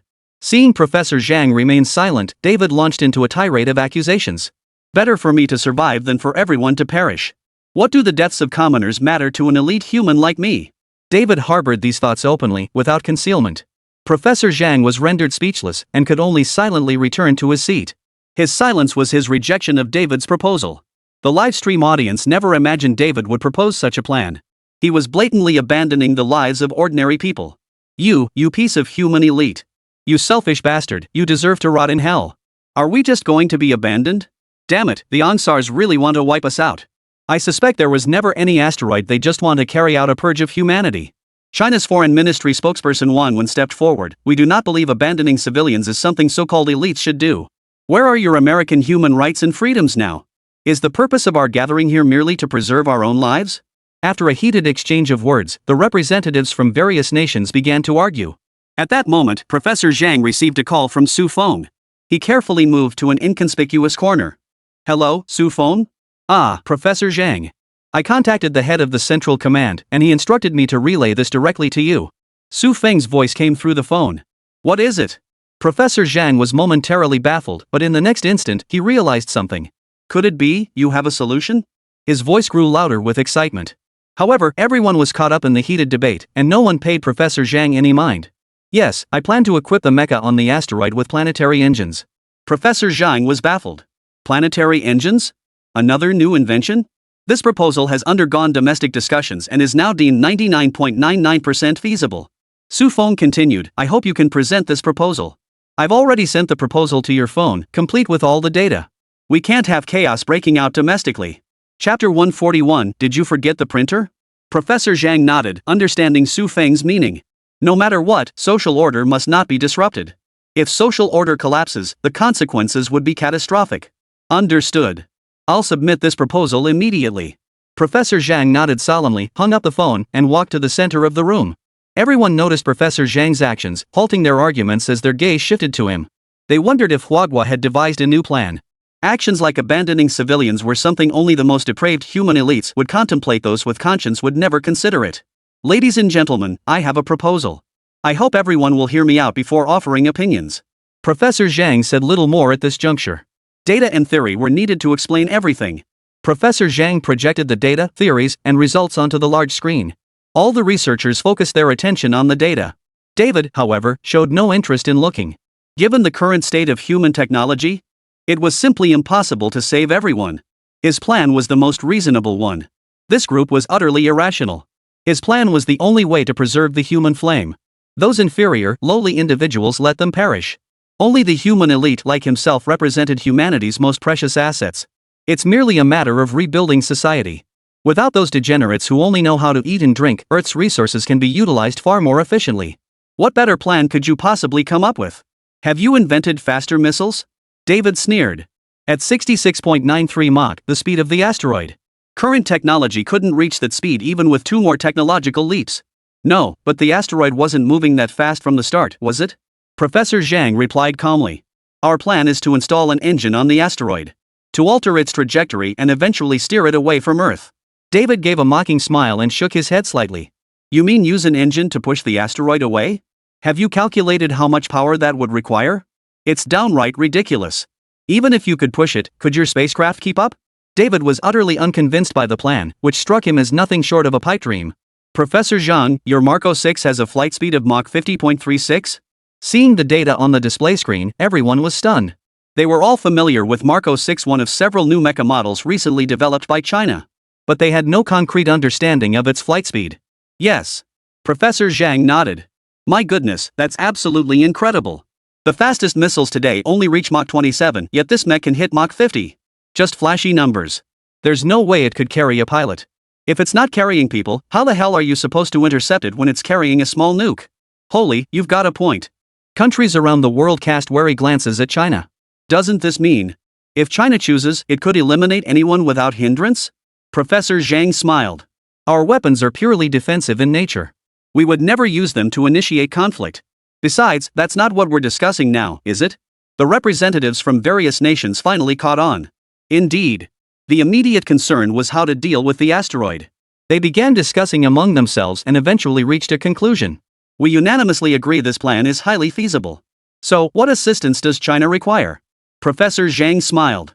Some financial assistance would be appreciated, as this is a global crisis after all. Surely you don't expect China to shoulder all the costs alone. The world leaders exchanged glances, knowing this would require deep pockets. But there was no alternative. Failure to resolve this would spell disaster for everyone. We will compile a detailed breakdown of subsequent expenses and distribute it to each government's accounts. Professor Zhang said with a smile. Hold on. David couldn't help but glance at the proposal, whereupon he discovered a massive problem. How exactly do you plan to get the engine up there? That's a structure over 10,000 meters tall. Even if we use the Marco 6 to transport it piece by piece, wouldn't that take too long? According to our calculations, the asteroid will arrive in less than 2 months. Professor Zhang froze. He hadn't reviewed the plan. David's words made him realize something was terribly wrong. Right, how were they going to solve this problem? What? You haven't considered this? David flashed a smug grin. His plan was clearly the more reliable one after all. Hold on, I'll ask. Professor Zhang, unable to wait any longer, dialed Su Feng's number. There's no time left, is there? Professor Zhang didn't mention his name, knowing Su Feng still didn't want everyone to know his identity. There's still time. Rest assured, this matter will be resolved within 10 days. Su Feng was watching the livestream and knew exactly what Professor Zhang was referring to. Really? Professor Zhang was skeptical. This just didn't sound very reliable. Seriously, haven't you forgotten about my printer? We can just use Marco 6 as the material and bring along some extra supplies. That should be enough to print this planetary engine. Su Feng answered confidently. Professor Zhang stroked his chin thoughtfully. I see. The plan can proceed. We'll see results in 10 days. As for the specific technology involved, China is not at liberty to disclose it at this time. Professor Zhang stated with unwavering confidence, his eyes reflecting resolute determination. If you feel the plan carries too much risk, you can proceed with the American plan afterward. Professor Zhang remarked indifferently, knowing full well that plan was impossible to implement anyway. After some discussion, everyone concluded there was no other option. And so the meeting concluded. Wait, is this plan even feasible? Trust the country, it'll definitely work. But it feels like they're just trying to placate us. What if the wealthy hide away when the time comes? That would just leave us poor folks to die. Not only abroad, but some conspiracy theorists within the country have voiced opposition to this plan. Fortunately, most people still trust the government, which helps maintain domestic stability. But radical elements abroad refuse to accept it at all, painting a picture of impending apocalypse. Order collapses, and the air thickens with the scent of freedom. The worst situation is at the Black Palace, which has been completely occupied by opponents. Tisk, things are really chaotic abroad. Still, it's better here at home. Su Feng sighed. Now that the crisis hadn't yet reached him, he found himself completely idle. He could only stay home, scrolling through Douyin to kill time. Chapter 142, The higher the storm, the higher the fish. Me. Ryan was currently sheltering with his subordinates from the riots outside. Damn it, hiding without telling me. Ryan was speechless. After all, he was the chief. These politicians had gone into hiding without notifying him. Thankfully, he prepared in advance. Otherwise, he would have been taken out by the rioting mob. In this situation, even sending out 007 wouldn't help. No matter how skilled you are, how many hundreds or thousands of people could you take on alone? That's not an agent, that's Superman. Director, should we go into hiding? The agent asked from behind the wheel. Of course. Or do you want to wait here and die with these idiots? Head to this address. Ryan sent the agent a location. As the CIA director, he naturally knew the location of the safe house. What he hadn't anticipated, however, the government had abandoned its citizens at the first opportunity, fleeing straight to the safe house. Wasn't there still 10 days left? Were they really that impatient? Half an hour later, they arrived at the safe house's location. Open up. Ryan activated the call device, but no one answered. Me, it's Ryan. Open the door, damn it. Beep. The intercom displayed an image. Dennis stood behind the door, staring at Ryan with a cold expression. You can't come in. The safe house is locked down. It won't open until it's safe outside. Dennis said coldly. This fool had brought nothing but trouble. And now he actually wanted to hide in the safe house with them? Dream on. You. Ryan was furious, never expecting that he too was among those being abandoned. The call was abruptly cut off. Dennis had no desire for further conversation. In Dennis's eyes, Ryan was already a dead man. They, however, would become the progenitors of the new human race. Director, what do we do now? The agent's face darkened. He hadn't expected his own boss to be abandoned like this. Damn it, were they just supposed to wait to die? How the hell should I know? These damn idiots. Ryan slammed his fist into the communicator, shattering it completely. He took several deep breaths before speaking. Back to the Black House. What's the point of going back there now? The agent was baffled. What was the point of going back now? We've got no choice but to gamble. We have to bet that China's plan actually works. I'm going to expose these idiots' actions. Ryan declared angrily. At this point, he had no choice but to expose these fools and take the gamble. After all, he had nothing left to lose. Even his own life was uncertain. Hours later, the area in front of the Black House was completely cleared by agents. All major media outlets from the United States had been invited to broadcast this speech live. Ladies and gentlemen, we have been abandoned. Ryan's opening words immediately sparked a flurry of murmurs among the journalists. Director Ryan, what do you mean we've been abandoned? Ryan's gaze was sharp as he spoke with unwavering conviction. It's simple. The government's high-ranking officials and those damn wealthy families have all fled to their safe houses. Our government has abandoned us. The crowd nearby erupted in chaos. Though isolated outside, they could hear Ryan's words clearly. Those damn politicians. I knew they couldn't be trusted. Damn it, those bastards should rot in hell. Ryan raised his head and spoke loudly. But I haven't abandoned you. China hasn't abandoned you either. China's high-ranking officials are holed up in their offices, letting their people watch. And I will stand with the people of the United States. The reporter's eyes widened before he asked, Are you saying China will save the Earth? Of course. Why else would I be standing here? Everyone, over the next 10 days. I will travel to every region to restore order. Every high-ranking official in the entire United States has abandoned you. But I won't abandon you all. I won't abandon the United States. I will lead the United States to restore order. Ryan declared loudly. Since death was inevitable, he would at least serve as the President of the United States before meeting his end. Besides, there was still a chance to survive. Surely China's high-ranking officials weren't all fools. They all stood their ground, waiting for the meteorite to crush them. From this perspective, China's plan seemed highly likely to succeed. In that case, the United States high-ranking officials would undergo a complete reshuffle. Those vermin who abandoned everything to hide away will lose everything. And he would become the new ruler of the United States. Hey, this show's actually pretty entertaining. Su Feng scratched his nose, finding the livestream rather entertaining. What show? This is someone's speech. You know what? This guy's got great screen presence. With the current situation, it really does carry that Make America Great Again vibe. Lu Ruyan commented. True. It's all timing, location, and people. All the bigwigs in the US have fled, leaving him alone. Do you think he genuinely doesn't want to leave, or has he been abandoned? Su Feng asked curiously. How could that be? He's the head of the CIA, for crying out loud. If he wanted to leave, how could he possibly be unable to? Lu Ruyan retorted impatiently. You're right. Then he's a hero. Su Feng nodded in deep agreement. Ryan, like hell I don't want to leave. It's all your damn fault I can't get out of here. What do you think we should have for dinner tonight? Su Feng suddenly asked. Although order hadn't completely collapsed in Huagua, to avoid unnecessary trouble, the nation had implemented a 10-day military control period, confining everyone indoors. Fortunately, everyone had been through this before, so they weren't overly anxious. They'd endured years before 10 days was nothing now. How about trying the dish I made for you? Lu Ruyan suddenly smiled, tilting her head as she gazed at Su Feng.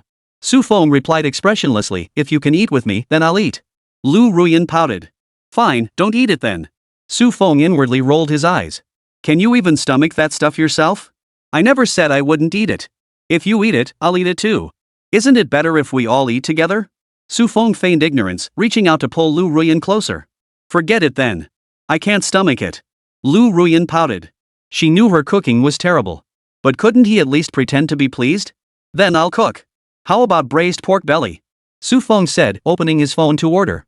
This time, the nation's resources were much more abundant, with only urban areas under martial law. Villages had adopted self-governance methods under the leadership of party members. The long-dormant militia organizations in each village were revived. Thus, food security was completely assured. Whatever you wanted to eat could be ordered via phone, and society would arrange for it to be delivered. Government functions continued operating normally, so aside from being unable to leave home, people felt little difference. It's like taking an extended National Day holiday. No need to make up for lost workdays. What a treat! Poof. Now it's all up to China's plan. After his speech, Ryan began reorganizing government departments across the country with his team. Fortunately, although the military high command had departed, the basic organizational structure remained intact. Moreover, his speech wasn't entirely without effect. Public order had begun to stabilize across the regions. Only a few stubborn individuals, unable to grasp the situation, continued their zero-yuan purchases. He had issued strict orders. Anyone disrupting public order would be summarily executed. With the assistance and direction of CIA operatives, order was swiftly restored across the regions. Yet the night remained as free as ever. But that was no longer his concern. After all, the nights in the United States had once been just as free. He only needed to restore the beautiful country to its former state to satisfy most people. After this, the presidency is mine. Ryan chuckled. Gambling, the bigger the stakes, the greater the payoff. The fiercer the storm, the pricier the fish. This time, his rewards would be substantial. Director, the situation outside has largely stabilized. All the high-ranking government positions have been replaced with our people. Is this really wise? What if those people come out later? The agent beside him wore a look of concern. These were individuals whose every move sent shockwaves through the entire United States. Even if they're hiding now, what happens when they resurface? Those fools. Order the confiscation of all their assets for public use, distributing a portion to governments at all levels. Distribute relief funds to the people too. By the time they resurface, they'll be penniless beggars. Ryan knew they'd left in such a hurry that they hadn't taken anything with them. And they believed a nuclear winter was upon them, so there was nothing worth carrying anyway. All value would be redefined. And now, this would be the reason they had nothing. Chapter 143, damn it, I can't help but laugh. Sakura Country, Conference Room. Do you think China's plan will succeed? Prime Minister Abe Shinnecock sat in his chair, addressing the assembled high-ranking officials. Prime Minister, I don't believe there's any need to rush to conclusions. Even if China's plan fails, it won't significantly impact us. We can prepare for both scenarios, relocate critical supplies to secure facilities while simultaneously demonstrating a willingness to stand with our citizens through thick and thin, avoiding the direct flight of the American president. While simultaneously demonstrating a stance of solidarity with our citizens, avoiding the direct flight of the American president. Should China's plan succeed, they will certainly face dire consequences. Prime Minister Kentaro Masuda's eyes shone with the light of wisdom. Through his study of China's history, he had discovered a profound truth about life. Betting on both sides was the wisest choice. Staking everything on one outcome risked losing everything. Abe Shinnecock's eyes flickered with contemplation. Indeed, Huagua's proposal seemed rather unreliable. But what if it succeeded? This isn't something that can be resolved with a simple bow. The enraged populace would absolutely tear them apart, and no one would stand in their way. After all, even subordinates are among those abandoned. They certainly won't come forward to defend their superiors. Then we'll prepare for both scenarios. Secretly transfer the vital supplies. Shinnecock Abe made up his mind. What? Su Feng was somewhat speechless. He knew some people abroad didn't believe in his plan. But he didn't dwell on it. It wouldn't hinder him anyway. But to his surprise, his own affairs were involved. Some smaller nations, lacking the capacity to build their own space ecosystems, hoped to take refuge aboard his space station. They were even willing to sacrifice their national interests to secure a lifeline for themselves. My space station has a movie shoot scheduled in 2 days. What if they refuse to leave my space station? That's definitely not an option. Otherwise, have them go to our shelter. Su Feng pondered for a moment. The underground city beneath his planetary engine would be quite suitable for them. Professor Zhang paused at the suggestion, then found it quite reasonable. That makes perfect sense. They'd definitely prefer being underground. After all, space is far too dangerous. They could easily die out there. Then I'll send them to your underground facility. Just remember to hide the advanced tech. Don't let them walk off with it. They won't be staying long anyway. They'll have to come out in a few months. Professor Zhang was overjoyed at that moment.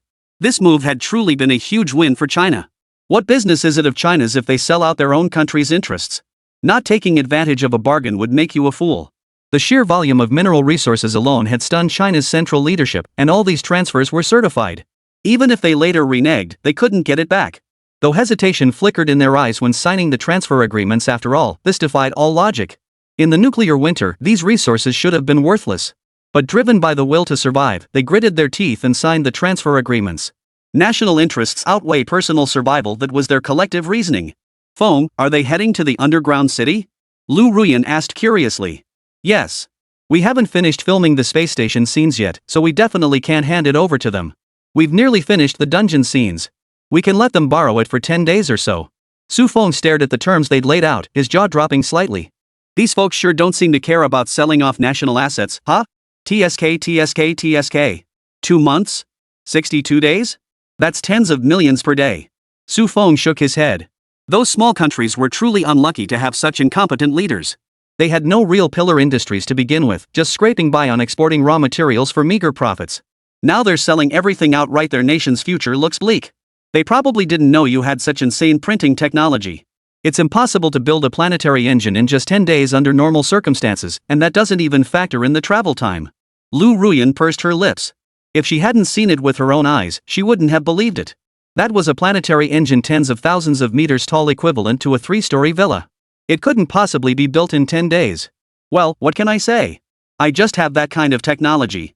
Su Feng spread his hands, deliberately adopting a helpless expression. Just gloat all you want. Lu Ruyan stepped forward and tapped Su Feng's nose with her finger. She knew he was feeling pretty smug right now, but he certainly had every right to be. This skill didn't exist anywhere else in the world. Only her boyfriend possessed it. Indeed, her boyfriend was the most extraordinary person in the world. As she thought about it, the light in Lu Ruyan's eyes grew brighter, and a satisfied smile touched her lips.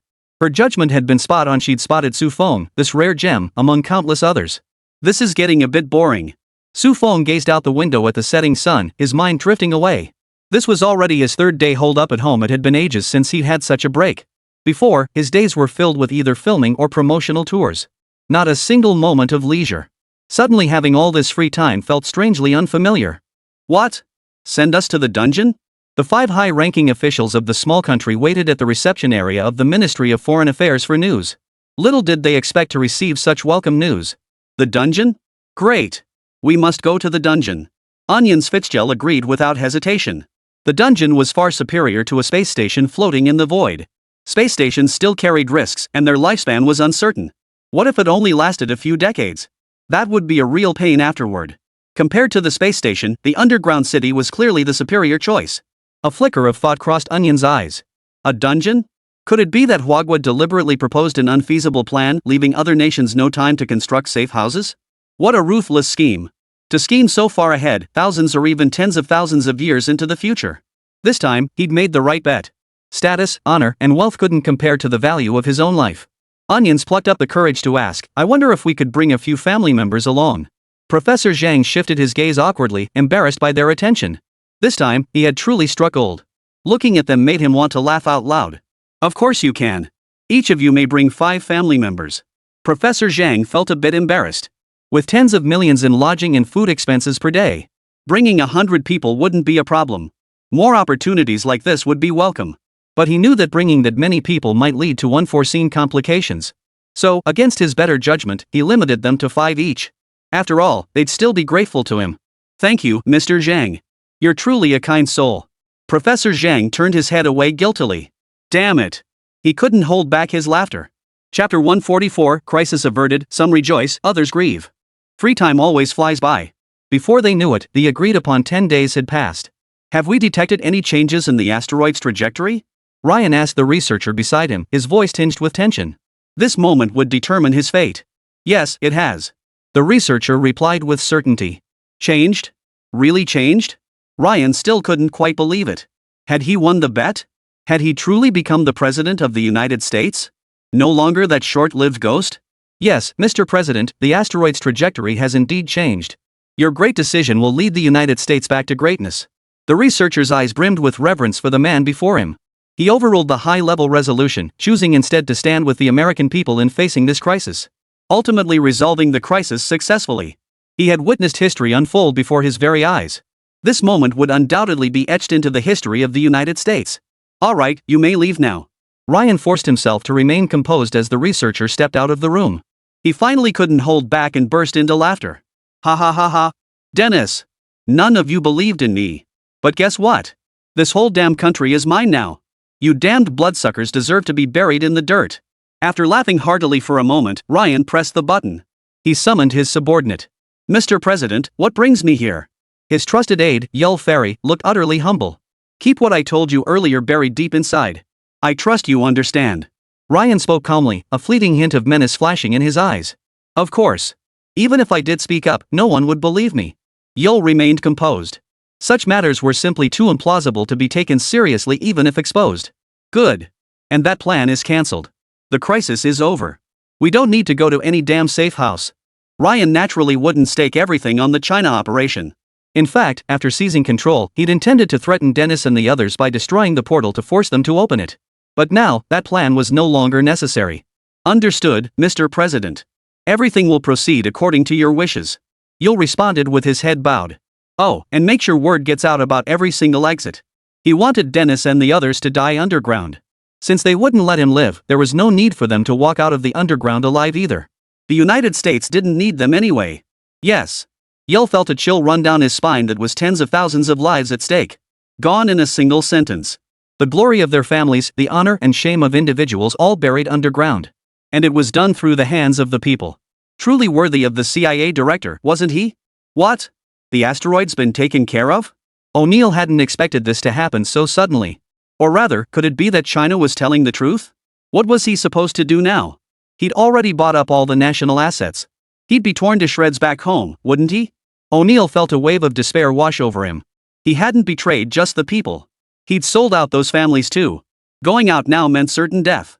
No, staying here wasn't safe either. Onions pondered. To Huagua, he was utterly worthless now. Naturally, they wouldn't protect him. Was he doomed? No, no, no. There must be some way to survive.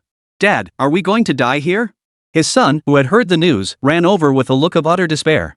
10 days ago, he had been overjoyed after all, he wouldn't have to die alongside the common folk.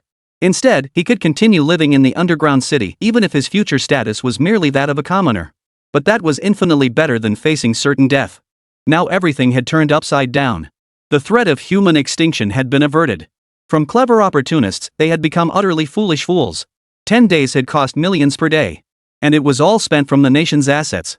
They'd become penniless traitors who've stolen the nation's wealth.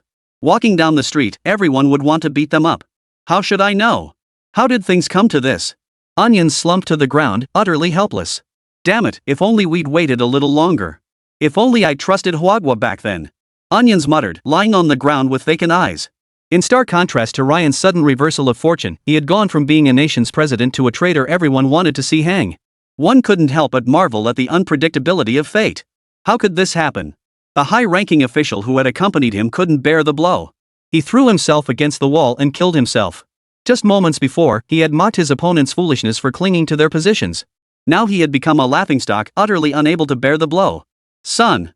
A white-haired old man nearby let out a heart-wrenching cry. He might not have been a competent official, but he was undoubtedly a devoted son. Even in flight, he hadn't forgotten to bring his aged father along. Alas, it was all but a mirage. They were all immersed in their own speculations, and had paid dearly for it. Yet Huagua's plan differed from their expectations. It was not a scheme to deceive them. It was a genuine effort to resolve the crisis. Phew, is it resolved? Professor Zhang stood within the Huagua Space Agency, watching the data displayed on the large screen, and exhaled deeply. He trusted Su Feng implicitly, but this matter concerned the very survival of humanity. Only now did he finally relax. Professor Zhang, do we really have a secret department? A curious staff member leaned in from the side. Though aware of the confidentiality protocols, he simply couldn't contain his curiosity. Such a massive threat to humanity resolved with such casual ease? They hadn't even seen the asteroid before its trajectory was altered. If they hadn't known about this beforehand, they'd have thought it was nothing but a joke. That was a moving asteroid. Calculating its trajectory and achieving precise rendezvous required immense precision. And then they built a 10,000-meter tall structure on top of it. No matter which one you hear, it sounds like the ramblings of a madman. But it happened nonetheless. Logic truly belongs only in fiction. Reality has no logic whatsoever. There's no such thing. Professor Zhang waved his hand dismissively. What security department? Even if there were, it wouldn't be his place to deal with it. Those were the nation's sharpest swordspeople who'd have to live under aliases their entire lives. I get it, I get it. The staff exchanged knowing glances. When they said it didn't exist, it meant it definitely did. He knew it. The nation's strength was profound indeed. Professor Zhang sighed helplessly and shook his head. Su Feng alone was equivalent to a national-level project. Where could one even begin to argue with that? Chapter 145, 100 mechs ascend to the skies, stunning passers-by. This joyous news was immediately broadcast to the global populace. It served to soothe the unease and restlessness in everyone's hearts. China rocks. China is the hope of the world. How come it wasn't our kimchi country that solved this? Aren't we supposed to be the world's number one? Did the guy above get brain dead from eating too much kimchi? Damn it, kimchi is the most perfect food in the world. The actions of the United States stand in stark contrast to those of China this time. No wonder one's a capitalist nation, the other a people's nation. When crisis hits, capitalism will abandon us like cattle. Only socialist countries will come to save us. I'd love to go to China, but it's just not possible. People around the world sighed in unison. While high-ranking officials from other nations chose to flee during the crisis. China, however, chose to confront the disaster head-on and ultimately resolved it. China announced the news internally immediately. The people, however, didn't dwell on such sentiments. 10 days. Damn it, why couldn't it be longer? Now I have no excuse to keep grinding black mythology. I haven't even beaten the game yet. Dude, if you're bad, just practice more. You haven't cleared it in 10 days? Are you disabled or something? Finally back to work. Being stuck at home was so boring. Want to work when you're off, want to die when you're at work. That's the life of a modern worker. Compared to all the complaints abroad, folks in China didn't have much to say. People just felt relieved that it was finally over and life could return to normal. Some lamented the holiday was too short after all. Legitimate reasons to stay home are few and far between. It's finally over. Su Feng stretched lazily and sat up from the sofa. Watching the live broadcast on TV, he knew the ban would be lifted that night. The TV shows these people make are absolute crap. Su Feng sighed. Out of sheer boredom, he'd been watching soap operas with Lu Ruyan for days on end. The brain-dead plot and tedious romantic subplots left him speechless. Science fiction movies were advancing by leaps and bounds, so why were TV dramas regressing? It was truly beyond his comprehension. Every industry was progressing, yet only the national soccer team and TV dramas left him scratching his head. Is money laundering really that difficult? Why make so many cringeworthy dramas to disgust the audience? Lu Ruyan stretched lazily, her stunning curves on full display. It really is boring. Lu Ruyan muttered, somewhat speechless. Even she found it hard to stomach, let alone Su Feng. Why hasn't the aesthetic of TV dramas improved at all? No matter the genre, they all end up as romance dramas. Everyone. We start shooting tomorrow. Su Feng sent this message in the production group chat. Got it. Got it. Got it. A string of confirmations followed. Everyone was getting a bit fed up with being cooped up at home. If only they'd known it would be like this, why bother going home? Wouldn't filming on the space station be way cooler? At Director Su's pace, we'd have wrapped in 10 days. Now we're stuck serving time at the space station. Everyone's regretting trusting Su Feng's words so easily. That was just being too humble. Why didn't he just tell them he could handle it? The next day, everyone waited at the entrance. Since everyone lived in different places, gathering would be a waste of time. So Su Feng arranged for Marco 6 to pick them up at the entrance. He also had them walk to the most crowded area, deliberately making sure others saw them. This was all about generating buzz. And just like that, another trending topic shot straight to the top. Breaking! Iron Man sightings reported nationwide. Clicking through revealed video clips from multiple angles. But it was clear their target was the sky. Because they were all flying straight up. What's going on? Is the government launching some kind of operation? Could they be heading to take on the US? No way, is there some crisis they need to resolve? People shared their speculations in the comments section. But soon, all these speculations were dispelled. Because Su Feng live streamed the entire process directly from the space station, leaving everyone with an inexplicable sense of awe. From this angle, it looks like a heroic narrative. Iron Men from all corners gather to accomplish the feat of saving the world. Su Feng saw this comment and smiled faintly. Not wrong at all. It's a sci-fi film where everyone comes together to save China. This time, we're making a pure, unadulterated Chinese sci-fi film. You can look forward to a narrative rooted in the people's perspective. This time, the story isn't Hollywood's hero narrative. Instead, it's the story of countless ordinary people like us saving the world. The comments exploded instantly, filled with curiosity about Su Feng's words. A new movie? Are you really filming in space? Director Su. Does your crew need any helpers? I'm available, no pay needed. Just give me boxed meals. Su Feng shook his head. Sorry, the space station has limited capacity. No need for extras at the moment. Damn it. Director Su, you gotta call me next time you need help. No, it's not that. They're just backed by the government, spending all that money on movies? The government must have money to burn. Su Feng frowned as he read the comment. What kind of moron is this? I paid for all this myself. What's it got to do with you? Su Feng wasn't about to indulge him, these were his own possessions. What did the country have to do with it? He'd made so many contributions for the nation. Did he really have to endure abuse from keyboard warriors seeking attention online? That would make his contributions to the country completely pointless. You're still living off the state's benefits. Otherwise, how could a greenhorn like you have this kind of status? Su Feng was at a loss for words. Why were conspiracy theorists everywhere? If you're not cut out for it, don't blame the road for being rough, okay? I earned all this through my own abilities. If you think you can do the same, go ahead and try then? The comments section began mocking this person too. You don't seriously think money alone can make a good movie, do you? Exactly. The country hasn't produced a decent sci-fi film in all these years. You think it's because the country lacks money? Everything's a conspiracy. If someone makes money, it must be blood money.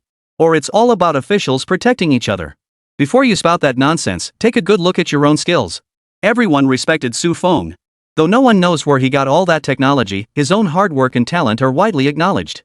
If he truly had powerful connections, Wang Gang wouldn't have been able to shut him down. He would have crushed Wang Gang long ago. Rather than saying Su Feng had the state backing him, they believed it was Su Feng who had attracted the state's attention.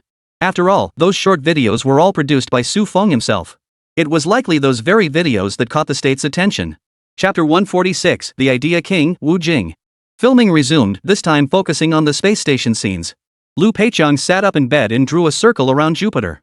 At that moment, a mechanical voice sounded. Simultaneous translation is now active. A burly Russian man grinned as he handed over a bottle of vodka, saying, Happy retirement, buddy. Ha ha ha. A somewhat eerie laugh reached Lu Peiqiang's ears. Lu Peiqiang sniffed the bottle, detecting the pungent smell of alcohol. I'm heading home in a day. Don't let this ruin your legacy. Keep that booze for yourself. Lu Peiqiang tossed the bottle over. The Russian giant caught it and said, I'll stash it somewhere safe for you first. He walked away while turning back to address Lu Peiqiang. Save it for your farewell drink. You won't get the chance before you wake up. The camera shifted to reveal a hibernation pod. And 3 sets of astronaut suits. Lu Peiqiang opened the small hatch and began retrieving items. Meanwhile, the burly man stashed the vodka inside Lu Peiqiang's spacesuit. The camera zooms in for a close-up, setting up a plot point for later.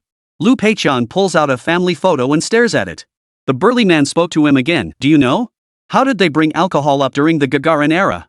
Lu Peiqiang carefully placed the photo back into his jacket pocket. He zipped it up. Without answering the big man's question, the two walked side by side toward the exit, smiling. Are we entering Jupiter's orbit today? Lu Peiqiang asked. Yes, we've already prepared for emergency plan 3. The big man replied. I just can't shake this uneasy feeling. Lu Peiqiang voiced his concern. There's no other way. Earth needs Jupiter's gravity to escape the solar system. We have to take that risk. The big man added with a hint of resignation. God will watch over us. Within the frame, a large crew busied themselves with their tasks. They appeared extremely busy. This is the final item on the daily routine inspection. Check the status of the centrifugal gravity controller. Then record the operating temperature of the centrifugal bearings. Lu Peiqiang briefed the newcomer on the project he was responsible for. The filming went smoothly. After wrapping up, Wu Jing asked Su Feng with some curiosity. That thing I was touching in the scene, was that really the space station's centrifugal gravity controller? As an actor, Wu Jing had naturally never seen such a device before. Oh, this thing hasn't even appeared on Earth yet. Or rather, no one except Su Feng had ever seen this contraption. Su Feng nodded and asked, What? Are you interested? You can take a closer look, just don't touch it. If we touch it, we might all end up floating in midair. Wu Jing shook his head repeatedly. No thanks, I'm not looking. I don't want to end up floating mid-air. No one here knows how to fix it, and I don't want to delay the shoot. Su Feng shook his head. Alright, let's wrap up today's shoot here. Everyone can take a break now. Su Feng called out, and everyone began packing up equipment to prepare for a break. Director Su, I have one more question. Wu Jing approached with a look of pure curiosity, genuinely fascinated by this space station. This was the world's most advanced technology, that so-called hibernation pod. On Earth, it was merely a conceptual product. No one knew if there were any successful cases. But here, such a thing actually existed. So he was genuinely curious whether this thing was real or not. What is it? Su Feng didn't think Wu Jing's questions were excessive. After all, without the system, it wouldn't be achievable with humanity's current technological capabilities. So having some questions was perfectly normal. Moreover, this served as a way to build rapport with Wu Jing, so Su Feng didn't feel particularly annoyed. Can this hibernation pod truly keep a person in a dormant state? And can hibernation last for hundreds of years? Does this mean humans can achieve immortality? Wu Jing asked excitedly. This was immortality, after all. The lifelong pursuit of countless kings, nobles, generals, and ministers. Su Feng shook his head, shattering Wu Jing's fantasy. It only sustains vital signs. It provides astronauts with a controlled hibernation environment, regulating temperature, oxygen supply, pressure, and other conditions to maintain relatively stable bodily functions during hibernation. Reducing energy expenditure and bodily metabolism enables astronauts to maintain optimal physical condition during extended space missions. It also features a dedicated monitoring system that tracks astronauts' vital signs in real time, including heart rate, blood pressure, and respiration. Simultaneously, environmental parameters within the hibernation pod are automatically adjusted based on monitoring data to ensure astronauts' safety and hibernation quality. After a brief pause, Su Feng continued, its purpose is solely to reduce resource allocation and personnel requirements during extended space missions. However, this is merely a means to extend life and conserve physical strength. It cannot halt the natural aging process or prevent death. Even after spending extended periods in a hibernation chamber, the body's cells will still gradually age over time, and organs will progressively deteriorate. Wu Jing nodded thoughtfully, then an idea struck him. Then I could use the hibernation pod to sleep at night and wake up before ending the hibernation cycle. Wouldn't that extend my lifespan? After all, I'd be sleeping less time, relatively speaking. Do you get what I mean?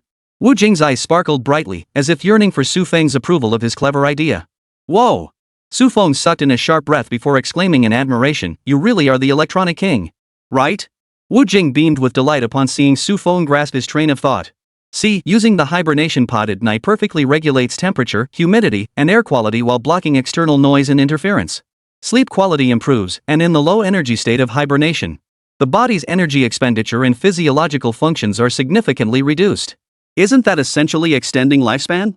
At this point, Wu Jing finally revealed his true motive, offering an embarrassed chuckle. Su Feng, could you sell me one? I want to use this to sleep at night too. Su Feng stroked his chin, not particularly interested in this business venture. His wealth had long since surpassed any practical need. Money was nothing more than a number to him. But the idea itself was quite good, getting the government to set up a production line. It would definitely make a lot of money. All right. Su Feng agreed to Wu Jing's proposal. After all, he had so many machines. Selling him one wouldn't hurt. He'd consider it payment for the idea. I'll give you one as your payment. How about that? Chapter 147, that's way too impatient. Really? Wu Jing exclaimed in astonishment. Could a movie fee really buy such cutting-edge tech? This was cutting-edge tech not even available on the market. If those wealthy folks found out, they'd probably drool with envy. They'd done all sorts of bizarre things in pursuit of eternal youth. Things like blood transfusions and organ transplants. And now, for a mere few million, you can get something this amazing? Sure, you can take it after we finish filming here. Su Feng shrugged indifferently. With so many samples available, even if 10 or 8 units were taken out, it wouldn't matter. Wu Jing's hands trembled with excitement. All right, Director Su, you can't go back on your word. Wait, how am I supposed to take it? The thought struck Wu Jing, and suddenly he felt Su Feng was toying with him. This was outer space. How am I supposed to take a hibernation pod down there? Oh, don't worry about that. We'll be taking cameras and all that stuff down with us. A large mecha will come to pick us up then. Su Feng shrugged indifferently. Why would I lie to you? It's just a hibernation pod, not like it's some military secret. If you want it, just take it. I'll have a mech deliver it to you personally. With a sweeping gesture, Su Feng settled the matter. Since these items hadn't been turned over to the state yet, they were still his. If he wanted to give them away, he could. Then I won't hold back? Wu Jing eyed Su Feng skeptically. These were the world's most advanced technological marvels. Even Su Feng shouldn't have the authority to give them away, right? Even now, Wu Jing still harbored doubts about Su Feng. After all, this thing was incredibly valuable. It's just a hibernation pod. Are you looking down on me or something? Su Feng adopted a look as if he were about to get angry.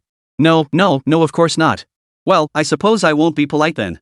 Wu Jing replied, feeling a bit embarrassed. Feng, what are you two talking about? Lu Rian was puzzled by what these two were discussing, keeping them occupied for so long. Teacher Wu Jing suggested a great idea. Su Feng walked over and said with a smile. What kind of idea? Lu Rian's curiosity was piqued.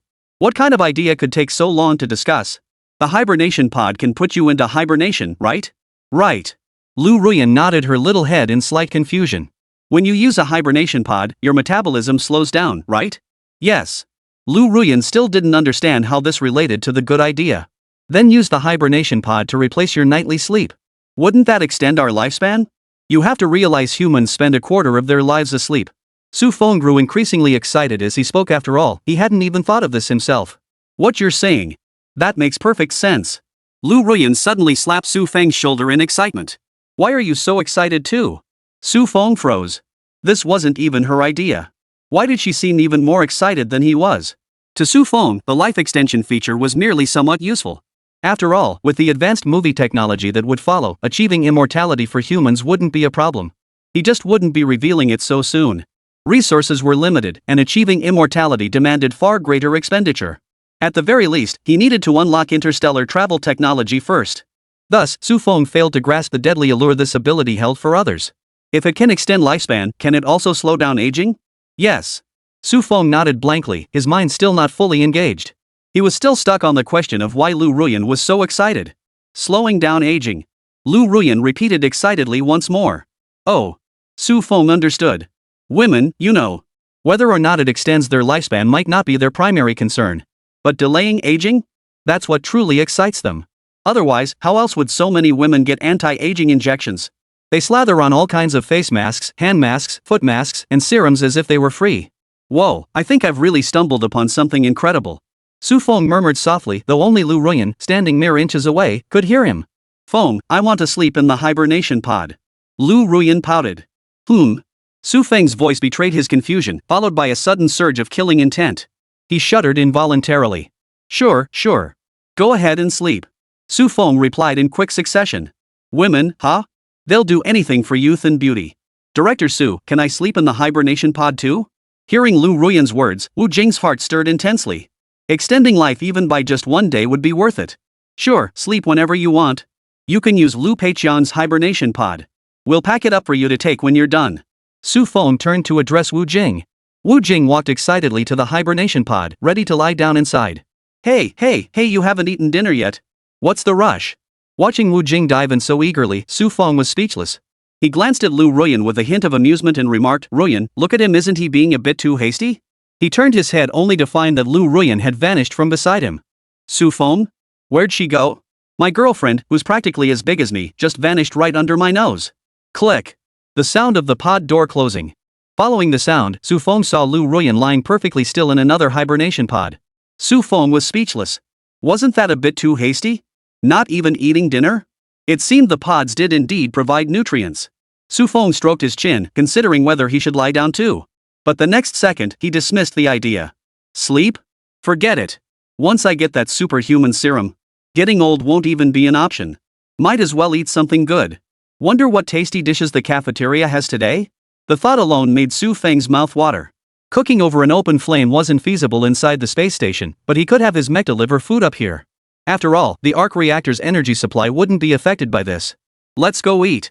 Su Feng rubbed his already rumbling stomach and headed toward the dining area. Director Su, where are teachers Lu Ruyan and Wu Jing? A nearby staff member asked curiously. Didn't Lu Ruyan go to call Su Feng and the others? Why hadn't they shown up yet? Oh, you mean them too? They were really curious about the hibernation pods. Each picked one and climbed inside. Su Feng replied casually, his eyes fixed entirely on the dishes arranged on the table. He silently mused, this sweet and sour pork is decent, and the fish head with chopped chili peppers is pretty good too. Let's add some kung pao chicken and seaweed egg drop soup. Chapter 148, The Anti-Aging Wonder. They went into the hibernation pods? Everyone was baffled. What was so great about hibernation pods? Not even eating dinner? Everyone expressed their confusion, but Su Feng didn't elaborate. What if everyone wanted a hibernation pod? Should he give them or not? If he did, the limited number of pods would certainly be insufficient. Besides, most of them couldn't afford several million. After all, we're talking millions here, not hundreds. It was beyond the means of most people. So Su Feng said nothing more. Seeing that Su Feng had no intention of explaining, the others didn't dwell on it either. They went about their business. Nothing could stop them from enjoying good food. Isn't life all about satisfying these basic cravings? Eating, drinking, gambling, and carousing. Eating comes first. What did that old angle know anyway? Has he ever tasted the delicacies of China? Ignoring Wu Jing and the others, everyone dug into their bowls with gusto. The next day, everyone arrived at the location, ready to begin the next shoot. Su Feng walked over and pressed the wake-up button. The two slowly came to. How did you sleep? Su Feng smiled as he looked at Lu Ruyan. Lu Ruyan stretched lazily. Comfortable. Never slept so well before. Su Feng stroked his chin. Then we should set the hibernation time earlier at home. Lu Ruyan? If we don't set it, we'll just sleep through everything. Su Feng joked. Who wants to sleep with you? Lu Ruyan's face flushed red, though it was the truth. But there were so many people around. Oh. The crowd erupted in teasing laughter. Alright, enough joking around. It's time to begin the official shoot. Su Feng composed his expression. Work demanded a professional attitude. Everyone took their designated positions and began filming the remaining scenes. The shoot progressed smoothly, wrapping up in just a few days. The space station scenes wrapped up. Meanwhile, public discourse on Earth was once again ignited by Su Feng's hibernation pod. The sleep replacement, the insomnia cure. A revolutionary invention, the hibernation pod. Delay aging, repair damaged cells. Promotion for the hibernation pod had already begun on Earth, with people holding high expectations for this technology. Of course, skeptical voices were also present. Can this thing really slow down aging? It won't harm the human body, will it? I feel like the effects of this thing are definitely exaggerated. Otherwise, why haven't we seen such inventions abroad? Just because it doesn't exist abroad, does that mean China can't have it? Where did you pick up this nonsense? As a professional, I have several concerns about this so-called hibernation chamber. First, while its operating principle aligns with theoretical research, its actual efficacy remains unverified. Second, to my knowledge, this machine is currently nothing more than a theoretical concept. Without an actual prototype, how can it be promoted? Doesn't this constitute false advertising? Third, the very notion of delaying aging is a false proposition. Everyone ages at a different rate. 4. This so-called expert has established a reputation within their professional field. He has consistently criticized anti-aging products from China. Because he is backed by American healthcare capital. If China were to dominate the market, And as everyone knows, the money of the wealthy isn't so easy to earn. But the money of the elderly is easy to make. Especially the phrase slowing down aging, it's practically a killer for the elderly. They also work like a charm on wealthy women. Therefore, regardless of whether the product actually works, it must be deemed useless. Upon seeing the online reviews, the Hwagwar Research Institute in charge of receiving them immediately flew into a rage. They merely intended to build hype for the product in advance. They never anticipated it backfiring. Now, skepticism was everywhere, leaving them feeling extremely anxious. This was a lucrative project, future funding depended on it. Inside the institute, the atmosphere was tense and oppressive. Professor Lee, the project leader, paced the conference room with a furrowed brow. What are we to do? We can't let this project fail, he said anxiously. Other researchers joined in the discussion. We need to find a way to turn this around quickly. But public trust in us has already taken a hit. How can we win it back? Someone suggested, should we release more detailed technical documentation to explain the principles and advantages of the hibernation pods? But another immediately countered, we don't have any technical documentation. This is a project assigned by headquarters. It hasn't been fully finalized yet. After a heated debate, they decided to request documentation from headquarters. Otherwise, the public outcry would only grow louder. As for questioning the central authority, that was out of the question. After all, the last document they provided was the arc reactor. That had been a centuries-old challenge, now suddenly solved. A mere stasis pod? They saw no reason for the central authority to falter. After all, they don't need to conduct research. The technology was already available. Their role was simply to advance development and disseminate manufacturing techniques. So a call came through to Su Feng. What? Tech blueprints and research sample data? Su Feng scratched his head. The system hadn't provided him with those yet. And even if they provided the blueprints later, the sample data wouldn't be included either. After all, this technology wasn't designed for anti-aging purposes. Professor Zhang, we don't have those design blueprints or research sample data yet. Why don't you take a finished product to study instead? Su Feng asked, feeling a bit embarrassed. Professor Zhang paused on the other end of the line before replying, Su Feng, while studying the finished product can yield some insights, without the design blueprints and sample data, it's difficult to thoroughly analyze many critical technical principles in the R&D process. This will significantly impact our subsequent in-depth research and improvements. Su Feng sighed helplessly. Professor Zhang, I know this situation isn't ideal, but it's all we have for now. How about we start with the finished product for now? I'll see if I can find a way to get the design blueprints as soon as possible. As for the data, you handle that side. What do you think? After a moment of silence, Professor Zhang replied, I suppose that's the only option for now. After hanging up, Professor Zhang fell deep in thought. Having Su Feng handle the sample data was indeed less than ideal. After all, the project was meant to generate revenue for the nation. Having Su Feng handle everything alone wasn't quite right. Let the researchers from Hwagwar Research Institute handle it instead. Chapter 149, The Beautiful Country Will Be Great Again. The Research Institute swiftly sprang into action. Despite lacking design blueprints and sample data, they organized a specialized team to conduct preliminary inspections and analyses of the finished hibernation pod provided by Su Feng. In the Institute's laboratories, various instruments hummed as researchers intently conducted tests. A young researcher, operating an instrument, remarked to a colleague nearby, even without complete data, we can't overlook any detail. We might uncover some crucial information. His colleagues nodded in agreement and returned to their intense research work. One by one, volunteers began entering the Research Institute for sample experiments. Professor Lee, are we really going to proceed with human trials? The assistant beside him hesitated. This was human experimentation. Shouldn't we be more cautious? Professor Lee smiled and replied, this stuff was made over there, and people have been using it for ages. You needn't doubt its safety. There? The assistant looked puzzled. Could it be that legendary place? Although Su Feng's identity remained undisclosed among China's scientific community, a mysterious research institute had emerged, filled entirely with groundbreaking scientific products. In other corners of the institute, whispers about this enigmatic facility were quietly spreading. A senior researcher remarked to a younger colleague nearby, I hear the projects at this mysterious institute are top secret until the products emerge, stunning everyone. They seem unfettered by traditional research models, boldly exploring new ideas and approaches. The young colleague asked curiously, could they be collaborating with some advanced research institutions abroad? How else could they achieve such remarkable results? The senior researcher pondered for a moment before replying, it's possible, but there's no concrete evidence yet. What is certain, however, is that their existence provides a tremendous boost and inspiration to scientific research development in our country. Perhaps we can draw inspiration from their work to broaden our own research horizons. At that moment, Su Feng remained unaware that the mysterious research institute behind him had already sparked so much speculation and discussion within China's scientific community. He remained focused on completing his mission, striving to secure more resources and support. He only understood that the advanced technologies and products he possessed held profound significance for both the nation's progress and humanity's future. He must strive even harder. More sci-fi films needed to be produced.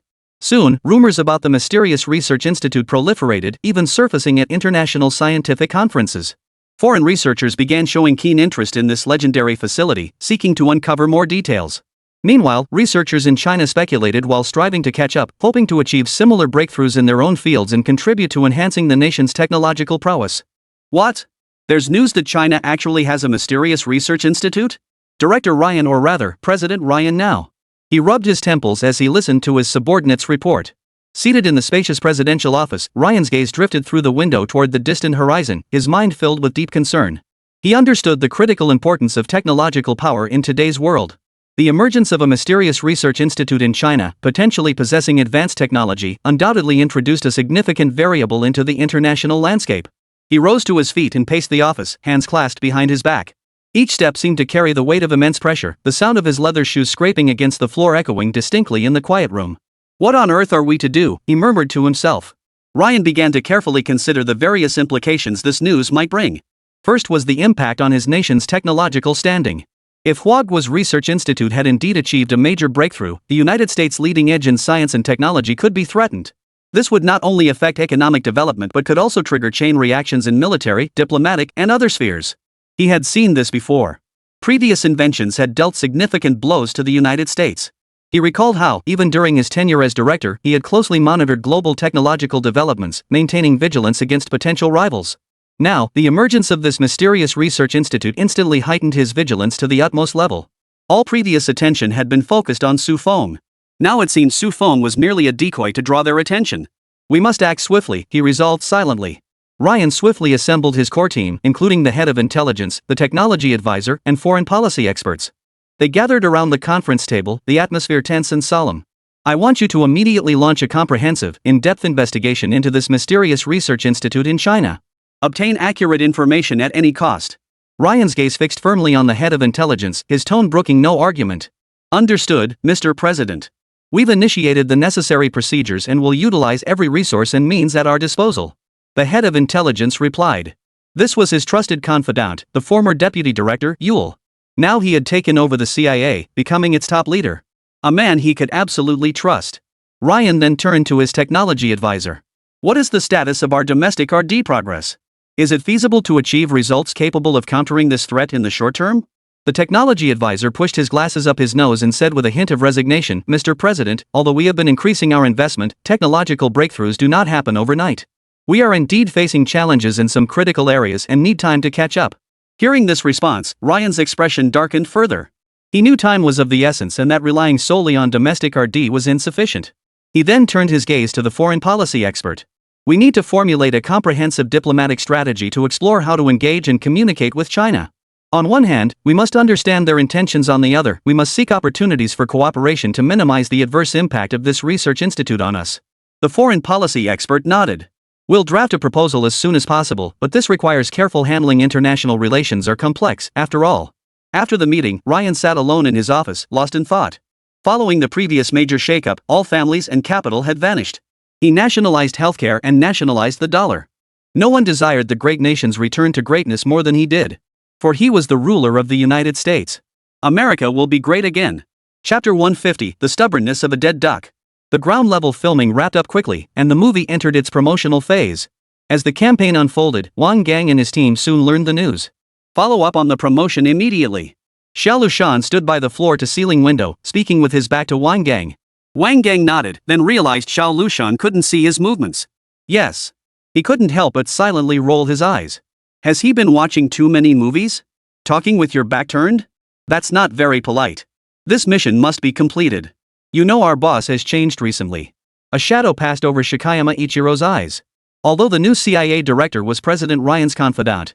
But new brooms sweep clean, and he'd inevitably make his mark. Moreover, President Ryan was paying even closer attention to China than before. Now, every asset in the entire United States was essentially his own. Every new technological frontier China conquered meant losses from his own pockets. Wang Gang frowned and replied, I understand, but the competition for this promotional campaign is fierce. That Chinese film has several novel elements. We need to find ways to highlight our strengths. Xiao Lushan turned sharply, fixing Wang Gang with a piercing gaze. Strengths? Our strength lies in showcasing the cultural influence of our beautiful country to the entire world. China's film industry is just beginning to gain traction. We have a mature film production system that's our greatest asset. Didn't you get Hollywood directors to give you advice? Are you still not confident you can beat Su Feng? Wang Gang nodded slightly. That's true, but audiences are becoming increasingly discerning. Relying solely on past formulas probably won't cut it. Shouldn't we innovate our promotional strategies? Xiao Lushan pondered for a moment. Innovation? Poof. But we can't stray from our core strengths. We must emphasize our film's special effects and heroic spirit. Oh, and let's get some well-known film critics to hype up our movie in advance, get them to write plenty of positive reviews. Wang Gang hesitated. Wouldn't that seem too contrived? If audiences catch on that it's just hype, it could backfire. Xia Lushan glared at him. What do you know? This is standard industry practice. As long as we build up the hype, audiences will naturally be drawn in. Also, ramp up our social media promotion. Create some engaging short video clips to drive more traffic. Wang Gang sighed helplessly. Fine, I'll make the arrangements. But regarding that film from Huagua, their marketing campaign is highly targeted, especially toward young audiences. Shouldn't we also take measures to compete for that segment of the market? We've failed every time before. Wang Gang felt somewhat helpless, though he believed his role in those past failures was minimal. But failure was failure. Xiao Lushan scoffed coldly. Young audiences? They're just drawn in by novel concepts. We need to steer public opinion from a higher level, making people see that our films are the ones with true value. Reach out to media partners, give them exclusive scoops and behind-the-scenes footage to boost our film's buzz. Xiao Lushan didn't believe Su Feng's first Chinese-style sci-fi film could achieve any significant breakthrough. In his view, Chinese sci-fi cinema had always lagged behind. Neither its special effects nor its storytelling creativity could rival Hollywood blockbusters. He acknowledged that Su Feng's special effects could now hold their own against Hollywood. After all, he was still just a young man. Even Su Feng had spent over a decade studying Chinese culture. He still felt he couldn't fully grasp it. How could a young person possibly create a truly Chinese sci-fi film? It was merely a Hollywood imitation wrapped in a Chinese exterior. He conceded that Su Feng's films could be considered competent Hollywood blockbusters. But it was still just a knockoff. He even had Hollywood directors personally oversee the production. This film would absolutely outshine Su Feng's work. A truly authentic Chinese sci-fi film is about to hit the big screen. This is a film that truly belongs to the Chinese people. What magic does a CCTV recommended film hold? For this promotional campaign, Su Feng even enlisted the power of CCTV. Because he believed The Wandering Earth deserved such treatment. At the promotional event preparation site, Su Feng passionately shared his vision with the team members. Guys, we've worked so hard all this time to show the world that China can produce truly awe-inspiring sci-fi films. The Wandering Earth is more than just a film, it carries our dreams and visions for the future. Team members nodded in agreement, their eyes sparkling with excitement and anticipation. CCTV's involvement provided the film's promotion with a broader platform and heightened attention. Related promotional coverage aired across multiple CCTV channels, capturing the attention of countless viewers. In no time, discussions about The Wandering Earth surged across social media, becoming a hot topic of conversation. Netizens flooded comment sections with their anticipation. Finally, a sci-fi blockbuster of our own, can't wait. After seeing the trailers, The Wandering Earth looks visually stunning with compelling storytelling. Hope it doesn't disappoint. A CCTV recommendation can't be wrong. I'm confident this film will surprise us. Within the film industry, The Wandering Earth also caused quite a stir. Industry insiders are reassessing the potential of Chinese sci-fi cinema. Su Feng has truly poured immense effort into this project. Judging by the current promotional materials, The Wandering Earth could become a milestone for Chinese sci-fi cinema, said a veteran film critic. In cinemas across major cities, posters for The Wandering Earth stand out prominently. The majestic cosmic scenes and resolute characters depicted on them captured the attention of passers-by. Cinema managers are also brimming with anticipation for this film, increasing screenings in hopes of securing strong box office results from this hotly anticipated release. As the release date approaches, Su Feng and his team grow increasingly busy. They continuously coordinate with various parties to ensure the smooth progress of promotional efforts. Simultaneously, they are finalizing preparations for the film's premiere. Numerous guests and media representatives would be invited to the premiere. Su Feng hoped this grand event would introduce more people to The Wandering Earth and spark their enthusiasm for it. Amidst this atmosphere of anticipation, the entire nation of Huagui is immersed in excitement for this sci-fi film. The Wandering Earth shone like a rising star, illuminating the future path of Chinese sci-fi cinema. Don't be afraid. It's just that their promotional momentum is a bit stronger than ours. Chapter 151, A Man Remains a Boy Until Death. Xia Lushan wiped the cold sweat from his brow but remained defiant. He couldn't show weakness, previous setbacks had already shaken his position. If it weren't for the photos brought back from the last operation, he would have been shipped back to the States to sit on the sidelines. Now seated in the conference room, facing his team members' slightly anxious gazes, Shikayama Ichiro struggled to maintain his authoritative demeanor. His inner turmoil was far from the calm exterior he projected. The overwhelming promotional campaign for Su Feng's film weighed heavily on him. He knew that in this fiercely competitive film market, the advantage in promotion could significantly influence a movie's box office performance and critical reception. Our film has its own strengths. We possess a seasoned production team and extensive experience. Xiao Lushan continued, trying to rally himself and his team. We mustn't be intimidated by their marketing. We must trust in the quality of our work. Yet internally, he was constantly strategizing how to navigate the current situation. He began reflecting on whether his previous decisions had been flawed, whether his promotional strategy had been overly conservative or had missed crucial points. We need to reassess our promotional plan and see where we can improve. He addressed his team members. We can't afford to remain reactive any longer. We must take the offensive. The team members nodded in agreement and began discussing specific measures. Wang Gang proposed, we should expand our advertising channels to broaden our promotional reach. We should also organize special prize draws to attract audience attention. While this will increase our promotional costs, the results should be quite effective. Yan Junmin pondered for a moment, feeling he should also contribute suggestions. Though he wasn't particularly knowledgeable in this area, as a subordinate, he felt it was his duty to support his boss. So he offered a safe suggestion. Collaborate with well-known bloggers and influencers for word-of-mouth marketing. Xiao Lushan listened attentively to everyone's suggestions, gradually forming a clearer vision in his mind. He decided on a comprehensive approach, increasing promotional spending while refining content to highlight his film's unique selling points. Even if this would increase promotional costs, their goal wasn't to make money. Their goal was to take down Su Feng. We need to make audiences understand that our film isn't just another ordinary production, it possesses unique charm and value. Xiao Lushan declared with conviction. Yet, a lingering unease still gnawed at his heart. He knew Su Feng's film had already garnered widespread attention. Standing out in this competition would be no simple feat. But he had no room for retreat. He could only give it his all. He aimed to achieve strong results after the film's release to secure his position. Soon, the trending topics they had purchased quickly climbed the charts. Yet they couldn't compare to Su Feng's level of buzz. Huapiao double hit. Huapiao's sci-fi co-production with 2 countries coming soon. Director Wang Gang's new masterpiece, Moonfall, coming soon. Stay tuned. A collaborative masterpiece by Roland Emmerich and director Wang Gang. Numerous behind-the-scenes clips from the set were then released.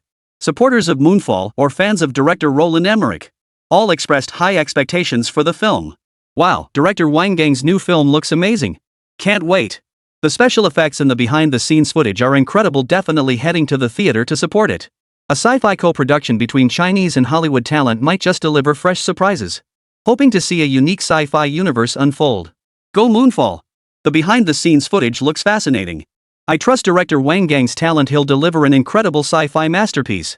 Those who saw his previous film, The Sea Fortress, are taking a wait-and-see approach. Wang Gang may be quite famous, but his last film, Sea Fortress, was truly awful. How bad was it? So bad it got pulled from streaming platforms, yet curious netizens still sought out pirated copies. What kind of movie could be this bad? Well, it's so bad it could make your eyes bleed. It's hard to tell just from trending topics and behind-the-scenes clips. I'll wait until it's released and see the reviews before deciding whether to watch it. Movie promotions these days are often way too hyped up. Co-productions vary wildly in quality. I hope Moonfall steps up and proves itself. It can't just ride hype. The actual content has to deliver. Seems okay, but I'll reserve judgment until I actually see it. I'll wait and see. Hope it doesn't disappoint. Su Feng was stunned after seeing the trending topic. This guy's got some nerve. Who dares challenge him head-on like this? Sitting before his computer, he stared at the trending topic. Director Wang Gang's new work, Moonfall, coming soon, displayed on his screen, his face etched with surprise and confusion. He had assumed his film The Wandering Earth held a significant promotional advantage and would dominate this release window. But Wang Gang actually dared to step up and challenge him head-on. He shook his head in disbelief. Was this guy out of his mind? In the face of The Wandering Earth, who could possibly stand a chance? Think a co-production and some trending topics can rival me? How naive. He muttered to himself. What's this about a Chinese foreign sci-fi co-production? None of them stand a chance against me. Su Feng sighed. It was lonely at the top. No matter how impressive the special effects were, could they match the sheer power of his live-action shots?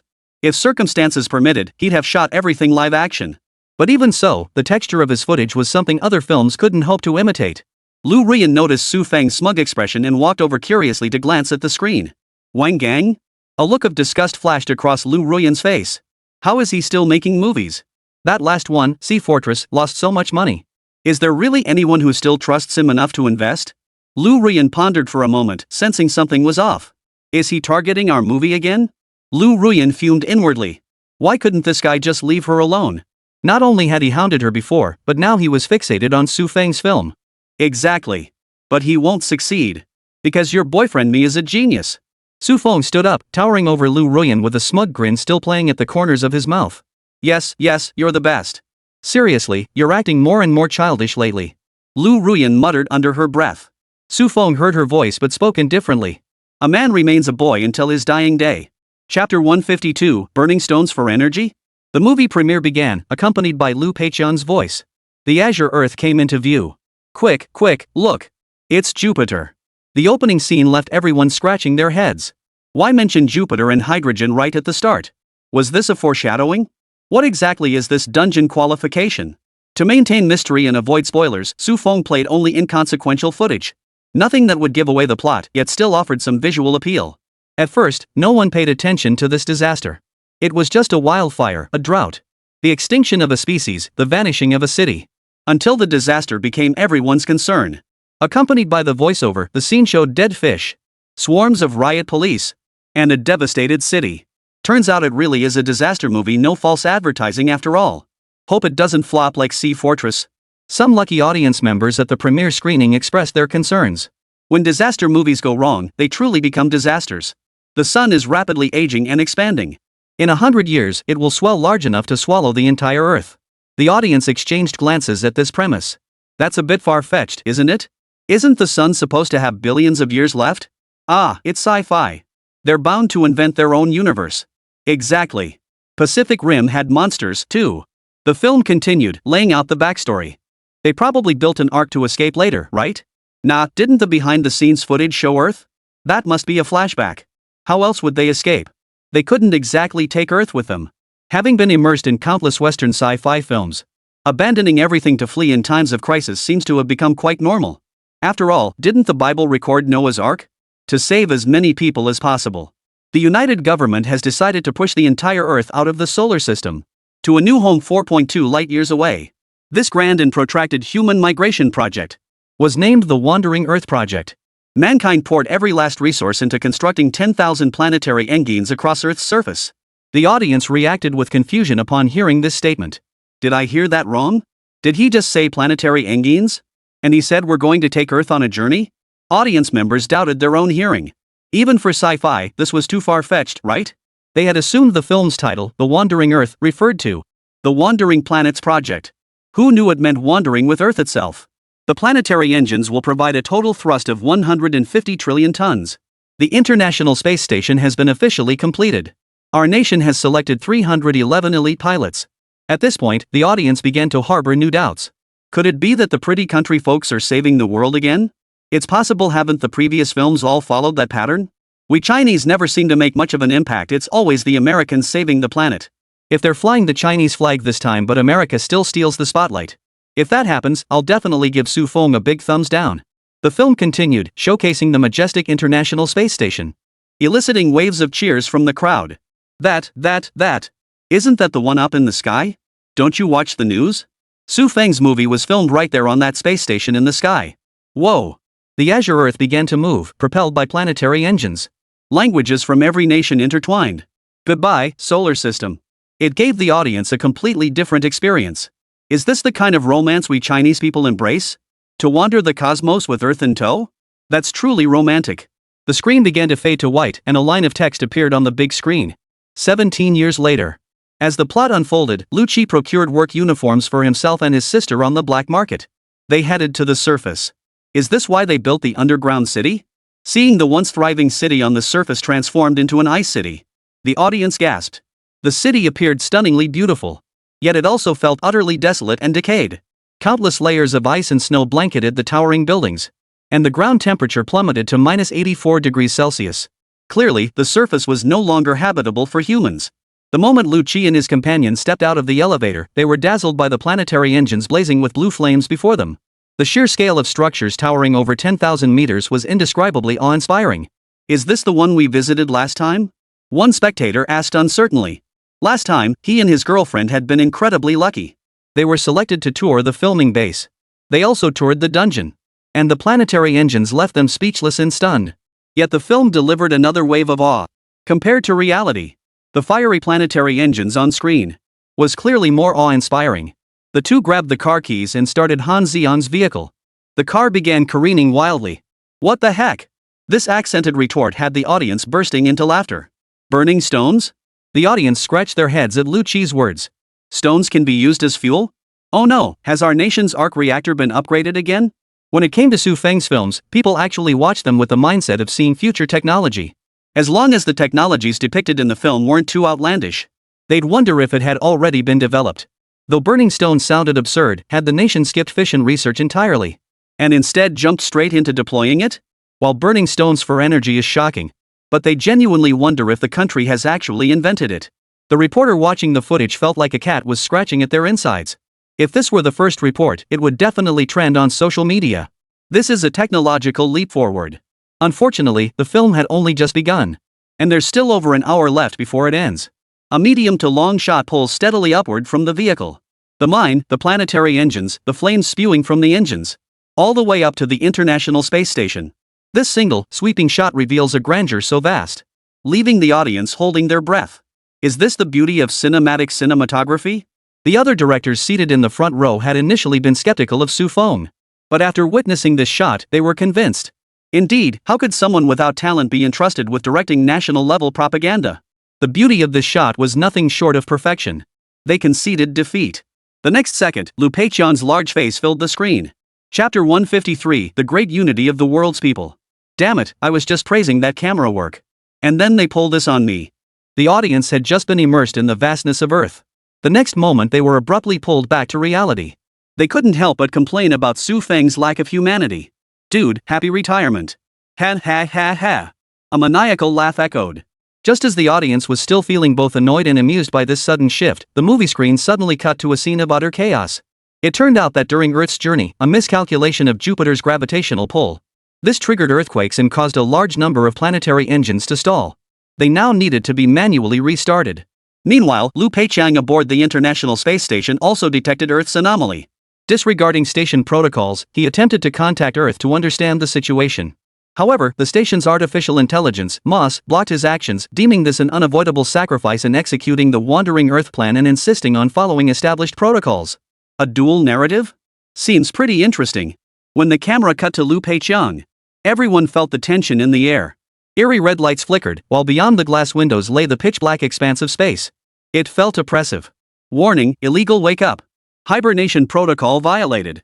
Liu Peiqiang gasped for breath as he sat up in his stasis pod. Moss's cold electronic voice sounded. Per emergency protocol. Initiating manual correction protocol. Initiating awakening of all hibernating personnel in Unit H7X01.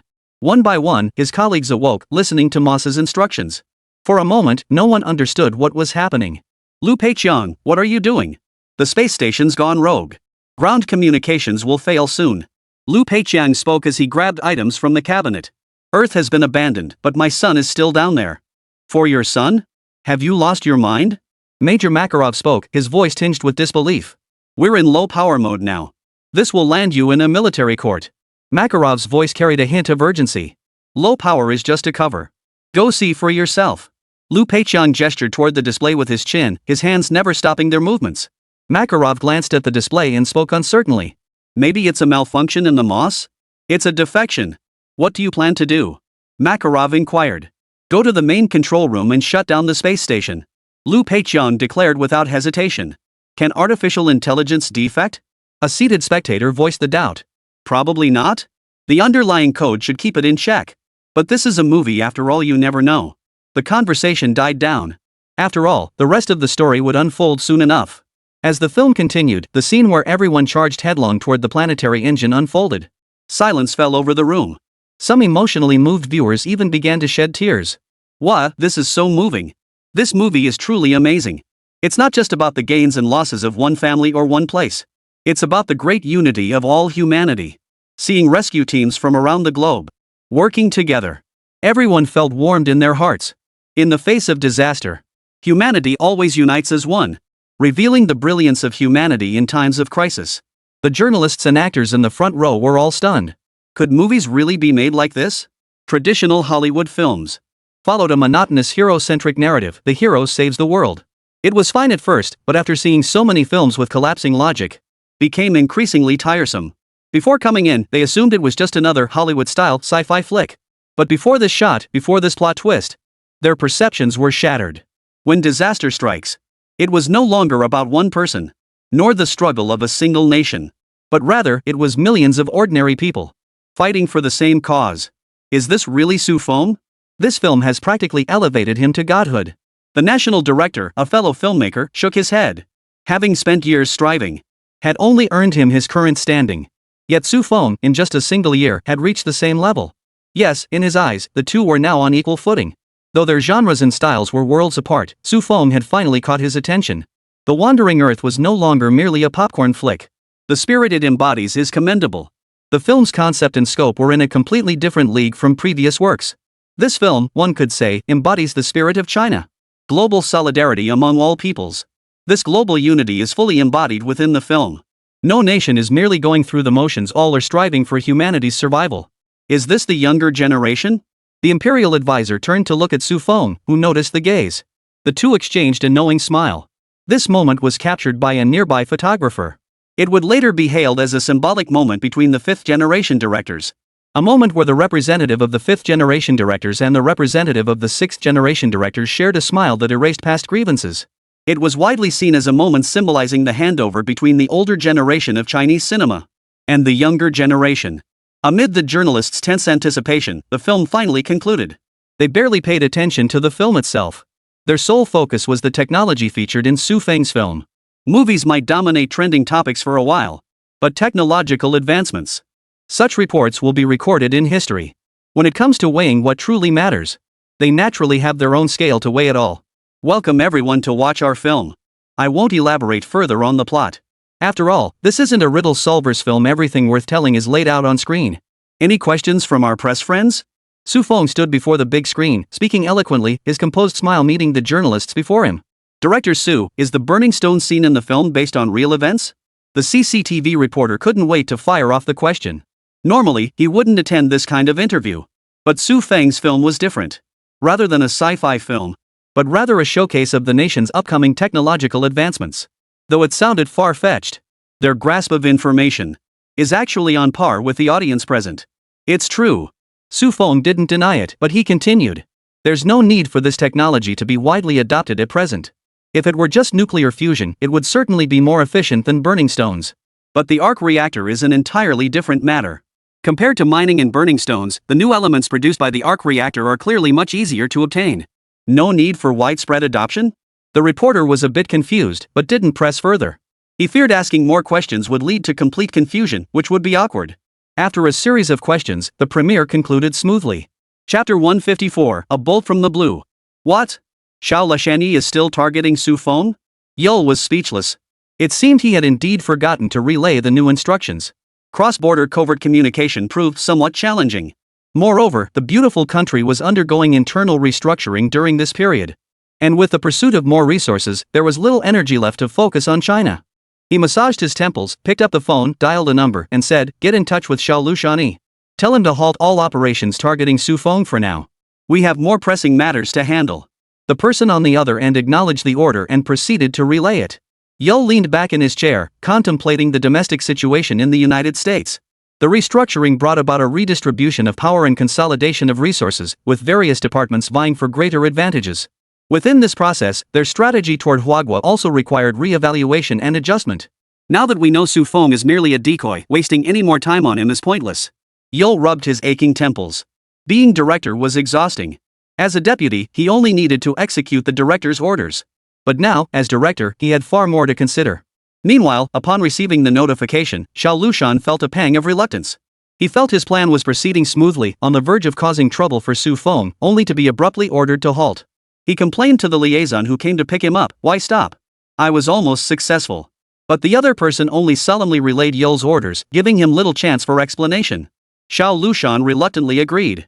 Though dissatisfied, he dared not defy the order. Xiao Lushani drummed his fingers on the chair, contemplating how to handle Wang Gang and the others. Since there was no longer a need to stir up trouble in the film industry, the very existence of this group became questionable. All that money spent earlier can't go to waste, he muttered to himself. Let them make money then.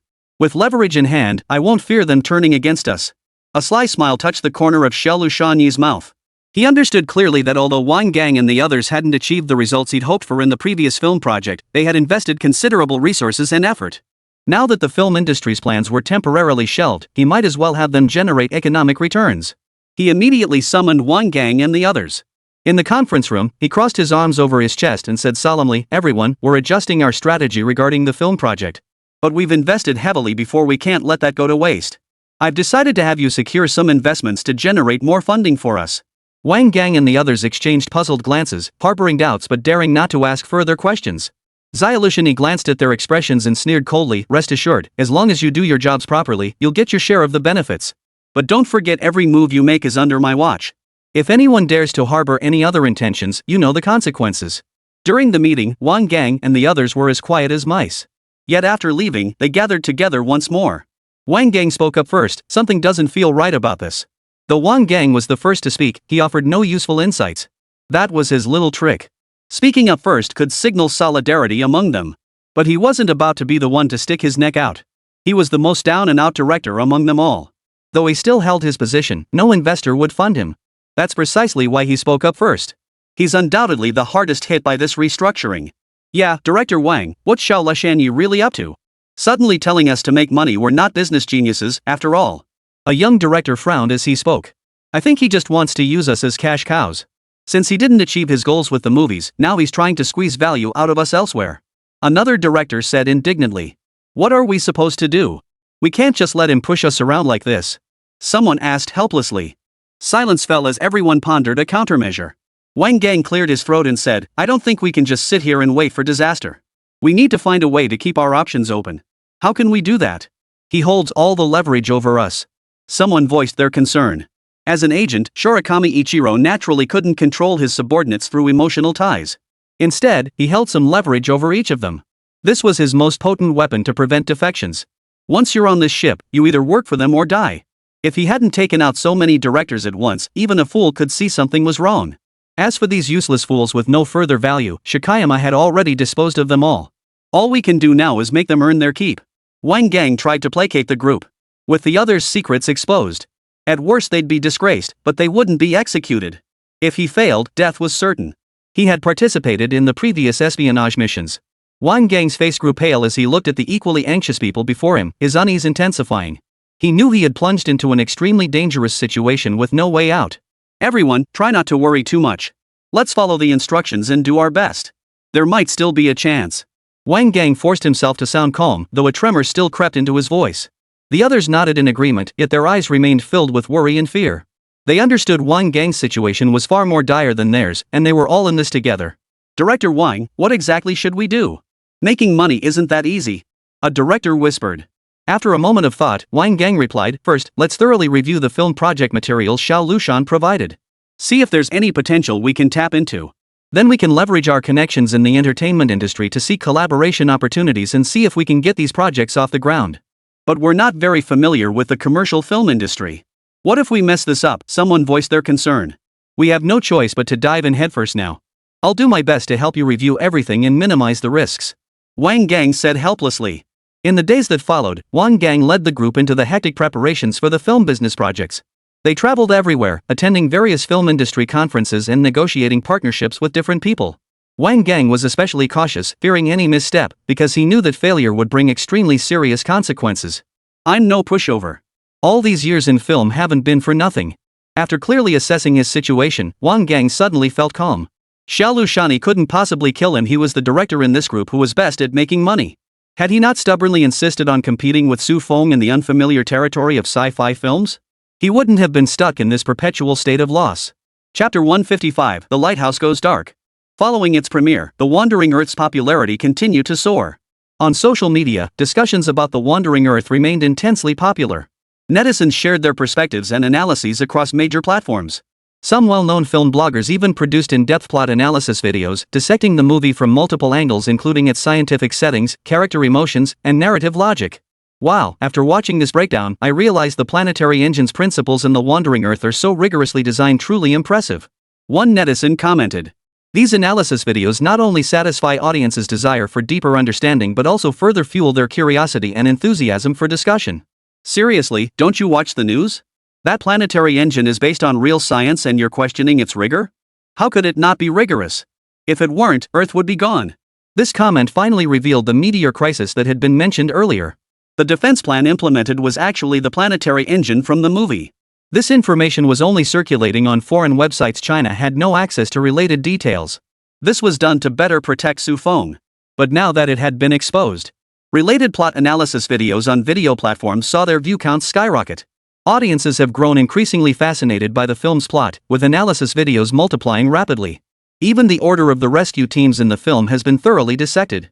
When netizens discovered that the rescue team sequence in The Wandering Earth mirrors the order of foreign rescue teams assisting China during the 2008 Wenchuan earthquake, they were overcome with profound emotion and admiration.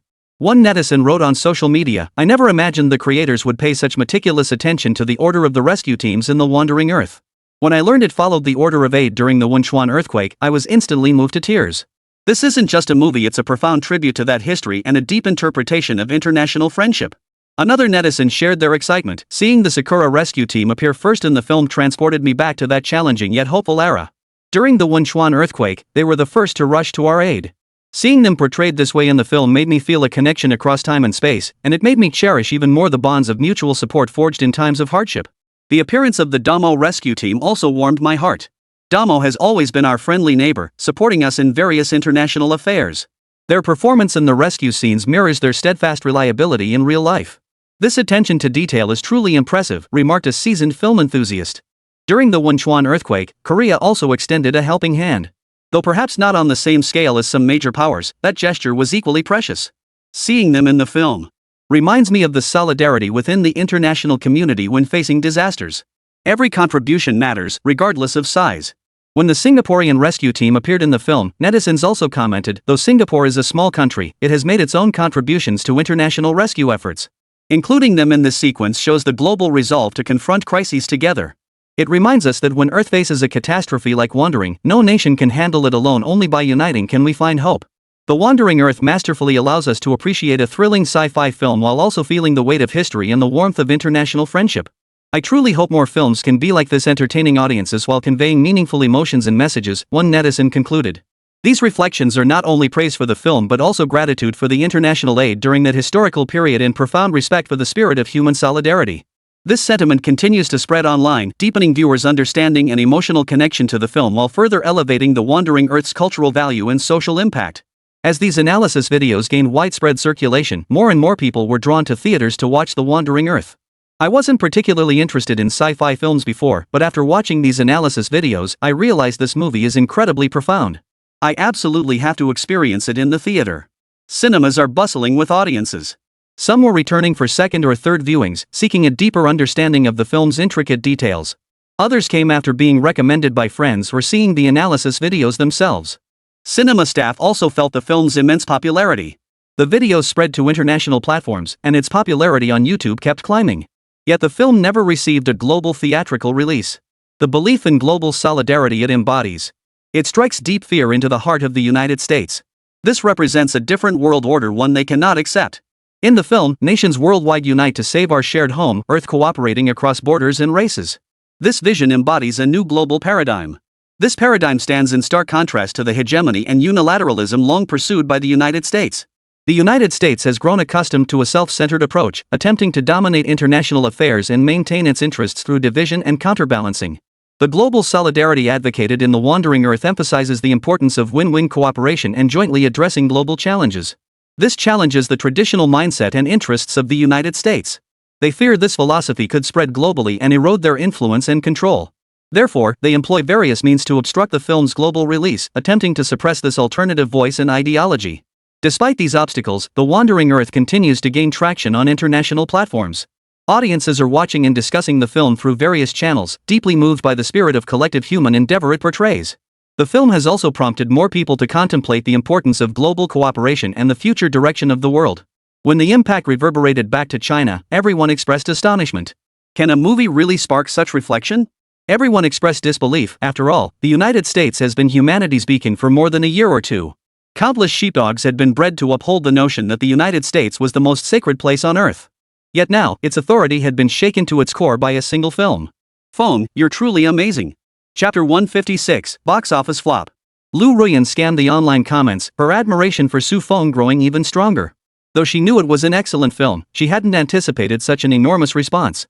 It had already begun to threaten the status of the United States. Sitting before her computer, she stared unblinkingly at the screen filled with glowing praise and heated discussions about the wandering Earth, her heart filled with mixed emotions. On one hand, she felt immense pride and joy for Su Feng's monumental achievement. The happiness welling up from her heart made her cheeks flush slightly. On the other hand, she was acutely aware that the film's explosive impact would trigger a series of chain reactions. The complexity and uncertainty of these consequences left her with a lingering sense of unease. Lu Ruyan recalled the moments since she first met Su Feng, his talent, his perseverance, his passion and dedication to film, all of which had deeply captivated her. Now, seeing him stand at such a prominent height, she felt the distance between them seemed to grow, yet at the same time, she wanted to draw closer to him, to do something for him. What's wrong? You look troubled. Su Feng found her distracted expression slightly amusing. He leaned in close to her face and gently kissed her forehead. I feel like the distance between us is growing wider. Lu Ruyan said, a hint of melancholy in her voice. How could that be? Didn't we have some close contact just yesterday? Seeing Lu Ruyan's displeased expression, Su Feng deliberately tried to cheer her up. It's broad daylight.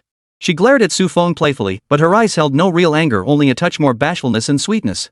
Su Feng chuckled, pulling Lu Ruyan close to sit beside him. He gently wrapped his arm around her shoulders and said, I just wanted to cheer you up. Don't overthink it.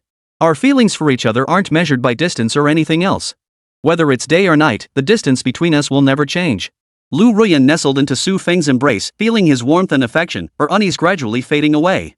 She playfully nudged Su Feng and teased, you're such a smooth talker. While Su Feng was enjoying sweet moments, the situation at Xiaolu Mountain was extremely dire. This is the result of your efforts these past few days? Xiaolu Shani spoke as he pulled out another report. And this one too. This is all the box office you've managed for the Sino-foreign co-production? Shikayama glared at Wang Gang in fury. Invested 150 million, box office only 130 million. This money's going back to grandma's house. Wang Gang wiped the cold sweat from his forehead. He couldn't quite figure out why the film's box office was so dismal. Logically speaking, this shouldn't be possible? Mr. Xiaolu Shani, we invested heavily in pre-release promotion, cast well-known actors, and the subject matter is quite popular right now. We truly didn't expect this outcome. Wang Gang explained cautiously. Shikayama Ichiro snorted coldly, unexpected? That's all you've got? A massive investment yields this pitiful box office? How am I supposed to explain this to higher-ups? Wang Gang kept his head down, unable to meet Shikayama's gaze. He felt deeply aggrieved inside. This film was essentially a direct imitation of Hollywood style. He was confident that even if it couldn't rival the top films, it would still be considered a decent film by Hollywood standards. So why was the box office so dismal? Tell me, what exactly went wrong? Was it the film's quality or inadequate promotion? Xia Lashani pressed further. Wang Gang thought for a moment and said, I think it might be a combination of both factors. The film's plot might be too similar to previous Hollywood styles, and audience feedback hasn't been great. As for promotion, although we put in a lot of effort, we might not have accurately captured the audience's interests, leading to poor results. Plus, going head-to-head with Su Feng's film, his movie is genuinely better than ours. Since there was no need to suppress Su Feng anymore, he might as well be honest. To be fair, Su Feng's film was indeed superior to his own. Xiaolushan furrowed his brow, contemplating his next move. The film's failure not only caused him financial losses but also undermined his standing within the organization. He had to find a way to salvage the situation, or at least present a solution that showed his superiors he was actively addressing the issue. Organize a team immediately to conduct a comprehensive analysis of this film's box office failure. Identify the specific causes and underlying issues. Then develop an improvement plan to see if follow-up measures such as relaunching promotions or releasing a special edition can boost box office revenue. Xia Lushan issued the order to Wang Gang. Wang Gang nodded hastily in agreement. Yes, Mr. Xiaolushan. I'll get right on it. Wang Gang turned and left the office, his heart filled with bitterness. After all, he had once been a formidable figure in the film industry. Now he was being berated like a dog. Once he was deemed useless, their attitude toward him changed completely. Watching Wang Gang's receding figure, the directors nearby trembled in fear. If even Wang Gang, the most powerful among them, was berated like this, what fate awaited them? There really is no such thing as a free lunch. Not a single one of these little devils is any good. We must have been blinded by greed before. They sighed inwardly. They all prayed that Xiao Lushan wouldn't call on them, but that was clearly impossible. You're supposed to be China's top directors? You can't even secure this measly amount of investment? I could raise more money just by approaching a few college students. Xiao Lushani angrily berated them, unable to believe this group couldn't even secure funding. Did they seriously expect him to pay out of his own pocket to make their movie? Under Xiao Lushani's wrath, the directors and others hung their heads, not daring to utter a word. They too felt helpless and aggrieved.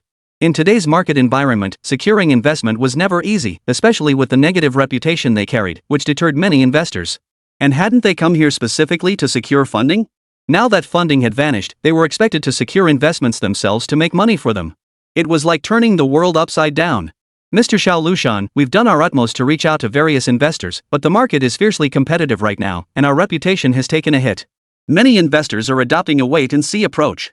A director mustered the courage to explain. Did our best? I say you're useless. Xia Lushani cut him off without listening to the explanation. Haven't you been in the film industry for years? Don't you have any connections? Or did you just not put your heart into it? The other directors looked equally troubled. One whispered, we've reached out to past partners, but they're either tied up with other projects or wary of our current situation, unwilling to invest lightly. Shikayama Ichiro's face darkened alarmingly as he paced the room, contemplating solutions. Listen to me carefully. I don't care what methods you use, but you must secure investment immediately. If this continues, our entire plan will go down the drain. The director and others could only nod repeatedly. They knew that if they failed to meet Xiao Lushani's demands, their situation would only grow more dire. Chapter 157, Visiting the In-Laws. You're telling me this thing is a hibernation pod? After obtaining several hibernation pods, Lu Ruyan naturally took a few home with her. Su Feng wholeheartedly agreed and accompanied Lu Ruyan back to her residence. While others brought cigarettes and liquor as gifts, he arrived carrying 2 hibernation pods. Lu Hong, Lu Ruyan's father, looked at the young man. His eyes were filled with suspicion. Su Feng, he knew. A director who'd recently gained a bit of fame. But this was a prototype developed by the National Research Institute. Reportedly not yet released to the public. A director actually getting his hands on something like this? He found it hard to believe. Lu Hong pulled his daughter close and whispered, honey, you weren't tricked, were you? This thing is still in testing, it's not even on the market yet. Seeing her father's anxious expression, Lu Ruyan couldn't help but laugh. Dad, don't worry. Why would Su Feng deceive me? This hibernation pod was obtained through official channels. Official channels? What kind of official channels would let a director get his hands on a prototype from a National Research Institute? Lu Hong remained unconvinced. Noticing Lu Hong's suspicion, Su Feng quickly explained, Uncle, please don't misunderstand. I received this hibernation pod as a reward for participating in an event related to a national research project. It's absolutely legitimate, not some scam. Lu Hong frowned, looking at Su Feng with half-belief. Really? How did a director like you get involved in a national research project activity? Su Feng patiently explained, Uncle, it happened like this. My film The Wandering Earth generated significant buzz. It incorporates some science fiction elements that happen to align with this research project. So they invited me to participate in some discussions and exchange activities. In the end, they gave me this hibernation pod as a reward.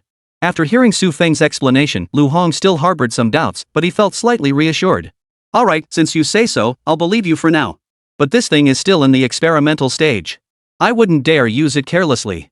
If something went wrong, it would be a real mess. Lu Ruyan smiled. Dad, you can relax. We know our limits. Besides, this hibernation pod looks pretty cool. Even if we don't use it, it'll add a futuristic touch to our home. Lu Hong shot his daughter a helpless glance before turning to Su Feng. You young people just love these novel gadgets, don't you? But Su Feng, since you're the director, you'd better treat my daughter well from now on. Don't let her suffer any hardships. Su Feng nodded solemnly. Uncle, rest assured. I will take good care of Ruyan. Standing nearby, Lu Ruyan's mother, Yang Anrong, grew impatient. Enough talk. My daughter finally came home for a visit. What kind of scene are you making, blocking the doorway like this? Come inside, come inside. Yang Anrong spoke as she warmly ushered Su Feng and Lu Ruyan into the house. Her face bore a warm smile, her eyes revealing both affection for her daughter and welcome for Su Feng as a guest. Though Lu Hong still harbored some doubts, he stepped aside at his wife's urging. Watching the workers behind Su Feng carry the cryogenic chamber inside, he couldn't help but grumble inwardly, though he held his tongue. As soon as they entered, Yang Anrong busied herself pouring tea for Su Feng and Lu Ruyan, chattering incessantly, you must be exhausted from the journey. Have some water quickly. Her warmth made Su Feng feel a bit overwhelmed by the attention, and he quickly thanked her. Lu Ruyan smiled as she wrapped her arm around her mother's, saying coquettishly, Mom, I knew you were the best. Look at Dad, he's suspicious the moment we see each other. Yang Anrong gently patted Lu Ruyan's hand and said, "Your father just worries about you, afraid you'll get scammed. But it's all good now. Since you came through official channels, there's nothing to worry about." Su Feng, don't mind him, your uncle's just a straightforward sort. Su Feng quickly shook his head. Auntie, I don't mind at all. I understand uncle's concerns. After all, there's no legitimate way to buy a hibernation pod on the open market. Yang Anrong nodded with a smile, then looked at the hibernation pod and asked curiously, "Is this thing really a hibernation pod? I've only ever seen them on TV. Su Feng, tell us how it works." Su Feng smiled and began explaining the hibernation pod. Just lie inside and press this switch. This is the timer function, and here is where you replenish the nutrient solution. Su Feng gave a detailed explanation, prompting the elderly couple to nod repeatedly. Good. What a wonderful thing this is. I think I understand. You two sit down and watch some TV while I go grocery shopping. Yang Anrong said with a smile, already picking up her shopping bag as she spoke, ready to head to the market. Su Feng, is there anything you'd like to eat? Just tell me what you like, and I'll cook it for you tonight. Su Feng felt a bit overwhelmed by the kindness and quickly replied, "Auntie, no need to go to all that trouble.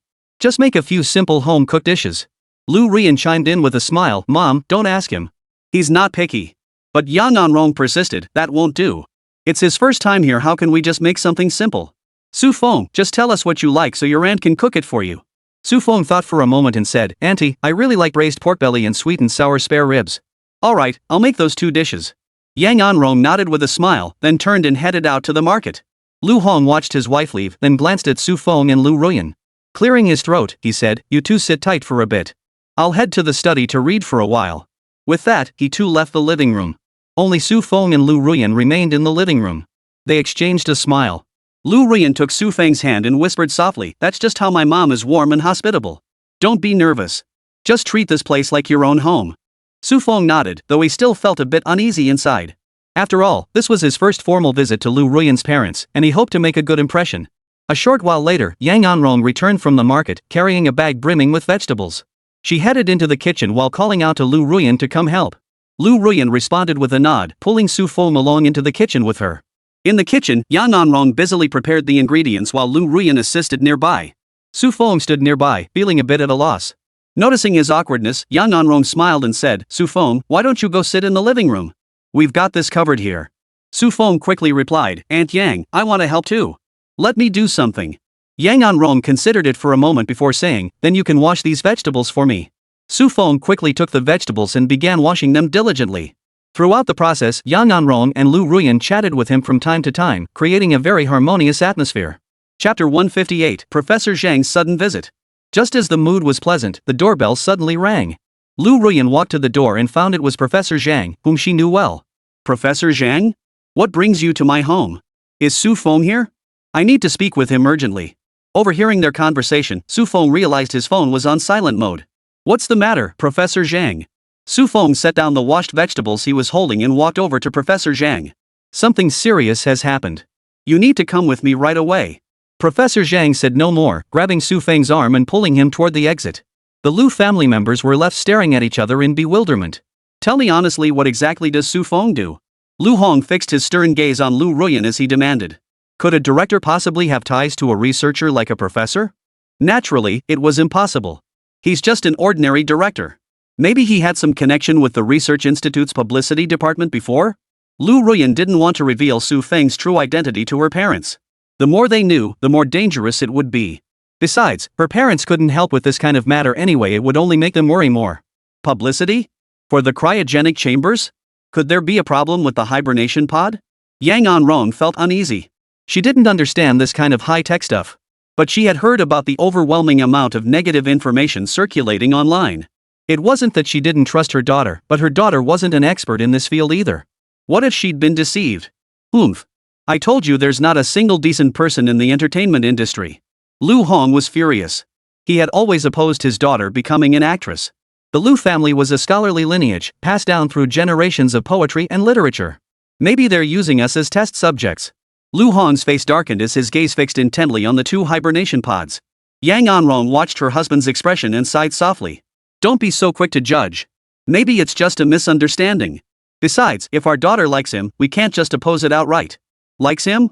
Can affection put food on the table? He's just a director, what kind of stable life can he offer our daughter? Lu Hong's tone was firm. A daughter of the Liu family should marry someone with education and a stable career, not someone who's just scraping by in the entertainment industry. Lu Ruyan bit her lip, her eyes brimming with hurt. Dad, why can't you understand me? Su Feng works hard and is very talented. His films are meaningful, not what you imagine them to be. Lu Hong refused to listen to his daughter's words. Meaningful? How could that compare to the meaningfulness of teaching and educating? As for this Su Feng, I just don't think he's reliable. He dares to hand us something that hasn't even been officially released. Who knows what his intentions are? Professor Zhang, why did you rush me out here like this? This is my first time visiting my mother-in-law's house. Su Feng grew anxious too. This was his first visit to his future mother-in-law's home. Plus, according to Lu Ruyan, her father looked down on people in the entertainment industry. He saw them as nothing but money-grubbing lowlifes. This situation was bound to make a bad impression. That hibernation pod you developed has hit the market, and the royal family of Sandom Country wants to order 1,000 units. They want to meet the inventor of this hibernation pod and need you to go there immediately. Don't say I don't look out for you. You'll get a 30% cut of the profits this time. I worked my ass off to secure this deal. Professor Zhang spoke with a smile. Oh, that's all it is. Money doesn't matter. I'll go back and see my mother-in-law first. Su Feng waved dismissively. Money was nothing. What's the big deal? Meeting the mother-in-law takes priority. Professor Zhang's eyes widened in disbelief at Su Feng's reaction. You fool! This is a huge sum of money. Don't you know how much influence the royal order from the Shah could bring? And you're just giving it up so easily? Su Feng smiled and said, Professor Zhang, money isn't the most important thing to me. What matters more to me now is my relationship with Ruyan and how her family perceives me. This opportunity is rare, but I believe there will be others in the future. And meeting my future mother-in-law that can't be delayed. Professor Zhang reached out and stopped Su Feng as he turned to leave. Hey, don't go yet. Just help out an old buddy. This is a pretty hefty payoff. Our country is still short on research funding. Su Feng sighed helplessly. Alright. Just this once. Though Su Feng still worried about Lu Ruyan and meeting his future mother-in-law, hearing Professor Zhang mention national research funding made him realize he couldn't completely ignore the bigger picture. He knew research was vital to the nation's progress, and his invention might just secure substantial funding for the country's scientific endeavors. Seeing Su Feng agree, Professor Zhang's face lit up with a relieved smile. Excellent. I knew you were someone with a broad perspective. If this endeavor succeeds, it will not only benefit our nation but also elevate our country's international standing. Su Feng nodded. I understand, Professor Zhang. But I hope this matter can be resolved quickly. I still want to return home sooner to handle my personal affairs. Professor Zhang patted Su Feng on the shoulder. Rest assured, I'll arrange everything promptly. We absolutely must seize this opportunity to secure greater benefits for our nation. Besides, isn't your girlfriend being really good to you? Your mother-in-law and all that. You're an eligible bachelor, surely you can handle it? Professor Zhang was a bit puzzled. While Su Feng's identity as a scientist couldn't be revealed. But just being a big-name director in the open was a level of success most people couldn't achieve in a lifetime, right? Surely his future mother-in-law wouldn't find fault with him? Su Feng shook his head. Lu Ruyan's father doesn't think highly of people in the entertainment industry. Professor Zhang nodded thoughtfully. Is that so? No worries. I'll get you an artist title. Consider it repayment for helping me this time. Su Feng narrowed his eyes, glancing at Professor Zhang in disbelief. What's that look mean? Think I'm not good enough, old Zhang? Professor Zhang instantly grew flustered. What was going on? Didn't he consider professors as officials? No, Professor Zhang, aren't you from the research community? You have a say in entertainment industry matters? Su Feng voiced his doubts. If it was about the scientific community, he had no doubt about Professor Zhang's capabilities. After all, he was a researcher capable of representing China at major international conferences. He was a heavyweight in his field, after all. Young Su, this society. It's not just a simple circle. People's lives intersect.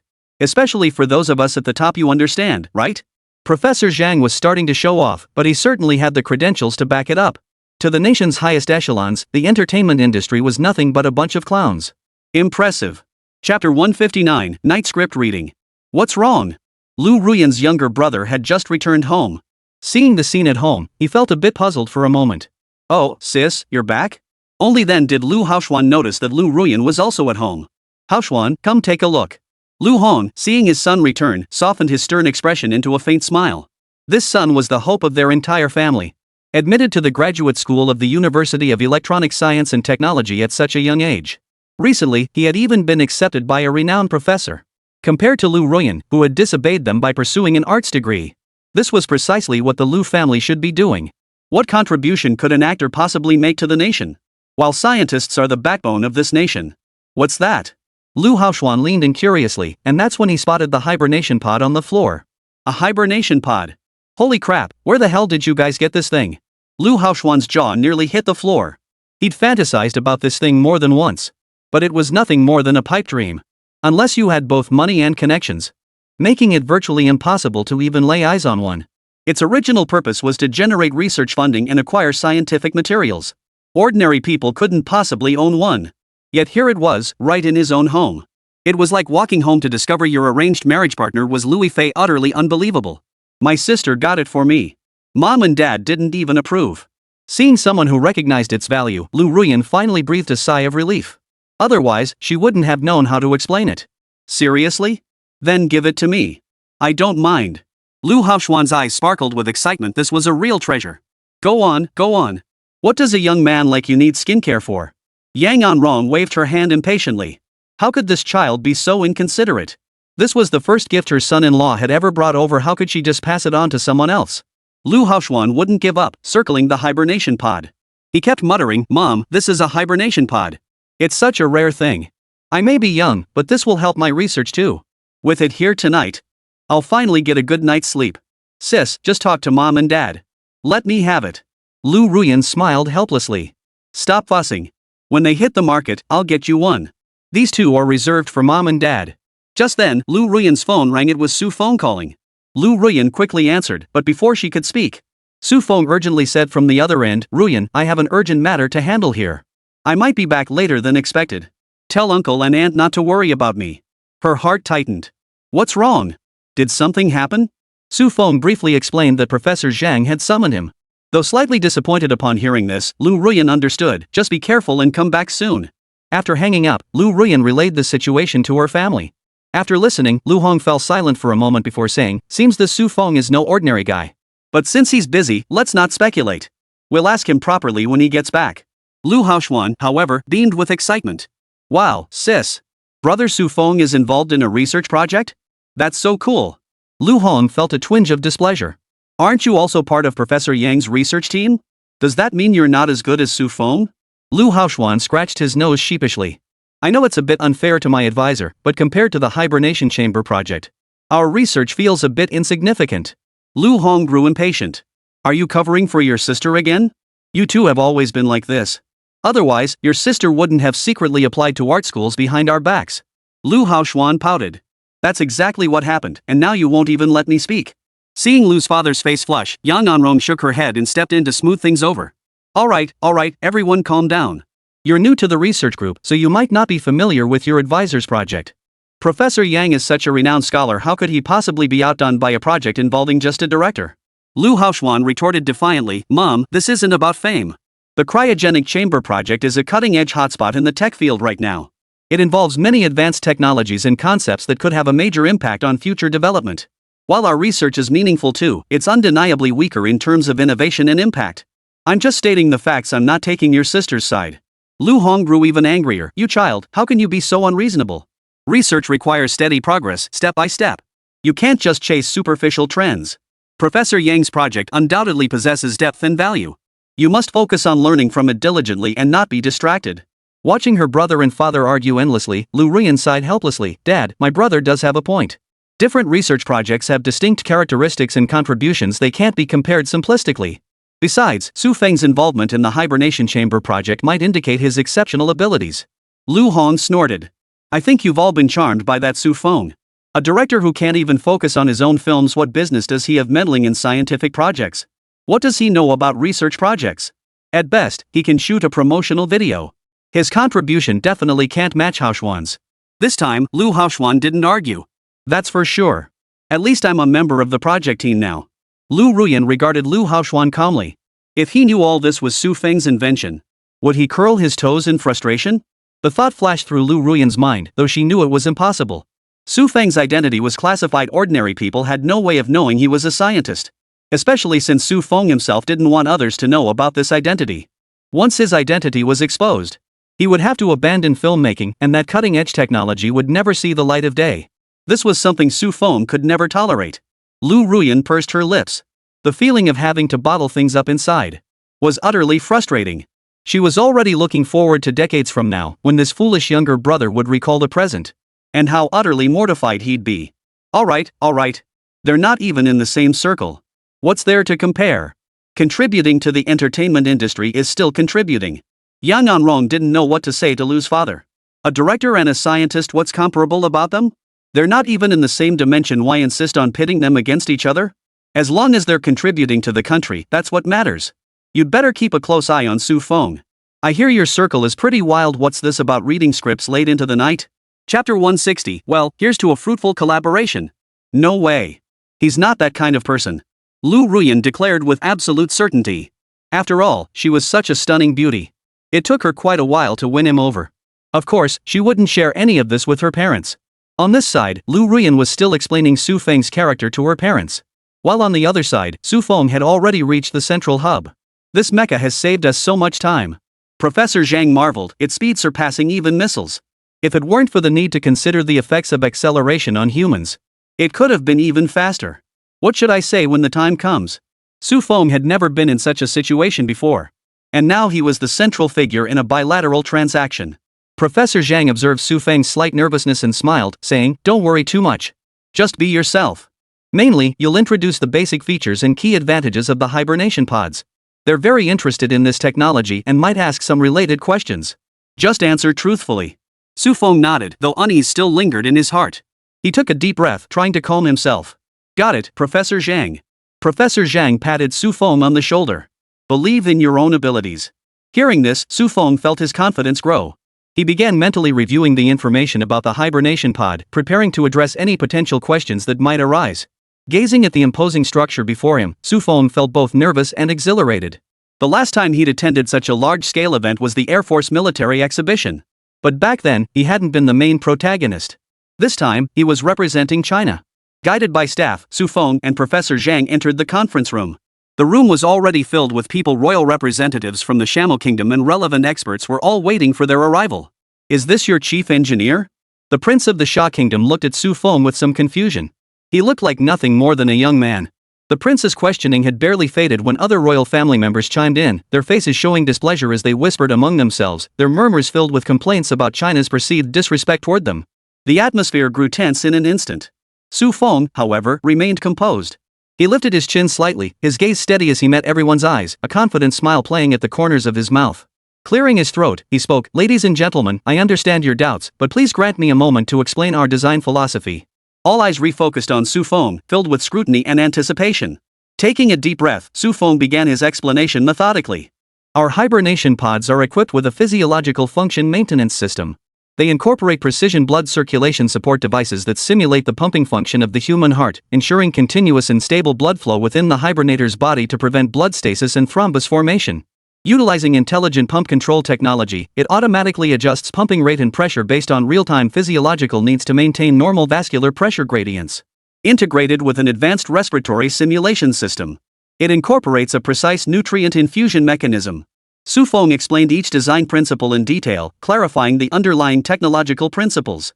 At that moment, everyone grasped the operational mechanism of the hibernation chamber. And they no longer harbored doubts about Su Feng. "It seems China hasn't deceived us. You truly are the chief engineer of this hibernation chamber." Prince Wang nodded with satisfaction. After Su Feng's explanation, he had gained a thorough understanding of the hibernation pod. "Then let's proceed with our transaction." The prince extended his hand, and Su Feng offered his own in a friendly handshake. "Sis, Su Feng gets 2 hibernation pods just for shooting a promotional video?" Lu Haoxuan asked Lu Ruyan with curiosity. This seemed utterly unreasonable. If it were an ordinary item, giving a few away as gifts wouldn't be unusual. But these were hibernation pods worth tens of millions. Most wealthy individuals don't even qualify to bid at auctions. So how could they just give one away so easily? Exactly. Lu Ruyan offered no explanation. This matter defied explanation. Classified. I don't believe it. Lu Haoxuan rolled his eyes. This sort of thing might fool mom and dad, but someone like him, an insider, wouldn't be fooled. You don't believe me? Then don't believe it. Lu Ruyan's tone carried a hint of indifference, as if to say, since you don't believe it, there's nothing I can do. I'm your brother. My own brother. Lu Haoxuan's eyes widened in disbelief. Classified. Lu Ruyan had no choice but to utter those 2 words. Lu Haoxuan immediately deflated. As a researcher, he knew exactly what those 2 words meant. They signaled that the matter likely involved crucial national research projects, critical technological information, or matters of major strategic significance. Once classified, strict adherence to confidentiality protocols was mandatory. No details could be disclosed casually. Not even the closest confidants could be granted exceptions. Liu Haoxuan understood this principle. So despite lingering curiosity and reluctance, he could only accept the reality. The atmosphere grew somewhat tense. Liu Haoxuan's initial suspicion and urgency gave way to a resigned silence born of understanding. What's wrong? Yang Anrong approached with a smile. She spotted Liu Haoxuan looking downcast from afar and assumed the siblings had quarreled again. Nothing. It's fine. Liu Haoxuan stepped in to smooth things over. Matters involving classified information were best kept to as few people as possible. Then why are you looking so down? Your sister finally came home for a visit. Yang Anrong sat down beside Liu Ruyan, taking her small hand and placing it on her own thigh. She turned to Liu Haoxuan with a sharp tone. Stop arguing with her. Got it, got it. Liu Haoxuan had long grown accustomed to his mother's favoritism. Yang Anrong, however, remained skeptical. She eyed the siblings suspiciously and said, Really? I'm telling you both, you have to get along nicely at home. Liu Ruyan and Liu Haoxuan listened to their mother's nagging, occasionally chiming in with a few words. Though Liu Haoxuan harbored a slight resentment toward his mother's favoritism, he understood it stemmed from her affection for his sister and wasn't genuine anger. His eyes twinkled as he suddenly smiled at Liu Ruyan. Sis, you should stay longer this time and spend quality time with mom and dad. You look so worn out from all that work. Liu Ruyan shot him a look and said, You're so smooth with your words. I'd love to stay longer too, but I've got a mountain of work piled up. Alright. Wash your hands and let's eat. Is Su Feng coming over for dinner today? Yang Anrong asked Liu Ruyan.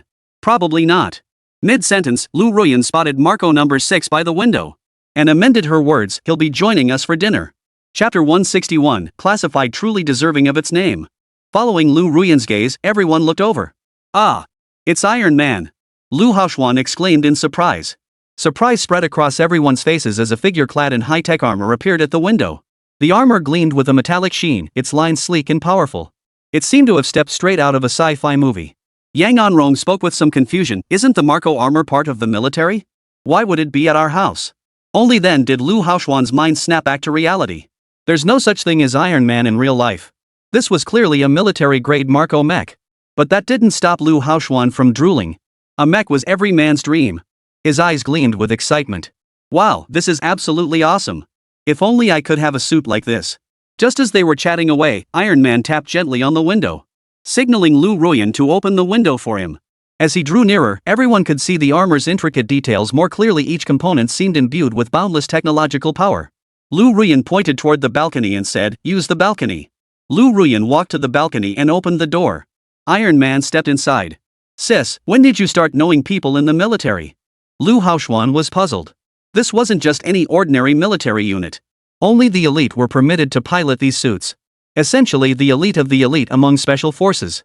Iron Man approached the group. His helmet slowly opened, revealing the man inside. Su Feng? Yang Anrong couldn't help but gasp in surprise. She never imagined the person inside the armor would be Su Feng. Brother-in-law, can you still borrow Mark's armor after filming's done? Compared to his parents, who paid little attention to the news, Liu Haoxuan was only mildly surprised that Su Feng could borrow Marco's mecha. After all, he had witnessed the mecha's spectacular ascension that day. What he hadn't anticipated was that Su Feng would still be able to borrow the mech after filming wrapped. This meant Su Feng's status was far more than just a promotional film director. Ah, you mean this mech? This mecha is mine. After saying this, Su Feng noticed Liu Haoxuan's expression turn slightly awkward. So he added, Don't get the wrong idea. It doesn't have any attack systems installed, it's purely civilian. Peripherals, you know what I mean, right? Liu Haoxuan possessed deep knowledge of Marco's mecha. And this was clearly not a peripheral, but rather equipped with a weapon system. He could tell from certain minor details. His mind raced at that moment. To possess his own Marco mech, complete with an attack system, and even secure a hibernation pod. This wasn't just a director making a promotional video. This was clearly a big shot. His eyes cleared instantly. No wonder his sister called this classified. So that's how it is. Makes perfect sense. Liu Haoxuan chuckled awkwardly, afraid of exposing Su Feng's lie. At night, the moment he closed his eyes, he found himself back in that dark room. He certainly didn't want to deal with that bunch from the confidentiality department. They were terrifying.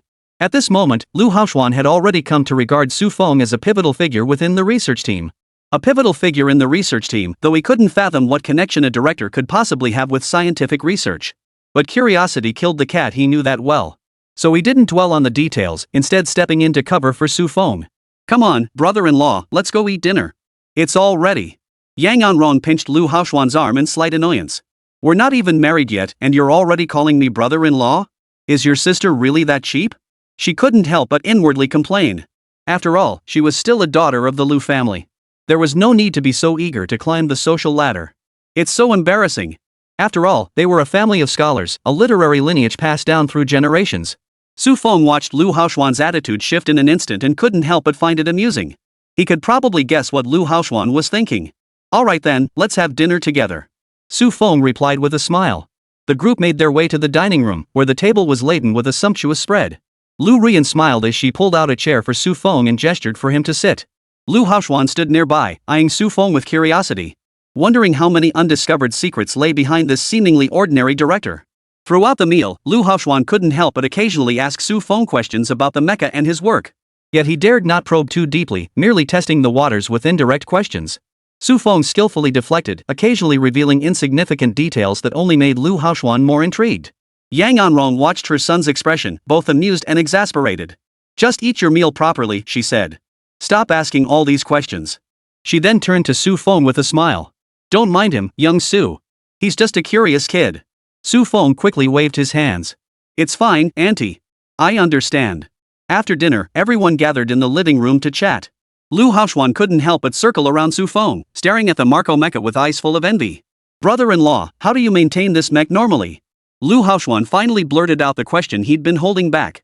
Su Feng thought for a moment before replying. "It's pretty much the same as maintaining regular mechanical equipment, but you have to pay closer attention to the details since it's more technologically advanced."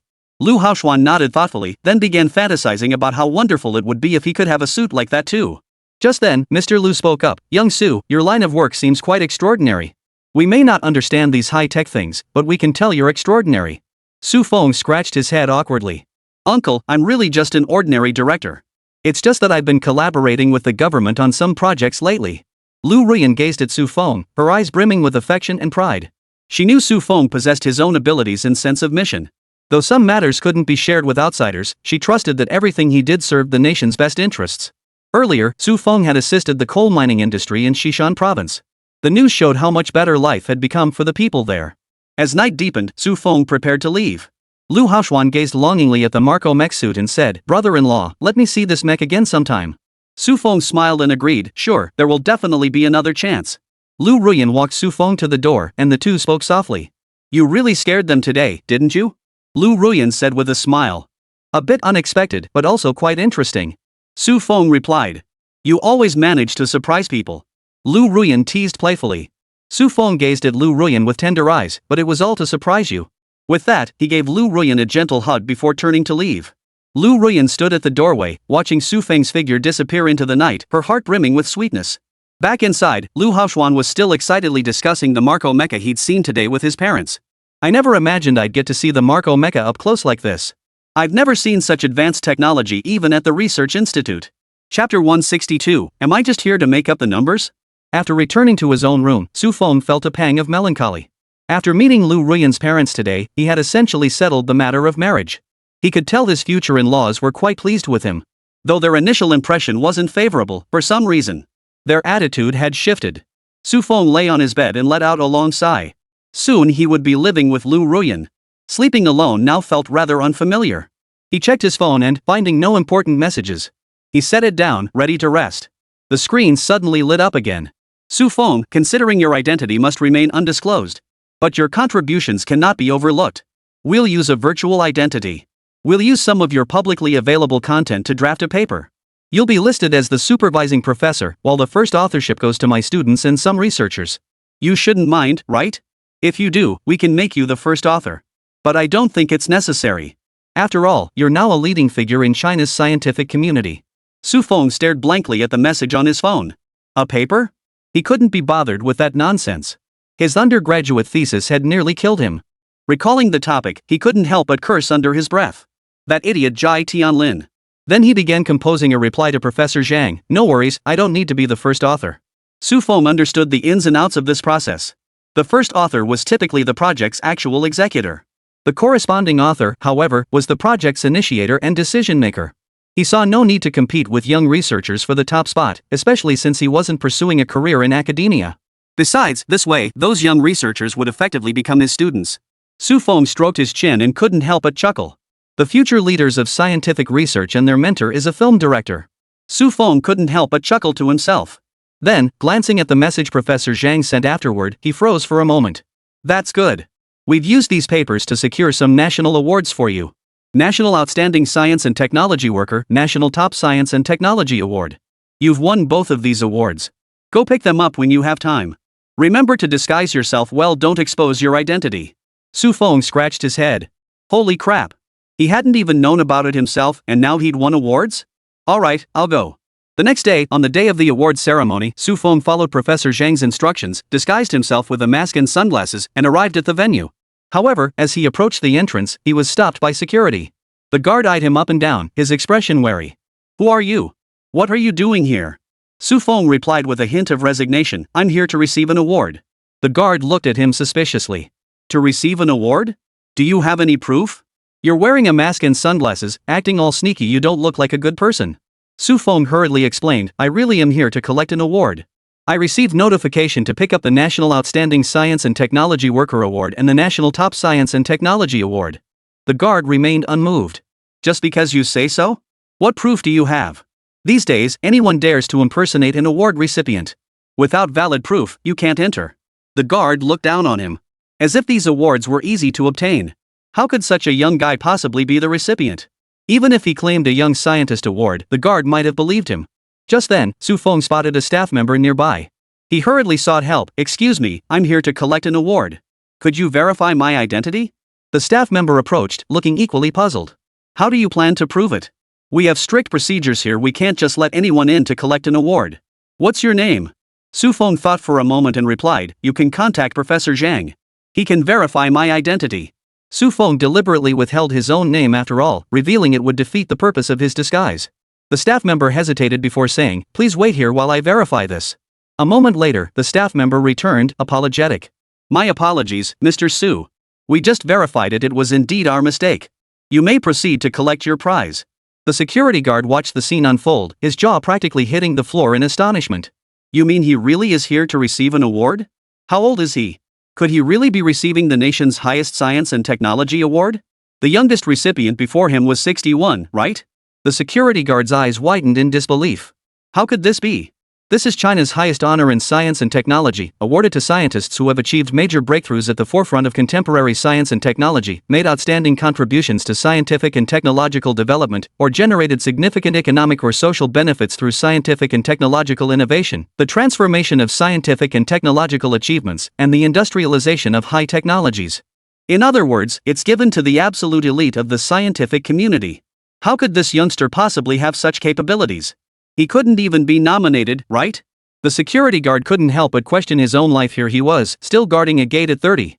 This young man had received the nation's highest honor, the National Science and Technology Award, in his 20s. Suddenly, he felt his entire life had been nothing but a mere formality. The security guard was filled with confusion and emotion. He couldn't help but take another look at Su Feng. You're really the award winner? That's unbelievable. You look so young, how could you possibly receive such a prestigious honor? The security guard's tone carried a hint of envy and bewilderment. Su Feng smiled faintly and replied, honestly, I was surprised to receive this award too. I've just been diligently pursuing my field, doing what I love. Perhaps I've been fortunate to seize opportunities and gain recognition. Everyone has their own value and way of life. Guarding the gate is also contributing to society. Every position has its significance. The security guard nodded thoughtfully at Su Feng's words. You're right, but you're still amazing. I really admire you. I hope you achieve even greater things in the future. Inside, he was rolling his eyes. How could you even compare? Like guarding a gate could be anything special. The staff member addressed Su Feng, we've verified everything. Please follow me. Su Feng nodded to the security guard and followed the staff member inside. Watching Su Feng's retreating figure, the security guard felt a complex mix of emotions welling up inside. He felt happy for Su Feng, yet also a hint of disappointment about his own ordinary life. Seeing Su Feng walk in, Professor Zhang beckoned him over. You're right on time. It starts in half an hour. Chapter 163, What do you know about research? Oh, bringing your junior along to the awards ceremony to broaden his horizons? The professor seated beside him flashed a slightly meaningful smile. Su Feng gave an awkward chuckle, unsure how to respond. He thought to himself, this guy must think I'm just tagging along with my elders to collect an award. Before he could explain, the professor continued, young man, pay close attention and learn. It's not often you get the chance to attend an event like this. Work hard to carve out your own niche in the world of research. Su Feng nodded helplessly and said, thank you for your guidance, professor. I will work hard. But inwardly, he wondered what expression this professor would wear when he stepped up to receive the award later. Ignore him. He's a westernized type. Professor Zhang whispered in Su Feng's ear. Westernized? What's that? Su Feng looked at Professor Zhang with some confusion. It means someone who'll jump at any chance to go abroad. They think the domestic system is inadequate, and the compensation is poor too. A hint of disdain flickered in Professor Zhang's eyes. The country has been far too generous to intellectuals these past years. These fickle individuals unwilling to contribute to the nation. Yet they still get to enjoy all sorts of domestic subsidies and awards. Oh. Su Feng caught on, a hint of contempt now visible in his own eyes. Science knows no borders, but scientists do. Those who think only of their own benefits. And only care about their own benefits. He had no desire to engage with such individuals. The award ceremony commenced formally as the host announced the list of winners one by one. First, we pay tribute to researchers who have achieved remarkable accomplishments and made outstanding contributions in their respective fields. These are the 1,000 researchers we have selected for recognition. The host began reading through the commendations for these 1,000 individuals. Though the process was lengthy, no one grew impatient. Scientific research is not the work of one or two individuals, but the result of countless researchers working day and night that yield these achievements. Today marks the recognition of these very researchers. 20 minutes later, the list was finally read in full.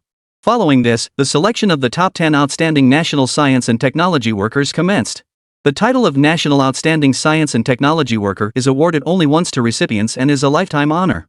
It stands as a testament to their dedication and achievement. Congratulations to Zi Tianlu, Mu Jianmu, and researcher Hua Chang, whose identity cannot be disclosed at this time. The final recipient cannot be identified due to the sensitive nature of their role. Will receive the award under an alias. As the host uttered these words, the professor beside him froze in astonishment. The assembled professors and scholars likewise expressed shock, as this was the first time they had encountered such a situation. Logically, only technology should be classified, meaning both technology and personnel remain confidential. It was unheard of for technology to remain undisclosed while the individual behind it remained anonymous. Now that this had actually happened, they began whispering among themselves. What's going on here? If the people are classified, shouldn't the technology be classified too? Classified technology isn't allowed to participate in awards, is it? This is the first time I've heard of such a thing.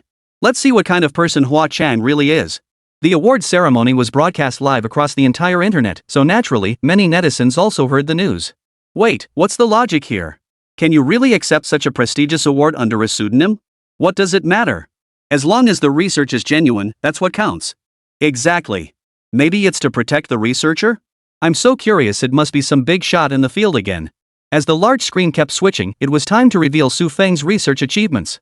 The screen began displaying technologies like the Mark armor and the arc reactor. Holy crap, did Hua Chang invent all this? Wait, none of these are from the same research institute. That doesn't make sense. These aren't even projects from the same field, how could one person master them all? The Western-style professor beside him sneered disdainfully. Are you even going to act now? Projects from different fields, yet they're all attributed to one person. Which old academic overlord is behind this? As a young researcher, he deeply resented the existence of these academic fiefdoms. In his view, these individuals not only failed to advance research substantively, but actually hindered scientific progress. Su Feng stood up, straightened his clothes, and walked toward the stage. Professor Li, seated nearby, froze. He turned to look at Professor Zhang. Aren't you going to stop him? This is being broadcast nationwide. Professor Zhang was at a loss for words, but just then, the camera conveniently panned over to their side. Ignoring him outright wouldn't be appropriate. Why stop him? He's here to receive an award, isn't he? Professor Zhang replied with a hint of resignation. He really didn't want anything to do with Professor Li. This group of people always like to engage in research with little practical significance. Just to swindle research funding. Much of the research funding he had secured had been allocated to them by the department. If it were genuinely for scientific purposes, that would be one thing. It could be considered gaining experience. But this group was solely after a chunk of research funding, which he found utterly disgusting. Him? Professor Li pointed his finger at Su Feng with disdain, then declared loudly. The country will be ruined sooner or later because of people like you. We can't get funding, yet you're shifting all the researchers' hard work onto some greenhorn kid. Professor Li's voice boomed so loudly that the cameras picked up every syllable. The room erupted in an uproar, all eyes fixated on Su Feng and Professor Li. Su Feng's expression turned grave. He hadn't expected such fierce criticism in this setting. Taking a deep breath to steady himself, he replied, Professor Li, I understand you may have concerns about research funding allocation, but you cannot level such accusations against me without justification. Every achievement I've made has been earned through my own hard work and the collaborative efforts of my team. There's no deception or misappropriation of others' contributions involved. Professor Li persisted, raising his voice, what real talent could a greenhorn like you possibly have? These achievements might just be fabricated behind the scenes to prop you up. We who truly toil on the front lines of scientific research are denied the support and resources we deserve because of you, the well-connected. At this point, murmurs began to ripple through the audience. Some expressed skepticism toward Professor Li's remarks, suspecting he might be motivated by jealousy or other ulterior motives. Others, however, found merit in his words. After all, Su Feng appeared far too young, and the breadth of his achievements spanned multiple fields, making it genuinely hard to believe. Seeing this, the host hurried onto the stage to diffuse the tension. Everyone, please remain calm. This is an awards ceremony. All scientific achievements and awards undergo rigorous procedures and reviews. We should trust the fairness and professionalism of science. Yet Professor Li refused to back down.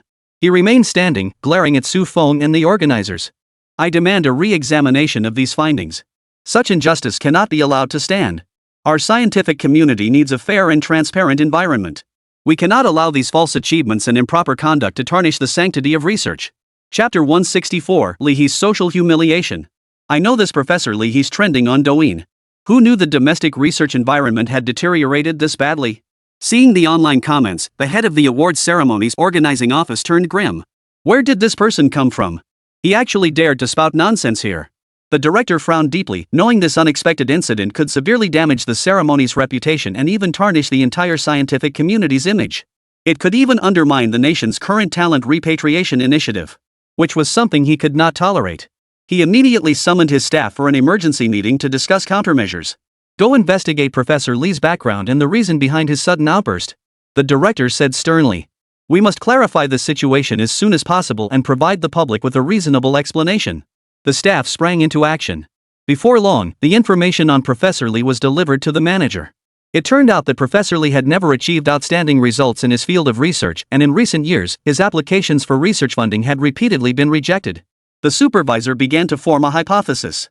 He suspected that Professor Li might have acted impulsively at the awards ceremony out of jealousy or dissatisfaction with his own circumstances. Regardless of his motives, we cannot allow his actions to tarnish the reputation of the scientific community. The director stated firmly, we must immediately issue a statement explaining the rigorous process and impartiality of our award selection to the public, while also emphasizing our commitment to research integrity. Retrieve Hua Qiang's research materials immediately and gather all core members involved in the project. The director was visibly anxious. Such a nationwide award ceremony had never seen such a major disclosure. This was nothing short of a stain on his political career. Damn it! Blaming the country for your own incompetence. The administrator fumed. As an administrative official in the research community, he was well aware of the shady dealings happening below the surface. How could a scientific project that genuinely advances national development possibly be rejected? This Professor Li was clearly one of those trying to swindle research funding. The administrator glanced at Hua Qiang's file in his hand, his anger deepening. Hua Qiang raised all his research funds himself. And yet he still sold his research findings to the state at a low price. What right does someone like Li He have to question Hua Qiang? The director's heart brimmed with injustice and indignation. He knew the immense effort and sacrifice Hua Qiang had poured into his research journey, the solitary struggles against adversity, the relentless quest for funding, and the selfless dedication to the nation's interests. All of this filled him with profound respect for Hua Qiang. But Li He had publicly disparaged Hua Qiang based on nothing but baseless speculation and jealousy, something the director could not tolerate. The supervisor immediately ordered his staff to switch the large screen to the data he held in his hands. He then strode directly to Li He's position. His expression was stern as he stared at Li He. What is it? Is speaking the truth no longer permitted in China? Li He felt a surge of nervousness, but upon noticing the television station broadcasting the scene live nearby, he suddenly felt calm. If something happened to him during such a major event, it would leave an indelible stain on Huaguo's reputation. So he stood tall, like a fearless champion of justice. The official sneered coldly. Li He, look at these documents. Is this the so-called truth you fabricated out of thin air? Do you have any idea how arduous Hua Qiang's path in scientific research has been? He raised funds himself and made such immense contributions to the nation, yet here you stand spouting nonsense. The large screen displayed detailed terms of the contract where Hua Qiang had transferred his research achievements to the state at a low price. The audience turned their attention to the screen, murmuring among themselves. Those who had previously harbored doubts about Li He's claims now felt even more certain he was making unreasonable accusations. Those previously misled by Li He now wore expressions of awkwardness and regret. Li He stared at the information on the screen, feeling a surge of panic. Yet he forced himself to remain composed as he retorted, "These documents might not even be genuine. Who knows if you fabricated them to whitewash him? How could one person possibly conduct research across so many fields?" The director retorted angrily, "Li He, you disappoint me.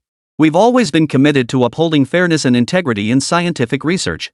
Every award selection undergoes rigorous review. Hua Qiang's achievements are tangible. His dedication and contributions are evident to all. Yet you, driven by personal gain, disrupt this ceremony and mislead public opinion. You are tarnishing the scientific community." At this point, several researchers in the audience couldn't help but stand up and speak out. "Li He, you've never achieved anything remarkable in your own research. Now you're here jealous of others' accomplishments. Don't you feel ashamed? We should respect the efforts of every researcher, not slander them recklessly like you are doing." Faced with the collective condemnation, Li He's face turned grim.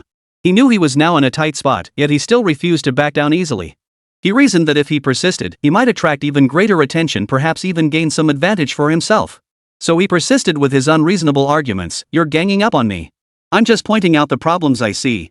How could this Hua Qiang achieve such remarkable research accomplishments at such a young age? There must be something fishy going on. He doesn't even dare reveal his own identity." Seeing Li He's stubborn refusal to budge, the head of the organization decided it was pointless to argue further.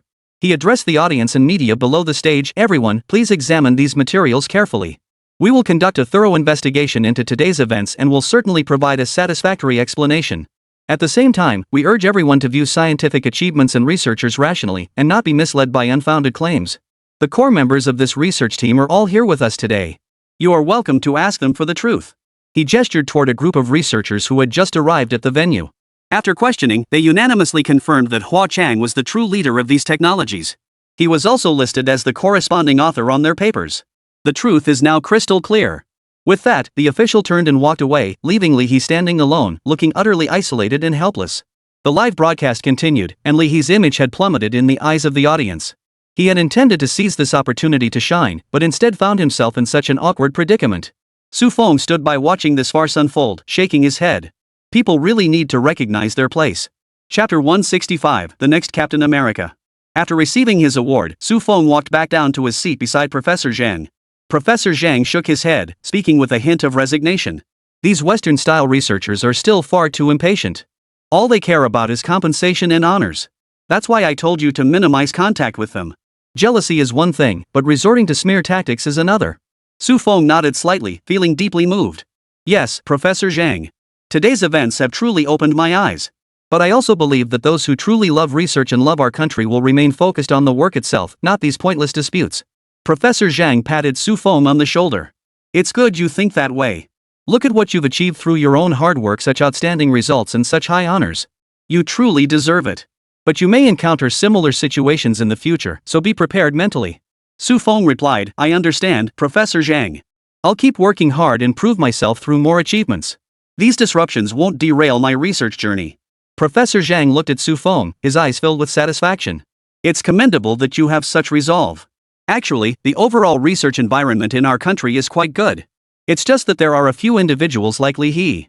What we must do is stay true to our original aspirations and contribute to the nation's scientific endeavors. Those who prioritize perks and honors above all else won't go far in the long run. Of course, I don't mean you shouldn't value compensation. The nation won't shortchange you what you deserve." Su Feng smiled faintly. "The nation's compensation is already quite generous. As for financial compensation, to be honest, I don't really need it either." Su Feng's current income could be said to surpass 99.99% of the population. If he truly desired wealth, the patent rights to the arc reactor technology alone could make him the wealthiest person in China. But for Su Feng, money held little significance. Possessing the system, he didn't place much value on wealth itself. Instead, the support of the nation is what he truly needs. Yet in Professor Zhang's eyes, Su Feng was a selfless young man who sought nothing in return. Professor Zhang smiled and remarked, "Indeed, given your worth, money is just a number after all. What are your plans moving forward? Regarding your research project?" Professor Zhang inquired with some curiosity. Su Feng's research has always been baffling. Spanning multiple fields, all at the cutting edge of technology. I'm planning to shoot a Hollywood-style superhero movie. It'll feature some human-enhancing gene-based drugs. Upon hearing Professor Zhang's inquiry, Su Feng's immediate thought turned to the film he intended to shoot next. Earlier at the space station, he'd observed Lu Ruyan's intense desire to maintain her youth. He had already decided on the film he would shoot this time. Captain America 1. In this world, it should be renamed Captain Pretty Country 1. Human Enhancement Gene Serum? Professor Zhang furrowed his brow. Approval for this project will be tricky. Professor Zhang fixed his gaze on Su Feng. But if it's you, it's not like we can just make an exception for you. Su Feng smiled. His past efforts hadn't been in vain after all. Su Feng knew his dedication and accomplishments in research had earned him trust and opportunities. His past research achievements not only demonstrated his professional competence and innovative spirit but also showed relevant departments his rigorous scientific approach and unwavering commitment to national interests. Most crucially, his patents were sold at a low price. They could bring about technological transformation for the nation while consuming minimal funds. Where is the next award ceremony being held? Su Feng asked quietly, sensing this session was nearly concluded. Everyone was gradually making their way out, but Professor Zhang showed no sign of rising. This puzzled him. Wasn't there another award to collect? It'll be here. Just stay seated and wait. Professor Zhang smiled indifferently, knowing full well the young man would ask him. Oh. Su Feng replied, closing his eyes to rest. Before long, security personnel noticed Su Feng still seated in his original spot and approached to ask, Sir, the awards ceremony has concluded. Why haven't you left yet? Su Feng opened his eyes, about to explain, when several newly arrived elderly professors nearby also cast curious glances his way. They stared at the young man, their minds filled with confusion. In their understanding, this award was China's highest honor. The youngest recipients in the past had been over 60 years old. How could Su Feng, looking so young, still be lingering here? After all, previous recipients were either academicians or candidates for academician status. This award represented the researchers who were leading China's technological progress in this era. The researchers leading China's technological progress in this era. One of the gray-haired professors couldn't help but ask, Young man, why are you still here? Are you a staff member? Su Feng gave an awkward smile and replied, I'm not staff. I'm here to receive an award. Hearing this, the professors all looked surprised. Receive an award? What award? The prizes at this ceremony are all for senior researchers who have dedicated decades to their fields. Another professor asked doubtfully. Just as Su Feng was about to respond, Professor Zhang spoke up, Everyone, he is indeed here to receive an award. He is Hua Chang, the recipient of this year's National Supreme Science and Technology Award. At Professor Zhang's words, the other professor's eyes widened in disbelief. What? He's Hua Chang? The Hua Chang who developed the Mark armor and the arc reactor? One professor exclaimed in astonishment. Professor Zhang nodded. Yes, it's him. The professors instantly looked at Su Feng with newfound respect. They gathered around him, eager to engage in conversation. My, what a prodigy! Who would have thought someone so young could achieve such monumental accomplishments? One professor remarked with admiration. Your research breakthroughs hold immense significance for the nation. How did you manage to accomplish this? Another professor inquired curiously. Su Feng modestly shared his research journey and insights with the professors. His humility and talent earned him even greater admiration from them. After all, in terms of research strength and standing, they were actually surpassed by Su Feng. Those who earned this award are among China's absolute top-tier scientific talents. Though they had also made significant contributions to the nation, their academic standing falls short of Su Feng's. Just then, the host's voice rang out, Please return to your seats, distinguished guests. We will now commence the award ceremony to present this year's National Top Science and Technology Award. Everyone returned to their seats, and Su Feng composed himself, preparing to take the stage once more to receive his award. Chapter 166, Meritorious Service to Huagua. Su Feng rose to accept his award, leaving the assembled professors astonished by his youth. After all, their average age was 60, and even Professor Zhang was considered a junior here. These were the pillars of Huagua's scientific research community, yet today's honoree was not one of them but a young man barely older than their own grandchildren.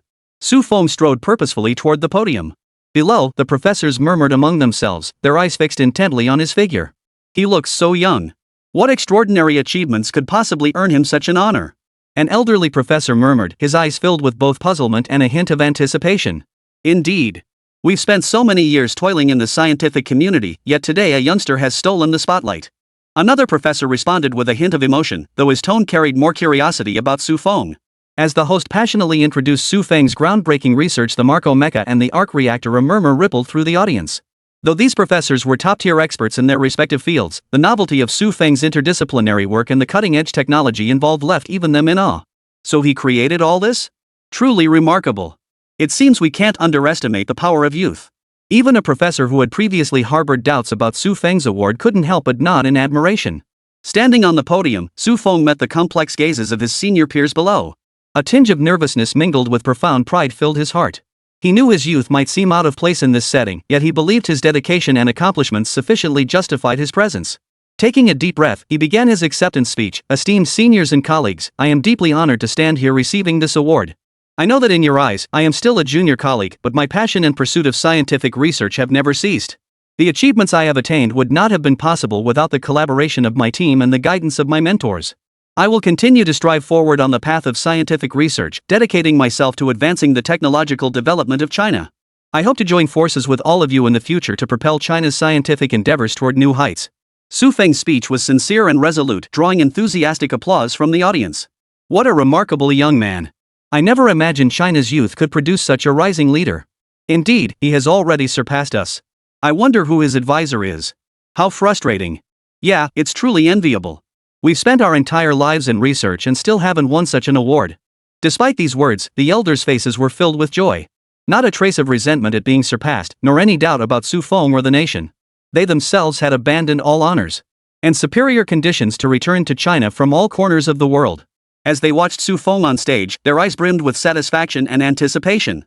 A gray-haired professor smiled and remarked to those beside him, seeing such young talent rise up proves our efforts were not in vain. The nation's scientific endeavors have a worthy successor. How heartening that is. The other professors nodded in agreement. They understood their mission, not only to achieve breakthroughs in research, but also to cultivate a new generation of scientific talent for the nation. Su Feng's emergence gave them a glimmer of hope. But I still envy his teacher. One professor remarked, his voice tinged with envy. As one grows older, there's always a certain expectation for the younger generation. Just thinking about the graduate students they had mentored made their faces twitch. Their students posed no threat to them in the academic world. But in the education world, they were his shame. Just thinking about my own students, then seeing researchers like Hua Chang. Ah. A gray-haired professor couldn't help but shake his head and sigh. People just can't compare to each other. Other students surpass their mentors, while his own students haven't even grasped his research achievements. This couldn't help but make them feel envy, jealousy, and resentment. They didn't envy Su Feng. He'd earned his abilities through his own efforts. They understood that talent varied from person to person. But they envy Su Feng's advisor. Taking on a student like that was pure luck. Su Feng's advisor? The professor seated beside Professor Zhang couldn't help but ask curiously. Xiao Zhang, is this Hua Chang your student? Professor Zhang's mouth twitched. His student? If he were his student, he'd be over the moon. Who could have imagined that Su Feng, recipient of China's highest scientific honor, would actually be a graduate of the Film Academy? And a bona fide sci-fi director at that. No, it's not. Stop guessing. He's not related to me in any way. I'm just here to notify him to come accept the award. The professor sitting beside him wore a look of utter skepticism. Nothing to do with him? Do you think he believes that? Seeing the expressions on the faces around him, Professor Zhang gave a wry smile. If only he were truly his student. But alas, he isn't. But they wouldn't believe it anyway. After the award ceremony concluded, several professors approached Su Feng to offer their congratulations. One of them patted Su Feng on the shoulder and said, "Young man, you're amazing. Your work has shown us new directions in research. If you ever have any questions or need help, don't hesitate to come find us. We old-timers may not match your youthful innovation, but we have experience to share." Su Feng looked at his seniors with gratitude and said, "Thank you, professors. I will work hard. I also hope to learn from you all and make greater contributions to our nation's scientific research." Su Feng held profound respect for these true pillars of China. They were the ones who truly held up the backbone of Huagua. The words that moved him most deeply were, "My greatest wish in this life is to crawl on the ground and wipe away the shame from our motherland." They were the true sword bearers of Huagua, the nation's most distinguished heroes. Perhaps their scientific research was not as advanced as his own, but their achievements were something he could never hope to match in his lifetime. Su Feng understood deeply that these predecessors had resolutely abandoned the favorable conditions abroad when the motherland needed them most, dedicating themselves to its construction. Starting from nothing, they built the scientific research system from scratch, nurtured scientific talent, and laid a solid foundation for the nation's technological advancement. They endured countless hardships and setbacks yet never wavered, steadfastly holding on to their original aspiration to serve the motherland. During those arduous years, they lived in simple dormitories and ate plain meals, yet poured their entire energy into scientific research. Without advanced equipment, they built their own. When resources were scarce, they scoured far and wide to gather information. Through their ingenuity and sweat, they gradually filled the gaps in domestic scientific research, enabling the nation to establish a foothold in the realm of science and technology. Their contributions extend beyond tangible scientific achievements. They represent a legacy of spirit. They taught future generations what patriotism means, what relentless pursuit entails, and what selfless dedication truly is. Their stories inspire generation after generation of researchers to strive tirelessly for the nation's prosperity and strength. Su Feng often pondered what he could learn from them. He understood that while he had achieved some success in certain new technological fields, there was still much to learn from these predecessors on a spiritual level. Your aspirations will all come true. China will surely achieve its great rejuvenation. Su Feng murmured softly, his voice unwavering with conviction. China will rise again. Not even Jesus could stop what he was saying. Chapter 167, The World is Not at Peace.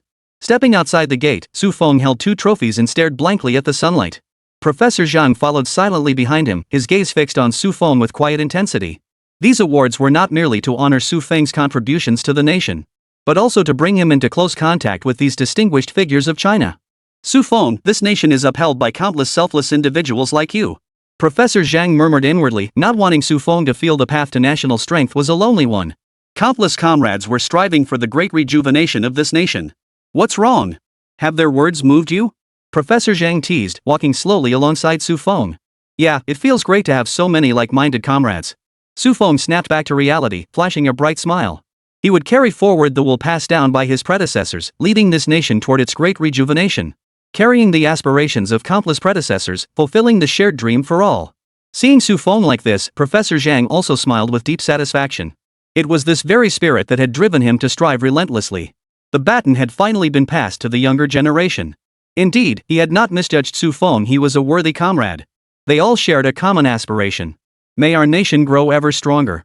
And that the people may live a good life. The two sat in silence, and in this atmosphere, the transition between old and new quietly unfolded. Are you really not considering entering the research field? Professor Zhang spoke softly. Given Su Feng's current achievements, he would be a towering figure in the scientific community, capable of founding his own school of thought. No, I'm content with things as they are. Su Feng smiled faintly, a hint of resignation in his tone. If he truly pursued research on his own, he would certainly join the scientific community. But he had been tested by the system without acting, he couldn't advance technological progress. All right. Professor Zhang felt a pang of regret. After all, in his view, a genius like Su Feng would undoubtedly accelerate the advancement of technology if he dedicated himself fully to research. Still, he held no ill will toward Su Feng. Nearly all these technological breakthroughs had been selflessly contributed to the nation. It was good for people to have their own ideals. Perhaps once he reached the pinnacle of the film industry, he might turn his attention to the research world. Well, I'll be heading out now. There's still a mountain of issues to tackle with the project. Professor Zhang said to Su Feng before heading down the stairs to the car that had been waiting below. The door opened and Professor Zhang glanced back, his voice brimming with expectation. Good luck. Su Feng flashed a bright smile and nodded firmly. Watching Professor Zhang depart, Su Feng also made his way down the stairs. He walked to a secluded corner where no one was watching, then removed his mask and whispered softly. You've been waiting a while, haven't you? Su Feng looked at Lu Ruyan, who stood before him with a warm smile, a hint of resignation in his eyes. Not at all. Are those the 2 trophies? Lu Ruyan was both curious and excited. Having only ever seen these awards on television news channels, having watched the live broadcast the whole time, she still felt a surge of excitement. I told you not to come. Su Feng looked at Lu Ruyan with a hint of resignation. They don't allow family members here. Lu Ruyan chuckled. It's fine. I watched the whole thing live. It's the same as being inside, right? Su Feng shook his head. Sigh, you're hopeless. Want to touch the trophy? Lu Ruyan nodded her little head rapidly. This was the highest honor in China's scientific research community. Rounded up, it's practically a ticket to the annals of history. Previous recipients were all renowned scientists she knew by name. And now her boyfriend had actually won it. Here you go. Su Feng handed both trophies directly to Lu Ruyan. Lu Ruyan felt as if she were dreaming, touching the trophies in disbelief. The way you're acting, anyone watching would think you were the one who won the award. Su Feng found it rather amusing. I didn't win them, but my boyfriend did. Rounding up, I get to share in the glory. Lu Ruyan hummed. Right, you get credit too. Su Feng affectionately ruffled Lu Ruyan's hair before saying, let's go. Lu Ruyan replied, and the two got into the car. Domestic harmony prevailed, and even neighboring nations dared not follow the United States in stirring up trouble. China's strength was undeniable, and no nation in its right mind would court death. But the world was far from peaceful. Seeing no way to reap China's economic rewards, Ryan turned his gaze toward the world's oil reserves, where a storm of blood and fire raged. The United States, like the most vile hyena, once it detects a weakness, it tears a bloody chunk from your flesh. The meteorite incident had previously led to the collapse of the shadow government behind the United States. Had been directly annihilated. The so-called elite of humanity from various families all fled into safe houses. After the incident was exposed, enraged citizens drove in with excavators and buried the safe houses. The elites inside merely sneered in disdain, convinced the outside world had gone mad. They continued dreaming of returning to the surface centuries later. However, not all families entered the safe houses. Some Judeans of the Hupu clan never made it to the United States. They chose to remain in their own nation's safe house, and quietly returned to the surface after the events concluded. And they continued the war that had not yet ended. The people of Canaan endured a life of misery and suffering, but in recent days, the tide of war has shifted. Having lost their mid to high-level commanders, the frontline forces suffered continuous defeats. Yet these gentlemen cared little for such matters. Compared to the nation's interests, their own lives naturally held greater importance. Their return transformed the situation. The once chaotic army regained its command structure. Missile strikes against Canaan continued unabated. President Ryan, should we resume the supply of weapons previously provided to us? The diplomat from the land of the rising sun politely inquired of Ryan within the Black House. He knew full well that the United States of America today was nothing like the America of the past. The America of the past had been their plaything, and the president was merely a puppet. But now, the United States had swept away its deep-seated ills. Freedom and democracy seemed to have returned to this land. The governors and families of each state vanished entirely, their wealth confiscated by the nation. The nation has been granted a new lease on life for centuries. And the once crumbling nation seemed to burst with vitality overnight. And all this is thanks to the big brute standing before them. Even though he despised the guy, he now had to put on a fake smile. Oh? What military aid? I just took office and am not entirely clear on the details. Ryan watched Ariel before him with a cold, amused smile. Chapter 168, Ryan is forever great. You. Ariel was furious. How dare any previous president speak to him like this? He took 2 deep breaths to steady himself. We can buy it with money. He ground the words out between clenched teeth. Ryan smiled happily. He didn't want to lose this ally either. He'd only intended to give him a little warning. The United States of America today was no longer the United States of America of old. Though in his eyes, the people of the land of innovation were nothing but a bunch of parasites. Moreover, the things they do hardly qualify as human. But politics knows no justice. Only interests. As long as you pay up, weapons and equipment aren't beyond the realm of possibility. But expecting a free ride like before? That's absolutely out of the question. He's no sucker. Paying for it is acceptable, but we expect advance notice before you initiate hostilities. I don't want to see any more of those stupid mistakes repeated. Ryan's gaze was icy. The actions of those fools had dragged the United States into the mire. They'd made the US's international position extremely unfavorable. Coupled with their recent defeat in the conflict with China, the United States' international standing was now a complete mess. What gives you the right to question our nation's military operations? Before Ariel could finish his sentence, Ryan pointed toward the door. This is not a request, it's a notification. If you're dissatisfied, you may leave immediately. With that, Ryan swiveled his office chair to face away from Ariel, making his stance clear. Ariel gasped, his eyes fixed intently on Ryan. How dare he speak to me like this? Who did he think he was? Bastard. Minutes passed before Ariel's temper cooled somewhat. He forced out a few words from his throat. We are allies. Since we are allies, it is only proper to notify you of military operations. In the end, Ariel chose to swallow his pride. There was no other way. If the United States didn't help them, they wouldn't stand a chance against those united white turban fighters. A wise choice. Ryan turned back, a smug smile on his face. He was no longer the puppet CEO of old. With his grip on both military and political power, he might as well be called the Emperor of the United States. His power even surpassed that of President Trump. Domestic capital tycoons vanished entirely. And the elites of every political party vanished. The entire beautiful nation now spoke with one voice. That voice belonged to President Ryan. His earlier policies had won over a vast majority of the populace. And he no longer needs to pander to the masses with reckless actions that harm the nation. Public sentiment at home was firmly behind him. He now enjoys the perfect alignment of heaven, earth, and humanity. My will as the Emperor's will perfectly captures his current reality. Were it not for the threat of China as an adversary, he would have already embarked on sweeping reforms. Regarding the subsequent transition arrangements, you'll coordinate with the Political and Military Affairs Bureau of the State Council. Oh, and the current director is Steve. Ryan waved his hand, signaling Ariel to leave. His rank was insufficient to engage directly with Ryan. Ariel lowered his head, concealing the murderous intent in his eyes. He'd remember this grudge. Damn that nigga. The wheel of fortune turns. Just wait until you fall from power. Understood, Mr. President. Ariel lifted his head, his face now plastered with a smile. It was hard to imagine that the man who had just lowered his head with such a menacing look, now beaming with a broad smile. As a former CIA director, Ryan couldn't have failed to notice the murderous intent. But he simply didn't care. This was his country. Unlike the once porous United States. The United States was now a solid, impenetrable fortress. The beacon nation had risen from the ashes. He firmly believed he could lead the United States to greatness once more. And has already begun pushing forward plans like gun control and capital repatriation. A mere Jew. Holds no sway over him whatsoever. In his eyes, there is only one enemy, China. And he doesn't even regard Russia as a threat. Military equipment sales? Steve, the newly appointed Director of Political and Military Affairs at the State Department of the United States, scratched his head. He then pulled out an equipment manual from his drawer. Take your pick. Prices and weapons are all listed inside. As a major military industrial power, Ryan naturally wouldn't abandon its arms industry. This was their newly bound equipment catalog, intended for client review. Ariel picked up the booklet and began flipping through it before casually asking, "Any recommendations?" Steve's eyes darted around. "This mechanical dog and the drone are pretty good. Both are our latest technological innovations." Ariel retorted bluntly, "Newly developed tech? Copied from China, right?" Steve's mouth twitched. How to put this? Maybe it could be considered that. If buying it counts as copying. What are you saying? Do you look down on my beautiful country's technology? All of this is our own independent research and development. Steve feigned displeasure. Oof.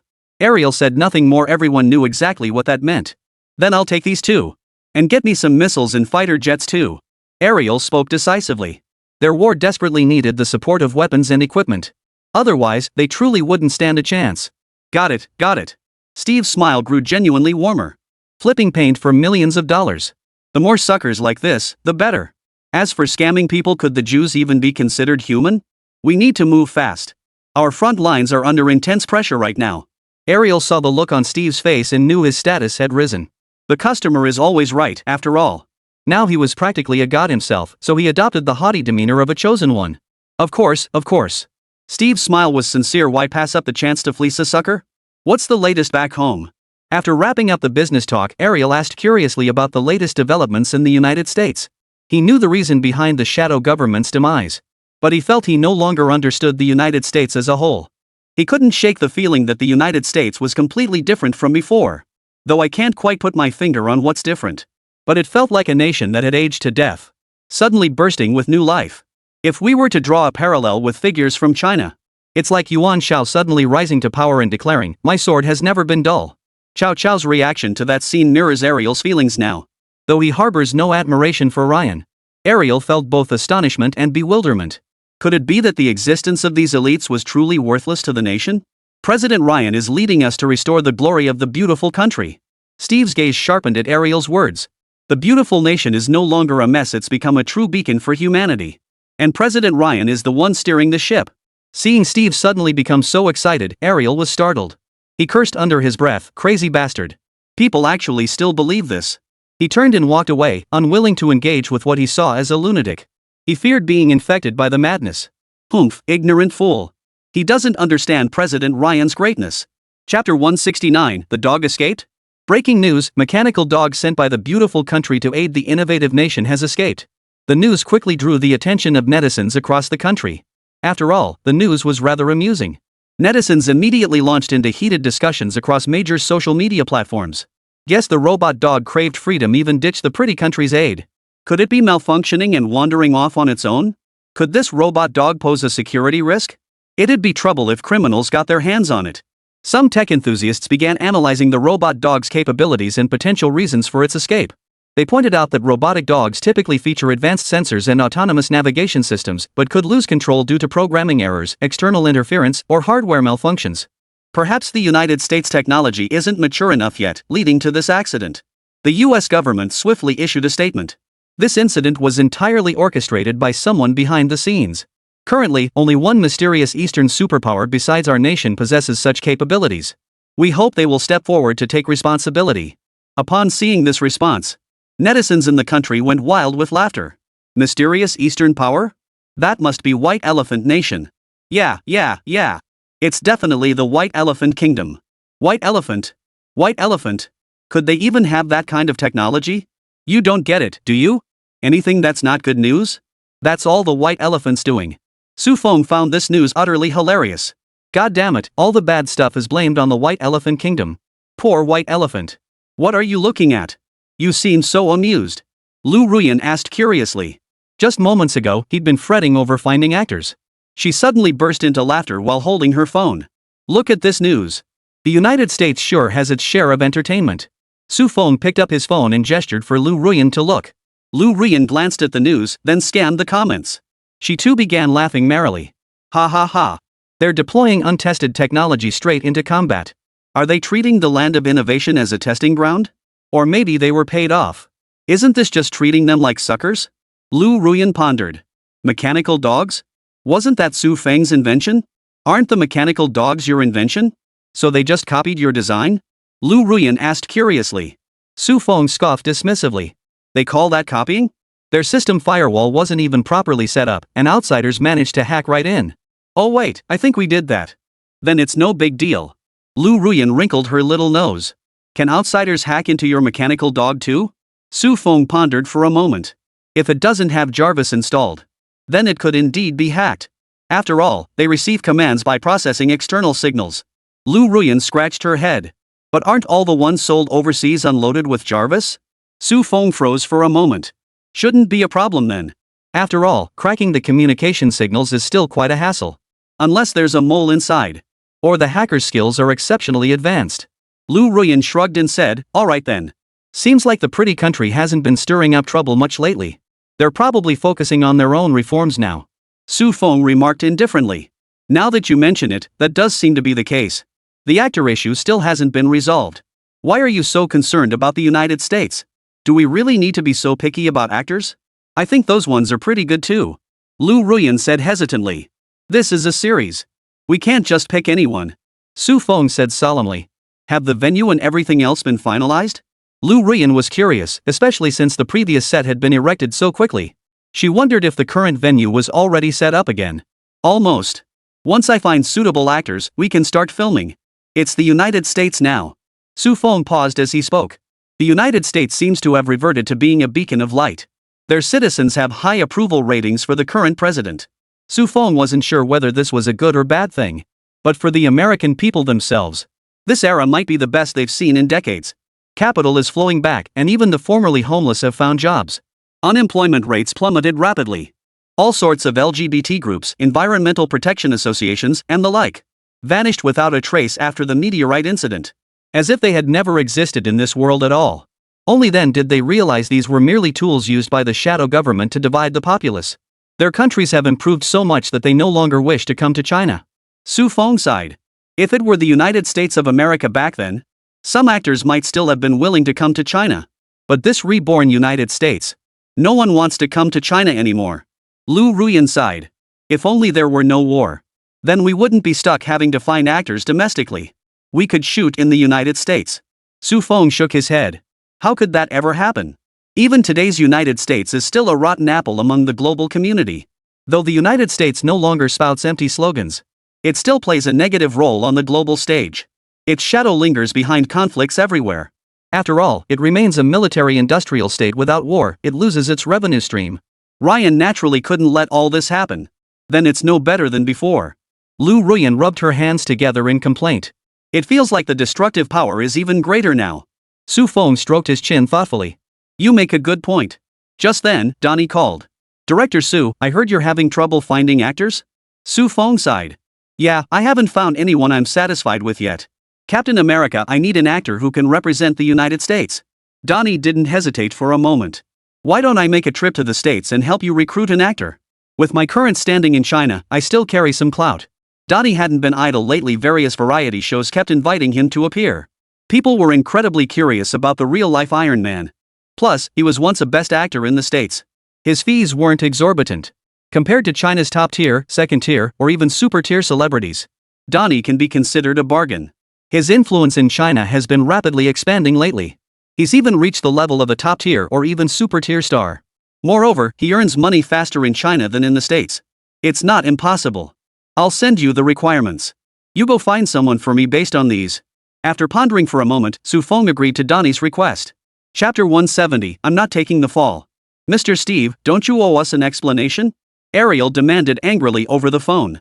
The newly purchased mechanical dogs hadn't even seen combat yet before they all vanished. What kind of nonsense was this? Did they think he was a sucker? This whole thing is China's doing. Steve showed not a shred of remorse. Are you kidding me? If I take the blame for this, the whole deal is dead in the water. Right or wrong, it was all China's doing. Even if it wasn't China, it was China. So you're saying China did this, and you bear no responsibility? Ariel grew even angrier. Do you think shifting the blame onto China will solve anything? These were the mechanical dogs they'd paid a fortune for. They'd all deserted before even reaching the battlefield. How was he supposed to explain this to the president? We certainly bear some responsibility, but you share the blame too. Steve continued calmly. What? We're responsible too? Ariel laughed in disbelief. The United States acting like bullies was one thing, but now they were bullying them too? Steve spoke indifferently. Of course you bear responsibility.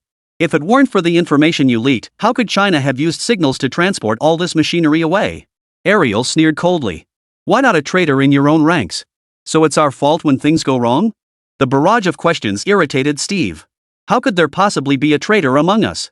The United States today is not the United States of the past. Our people are all devout believers. Ariel scoffed disdainfully. Faith? In your country? Faith in what? The religion of money? Don't you find it laughable to discuss faith with someone like me, chosen by God? Ariel found this man utterly ridiculous. He was God's chosen one. Did this person even grasp the weight of that title? A pretty country person actually talking to him about faith? He nearly laughed his front teeth out. It's common knowledge that Americans have no faith. They're all sophisticated egoists. Perhaps some once believed in God, but now believing in God is illegal. After all, the events in the New Testament violate anti-Semitic laws. How could the Jews have betrayed Jesus? It's all a lie. The United States today is not the United States of old. Under the leadership of President Ryan, we have risen from the ashes. Steve's eyes burned with unwavering resolve. The capitalist camp isn't filled with complete amateurs. If capitalism were truly that weak, it wouldn't have ruled the world for so long. It even brought down a superpower on the other side of the globe. It was only because it lacked rivals that it rapidly declined. But now, after the meteorite incident, all those parasites have been eliminated. And the United States has once again become that beacon of humanity. I don't want to discuss this with you. I just want to know who's responsible for this. Ariel shook her head, indicating she didn't want to discuss matters of faith with him. There was no need to discuss this matter. He only wanted to know who was ultimately responsible for this incident.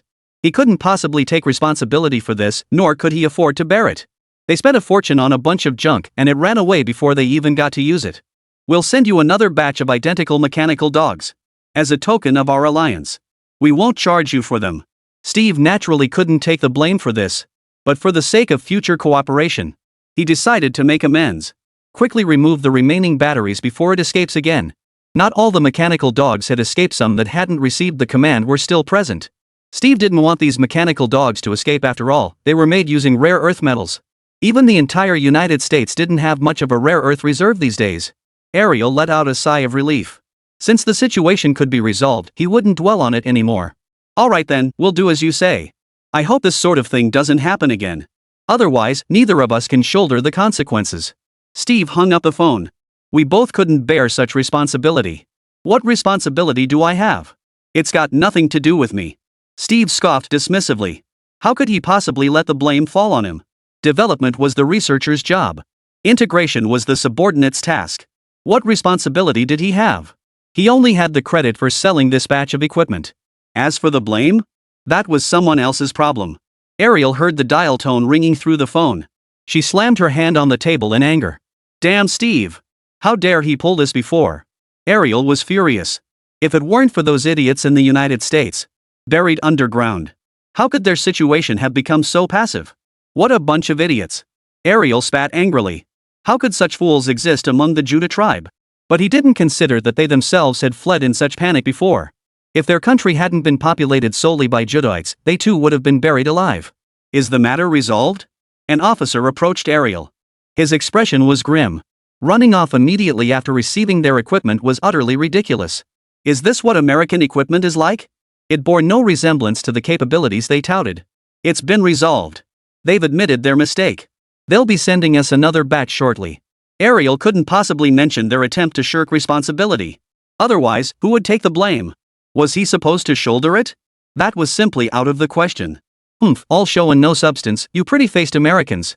The officer let out a cold chuckle. They brag louder than anyone, seeming invincible in movies. Yet in actual warfare, they're nothing but a losing proposition. Armed with the finest gear, they deliver the weakest firepower. They can't even beat a bunch of monkeys. He's fine. I'll be on my way. The officer had come to hold him accountable, but since the equipment had arrived, he let it slide. Oh, right. I don't want this happening a second time. Equipment that's supposed to be in our hands just vanishes. If this happened during wartime, it could cost lives. The officer said coldly. This was simply too outrageous. It's like a gun you're issued suddenly blows its barrel. What use is equipment like this? This isn't child's play, it could cost lives. Understood. Ariel said indifferently. His expression darkened considerably, as this incident had nearly cost him all his dignity. Chapter 171, Do we have a chance to? Director, we've apprehended one suspect. The agent trailed off, suddenly unsure how to proceed. Because the plan concerning Su Feng's team had been cancelled. Caught what? Yul felt a headache coming on. Was his subordinate mentally unstable, leaving his sentences hanging mid-sentence? It's the actor from our country in Su Feng's team. Yul tapped his fingers lightly on the table. He's worthless. Ignore him. Let him go. Just an actor and one from their own country at that. He held no value whatsoever to China. Rather than wasting time on them, we should focus more on the reactionary forces within our own country. Those fools actually dared to resist the nation's reforms. Who do they think they are? Nothing but a bunch of fools still believing those deceitful lies. Their masters have been buried alive. And they still cling to nonsense about environmental protection? That eco-warrior girl has been abandoned already. Yes, sir. The agent felt a bit down. He'd thought he'd uncovered a key figure. He'd thought he could get a promotion and make some money, but it turned out to be all for nothing. Let him go. He's useless now. The agent hung up the phone and addressed the person beside him. Donnie exhaled deeply. He knew his role wasn't that significant. Better that way no one would keep tabs on him. This gamble had paid off. Now he could focus on recruiting actors. Donnie slid back into the car and sped away. Even though they weren't coming after him now, seeing them still made him uneasy. These people were more violent than any criminal organization. In today's United States, they were practically the law itself. What a load of bull about rising from the ashes to become more democratic. It's clearly fascist dictatorship. Donnie spat silently under his breath. He found the current United States utterly unfamiliar. The America of the past at least maintained some semblance of decorum, but now even that facade had vanished. He was arrested the moment he stepped off the plane. As for citizens' privacy rights? Utter nonsense. He hadn't even broken any laws. To be treated like this, it speaks volumes about what the United States has become. Hurry up and get this sorted so we can head back to China for my barbecue. After visiting China once, Donnie grew increasingly disillusioned with the United States. Not a bit democratic or free, and the streets aren't safe either. Unlike in China, where he could safely go out late at night to eat barbecue, his only worry being his ever-expanding waistline. Nothing like the mediocre food he had to eat in the United States. He used to love those little cheeseburgers, but now? Just a meat sandwich. Nothing compares to the delicious food of China. Donnie, you actually came back? Donnie's friends were genuinely surprised to see him actually show up. They'd received his message and were waiting for him at the big villa. But they never imagined he'd actually make it back. They'd merely hoped for an excuse to gather and throw a party. They never imagined Donnie would actually show up. What do you think? Surprised to see me? Donnie greeted them cheerfully. It had been ages since they last saw him. Even though he'd been down on his luck before, his friendships hadn't suffered. It was simply because he couldn't land any roles, and his friends couldn't help much either, so they'd grown apart. But the bonds remained. This time, he was returning home in triumph. From a struggling actor with no roles to a renowned figure in Huagua, he had made a triumphant return. Donnie, you said money is easy to make in Huagua. Is that true? Scarlett asked curiously. As far as I know, China is still quite underdeveloped, right? He spoke with some uncertainty. He couldn't help but wonder if Donnie's motives were to deceive them. But given their long-standing friendship, he had come anyway. Donnie tugged at the corner of his mouth as he spoke. Words are always inadequate, reality is what truly reveals the essence. Saying this, he pulled out his phone and showed them screenshots. From snapshots of daily life and nighttime barbecues to on-site check-ins at various variety shows. And a string of account transaction records. Though their friendship remained intact, money still needed to be discussed. After all, folks in the States tend to be pragmatic. Emotions cost money. Holy crap, you actually dared to go out for late-night snacks at midnight? Scarlett exclaimed in shock upon seeing the photo and timestamp Donnie had posted. It was midnight, after all. How could he dare go out? Even in the affluent neighborhoods of the United States, nighttime is synonymous with danger. In this country where guns aren't banned, nighttime meant shootings. So what? The risk of getting fat from barbecues is higher than the chance of running into bad guys. Donnie said with a hint of disdain. China is easily the safest country I've visited out of all the nations I've been to. All that information we got before? Just the government trying to fool us. Everyone stared at each other in disbelief at Donnie's words. Though they were close friends, they found it hard to believe Donnie had suddenly become wealthy. How could a washed-up actor suddenly become a leading man again? It seemed unrealistic no matter how you looked at it. It didn't quite fit their understanding of the world. Donnie understood their reactions all too well. He had once been one of them, so he knew exactly what they were thinking. Without hesitation, Donnie instantly devised a plan. He just needed to retell the story using logic they could understand. Alright, I know you probably won't believe me. The truth is, I met a brilliant inventor. I can't reveal his name due to confidentiality. All I can say is that after meeting him, I gained access to immense resources, even government backing, which is how I returned to being a top-tier actor.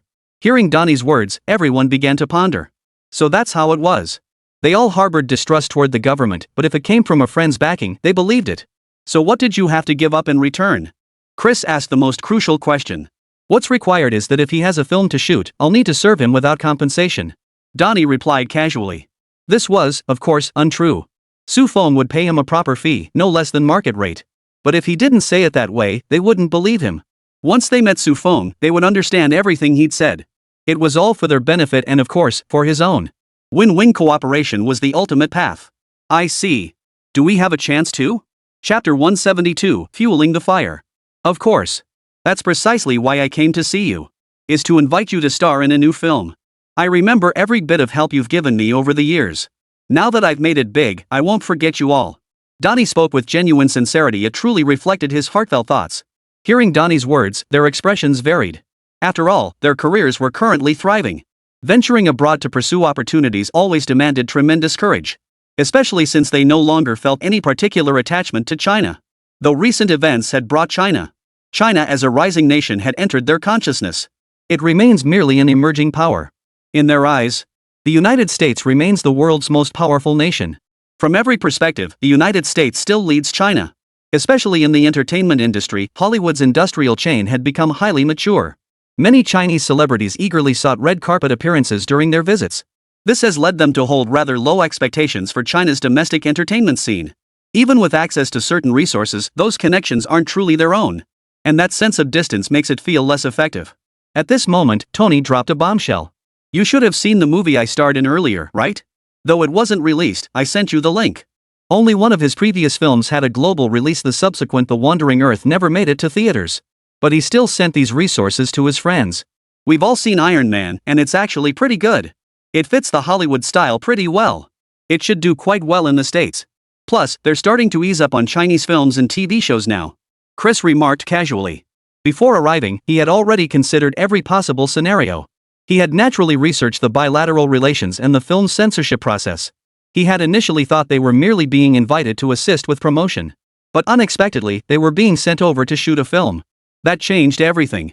Their positions had been completely reversed. From being the ones sought after to becoming the ones needing assistance. Of course, this assumes they actually go to China. Sorry, Donnie, we need some time to think it over. After all, this decision carries significant weight. Scarlett said, sounding a bit embarrassed. Donnie sighed inwardly but refrained from pressing further. Alright, let's put this aside for now and get the party started. Donnie didn't dwell on it, saying too much would only diminish his value. Better to let them think it through properly. Still, he trusted they'd make the right choice. After all, Hollywood's decline in recent years was undeniable. The assembly line production of scripts and filming certainly had its merits. But prolonged stagnation had bred aesthetic fatigue. Especially now, political correctness was becoming a real headache. Although there have been some changes since Ryan took the helm, the impact remains largely unnoticeable. Moreover, the nation's political arena is in a state of pronounced turmoil, exerting a profound impact on the lower echelons. Previously cultivated networks and political connections have been utterly destroyed. The backing from capital has vanished entirely. A meteorite incident reshaped the upper echelons of power and altered the careers of these actors. Even if they chose not to go to China and remained in the United States, their futures remained uncertain. Alright, Donnie, let's get this party started. Enough of these heavy topics for now. Chris offered a faint smile, steering the conversation elsewhere. The party commenced and everyone happily began mingling and enjoying themselves. Chris raised his wine glass, motioning for Donnie to step aside for a private chat. Donnie, do you think we should pursue opportunities in China? Chris's eyes now held a hint of uncertainty. He felt some anxiety about the future's unpredictability. He couldn't predict what direction this country would take. But witnessing how all those capitalists' assets had been confiscated and the people themselves vanished left him feeling uneasy. He feared becoming just another nameless soul lost to Ryan Scythe. After all, the landscape had remained unchanged for decades. For everything to shift overnight like this, confusion was only natural. The rules of the game had abruptly changed overnight. Turmoil persisted relentlessly. All capital was nationalized and distributed to the people, unsettling the wealthy elite. Even without Donnie's arrival, they were already contemplating moving their assets abroad. But the recent turmoil made them feel the world itself was unsafe. As nations seized each other's capital, it was the middle class and wealthy who bore the brunt of the fallout. Capital naturally seeks relatively safe havens, and China currently appears to be a favorable option. But moving to China meant abandoning their assets in the United States. Donnie, you know the US is different from other countries. Our funds, the government knows about them. If they suddenly flow out, we might not even be able to leave the country. But walking away from everything feels wrong. All these years of hard work built up these assets right here. Chris's eyes held a look of confusion, his tone tinged with uncertainty about the future. When exactly had the world begun shifting? He couldn't say. It felt like overnight, the peaceful world had transformed into a turbulent landscape. All I can tell you is that heading to China won't be a mistake. Donnie understood perfectly well what was money compared to one's life. Amidst such global turmoil, only China appeared safe to him. In the United States, neither his freedom nor his privacy were guaranteed. He was arrested the moment he stepped off the plane and he hadn't even broken any laws. This was nothing short of a desecration of the Constitution. He saw no trace of freedom or democracy for the people. All he saw was a newly born fascist state. Staying in the United States is absolutely not a wise choice. Whether for one's career or personal safety, the United States is by no means a safe country. The current United States is like oil poured onto a raging fire, teetering on the brink of imminent chaos. Although the shadow government, high-ranking officials, and corporate elites have all vanished, the populace they brainwashed remains. Deeply dissatisfied with the current reforms, they could very well push for independence. War is imminent. You know, everyone's interests are different. Not to mention the United States, with its myriad states, large and small. The United States used to be a complete mess, and the current president wants to change all that. The resistance he faces is nothing short of monumental. If someone below were to raise their voice, they'd surely find 100 voices answering. Those brainwashed fools will clamor for independence. Donnie stopped himself from saying more, fearing his words might be monitored. If he couldn't escape, he'd be in big trouble. That's all I'll say. You'd better think it through. Chapter 173, Beautiful Domestic Turmoil. Chris remained silent for a long while, gently swirling the red wine in his glass. The deep crimson liquid swayed under the light, mirroring the turmoil within his own heart. Donnie, you're right. The future of the beautiful country looks bleak indeed. But China is too unfamiliar to us. We'd have to adapt to its culture and rules all over again. Chris frowned slightly, his voice thick with worry. Donnie nodded in understanding. I understand your concerns, but sometimes, taking that brave step forward is the only way to seize new opportunities. China may be different, but precisely because of that, it holds even more possibilities. The party music continued to play lively, but the atmosphere between the two grew heavy. Chris fell deep in thought, weighing the pros and cons as he contemplated his future. After a moment, Chris looked up. Donnie, give me some time. I need to think this through. After all, this isn't a decision to be made lightly. Donnie patted Chris on the shoulder. Of course. It's your life. You need to think it through carefully. But I believe you'll make the right choice. After the party ended, everyone dispersed, each carrying a sense of confusion and uncertainty about the future. On her way home, Scarlett kept pondering Donnie's proposal. She understood this was a difficult decision, yet she also knew the situation in the United States was indeed far from optimistic. Meanwhile, Chris returned home and sat in his study, unable to calm his thoughts for a long time. Gazing out at the city glittering yet unsettling, he felt a flood of emotions. He recalled his glorious days in Hollywood, yet the uncertainty of what lay ahead weighed heavily on his mind. In the days that followed, Chris, Scarlett, and the others all pondered Donnie's proposal over and over. They began to focus on China's film and television industry, exploring its development opportunities and prospects. At the same time, they were monitoring the situation in the United States to see if there was still a chance for a turnaround. However, the situation in the United States grew increasingly tense. Political turmoil persisted, and social conflicts intensified. Public discontent grew ever higher, with protests erupting across the nation. Black Lives Matter. What gives you the right to shoot black people in the streets? Even if he was robbing, he still has human rights. Protest the elimination of $0 purchases. This is oppression against the underprivileged. Protest against discrimination against black people. Resist the dictatorial, fascist president. Ryan must step down. Environmental protection is urgent. Stop recklessly opening factories that pollute our environment. Protest discrimination against the LGBT community. We have the right to choose our own gender. Cries of diverse demands erupted across the city, slogans echoing in waves, reverberating through the urban sky. On the streets, crowds surged like a tidal wave. Black protesters held high their placards, their faces etched with anger and defiance. With resolute strides, they marched toward key locations like government buildings and city centers, seeking to draw society's attention and recognition through their protests. Young people stood at the forefront of the procession, their eyes blazing with fury, shouting slogans in voices hoarse yet powerful. Through their actions, they expressed their dissatisfaction with racial discrimination and their yearning for fairness and justice. Among the protesters were also some white liberals. They stood shoulder to shoulder with black people, united in opposing racial discrimination and calling for equality and inclusion in society. They understood that racial discrimination is not merely a problem for black people, but a societal issue affecting all. Only by uniting together can we collectively advance social progress. As the protests unfolded, some conflicts have inevitably occurred. Tensions between police and protesters escalated, and the use of tear gas and batons only added to the chaos. Yet the protesters did not retreat, steadfastly holding their ground, voicing their strongest protest to society through their courage and resolve. A bunch of brainwashed morons. Ryan slammed his fist on the table in anger. He was black himself. Would he really discriminate against his own kind? This was ridiculous. Bringing factories back, building new subways, eliminating unnecessary gender distinctions. Every single one of these reforms was implemented for the nation's sake. Yet this brainwashed, brain-dead white leftist crowd and the already dim-witted black folks are all coming out to oppose him. Mr. President, shall we proceed? The vice president looked at Ryan with some hesitation. No one had anticipated that even after those associations and the capital backing them vanished, this group still possessed such strong cohesion. Are they out of their minds? Continue. At any cost, push this through. Deploy the FBI and police forces for a joint operation. Ryan could never compromise.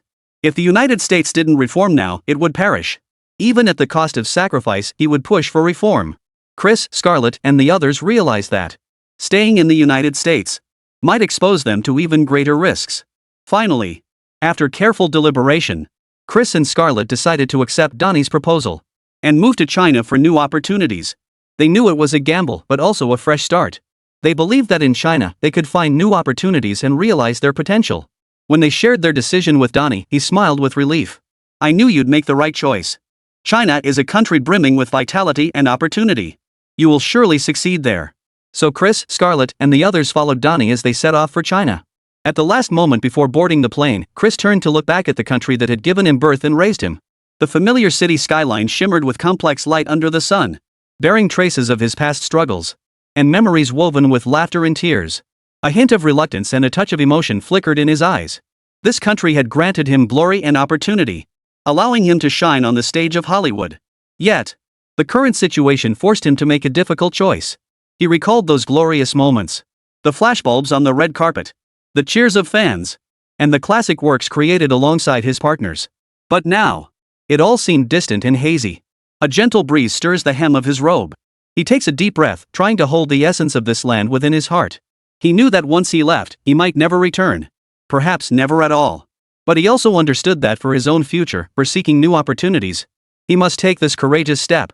Huagua, that unfamiliar land, might become his new beginning. He cast one last glance at the fluttering national flag and silently prayed in his heart. May this nation soon emerge from its hardships and restore its former prosperity and peace.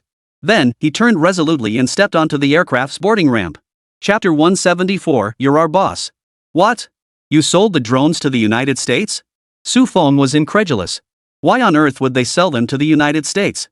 Don't get so worked up. Professor Zhang had anticipated Su Feng's reaction and moved his phone away in advance. No way. What is the government thinking, Professor Zhang? This is military-grade equipment. Aren't they afraid the United States will develop countermeasures? Su Feng spoke with some agitation. This was all his life's work. Although he would later develop more advanced machines, it still ranks among the most advanced drones available today.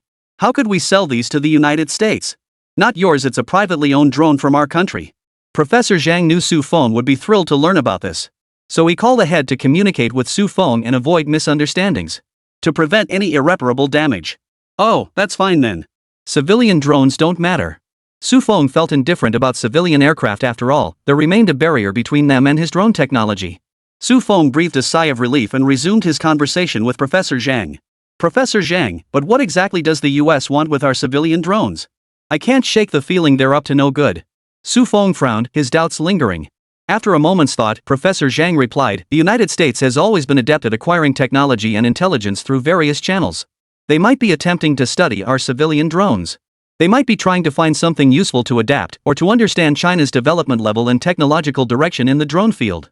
But they're bound to be disappointed. Our civilian and military drones are strictly separated and protected in terms of core technologies. Su Feng nodded. True. Our country has always been thorough in safeguarding its technology. Still, if they pull any underhanded tricks, we can't just stand by and watch. Professor Zhang's tone was firm. That goes without saying. The state places great importance on safeguarding technological security and intellectual property rights. And should any improper conduct by the United States be uncovered, appropriate measures will certainly be taken. Moreover, we are continuously advancing technological innovation, ensuring they can never catch up with us. After the exchange, Su Feng hung up the phone. Buying civilian aircraft to develop military technology? The pretty country must have water in their brains. Su Feng shook his head, choosing not to dwell on the matter. He still needed to pick up the actors who had traveled a long way. They actually believe we bought it for research purposes? Yell asked calmly, staring at the undercover agent before him. They do. The agent replied. Good. Ha! Did they really think we couldn't develop our own drones? Yell sneered with disdain. Did they really think the United States had become the world's top power over the years by sheer luck? Previously, it was merely a game of power struggles and corruption among various factions. That led to absurdities like a bag of screws costing $500,000. The United States of America today is not the same as it was before. Just wait. We'll reclaim our lost prestige with new equipment.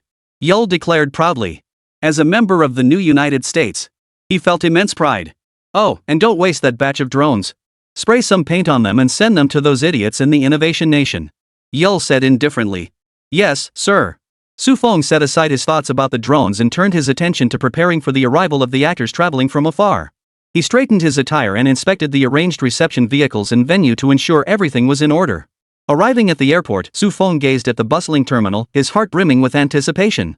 He knew the actors' arrival would inject fresh vitality into the new film. He couldn't wait for them to start filming. Soon, the flight information displayed that the actors' plane had landed.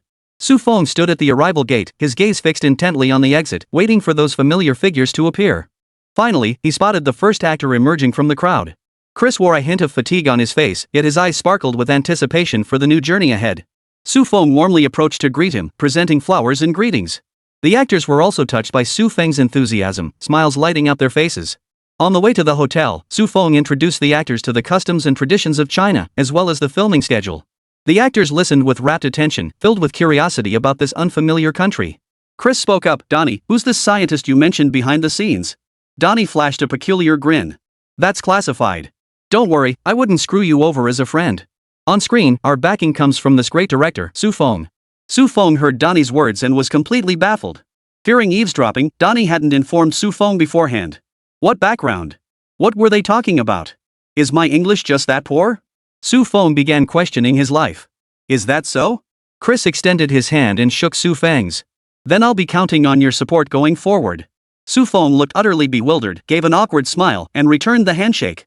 No need to be so formal. We'll all look out for each other. But I still don't quite understand what you're talking about. Donnie, what's really going on here? Donnie shook his head slightly, his eyes signaling to Su Feng that now wasn't the right time to speak. Seeing this, Su Feng, though filled with questions, knew it wasn't the right moment to pry. He smiled and said, let's head to the hotel and settle in first. You've all had a long journey. We can talk about anything later. Once they arrived at the hotel and Su Feng had arranged rooms for everyone, he couldn't contain his curiosity any longer. He found Donnie and whispered, Donnie, can you tell me now? What's going on? Your earlier talk left me completely confused. Donnie glanced around to ensure no one was listening before speaking slowly. Su Feng, Chris, and the others have decided to pursue opportunities in China. They've seen Hollywood's decline and recognize the potential of China's film and television industry. I shared my experiences and the opportunities here with them. After careful consideration, they made this decision. Su Feng's eyes widened in realization, his heart filled with both excitement and emotion. So that's it. This is truly great news. We absolutely must collaborate closely and create outstanding work. Donnie nodded. Exactly. I'm confident we'll succeed. But since they're new here, they might need some time to adjust. We should offer them plenty of help and support. Also, I didn't reveal your identity as a scientist. You're the director they put in the spotlight and you're also their cover story and mine. Su Feng froze for a moment, taking a while to process the news. Chapter 175, The True Beacon of Humanity. Su Feng furrowed his brow slightly. After a moment of contemplation, he said, "All right. For now, this seems like the best option." Su Feng had roughly guessed their reasoning. Leaving his comfort zone without a proper justification. It was indeed difficult to accept. A scientist with immense power and connections was indeed a solid option. Moreover, with Tony Stark as a vivid example, they could feel secure developing their work in China. This could very well be a positive development. For China's entertainment industry, this represents a promising development. With leading actors and actresses from the United States now pursuing careers in China, undoubtedly injecting a powerful boost of confidence. It will help those weak-kneed actors face reality. You don't need Hollywood's stamp of approval to be an international superstar. Let's start building our own Marvel universe with this film. Su Feng adored Marvel, but certain decisions made by Marvel in his previous life left him feeling disgusted. In this new world, he would naturally create his own Marvel universe. Even the Chinese superheroes, whose stories had been overused and overproduced in his previous life, could be reimagined and be reimagined on screen. The classmates who had come out with him were eager to prove themselves. I can easily hand the filming over to them, needing only to keep a light hand on the reins. I trust they won't let me down. Su Feng didn't just aspire to be a great director. He aspired to revive the entire film industry of China. Films from decades past were rich in cultural depth. Yet today's films have fallen into such decline. He would revive China's film industry, ultimately surpassing its former glory. The Marvel Cinematic Universe? Donnie murmured softly. Yes, the Marvel Cinematic Universe. Is Iron Man part of this Marvel Cinematic Universe? Donnie was curious. He hadn't seen the latest script yet. He'd only searched for his friends as Su Feng requested, unsure if they'd even have roles in this film. Whether he himself would have a role. Of course, and he's a key part of it. Su Feng smiled at Donnie. After all, this was Iron Man. It wouldn't be an exaggeration to call him the soul of the Marvel Cinematic Universe. That's great. I knew you wouldn't abandon me, Director Su. Donnie flashed a delighted smile. Though his schedule had been packed these past days, he knew what truly mattered to him. That core was film. Variety shows only drained his momentum. Only films could truly advance his acting career. Chris knocked on the door and spoke softly. Donnie, are you there? Donnie walked over and opened the door. Chris froze upon seeing Su Feng. Director Su, you're here too. Su Feng smiled. We were just discussing some matters. We're done now. You two go ahead and talk. I'll be heading out now. Chris gave a slight nod. Director Su, let's chat for a bit. Su Feng sat back down on the sofa. Donnie looked at Chris. What did you need to talk to me about? Chris cut straight to the point. I wanted to ask if there are any plans for future films? Donnie closed the door and turned to say, I was just discussing the new Marvel Cinematic Universe plans with Director Su. Are you interested? Chris looked surprised. The Marvel Universe? Sounds challenging. But I don't know much about it yet. Tell me more about the specifics. Donnie walked over to the sofa, sat down, gestured for Chris to join him, and began detailing Su Feng's vision. Director Su aims to create a Marvel universe with distinct Chinese characteristics, integrating Chinese cultural elements and historical legends to forge entirely new superheroes and stories. I'll play a key role in this universe, and you'll have the chance to be part of it too. Chris fell into deep thought before replying, it's a brilliant idea, but is the funding sufficient? A cinematic universe isn't built with just one or two films. He needed several, perhaps even a dozen films to build a complete cinematic universe. Of course, as a film series, the profits after establishing the IP would be enormous. Donnie nodded. Of course. You're forgetting Director Su has backing. Plus, Director Su is incredibly talented and capable. I believe he can lead us to success. Chris hesitated. Alright, I'll think about it. But I still have some questions like what will the style of this Marvel universe be? What level of special effects and production quality can we expect? Donnie smiled. Director Su was considering these very questions. He mentioned blending traditional Chinese culture with modern technology to create a unique visual style. As for special effects and production, you've seen the films Director Su has made. Not a single one was subpar. The effects will absolutely be cooler and more realistic than Hollywood's. Chris nodded slightly. Sounds promising. When can we expect to see the script? Donnie shrugged. You'll have to ask director Sue about that.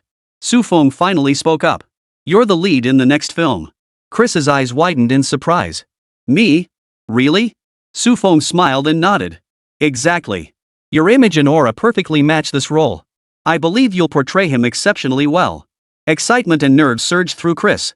What kind of person is this character? Su Feng spoke slowly. He is a brave, resilient hero representing the United States. In this brand new Marvel universe, he'll face immense challenges and hardships, but he never backs down, always holding fast to his convictions. Chris listened intently, his mind beginning to sketch the character's form. Sounds challenging. I'm looking forward to it. Our next film will be titled Captain America. A gleam of excitement flashed in Chris's eyes. A flurry of thoughts racing through his mind. Are they trying to defame the United States? They actually want to make a captain pretty country? Was this considered treason? As Chris wavered in indecision, Su Feng pulled up the script on his phone. Here's the script. Take a look. I think you'd be perfect for this role. Chris hesitated for a moment before finally taking the script. He slowly opened it and began reading intently. As the plot unfolded before his eyes, his expression gradually shifted. His initial worries and doubts were gradually replaced by the compelling content within the pages. He saw the image of a Captain America, a character brimming with complexity and depth. The Captain America in the script was nothing short of a national symbol of the United States. An embodiment of justice, representing the spirit and values of America, fighting for freedom, justice, and the people. Chris became immersed in the script, as if he had already become the character. He began to grasp Su Feng's intent. This film wasn't meant to defame the United States, but to perfectly interpret what America truly is.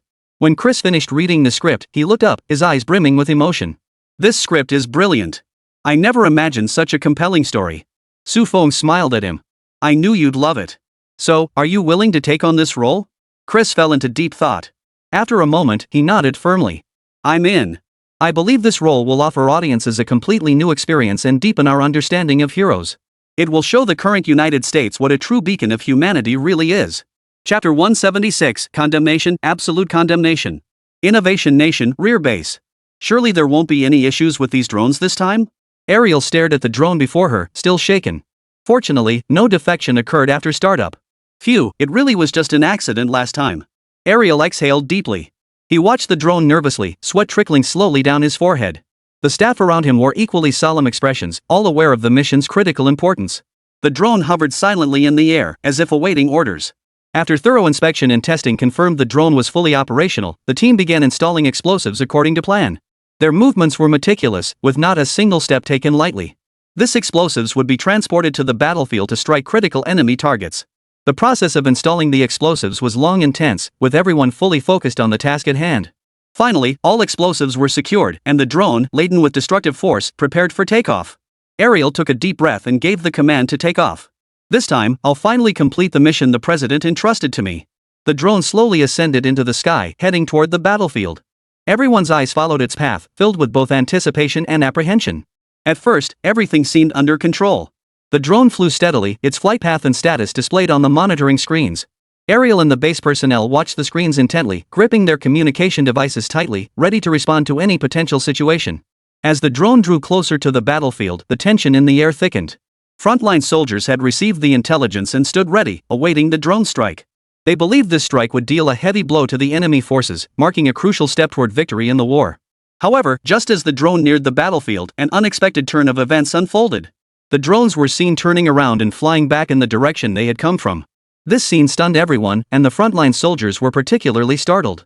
They never imagined that the attack they had anticipated would turn into a crisis.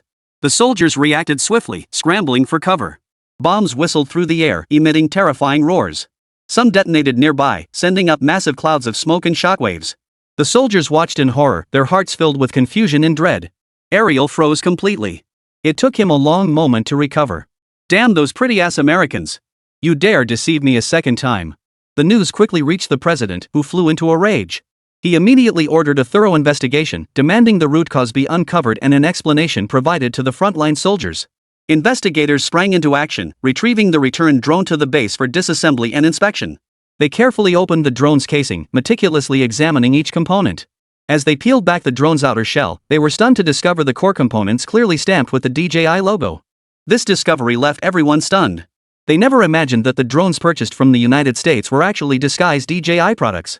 The United States had always claimed its drone technology was world-leading, yet such a situation had emerged. Upon learning the outcome, the president's face darkened. He realized he had been deceived by the United States, while also marveling at DJI's technological prowess. He immediately summoned the heads of relevant departments to discuss countermeasures. Ariel, you'll be in charge of liaising with the pretty country representatives. Is this how you handle liaison duties? The president was unusually furious. This war was indeed aimed at eliminating the male population of his own country. But it couldn't be done this way. If they were truly defeated, who would fight the subsequent battles? Was he supposed to send this noble lord into battle? He was an actor, not a warrior. Ariel hung his head, his face flushed with shame and anxiety. He knew he'd made a grave mistake this time, enraging the president so. Your Excellency, I truly did not anticipate this outcome. When I coordinated with the American counterparts, they assured me repeatedly of the quality and reliability of these drones. I conducted rigorous inspections and tests, yet problems still arose. Ariel explained, his voice trembling slightly. The president's eyes widened with fury as he pointed at Ariel. You have disappointed me greatly. While the objectives of this war are complex, we cannot afford to fail in this manner. Contact the American representatives immediately and demand a reasonable explanation and solution. If they fail to handle this properly, we will take further measures. Ariel nodded hastily. Yes, Mr. President. I'll contact them immediately. Ariel hurried out of the presidential office, his mind filled with anxiety and unease. He understood the gravity of this incident. If it wasn't resolved properly, his future would be bleak. Ariel promptly contacted the responsible official from the United States. Upon receiving the call, the other party initially attempted to shift blame. This definitely isn't our fault. All our drones undergo rigorous testing. It's impossible for this to happen. Perhaps it was operational error on your end. Steve, the American representative, stated. Ariel's face flushed crimson with anger. You're just trying to dodge responsibility. When problems arise, you must take accountability. That's impossible. Steve shrugged indifferently, not the least bit concerned about taking responsibility. He didn't even make the drones, he just bought them, for crying out loud. Were they supposed to go after China? That's ridiculous. We took it apart and inspected it. This isn't your drone at all. Ariel was furious. He'd fallen into the same trap twice. Steve felt a bit embarrassed. That was one thing, but getting caught red-handed was another matter entirely. This kind of thing is easy to do but hard to explain. And if it got out, who would still buy their pretty country's military hardware? Ariel glared at Steve, her fists clenched tightly. This is fraud. We spent a fortune on your so-called advanced drones, only to be deceived twice. You owe us a satisfactory explanation. Steve scratched his head awkwardly, searching for an excuse. This must be an accident. There might have been a mix-up during shipping. We'll resolve this issue immediately and provide you with genuine American drones. Ariel didn't buy it for a second. Accident? One time might be an accident, but 2 times? Is this how the United States treats its allies? We trusted your equipment on the battlefield, only to nearly get killed by your accident. Steve's face flushed crimson, unable to respond. He knew this incident would be difficult to contain. If word got out, the U.S. military-industrial complex's reputation would suffer a severe blow. Mr. Ariel, please calm down. We will find a way to make amends for this mistake. We can offer additional incentives and compensation to ensure you receive the best equipment support for future conflicts. Steve attempted to salvage the situation. Ariel scoffed coldly. Compensation? Do you really think mere compensation will resolve this? Our soldiers risk their lives on the battlefield, yet you dismiss us with such substandard equipment. We won't trust you so easily anymore. After saying that, Ariel hung up the phone. Steve's face darkened. No way, this blame absolutely couldn't land on him. Condemnation, it must be condemned. Chapter 177, Condemn China's DJI Drones? Strongly condemn China's DJI drones. This news headline drew countless netizens' attention. What happened? What did DJI do this time? But upon clicking through, they discovered something utterly absurd. How shameless can someone be, buying someone else's drone and claiming it as their own invention? The US keeps surprising me time and again. Upon learning that the US had purchased DJI drones and deployed them to the battlefield, everyone formed their own conclusions. That DJI had done a brilliant job. Though this war has nothing to do with China, any person with a conscience can easily discern who stands for justice and who is the evil aggressor in this conflict. If brandishing a Bible from 1,000 years ago could justify rampant aggression against others, then there would be no justice left in this world. DJI quickly issued an official statement. Our drones are civilian drones. Israel is a no-fly zone, and any drone entering that area will automatically return. The accusations from the United States are entirely baseless. We have not created any backdoors in our systems, this is merely a pre-programmed function. Upon seeing DJI's official statement, everyone burst out laughing. How shameless can someone be? Not only did they buy someone else's drones for military use, but they also sprayed their own logo on them and sold them as their own. I think DJI handled this perfectly, they shouldn't be the US's accomplices. This incident continues to escalate internationally. The US's accusations have not only failed to gain widespread support but have instead plunged them into an even more awkward predicament. A growing number of countries and citizens are expressing dissatisfaction and skepticism toward the US's actions. Media outlets in several nations have published commentaries condemning the US's hegemonic tactics and dishonest practices. The US constantly positions itself as a global leader, yet keeps engaging in despicable acts like this. Purchasing DJI's civilian drones for military use, then attempting to shift blame such behavior is truly disappointing. Online discussions among netizens have also grown increasingly heated. The US has shot itself in the foot. It thought it could slander others at will, but never expected its true colors to be exposed. DJI's response was so forceful it left the US speechless. We should support principled companies like DJI and not let the US run rampant. Ryan saw the online comments and for the first time, he began to doubt his subordinates. Are your brains filled with? Not only did you pull this idiotic stunt, but you had to broadcast it online for the whole world to see. Ryan was utterly baffled. He'd assumed only the previous administration had such fools. He never imagined his own administration would harbor such fools. It seemed the purge of factions within the government hadn't been thorough enough. He needed to conduct a major purge of the government. Sweep out every one of these power-hungry fools who lack any sense. Mr. President. A high-ranking official was about to speak when Ryan raised his hand, signaling him to be silent. The official fell silent, instantly too afraid to continue. I don't want explanations. Someone must take responsibility for this. Tell me who made the decision to leak this online. Ryan's piercing gaze fixed on the officials below, his eyes brimming with fury and bewilderment. Steve tremblingly raised his hand. Mr. President, it was me. Ryan fixed his gaze on Steve. This was a high-ranking official he had personally promoted. Yet he had committed such a foolish act. Ryan's expression darkened further. He took a deep breath, struggling to suppress his inner rage. Steve, do you realize what you've done? You've put us in an incredibly awkward position and made the entire nation a laughingstock internationally. Steve's face was filled with guilt as his voice trembled. Mr. President, I only wanted to resolve the issue quickly. I never imagined it would lead to such consequences. I thought exposing this would make DJI take responsibility, but I never expected. But it backfired, didn't it? Ryan cut him off. Your foolish decision has plunged us into an unprecedented crisis. Now the world is laughing at us, and our credibility and image have suffered severe damage. The high-ranking officials below kept their heads bowed, not daring to speak. They understood the gravity of the situation and knew the president's anger was justified. Ryan paced back and forth, contemplating a response. We must act swiftly to salvage the situation. First, we absolutely cannot let this incident continue to reverberate domestically. Issue an order to seal off all information about this incident. Second, severely punish those responsible to serve as a deterrent. Finally, we must strengthen oversight of technology products to prevent similar incidents from recurring. Steve nodded hastily. Mr. President, I understand my mistake. I accept full responsibility and will accept any punishment. Ryan looked at Steve, his eyes filled with both disappointment and resignation. Steve, your actions have deeply disappointed me.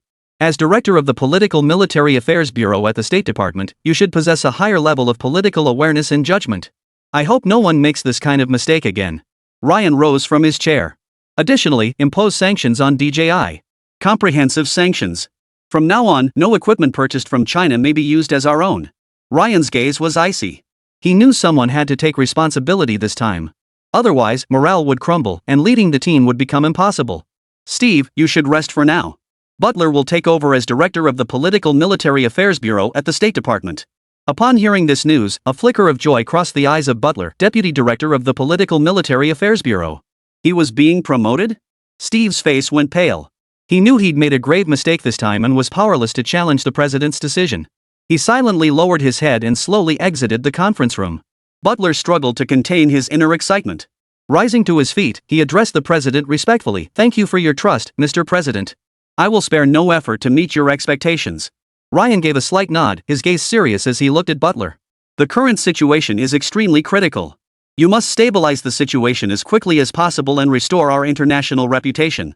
I do not wish to see similar mistakes occur again. Yes, Mr. President. Butler felt as if a golden opportunity had fallen from the sky. Although he was already a high-ranking official in the current administration, he was not a member of Ryan's party. He never imagined that not only would he avoid taking the fall, but he would also receive a promotion. President Ryan was indeed different from his predecessors. Ryan waved his hand, signaling the end of the meeting. Only after everyone had exited the conference room did he finally exhale deeply. In a country this vast, it was impossible for everyone to be his staunch loyalists. This time, he'd had to make a sacrifice to gain some goodwill. Steve, don't blame me. If you're going to blame anyone, blame your own stupidity. Chapter 178, The Su Family Team. We're handling the filming ourselves? Su Feng's classmates wore expressions of both anticipation and apprehension. Anticipation, because this was undoubtedly a challenging yet promising endeavor. They can freely unleash their creativity and talent, presenting stories in their purest form. Yet worry, like a shadow, followed them everywhere. Without Su Feng overseeing everything, they will face countless difficulties. Cinematography, camera movement, on-set direction and interpretation of the plot. These were all chasms stretching between them. Su Feng gazed at his classmates' complex expressions, his heart filled with emotion. He knew this was a difficult path, but he firmly believed that as long as everyone worked together, they could create something truly remarkable. That's right, you'll be shooting it yourselves. Su Feng declared firmly. Though many challenges lie ahead, this is your chance to prove yourselves. You possess passion, creativity, and a deep love for film. These are your greatest assets. As Su Feng's words echoed, a fighting spirit gradually ignited in the students' eyes. One student declared, exactly. We can't be afraid of hardship. Think of all those great filmmakers. They started from nothing and built their careers step by step. We can do it too. Besides, after all this time filming, we've definitely picked up a few tricks from Su Feng. Su Feng nodded. Don't worry about special effects or post-production. I'll give you the script directly. But let me be clear, if the film doesn't meet my standards, I'll send it back for a reshoot. Hearing Su Feng's words, the students felt both exhilarated and pressured. The excitement stemmed from the rare opportunity to independently complete a film and showcase their abilities. The pressure stemmed from Su Feng's exacting standards. They knew that failing to meet his expectations would mean starting over, an undeniably daunting challenge. One student took a deep breath and said, Su Feng, we will give it our all and live up to your trust. We'll apply every technique we've learned from you to this shoot and pour our hearts into bringing this story to life. The others nodded in agreement. Though they couldn't understand it, they were all graduates of the same university. Su Feng's camera direction, lighting control, seemed effortless, as if they didn't need to be learned or practiced at all. We may fall short compared to you, but all this time spent learning hasn't been wasted. We will definitely be able to make films just like yours, Su Feng. They cheered themselves on. Then I'll wish you success in advance. Su Feng flashed a smile. China's film industry couldn't possibly rely on just one person. No matter how successful he became, his time and energy were finite. If the group he had mentored succeeded, it would represent a new force for China's film industry. Hearing Su Feng's encouragement, a wave of warmth surged through the students' hearts. They felt even more determined to make an outstanding film and live up to Su Feng's expectations. The screenwriter looked at the director and his team with a look of envy in his eyes. How wonderful they could stand on their own 2 feet. They felt they lacked the ability to construct a grand cinematic universe like Su Feng's. Su Feng noticed their envy. You have important work to do too. After all this time studying, it's finally time to show what you've got. One of the screenwriting students looked up. Really? Absolutely. Didn't you all do quite well on your graduation projects? Why not start by trying your hand at short film scripts? The student's eyes lit up instantly, as if a flame had been ignited within them. The screenwriting student exclaimed excitedly, Su Feng, you're absolutely right. We can definitely start with short film scripts. We have so many creative ideas and concepts, and we've been longing for a chance to put them into practice. Another classmate chimed in excitedly, plus, short films have relatively shorter production cycles. We can gain experience and improve our skills through practice. Su Feng nodded with a smile. Exactly.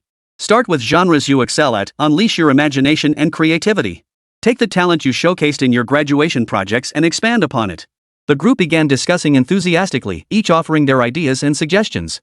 Some suggested making a short film about youthful growth, showcasing the courage and perseverance of young people facing challenges and hardships. Others suggested exploring the possibilities of a futuristic world through a sci-fi short film.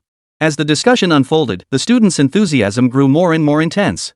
They could almost envision their work shining on the silver screen, their hearts brimming with anticipation and motivation. Su Feng watched the vibrant energy radiating from the group, feeling deeply gratified. He knew these young filmmakers possessed boundless potential. Given the opportunity and platform, they would undoubtedly create outstanding works. Alright, everyone should first finalize their themes and story frameworks, then begin drafting the screenplay. Su Feng said, throughout this process, communicate frequently, think deeply, and continuously refine the content and structure of your scripts. If you need any technology, just let me know. As long as it's not too outlandish, we can make it happen. Of course, don't even mention things like interstellar warships, I can't handle that yet. Su Feng cracked a little joke to lighten the mood. The students chuckled at Su Feng's little joke, and the tense atmosphere instantly lightened. Their eyes sparkled with anticipation and excitement, as if countless possibilities were unfolding before them. One student couldn't wait to say, then we'd better think carefully and make the most of these technological resources to make our script even more amazing. Another nodded in agreement, exactly. With technology on our side, our short film is bound to reach new heights. Thus, the students plunged back into lively discussion. They began exploring how technology could enhance the expressiveness of their stories based on different genres. For a suspense-themed short film, they envisioned using advanced special effects to create a tense and thrilling atmosphere. For a romance-themed short film, they contemplated using virtual reality technology to depict romantic scenes. After finalizing their preliminary tech plans, the students divided tasks and began drafting the script. They exchanged ideas while writing, continuously refining the script. Every detail was meticulously considered, striving for perfection. Su Feng observed their progress from the sidelines, offering guidance and suggestions from time to time. Seeing their enthusiastic dedication filled him with joy and pride. He knew these young filmmakers were growing, their futures full of promise. We need a name for our group, right? One student suddenly suggested naming the group. Jackie Chan has his Jackie Chan stunt team. Let's call ours the Su Family Team. Alright, let's go with Su Family Squad. Chapter 179, I can't even imagine how we'd lose. The United States, the White House. Mr. President, I believe the optimal solution to this matter is to flex our muscles. The newly appointed director of the Political Military Affairs Bureau of the State Council, Butler, spoke with conviction. If the problem couldn't be resolved, burying it under another incident was also a viable option. Didn't you see how the previous attempts failed? Do you think the lessons from past failures weren't painful enough? Ryan's face darkened. The previous two attempts had been plans he either proposed or participated in. Both had been utter embarrassments for the United States. Did such mistakes really need to be repeated? What he needed was to resolve the situation, not create new problems. The mess at home was already giving him a massive headache. And he couldn't begin to imagine the chaos if this incident sparked another crisis. Butler was not deterred by Ryan's questioning. Straightening his posture as he continued, Mr. President, the previous two failures have indeed taught us a heavy lesson.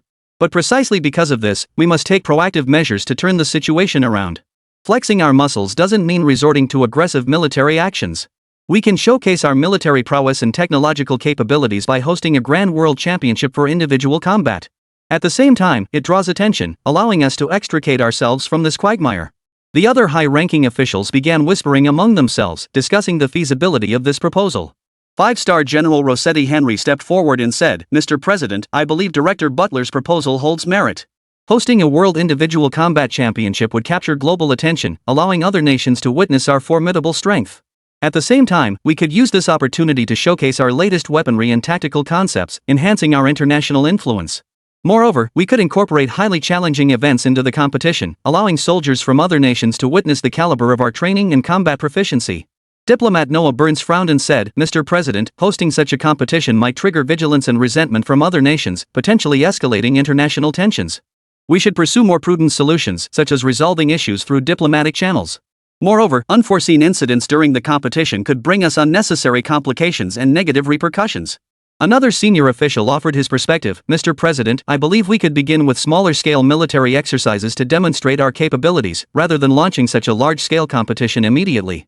This would reduce risks and allow us more time to prepare and adjust. The debate raged on in the conference room as opposing viewpoints clashed fiercely. Ryan listened quietly to the discussion, lost in thought.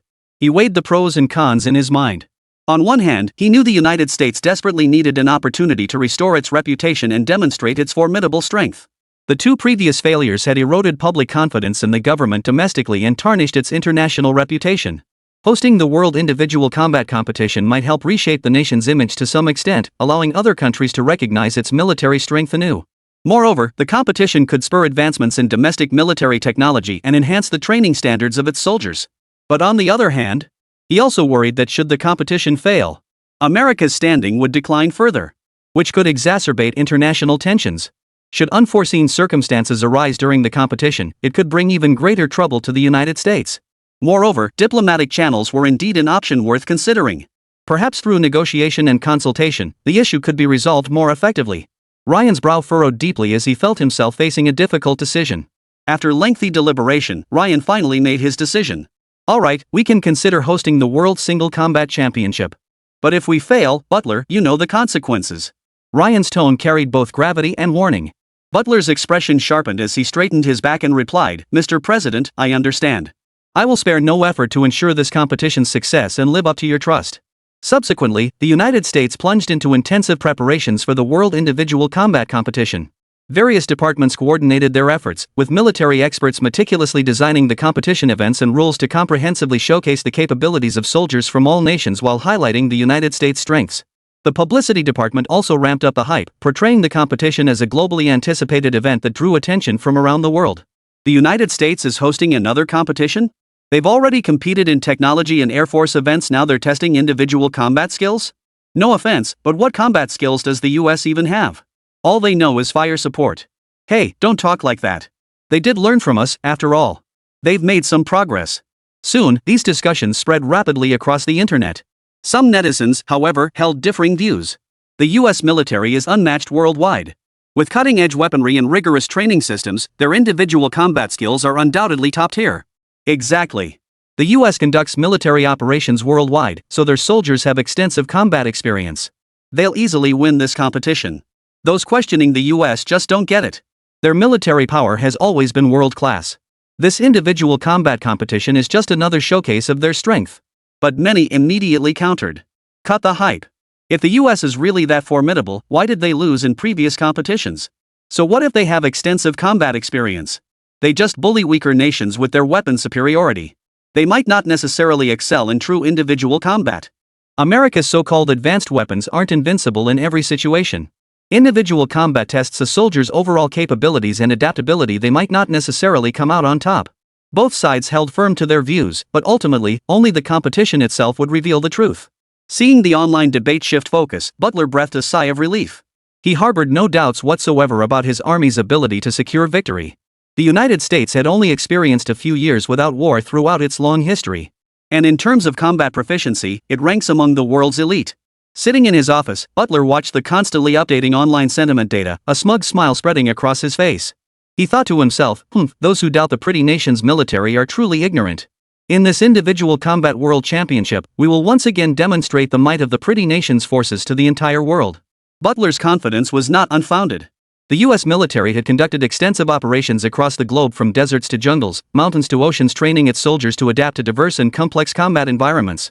Moreover, the United States invests heavily in military technology and equipment, equipping its soldiers with the most advanced weapons and protective gear. With China's meager military budget barely enough to replace army boots annually, how could they possibly compete with our glorious empire? Chapter 180, Times change, but resolve endures. No. Butler seemed to recall something. China has mechs. We need to add a rule banning drones and mechs in the competition regulations. Butler's expression instantly turned grave. He immediately summoned relevant personnel to discuss how to explicitly prohibit the use of drones and mechs in the competition rules. We can't let China's mechs become an unpredictable factor in this competition. Butler declared sternly. We must ensure the fairness of the competition while guaranteeing the United States can fully leverage its advantages. His subordinates nodded in agreement and began working intensively on drafting the new competition rules. They scrutinized every clause meticulously, striving for absolute precision. After the new rules were announced, another wave of international controversy erupted. This is just too shameless. The United States is clearly afraid of China's mechs. They don't have the strength to compete fairly, so they resort to these underhanded tactics. Fairness? They'll stop at nothing to win. The US has always been this domineering, demanding everything be done by their rules. Looks like this tournament will be another farce full of shady dealings. Can't they just compete fairly? Always resorting to underhanded tactics. America's so-called strength is just skin deep. They crumble at the first real challenge. If they ban China's mechs, why don't they ban their own advanced weapons too? What's the point of watching this competition anymore? It's nothing but a self-directed show by the pretty country. The US just abuses its position to act recklessly, showing zero sportsmanship. Who'd trust competitions hosted by the US anymore? It's all about feeding their ego. Online criticism erupted in waves, with netizens from various countries voicing their dissatisfaction and skepticism toward the beautiful country's actions. But netizens in China had long since grown accustomed to such antics. Typical. Can't beat them at ping pong? Just ban the ball. When they can't win, they accuse others of doping. It's not the first time the US has shown its ugly face. Exactly. That's their modus operandi. Whenever they lose their edge, they start making excuses and changing the rules. The US just can't handle losing. They always resort to unfair means to maintain their so-called superpower image. This individual competition hasn't even started yet, and we can already predict how many dirty tricks they'll pull. China doesn't need their kind of competition. If they're capable, let's have a fair, head-to-head contest. The more they act like this, the more it exposes their inner weakness and insecurity. The pretty country has run out of tricks. Beyond these underhanded schemes, they've got nothing else. China's mechs symbolize true strength. They're so scared they just ban them outright. How laughable. From now on, we'll keep a close eye on any competitions hosted by the US. Who knows when they'll change the rules to target someone else. Let's see what tricks they pull in this competition. The Chinese military, however, dismissed the matter with utter contempt. Poof. We're not like those American soldiers, a bunch of tech-dependent nobodies. The Chinese military's response quickly spread across the internet, sparking widespread discussion. Netizens flooded the comments with praise for the military's bold response. Well said. Our soldiers rely on strength and courage, not flashy tech. American soldiers only know how to rely on advanced weapons. Without those gadgets, they're nothing. How could the combat skills and fighting spirit of Chinese soldiers compare to those of the pretty country? This is the bearing of a great nation unafraid of any unfair rules. The US has finally met its match.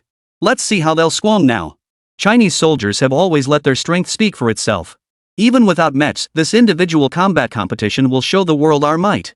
I can't wait to see Chinese soldiers thoroughly humiliate the pretty country in this controversial competition. Within the Chinese military, these responses ignited an even fiercer fighting spirit among the soldiers.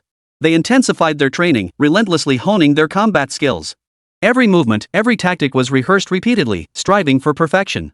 They understood this contest was not merely a military competition, but a battle to defend national honor. Through their actions, they would demonstrate the prowess and strength of China's military to the world, showing those who sought victory through unfair means that true strength stems from inner conviction and relentless effort. Comrades, this is a battle we cannot afford to lose. As the party's forces, we must be ready at a moment's notice. Ready to fight and ready to win. Tell me, do you have the confidence? Fan Long delivered his speech before the elite troops selected for the competition. With 2 months remaining until the competition. And these 2 months demanded even more rigorous training. Pride. They would use their sweat and blood to win glory for the nation.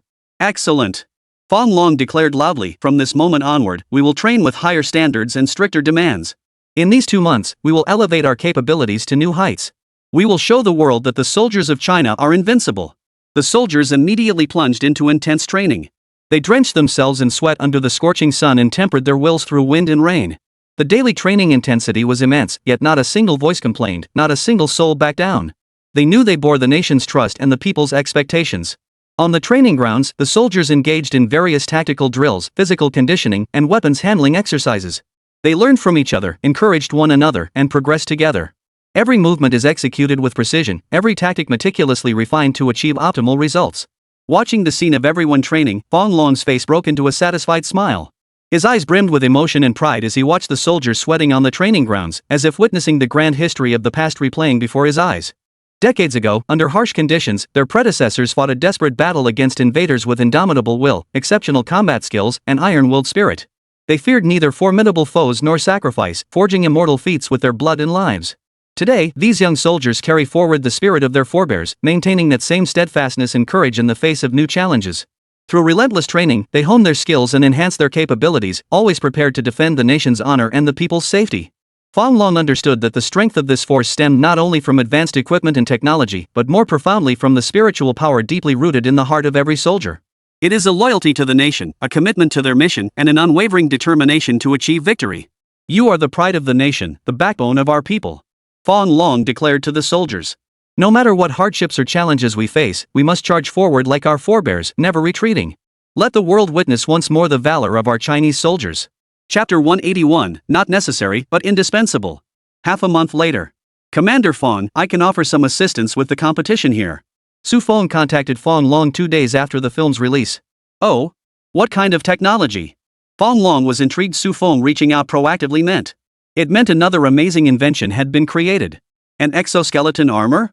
Or some other high-tech individual soldier equipment? Su Feng spoke solemnly, Commander Fan, I have 10 doses of a gene-enhancing serum that can permanently and significantly boost a soldier's physical capabilities and combat effectiveness. Fan Long's brow furrowed slightly. After a moment's silence, he replied, Su Feng, I appreciate your offer. However, we cannot use these gene serums. Our Huaguo forces have our own beliefs and principles. We believe that under fair conditions, we are in no way inferior to any military force in the world. We must win through our own strength and effort, not by relying on external aids. Su Feng spoke with some urgency. Commander Feng, this isn't an external force. This is technological advancement. Other nations might be secretly developing similar things. If we don't use it, we might be at a disadvantage in the competition. Feng Long shook his head firmly. No, Su Feng. We cannot abandon our principles simply because we fear being at a disadvantage. The strength of Huagua's soldiers lies in our indomitable will, masterful tactics, and rigorous training. We must prove our strength through our own capabilities, not by relying on these uncertain technological means. Moreover, if we use genetic agents, even if we win the competition, people will question whether our victory was fair. We must win with integrity, letting the world witness the true strength of the Chinese military. Su Feng gazed into Feng Long's resolute eyes, a surge of admiration welling up within him. He knew Commander Feng was right. The Chinese military had its pride and dignity. They would never resort to any means for victory. Commander Feng, I understand. I believe our troops will achieve outstanding results in the competition, Su Feng affirmed. Feng Long nodded, his eyes brimming with confidence. Exactly. Our soldiers will bring glory to our nation and showcase the prowess of Chinese military personnel to the world. Suddenly, Feng Long's tone shifted. Of course, that's because this isn't real warfare. Otherwise, not using this technology would make us look like fools. Su Feng chuckled. That shift was a bit abrupt. He nearly twisted his old back laughing. Indeed, China had no fools. Then we should still bring these potions. What if they pull some shenanigans? Feng Long didn't refuse. Alright, let's take them. These potions don't last long, do they? Su Feng stroked his chin. The original formula required gamma radiation exposure. But the one the system gave him didn't require that it would activate the enhancement immediately after injection. Not long. It takes effect in just a few minutes. Feng Long nodded. Then I'll take it. With that, Su Feng ended the call. You seem to be taking this match pretty seriously. Professor Zhang remarked from the side. Of course. We absolutely can't lose. Our army has always been unbeatable. Losing would be embarrassing. It's not like the national soccer team winning would just make people think it's absurd. Professor Zhang chuckled. Watch what you say, you might get cursed by the national soccer team. Well, everyone's been forced to apologize anyway. Su Feng scratched his head. Yu Yunping apologized because he lacks clout. Didn't you say we hold high status in the research community? At the very least, I'm a recipient of China's highest scientific award now, right? Doesn't that make you qualified to criticize the national soccer team? Professor Zhang shook his head. Even if you pointed your finger at them and cursed, they wouldn't dare do anything to you. You're practically a national treasure now. Su Feng curled his lip. Well, that settles it then. Are you prepared for this match? Ryan looked at the director before him, his expression calm. As a president, he could tolerate differing voices within his governing system. Therefore, he harbored no personal animosity toward Butler. But when things go wrong, that's a different story. Didn't you see how even Steve, one of our own, was immediately fired? That's precisely why he had no qualms about firing Steve. If I can wield the knife against my own trusted subordinates, and for those not in my faction, if they fail to deliver, I have every reason to fire them. Butler felt immense pressure. He straightened his posture and solemnly replied, Mr. President, we are fully prepared. This competition will showcase the formidable strength of the United States to the entire world. Ryan narrowed his eyes slightly, scrutinizing Butler. I hope so. You must understand the immense significance of this competition. We cannot afford another failure. Should any mishap occur, you should be well aware of the consequences. Butler's heart sank. He quickly assured, Mr. President, rest assured. We've conducted repeated inspections and drills for every aspect of the competition to ensure absolute perfection. Our soldiers are undergoing intense training and are in excellent condition. Ryan nodded. Very good. But we mustn't let our guard down. The competing teams from other nations are formidable opponents, especially China. They've been steadily expanding their military capabilities, and they'll undoubtedly give this competition their all. Butler frowned. Mr. President, China is indeed a formidable opponent. But our beautiful country possesses the most advanced weaponry and the finest soldiers. We are confident we can defeat them in the competition. Ryan paused briefly before saying, don't be overconfident. We must prepare thoroughly and develop strategies tailored to China's specific characteristics. Simultaneously, we must closely monitor other nations' movements and adjust our tactics as needed. Butler replied solemnly, yes, Mr. President. I will monitor the competition's progress closely and make timely adjustments. We will undoubtedly secure victory in this competition and bring honor to the United States. Ryan was somewhat speechless. After all that, he still hadn't grasped the point. Let's cut to the chase. What decisive advantage do you have against China's forces? Butler suddenly understood. As a pragmatist, he never engaged in convoluted discussions. That was precisely why, after all these years, he remained only the deputy director. We've developed a new stimulant that evades detection. It temporarily doubles human strength and triples speed. It also speeds up neural response times by 1 millisecond. Ryan frowned. How come I haven't heard about this amazing stuff? This is a combat-ready weapon. How could he, the president, not know about it? Well, after use, a soldier's lifespan is reduced to 1 month. Butler looked slightly embarrassed. I see. Ryan instantly lost interest. This thing was practically useless. Overuse could even trigger military mutinies. Chapter 182, Too Advanced, got banned. That's all then. Ryan waved his hand, signaling Butler to leave. Since victory was assured, it didn't matter. He didn't care much about such a meaningless serum. As for those soldiers who might die because of it, sorry, he didn't care at all. They were mere cattle. Even though his slogan was "Keep the beautiful country great," he never gave a thought to the common people. America remains a capitalist nation at its core, where everything serves the interests of capital. Only now, all that capital belongs solely to him. Butler bowed his head and left the Oval Office. So, what do you think? Can we win this competition? Steve watched Butler walk away, feigning concern in his question. Even if he was fired for making a mistake, it wouldn't be a complete demotion. He'd merely been demoted 3 ranks. He was merely transferred out of his original department. So Butler showed no surprise at seeing Steve. Butler glanced at Steve, furrowed his brow slightly, and said, "Steve, you're no longer in that position. You shouldn't be worrying about these matters. As for whether we win the game, we'll naturally give it our all. But no one can predict the outcome." Steve's lips curled slightly in a mocking smile. Oof. Give it our all? Make sure you don't disappoint the president this time. Otherwise, your fate won't be much better. Butler's expression darkened. Steve, you'd be better off minding your own business. I'll handle my responsibilities. I don't need your reminders. With that, Butler strode away, unwilling to engage further with Steve. Steve watched Butler's retreating figure, a complex emotion flickering in his eyes. He had once stood in that position, basking in glory, only to end up in this predicament. Resentment simmered within him, yet he knew that in this arena of power struggles, one mistake could seal your fate. Even as a loyal subordinate, he needed tangible results to climb back up. Gull Rooster, training ground. A soldier's face lit up with a romantic smile as he declared, "Gallic soldiers embody romance and courage. We fear no foe, just as our ancestors etched glory into history." Gallic soldiers trained with fervor, their movements rhythmic and precise. Gallic soldiers possess a unique romantic spirit alongside fearless courage. They are well equipped, employ distinctive tactics, and emphasize creativity and combat passion. Confidence shone in the soldiers' eyes as they declared, "Our equipment is top-notch, our tactics are unique. In this match, we will show the world the charm and strength of Gaulish warriors." The commander declared with fervor, "Unleash our creativity and fighting spirit, fight for the honor of Gaul." Little Sakura, training ground. Soldiers. We Sakura soldiers are the strongest in the world. We fought the United States to a standstill on the Pacific Front. In China, we pushed their forces back step by step. We must inherit the samurai spirit of our forebears. This speech ignited intense fervor among the troops below. They were all carefully selected right-wing extremists. And deep down, they believed the great river nation was the most powerful race on earth. Even now, their master, the United States, was merely their temporary overlord. Hearing their commander's words, they were overcome with fervor. Even though their weapons and equipment are vastly inferior to those of other nations. And they use weapons and equipment discarded by the United States. Dying Empire, training ground. Soldiers.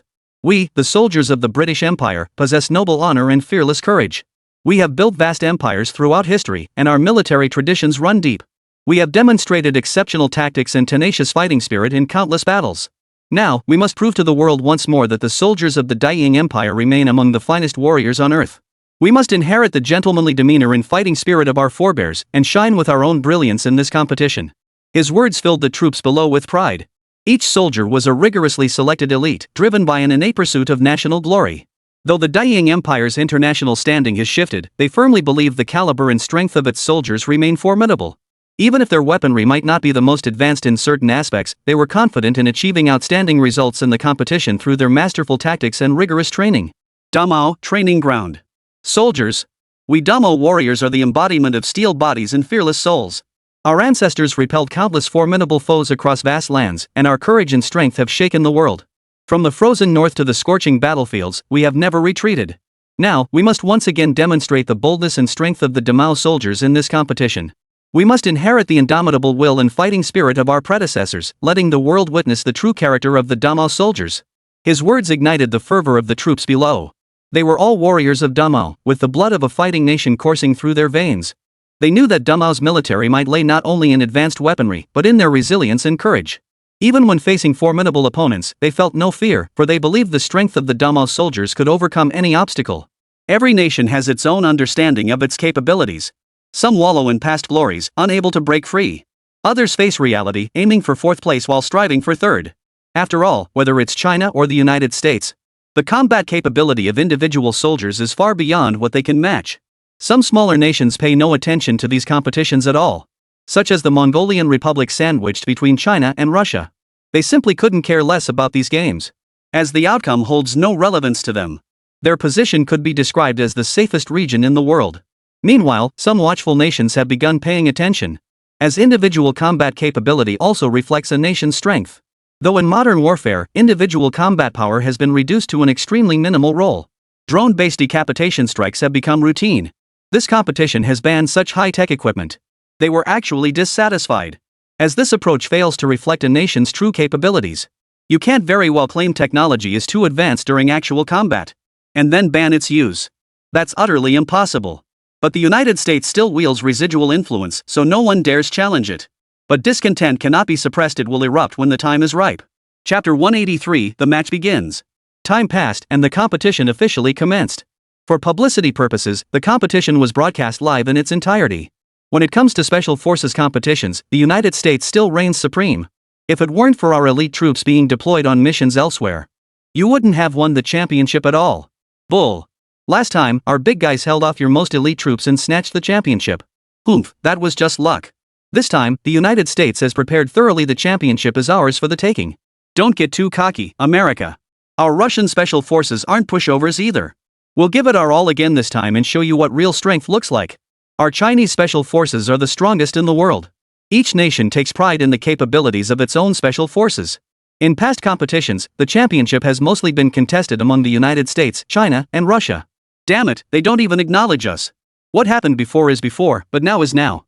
The land of the rising sun is no longer what it once was. Exactly. We will absolutely win this competition. With just you lot? Your country isn't even a sovereign nation. Are those even special forces? They're just a self-defense force. What's the big deal? Doesn't your kimchi country have American troops stationed there? Besides running fast, what else is your military good for? If we're talking about running speed, your kimchi nation is definitely number one in the world. You're all trash. Our white elephant nation is the strongest in the world. Netizens from various countries hurled insults at each other, and the heated debate rapidly gained momentum. Domestic netizens felt immense pride seeing their own team. This is our People's Liberation Army. Just seeing them makes me feel incredibly secure. These special forces must be the cream of the crop, right? Do you think we can win the championship this time? Our high-tech equipment is restricted. With Mechsin drones supporting us, I'm sure we take first place. We can still win without them. Past wars weren't won by high-tech gear, it was all about our unyielding will and superior combat skills. This isn't a solo combat competition, it's about tactical teamwork. That's where we really shine. If it's just raw physical strength, our special forces can't match the Russians. But 5 of our guys could take down 5 of theirs and beat them into the ground. After all, not every nation's combat training matches ours. We've been at war for years, and the 3-3 system is deeply ingrained in our soldiers. Domestic netizens offered their analysis, believing that if it's a combined combat scenario, we should be able to win. After all, the primary focus this time is on demonstrating combat capabilities in modern warfare. Although the US shamelessly restricted drones and mechs, when it comes to combat proficiency alone, China holds its own against any nation. Having once single-handedly held off the entire UN force, domestic netizens remain highly confident. What do you mean restricting your high-tech? Your stuff is just flashy gimmicks. They're clearly robots. Who knows if anyone's even inside those mechs? If the signal gets cut, they probably can't even move. What's the point of having someone inside at home? Everything needs mechanical assistance anyway. Might as well just have it fully mechanically operated. I reckon your operators are nothing but window dressing. Can that thing even be called a single-soldier combat weapon? It's clearly a cheat weapon. Oh, here comes the snark again. You didn't have it, so you call us cheaters? Just be thankful this isn't real war. If it were, would you still be bickering about banning weapons? Exactly. If this were real war, the mech legions would already be flying over your heads. See if you'd still dare to brag then. What's so great about your China anyway? Not a shred of democracy or freedom. Do you civilians even live better than us? You can't even afford tea eggs. Is it so great to throw all your money at the military? Don't spout nonsense with straight faces. The world's highest military spending is clearly in the United States. Look at our country's data. And the ones who can't afford tea eggs are the people of Taiwan province. Not us mainlanders. Though they're part of us, they haven't returned to our embrace yet. Your data is completely fabricated. How could any country possibly support 1.4 billion people? And still grow its economy so rapidly? The heated debate among netizens from different countries pushed the topic higher and higher on the trending charts. On live streaming platforms worldwide, this broadcast's popularity soared, directly claiming the top spot. The entire world awaited who would claim first place in this competition. After all, aside from restrictions on drones and mechs, all other weapons and equipment were unrestricted. Except for the fact that it wouldn't actually kill anyone, the combat conditions were highly advanced. It can be said to be a complete simulation of a real combat between special forces. Nations are deploying their most advanced technologies to intimidate rivals. After all, with tensions escalating, playing dumb to catch the tiger brings no gains, only invites covetous eyes from rivals. Only by demonstrating your strength will others hesitate to challenge you. Dignity rests upon the edge of the sword. Truth lies within the range of the cannon. Competition between nations is brutal. Strength is the ultimate foundation of confidence. All eyes are on the top contenders, the United States and China. After all, the United States has suffered 2 consecutive defeats and desperately needs a victory to secure its standing. This time, they've directly deployed their most elite SEALs, the absolute cream of the crop. While China faces restrictions on mechs and drones, observers believe they will deploy other cutting-edge technologies. And even without cutting-edge technology, everyone is well aware of China's tactical coordination. If the United States fails to bring out its trump cards, then the championship this time is very likely to go to China. Of course, some believe Russia will prevail, given their soldiers' exceptional individual combat prowess. As for the other nations, they're merely competing for 3rd, 4th, or 5th place. Some nations are essentially just there for the spectacle, hoping to trend on social media. After all, some nations are so small and insignificant that without participating in such major events, few would even know they exist. They even sent their entire domestic military contingent. Yes, some nations have pitifully small armed forces. The competition officially commenced as the host declared the start. The 16th Special Forces Unlimited competition is now officially underway. Chapter 184, Tournament Regulations. First, I will announce the rules and regulations for this tournament. This is an unrestricted competition. Injuries are permitted within acceptable limits, but intentional killing is prohibited. The restricted weapons in this tournament are drones and mechs. Unrestricted weapons include firearms and cold weapons. Hearing the host's opening remarks, everyone expressed shock. Only drones and mechs are restricted? That's way too targeted. If they're banned, they're banned. Even without mechs, we still have palm cannons. At least palm-mounted bubble cannons are still allowed. If that doesn't work, there's always electronic laser weapons. It seems electromagnetic cannons aren't banned. If one fires, wouldn't this turn into a primitive tech showdown? The host continued. Of course, disassembling these weapons and equipment for separate use is also prohibited. After all, laser damage is unpredictable and could cause real casualties. The host did not announce that electromagnetic cannons were banned. After all, the United States' plan was to use performance-enhancing drugs, which aren't affected by electromagnetic railguns. It would be more accurate to say they hoped China would deploy the electromagnetic cannon. After all, electromagnetic cannons occupy weapon space and consume energy. China could help them eliminate other nations. Without the advantage of high-tech weaponry, their performance-enhancing drugs would guarantee them first place. China's representative, you have no objections, right? After all, this could result in casualties, which isn't quite humanitarian. The host immediately pinned this accusation on the Chinese delegation. The host's remarks drew a chorus of agreement from the crowd. Exactly. Using such high lethality weapons in competition is utterly inhumane. Yes, it's unfair to other nations. After all, laser weapons can inflict real damage. And such injuries are impossible to assess. Using full power poses a threat to the physical safety of soldiers from other nations. The representative of Huagua, Commander Fong Long and Su Feng standing beside him, exchanged a glance. Fong Long snorted coldly with disdain. We are not the pretty country, relying on weapons and equipment to gain an advantage. Decades ago, we defeated you without such weapons and equipment. Decades later, we can defeat you again without relying on them. We're not like the pretty country, which only knows how to overwhelm with firepower. Our troops possess unshakable resolve and exceptional combat prowess. Fong Long's words rang out with force, underscoring his commanding presence. As a third-generation military man, he brimmed with confidence in his nation and his troops. This was no ordinary unit, it was an elite squad handpicked from the nation's most elite forces. Under fair conditions, he had no qualms about engaging any foreign adversary. Even without drones or mechs, they had secured numerous victories in previous competitions. Now they were merely leveling the playing field, and he felt no apprehension about such a challenge. 5-star General Rossetti regarded Fong Long. A hint of mockery flickered in his eyes, though it was well concealed. Did he really think the United States was still the same as before? With performance-enhancing drugs boosting your abilities, you stand no chance against us. This battle will show you that the United States' position is beyond question.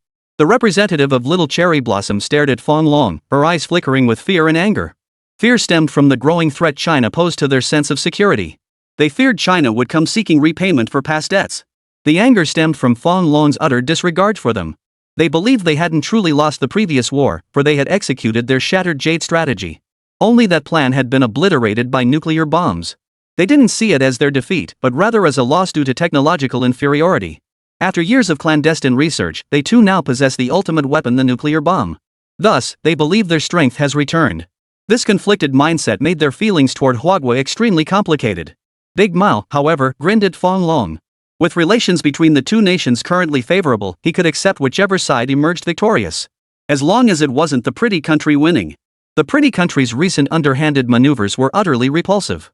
They dared not engage in a real fight, insisting on dragging things out instead. They wanted to wear him down to death.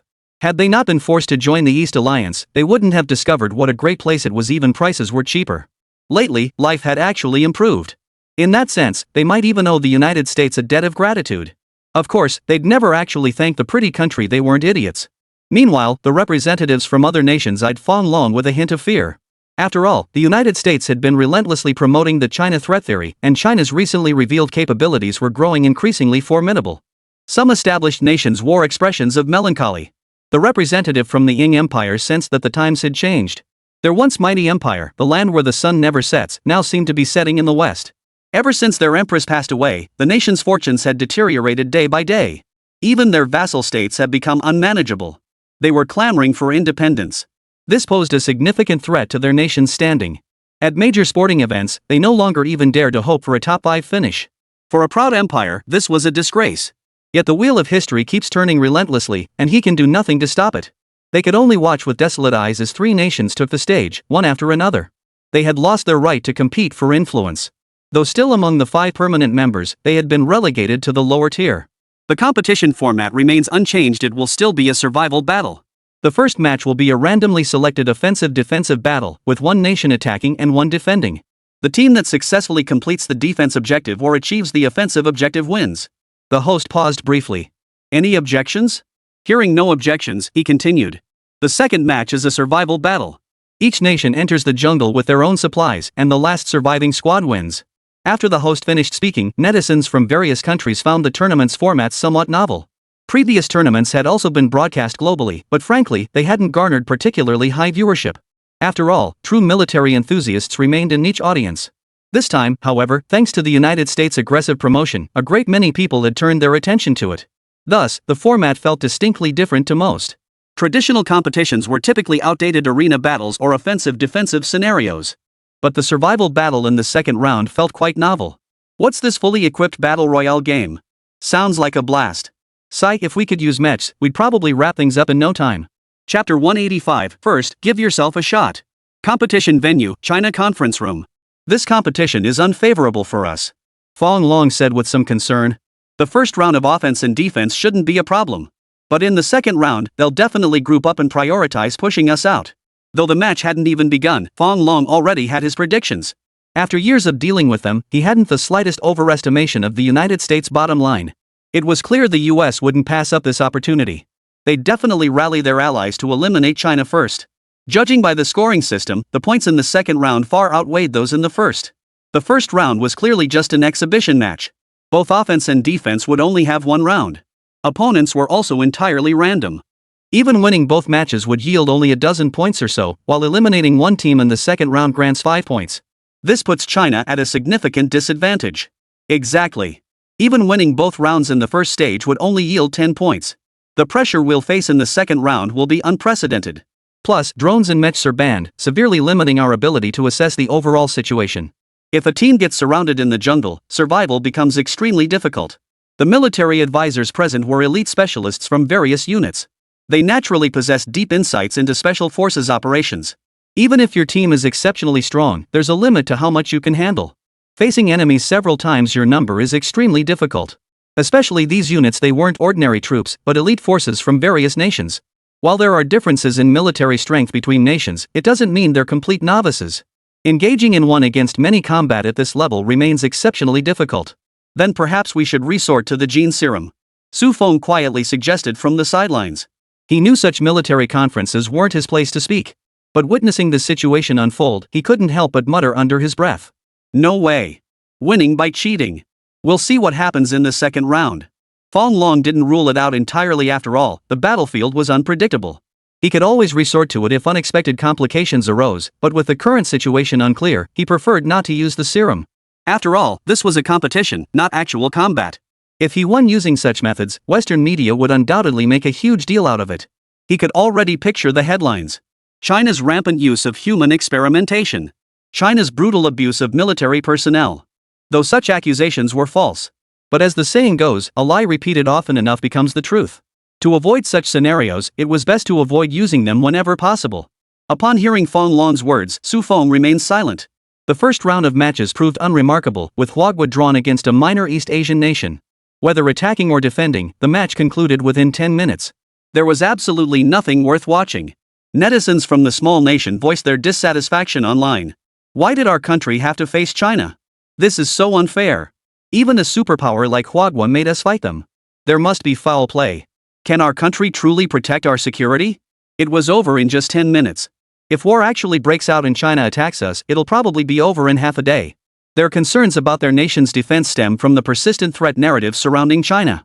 And they're right on Huagwa's border. If war truly breaks out, they'd likely be wiped out in no time. Especially since decades ago, someone had already set an example for them. Their capital was bombed into relocation.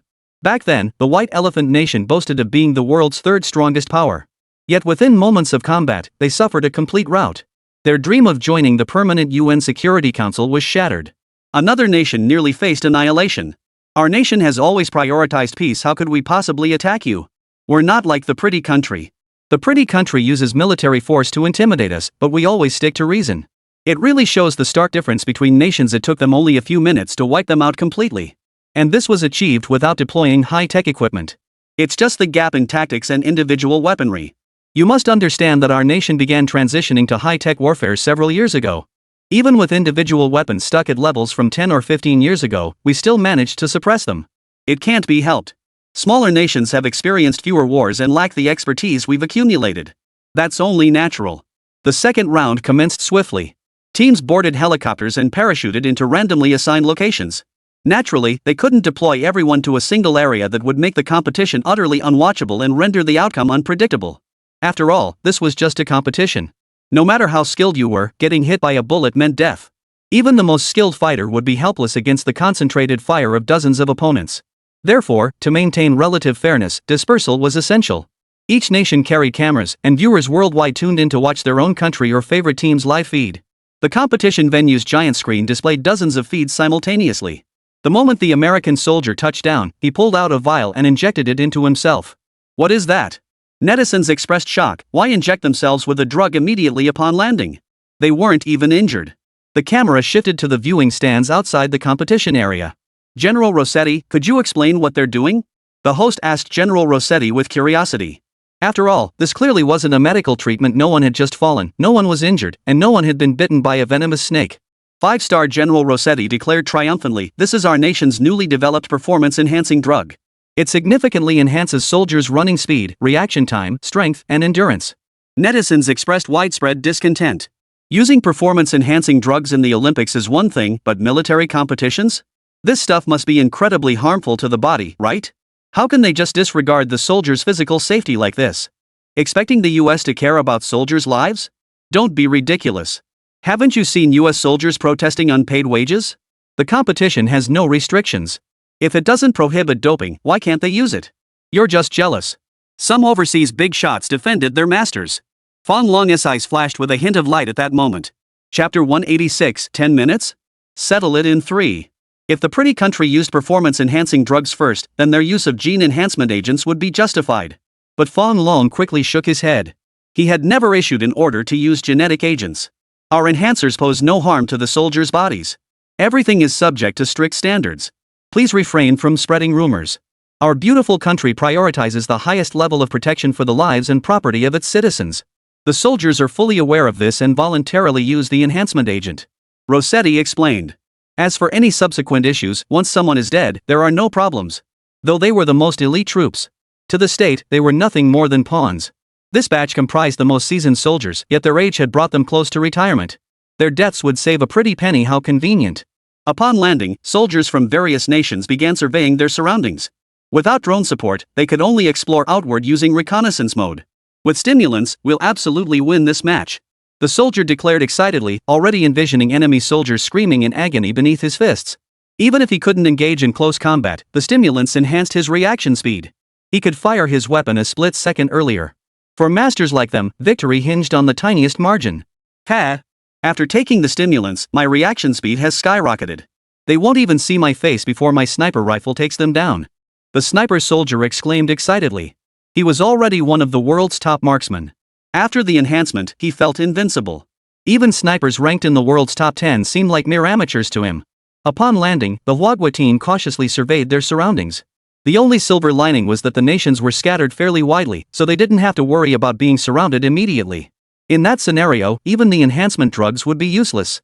After all, the rules didn't factor in physical prowess. Getting hit by a bullet meant defeat. Even with enhancement, one couldn't possibly dodge bullets. That far exceeded human limits. Captain, should we use the serum? A soldier cautiously inquired. Although they weren't deployed to the same area, signal flares were permitted. Once China made contact with other nations, they would swiftly converge to contain the situation. After 2 seconds of deliberation, the captain replied. Use them. Because before the competition began, he had overheard other nations conspiring loudly. It wasn't exactly a conspiracy, since they'd said it loudly right in front of him. This should be called provocation. Especially those from the little cherry blossom country. They immediately flashed him a throat-slitting gesture and announced their plans. They clearly looked down on China. They laid their cards on the table from the very start. Due to time constraints, he hadn't consulted with Fan Long. But this was a combat mission, and commanders must exercise their own judgment in combat. Understood, Captain. The soldier was thrilled. He'd long heard of the potion's formidable power and its lack of side effects. Soldiers revere strength above all else, and naturally, he desired to become even more formidable. They pulled out a vial and began injecting themselves. What the hell? How come China pulled out potions too? This isn't fair. They're actually using potions. You're an idiot. You didn't say that when the US used theirs earlier. Other nations voiced skepticism over China's actions. Of course, there were also those who approved. General Demo immediately approached Fan Long for clarification. Is your drug effective? Any side effects? Fan Long replied, it's highly effective, significantly enhancing physical capabilities across all aspects. As for side effects? None whatsoever. General Demo was extremely tempted, but he hesitated to ask outright. Is this stuff for sale? Fan Long smiled. Production is too low for us to have any surplus stock right now. All right. General Demo felt a pang of regret, but there was nothing he could do. Soon, the reinforced time period passed, and the Huagua forces began advancing outward again. The competition had a time limit, designed similarly to a shrinking poison zone, requiring each nation to advance toward the center. Let's go. Head for the center. At the squad leader's command, the team began advancing forward. They soon encountered troops from other nations. Oh? Are you from Huagua? The moment contact was made, Sakura Empire's troops identified the opposing force. Let them see the might of the Sakura Empire. The captain of the little Sakura squad was overjoyed. She immediately fired a signal flare. Warriors, we only need to hold them off for 10 minutes. After 10 minutes, all units will converge and annihilate them. Captain Sakura was highly excited. All he needed was to buy a little time. In his eyes, this mission objective was far too simple. If they couldn't defeat them, surely they could stall them? He refused to believe his unit was that weak. In his mind, they could hold them off not just for 10 minutes, but even half an hour. Meanwhile, viewers on the live streaming platform in Huagua began buzzing with excitement. We ran into Little Sakura's unit this quickly? Facing others is uncertain, but against Little Sakura, we've got that national pride boost. The betting's open. How long do you think it'll take to settle this? Bastards! Do you look down on our Little Sakura Empire? Just watch. In 10 minutes, you'll all be wiped out right here. Sakura Empire netizens were utterly dissatisfied with China's statement, convinced that if their nation could just stall for 10 minutes, China's forces would be annihilated afterward. After all, no matter how strong they are, they can't withstand the combined assault of over a dozen nations. Even if Sakura Empire was weak, 10 measly minutes could be stalled. By time? China's team leader, Long Wen, sneered. With such low intelligence, they actually thought they could stall him for 10 minutes? They'd just exposed their entire plan. Of course, whether the plan was exposed or not wouldn't significantly impact the war. Forget 10 minutes. If Sakura's troops could hold out for even 5, that'd be impressive. After all, they'd already tested it. Compared to his previous physical condition, he could now take on 20 of his former self. Compared to Sakura's unit, they were already inferior. With the current strength disparity, the battle would likely be over in 3 minutes. Press forward and end this within 3 minutes. Long One issued the order directly. Chapter 187. Are you kidding me? Are these even human? Encircle them. Encircle them. We've detected the Chinese squad's position. The American squad leader issued the command. Teams from various nations positioned at different locations swiftly converged on the signal flare's launch site upon sighting it. End the battle in 3 minutes? How laughable. Arrogant and conceited Chinese, accept your defeat. Captain Shinoyama Hayato of the Little Cherry Blossoms narrowed his eyes slightly. A hint of ruthlessness flickering in his narrowed eyes. To think they could settle this in 3 minutes, they clearly didn't hold them in high regard. They were the strongest unit of the Little Sakura Empire. There was no way they could be wiped out in 3 minutes. This arrogance surpassed even their wartime boasts of annihilating China within 3 months. He vowed to make these Chinese taste their might so they'd never underestimate him again. 3 minutes later, the White Elephant squad arrived at the scene only to find Sakura's team sitting dejectedly on the ground. Scattered traces of the battle remained. Hey! You fired that signal flare, where are the Chinese? Sakura's team remained seated on the ground, ignoring his question. As a unit that had been deemed fallen, they were forbidden from revealing any information. Especially since this live broadcast held no benefits for them, they wouldn't speak. They'd rather other squads run into China and get wiped out. After all, they couldn't be the only ones making fools of themselves. Their combat record was laid bare for all the cameras to see. No way. Has Sakura's combat effectiveness really plummeted this low? Damn it, I told you this was a lost generation. This bunch is an absolute disgrace to our empire. They should all commit seppuku. Upon witnessing this scene, netizens from Little Sakura Nation erupted in fury. As their nation's most elite forces, they were wiped out in under 3 minutes, in utter disgrace. After all, they never acknowledged defeat to China. They believed they lost to the United States. Now they'd been wiped out so swiftly. What did that signify? Had their nation truly grown so weak? Especially the right-wing factions within Sakura Nation were furious, demanding that these soldiers commit seppuku. Did you see how fast the Chinese forces moved just now? It was incredibly swift. To wipe them all out before Little Cherry Blossom fired a single shot, is such speed even humanly possible? Has China's biotechnology advanced this far? It's utterly unbelievable. Or is this the legendary Chinese martial arts? Foreign netizens began discussing the details revealed in this battle. China's reaction speed was so fast it seemed inhuman, killing them all before Sakura even fired a shot. And every shot hit its mark, not a single bullet wasted. To them, it seemed like pure fantasy. Has our military become this formidable? Wiping out another nation's elite forces in under 3 minutes? I don't think so. Maybe Sakura's combat capabilities have genuinely declined. After all, they haven't experienced any real warfare lately. I agree. This is just too unbelievable. To be wiped out without firing a single shot? Looks like Sakura really isn't a threat anymore. Netizens in China were thrilled, gaining a new appreciation for their nation's capabilities that it had reached such heights. Of course, there were also those who fawned over foreign powers, insisting Little Cherry Blossom's combat capabilities were truly nothing to write home about. Defeating a cherry blossom doesn't mean anything. Only defeating the pretty country counts as a real victory.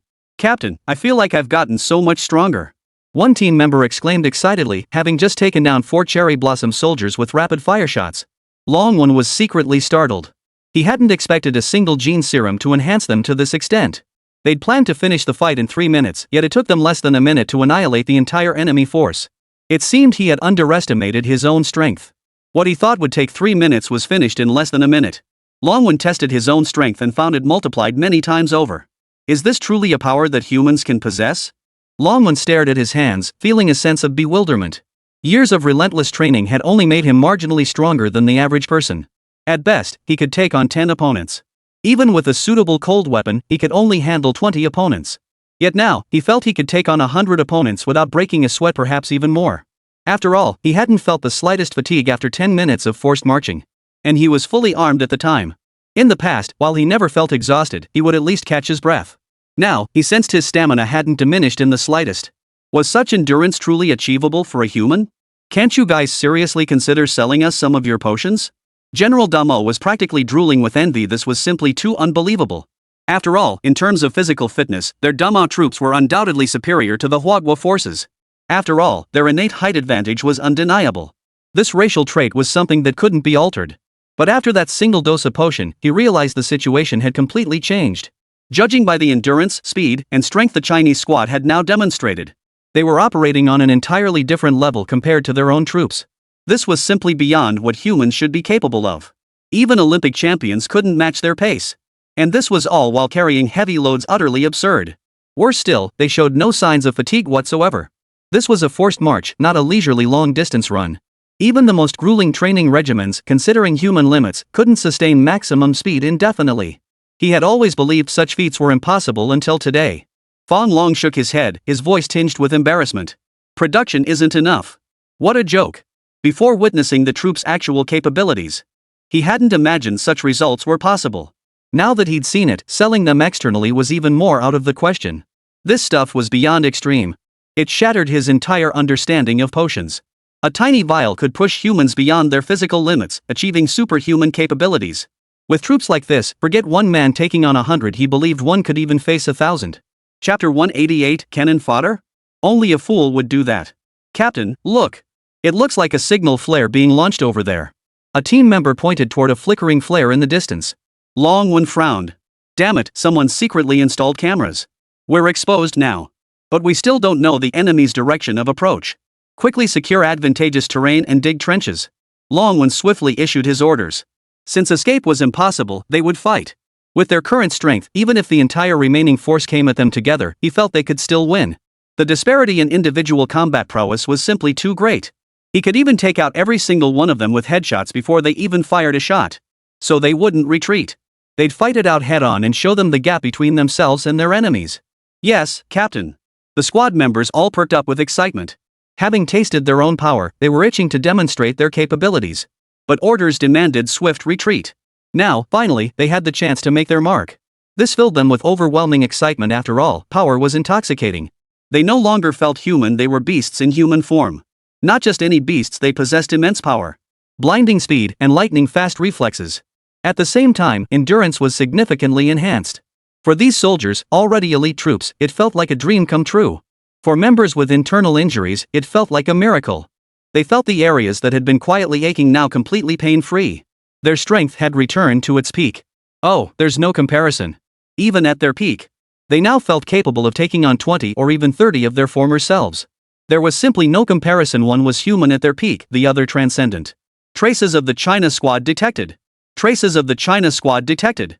This message crackled over the regional radio network. Those who had just lost track of the Chinese squad were now filled with excitement. They had felt a sense of loss upon losing the trail. Now, rediscovering the squad's trail filled them with immense joy. Among the ranks, one often heard veterans grumbling about how incredibly powerful Huagua was. Yet they refused to believe those scrawny yellow monkeys could possess any real strength. Today they would shatter that myth, cutting down the Huagua troops in battle, earning glory and medals for themselves. They would use the Huagua squad's defeat as a stepping stone, paving their path to promotion and wealth. In a global competition like this, defeating the Huagua squad would be a glorious addition to their own resumes, and accelerate their promotions upon returning home. Honor, fame and fortune, power, all await them. Hurry, hurry, hurry. We can't let other nations beat us to it. Let's strike down China first. Hurry up, hurry up. We can't let other nations beat us to it.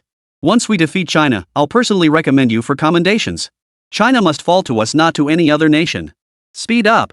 Team leaders from various nations issued their commands. All sought to be the first to reach the signal flare's location. Meanwhile, Monkey Nation, the signal-firing nation, did not advance recklessly. They merely observed China from afar. They possessed a clear understanding of Huagua's strength. Their meager forces were no match for Huagua's might. Simply locating China was already a significant achievement, enough to earn their master's credit. As for defeating China, that was best left to their masters themselves. Ha ha ha. We're the first to arrive. The White Elephant Nation truly is #1 in the world. The White Elephant Squad was ecstatic.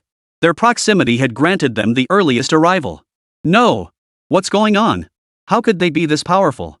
The White Elephant Squad leader let out a wail of despair.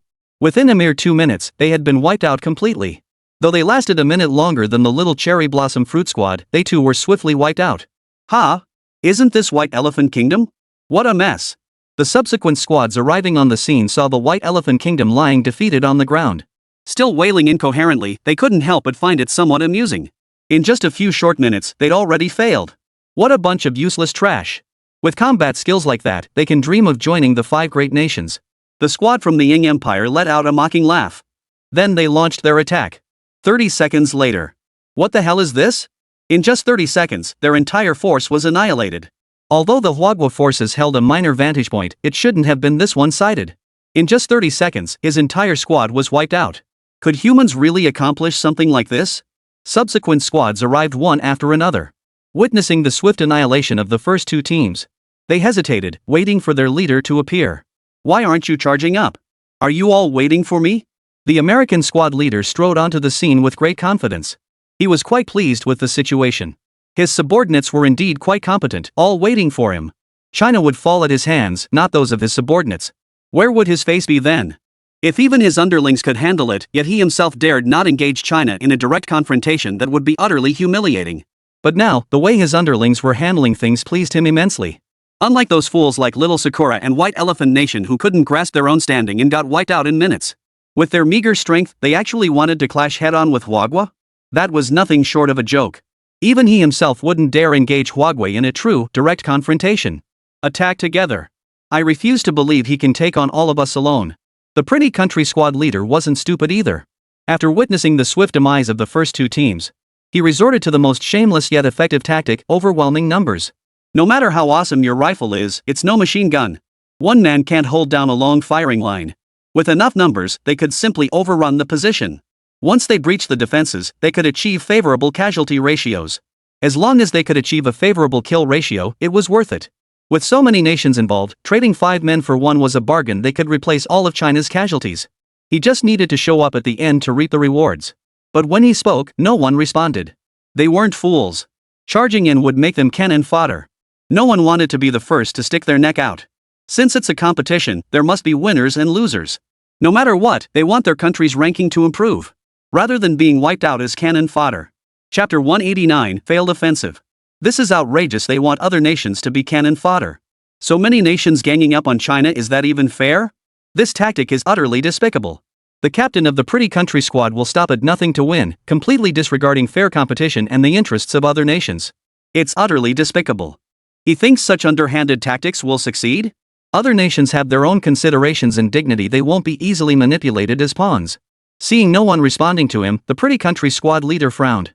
Has the international situation deteriorated to this extent? He mused inwardly.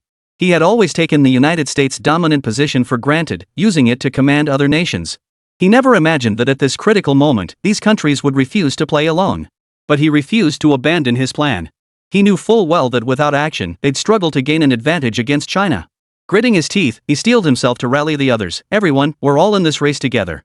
Our goal is victory. China is indeed formidable, but if we don't unite, they will pick us off one by one.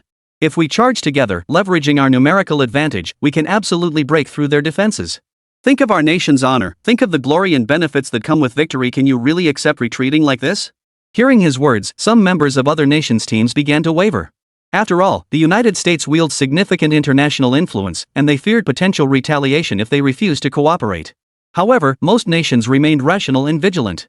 At that moment, a member of the Baba Shi team stepped forward and declared, "We entered this competition to showcase our nation's strength, not to serve as cannon fodder. Your tactics are far too risky and unfair to China. We should determine the outcome through fair competition, not by relying on this human wave tactic." The American team captain, seeing continued opposition, grew furious. This watchdog bred by China is truly loyal. But he knew he couldn't force the issue, lest he provoke widespread anger. So he changed his approach, promising, "If everyone charges together, I guarantee the United States will provide compensation and support after the match. Moreover, if we succeed, our standing on the international stage will rise significantly, benefiting every nation involved." Under his persistent persuasion and enticements, some national team members finally began to slowly align with him, expressing willingness to attempt a joint charge. The pretty country squad leader felt a surge of hope, believing his plan still had a chance of succeeding. He began arranging the assault formation, positioning weaker national team members in the front lines while he and the pretty country team members remained in the rear to command and provide support. At his command, the members of these nations charged toward the Chinese positions. They ran while firing their weapons, attempting to suppress the Chinese players with firepower. The pretty country squad leader closely monitored the battle from the rear, ready to adjust tactics at any moment. However, the Chinese team was well prepared. With their superb marksmanship and seamless coordination, they delivered precise strikes against the charging enemy. Utilizing the terrain's advantages, the Chinese team had set up traps and defensive fortifications, inflicting heavy casualties on the enemy during their charge. Seriously, are these guys stuck in the Stone Age? Sure, we didn't bring heavy weapons, but that doesn't mean they can just overwhelm us with numbers, right? Tan Kai-chang, a member of the Huagua team, couldn't help but laugh. This was modern warfare. This was a clash between elite squads, yet they actually thought numerical superiority could break through. They're delusional. Another Chinese team member, Lin Yu, sneered. They seriously underestimate us, thinking primitive tactics like this will win them the battle. Lan Wen narrowed his eyes, his expression cold and stern. Since they're so ignorant of the essence of modern warfare, let them witness our true strength. Within a mere 10 minutes, the charging squad suffered heavy casualties and was forced to retreat. Watching this unfold from the rear, the American squad leader felt profoundly uneasy. Bunch of useless fools. With so many of us, we still couldn't achieve a favorable casualty ratio. His face darkened as if it could drip water, his eyes burning with rage and frustration. This wasn't real warfare, there would be no casualties. Failing to achieve even a basic casualty ratio left him utterly perplexed. He clenched his fists so tightly his knuckles turned white. My meticulously planned tactics, ruined by them like this. He thought bitterly to himself. He had assumed their numerical superiority would easily breach the Huagua squad's defenses, but reality had dealt him a crushing blow. He began reassessing the situation, his gaze sweeping across the battlefield. The murmurs of his teammates reached his ears, only deepening his frustration. No, I can't give up like this. He muttered to himself, rapidly formulating his next move in his mind.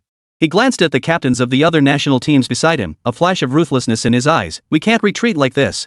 The Chinese team is formidable, but they're not invincible. We must organize another assault, but this time we need a different strategy. We can't just charge blindly like before. The other team captains exchanged uneasy glances, doubting the American captain's leadership skills yet hesitant to openly defy him.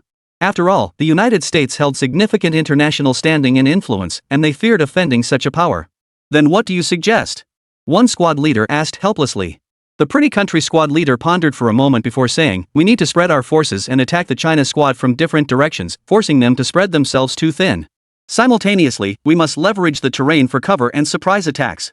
Also, we must bolster our fire support to prevent them from mounting an easy counterattack. His words brimmed with confidence, as if this new plan were guaranteed to succeed.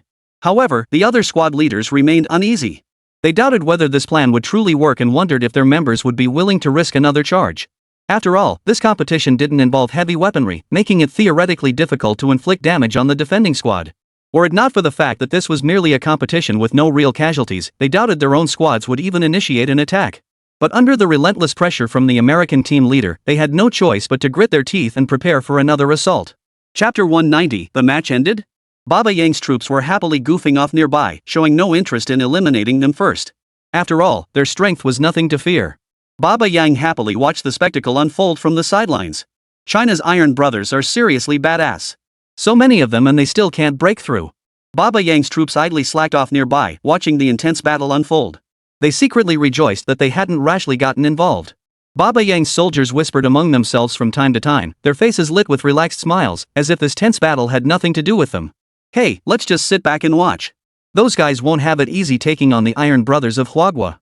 One Baba Yang soldier chuckled. Yeah, the Huagua Iron Brothers are tough as nails. With just this many men, there's no way they can win. Another soldier chimed in.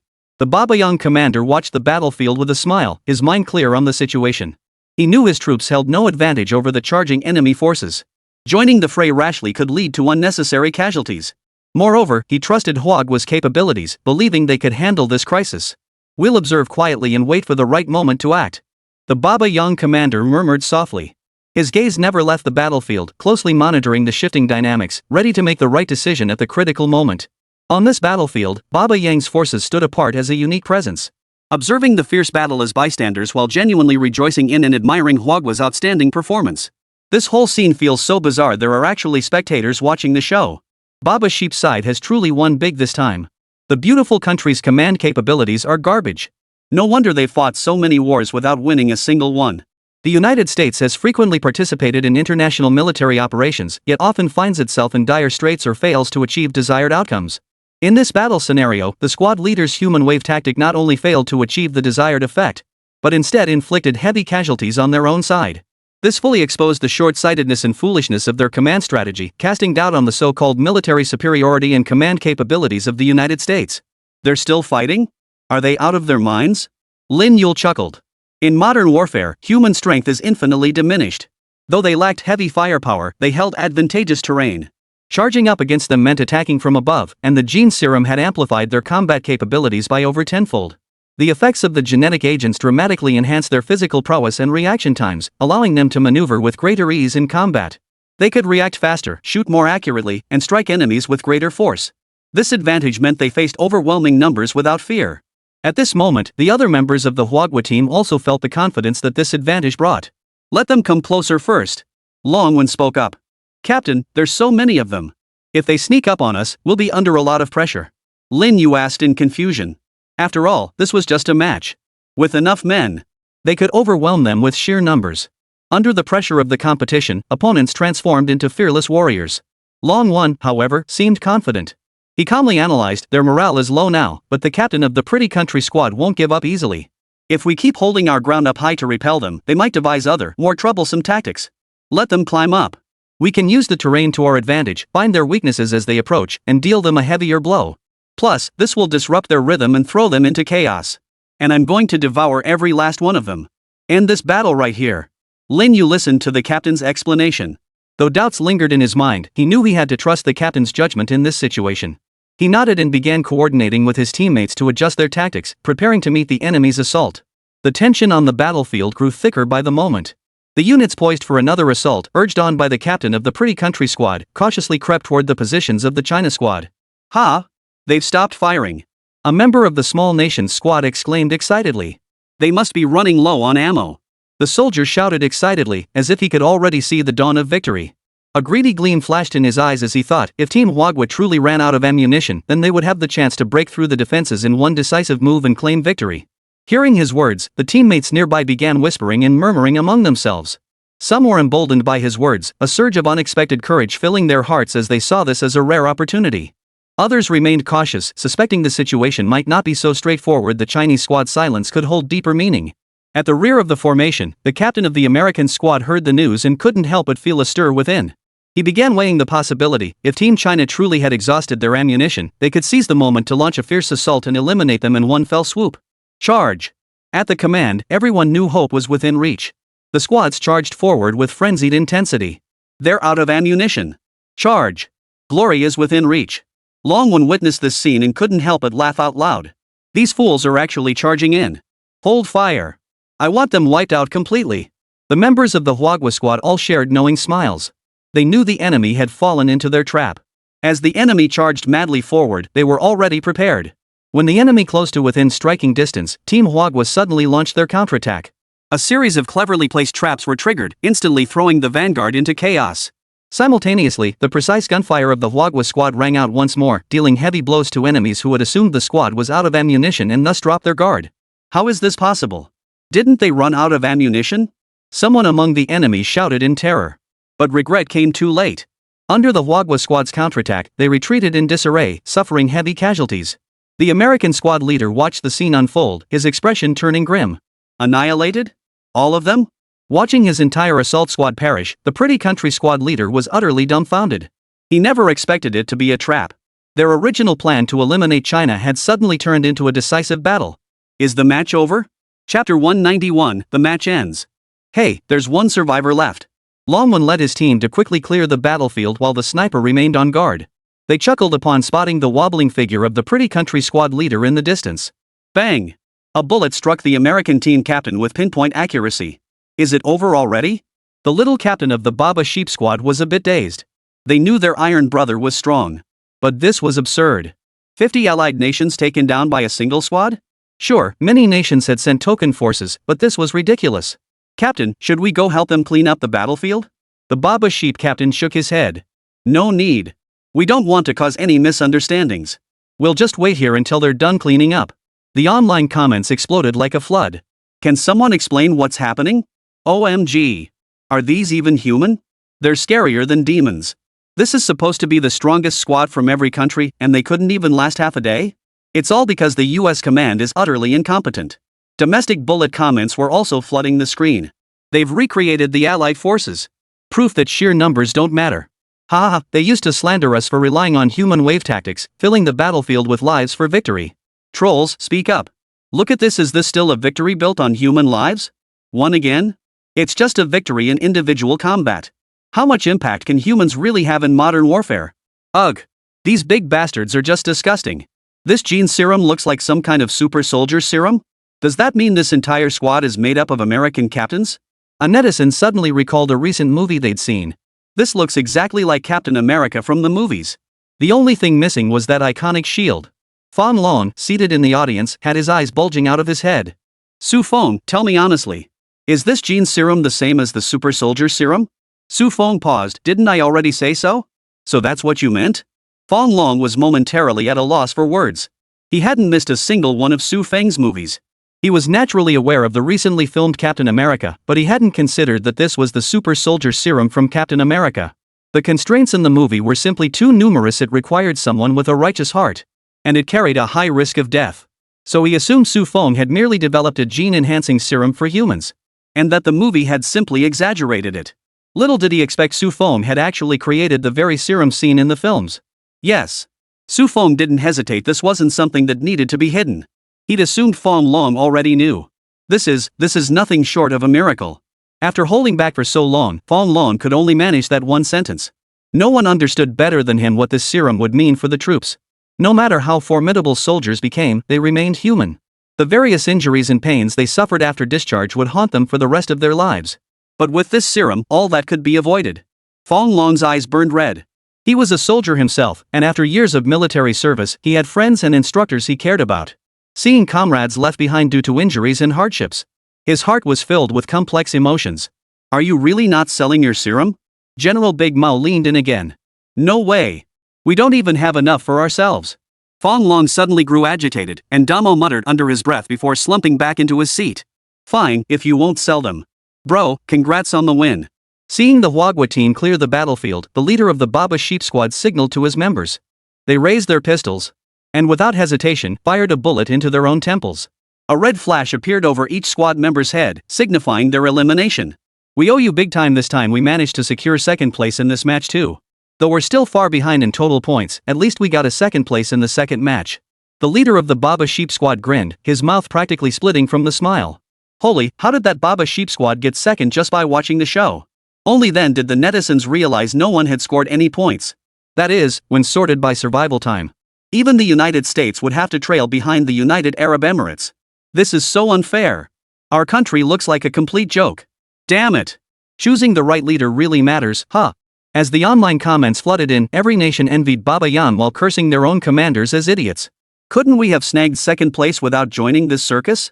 Shared joy, shared joy. Longwen smiled as he shook hands with Baba Yang's squad leader. Baba Yang's ironclad comrades really know how to play it smart. No need for another battle. This won't affect relations between our two countries. Promote him when we get back. The Baba Yang officer in the spectator seats beamed with delight. This move secured both goodwill and tangible benefits. This was their first time achieving such a high ranking. Though highly controversial, what did it matter? This was a legitimate ranking they'd earned. The match is over. The announcement echoed in the ears of the competing players. They scrambled to their feet, hundreds of faces staring at each other in silence. Is it over already? Bunch of idiots. How could they make such a decision? 5-star General Rossetti cursed under his breath. Have they grown so accustomed to bullying smaller nations that they can't fight without air and artillery support? So many of us attacking one country, and they still managed 0 combat losses. Unable to bear the stares from other nations, Rossetti stormed out in anger. He couldn't bear to stay any longer. His elite squadron had been given such combat orders. The final casualty ratio was 0 to hundreds.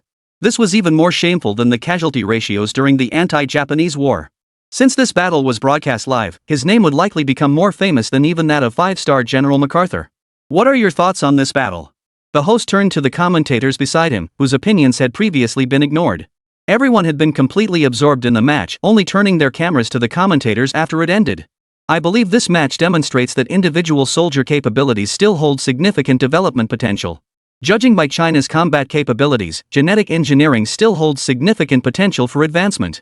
Simply stacking individual combat weapons won't significantly enhance overall combat effectiveness. The military expert began delivering his lengthy commentary. Yet not a single person present paid him any attention. Chapter 192, at most, I'll take a few slaps. Announcing the winner of this competition, Huagua. Second place goes to the United States. Third place goes to At the award ceremony, Longwen's lips curled into a smile he couldn't suppress. In contrast, the representatives from the United States, the White Elephant Nation, and other countries all wore unhappy, gloomy expressions. This embarrassment had truly spread across the entire globe. The entire world ganged up on China and still lost.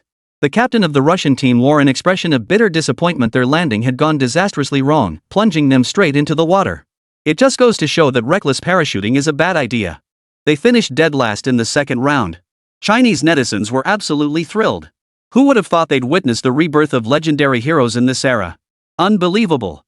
He's just like the captain in the movies, so badass. And we actually have a whole squad like that. What squad? If the country's willing to reveal this, we're looking at least an entire army corps. Awesome. An entire corps of American squad leaders? With this kind of strength, they could take on the whole world. Hey, don't go saying things like that. We're a peace-loving nation. At this moment, Taiwanese netizens caught sight of the comments, their eyes widening in disbelief. An entire army corps of superheroes? You've got to be kidding. In their eyes, Longwen's squad was nothing short of superhuman. How could ordinary people achieve such feats? Yet they did. It felt like they weren't even pushing their limits. Did China have an entire army corps like this? The frogs instantly grew frantic. Netizens from other countries also felt fear toward China's strength. The long-promoted narrative of the China threat had fueled their hostility toward China. Witnessing China's current might, they couldn't help but feel intense fear and hostility. OMG, China's power is already this formidable? Could it be that when I wake up tomorrow, there'll be a Chinese flag planted in my backyard? Boycott China. Boycott China. The match officially concluded, yet the trending topics on domestic online platforms were just beginning to surface. The true impact of this match was only now beginning to unfold. First, the commenters uniformly began slapping themselves in the face. Famous commentator Frog, we're all just trying to make a living. Talking isn't illegal, right? I was just talking trash, but you, Beichin, could get shot for this. Seeing the once arrogant Frog scrambling to apologize. Domestic netizens couldn't stop grinning. Then they noticed the reason behind it all. And though the competition had ended, its popularity only surged higher. Even those who hadn't followed the soldiers before started paying attention to the event. A real-life Captain America? Has our nation's genetic engineering advanced this far? Woke up to find superhumans everywhere outside? Viewers who watched the livestream took to the comments section to educate the bewildered masses. Has our country's technology really advanced this far? We have superhumans now? We didn't have this when I was in the army. Our squad leader was definitely holding something back. The nation's progress is so rapid it feels like I wasn't studying at all, but actually served 3 years in prison? All these recent tech breakthroughs are Mr. Hua Qiang's work. This gene serum isn't his creation too, is it? A viewer who watched the award ceremony livestream chimed in with a question. No way, that's a completely different field. The previous ones could still be loosely categorized as electronic technology, but this is bioengineering. Could there really be a jack of all trades in this world? Unlikely. I admit Mr. Hua Qiang is exceptional, but he's human, not divine. He couldn't possibly bridge such a vast gap in research. The United States has launched another round of protests. And the already unstable situation had barely stabilized for a couple of days. Now, fear of China has ignited new protests. This time, not only yes but also rednecks. Making the movement even more massive. Damn it! Butler, is this how you answer me? Ryan angrily smashed everything he could see on the table. As one of the ruling powers, he felt utterly defeated and enraged by this situation. He had believed he could stabilize the situation through certain measures, but this attempt had failed once again, triggering another massive protest. Ryan took a deep breath, forcing himself to calm down. He knew action was imperative now, or the situation would only worsen. We must find a way to alleviate the people's fears and convince them we have the capability to meet China's challenge. Ryan declared. The members of the think tank nodded in agreement, though their faces betrayed a look of unease. They knew this would be no easy task. China's rise had become an unstoppable trend, and the United States felt immense pressure on multiple fronts. Butler, you should resign in disgrace. Ryan said coldly. He had already given Butler a chance, but Butler's response left him deeply dissatisfied. He needn't show his face before him again. Butler stood there, his face pale. He knew he had lost Ryan's trust. He had once had the chance to prove himself, but he hadn't seized it. Now, he could only accept the outcome. I understand, Mr. President. Butler bowed his head slightly, his voice heavy with resignation and disappointment. He turned and left the room, his retreating figure appearing particularly desolate. He was deeply dissatisfied with this outcome. He had played his trump card. Yet it had failed to make even the slightest ripple. Only now did he truly grasp the sheer magnitude of China's power. Their previous failures hadn't stemmed from incompetent colleagues, but from the fact that China was simply an unbeatable adversary. We must continue our discussion. We have no room for retreat when it comes to China. I urge everyone to keep a clear head and avoid another failure. Ryan's tone was icy. As a contender in the world's two major blocs, the United States had no room for retreat. Should they show any sign of defeat, they would plunge into an abyss of ruin. The dollar's plan to harvest the world would become a pipe dream. Though he was already orchestrating the return of tangible assets to the United States. But he still needed 3 to 5 years to complete this task. Until then, they could not afford failure. The crowd fell silent, fully grasping the gravity of the situation. This confrontation with China determines the future and fate of the United States. They must rack their brains to devise effective strategies to counter China's challenges. We need to reassess our strengths and weaknesses and formulate a more precise strategy. A staff member broke the silence, offering his suggestion. Exactly. We can no longer act blindly. We must fully leverage our technological, military, and economic strengths to identify China's vulnerabilities and launch targeted attacks. Another advisor concurred. Ryan nodded slightly, acknowledging the validity of these suggestions. Yet he was well aware that Huawei was no easy foe to defeat. China had made tremendous strides in technology, economy, and military capabilities, emerging as a formidable adversary. We must also strengthen cooperation with our allies to collectively counter China. A diplomat stated. But our allies have their own interests to consider and may not fully follow our lead, another diplomat voiced his concerns. Ryan frowned. This was indeed a problem. The United States must safeguard its own interests while also addressing the needs of its allies to ensure their cooperation. We must be more flexible in diplomacy, offering allies tangible benefits so they see the value in partnering with us. Ryan stated. Compared to total failure, carving out some benefits for allies was an acceptable compromise. Chapter 193, The Propaganda War Rages On. Ryan stood solemnly at the podium, delivering a passionate address to the cameras of numerous media outlets. Ladies and gentlemen, we possess conclusive evidence that a mysterious drug currently under development by China poses significant harm to human health. While this substance appears to enhance physical capabilities, it conceals immense risks. It may inflict irreversible damage on users, potentially jeopardizing their health, lives, and future well-being. Subsequently, major media outlets across the United States began extensively reporting on this so-called truth. Newspaper front pages blared headlines like China's dangerous drug raises concerns, while television news channels continuously aired clips of Ryan's speech alongside seemingly expert analyses. The internet erupted in an instant, with social media platforms, forums, and news sites flooded with related comments and articles. On Twitter, the hashtag China Dangerous Drugs rapidly climbed to the top of the trending topics list, with countless tweets flooding in like a tidal wave. One user wrote, "Heard Huawei is developing some terrifying agent. Could this threaten global security? So worrying," accompanied by a frightened emoji. Others shared unverified rumors claiming this drug has already caused severe health issues in multiple people during secret trials. It's absolutely terrifying. They attached blurry images that offered no proof of any connection to the alleged drug, yet still garnered massive attention and shares. On Facebook, discussion groups were buzzing with activity. A group named Monitoring China's Drug Issues attracted thousands of members within hours. Members engaged in heated debates, with some blindly joining the condemnation. How could Huawei recklessly develop such a dangerous drug without considering the consequences? They must give the world an explanation. Others expressed fear. I'm worried this drug will spread like a virus and disrupt our lives. What about our children? Is their future at risk?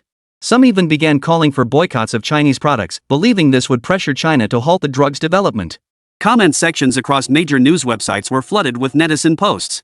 Under a news report about the United States condemning China's drug development, the comment count quickly surpassed thousands. One user wrote, "I've always felt China's rapid development wasn't a good thing, and now it seems there really is a problem. If this dangerous drug really exists, it's terrifying." Others expressed skepticism but, influenced by the overwhelming negative sentiment, began leaning toward believing the US claims. "I don't know if it's true, but with so many people saying it, it feels like China might really be doing something bad.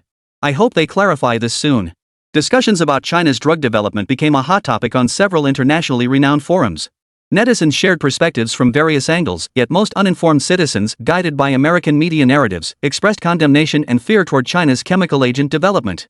The online atmosphere became extremely tense overnight, causing significant negative repercussions for China's international image.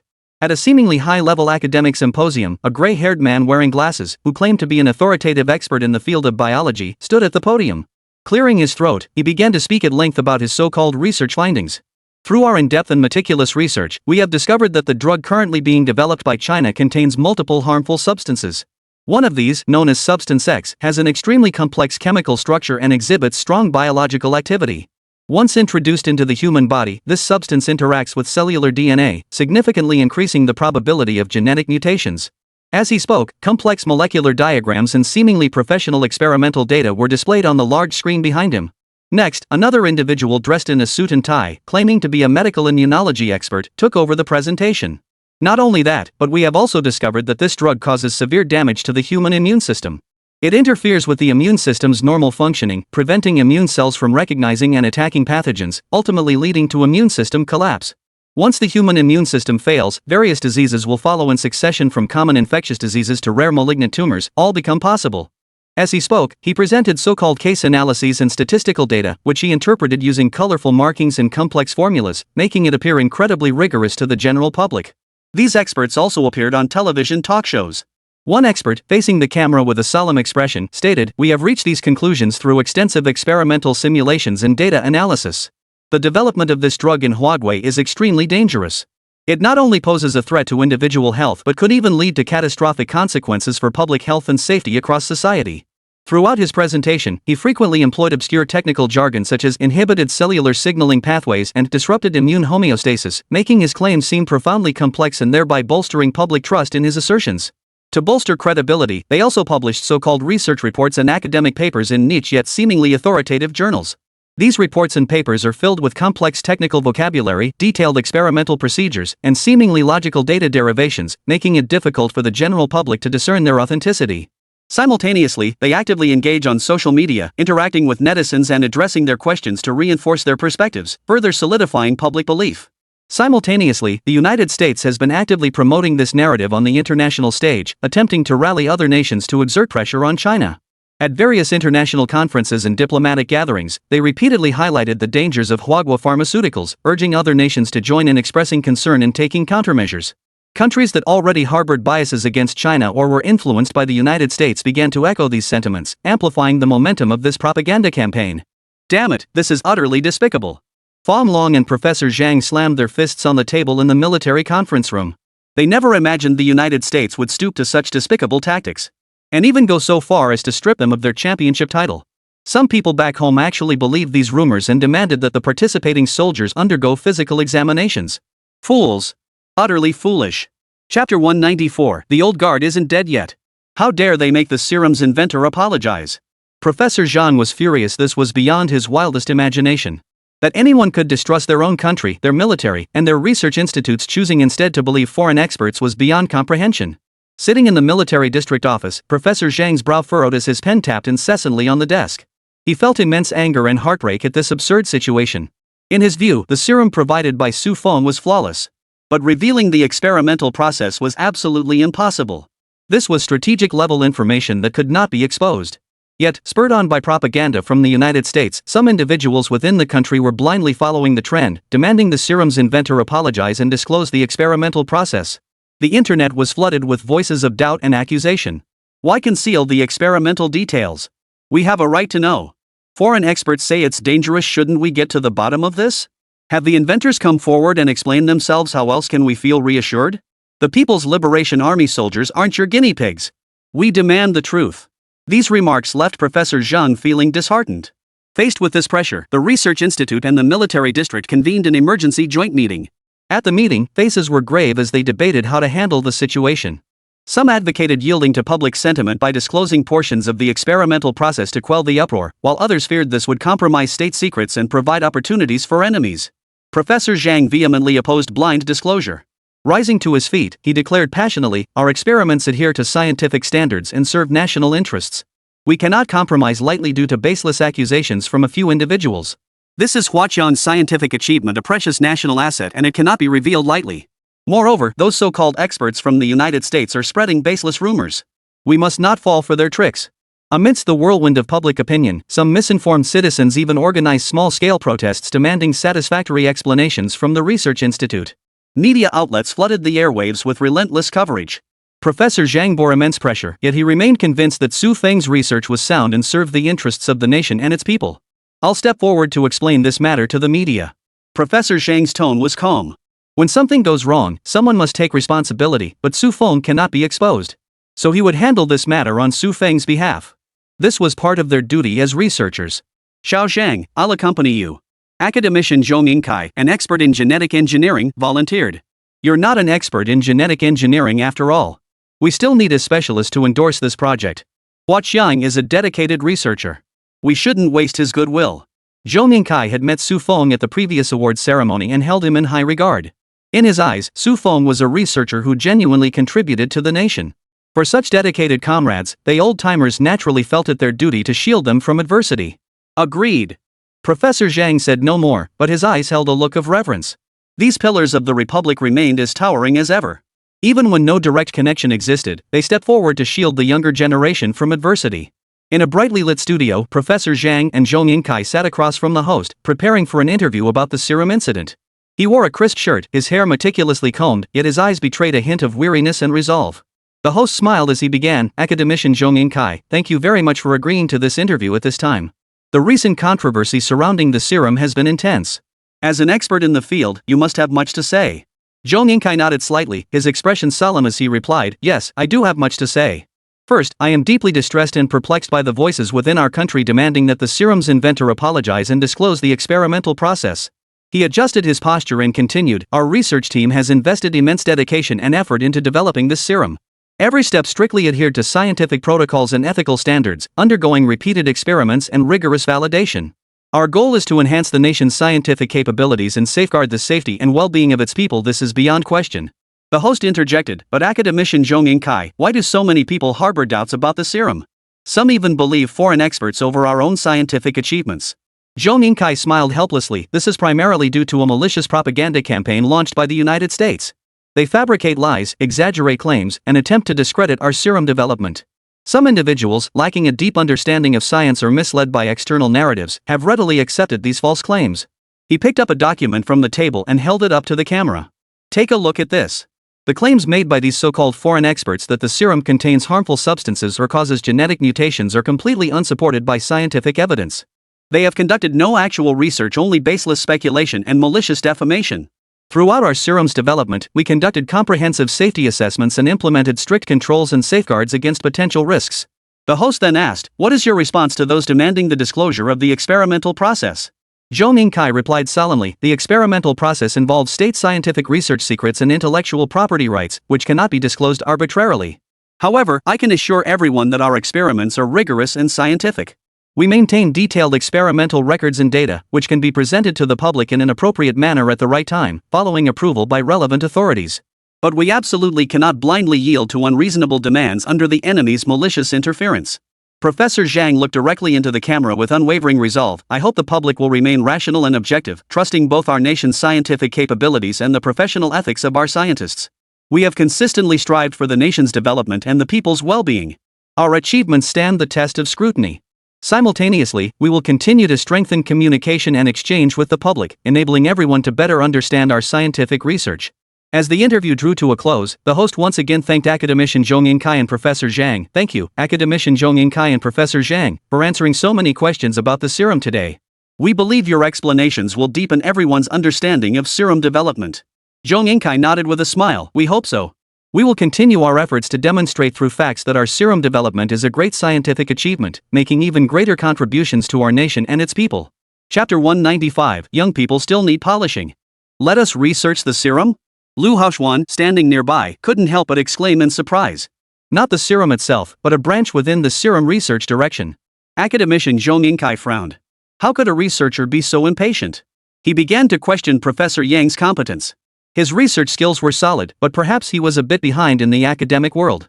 And this was classified research. Could such a careless assistant really be trusted not to leak sensitive information? "Xiao Lu, you can go back to work now. We still have matters to discuss here." Noticing Zhou Mingkai's displeased expression, Professor Yang tactfully dismissed Lu Haoxuan. Upon hearing his advisor's words, Lu Haoxuan promptly walked away. "Oh no, I think I've messed up this time." He inwardly cursed his luck. It seemed he'd upset a big shot this time. He wondered if he'd be kicked off the project team this time.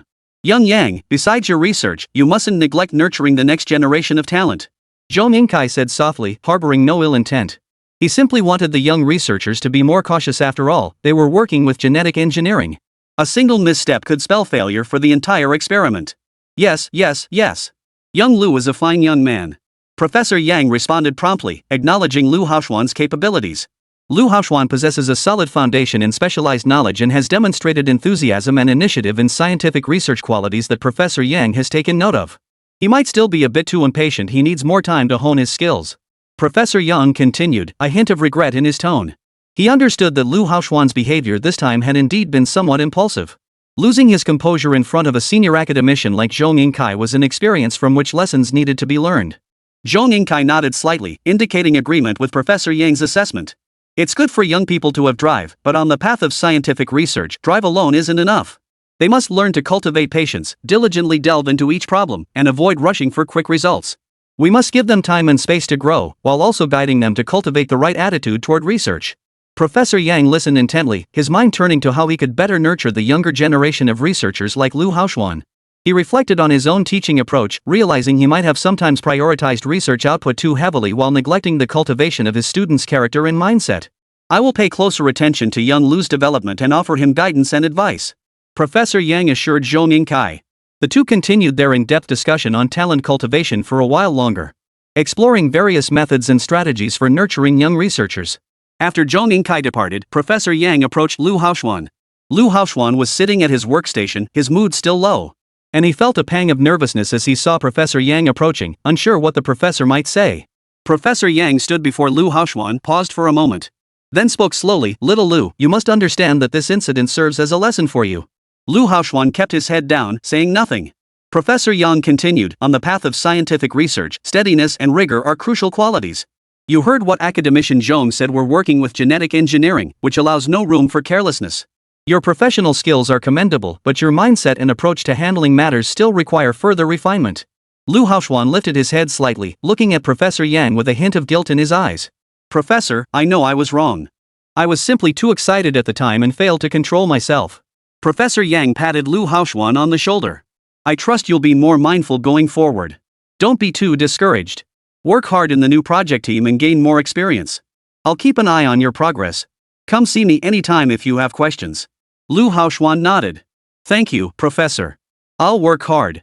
Professor Yang looked at Lu Haoxuan, his eyes filled with encouragement and expectation. "I hope you learn from this experience and grow quickly. The path of scientific research is long ahead, and you possess great potential. Don't let this setback discourage you." With that, Professor Yang turned and walked away. Lu Haoxuan felt a pang of disappointment.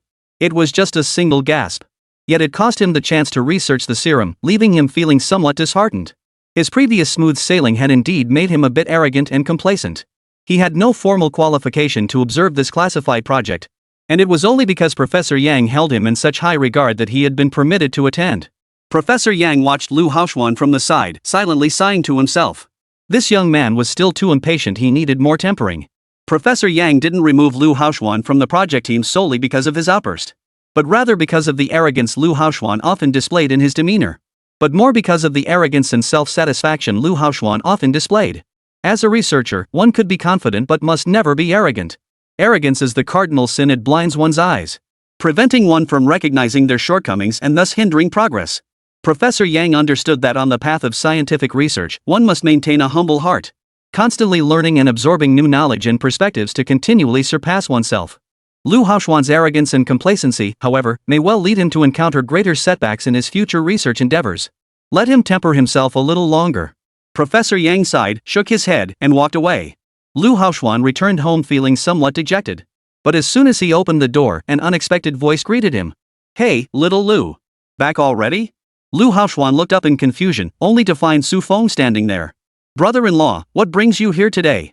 Lu Haoxuan forced a smile, though it couldn't quite mask the disappointment in his heart. He changed his shoes and casually tossed his backpack onto the nearby rack. Su Feng stood up, walked over to Lu Haoxuan, and patted his shoulder. "Well, I happen to have some free time today, so I thought I'd drop by. You seem a bit down. Did something happen?" Su Feng's tone was warm and familiar. After all, this was his comrade in arms. Calling him brother-in-law before even getting married, they were comrades in the same camp. Lu Haoxuan sighed, walked over to the sofa, and sat down, sounding weary. "Ah, brother-in-law, I've run into some trouble at work. I was on one project team, but for some reason, I got transferred to another one. It's really getting me down." He leaned back on the sofa, his gaze vacant as he stared at the ceiling. Su Feng sat down beside him, furrowing his brow slightly. "Oh? Why were you transferred? Tell me the details." His gaze was filled with encouragement, urging Lu Haoxuan to explain clearly.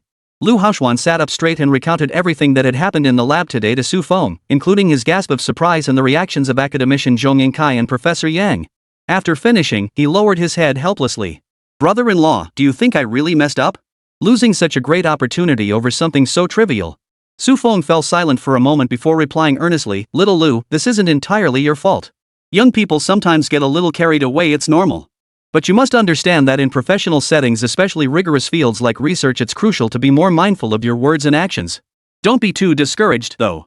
This might just be an opportunity for you to grow. Work hard in the new project team, and you might achieve even better results. Lu Haoxuan felt a little better after hearing Su Feng's words, but still sounded somewhat disheartened. I hope so, brother-in-law. I just feel a bit reluctant. I really love serum research. Su Feng smiled and said, I understand how you feel, but trust me, as long as you have the ability, there will always be opportunities to return to the field you love. What you need to do now is adjust your mindset and embrace the new challenges with positivity. Lu Ruyan and Yang Anrong were still busy in the kitchen, unaware of the scene unfolding nearby. Lu Hong, however, was boiling with anger. Don't talk nonsense, kid. They transferred you off the project team with just one sentence? I refuse to believe such nonsense. It must be because you've been cutting corners in your research. Chapter 196, Gene Repair 2. Lu Haoxuan looked at his father helplessly and hurriedly explained, Dad, it's not what you think. I really wasn't cutting corners. I just couldn't control myself at the time and let out a startled cry in an inappropriate place.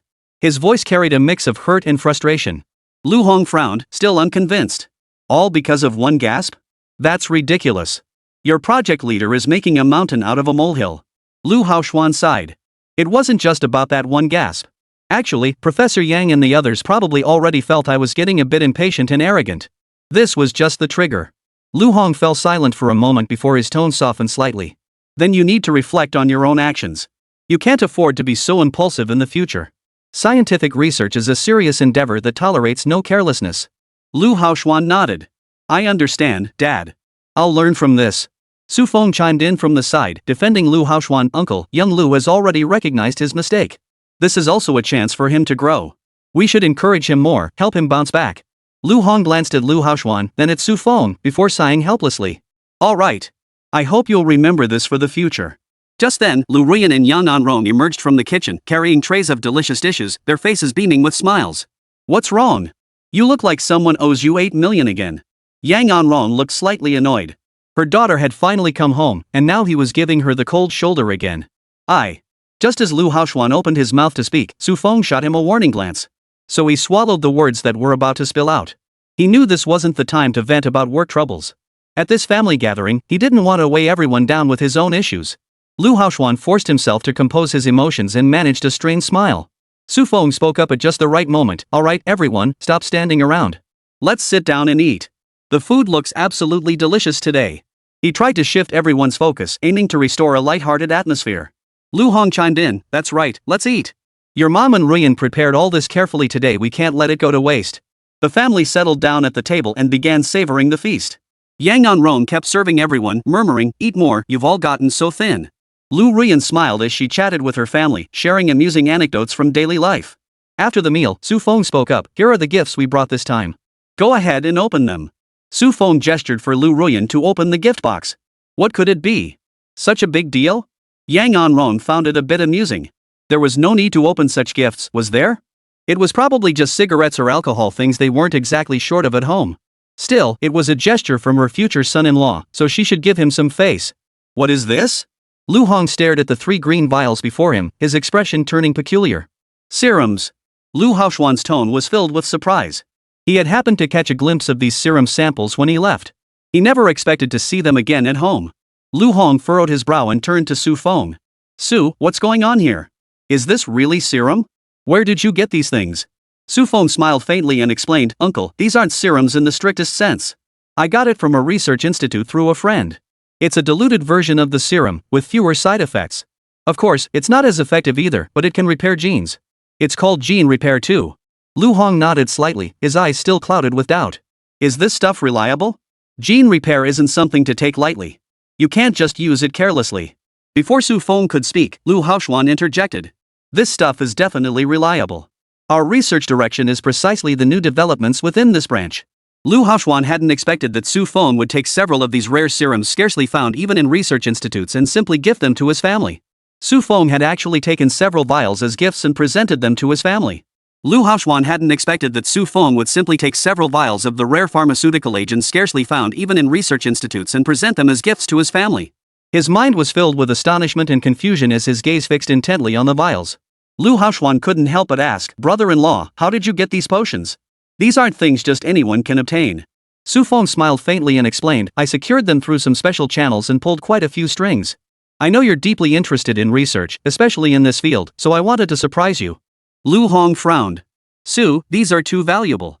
You shouldn't just hand them out so easily. Besides, we can't accept things of unknown origin without proper verification." Su Feng quickly reassured him, "Uncle, rest assured. These are absolutely not from dubious sources. My friend's research institute is legitimate, and these reagents were obtained through legal channels." Yang Anrong also voiced her concern, "Could this cause you trouble? After all, it's not an ordinary item." Su Feng waved his hand reassuringly. "Auntie, it won't. I've thought this through, there won't be any issues." Lu Ruyan found it rather amusing. If they knew Su Feng was the serum's inventor, they'd be over the moon. Even if it was a source of pride for their family, he was merely qualified to research a diluted version of the serum. But Su Feng was the serum's inventor. "Brother-in-law, is this thing injected directly into the veins like the soldiers in the livestream?" Lu Haoxuan couldn't help but ask, already itching to try the serum himself. No amount of research could compare to the direct experience of trying it himself. "Yep, just inject it directly. But make sure to disinfect properly first." Su Feng replied with a smile. "Then I'll head back to the lab to inject it. It'll give my supervisors a test subject." Lu Haoxuan grinned widely. At least he could be the test subject, right? Why did this feel more exciting than the actual research? Just imagining his advisor's shocked expression filled him with inexplicable glee. "Mom and Dad, you guys go to the hospital for the injection." Lu Ruyan was speechless. She hadn't intended for her parents to be test subjects. If her dim-witted little brother wanted to be a test subject, then let him be one. "All right." Yang Anrong nodded. She had no interest in being a test subject. The very mention of test subjects made her think of lab rats, which sent a shiver down her spine. Chapter 197, Brother-in-law, hurry over. Lu Haoxuan headed to the research institute with the serum, already fantasizing about the look of shock on his advisor's face when he pulled it out. "Well, if it isn't our brilliant young genius, Lu. Heard you don't have research qualifications for the big project lately." Zhao Yu's face immediately twisted into a sly grin upon seeing Lu Haoxuan. Back then, Lu Haoxuan was the professor's prized pupil, often lacking respect for his senior classmates. Now he'd shown such reckless disregard even when meeting academician Zhong, no wonder he'd been sidelined. Zhao Yu felt a quiet satisfaction inside. He'd never liked Lu Haoxuan. A newcomer, what gave him the right not to show proper respect? Lu Haoxuan frowned. He didn't want to clash with Zhao Yu at this moment, responding only with a faint, "This is only temporary. I'll prove myself." Zhao Yu, however, wasn't about to let the opportunity pass. Circling Lu Haoxuan, he sneered, "Oh? You're quite confident, aren't you? But what capital do you have now? If I were you, I'd keep my tail between my legs and behave myself." A surge of anger flared within Lu Haoxuan, but he forced himself to remain composed. "I'm doing what I believe is right. I don't need your unsolicited advice." Zhao Yu scoffed coldly. "Right? Sounds more like you don't know your place." Lu Haoxuan met Zhao Yu's gaze with unwavering resolve. "I know research isn't easy, but I won't give up. I'll prove my worth to everyone." Zhao Yu snorted dismissively. "You? Dream on. You'd better figure out how to survive in this research institute first. You've offended so many people. I doubt you'll have an easy time going forward." Lu Haoxuan ignored Zhao Yu's taunts and strode straight toward the lab, intending to find his advisor. "Wait." Zhao Yu blocked Lu Haoxuan's path, causing Lu to frown. "What do you want?" "I have urgent business to attend to." Zhao Yu scoffed dismissively. "What could possibly be so important?" "The professor assigned you to our team. Here are the materials that need organizing. Get it organized and hand it over to me before tonight." Zhao Yu gestured toward a pile of documents nearby. "I'm busy right now. I'll sort it later." Lu Haoxuan frowned. The documents could wait, his medication injection was more urgent. After the injection, he'd be able to sort through the materials a bit faster. Zhao Yu looked stubbornly determined. "No, you have to organize it now. Don't try to slack off. Do you think you're still the person who could act however they pleased back then?" Lu Haoxuan grew irritated too. He tried to break free from Zhao Yu's grip, saying, "Don't push it too far. I genuinely have important matters to attend to." Just as they were locked in a standoff, their advisor, Professor Yang, approached. Seeing the scene, a puzzled expression crossed his face. Professor Yang inquired, "What are you two doing? Why are you pulling and tugging like this?" Seeing Professor Yang, Lu Haoxuan felt like he'd spotted a lifeline. He hurriedly explained, "Professor, I need to conduct an experiment on the medication I brought. Senior Zhao Yu insists I organize the materials right now. Zhao Yu instantly switched his tone, addressing Professor Yang. Professor, look at him, he has no sense of teamwork whatsoever. Organizing materials is a shared responsibility, yet he tries to shirk it. And who knows where he got that serum from? What if it's problematic? I'm only concerned about the institute's safety. Professor Yang examined the serum in Lu Haoxuan's hand, then glanced at the two men before falling into deep thought. He addressed Lu Haoxuan. Young Lu, don't rush into this. We must handle this reagent with caution and not proceed with experiments lightly. First, let me examine the reagent and hear a detailed account of its properties. Lu Haoxuan sighed in resignation and handed the serum to Professor Yang. Whoa, is this gene repair too? Professor Yang was taken aback. After reading the label on the vial, he froze in surprise. This stuff was priceless and hard to come by. Even their research institute had only secured a quota of 2 or 3 vials. Zhao Yu, overhearing Professor Yang's words, also wore a look of astonishment. But quickly, suspicion crept into his voice. Professor, how could he possibly have gene repair too? This can't be real, can it? He was kicked out of the project team. Where on earth would he get such a precious serum? Lu Haoxuan immediately defended. How could it be fake? My brother-in-law gave it to me. He said he got it through legitimate channels. Zhao Yu snorted dismissively. Your brother-in-law? Who knows what he's up to? He could have gotten it through some shady means. Professor, we can't just trust him. If this serum is problematic, it could have major repercussions for our research institute. Lu Haoxuan flushed crimson with anger. Don't talk nonsense. My brother-in-law is a reliable person. He wouldn't do something like this. Besides, I'm injecting it myself.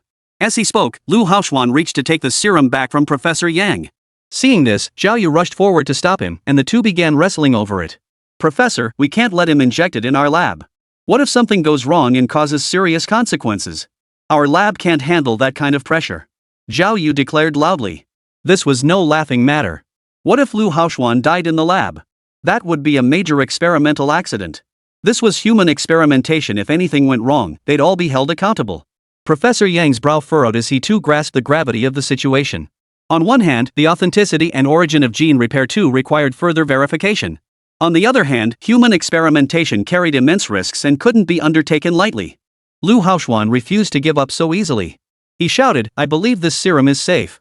I just want to experience its effects myself. Plus, it'll provide the institute with a detailed live specimen. Zhao Yu countered, that's blind confidence. Scientific research requires rigorous procedures and thorough preparation. If you inject yourself so casually and something goes wrong, can you really take responsibility for it? This is irresponsible not only toward your own life but also toward our entire lab. The two argued back and forth, their voices growing increasingly heated. Other researchers nearby gathered around, murmuring among themselves. Isn't Lu Haoxuan being too impulsive this time? Human experimentation is no trivial matter. One researcher murmured. But a living specimen is undeniably compelling. If studied properly, it could lead to a major breakthrough. Another voice countered. Professor Yang raised his hand, signaling for quiet. He looked at Lu Haoxuan and Zhao Yu, his expression serious. Everyone, calm down. Lu Haoxuan, I understand your passion for research and spirit of exploration. But Zhao Yu has a point, human trials cannot be rushed. We must first conduct a comprehensive evaluation and analysis of this agent to ensure its safety before considering further experiments. Lu Haoxuan lowered his head, aware he had been impulsive earlier. Yet he still felt this serum represented a rare opportunity he didn't want to give up lightly. Professor Yang continued, as for the origin and authenticity of this drug, we'll investigate it as soon as possible. Give me your brother-in-law's contact information. Chapter 198, the director taking the potion makes perfect sense, right? What? You want me to go to the University of Electronic Science and Technology? Su Feng was a bit confused. Wasn't it just about injecting a drug? Why did he have to go? Could something unexpected have happened? Su Feng's expression darkened. His brother-in-law couldn't have gotten into trouble. He was still needed to distract attention at his mother-in-law's place. Filled with worry and confusion, Su Feng immediately set off for the University of Electronic Science and Technology. Upon arriving at the university's research area, he spotted Professor Zhang heading toward the cafeteria. Professor Zhang looked surprised to see Su Feng and asked with a smile. How come you have time to visit me today? Ah, Professor Zhang. I'm not here to see you today. Seeing Professor Zhang, Su Feng paused for a moment before replying, my brother-in-law asked me to come by. Your brother-in-law is here too? Professor Zhang's eyes went blank for a moment. How come he didn't know about this? Seeing Professor Zhang's puzzled expression, Su Feng quickly explained, it's like this, Professor Zhang. My brother-in-law, Lu Haoxuan, works at the research institute here. It seems there was an issue with the medication I gave him, so he asked me to come over. Professor Zhang furrowed his brow slightly, pondering for a moment before saying, "A drug? Oh, that falls under the jurisdiction of the neighboring research teams. Which professor is your brother-in-law working under?" Su Feng nodded. "I believe it's Professor Yang." Professor Zhang patted Su Feng on the shoulder. "Oh, Yang Wei's, huh? No problem. We're all old acquaintances. I'll accompany you over to take a look." So Su Feng followed Professor Zhang to the research institute.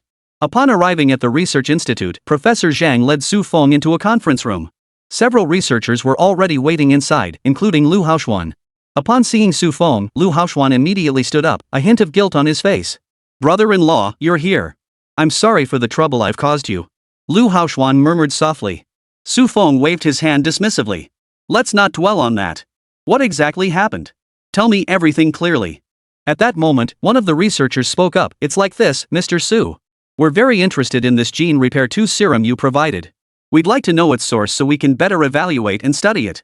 Su Feng breathed a sigh of relief. As long as nothing had happened to his brother-in-law, that was all that mattered. It was developed by the Chinese Academy of Sciences. Professor Zhang chimed in from the side, not wanting too many people to know Su Feng's true identity. Even within the entire scientific community, only a handful knew Su Feng's true identity. So naturally, he stepped in to smooth things over. The Chinese Academy of Sciences. Whoa! Zhao Yu sucked in a sharp breath upon seeing Professor Zhang accompanying Su Feng. He felt uneasy. This was Professor Zhang, after all. He was among the top-tier figures in the national research community, easily matching their own Professor Yang Wei's. And lately, Professor Zhang had become a rising star in the scientific community, steadily outshining their own Professor Yang Wei's. Zhao Yu's heart began to race. He had assumed Lu Haoxuan was merely a marginalized nobody, and his harassment was just a chance to show off and assert his seniority. But now it seemed things weren't so simple. This Su Feng had connections to the Chinese Academy of Sciences and even got Professor Zhang to intervene personally. The power behind him was definitely not to be underestimated. He stole a glance at Su Feng, silently speculating about his identity. Could he be some important figure at the Chinese Academy of Sciences? Or did he have some deep-rooted connections? The more Zhao Yu thought about it, the more he felt he might have bitten off more than he could chew this time. The other researchers exchanged nervous glances. They were well aware of the CAS. The CAS represented the nation's most advanced scientific research capabilities and resources. The value and significance of any agent originating from the CAS were self-evident. The project they were currently researching had been assigned by the CAS itself. Classified as relatively less critical, yet too valuable to abandon. Thus, it had been delegated to their research institute. If the medication came from the CAS, there would be absolutely no issue. After hearing Professor Zhang's explanation, Yang Wei's exhaled a long sigh of relief. This approach can indeed be used to collect data from living specimens. "Little Lu, your advisor misunderstood you," Yang Wei said to Lu Haoxuan with a hint of apology. He had previously been displeased with Lu Haoxuan's decision to inject the drug without authorization, believing him to be reckless and impulsive, disregarding the rigor and safety of scientific research. But now, having learned of the potential significant research value this drug might hold and some of the circumstances behind it, he realized he might have been overly harsh in his attitude toward Lu Haoxuan. Hearing his advisor's words, Lu Haoxuan felt touched yet somewhat embarrassed. Scratching his head, he said, "It's not your fault, Professor. I was the one who acted improperly. I didn't think things through at the time. I was only focused on testing the drug's effects myself and didn't consider the potential consequences." Yang Wei patted Lu Haoxuan on the shoulder. "Your passion for research is commendable, but you must pay closer attention to methods and procedures going forward. This incident serves as a reminder to all of us every step in scientific work demands careful consideration. That said, this reagent your brother-in-law brought might just open up a whole new avenue for our research." Lu Haoxuan nodded vigorously. "I understand, Professor. It's already noon. Everyone should go grab lunch first." Yang Wei dismissed the group for lunch, then led Su Feng and the others outside. "Old Zhang, this young man looks familiar to me." Yang Wei addressed Professor Zhang. He had seen Su Feng once before but hadn't paid much attention. So now he only felt a vague sense of familiarity. Professor Zhang's expression grew serious for a moment before he relaxed and replied. "This is the student of my friend you met before." He didn't want to reveal Su Feng's identity, so he used the same description Yang Wei had given when he first met Su Feng. "Oh? A friend's student? Well, your friend must be quite influential. I only have a quota for 3 potions myself, yet he can secure potions for his student to give as gifts to relatives." Suspicion flickered in Yang Wei's eyes. He wasn't a fool. He wasn't that easy to fool. Though he hadn't interacted much with Su Feng, the mere fact that he could gift gene repair 2 alone. Su Feng was definitely no ordinary person. Well. Don't you know Su Feng? He's a nationally renowned sci-fi film director. He's collaborated with the government, so it's no surprise he got the serum. Professor Zhang stumbled over his words, scrambling for an excuse to cover up. Chapter 199. The more you know, the more dangerous it gets. Oh? Is that so? Yang Wei's regarded Professor Zhang with a faint, ambiguous smile. I had no idea he held that position. Still, it's surprising that even a director collaborating with the state could obtain such a drug. Professor Zhang chuckled dryly. Yes, he does hold some influence in the film industry. Perhaps he obtained it through special channels. We should still focus our efforts on researching the serum, don't you think? Yang Wei's nodded in agreement.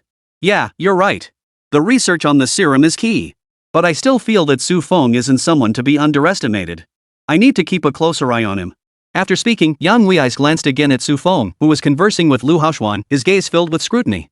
Meanwhile, Su Feng remained completely unaware of the conversation between Professor Zhang and Yang Wei's.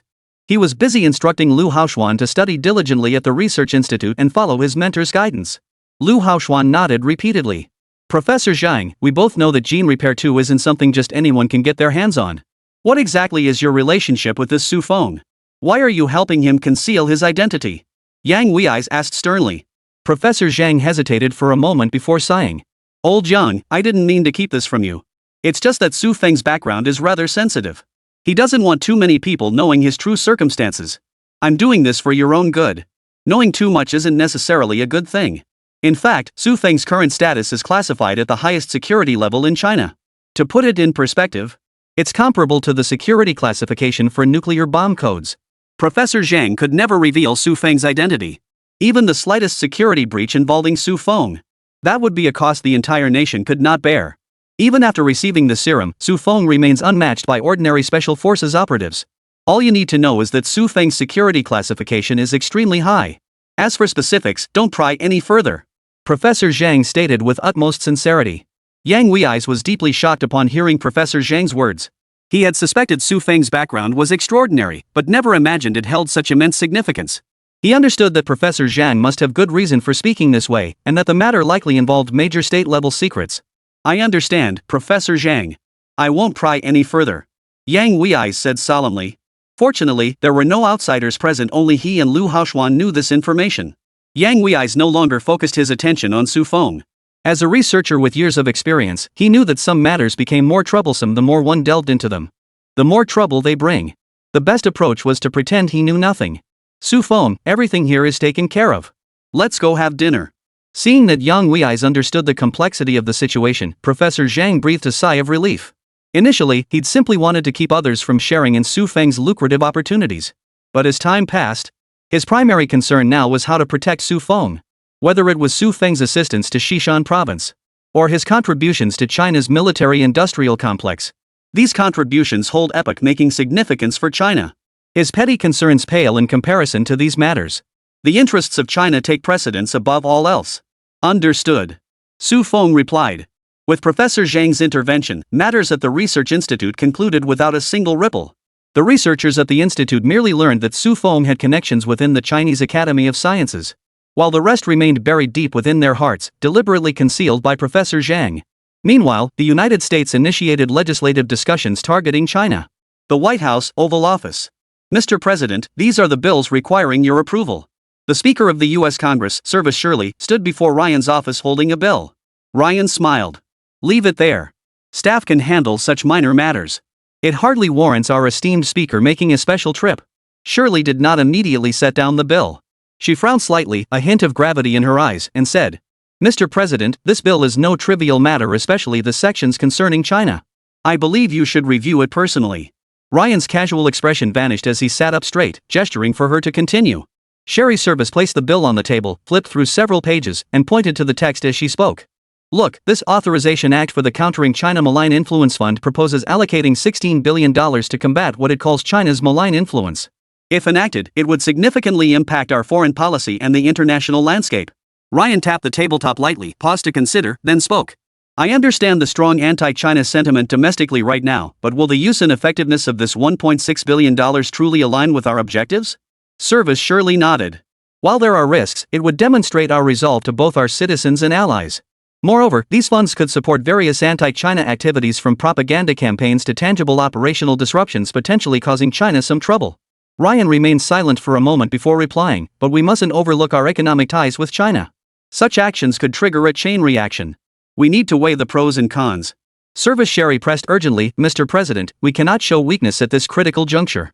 China's development is accelerating too rapidly. If we fail to act now, we may face even greater challenges in the future. This bill presents a prime opportunity to curb China's influence and bolster our international leadership. Ryan fell into deep thought. He knew Sherry's service had a point, but he also understood this was a complex decision. After a moment, he looked up and said, "All right, I will give this bill serious consideration. But before making a decision, I need more information and analysis.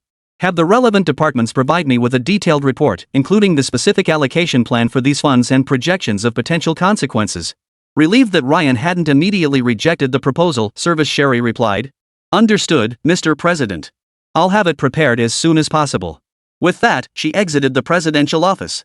Ryan stared at the bill on his desk, a complex mix of emotions welling up inside him. Though he could now largely control the United States, there remained a considerable distance. Still a considerable distance.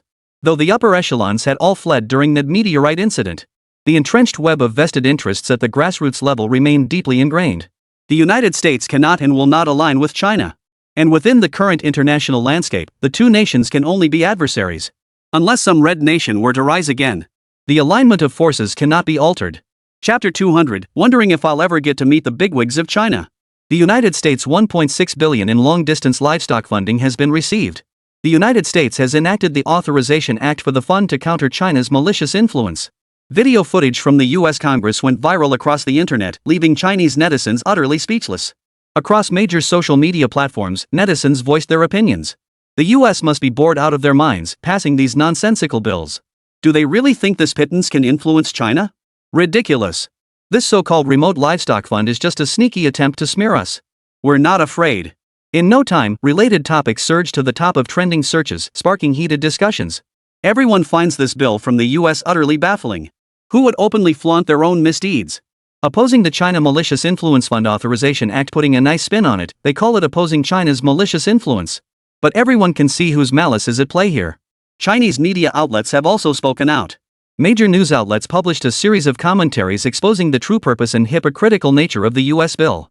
An article titled "America's Farce: The Conspiracy Behind the $1.6 billion Bill" has been widely circulated across major websites. It meticulously analyzed the negative impact of the US move on international relations and China's development, urging the international community to recognize the US's true colors. Upon seeing this news, Sun Ziyan, Minister of Cyberspace Affairs, shook his head. The United States is becoming increasingly shameless.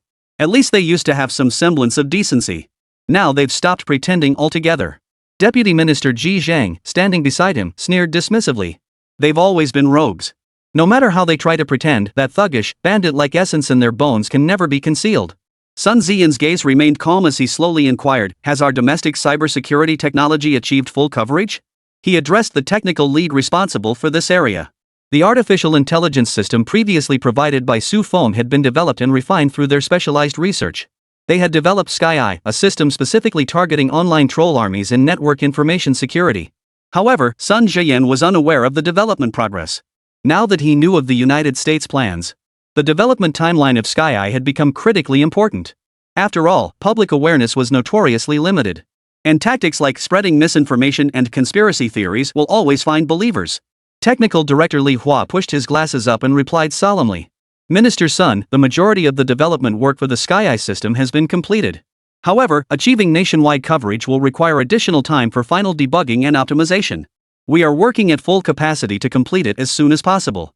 Sun Ziyan nodded slightly. Yes, time is pressing. We must accelerate the pace.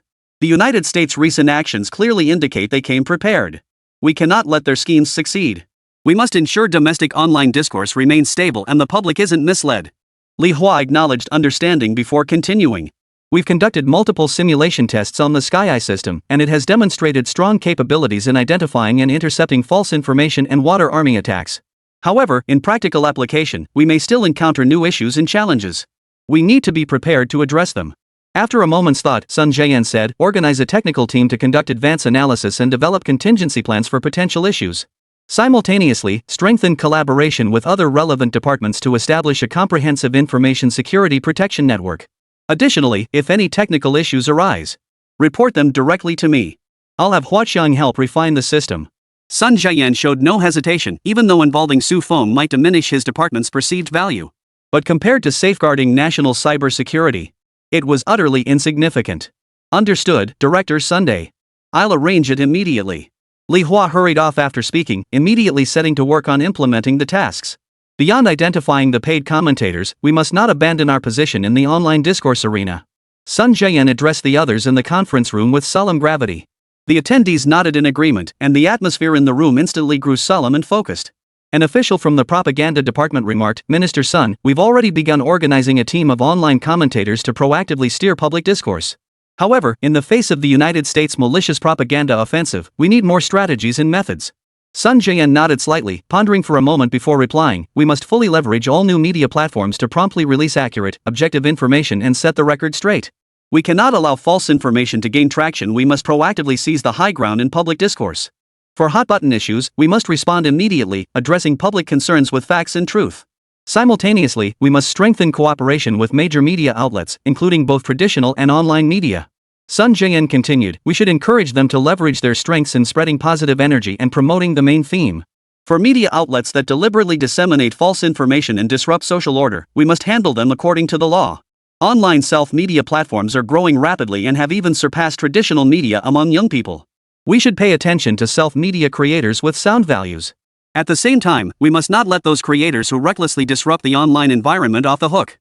Although Sun Jian had risen to the position of minister, he was no old-fashioned, rigid official. On the contrary, he possesses a profound understanding of contemporary online discourse.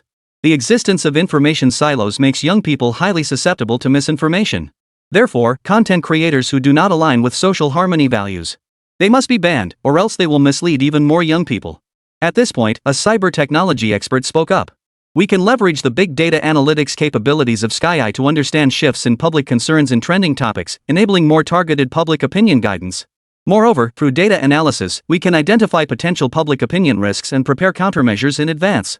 Sun Jian expressed agreement. "This approach is excellent and should be implemented promptly. Additionally, we must strengthen oversight of social media platforms to regulate user discourse.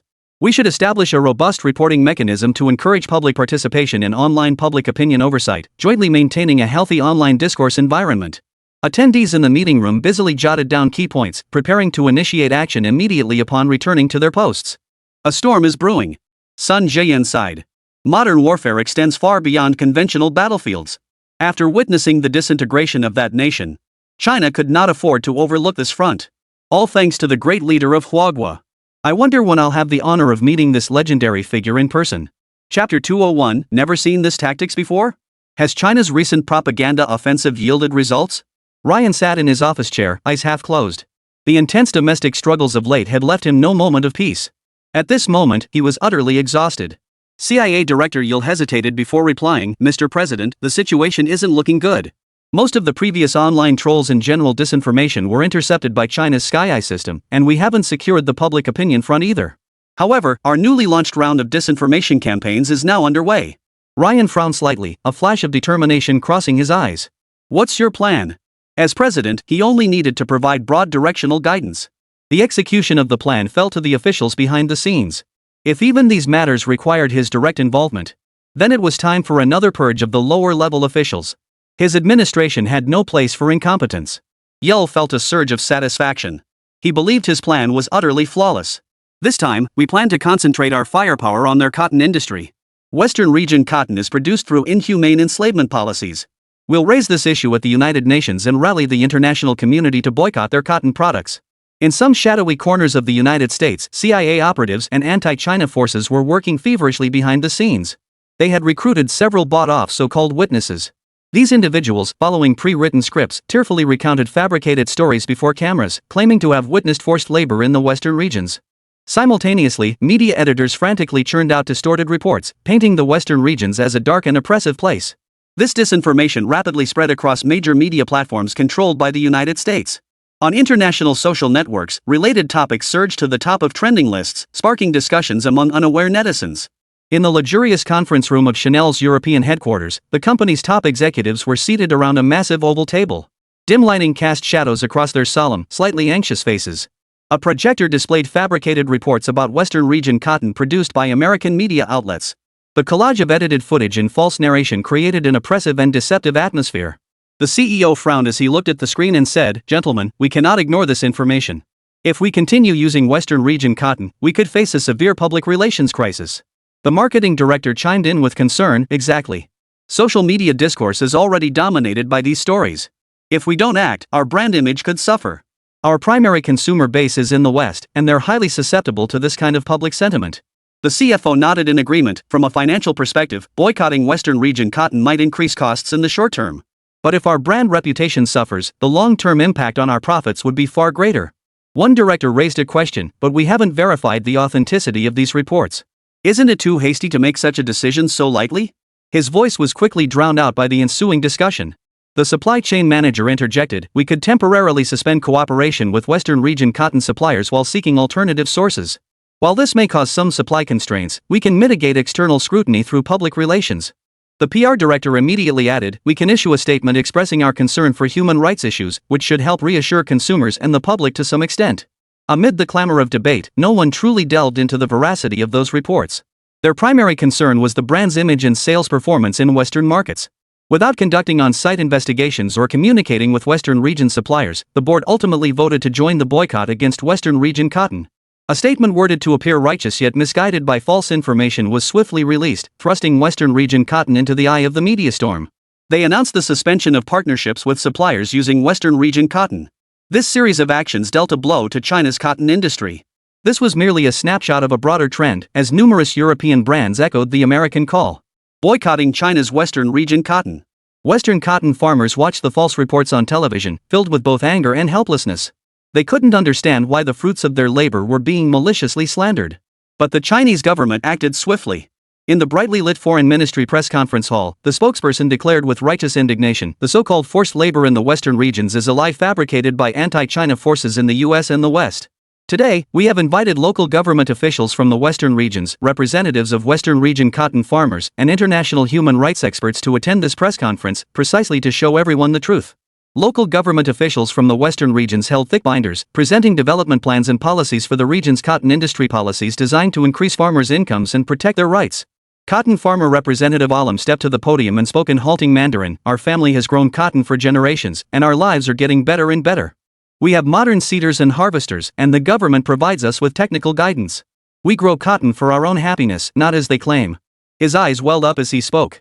An international human rights expert meticulously dissected the flaws and absurdities in the U.S. statements, asserting that such baseless accusations undermine global human rights efforts and constitute an infringement upon national sovereignty.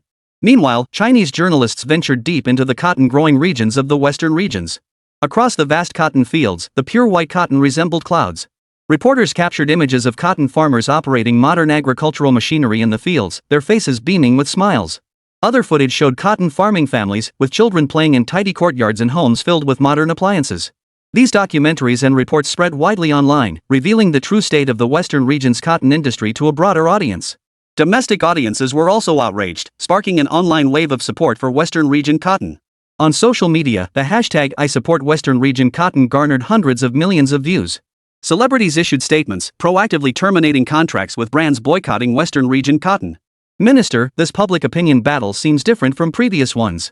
Domestically, there's not much public sentiment, but internationally, it's stirred up quite a few waves. Chapter 202, all thanks to Mr. Hua Xian. The technical lead of Huagua's cybersecurity department looked grim. All their preparations had focused on domestic public opinion. They had made thorough preparations, but never expected the United States to change tactics this time. Instead of provoking internal divisions within China, they chose to stir up trouble abroad. As everyone knew, China's influence in foreign media was virtually non-existent. The only platform with any reach was the international version of Douyin. All other media outlets are firmly controlled by foreign conglomerates. They simply won't allow outsiders to get involved. This allows them to spin black as white and white as black. Core members of the department sat in the conference room, beginning to discuss countermeasures. This situation is trickier than we anticipated. They're spreading rumors abroad, making it difficult for our information to reach those misled citizens. Sun Zheyan frowned deeply. A young technical specialist suggested, "We could explore deeper collaboration with the international version of Douyin. Leveraging its algorithmic recommendation strengths, we could push more content revealing the truth. Simultaneously, we can encourage overseas Chinese communities and international students to become our truth ambassadors, spreading information within their local social circles." That's an idea. Sun Jian nodded slightly. Additionally, we must also attempt to break through the blockades imposed by other media outlets. Reach out to conscientious international media professionals to see if we can get our message out through their channels. We can also produce multilingual versions of feature reports and documentaries to present the facts as they truly are, exposing the distortions perpetuated by the United States. After deliberation, the team sprang into action. They worked closely with the TikTok International Operations team to produce a series of high-quality, in-depth short videos. These videos presented the true state of the Western region's cotton industry from multiple angles, from the prosperous lives of cotton farmers to modern cultivation and harvesting techniques, accompanied by vivid visuals and concise, impactful narration. Through Douyin's algorithmic recommendations, these videos began gaining exposure in several countries and regions. Overseas Chinese communities and international students responded enthusiastically. On European streets and in American campuses, they held tablets and phones to show local residents joyful scenes of cotton harvests in the western regions, sharing the prosperity they witnessed during their travels there. Online, they published articles and posts in English, French, Spanish, and other languages to refute the lies spread by the United States. Meanwhile, some domestic civil organizations and enterprises in China have also taken spontaneous action. They pooled resources to seek out media outlets and journalists internationally willing to report the truth. Enslaving Western region people to pick cotton? Su Feng stared at the news on his phone, momentarily speechless. This story wasn't just absurd, it was downright ridiculous. Was the United States now projecting its own trade issues onto China? Su Feng struggled to comprehend the beautiful country's logic, falling into a moment of silence. What's wrong? Lu Ruyan noticed Su Feng staring silently at his phone and leaned in curiously to take a look. Racial discrimination? Enslaving Westerners? After reading the news on Su Feng's phone, Lu Ruyan also fell silent.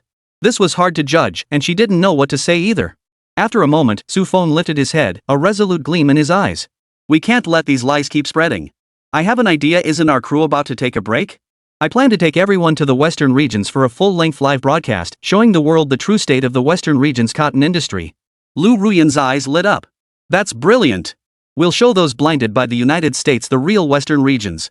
No sooner said than done. Su Feng quickly contacted the cast members and explained the plan. The actors responded enthusiastically, all outraged by these malicious rumors. After several days of preparation, Su Feng led the crew to the Western regions.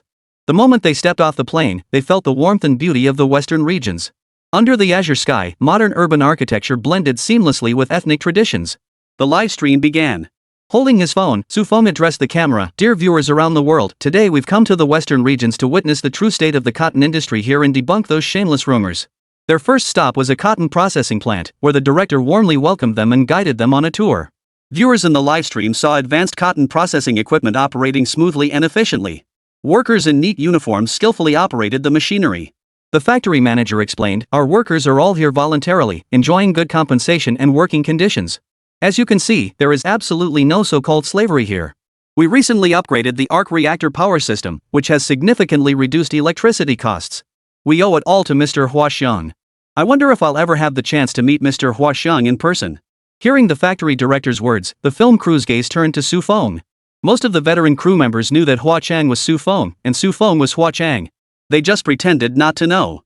Next, they headed to the cotton fields. It was the peak cotton picking season. Across the endless fields, the white cotton blossoms resembled clouds. Local cotton farmers greeted them warmly upon seeing the group. Su Feng approached an elderly woman picking cotton and asked, Auntie, do you find picking cotton hard work? Is anyone forcing you to do it? The woman smiled and replied, not at all. Now we have machines to help, so it's much easier for us. Electricity costs are much cheaper than before too. Besides, we grow and pick cotton for our own livelihoods. Why would anyone force us? Those who spread lies are truly wicked. The film crew's actors joined the cotton farmers in picking cotton, experiencing the joy of labor.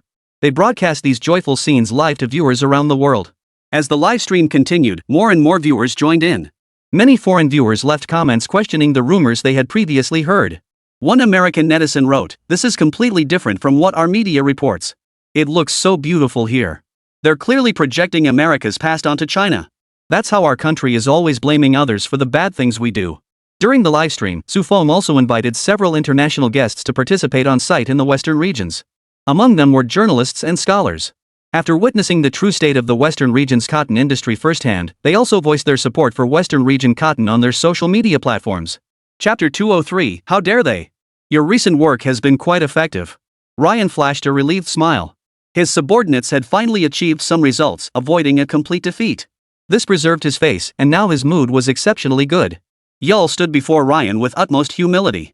This is all thanks to your excellent leadership, Mr. President. Yul understood clearly that this so-called achievement merely exploited the advantage of information asymmetry in the international public opinion arena. It had temporarily caused some negative repercussions for China, but such tactics were ultimately unscrupulous. Moreover, he knew China would not let this matter rest easily. Ryan seemed oblivious to Yul's thoughts. He rose to his feet, pacing back and forth in the office as he spoke. But we can't relax. China will definitely retaliate. Moving forward, we must intensify our efforts to convince more nations and their citizens to accept our narrative. Yul frowned slightly, hesitating before saying, Mr. President, but much of our previous information was fabricated. If China presents more compelling evidence, we could find ourselves on the defensive. Moreover, dissenting voices are already emerging internationally. Especially Douyin, it's shattered our control over public discourse. Ryan halted, his gaze hardening. Evidence? We can fabricate more evidence. As for those dissenting voices, find a way to silence them. We cannot let China easily escape this crisis. It concerns our strategic positioning. Yul nodded reluctantly. Yes, Mr. President. We'll keep pushing forward. Though this may require additional resources, both financial and personnel, along the way. Ryan walked to the window, gazing out at the view. After a moment of contemplation, he said, funding isn't an issue. I'll coordinate with Congress. For manpower, you can draw elite personnel from all departments. This must be handled properly. This time, we must trap China in a complete predicament within international public opinion. Under Ryan's orders, the anti-China forces in the United States began acting with even greater ferocity. Not only did they continue fabricating fake news, but they also attempted to interfere with international media outlets seeking to report the truth. Some international journalists investigating the truth about Xinjiang cotton faced inexplicable obstacles and even threats. The international version of Douyin, which played a major role in this disinformation campaign, was even pressured to be acquired by the United States, or risk being taken offline. Deep within a mysterious, heavily guarded military base in China, a vast underground hangar glowed with daylight-like illumination. Hundreds of Iron Man suits lay parked like slumbering behemoths. Fong Long stood solemnly on the observation platform, surveying these steel warriors poised for deployment. With his trusted aide, Deputy Commander Chen, at his side. Commander, are we really going to activate these suits? There are trump cards. Deputy Commander Chen frowned slightly, a hint of concern visible in his eyes. Fong Long's gaze was unwavering, without a hint of hesitation. This is an unavoidable decision. The United States' malicious actions have severely damaged our nation's interests and reputation. We can no longer stand idly by. These mechs are our blades for defending justice and fairness. The time has come to draw them from their sheaths. Fong Long knew the international arena of public opinion cared nothing for right or wrong. Truth lies only within the range of cannon fire. To resolve this dispute, mere arguments and condemnations are useless. Only force could silence those petty troublemakers. As the operational command was issued, the hangar echoed with the intertwined sounds of alarms and startup systems. One by one, mech pilots entered the hangar and began donning their armor. Blue lights sequentially illuminated across the mech's chests, flickering like stars. The AI-assisted systems activated, displaying a torrent of complex data across the screens. This modified Jarvis-based system instantly completed self-checks and positioning calibrations, ensuring precise flight capabilities anywhere on the planet. The energy shield generator activated, radiating a pale blue energy ripple outward from the mech's core, forming a formidable protective barrier. The shield's energy reserves were sufficient to withstand multiple high-intensity attacks, rendering it impervious to both missiles and energy weapons. The particle beam weapons finished charging, emitting a low hum that signaled their formidable destructive power. These weapons could accelerate microscopic particles to near light speeds, forming particle beams capable of instantly piercing targets kilometers away. Once ready, the massive hatch atop the hangar slowly opened, sunlight cascading down like a golden waterfall. 100 Iron Man suits ascended into the sky in sequence, their thrusters spewing dazzling flames, slicing through the sky like silver meteors as they commenced their majestic patrol across the global airspace. Across the digital realm, netizens worldwide erupted in an instant. Oh my god! Did you see those suits from China? They look like something straight out of the future. I thought our beautiful country was already cutting edge in military tech. But compared to this, we're like a mere novice. All those baseless accusations we hurled at China now seem like a joke. Those who speak ill of China should really witness this breathtaking spectacle. IP, United States. I'm completely shocked. This is the most incredible sight I've ever seen in my life. Those mechs streaked across the sky like silver meteors, utterly spectacular. I'm starting to question our government's stance toward China. With such formidable strength. Yet we've relentlessly attacked them with malice. That so-called news must all be fake. IP, beautiful country. This is terrifying. China's mechs are like demon gods in the sky. We've been following America and criticizing China behind the scenes, but now they've shown this kind of power. What if they retaliate against us? We're like ants in comparison. IP, Little Sakura. Those mechs radiate an overwhelming, suffocating authority. And we were foolishly spreading false information about China. Now it seems we've been provoking a sleeping dragon. And now the dragon has awakened and bared its fangs. Could we be the ones targeted? IP, Little Sakura. Wow, China's mechs look seriously advanced. But could this tech have traces of our Republic of Korea? Maybe they borrowed from our science. IP, Kimchi Nation. Exactly. Maybe they stole our research and developed these mechs. We need to investigate this thoroughly. IP, Kimchi Nation. Netizens from various countries were shocked by Huawei's sudden actions. How dare they? Chapter 204, International Online Symposium. Ryan slammed his fist on the table in anger. He hadn't expected China to shift the battlefield so abruptly. China, which had previously relied solely on propaganda warfare, had now abruptly shifted to military intimidation. It felt like the tables had turned. China and the United States had swapped roles. Have these bastards lost their minds? How dare they? Ryan roared, his eyes bloodshot with fury. His advisors fell silent, not daring to breathe a word. Ryan paced the room, his mind a tangled web of thoughts. He knew China's move had completely disrupted the United States' strategic plans, and they had been utterly unprepared. Mr. President, we must act now. We cannot let China run rampant like this. One aide mustered the courage to speak up. Action? What kind of action do you suggest? Ryan glared at him, eyes wide with fury. Do we even have anything that can stand up to those mechs? The conference room fell silent. After a long pause, another aide cautiously spoke up. We could rally our allies to pressure China diplomatically and economically. Allies? Oomph. Ryan scoffed coldly. Do you really think our allies will stand by us as firmly as before after seeing China's strength? He knew full well that China's actions had already shaken many allies' resolve. They had no desire to be dragged into a conflict they might not win. At that moment, the Secretary of Defense hurried into the conference room. Mr. President, our radar indicates that China's mechs are merely conducting patrols and demonstrations. No further offensive actions have been detected, but their presence has severely disrupted our global strategic deployment. With airspace near several military bases already affected. Monitor their every move closely. Simultaneously, have the research department accelerate development of countermeasures. We cannot sit idly by and wait for disaster. Ryan clenched his teeth as he issued the orders. Internationally, the United States government attempted to condemn China within international organizations like the United Nations. However, the Chinese representative presented a series of evidence exposing the United States' malicious fabrication of rumors and disruption of international order, rendering the U.S. accusations hollow and feeble. Meanwhile, China continued to reveal the truth about incidents like the Xinjiang cotton issue through various channels, gradually awakening nations and peoples previously blinded by American lies. Of course, the most crucial factor remains the military deterrence that has made everyone understand the truth. Moreover, there is a logical flaw here. While labor may be cheap in today's society, the value it can produce is limited. With such formidable technological prowess, China has no need whatsoever to enslave other races to create wealth. Technology can fully replace manual labor. Feng, look at this. Lu Ruyan pointed at her phone screen, gesturing for Su Feng to look. Su Feng set down his book and leaned in. The screen displayed heated discussions from netizens worldwide about China's mecha operation, along with in-depth analyses of the Xinjiang cotton controversy. Su Feng's lips curved into a faint smile. Looks like our efforts are paying off. More and more people are starting to see clearly. Lu Ruyan nodded gently. Yes, but we can't let our guard down. Look, there are still some stubborn voices, especially those who've been brainwashed by the United States for so long. Su Feng frowned, his gaze hardening. We must keep pushing forward and reveal more truths. This mecha operation is just the beginning. We'll make the pretty country pay for their lies. So what's our next move? Lu Ruyan asked. We can organize an international online symposium, inviting enlightened individuals from various countries including influential scholars, journalists, human rights experts, and others with global reach. At the symposium, we'll thoroughly dissect the beautiful country's schemes from fabricating lies about Xinjiang cotton to their malicious interference in other nations' affairs and international matters. Su Feng said. That's a great idea. We should also showcase more details about Xinjiang's cotton industry, like the technological sophistication in cotton seed cultivation and the local cotton farmers' way of life, so people can truly understand Xinjiang. Lu Ruyan added.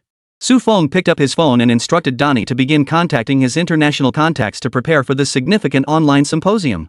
During preparations, they received requests for support and participation from many righteous individuals worldwide. A human rights lawyer from Gaul contacted Su Feng, offering to expose the United States' false accusations from a human rights and legal perspective during the seminar. A journalist from the land of the rising sun also sent a message, stating he possessed evidence of the United States manipulating public opinion behind the scenes and would disclose it during the symposium. The day of the online seminar arrived quickly, with hundreds of participants joining from different countries and regions around the world. As host, Donnie opened the proceedings. Dear friends, we gather here today to seek the truth and expose the lies of the United States.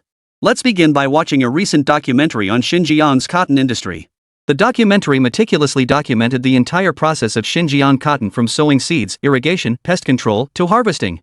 The application of high technology was evident throughout, while the cotton farmers' happy smiles and prosperous lives were also vividly portrayed. Following the screening, the symposium entered a discussion phase where representatives from various nations took the floor, criticizing the United States' malicious actions from multiple perspectives. The French human rights lawyer stated solemnly, America's so-called human rights issues are a complete inversion of truth and falsehood. They themselves face severe racial discrimination and social injustice at home, yet they dare to accuse China. This is a desecration of the international human rights cause. Everyone knows that in the United States, people of color have long endured unjust treatment. Police brutality frequently results in the deaths and injuries of innocent citizens, and their society is marked by a vast wealth gap, with the underprivileged living in dire straits. In China, as we saw in the Xinjiang cotton industry example, people live in peace and prosperity, enjoying the fruits of technological advancement. Every individual is respected, and the rights of every worker are fully protected. Yet the United States fabricates lies to smear China. Such actions constitute a malicious abuse of the concept of human rights and undermine international fairness and justice. The British journalist also presented evidence revealing how the United States bribed so-called witnesses to fabricate lies about Xinjiang cotton. He displayed a series of documents and photographs on the big screen, including bank transfer records that clearly showed certain U.S. institutions paying large sums of money to anti-China elements abroad. Additional email screenshots contain detailed instructions guiding these individuals on fabricating false narratives, including specific venues and media outlets where these lies should be disseminated. Photographs exposed scenes of the bribed individuals meeting with U.S.-affiliated personnel, their expressions ranging from nervousness to obsequiousness. The reporter stated, this irrefutable evidence proves unequivocally that the United States is the originator of this series of lies. Their objective is to undermine China's development and disrupt the international order. We absolutely cannot let them succeed. Chapter 205, Group Travel to China for Development. This operation has failed again. Ryan remained composed. After so many failures, he had grown accustomed to it. He knew this failure was no accident. China's demonstrated strength and countermeasures far exceeded their expectations. Each strike had vanished without a trace, failing to create the anticipated impact while instead plunging them into an even more passive position. In the conference room, his subordinates held their breath, nervously awaiting Ryan's instructions. After a long silence, Ryan spoke slowly, we can no longer act blindly. We thought the public relations offensive against Xinjiang cotton was supposed to easily drag China into an international media whirlpool. Yet they countered with such force. His eyes betrayed a hint of weariness, but more than that, a stubborn refusal to accept defeat. Mr. President, should we reassess our strategy toward China? One aide cautiously inquired. Ryan furrowed his brow slightly, lost in thought. After a moment, he replied, we must reassess, but we cannot simply give up so easily. Today's China, whether in technological prowess or its ability to navigate international discourse, is no longer an adversary we can afford to underestimate. We need to find a new breakthrough, a direction that can truly strike at their core. Another official added, Mr. President, our previous tactics relied heavily on disinformation and public opinion manipulation. But it appears China has become highly adept at information verification and safeguarding its international image. Perhaps we could approach this through geopolitics, like selling some weapons and equipment to the French. Ryan's expression remained composed. He felt he had achieved a state of unruffled calm. Then proceed with that. Ryan issued the order calmly, imposing no punishment on Yule. The failure wasn't his fault, it was because their country's hard power couldn't keep up. It was enough to deter other nations from joining in the smear campaign against China. China's awe-inspiring mecha demonstration had silenced any further attempts at slander. Nations that had been watching and hesitating now fell silent, fully aware that choosing the wrong side could bring unbearable consequences. Yule breathed a slight sigh of relief. He knew that although they had narrowly escaped this crisis, the tasks ahead were incredibly daunting. Mr. President, while we implement the new plan, should we also provide an explanation to the domestic public? Public opinion at home is getting somewhat out of hand. The people have many doubts about our actions. Ryan frowned slightly, leaning back in his chair as his fingers tapped lightly on the armrest. It's necessary to calm public sentiment, but we must not reveal too many details of the plan. Emphasize that we are safeguarding national interests and international order. Direct media coverage toward framing China as a military threat to global security. Though it may be hard to convince people, it's better than letting panic spread among the populace. Understood, Mr. President. However, China's international propaganda has been highly effective. They have vividly exposed the true situation of Xinjiang cotton and exposed our previous disinformation tactics. The public is beginning to question the legitimacy of our past actions. Yul remarked with a hint of concern. Ryan snorted coldly, "A justice? In international politics, there is no such thing as absolute justice. We must regain control of the narrative and intensify lobbying efforts with our allies to ensure they align their statements with ours. Simultaneously, push the research department to accelerate development and produce equipment capable of countering China's capabilities as soon as possible. Otherwise, our standing on the international stage will plummet." "Yes, Mr. President." The Secretary of Defense's gaze was resolute. He, too, was dissatisfied with the current standing of the United States. The United States should stand at the pinnacle of the world, not face the growing threat of being overshadowed by China. Equipment development was urgent, only strength could underpin a nation's standing. "Donnie, you did a great job this time." Su Feng smiled as he spoke. In this mission to clarify China's position on the global stage, Donnie had played a crucial role. Not only did he bring in a host of Hollywood superstars from the United States, but he also hosted the symposium as the moderator. "Ha ha ha, of course. I am an Academy Award winner, after all. This is nothing to me." Donnie showed no modesty as an American. He wasn't quite sure what humility meant anyway. What radiated from him was pure confidence and arrogance. His expression shifted, taking on a slightly fawning tone. "Director Su, considering how much effort I put into this project, when will my next movie come out?" Seeing he had no role in the Marvel Captain America series, he couldn't help but fear he might be left out of future Marvel films. That was precisely why he'd worked so hard this time. Su Feng watched Donnie's fawning expression and couldn't help but find it amusing. He patted Donnie on the shoulder and said, "Don't worry, we've seen all your hard work. Based on everything you've done for us this time, I'll start shooting the next film immediately. You won't be shortchanged on screen time. You're the soul of my Marvel series." Donnie's eyes lit up as he rubbed his hands together excitedly. "That's fantastic, Director Su. You know, I truly can't live without those characters. They're like my lifeblood." "But, Donnie, you took a huge risk this time." Su Feng frowned slightly, his expression serious as he looked at him. "You might face some pressure back in the States. Are you prepared for that?" Donnie shrugged, a hint of disdain flashing across his face. "Poof. What can they do to me? I'm just telling the truth. They've been blinded by the government's propaganda for so long. It's time they woke up. Besides, I can't go back to the United States anyway. What can they do to me?" "Let's hope so." Su Feng nodded. "It's time to start preparing for the film." "Understood, Director Su." Donnie's smile faded, his expression hardening into resolve. "This symposium has made some of my actor friends want to leave the United States. They want to come to China to develop their careers." "That's absolutely perfect." Su Feng smiled with relief. "We'd be delighted to have you. I'll handle the paperwork, they needn't worry about that." Donnie nodded, a flicker of excitement in his eyes.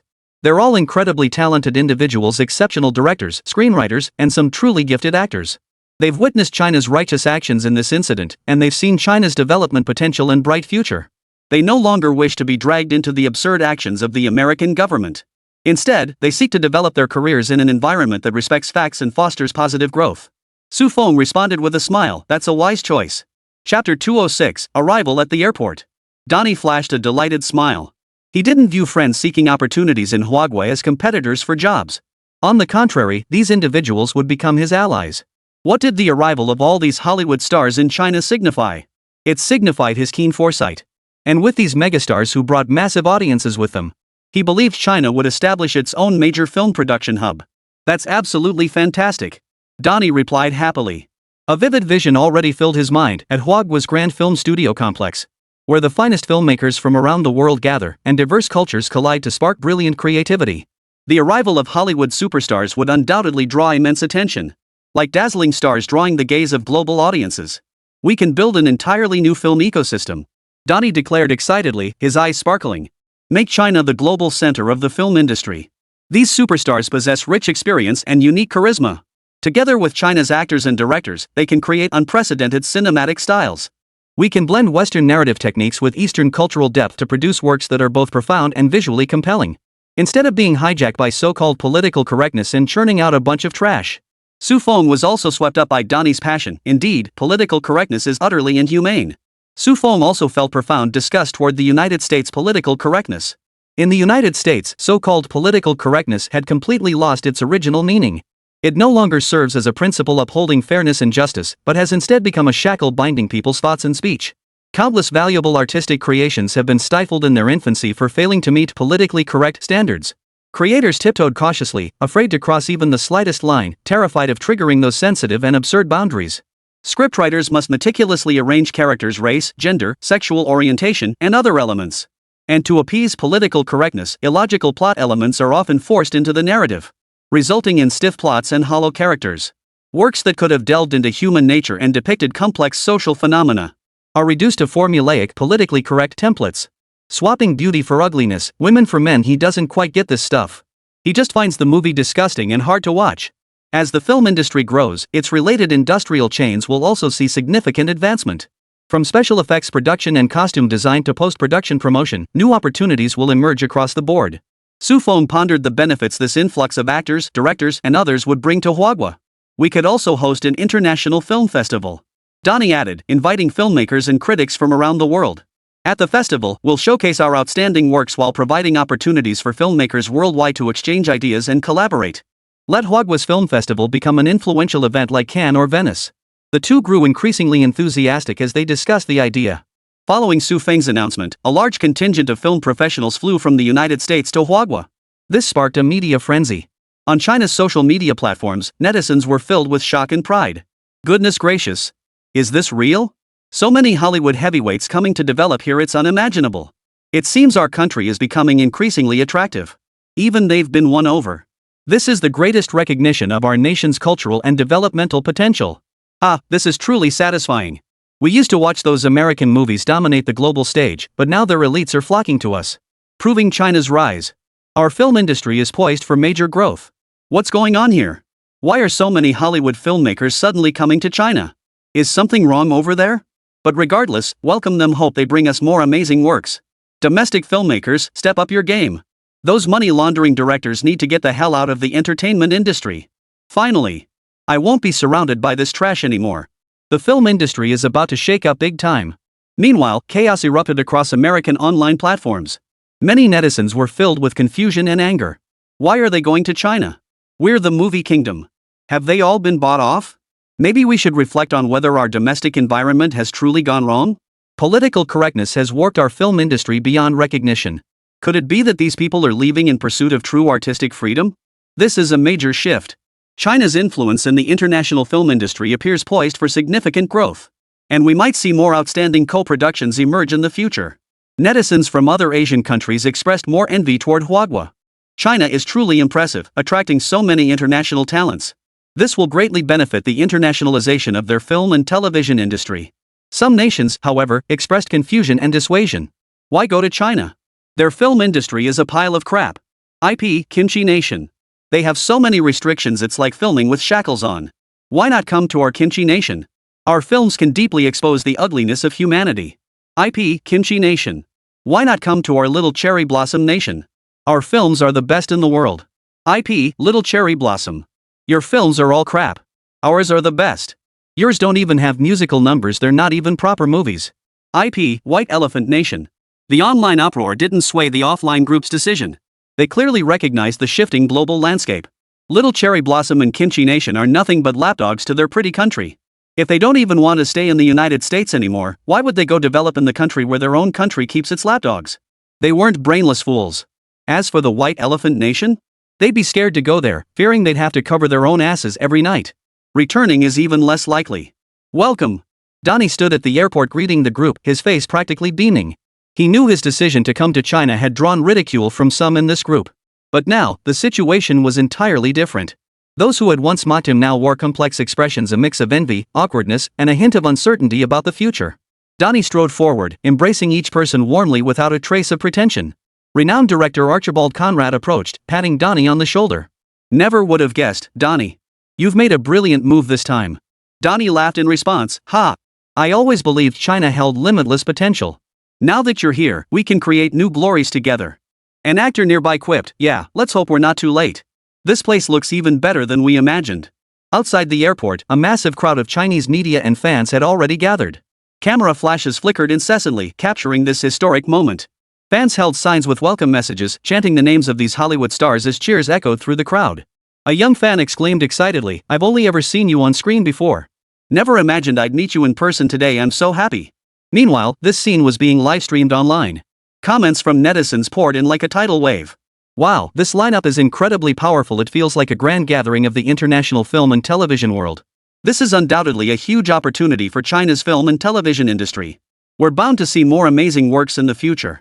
Seeing these stars come to China really gives a sense of cultural exchange. I can't wait to see them collaborate with our local actors. Chapter 207, An Aircraft Carrier in the Sky.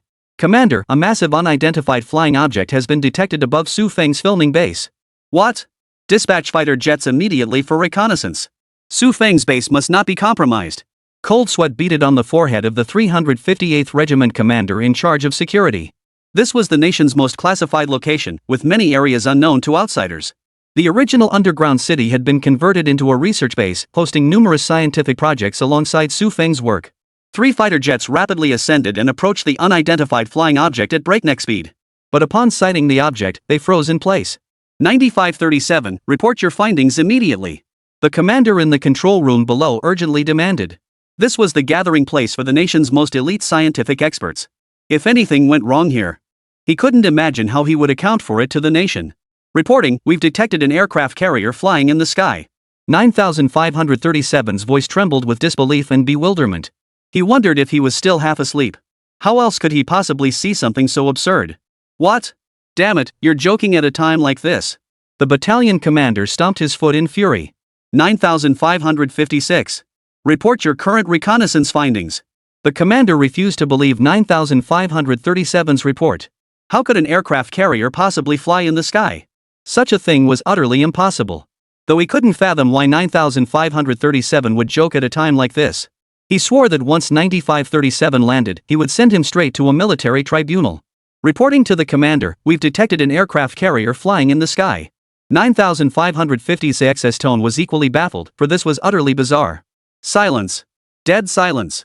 The commander remained silent, realizing something was terribly wrong. One person could be a defector or a lunatic, but two? It couldn't be that both had gone wrong at the same time. Clinging to a sliver of hope, he addressed the last fighter pilot. 9998, report your reconnaissance findings. Reporting, Commander. We've detected an aircraft carrier flying in the sky. 9998's report shattered the commander's last psychological defense. This is bad. We need to report this to headquarters immediately. This is serious. The commander's voice was urgent as he hurried to the red command phone and dialed. Connect me to division headquarters. The news was swiftly relayed to the central command of Huagua. Simultaneously, everyone within the base received the alert. What's going on? The group of scientists, dragged out of the research institute by security personnel, voiced their discontent. This was within Huagua's borders, with 3 regiments deployed nearby. What could possibly warrant halting their experiments? You'd better give me a reasonable explanation, or I'll file a complaint with your superiors. The professor was furious. His experiment was at a critical stage. Dragging him out now would ruin the entire experiment. Professor, look up. The security guard offered a wry smile but gave no explanation. He simply gestured for the professor to look up at the sky. Look at the sky? What's there to see? The professor was puzzled, then everyone turned their gaze toward the sky. Good heavens! What on earth is that thing? Everyone gasped in unison. It was beyond anything imaginable. A sky city? An assistant murmured, only to get a sharp flick on the head from his mentor. You must be out of your mind. This is clearly a flying aircraft carrier. The assistant retorted defiantly, TCH, your idea isn't much better than mine. There's no such thing as a flying aircraft carrier in this world. The assistant thought his mentor's claim was just as implausible as his own. Just that one was science fiction and the other was fantasy. Either way, it was something impossible in this world. Upon receiving the news, Su Feng hurriedly brought Professor Zhang to the scene. The crowd saw Professor Zhang as if he were a savior, their eyes turning to him in unison. Professor Zhang gazed at the enormous, unimaginable flying aircraft carrier in the sky, took a deep breath, and then declared loudly, everyone, calm down first. His steady, authoritative voice helped quell the surrounding panic. This is a top-secret super research project the nation has been developing. It was supposed to remain highly classified, but unexpectedly, it has revealed itself to everyone today in this manner. Professor Zhang explained. The professor's eyes widened. Professor Zhang, do you know what you're saying? A flying aircraft carrier? That's pure fantasy. What kind of technology could possibly make that happen? Professor Zhang smiled faintly. Professor, we've made major breakthroughs in anti-gravity technology, new energy utilization, and advanced materials. This flying aircraft carrier is the product of integrating these technologies. Its emergence will fundamentally reshape our strategic landscape and military doctrine. At that moment, the central government of Huagua dispatched a special investigation team and a group of experts.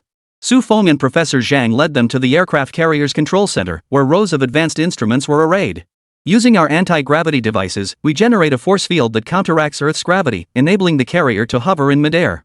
Simultaneously, a new energy system provides it with virtually unlimited power, while novel materials ensure the carrier's structural integrity and stability during flight. Professor Zhang explained in detail. All this information came from Su Feng, though it wasn't appropriate for him to explain it here. To avoid exposing his identity. The investigation team members stared in awe, their minds filled with newfound understanding of the project as they examined the intricate data and operational parameters. However, the project also faced enormous challenges. The sudden emergence of the flying aircraft carrier had caused an international uproar. Some nations expressed grave concerns over this formidable military asset, with the United States even attempting to exert diplomatic pressure on China. China must take responsibility for this incident. This poses a serious threat to peace and stability in the Asia-Pacific region. We have reason to suspect China's aggressive military-industrial development aims for global domination. Facing the United States' baseless accusations and diplomatic pressure, China responded swiftly. At an international press conference, the spokesperson for China's Ministry of Foreign Affairs stated with righteous indignation. First, the accusations from the United States are entirely baseless and malicious slander. Our development of military equipment is for the purpose of self-defense and maintaining regional peace and stability. For a long time, China has been a guardian of the international order, actively fulfilling its international responsibilities, and has never initiated any military conflicts. This aircraft carrier project represents the culmination of our scientists' ingenuity. Its development was originally intended to address potential non-war military operations such as natural disaster relief and humanitarian aid, and enhance our country's defensive capabilities in countering external military threats. This equipment is purely defensive in nature and has nothing to do with so-called world domination. On the contrary, we observe that it is precisely certain nations persistently clinging to hegemonic thinking that have long stirred up trouble in the Asia-Pacific region, and undermining peace and stability in the Asia-Pacific region. They establish military bases around the world, conduct frequent military exercises, and exert immense military pressure on neighboring countries. China and the United States continue to trade accusations within the United Nations. Meanwhile, Su Feng stood awkwardly smiling at Commander Zhang within the Northwest Military Region. Forgot to report it, it's all a misunderstanding. Chapter 208, Professor Zhang debates the scholars. Commander Zhang's brow furrowed, his gaze stern. Su Feng, do you realize the magnitude of the uproar you've caused? This isn't some simple misunderstanding. The international community is in an uproar over this aerospace carrier. The United States is just waiting to seize this as ammunition against us. Su Feng scratched his head, looking helpless. Commander, I didn't expect it to turn out like this either. It was meant to be a movie prop, but I forgot to report it during the test flight. Procedural issues like this cannot be overlooked. Commander Zhang paced his office. Our top priority now is to quell the international backlash. You must work with headquarters to compile detailed information on this space aircraft carrier and prove to the international community it's for peaceful purposes. I'm already preparing the relevant materials, Commander Zhang. Su Feng hurriedly replied.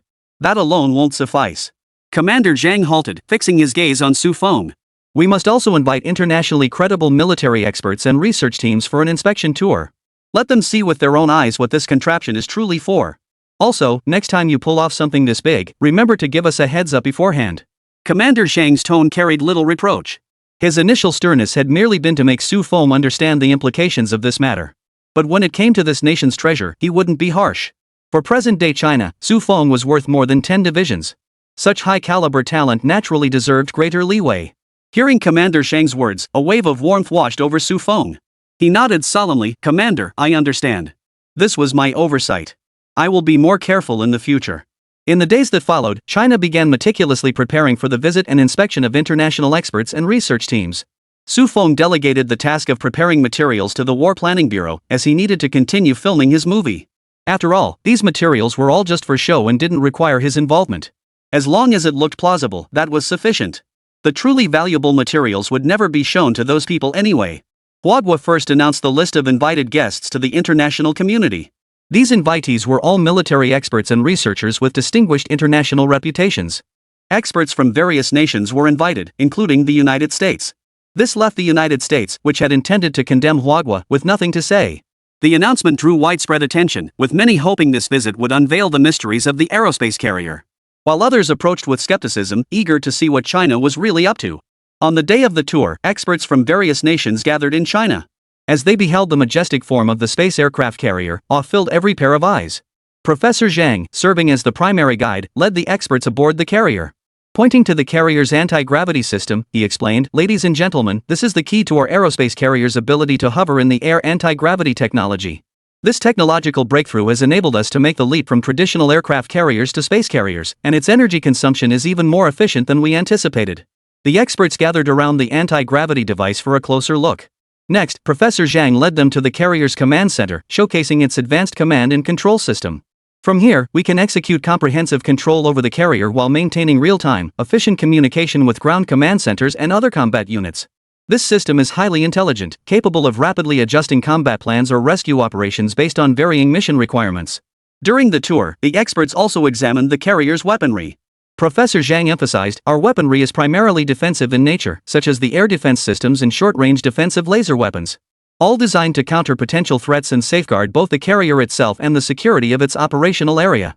Beyond the carrier tour, Professor Zhang also presented footage of the aerospace carrier conducting simulated natural disaster relief operations.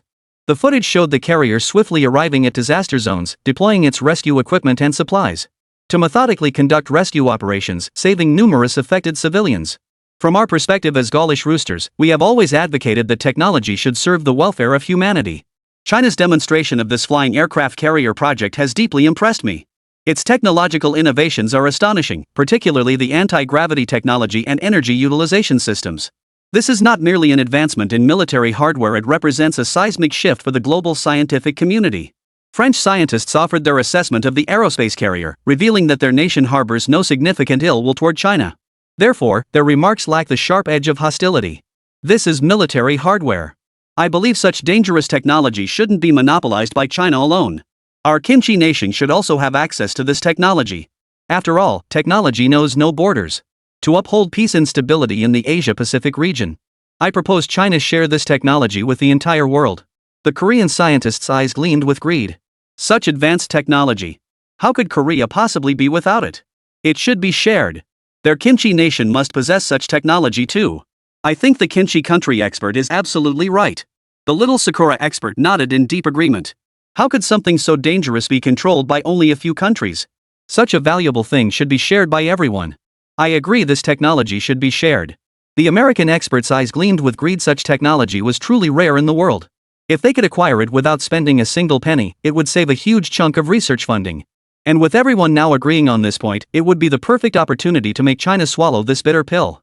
Observing the silent or conflicted expressions of scientists from various nations around him, and a smug smile spread across his face, China had truly shot itself in the foot this time. Between nations, only interests matter, and now, enormous interests lay before them. How could nations not covet it? China's invitation for everyone to come and see was like a child carrying gold through a bustling marketplace. Even major allies like Russia, or other nations that had received China's assistance, have not stepped forward to speak for China at this moment. Their silence is the greatest concession they can make while bearing the weight of their own greed. Professor Zhang listened quietly to the remarks of experts from various nations. When he heard the American expert's greedy and shameless words, his gaze instantly sharpened. Oomph! Professor Zhang snorted heavily, drawing everyone's attention. This expert from the United States, your ideas are utterly absurd. Your nation's consistent modus operandi is attempting to steal other countries' achievements and claim others' hard work as your own. The aircraft carrier technology independently developed by our nation is the result of countless researchers working day and night. And countless resources. Why should we share it with you? His gaze swept the room, piercing like flames. Some of you remain silent now, perhaps even harboring ill intent. I am deeply disappointed. Especially those nations that have received aid from China. Your silence is a betrayal of our friendship. Russia, we have always regarded you as a vital ally. Together, we have overcome numerous challenges in the past. Yet your silence at this critical juncture is truly disheartening. Professor Zhang turned to the Sakura scientists. And you, Sakura scientists, don't think you can muddy the waters here. China's development of military technology is for self-defense and maintaining peace. And your past actions have proven the devastation your military ambitions can unleash upon Asia. Don't even think about coveting our technology. He turned his gaze to the Kimchi Nation's scientists. Kimchi Nation, we could have joined hands to advance science and technology in Asia, contributing to regional peace and development. But your current stance forces us to re-evaluate our relationship. China will not be coerced by your greedy ambitions. Professor Zhang took a deep breath and raised his voice. We invited you to visit to demonstrate our peaceful intentions to the world, not to invite you to covet our achievements. China has never been a lamb to be slaughtered at will. We have the capability to defend our scientific achievements. If you persist in such improper intentions, our international scientific exchanges will become meaningless. China fears no threats from hegemony or greed. The room fell silent. Professor Zhang's words struck like a heavy hammer, pounding on everyone's conscience and leaving those with ulterior motives feeling utterly ashamed. The American expert's face flushed alternately pale and crimson, yet he could offer no rebuttal. Scientists from other nations also fell into deep contemplation. Chapter 209, China's Abuse of Aliens. After a long pause, the American expert broke the silence first, feigning composure. Professor Zhang, your words are rather harsh. Our visit is purely for academic exchange and cooperation. Such unfounded accusations are detrimental to the friendly development of international relations. Professor Zhang scoffed coldly. The United States has always been adept at saying one thing and doing another. Your global military deployments and technological blockades, does any of that resemble a genuine desire for peaceful exchange? Don't think we're unaware of your true intentions. At this point, the South Korean scientist interjected, Professor Zhang, our nation merely seeks to keep pace with the technological tide. We harbor no ill will. While past actions may have caused misunderstandings, we are willing to recalibrate our approach and pursue genuine cooperation. Professor Zhang nodded slightly. That will depend on your actual actions. China welcomes sincere partners, but we will never tolerate those with ulterior motives. The cherry blossom scientist added awkwardly, Professor Zhang, we deeply recognize our past mistakes. Now we only wish to contribute to global progress through scientific research. We hold nothing but admiration for China's achievements, no covetous intent whatsoever. Professor Zhang's gaze was piercing. I hope you will remember the lessons of history and demonstrate your transformation through concrete actions. China has always upheld an attitude of openness and cooperation, but this is predicated on mutual respect and equality. David, the expert from the United States, stood up.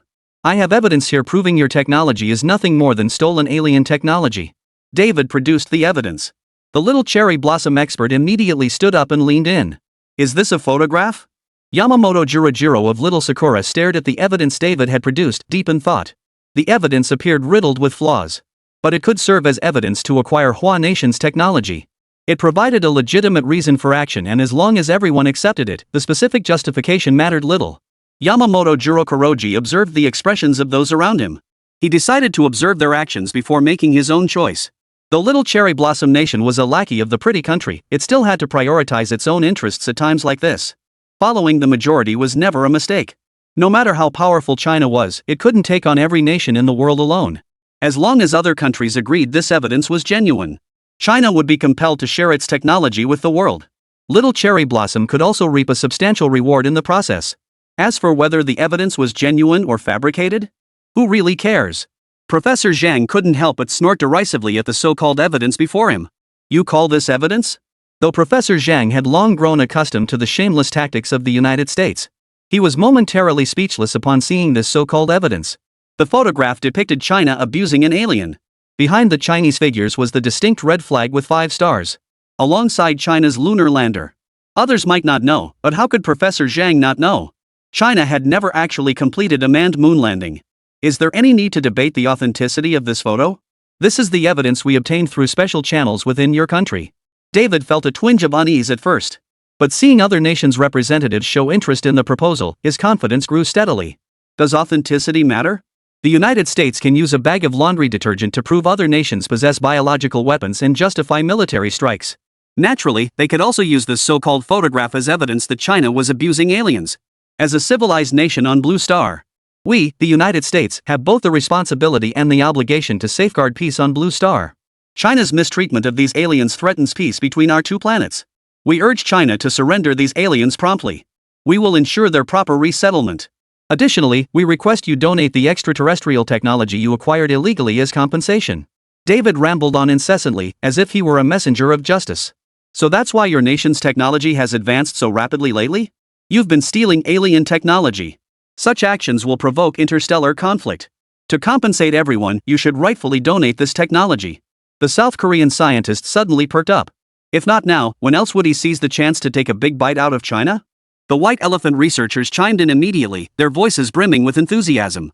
Exactly. Exactly. Exactly. This is unfair to us. You must hand over the technology so we can all study it together. Seeing others take the lead, the Cherry Blossom Nation refused to be outdone. China's actions disregard the safety of Blue Star. We must punish them. Professor Zhang's face twitched uncontrollably. How could this world have so many shameless people? One image was clearly AI generated, yet they actually believed it. The livestream audience erupted in chaos. Seriously, how shameless can they be? Spouting such baseless nonsense so casually. This is eye-opening. They actually believe such an obviously AI-generated image? If they want to fabricate something, couldn't they at least make it look more realistic? They're treating everyone like fools. The worst part is, some people actually buy it. Do they think ordinary folks are idiots? Chinese viewers in the livestream chat were speechless. How could anyone pull off something this ridiculous? Even if they wanted to smear someone, couldn't they at least use more convincing photos? That so-called alien? You can clearly see the suit. And as everyone knows, China has never landed on the far side of the moon. Even on the near side, Chinese astronauts haven't set foot there. Probes have landed, but can probes capture aliens? They actually use this blatantly impossible claim as leverage to threaten China into handing over technology. The world's shamelessness has finally been laid bare for Chinese netizens to see. China's technological advancement has been so rapid, turns out they stole alien technology. For something that poses such a grave threat to the safety of Blue Star, they absolutely must compensate us. Dude, you went to school, right? You can't tell this is obviously AI-generated imagery? Or did you see it and just choose to ignore it? Totally normal. After all, we practice happy education. Having people this brainless is par for the course. Even flat earthers have their devoted followers. Is there any hope left for our country? People actually believe such blatant nonsense. As a Chinese citizen, I'll speak plainly, those who believe are fools, and those who use this as justification are shameless. Either way, anyone endorsing this excuse to bypass Jiangsu Tech is utterly disgraceful. Chinese netizens on foreign platforms fiercely criticize those supporting the decision. For a moment, the comments section erupted with a chaotic mix of supporters and opponents, both sides locked in a heated battle. Chapter 210, Little Sakura, are we going to destroy our country today? Ah, right, we abused aliens. We burned their butts with cigarette butts on the far side of the moon. I saw it with my own eyes. I was that cigarette butt. I'm the lighter, I saw it too. After all the arguing, realizing there was no point, netizens from Huagua started giving up. After all, you can't wake someone pretending to sleep, nor can you make someone mentally unstable understand right from wrong. Once Chinese netizens grasped this reality, they abandoned the argument. Those with normal intelligence naturally knew this scenario was impossible, while those lacking it offered no worthwhile rebuttal. In any case, they would never agree to hand over China's technology based on such a flimsy excuse. As for the government, Chinese netizens firmly believed it would never surrender the nation's most advanced technology over such a ridiculous fabrication unless officials shared the same delusions as those foreigners who actually believed it. All present are top scientific experts from various nations. If China were to hand over its technology for such a reason. At this point, Professor Zhang smiled a smile tinged with scorn and 9 parts contempt. You'd probably laugh yourselves sick. Professor Zhang stood up. China invited you here with sincerity. If you intend to seize China's technology through such brain-dead, even insulting methods, China will not hesitate to fight. At this point, Professor Zhang's gaze sharpened. China does not want war, it wants peace. But if they resort to such shameless tactics to seize China's technology, China would not fear war. China was forged in war and deeply understands the preciousness of peace. Yet it also understands that dignity rests only upon the edge of the sword, and truth lies solely within the range of the cannon. If war is the only way to end this, China will not shy away from it and will undoubtedly emerge victorious. At Professor Zhang's words, Little Sakura and Kimchi Nation cringed. They had been well educated and knew China's strength. While they coveted a share of the spoils, they had no desire to be beaten. The White Elephant Nation, however, wore a defiant expression. My great White Elephant Nation never fears war.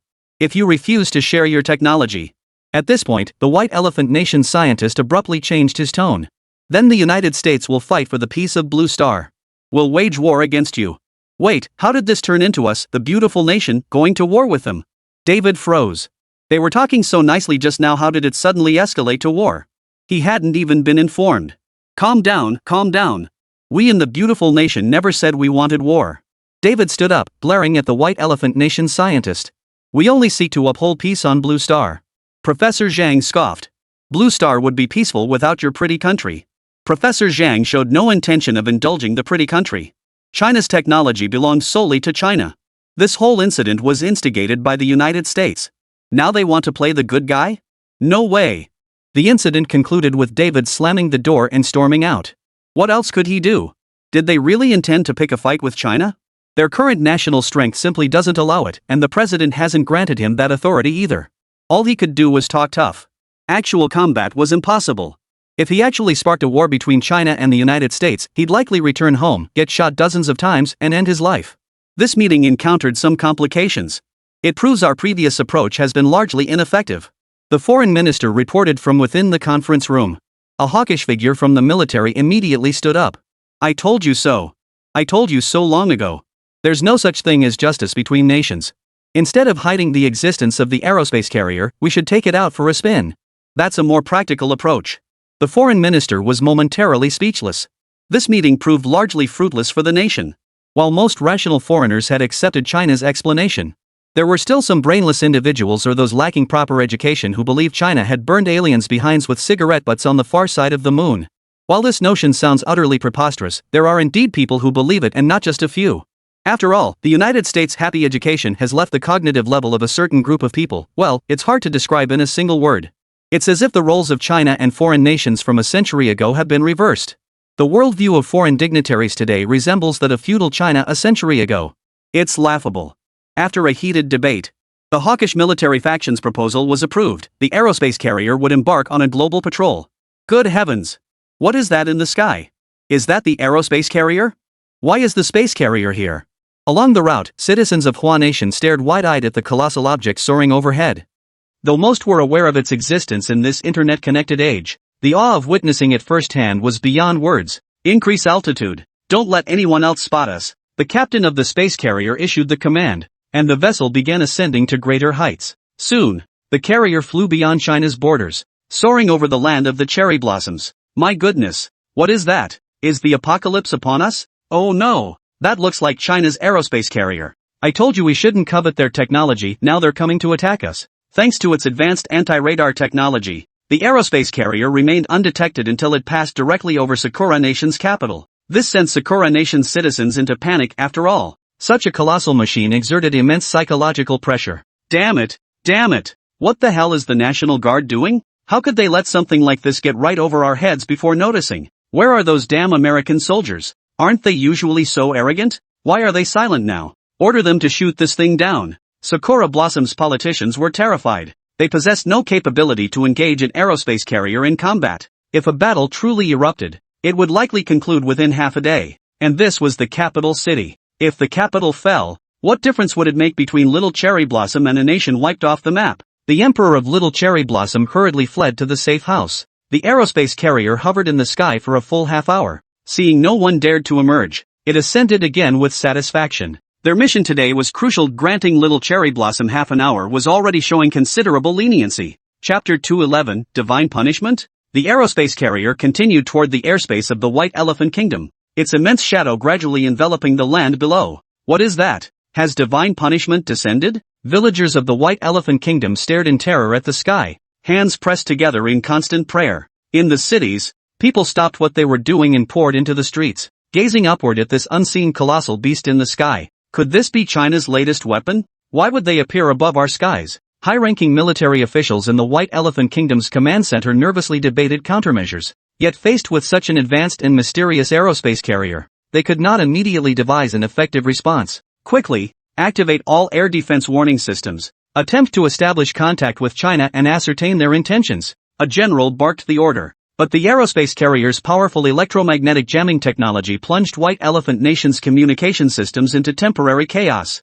making external connections intermittent and unreliable. Panic began to spread among the citizens of White Elephant Nation. Rumors proliferated on social media. Some claimed China intended to seize the nation's resources, while others suggested this marked the prelude to a major shift in the global order. Schools closed, shops shut down, and the nation's order gradually descended into chaos under the airspace carrier's intimidating presence. Yet the aerospace carrier hovered silently overhead, as if silently proclaiming its might. On its deck, advanced fighter jets and weaponry gleamed coldly in the sunlight, appearing ready to strike at any moment. The White Elephant Kingdom's Air Force nervously scrambled several fighters, attempting to approach the carrier for reconnaissance. But upon reaching a certain distance, they were forced back by warning signals from the carrier's formidable defense systems. After a tense stretch of over 10 minutes, the carrier slowly ascended, gradually fading from sight over the White Elephant Kingdom. The people of White Elephant Kingdom breathed a collective sigh of relief, yet the shock and fear in their hearts lingered long after. Damn it! This is China's provocation against us. The White Elephant Nation's general slammed his fist on the conference table in fury. his face twisted with fury. He spoke first. "This cannot be tolerated. China's aerospace carrier openly violating our airspace is a grave infringement on our sovereignty, a blatant act of provocation. We must respond. Otherwise, how will other nations view us? Will they think White Elephant Nation is easy to bully?" The foreign minister frowned, his expression tinged with concern. "General, please calm down. We currently lack clarity on China's true intentions behind this action. While it appears highly intimidating, China has consistently emphasized peaceful coexistence in international affairs. Could this be a misunderstanding? Or perhaps there are other special circumstances? If we rashly adopt hardline measures and trigger a larger conflict, the consequences would be unimaginable. After all, China's military strength is now formidable, especially the formidable combat capability demonstrated by this aerospace carrier. We lack absolute confidence in countering it." An intelligence officer immediately followed up. "Based on our current intelligence, China's aerospace carrier does not appear to be preparing for a substantive attack. It has not activated any offensive weapon systems during its stay in our airspace. However, its route and purpose remain unclear. We cannot rule out the possibility that this is a strategic deterrence exercise or a demonstration in response to regional developments." The general snorted coldly. "Regardless, we cannot sit idly by. I recommend immediately reinforcing border air defense deployments, elevating military alert levels, and simultaneously voicing condemnation of China's actions to the international community to secure global public opinion support." After a moment of contemplation, the foreign minister responded, "Enhancing military readiness is acceptable, but we must proceed cautiously regarding international public opinion. China possesses numerous allies and strong cooperative relationships globally. If we issue strong condemnations without conclusive evidence, it could be perceived as deliberately provoking conflict. I propose first engaging China through diplomatic channels to privately inquire about their intentions.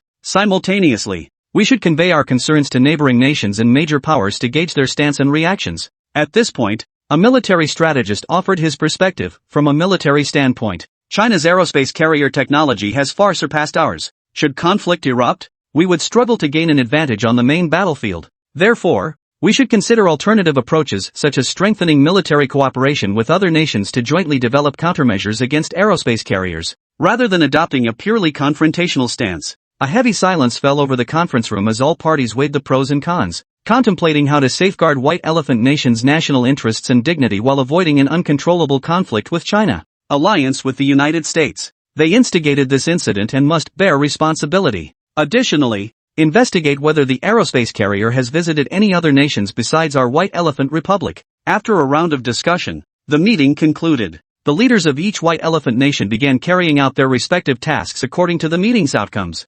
Meanwhile, the aerospace carrier had already arrived at its next target location, Kimchi Nation. After departing White Elephant Nation's airspace, the aerospace carrier headed directly toward Kimchi Nation. When its colossal form appeared overhead, the entire nation instantly descended into chaos and panic. What kind of monster is this? Why would China send it here? People in Kimchi Nation rushed through the streets, their faces etched with terror and unease. Urban traffic ground to a halt as people abandoned their vehicles, fleeing in all directions to find shelter. The Kimchi Nation government convened an emergency meeting. The president, his expression grave, declared, "What exactly is China's intent here? Is this a warning for our previous inappropriate stance? Or are there deeper motives at play?" A military commander stood to report, "Mr. President, our air defense systems only detected the aerospace carrier after it entered our airspace. This clearly demonstrates China's technological superiority in this field far exceeds our expectations. Our current air force poses no substantial threat to it, and it shows no signs of attacking.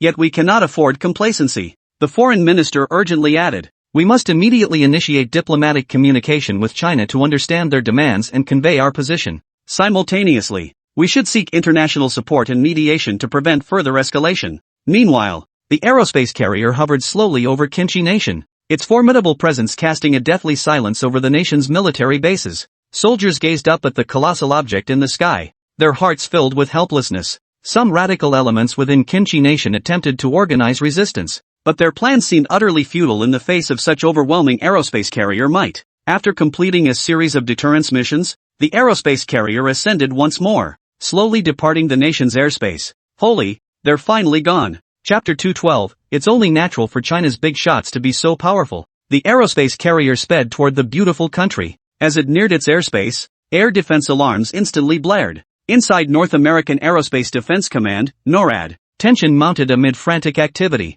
Monitoring systems operated at full capacity. desperately tracking the carrier's every move. How is this possible? China's aerospace carrier possesses such formidable penetration capabilities. American generals stared in disbelief. They had always considered their nation's air defense system impregnable. Yet now China's aerospace carrier had breached it with apparent ease. The aerospace carrier materialized over the United States East Coast, its immense silhouette starkly visible against the sunlight. Citizens in the cities below looked up in awe, their eyes filled with curiosity and shock. Social media exploded instantly, flooded with speculation and heated discussions. The United States swiftly deployed its most advanced fighter squadrons in an attempt to intercept and deter the aerospace carrier. However, the carrier's defense systems activated instantly, unleashing powerful electromagnetic interference that disabled the communications and navigation systems of several fighters, plunging the formation into chaos. China. This is an act of blatant provocation. The U.S. government lodged a strong protest with China through diplomatic channels.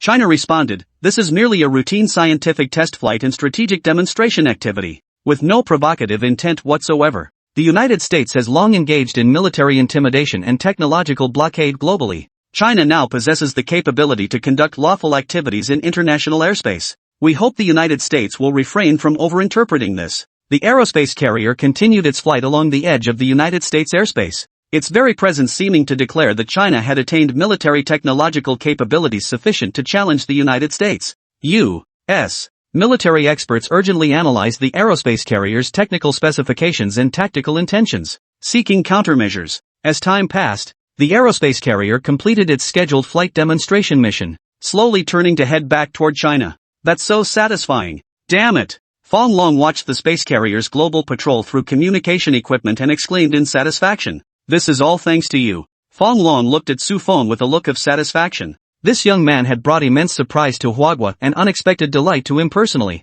He had previously thought Su Feng was a promising young talent who could bring fresh energy to China's scientific community, but he had still underestimated him. In just one short year, he had elevated China's global standing to a new tier. From a previous 50-50 standoff with the United States, China now dominated the world, no exaggeration. China's military might could now easily overpower the entire globe. This surge in strength fueled confidence, explaining why China's stance has increasingly leaned toward hawkishness. If you lack strength, you have to play it safe. But if you have strength and still play it safe, what's the point of developing it at all? Who would have thought we'd possess such equipment? Professor Zhang marveled from the sidelines. Who could have imagined that decades ago, China didn't even have an aircraft carrier, yet now not only does it have its own carrier, but one that can fly through the skies? If people from decades ago heard this, they'd laugh it off as a pipe dream. Yet here we are. All of this was thanks to Su Feng. To China, Su Feng was the backbone of the nation. Su Feng shook his head modestly. This isn't my achievement alone. It's the result of countless Huagua researchers working day and night, the unwavering support and investment from our nation, and the steadfast backing of leaders like Commander Feng. I'm merely fortunate to stand at the forefront of this era, contributing my part to propel this monumental progress forward. Commander Fong Long laughed heartily. Young Su, there's no need for such modesty. Your talent and capabilities are plain for all to see. Without you, we wouldn't possess these epic-making technologies. They've not only enhanced our military strength but also earned China respect and influence on the international stage. Professor Zhang nodded in agreement. Exactly. Su Feng, the transformation you've brought is comprehensive. Now, nations will inevitably reassess their diplomatic relations, military cooperation, and trade ties with China. We must leverage this advantage to gain greater initiative in shaping international rules and allocating global resources. Su Feng's gaze grew deep as he spoke slowly. The aerospace carrier is merely the beginning. In the future, we must continue to push forward in cutting-edge fields like aerospace,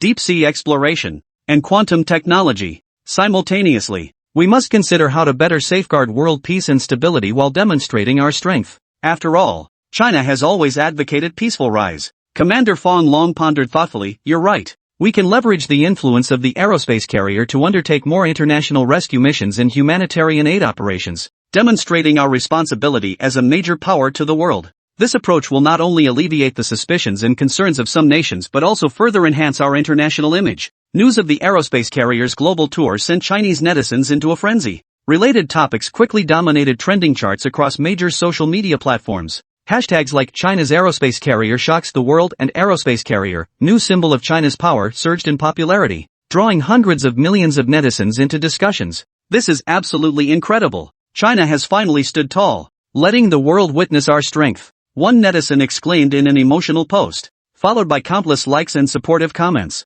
From once looking up to other nations' advanced technology to now having our own aerospace carrier cruising the world, this journey has been incredibly arduous. Salute to all our scientific researchers. Many netizens echoed such sentiments, their words brimming with respect and admiration for China's scientific community. Is this the true power of China's elite? With just a slight effort, they've already become unrivaled in the world. After seeing the chief engineer of the aerospace carrier, people were no longer surprised. It's only natural for China's tech giants to be extraordinary. Some netizens switched to humorous banter. We only saw space carriers in sci-fi movies before, but who knew China would make it a reality? If aliens saw this, they'd probably start considering dropping by Earth for a visit. This comment drew laughter from the crowd, yet it also subtly reflected the deep pride and joy within the hearts of China's netizens. Others began envisioning the future. Does having an aerospace carrier mean interstellar travel isn't far off? Maybe someday all of us in Huaguai can take it on a moon vacation. Chapter 213, Sudden Shift in the Wind. Other nations, however, maintained a unified silence regarding China's fleet cruising around the globe. Had many not witnessed China's fleet appearing in their own national airspace, they might have thought they were hallucinating. Thus, a rather comical scene unfolded. Netizens worldwide flooded online platforms with condemnations of China. Yet not a single embassy or government agency spoke up. Why is our government staying silent? Isn't that normal? You pretty country only suspects things others don't have. How can you suspect something that doesn't exist? You'd use a bag of laundry detergent as justification for so-called counter-terrorism operations. But China actually has space aircraft carriers. Sarcasm. Damn it. That's slander. I'm going to Congress to protest your country's actions. Black House. Conference room. Mr. President. Are we truly not going to respond at all this time? Yul sat solemnly to the side. This incident was nothing short of a slap in the face to everyone. Since you refuse to acknowledge that China's weapons are for defensive purposes, China will demonstrate the lethality of this weapon for you. But it was abundantly clear that no nation's defense capabilities could withstand such a fleet. A fleet of aircraft carriers capable of flight. This prospect struck terror into the hearts of armed forces worldwide. Ryan's face darkened. How do we respond? Start a fight with China? Ryan's right hand clenched, his face flushing red. That's a fleet of flying aircraft carriers. Do you grasp the implications? It could materialize anywhere within our airspace and launch saturation strikes. Yul frowned, his voice tinged with reluctance. Mr. President, if we remain silent now, we won't be able to justify it to the public. We've consistently warned that China poses a threat. Yet now,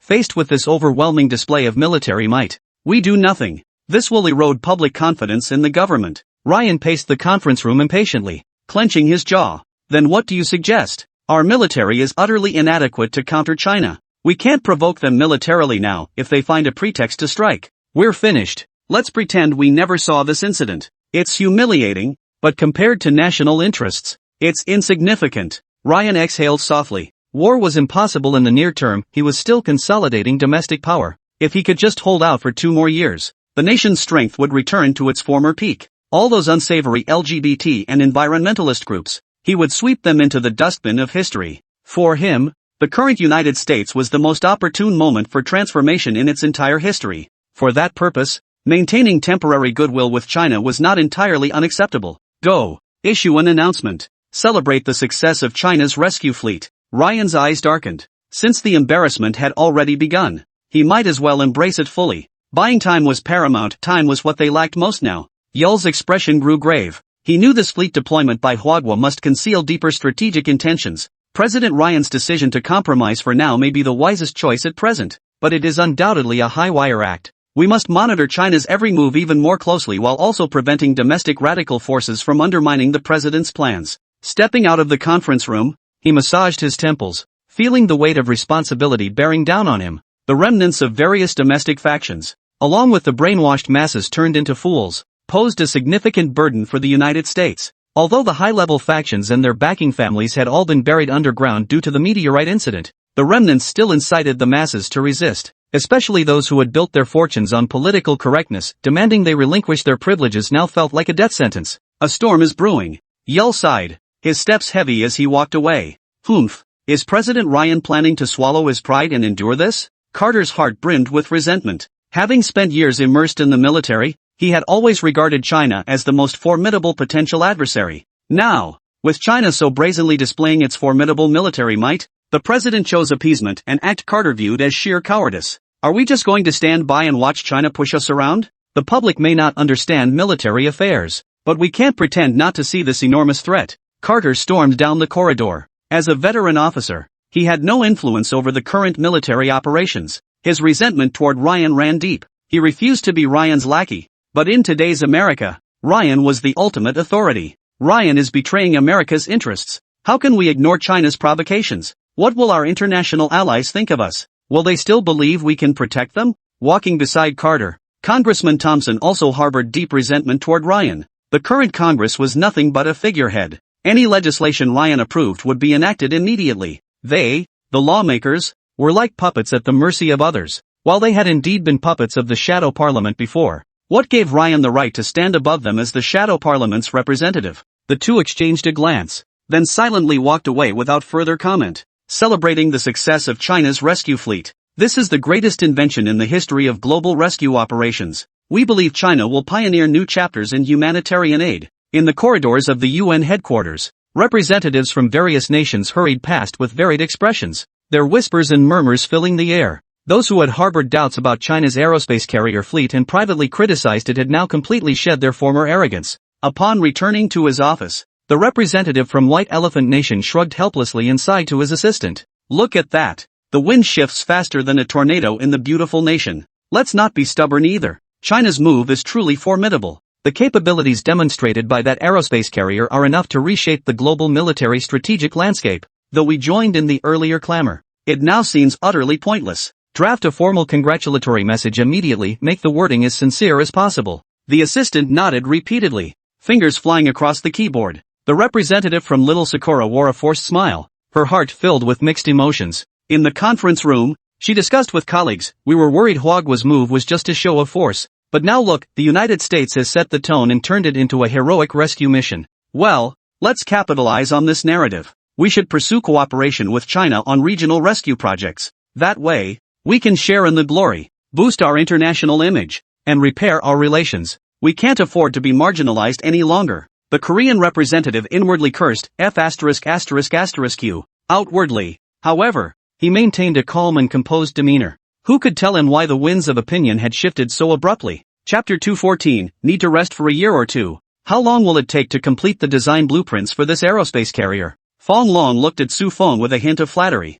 He naturally wanted to acquire such a formidable fleet as soon as possible. But currently, there was only one, and needless to say, it belonged to the Central Military District. He had no standing to vie for it. He could only hope Su Feng would produce the blueprints as soon as possible. Even with blueprints, constructing such a colossal vessel would take an immense amount of time, but at least there was something to look forward to. It will take some time. Su Feng sat in the military headquarters with a hint of resignation. The chain reaction triggered by this incident was simply too vast. Even his film production had been forced to halt. Without completing the film, where would he even find the blueprints? When will I be able to return to filming? Su Feng looked at Fong Long with curiosity. Finishing the film as soon as possible was the most important thing. Well, Fong Long's expression betrayed his unease. It wasn't that he wished to restrict Su Feng's freedom. The sheer power of the aerospace carrier demanded certain safeguards. Can't leave for now? Su Feng frowned as he asked. He couldn't produce the blueprints without filming the movie properly. You can go. You can go.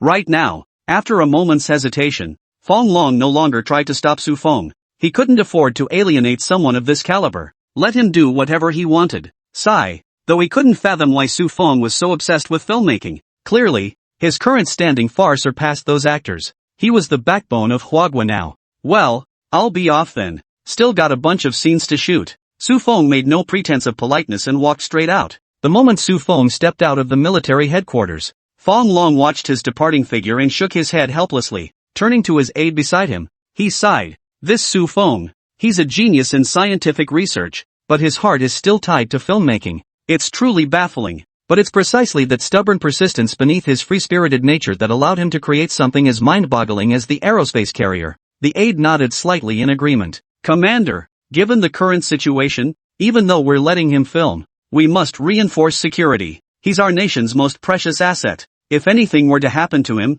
the loss would be immense. Fong Long's expression sharpened. You're right. Assign another security team to Su Feng. No. Make it 3. Su Feng rushed back to the film set without delay. The actors and crew had been waiting anxiously. The assistant director greeted him with a broad smile. Director Su, you're finally back. Everyone's been on pins and needles since production halted. We've been hoping you'd return. Sufeng offered an apologetic smile and patted the assistant director on the shoulder. Sorry to keep everyone waiting. Some unexpected issues delayed production recently. But let's pick up the pace now and make up for lost time. The set came alive again as lights focused, props fell into place, and the actors swiftly slipped back into character. After wrapping up the night shoot, a group gathered around Sufeng, their curiosity evident. Director Su, that space carrier in our crew has caused quite a stir lately. Sufeng rolled his eyes. It's just a prop. Not nearly as dramatic as they're making it out to be. It wasn't even armed. Hearing this, Donnie and the others grimaced. What did he mean? Just a prop? It was a flying aircraft carrier. How could Sufeng make it sound like a flying toy? Scratching his head, Donnie leaned closer to Sufeng, eyes wide with confusion. Director Su, you can't be serious. Even if it is a prop, it flew into the sky, cruised through the airspace of various countries, and sent the entire world into a frenzy. If that's a toy, what kind of toy is that? It's crazier than the wildest imaginings in sci-fi blockbusters. Lee, the production assistant beside him, chimed in. Yeah, Director Su, it's all over the internet now. Netizens worldwide are buzzing about it, saying China's aerospace carrier has completely reshaped the military landscape the moment it appeared. When our crew built the prop, we never imagined it would cause such a stir. Don't downplay it like that. Sufeng gave a helpless smile. He scanned the faces around him, each brimming with curiosity and eagerness, then pulled over a folding chair and sat down before speaking slowly. Truthfully, when we first built this aerospace carrier prop, it was purely to achieve the ultimate visual impact for the film. We wanted to create an unprecedented spectacle.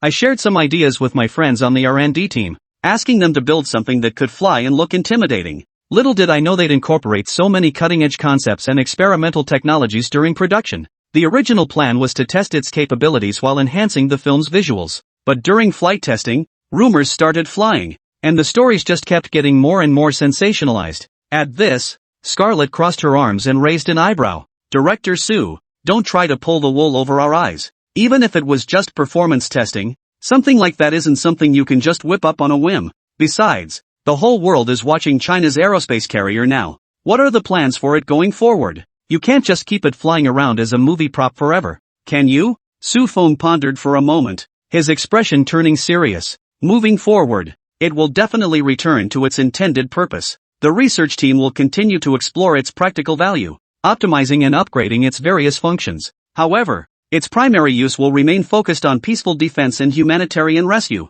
Just as we've publicly stated before, the aerospace carrier would undoubtedly be handed over to the state. Such formidable equipment would be a waste if left unused. But the sheer number of challenges ahead made Sufeng's head spin. After wrapping up this film, he figured he'd need to take a break from acting for a while. He knew he'd have to spearhead the aerospace carrier project. Beyond himself, he couldn't think of anyone else who could take on the role of chief engineer for this endeavor. Sufeng shook his head. When the time comes, a way will be found. No need to dwell on it. After all, with the system's knowledge infusion, he could solve any problem. It would just take a bit more time to teach others. After the conversation, everyone satisfied their curiosity and returned to their respective quarters. Feng, will you still be able to make movies after this? Lu Ruyan looked at Sufeng with genuine concern. The incident had caused far too much upheaval. Even if the state permitted Sufeng to continue filming, the subsequent backlash would make it incredibly difficult to continue. Who knew what kind of uncontrollable things Sufeng might come up with for his films?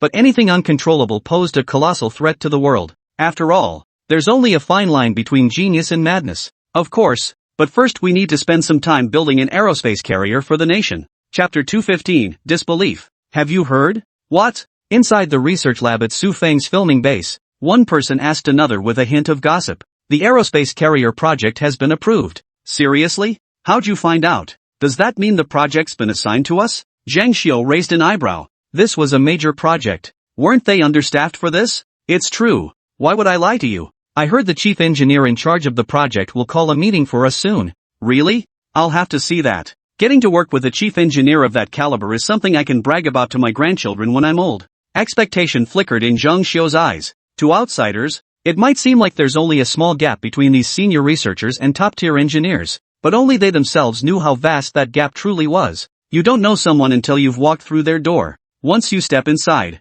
it's like a plankton suddenly seeing the vast blue sky. That intricate, chaotic knowledge, even mastering a single aspect of it, would be considered a genius in the eyes of the world. Yet these engineers not only comprehend this knowledge, they can also apply it with such flexibility that their ideas surpass anything one could conceive in a lifetime. Indeed, though we are senior researchers at the China Academy of Sciences, individuals of this caliber are rarely encountered. I wonder which heavyweight is leading this effort. Could it be one of the academicians? Zhang Xiu asked curiously. An academician? But didn't they say it's the aerospace carrier developed by the big shot from Huaqiang? I think it should be the Huaqiang big shot this time. My mentor's mentor mentioned that the Huaqiang big shot isn't an academician. No way. How could Huaqiang be that accomplished and not an academician? Seriously. Rumor has it the Huaqiang big shot looks like he's only in his 20s. Bull asterisk asterisk asterisk asterisk. How could someone in their 20s develop an aerospace carrier? The two began arguing, their voices growing loud enough to draw the attention of nearby professors.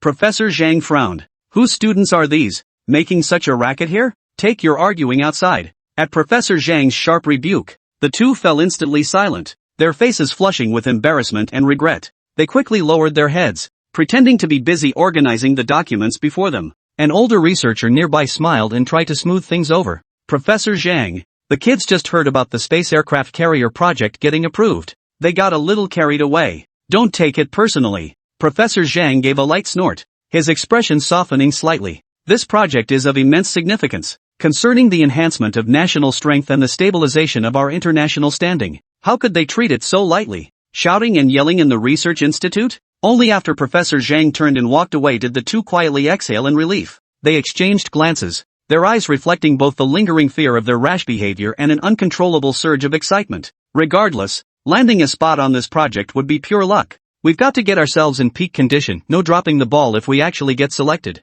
The one who had leaked the news earlier whispered, and Zhang Xiu nodded vigorously, gritting her teeth in affirmation. Of course, an opportunity like this is hard to come by. We have to make a good impression and catch the chief engineer's eye. Soon, footsteps echoed from the conference room. Eyes turned to see a young man striding in, tall and upright, his youthful face radiating quiet determination. He was flanked by several seasoned research veterans. Is that the big shot Huaqiang? Zhang Xiu couldn't help but whisper in surprise. Someone nearby quickly tugged at his sleeve, signaling him to be quiet. Researcher Lu Qi's eyes suddenly widened as if he'd spotted someone extraordinary. His voice carried a mix of surprise and disbelief as he exclaimed, "Isn't that Su Feng?" Zhang Xiu's brow furrowed deeper, his face etched with disbelief. He retorted, "Su Feng?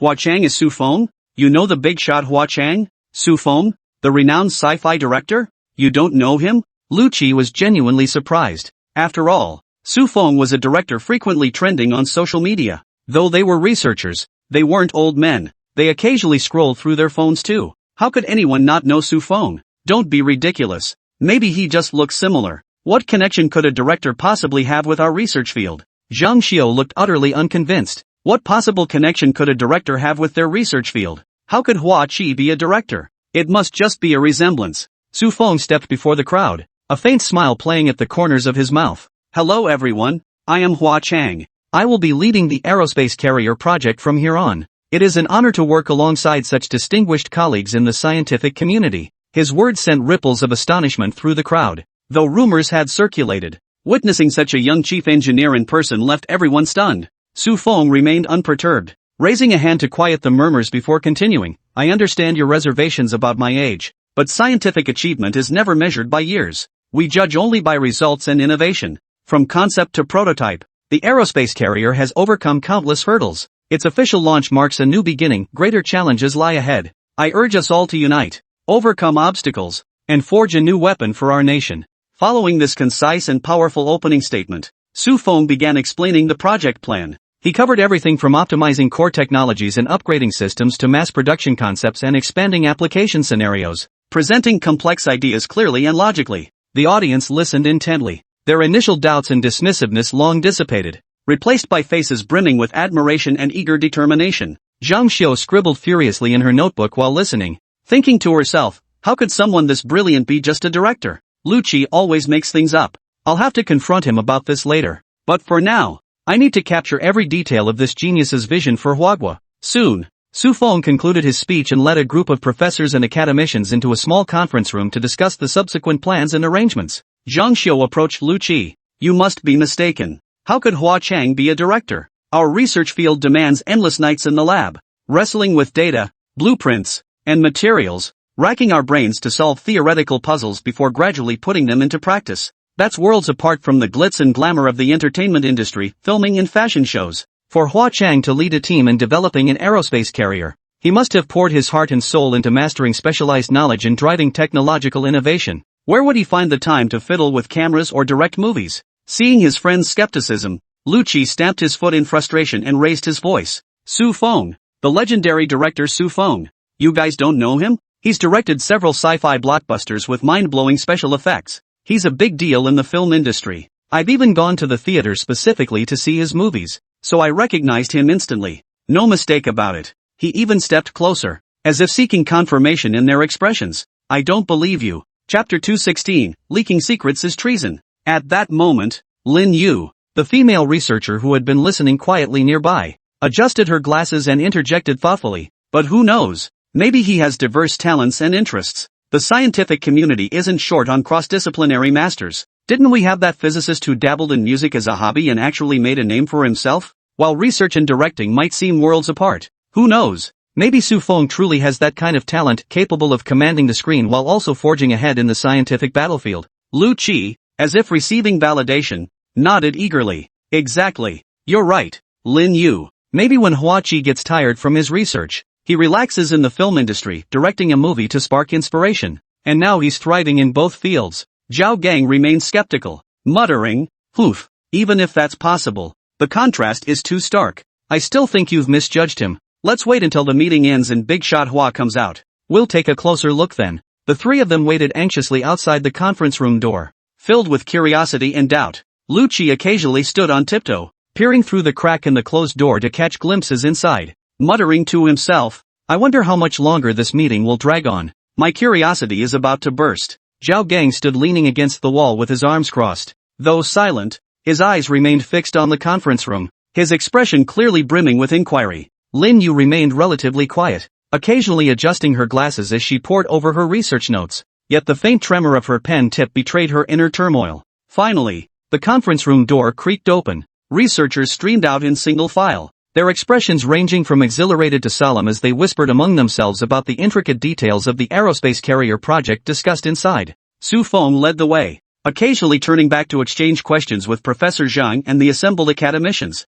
Lu Qi, quick-eyed, darted forward and blocked Su Feng's path. Seeing this, Zhao Gang and Lin Yu hurried over, surrounding Su Feng in the center. Lu Qi's face flushed crimson, his voice trembling slightly with excitement. You're Su Feng, right? The renowned director Su Feng. Caught off guard by this abrupt interruption, Su Feng paused for a moment before a broad smile spread across his face. He nodded without hesitation, acknowledging plainly, "That's right, I am Su Feng. What brings you all here?" Zhao Gang's eyes widened as he scrutinized Su Feng, seemingly still unable to believe the man before him embodied two such vastly different identities. Stammering, he stammered, "It's really you. We were just debating this. We never imagined you'd be not only a major director in the film industry but also the mastermind behind the aerospace aircraft carrier. This leap is like something straight out of a sci-fi story. How did you manage it?" Lin Yu chimed in from the side. "Yes, Professor Su. Research and directing, one rooted in laboratories, the other under the spotlight. These fields couldn't be more different,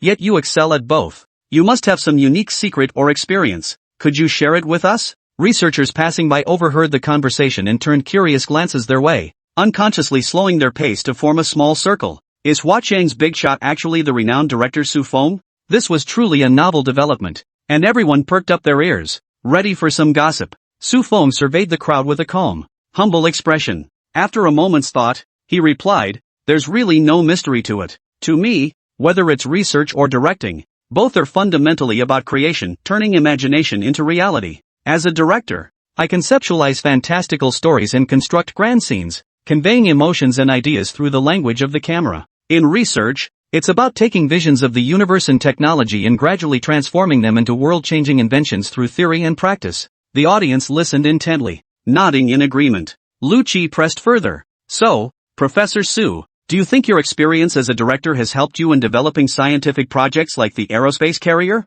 Su Feng smiled, rubbing his chin as a unique gleam flashed in his eyes. "Absolutely. The wildly imaginative sci-fi concepts in films often inspire me to break conventional thinking in research. Moreover, A director's ability to oversee the big picture and coordinate diverse resources translates directly to project management, making team collaboration more efficient and project progress smoother. Zhao Gang looked utterly impressed, slapping his thigh in realization. Wow! I never would have guessed such seemingly unrelated fields could be so deeply connected. Professor Su, will you continue balancing both careers? Or will you focus more on research? Su Feng tilted his head slightly, his gaze radiating determination and aspiration. I won't abandon either path. In the future, I aim to integrate scientific discoveries into filmmaking while leveraging cinema's influence to inspire more young people to pursue research, showcasing the boundless possibilities when science and art collide. Su Feng silently muttered to himself, if I don't do film, where else am I supposed to get you those blueprints? Alright, stop gawking here. The project demands are heavy, get to work organizing the materials Su Feng sent over. Professor Zhang was slightly annoyed, while Su Feng being a director was surprising. But the priority now was to get this aerospace carrier project done, everything else was secondary. There was no time for idle gossip. Su Feng's identity must remain confidential. You all just signed non-disclosure agreements. Any form of information leakage will be treated as treason, and the State Security Bureau will come knocking on your door. I urge everyone to take confidentiality seriously. At the sound of Professor Zhang's stern reprimand, the group snapped back to attention. The curiosity and excitement that had lit their faces quickly faded, replaced by expressions of solemnity and gravity. The small clusters that had gathered moments before instantly dispersed. Everyone hurried toward their respective work areas, their footsteps quickening, fearful that lingering might further incur Professor Zhang's displeasure. Lu Qi jogged along, glancing back at the direction Su Feng had departed. He mused inwardly, Su Feng truly is a legendary figure. Who would have thought he held so many secret identities? But Professor Zhang was right, now was no time for gossip. The aerospace carrier project was of paramount importance, he couldn't let a momentary lapse cause any mishaps. Zhao Gang, meanwhile, trudged along with a look of regret on his face, muttering to himself, oh man, I was so foolish just now. I was so caught up in my curiosity that I almost forgot about signing that confidentiality agreement. If I really leaked anything because of my loose lips, I'd be in big trouble. Treason isn't something to joke about. The more he thought about it, the more terrified he became, his pace quickening. Lin Yu walked quickly too, but her expression was relatively calm. She understood that in major national scientific research projects like this, confidentiality was always paramount. As she walked, she silently reminded herself, stay alert, meticulously organize the materials Su Feng sent over. Don't overlook a single detail, and keep your mouth shut, not a word that shouldn't be said should slip out. Back at their desks, everyone swiftly booted up their computers, logged into the internal system, and began meticulously organizing Su Feng's materials as Professor Zhang had instructed. For a moment, the office fell silent except for the steady clatter of keyboards and the occasional rustle of paper being flipped through. Chief Engineer Su, isn't this task too demanding? We lack experimental data for the new materials involved here. Chapter 217, Obstacles Galore. Su Feng frowned. Didn't I already send you the data on the new materials? Academician Lu Pengju, an expert in materials science, spoke with a hint of embarrassment. Chief Engineer Su, the data you provided lacks experimental material properties. While we have the aerospace carrier prototype as a sample, we can't exactly dismantle it for research purposes. Su Feng rubbed his temples, a flash of frustration crossing his face. He sighed helplessly. My fault. I didn't think it through earlier. I was too eager to get the foundational theoretical data to you and overlooked the experimental aspect. This new material is exceptionally unique. Conventional testing methods have limited effectiveness,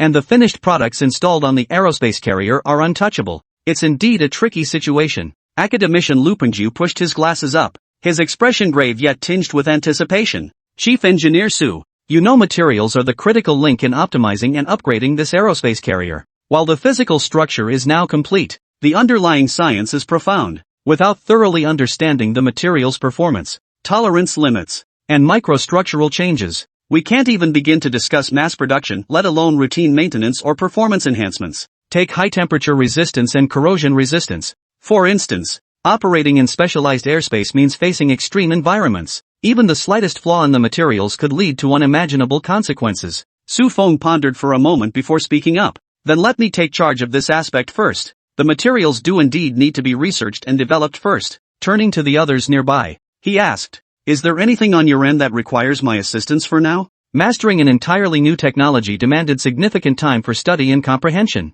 Yet time was precisely what was lacking. Su Feng couldn't afford to waste too much time on existing technologies. After all, the blueprints and documentation had already been provided. Even without him, the nation could still spend time developing it. However, that would take an extended period of time the nation currently couldn't afford to spare for their research and development. No nation outside the beautiful country was unaware of its internal maneuvers. Though they've been quiet lately, this is only temporary. Once Ryan had cleaned up the mess at home, he would launch a global offensive. His slogan is "Make the beautiful country great again." The current international landscape starkly contrasts with this slogan. China stands first in line to be targeted by Ryan. Even though he currently puts on a show of friendship toward China, China's leadership is well aware this is merely a delaying tactic. Under these circumstances, the pace of technological R&D absolutely cannot slow down. Professor Zhao Hongbo, responsible for propulsion system development, frowned deeply and sighed heavily. Chief Engineer Su, the entirely new energy cycle and propulsion coupling mechanism in the power design blueprint is conceptually advanced.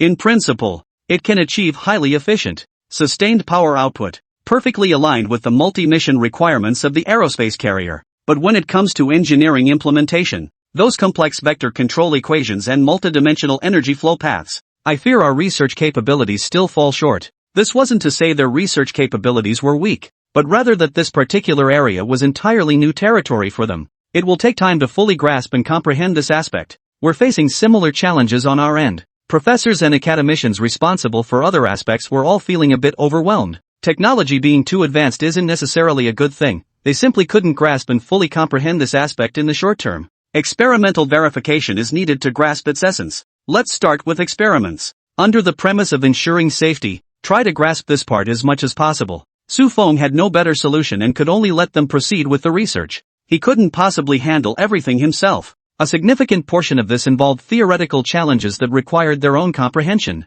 If they failed to grasp this technology, the subsequent development of the aerospace carrier would be utterly impossible. Give a man a fish, and you feed him for a day. Teach a man to fish, and you feed him for a lifetime. Su Feng couldn't possibly spend all his time researching the follow-up development of the aerospace carrier. They must complete this part themselves. The group nodded in agreement, though their expressions remained solemn and tinged with confusion. They understood there was no alternative. They would have to immerse themselves in experimentation, groping for the keys to unlocking those obscure theories through hands-on practice. Compared to floundering aimlessly, their current situation was actually much better. They weren't venturing into uncharted territory, merely practicing and understanding within unfamiliar domains. As China's most elite researchers, they remained confident in their abilities, though they were about to lose a lot more hair. In the propulsion R&D zone, Zhao Hongbo led his team in repeatedly disassembling and reassembling the prototype engine. The whiteboard beside them was densely covered with energy equations and engineering parameters.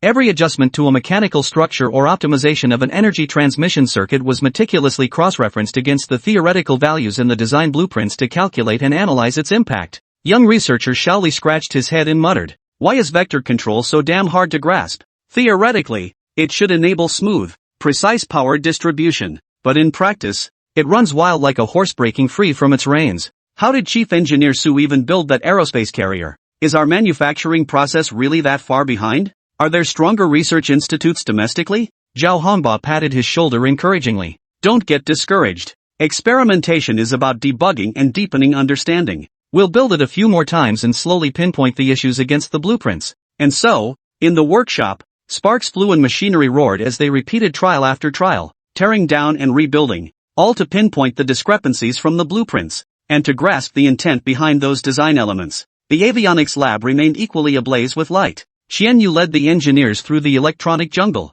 navigating through chaotic signals dancing on oscilloscopes and intricate circuits on circuit boards that resembled tangled threads. Guided by the blueprints, they systematically traced signal transmission paths, rewrote code to standardize communication protocols, and implemented intelligent algorithms to filter electromagnetic interference. Technician Zhang stared at the radar screen still filled with noise, growing increasingly anxious. Why is this frequency band compatibility so stubborn? Even after modifying the code, it's still a mess. Xian Yu analyzed calmly. "Don't rush. Let's delve deeper into the underlying logic of multi-module coordination in the design blueprint. We need to sort out signal priorities and processing sequences from the root cause and continue optimizing algorithm parameters." Amidst the clatter of keyboards and the beeps of instruments, they laboriously pioneered through the digital realm, striving to unravel the conundrum in the avionics design. Su Feng moved between labs, pausing to observe and offer guidance, joining discussions to spark new ideas. Seeing the team's relentless effort despite their exhaustion filled him with satisfaction and hope.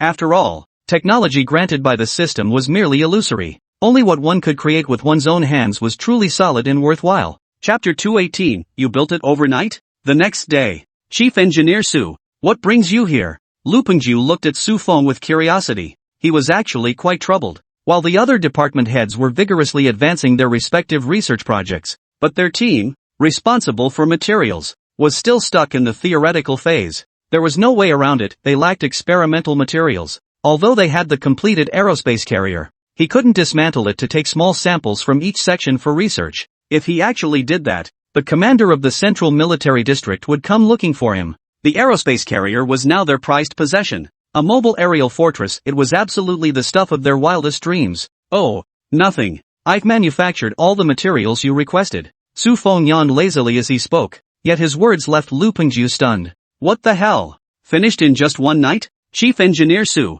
did you use a domestic manufacturer? How could it be so fast? And that particular factory? Their technical capabilities surpass even our research institutes. Lu Pengju couldn't help but ask. His curiosity piqued. Their research institute still hasn't fully grasped the molecular structure diagram. Su Feng, however, produced the finished product directly. Unless this manufacturing plant is right here locally, how could they have produced it so quickly? What manufacturing plant? I made it for you last night, all night long. Su Feng was stunned. He had stayed up all night working on it. How did it suddenly become something produced by a factory? This completely undermined his hard work. Lu Pengju's eyes instantly widened, his mouth gaping open. His face screamed disbelief as he stared intently at Su Feng, as if trying to read whether this was some kind of joke. Chief Engineer Su, you can't be serious. This material synthesis process is incredibly complex, involving so many precise adjustments and special conditions. One night? By yourself? How is that even possible?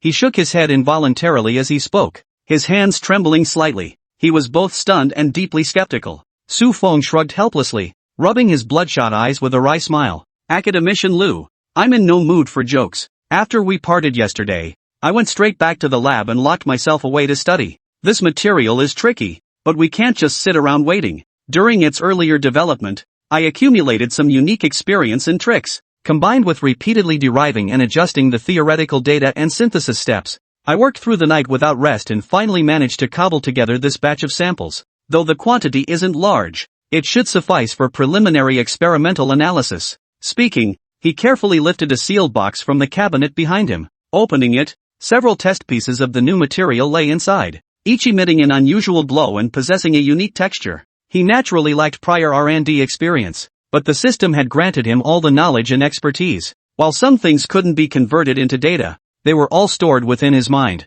He only needed to follow the procedures step by step to produce them. If it weren't for the goal of enhancing international scientific capabilities, there would be no need for so many people to come and research this. He could assign all the projects to Jarvis and have him oversee the manufacturing. However, this approach wouldn't elevate the nation's scientific capabilities, it would merely improve manufacturing standards. This was not what he desired. While the technology depicted in films was indeed powerful, but it is not omnipotent. For technology to truly serve humanity, it requires a certain degree of adaptation. This requires elevating the level of scientific research. Lu Pengju hurriedly donned gloves, picked up a sample, and examined it with eyes brimming with awe and admiration. His fingers traced the material's surface as he murmured, Chief Engineer Su, the precision of this craftsmanship is remarkable. The microscopic crystal structure is uniform and neatly arranged, matching the design specifications with exceptional accuracy. Your scientific achievements have truly reached the pinnacle. While we're still wandering at the foot of the mountain, you've already reached the summit. I'm ashamed. Su Feng hastily waved his hands, replying earnestly, Academician Lu, please don't put it that way. The path of scientific research is one of mutual progress and complementary strengths. I merely have a bit more familiarity with these materials and took the lead. The subsequent in-depth research into performance and optimization of the formula will still rely on you and your team's expertise. We complement each other perfectly. Now that we have the samples, please expedite the experiments. Focus on investigating high-temperature resistance, corrosion resistance, and mechanical performance metrics to provide critical data support for the entire project as soon as possible. Lu Pengju nodded vigorously, his expression solemn. Rest assured, Chief Engineer Su, with these timely samples, our materials team will spare no effort. I'll immediately redesign the experimental plan, deploying multiple teams to explore material properties through diverse environmental simulations and loading methods. We'll monitor data changes day and night to honor your dedication. With that, He clutched the sealed container as if it were a priceless treasure and hurried toward the laboratory, his hurried steps betraying an excitement he could barely contain.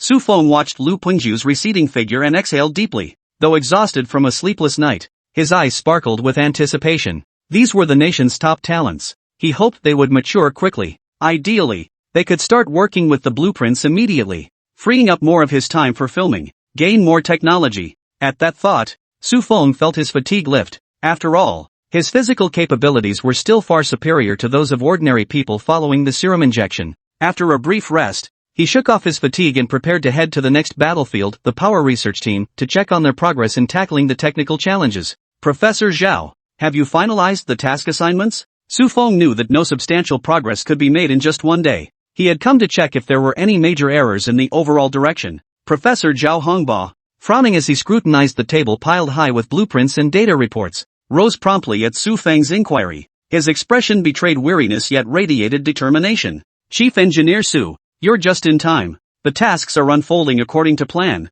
but we've encountered some thorny problems. He led Su Feng to the table and pointed to the 3D simulation of the propulsion system as he explained. According to the blueprints, achieving high-efficiency energy conversion and multimode propulsion for this new engine hinges on the coordinated operation of this electromagnetic energy-gathering ring and the quantum vortex reaction chamber. Theoretically, it should flexibly switch power output modes across different flight environments. However, during actual modeling simulations, adjusting the electromagnetic parameters causes it to act up like a temperamental child. Energy fluctuations become wildly unstable and refuse to settle. The microscopic particles within the quantum reactor also went completely out of control, diverging light years from the anticipated orderly excitation and directed flow. Zhao Hongba's brow furrowed into a deep character, his face etched with helplessness. Su Feng leaned forward, scrutinizing the simulation data curves. After a moment of deep thought, he remarked, the root of the problem lies in the integration of foundational theories. Electromagnetic energy concentration focuses on regulating macroscopic electromagnetic fields,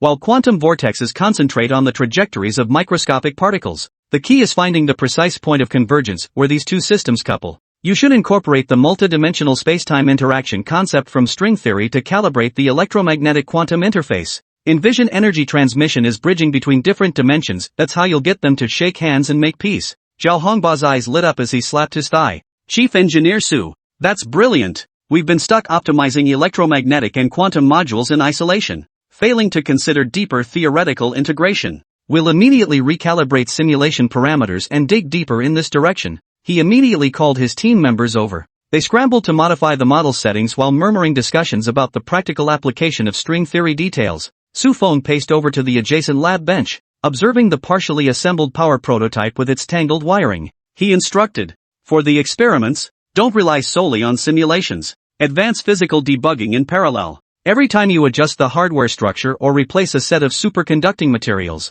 perform data traceback. Record the immediate impact on overall power output. Use practice to verify the effectiveness of theoretical corrections. Only by pursuing both paths simultaneously can we accelerate the breakthrough process. Just then, a crackling sound erupted as sparks flew from the prototype, startling the young researcher, Xiao Wang, into a shudder. Su Feng strode forward, inspected the situation, and calmly stated, don't panic. Scientific research inherently involves finding the right path through trial and error. Treat this malfunction as a road sign to uncover mysteries. Check the energy distribution circuit we just adjusted. Was the insulation improperly handled or the capacitor overloaded? Pinpoint the root cause in the details. Chapter 219, Aircraft Carrier Achieved. In the blink of an eye, half a month passed. All the technologies were finally mastered, and the first space aircraft carrier truly created by China itself was born. As the brand new carrier, a culmination of countless scientific efforts, stood proudly within the vast military base. Bathed in the morning light and radiating a cold,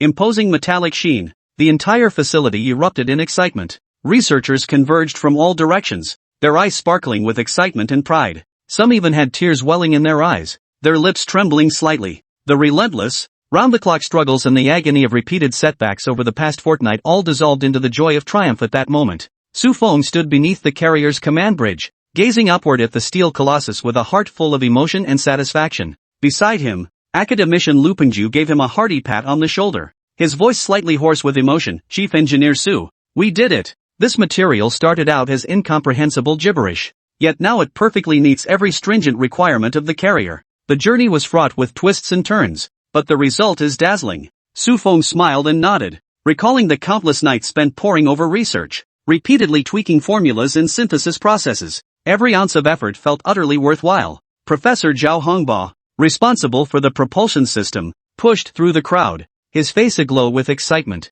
Chief Engineer Su, the propulsion has been tuned to perfection. The electromagnetic energy concentration and quantum vortex work together like a well-trained team, smooth and efficient energy output, seamless switching between multi-mode propulsion. Whether it's high-speed cruising within the atmosphere or interstellar travel beyond it, it handles it all with ease. The performance is even better than we anticipated. Engineer Qian Yu, head of the avionics systems, waved his data tablet with enthusiasm, reporting, "Our avionics are now sharp as a tack. Quantum communication is rock-solid stable. Over-the-horizon radar is as precise as a sniper rifle, and smart anti-jamming effortlessly neutralizes electromagnetic interference like it's nothing. The carrier's nervous system is more responsive and reliable than ever before." At that moment, the command center's large screen displayed the imposing yet smiling face of Military Region Commander Fang Long. His resonant voice boomed, "Comrades, you have created a miracle. This aerospace carrier is China's cornerstone of national defense, a towering monument to our technological prowess and national spirit. It carries our mission to defend peace and safeguard our territory, while showcasing the formidable power of China's rise on the global stage." With a resounding launch command, azure energy beams erupted from the propulsion systems beneath the aerospace carrier, slowly lifting off the ground. It initially rose like a majestic whale breaking through waves, then accelerated like an arrow leaving the bow, soaring toward the heavens. Within the atmosphere, it maneuvered with agility, its hull surrounded by turbulent air yet steady as a mountain. After breaking through the atmosphere into the vast cosmos, starlight reflected off its metallic hull, resembling a sci-fi painting come to life. The test data looks excellent. Compared to Su's prototype, there's virtually no difference, Professor Zhao Hongba exclaimed. His assistants gathered around, eyes fixed on the constantly updating monitoring screen. Every parameter flashed, all displaying ideal green light status. "Professor, this is truly remarkable. In just half a month, from mastering the design to optimizing and rebuilding it, we've achieved such a high standard. Its performance is nearly identical to the first generation. Before, this kind of progress would have been unimaginable," a young assistant exclaimed, his face aglow with excitement, eyes brimming with unmistakable pride and awe. Su Feng gave a slight nod, his expression steady yet tinged with satisfaction. Running a hand lightly over his chin, he mused thoughtfully, "This achievement is both the result of everyone working day and night, relentlessly tackling every technical detail, and the foundation laid by the first prototype, the invaluable experience accumulated then. While the first generation was more about pioneering breakthroughs, feeling our way forward step by step, this new vessel stands on the shoulders of our predecessors. It avoids numerous potential pitfalls, with more refined improvements across the board, from material durability to power system compatibility." Academician Lu Pengju adjusted his glasses and added, "Precisely. Take materials as an example. The first generation had some microscopic structural flaws that caused slight performance fluctuations under extreme conditions. Our new synthesis process has overcome this challenge, achieving strictly ordered molecular arrangements, significantly boosting its heat resistance and corrosion resistance. This allows the carrier to remain rock-solid even when traversing the atmosphere, an environment marked by drastic temperature changes and complex airflow impacts, with negligible hull wear and structural stress variations.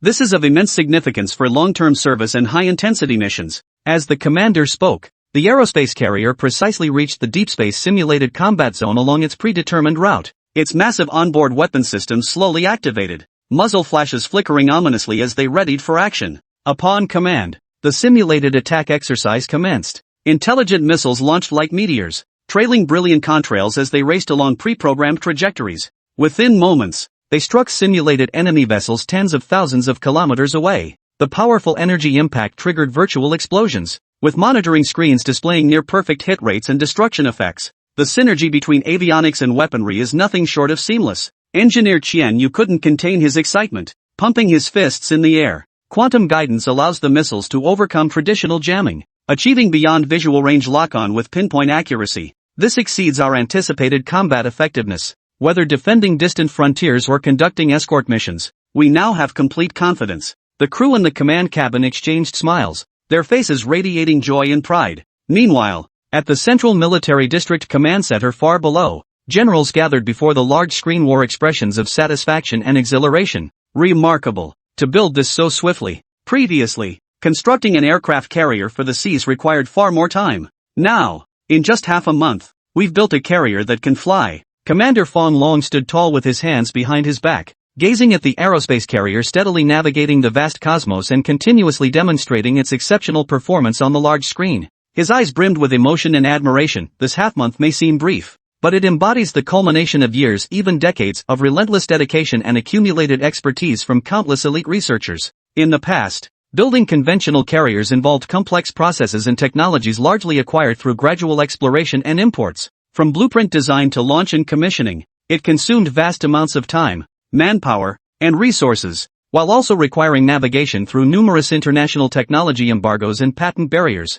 The chief of staff beside him nodded slightly and added, "Indeed, Commander, this aerospace carrier is entirely different. Though the timeline was tight, it relied on the mature operation of our independent innovation system and cross-disciplinary scientific collaboration. That core team led by Su Feng, armed with deep theoretical foundations and rich practical experience, broke through critical bottlenecks in materials, propulsion, and avionics. Research institutes and university labs worked in perfect coordination, like fingers clenched into a fist. They forged the entire chain, from theoretical conception and technical breakthroughs to engineering manufacturing, to achieve this miracle." On the screen, the aerospace carrier switched to atmospheric flight mode. Its fuselage deftly evaded the simulated meteorological hazards, torrential rains, thunderstorms, and electrified clouds, tracking a smooth, precise flight path like a steel colossus dancing through the sea of clouds. The commanders watched spellbound. The operations department director couldn't help but clap in admiration. Look at that maneuverability, and its adaptability to complex environments, far exceeding expectations. In the past, such equipment, straight out of sci-fi films, was something we could only dream of. Now, it's firmly in our hands, becoming the trump card for defending national sovereignty and expanding strategic depth. Commander Fong Long wore a solemn expression, his gaze reflecting profound strategy. It is not merely an advanced weapon, but a pivotal counterweight that will reshape the future landscape of warfare and maintain global strategic equilibrium. With this formidable asset, our coastal defenses can be extended into the open seas and deep space, projecting a powerful deterrent against potential adversaries. Those petty troublemakers who covet China's territory or seek to disrupt our development will think twice before acting rashly. At that moment, Su Feng's steady and confident voice came over the communication channel. "Command Center. All expansion test subjects for the aerospace carrier are proceeding smoothly. We are now preparing to initiate a full-load simulated long-range rescue exercise to validate long-distance transport and precision delivery capabilities." Commander Fong Long immediately responded, "Acknowledged. Proceed as planned. Ensure comprehensive data logging to demonstrate its full-spectrum combat and non-combat utility. Let the world know that China's aerospace carrier not only forges swords for military strength but also safeguards peace." As the command was issued, the ventral hatch of the aerospace carrier opened. Specialized relief supply pods ejected in orderly succession. Under intelligent control, crate after crate of supplies plummeted like meteors toward the designated simulated disaster zone coordinates, with landing point deviations kept within an extremely narrow margin. Chapter 220, What's Yours? No one can take away. This is all thanks to Chief Engineer Su. A commander in the command center expressed heartfelt admiration, his words brimming with respect and reverence. Others nodded in agreement, their eyes reflecting profound recognition of Su Feng. Commander Fong Long tilted his head slightly, as if recalling the epic journey of overcoming challenges. He spoke slowly. "Su Feng deserves every bit of this praise. From the project's inception, he threw himself into this arduous and complex scientific battlefield, shouldering the main responsibility with fearless innovative courage and solid, profound academic expertise. From the seemingly unattainable initial design concept to overcoming material science hurdles, staying up all night to develop a critical prototype that injected a shot in the arm for the entire project. Then, when the propulsion and avionics systems bogged down, he guided the team through repeated breakthroughs with interdisciplinary ingenuity and sharp insights, clearing the fog and overcoming bottlenecks." The chief of staff pushed his glasses up and added, "The commander is absolutely right. Su Feng isn't just the technical navigator, he's the glue holding the team together. The path of scientific research is fraught with thorns. When experts across disciplines faced obscure blueprints, feeling stumped and discouraged, it was he who shuttled between labs, patiently answering questions and offering clever inspiration. He gathered the scattered strengths, uniting talents with diverse expertise around the core goal of the aerospace carrier. Through coordinated effort and seamless collaboration, theoretical concepts were steadily realized, transforming into the steel colossus soaring through the cosmos today. On the screen, the aerospace carrier concluded its supply deployment drill,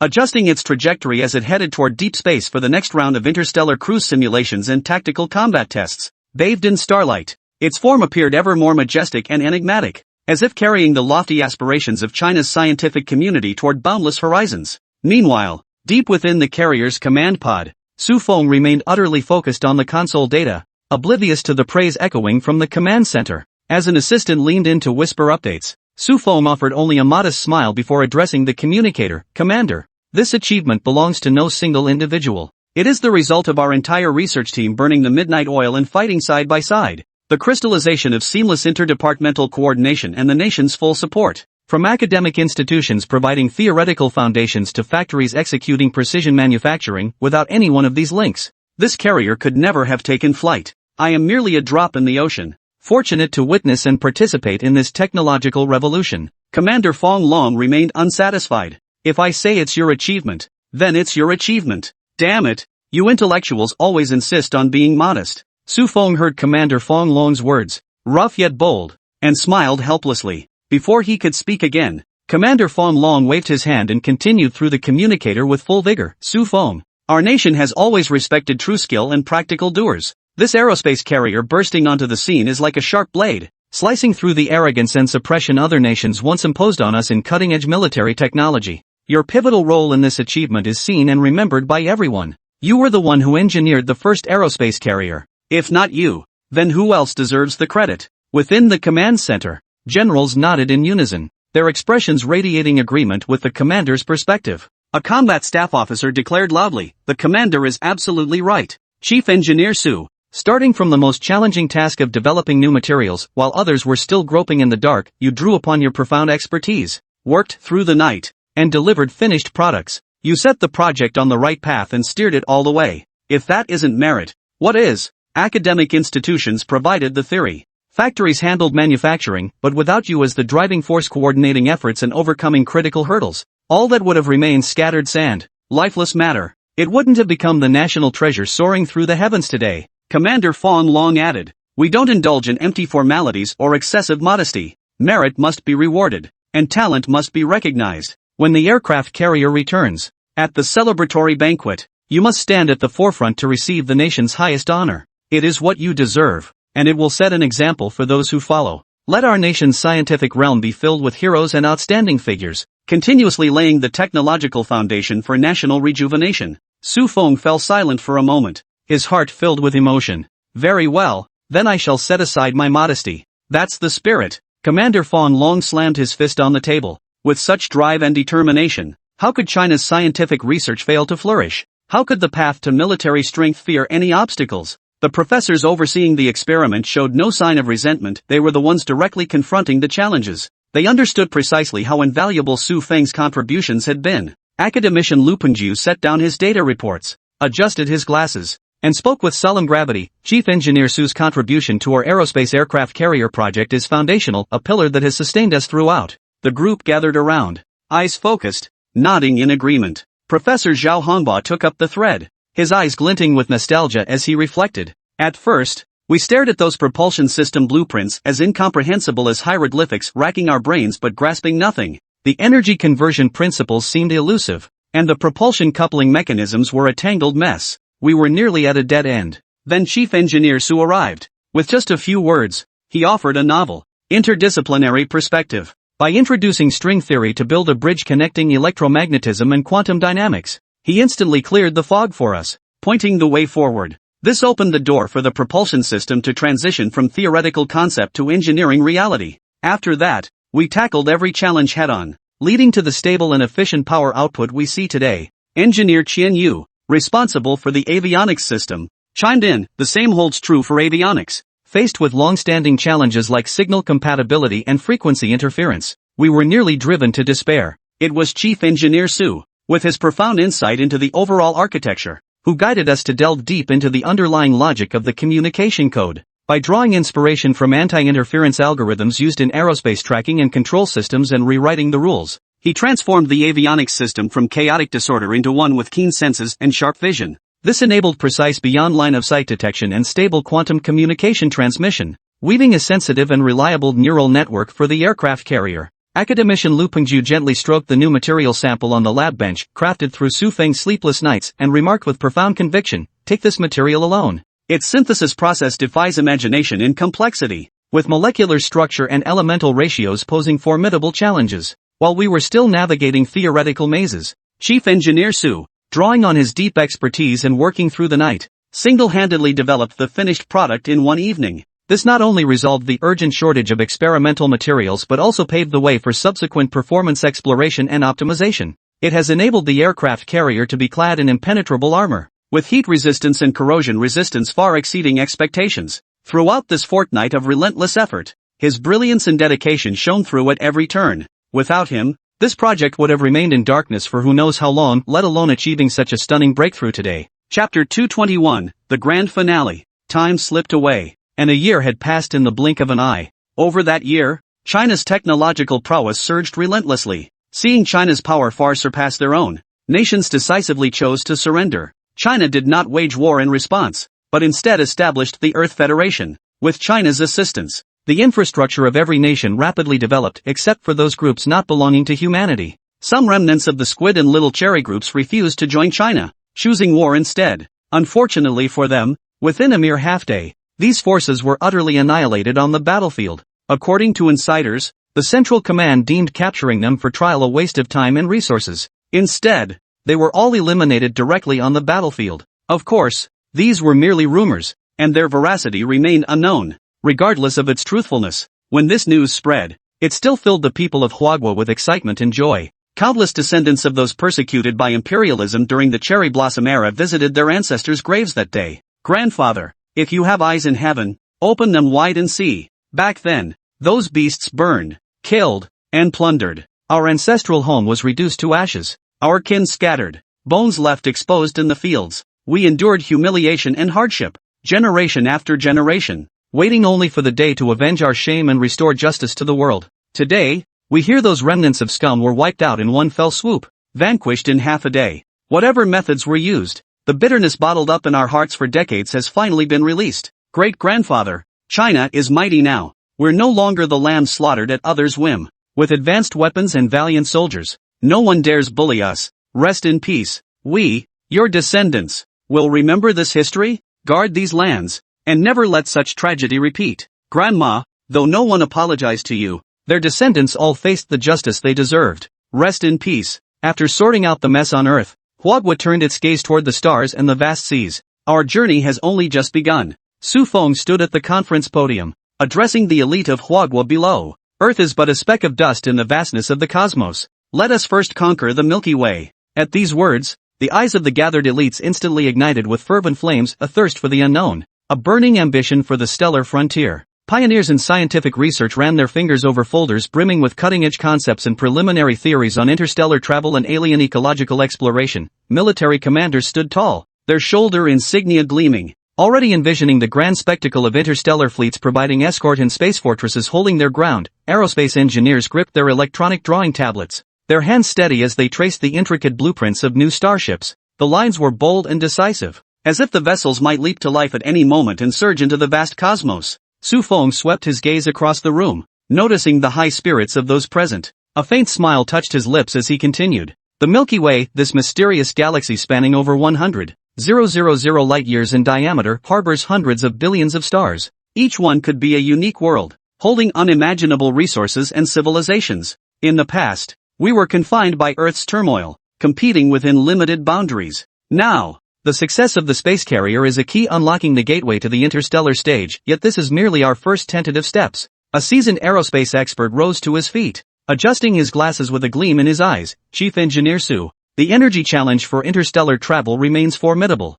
Even with the aerospace carrier's propulsion foundation, the energy demands for long-distance traversal and jump-drive navigation are staggering. Traditional chemical and nuclear energy sources fall short. In my view, we must accelerate research into antimatter energy and dark matter propulsion. Our labs have developed preliminary theoretical models. I urge the allocation of additional personnel and resources to achieve breakthroughs. Su Feng nodded in agreement, his expression solemn yet hopeful. You are absolutely correct. Energy is the logistical supply for our interstellar journey. We cannot afford to slacken for a moment. Effective immediately, our research teams will collaborate with universities and international partner institutions to share data and tackle challenges together. We must achieve controllable utilization of antimatter energy within 10 years to break through the limitations of spacecraft endurance. Military Commander Representative Hua stood abruptly, his voice booming like a bell. For interstellar defense and combat, we must construct a multi-layered protective network. Drawing from aerospace carrier defense systems, we will integrate cutting-edge technologies like quantum shields and gravitational interference to develop interstellar missiles and laser weapons,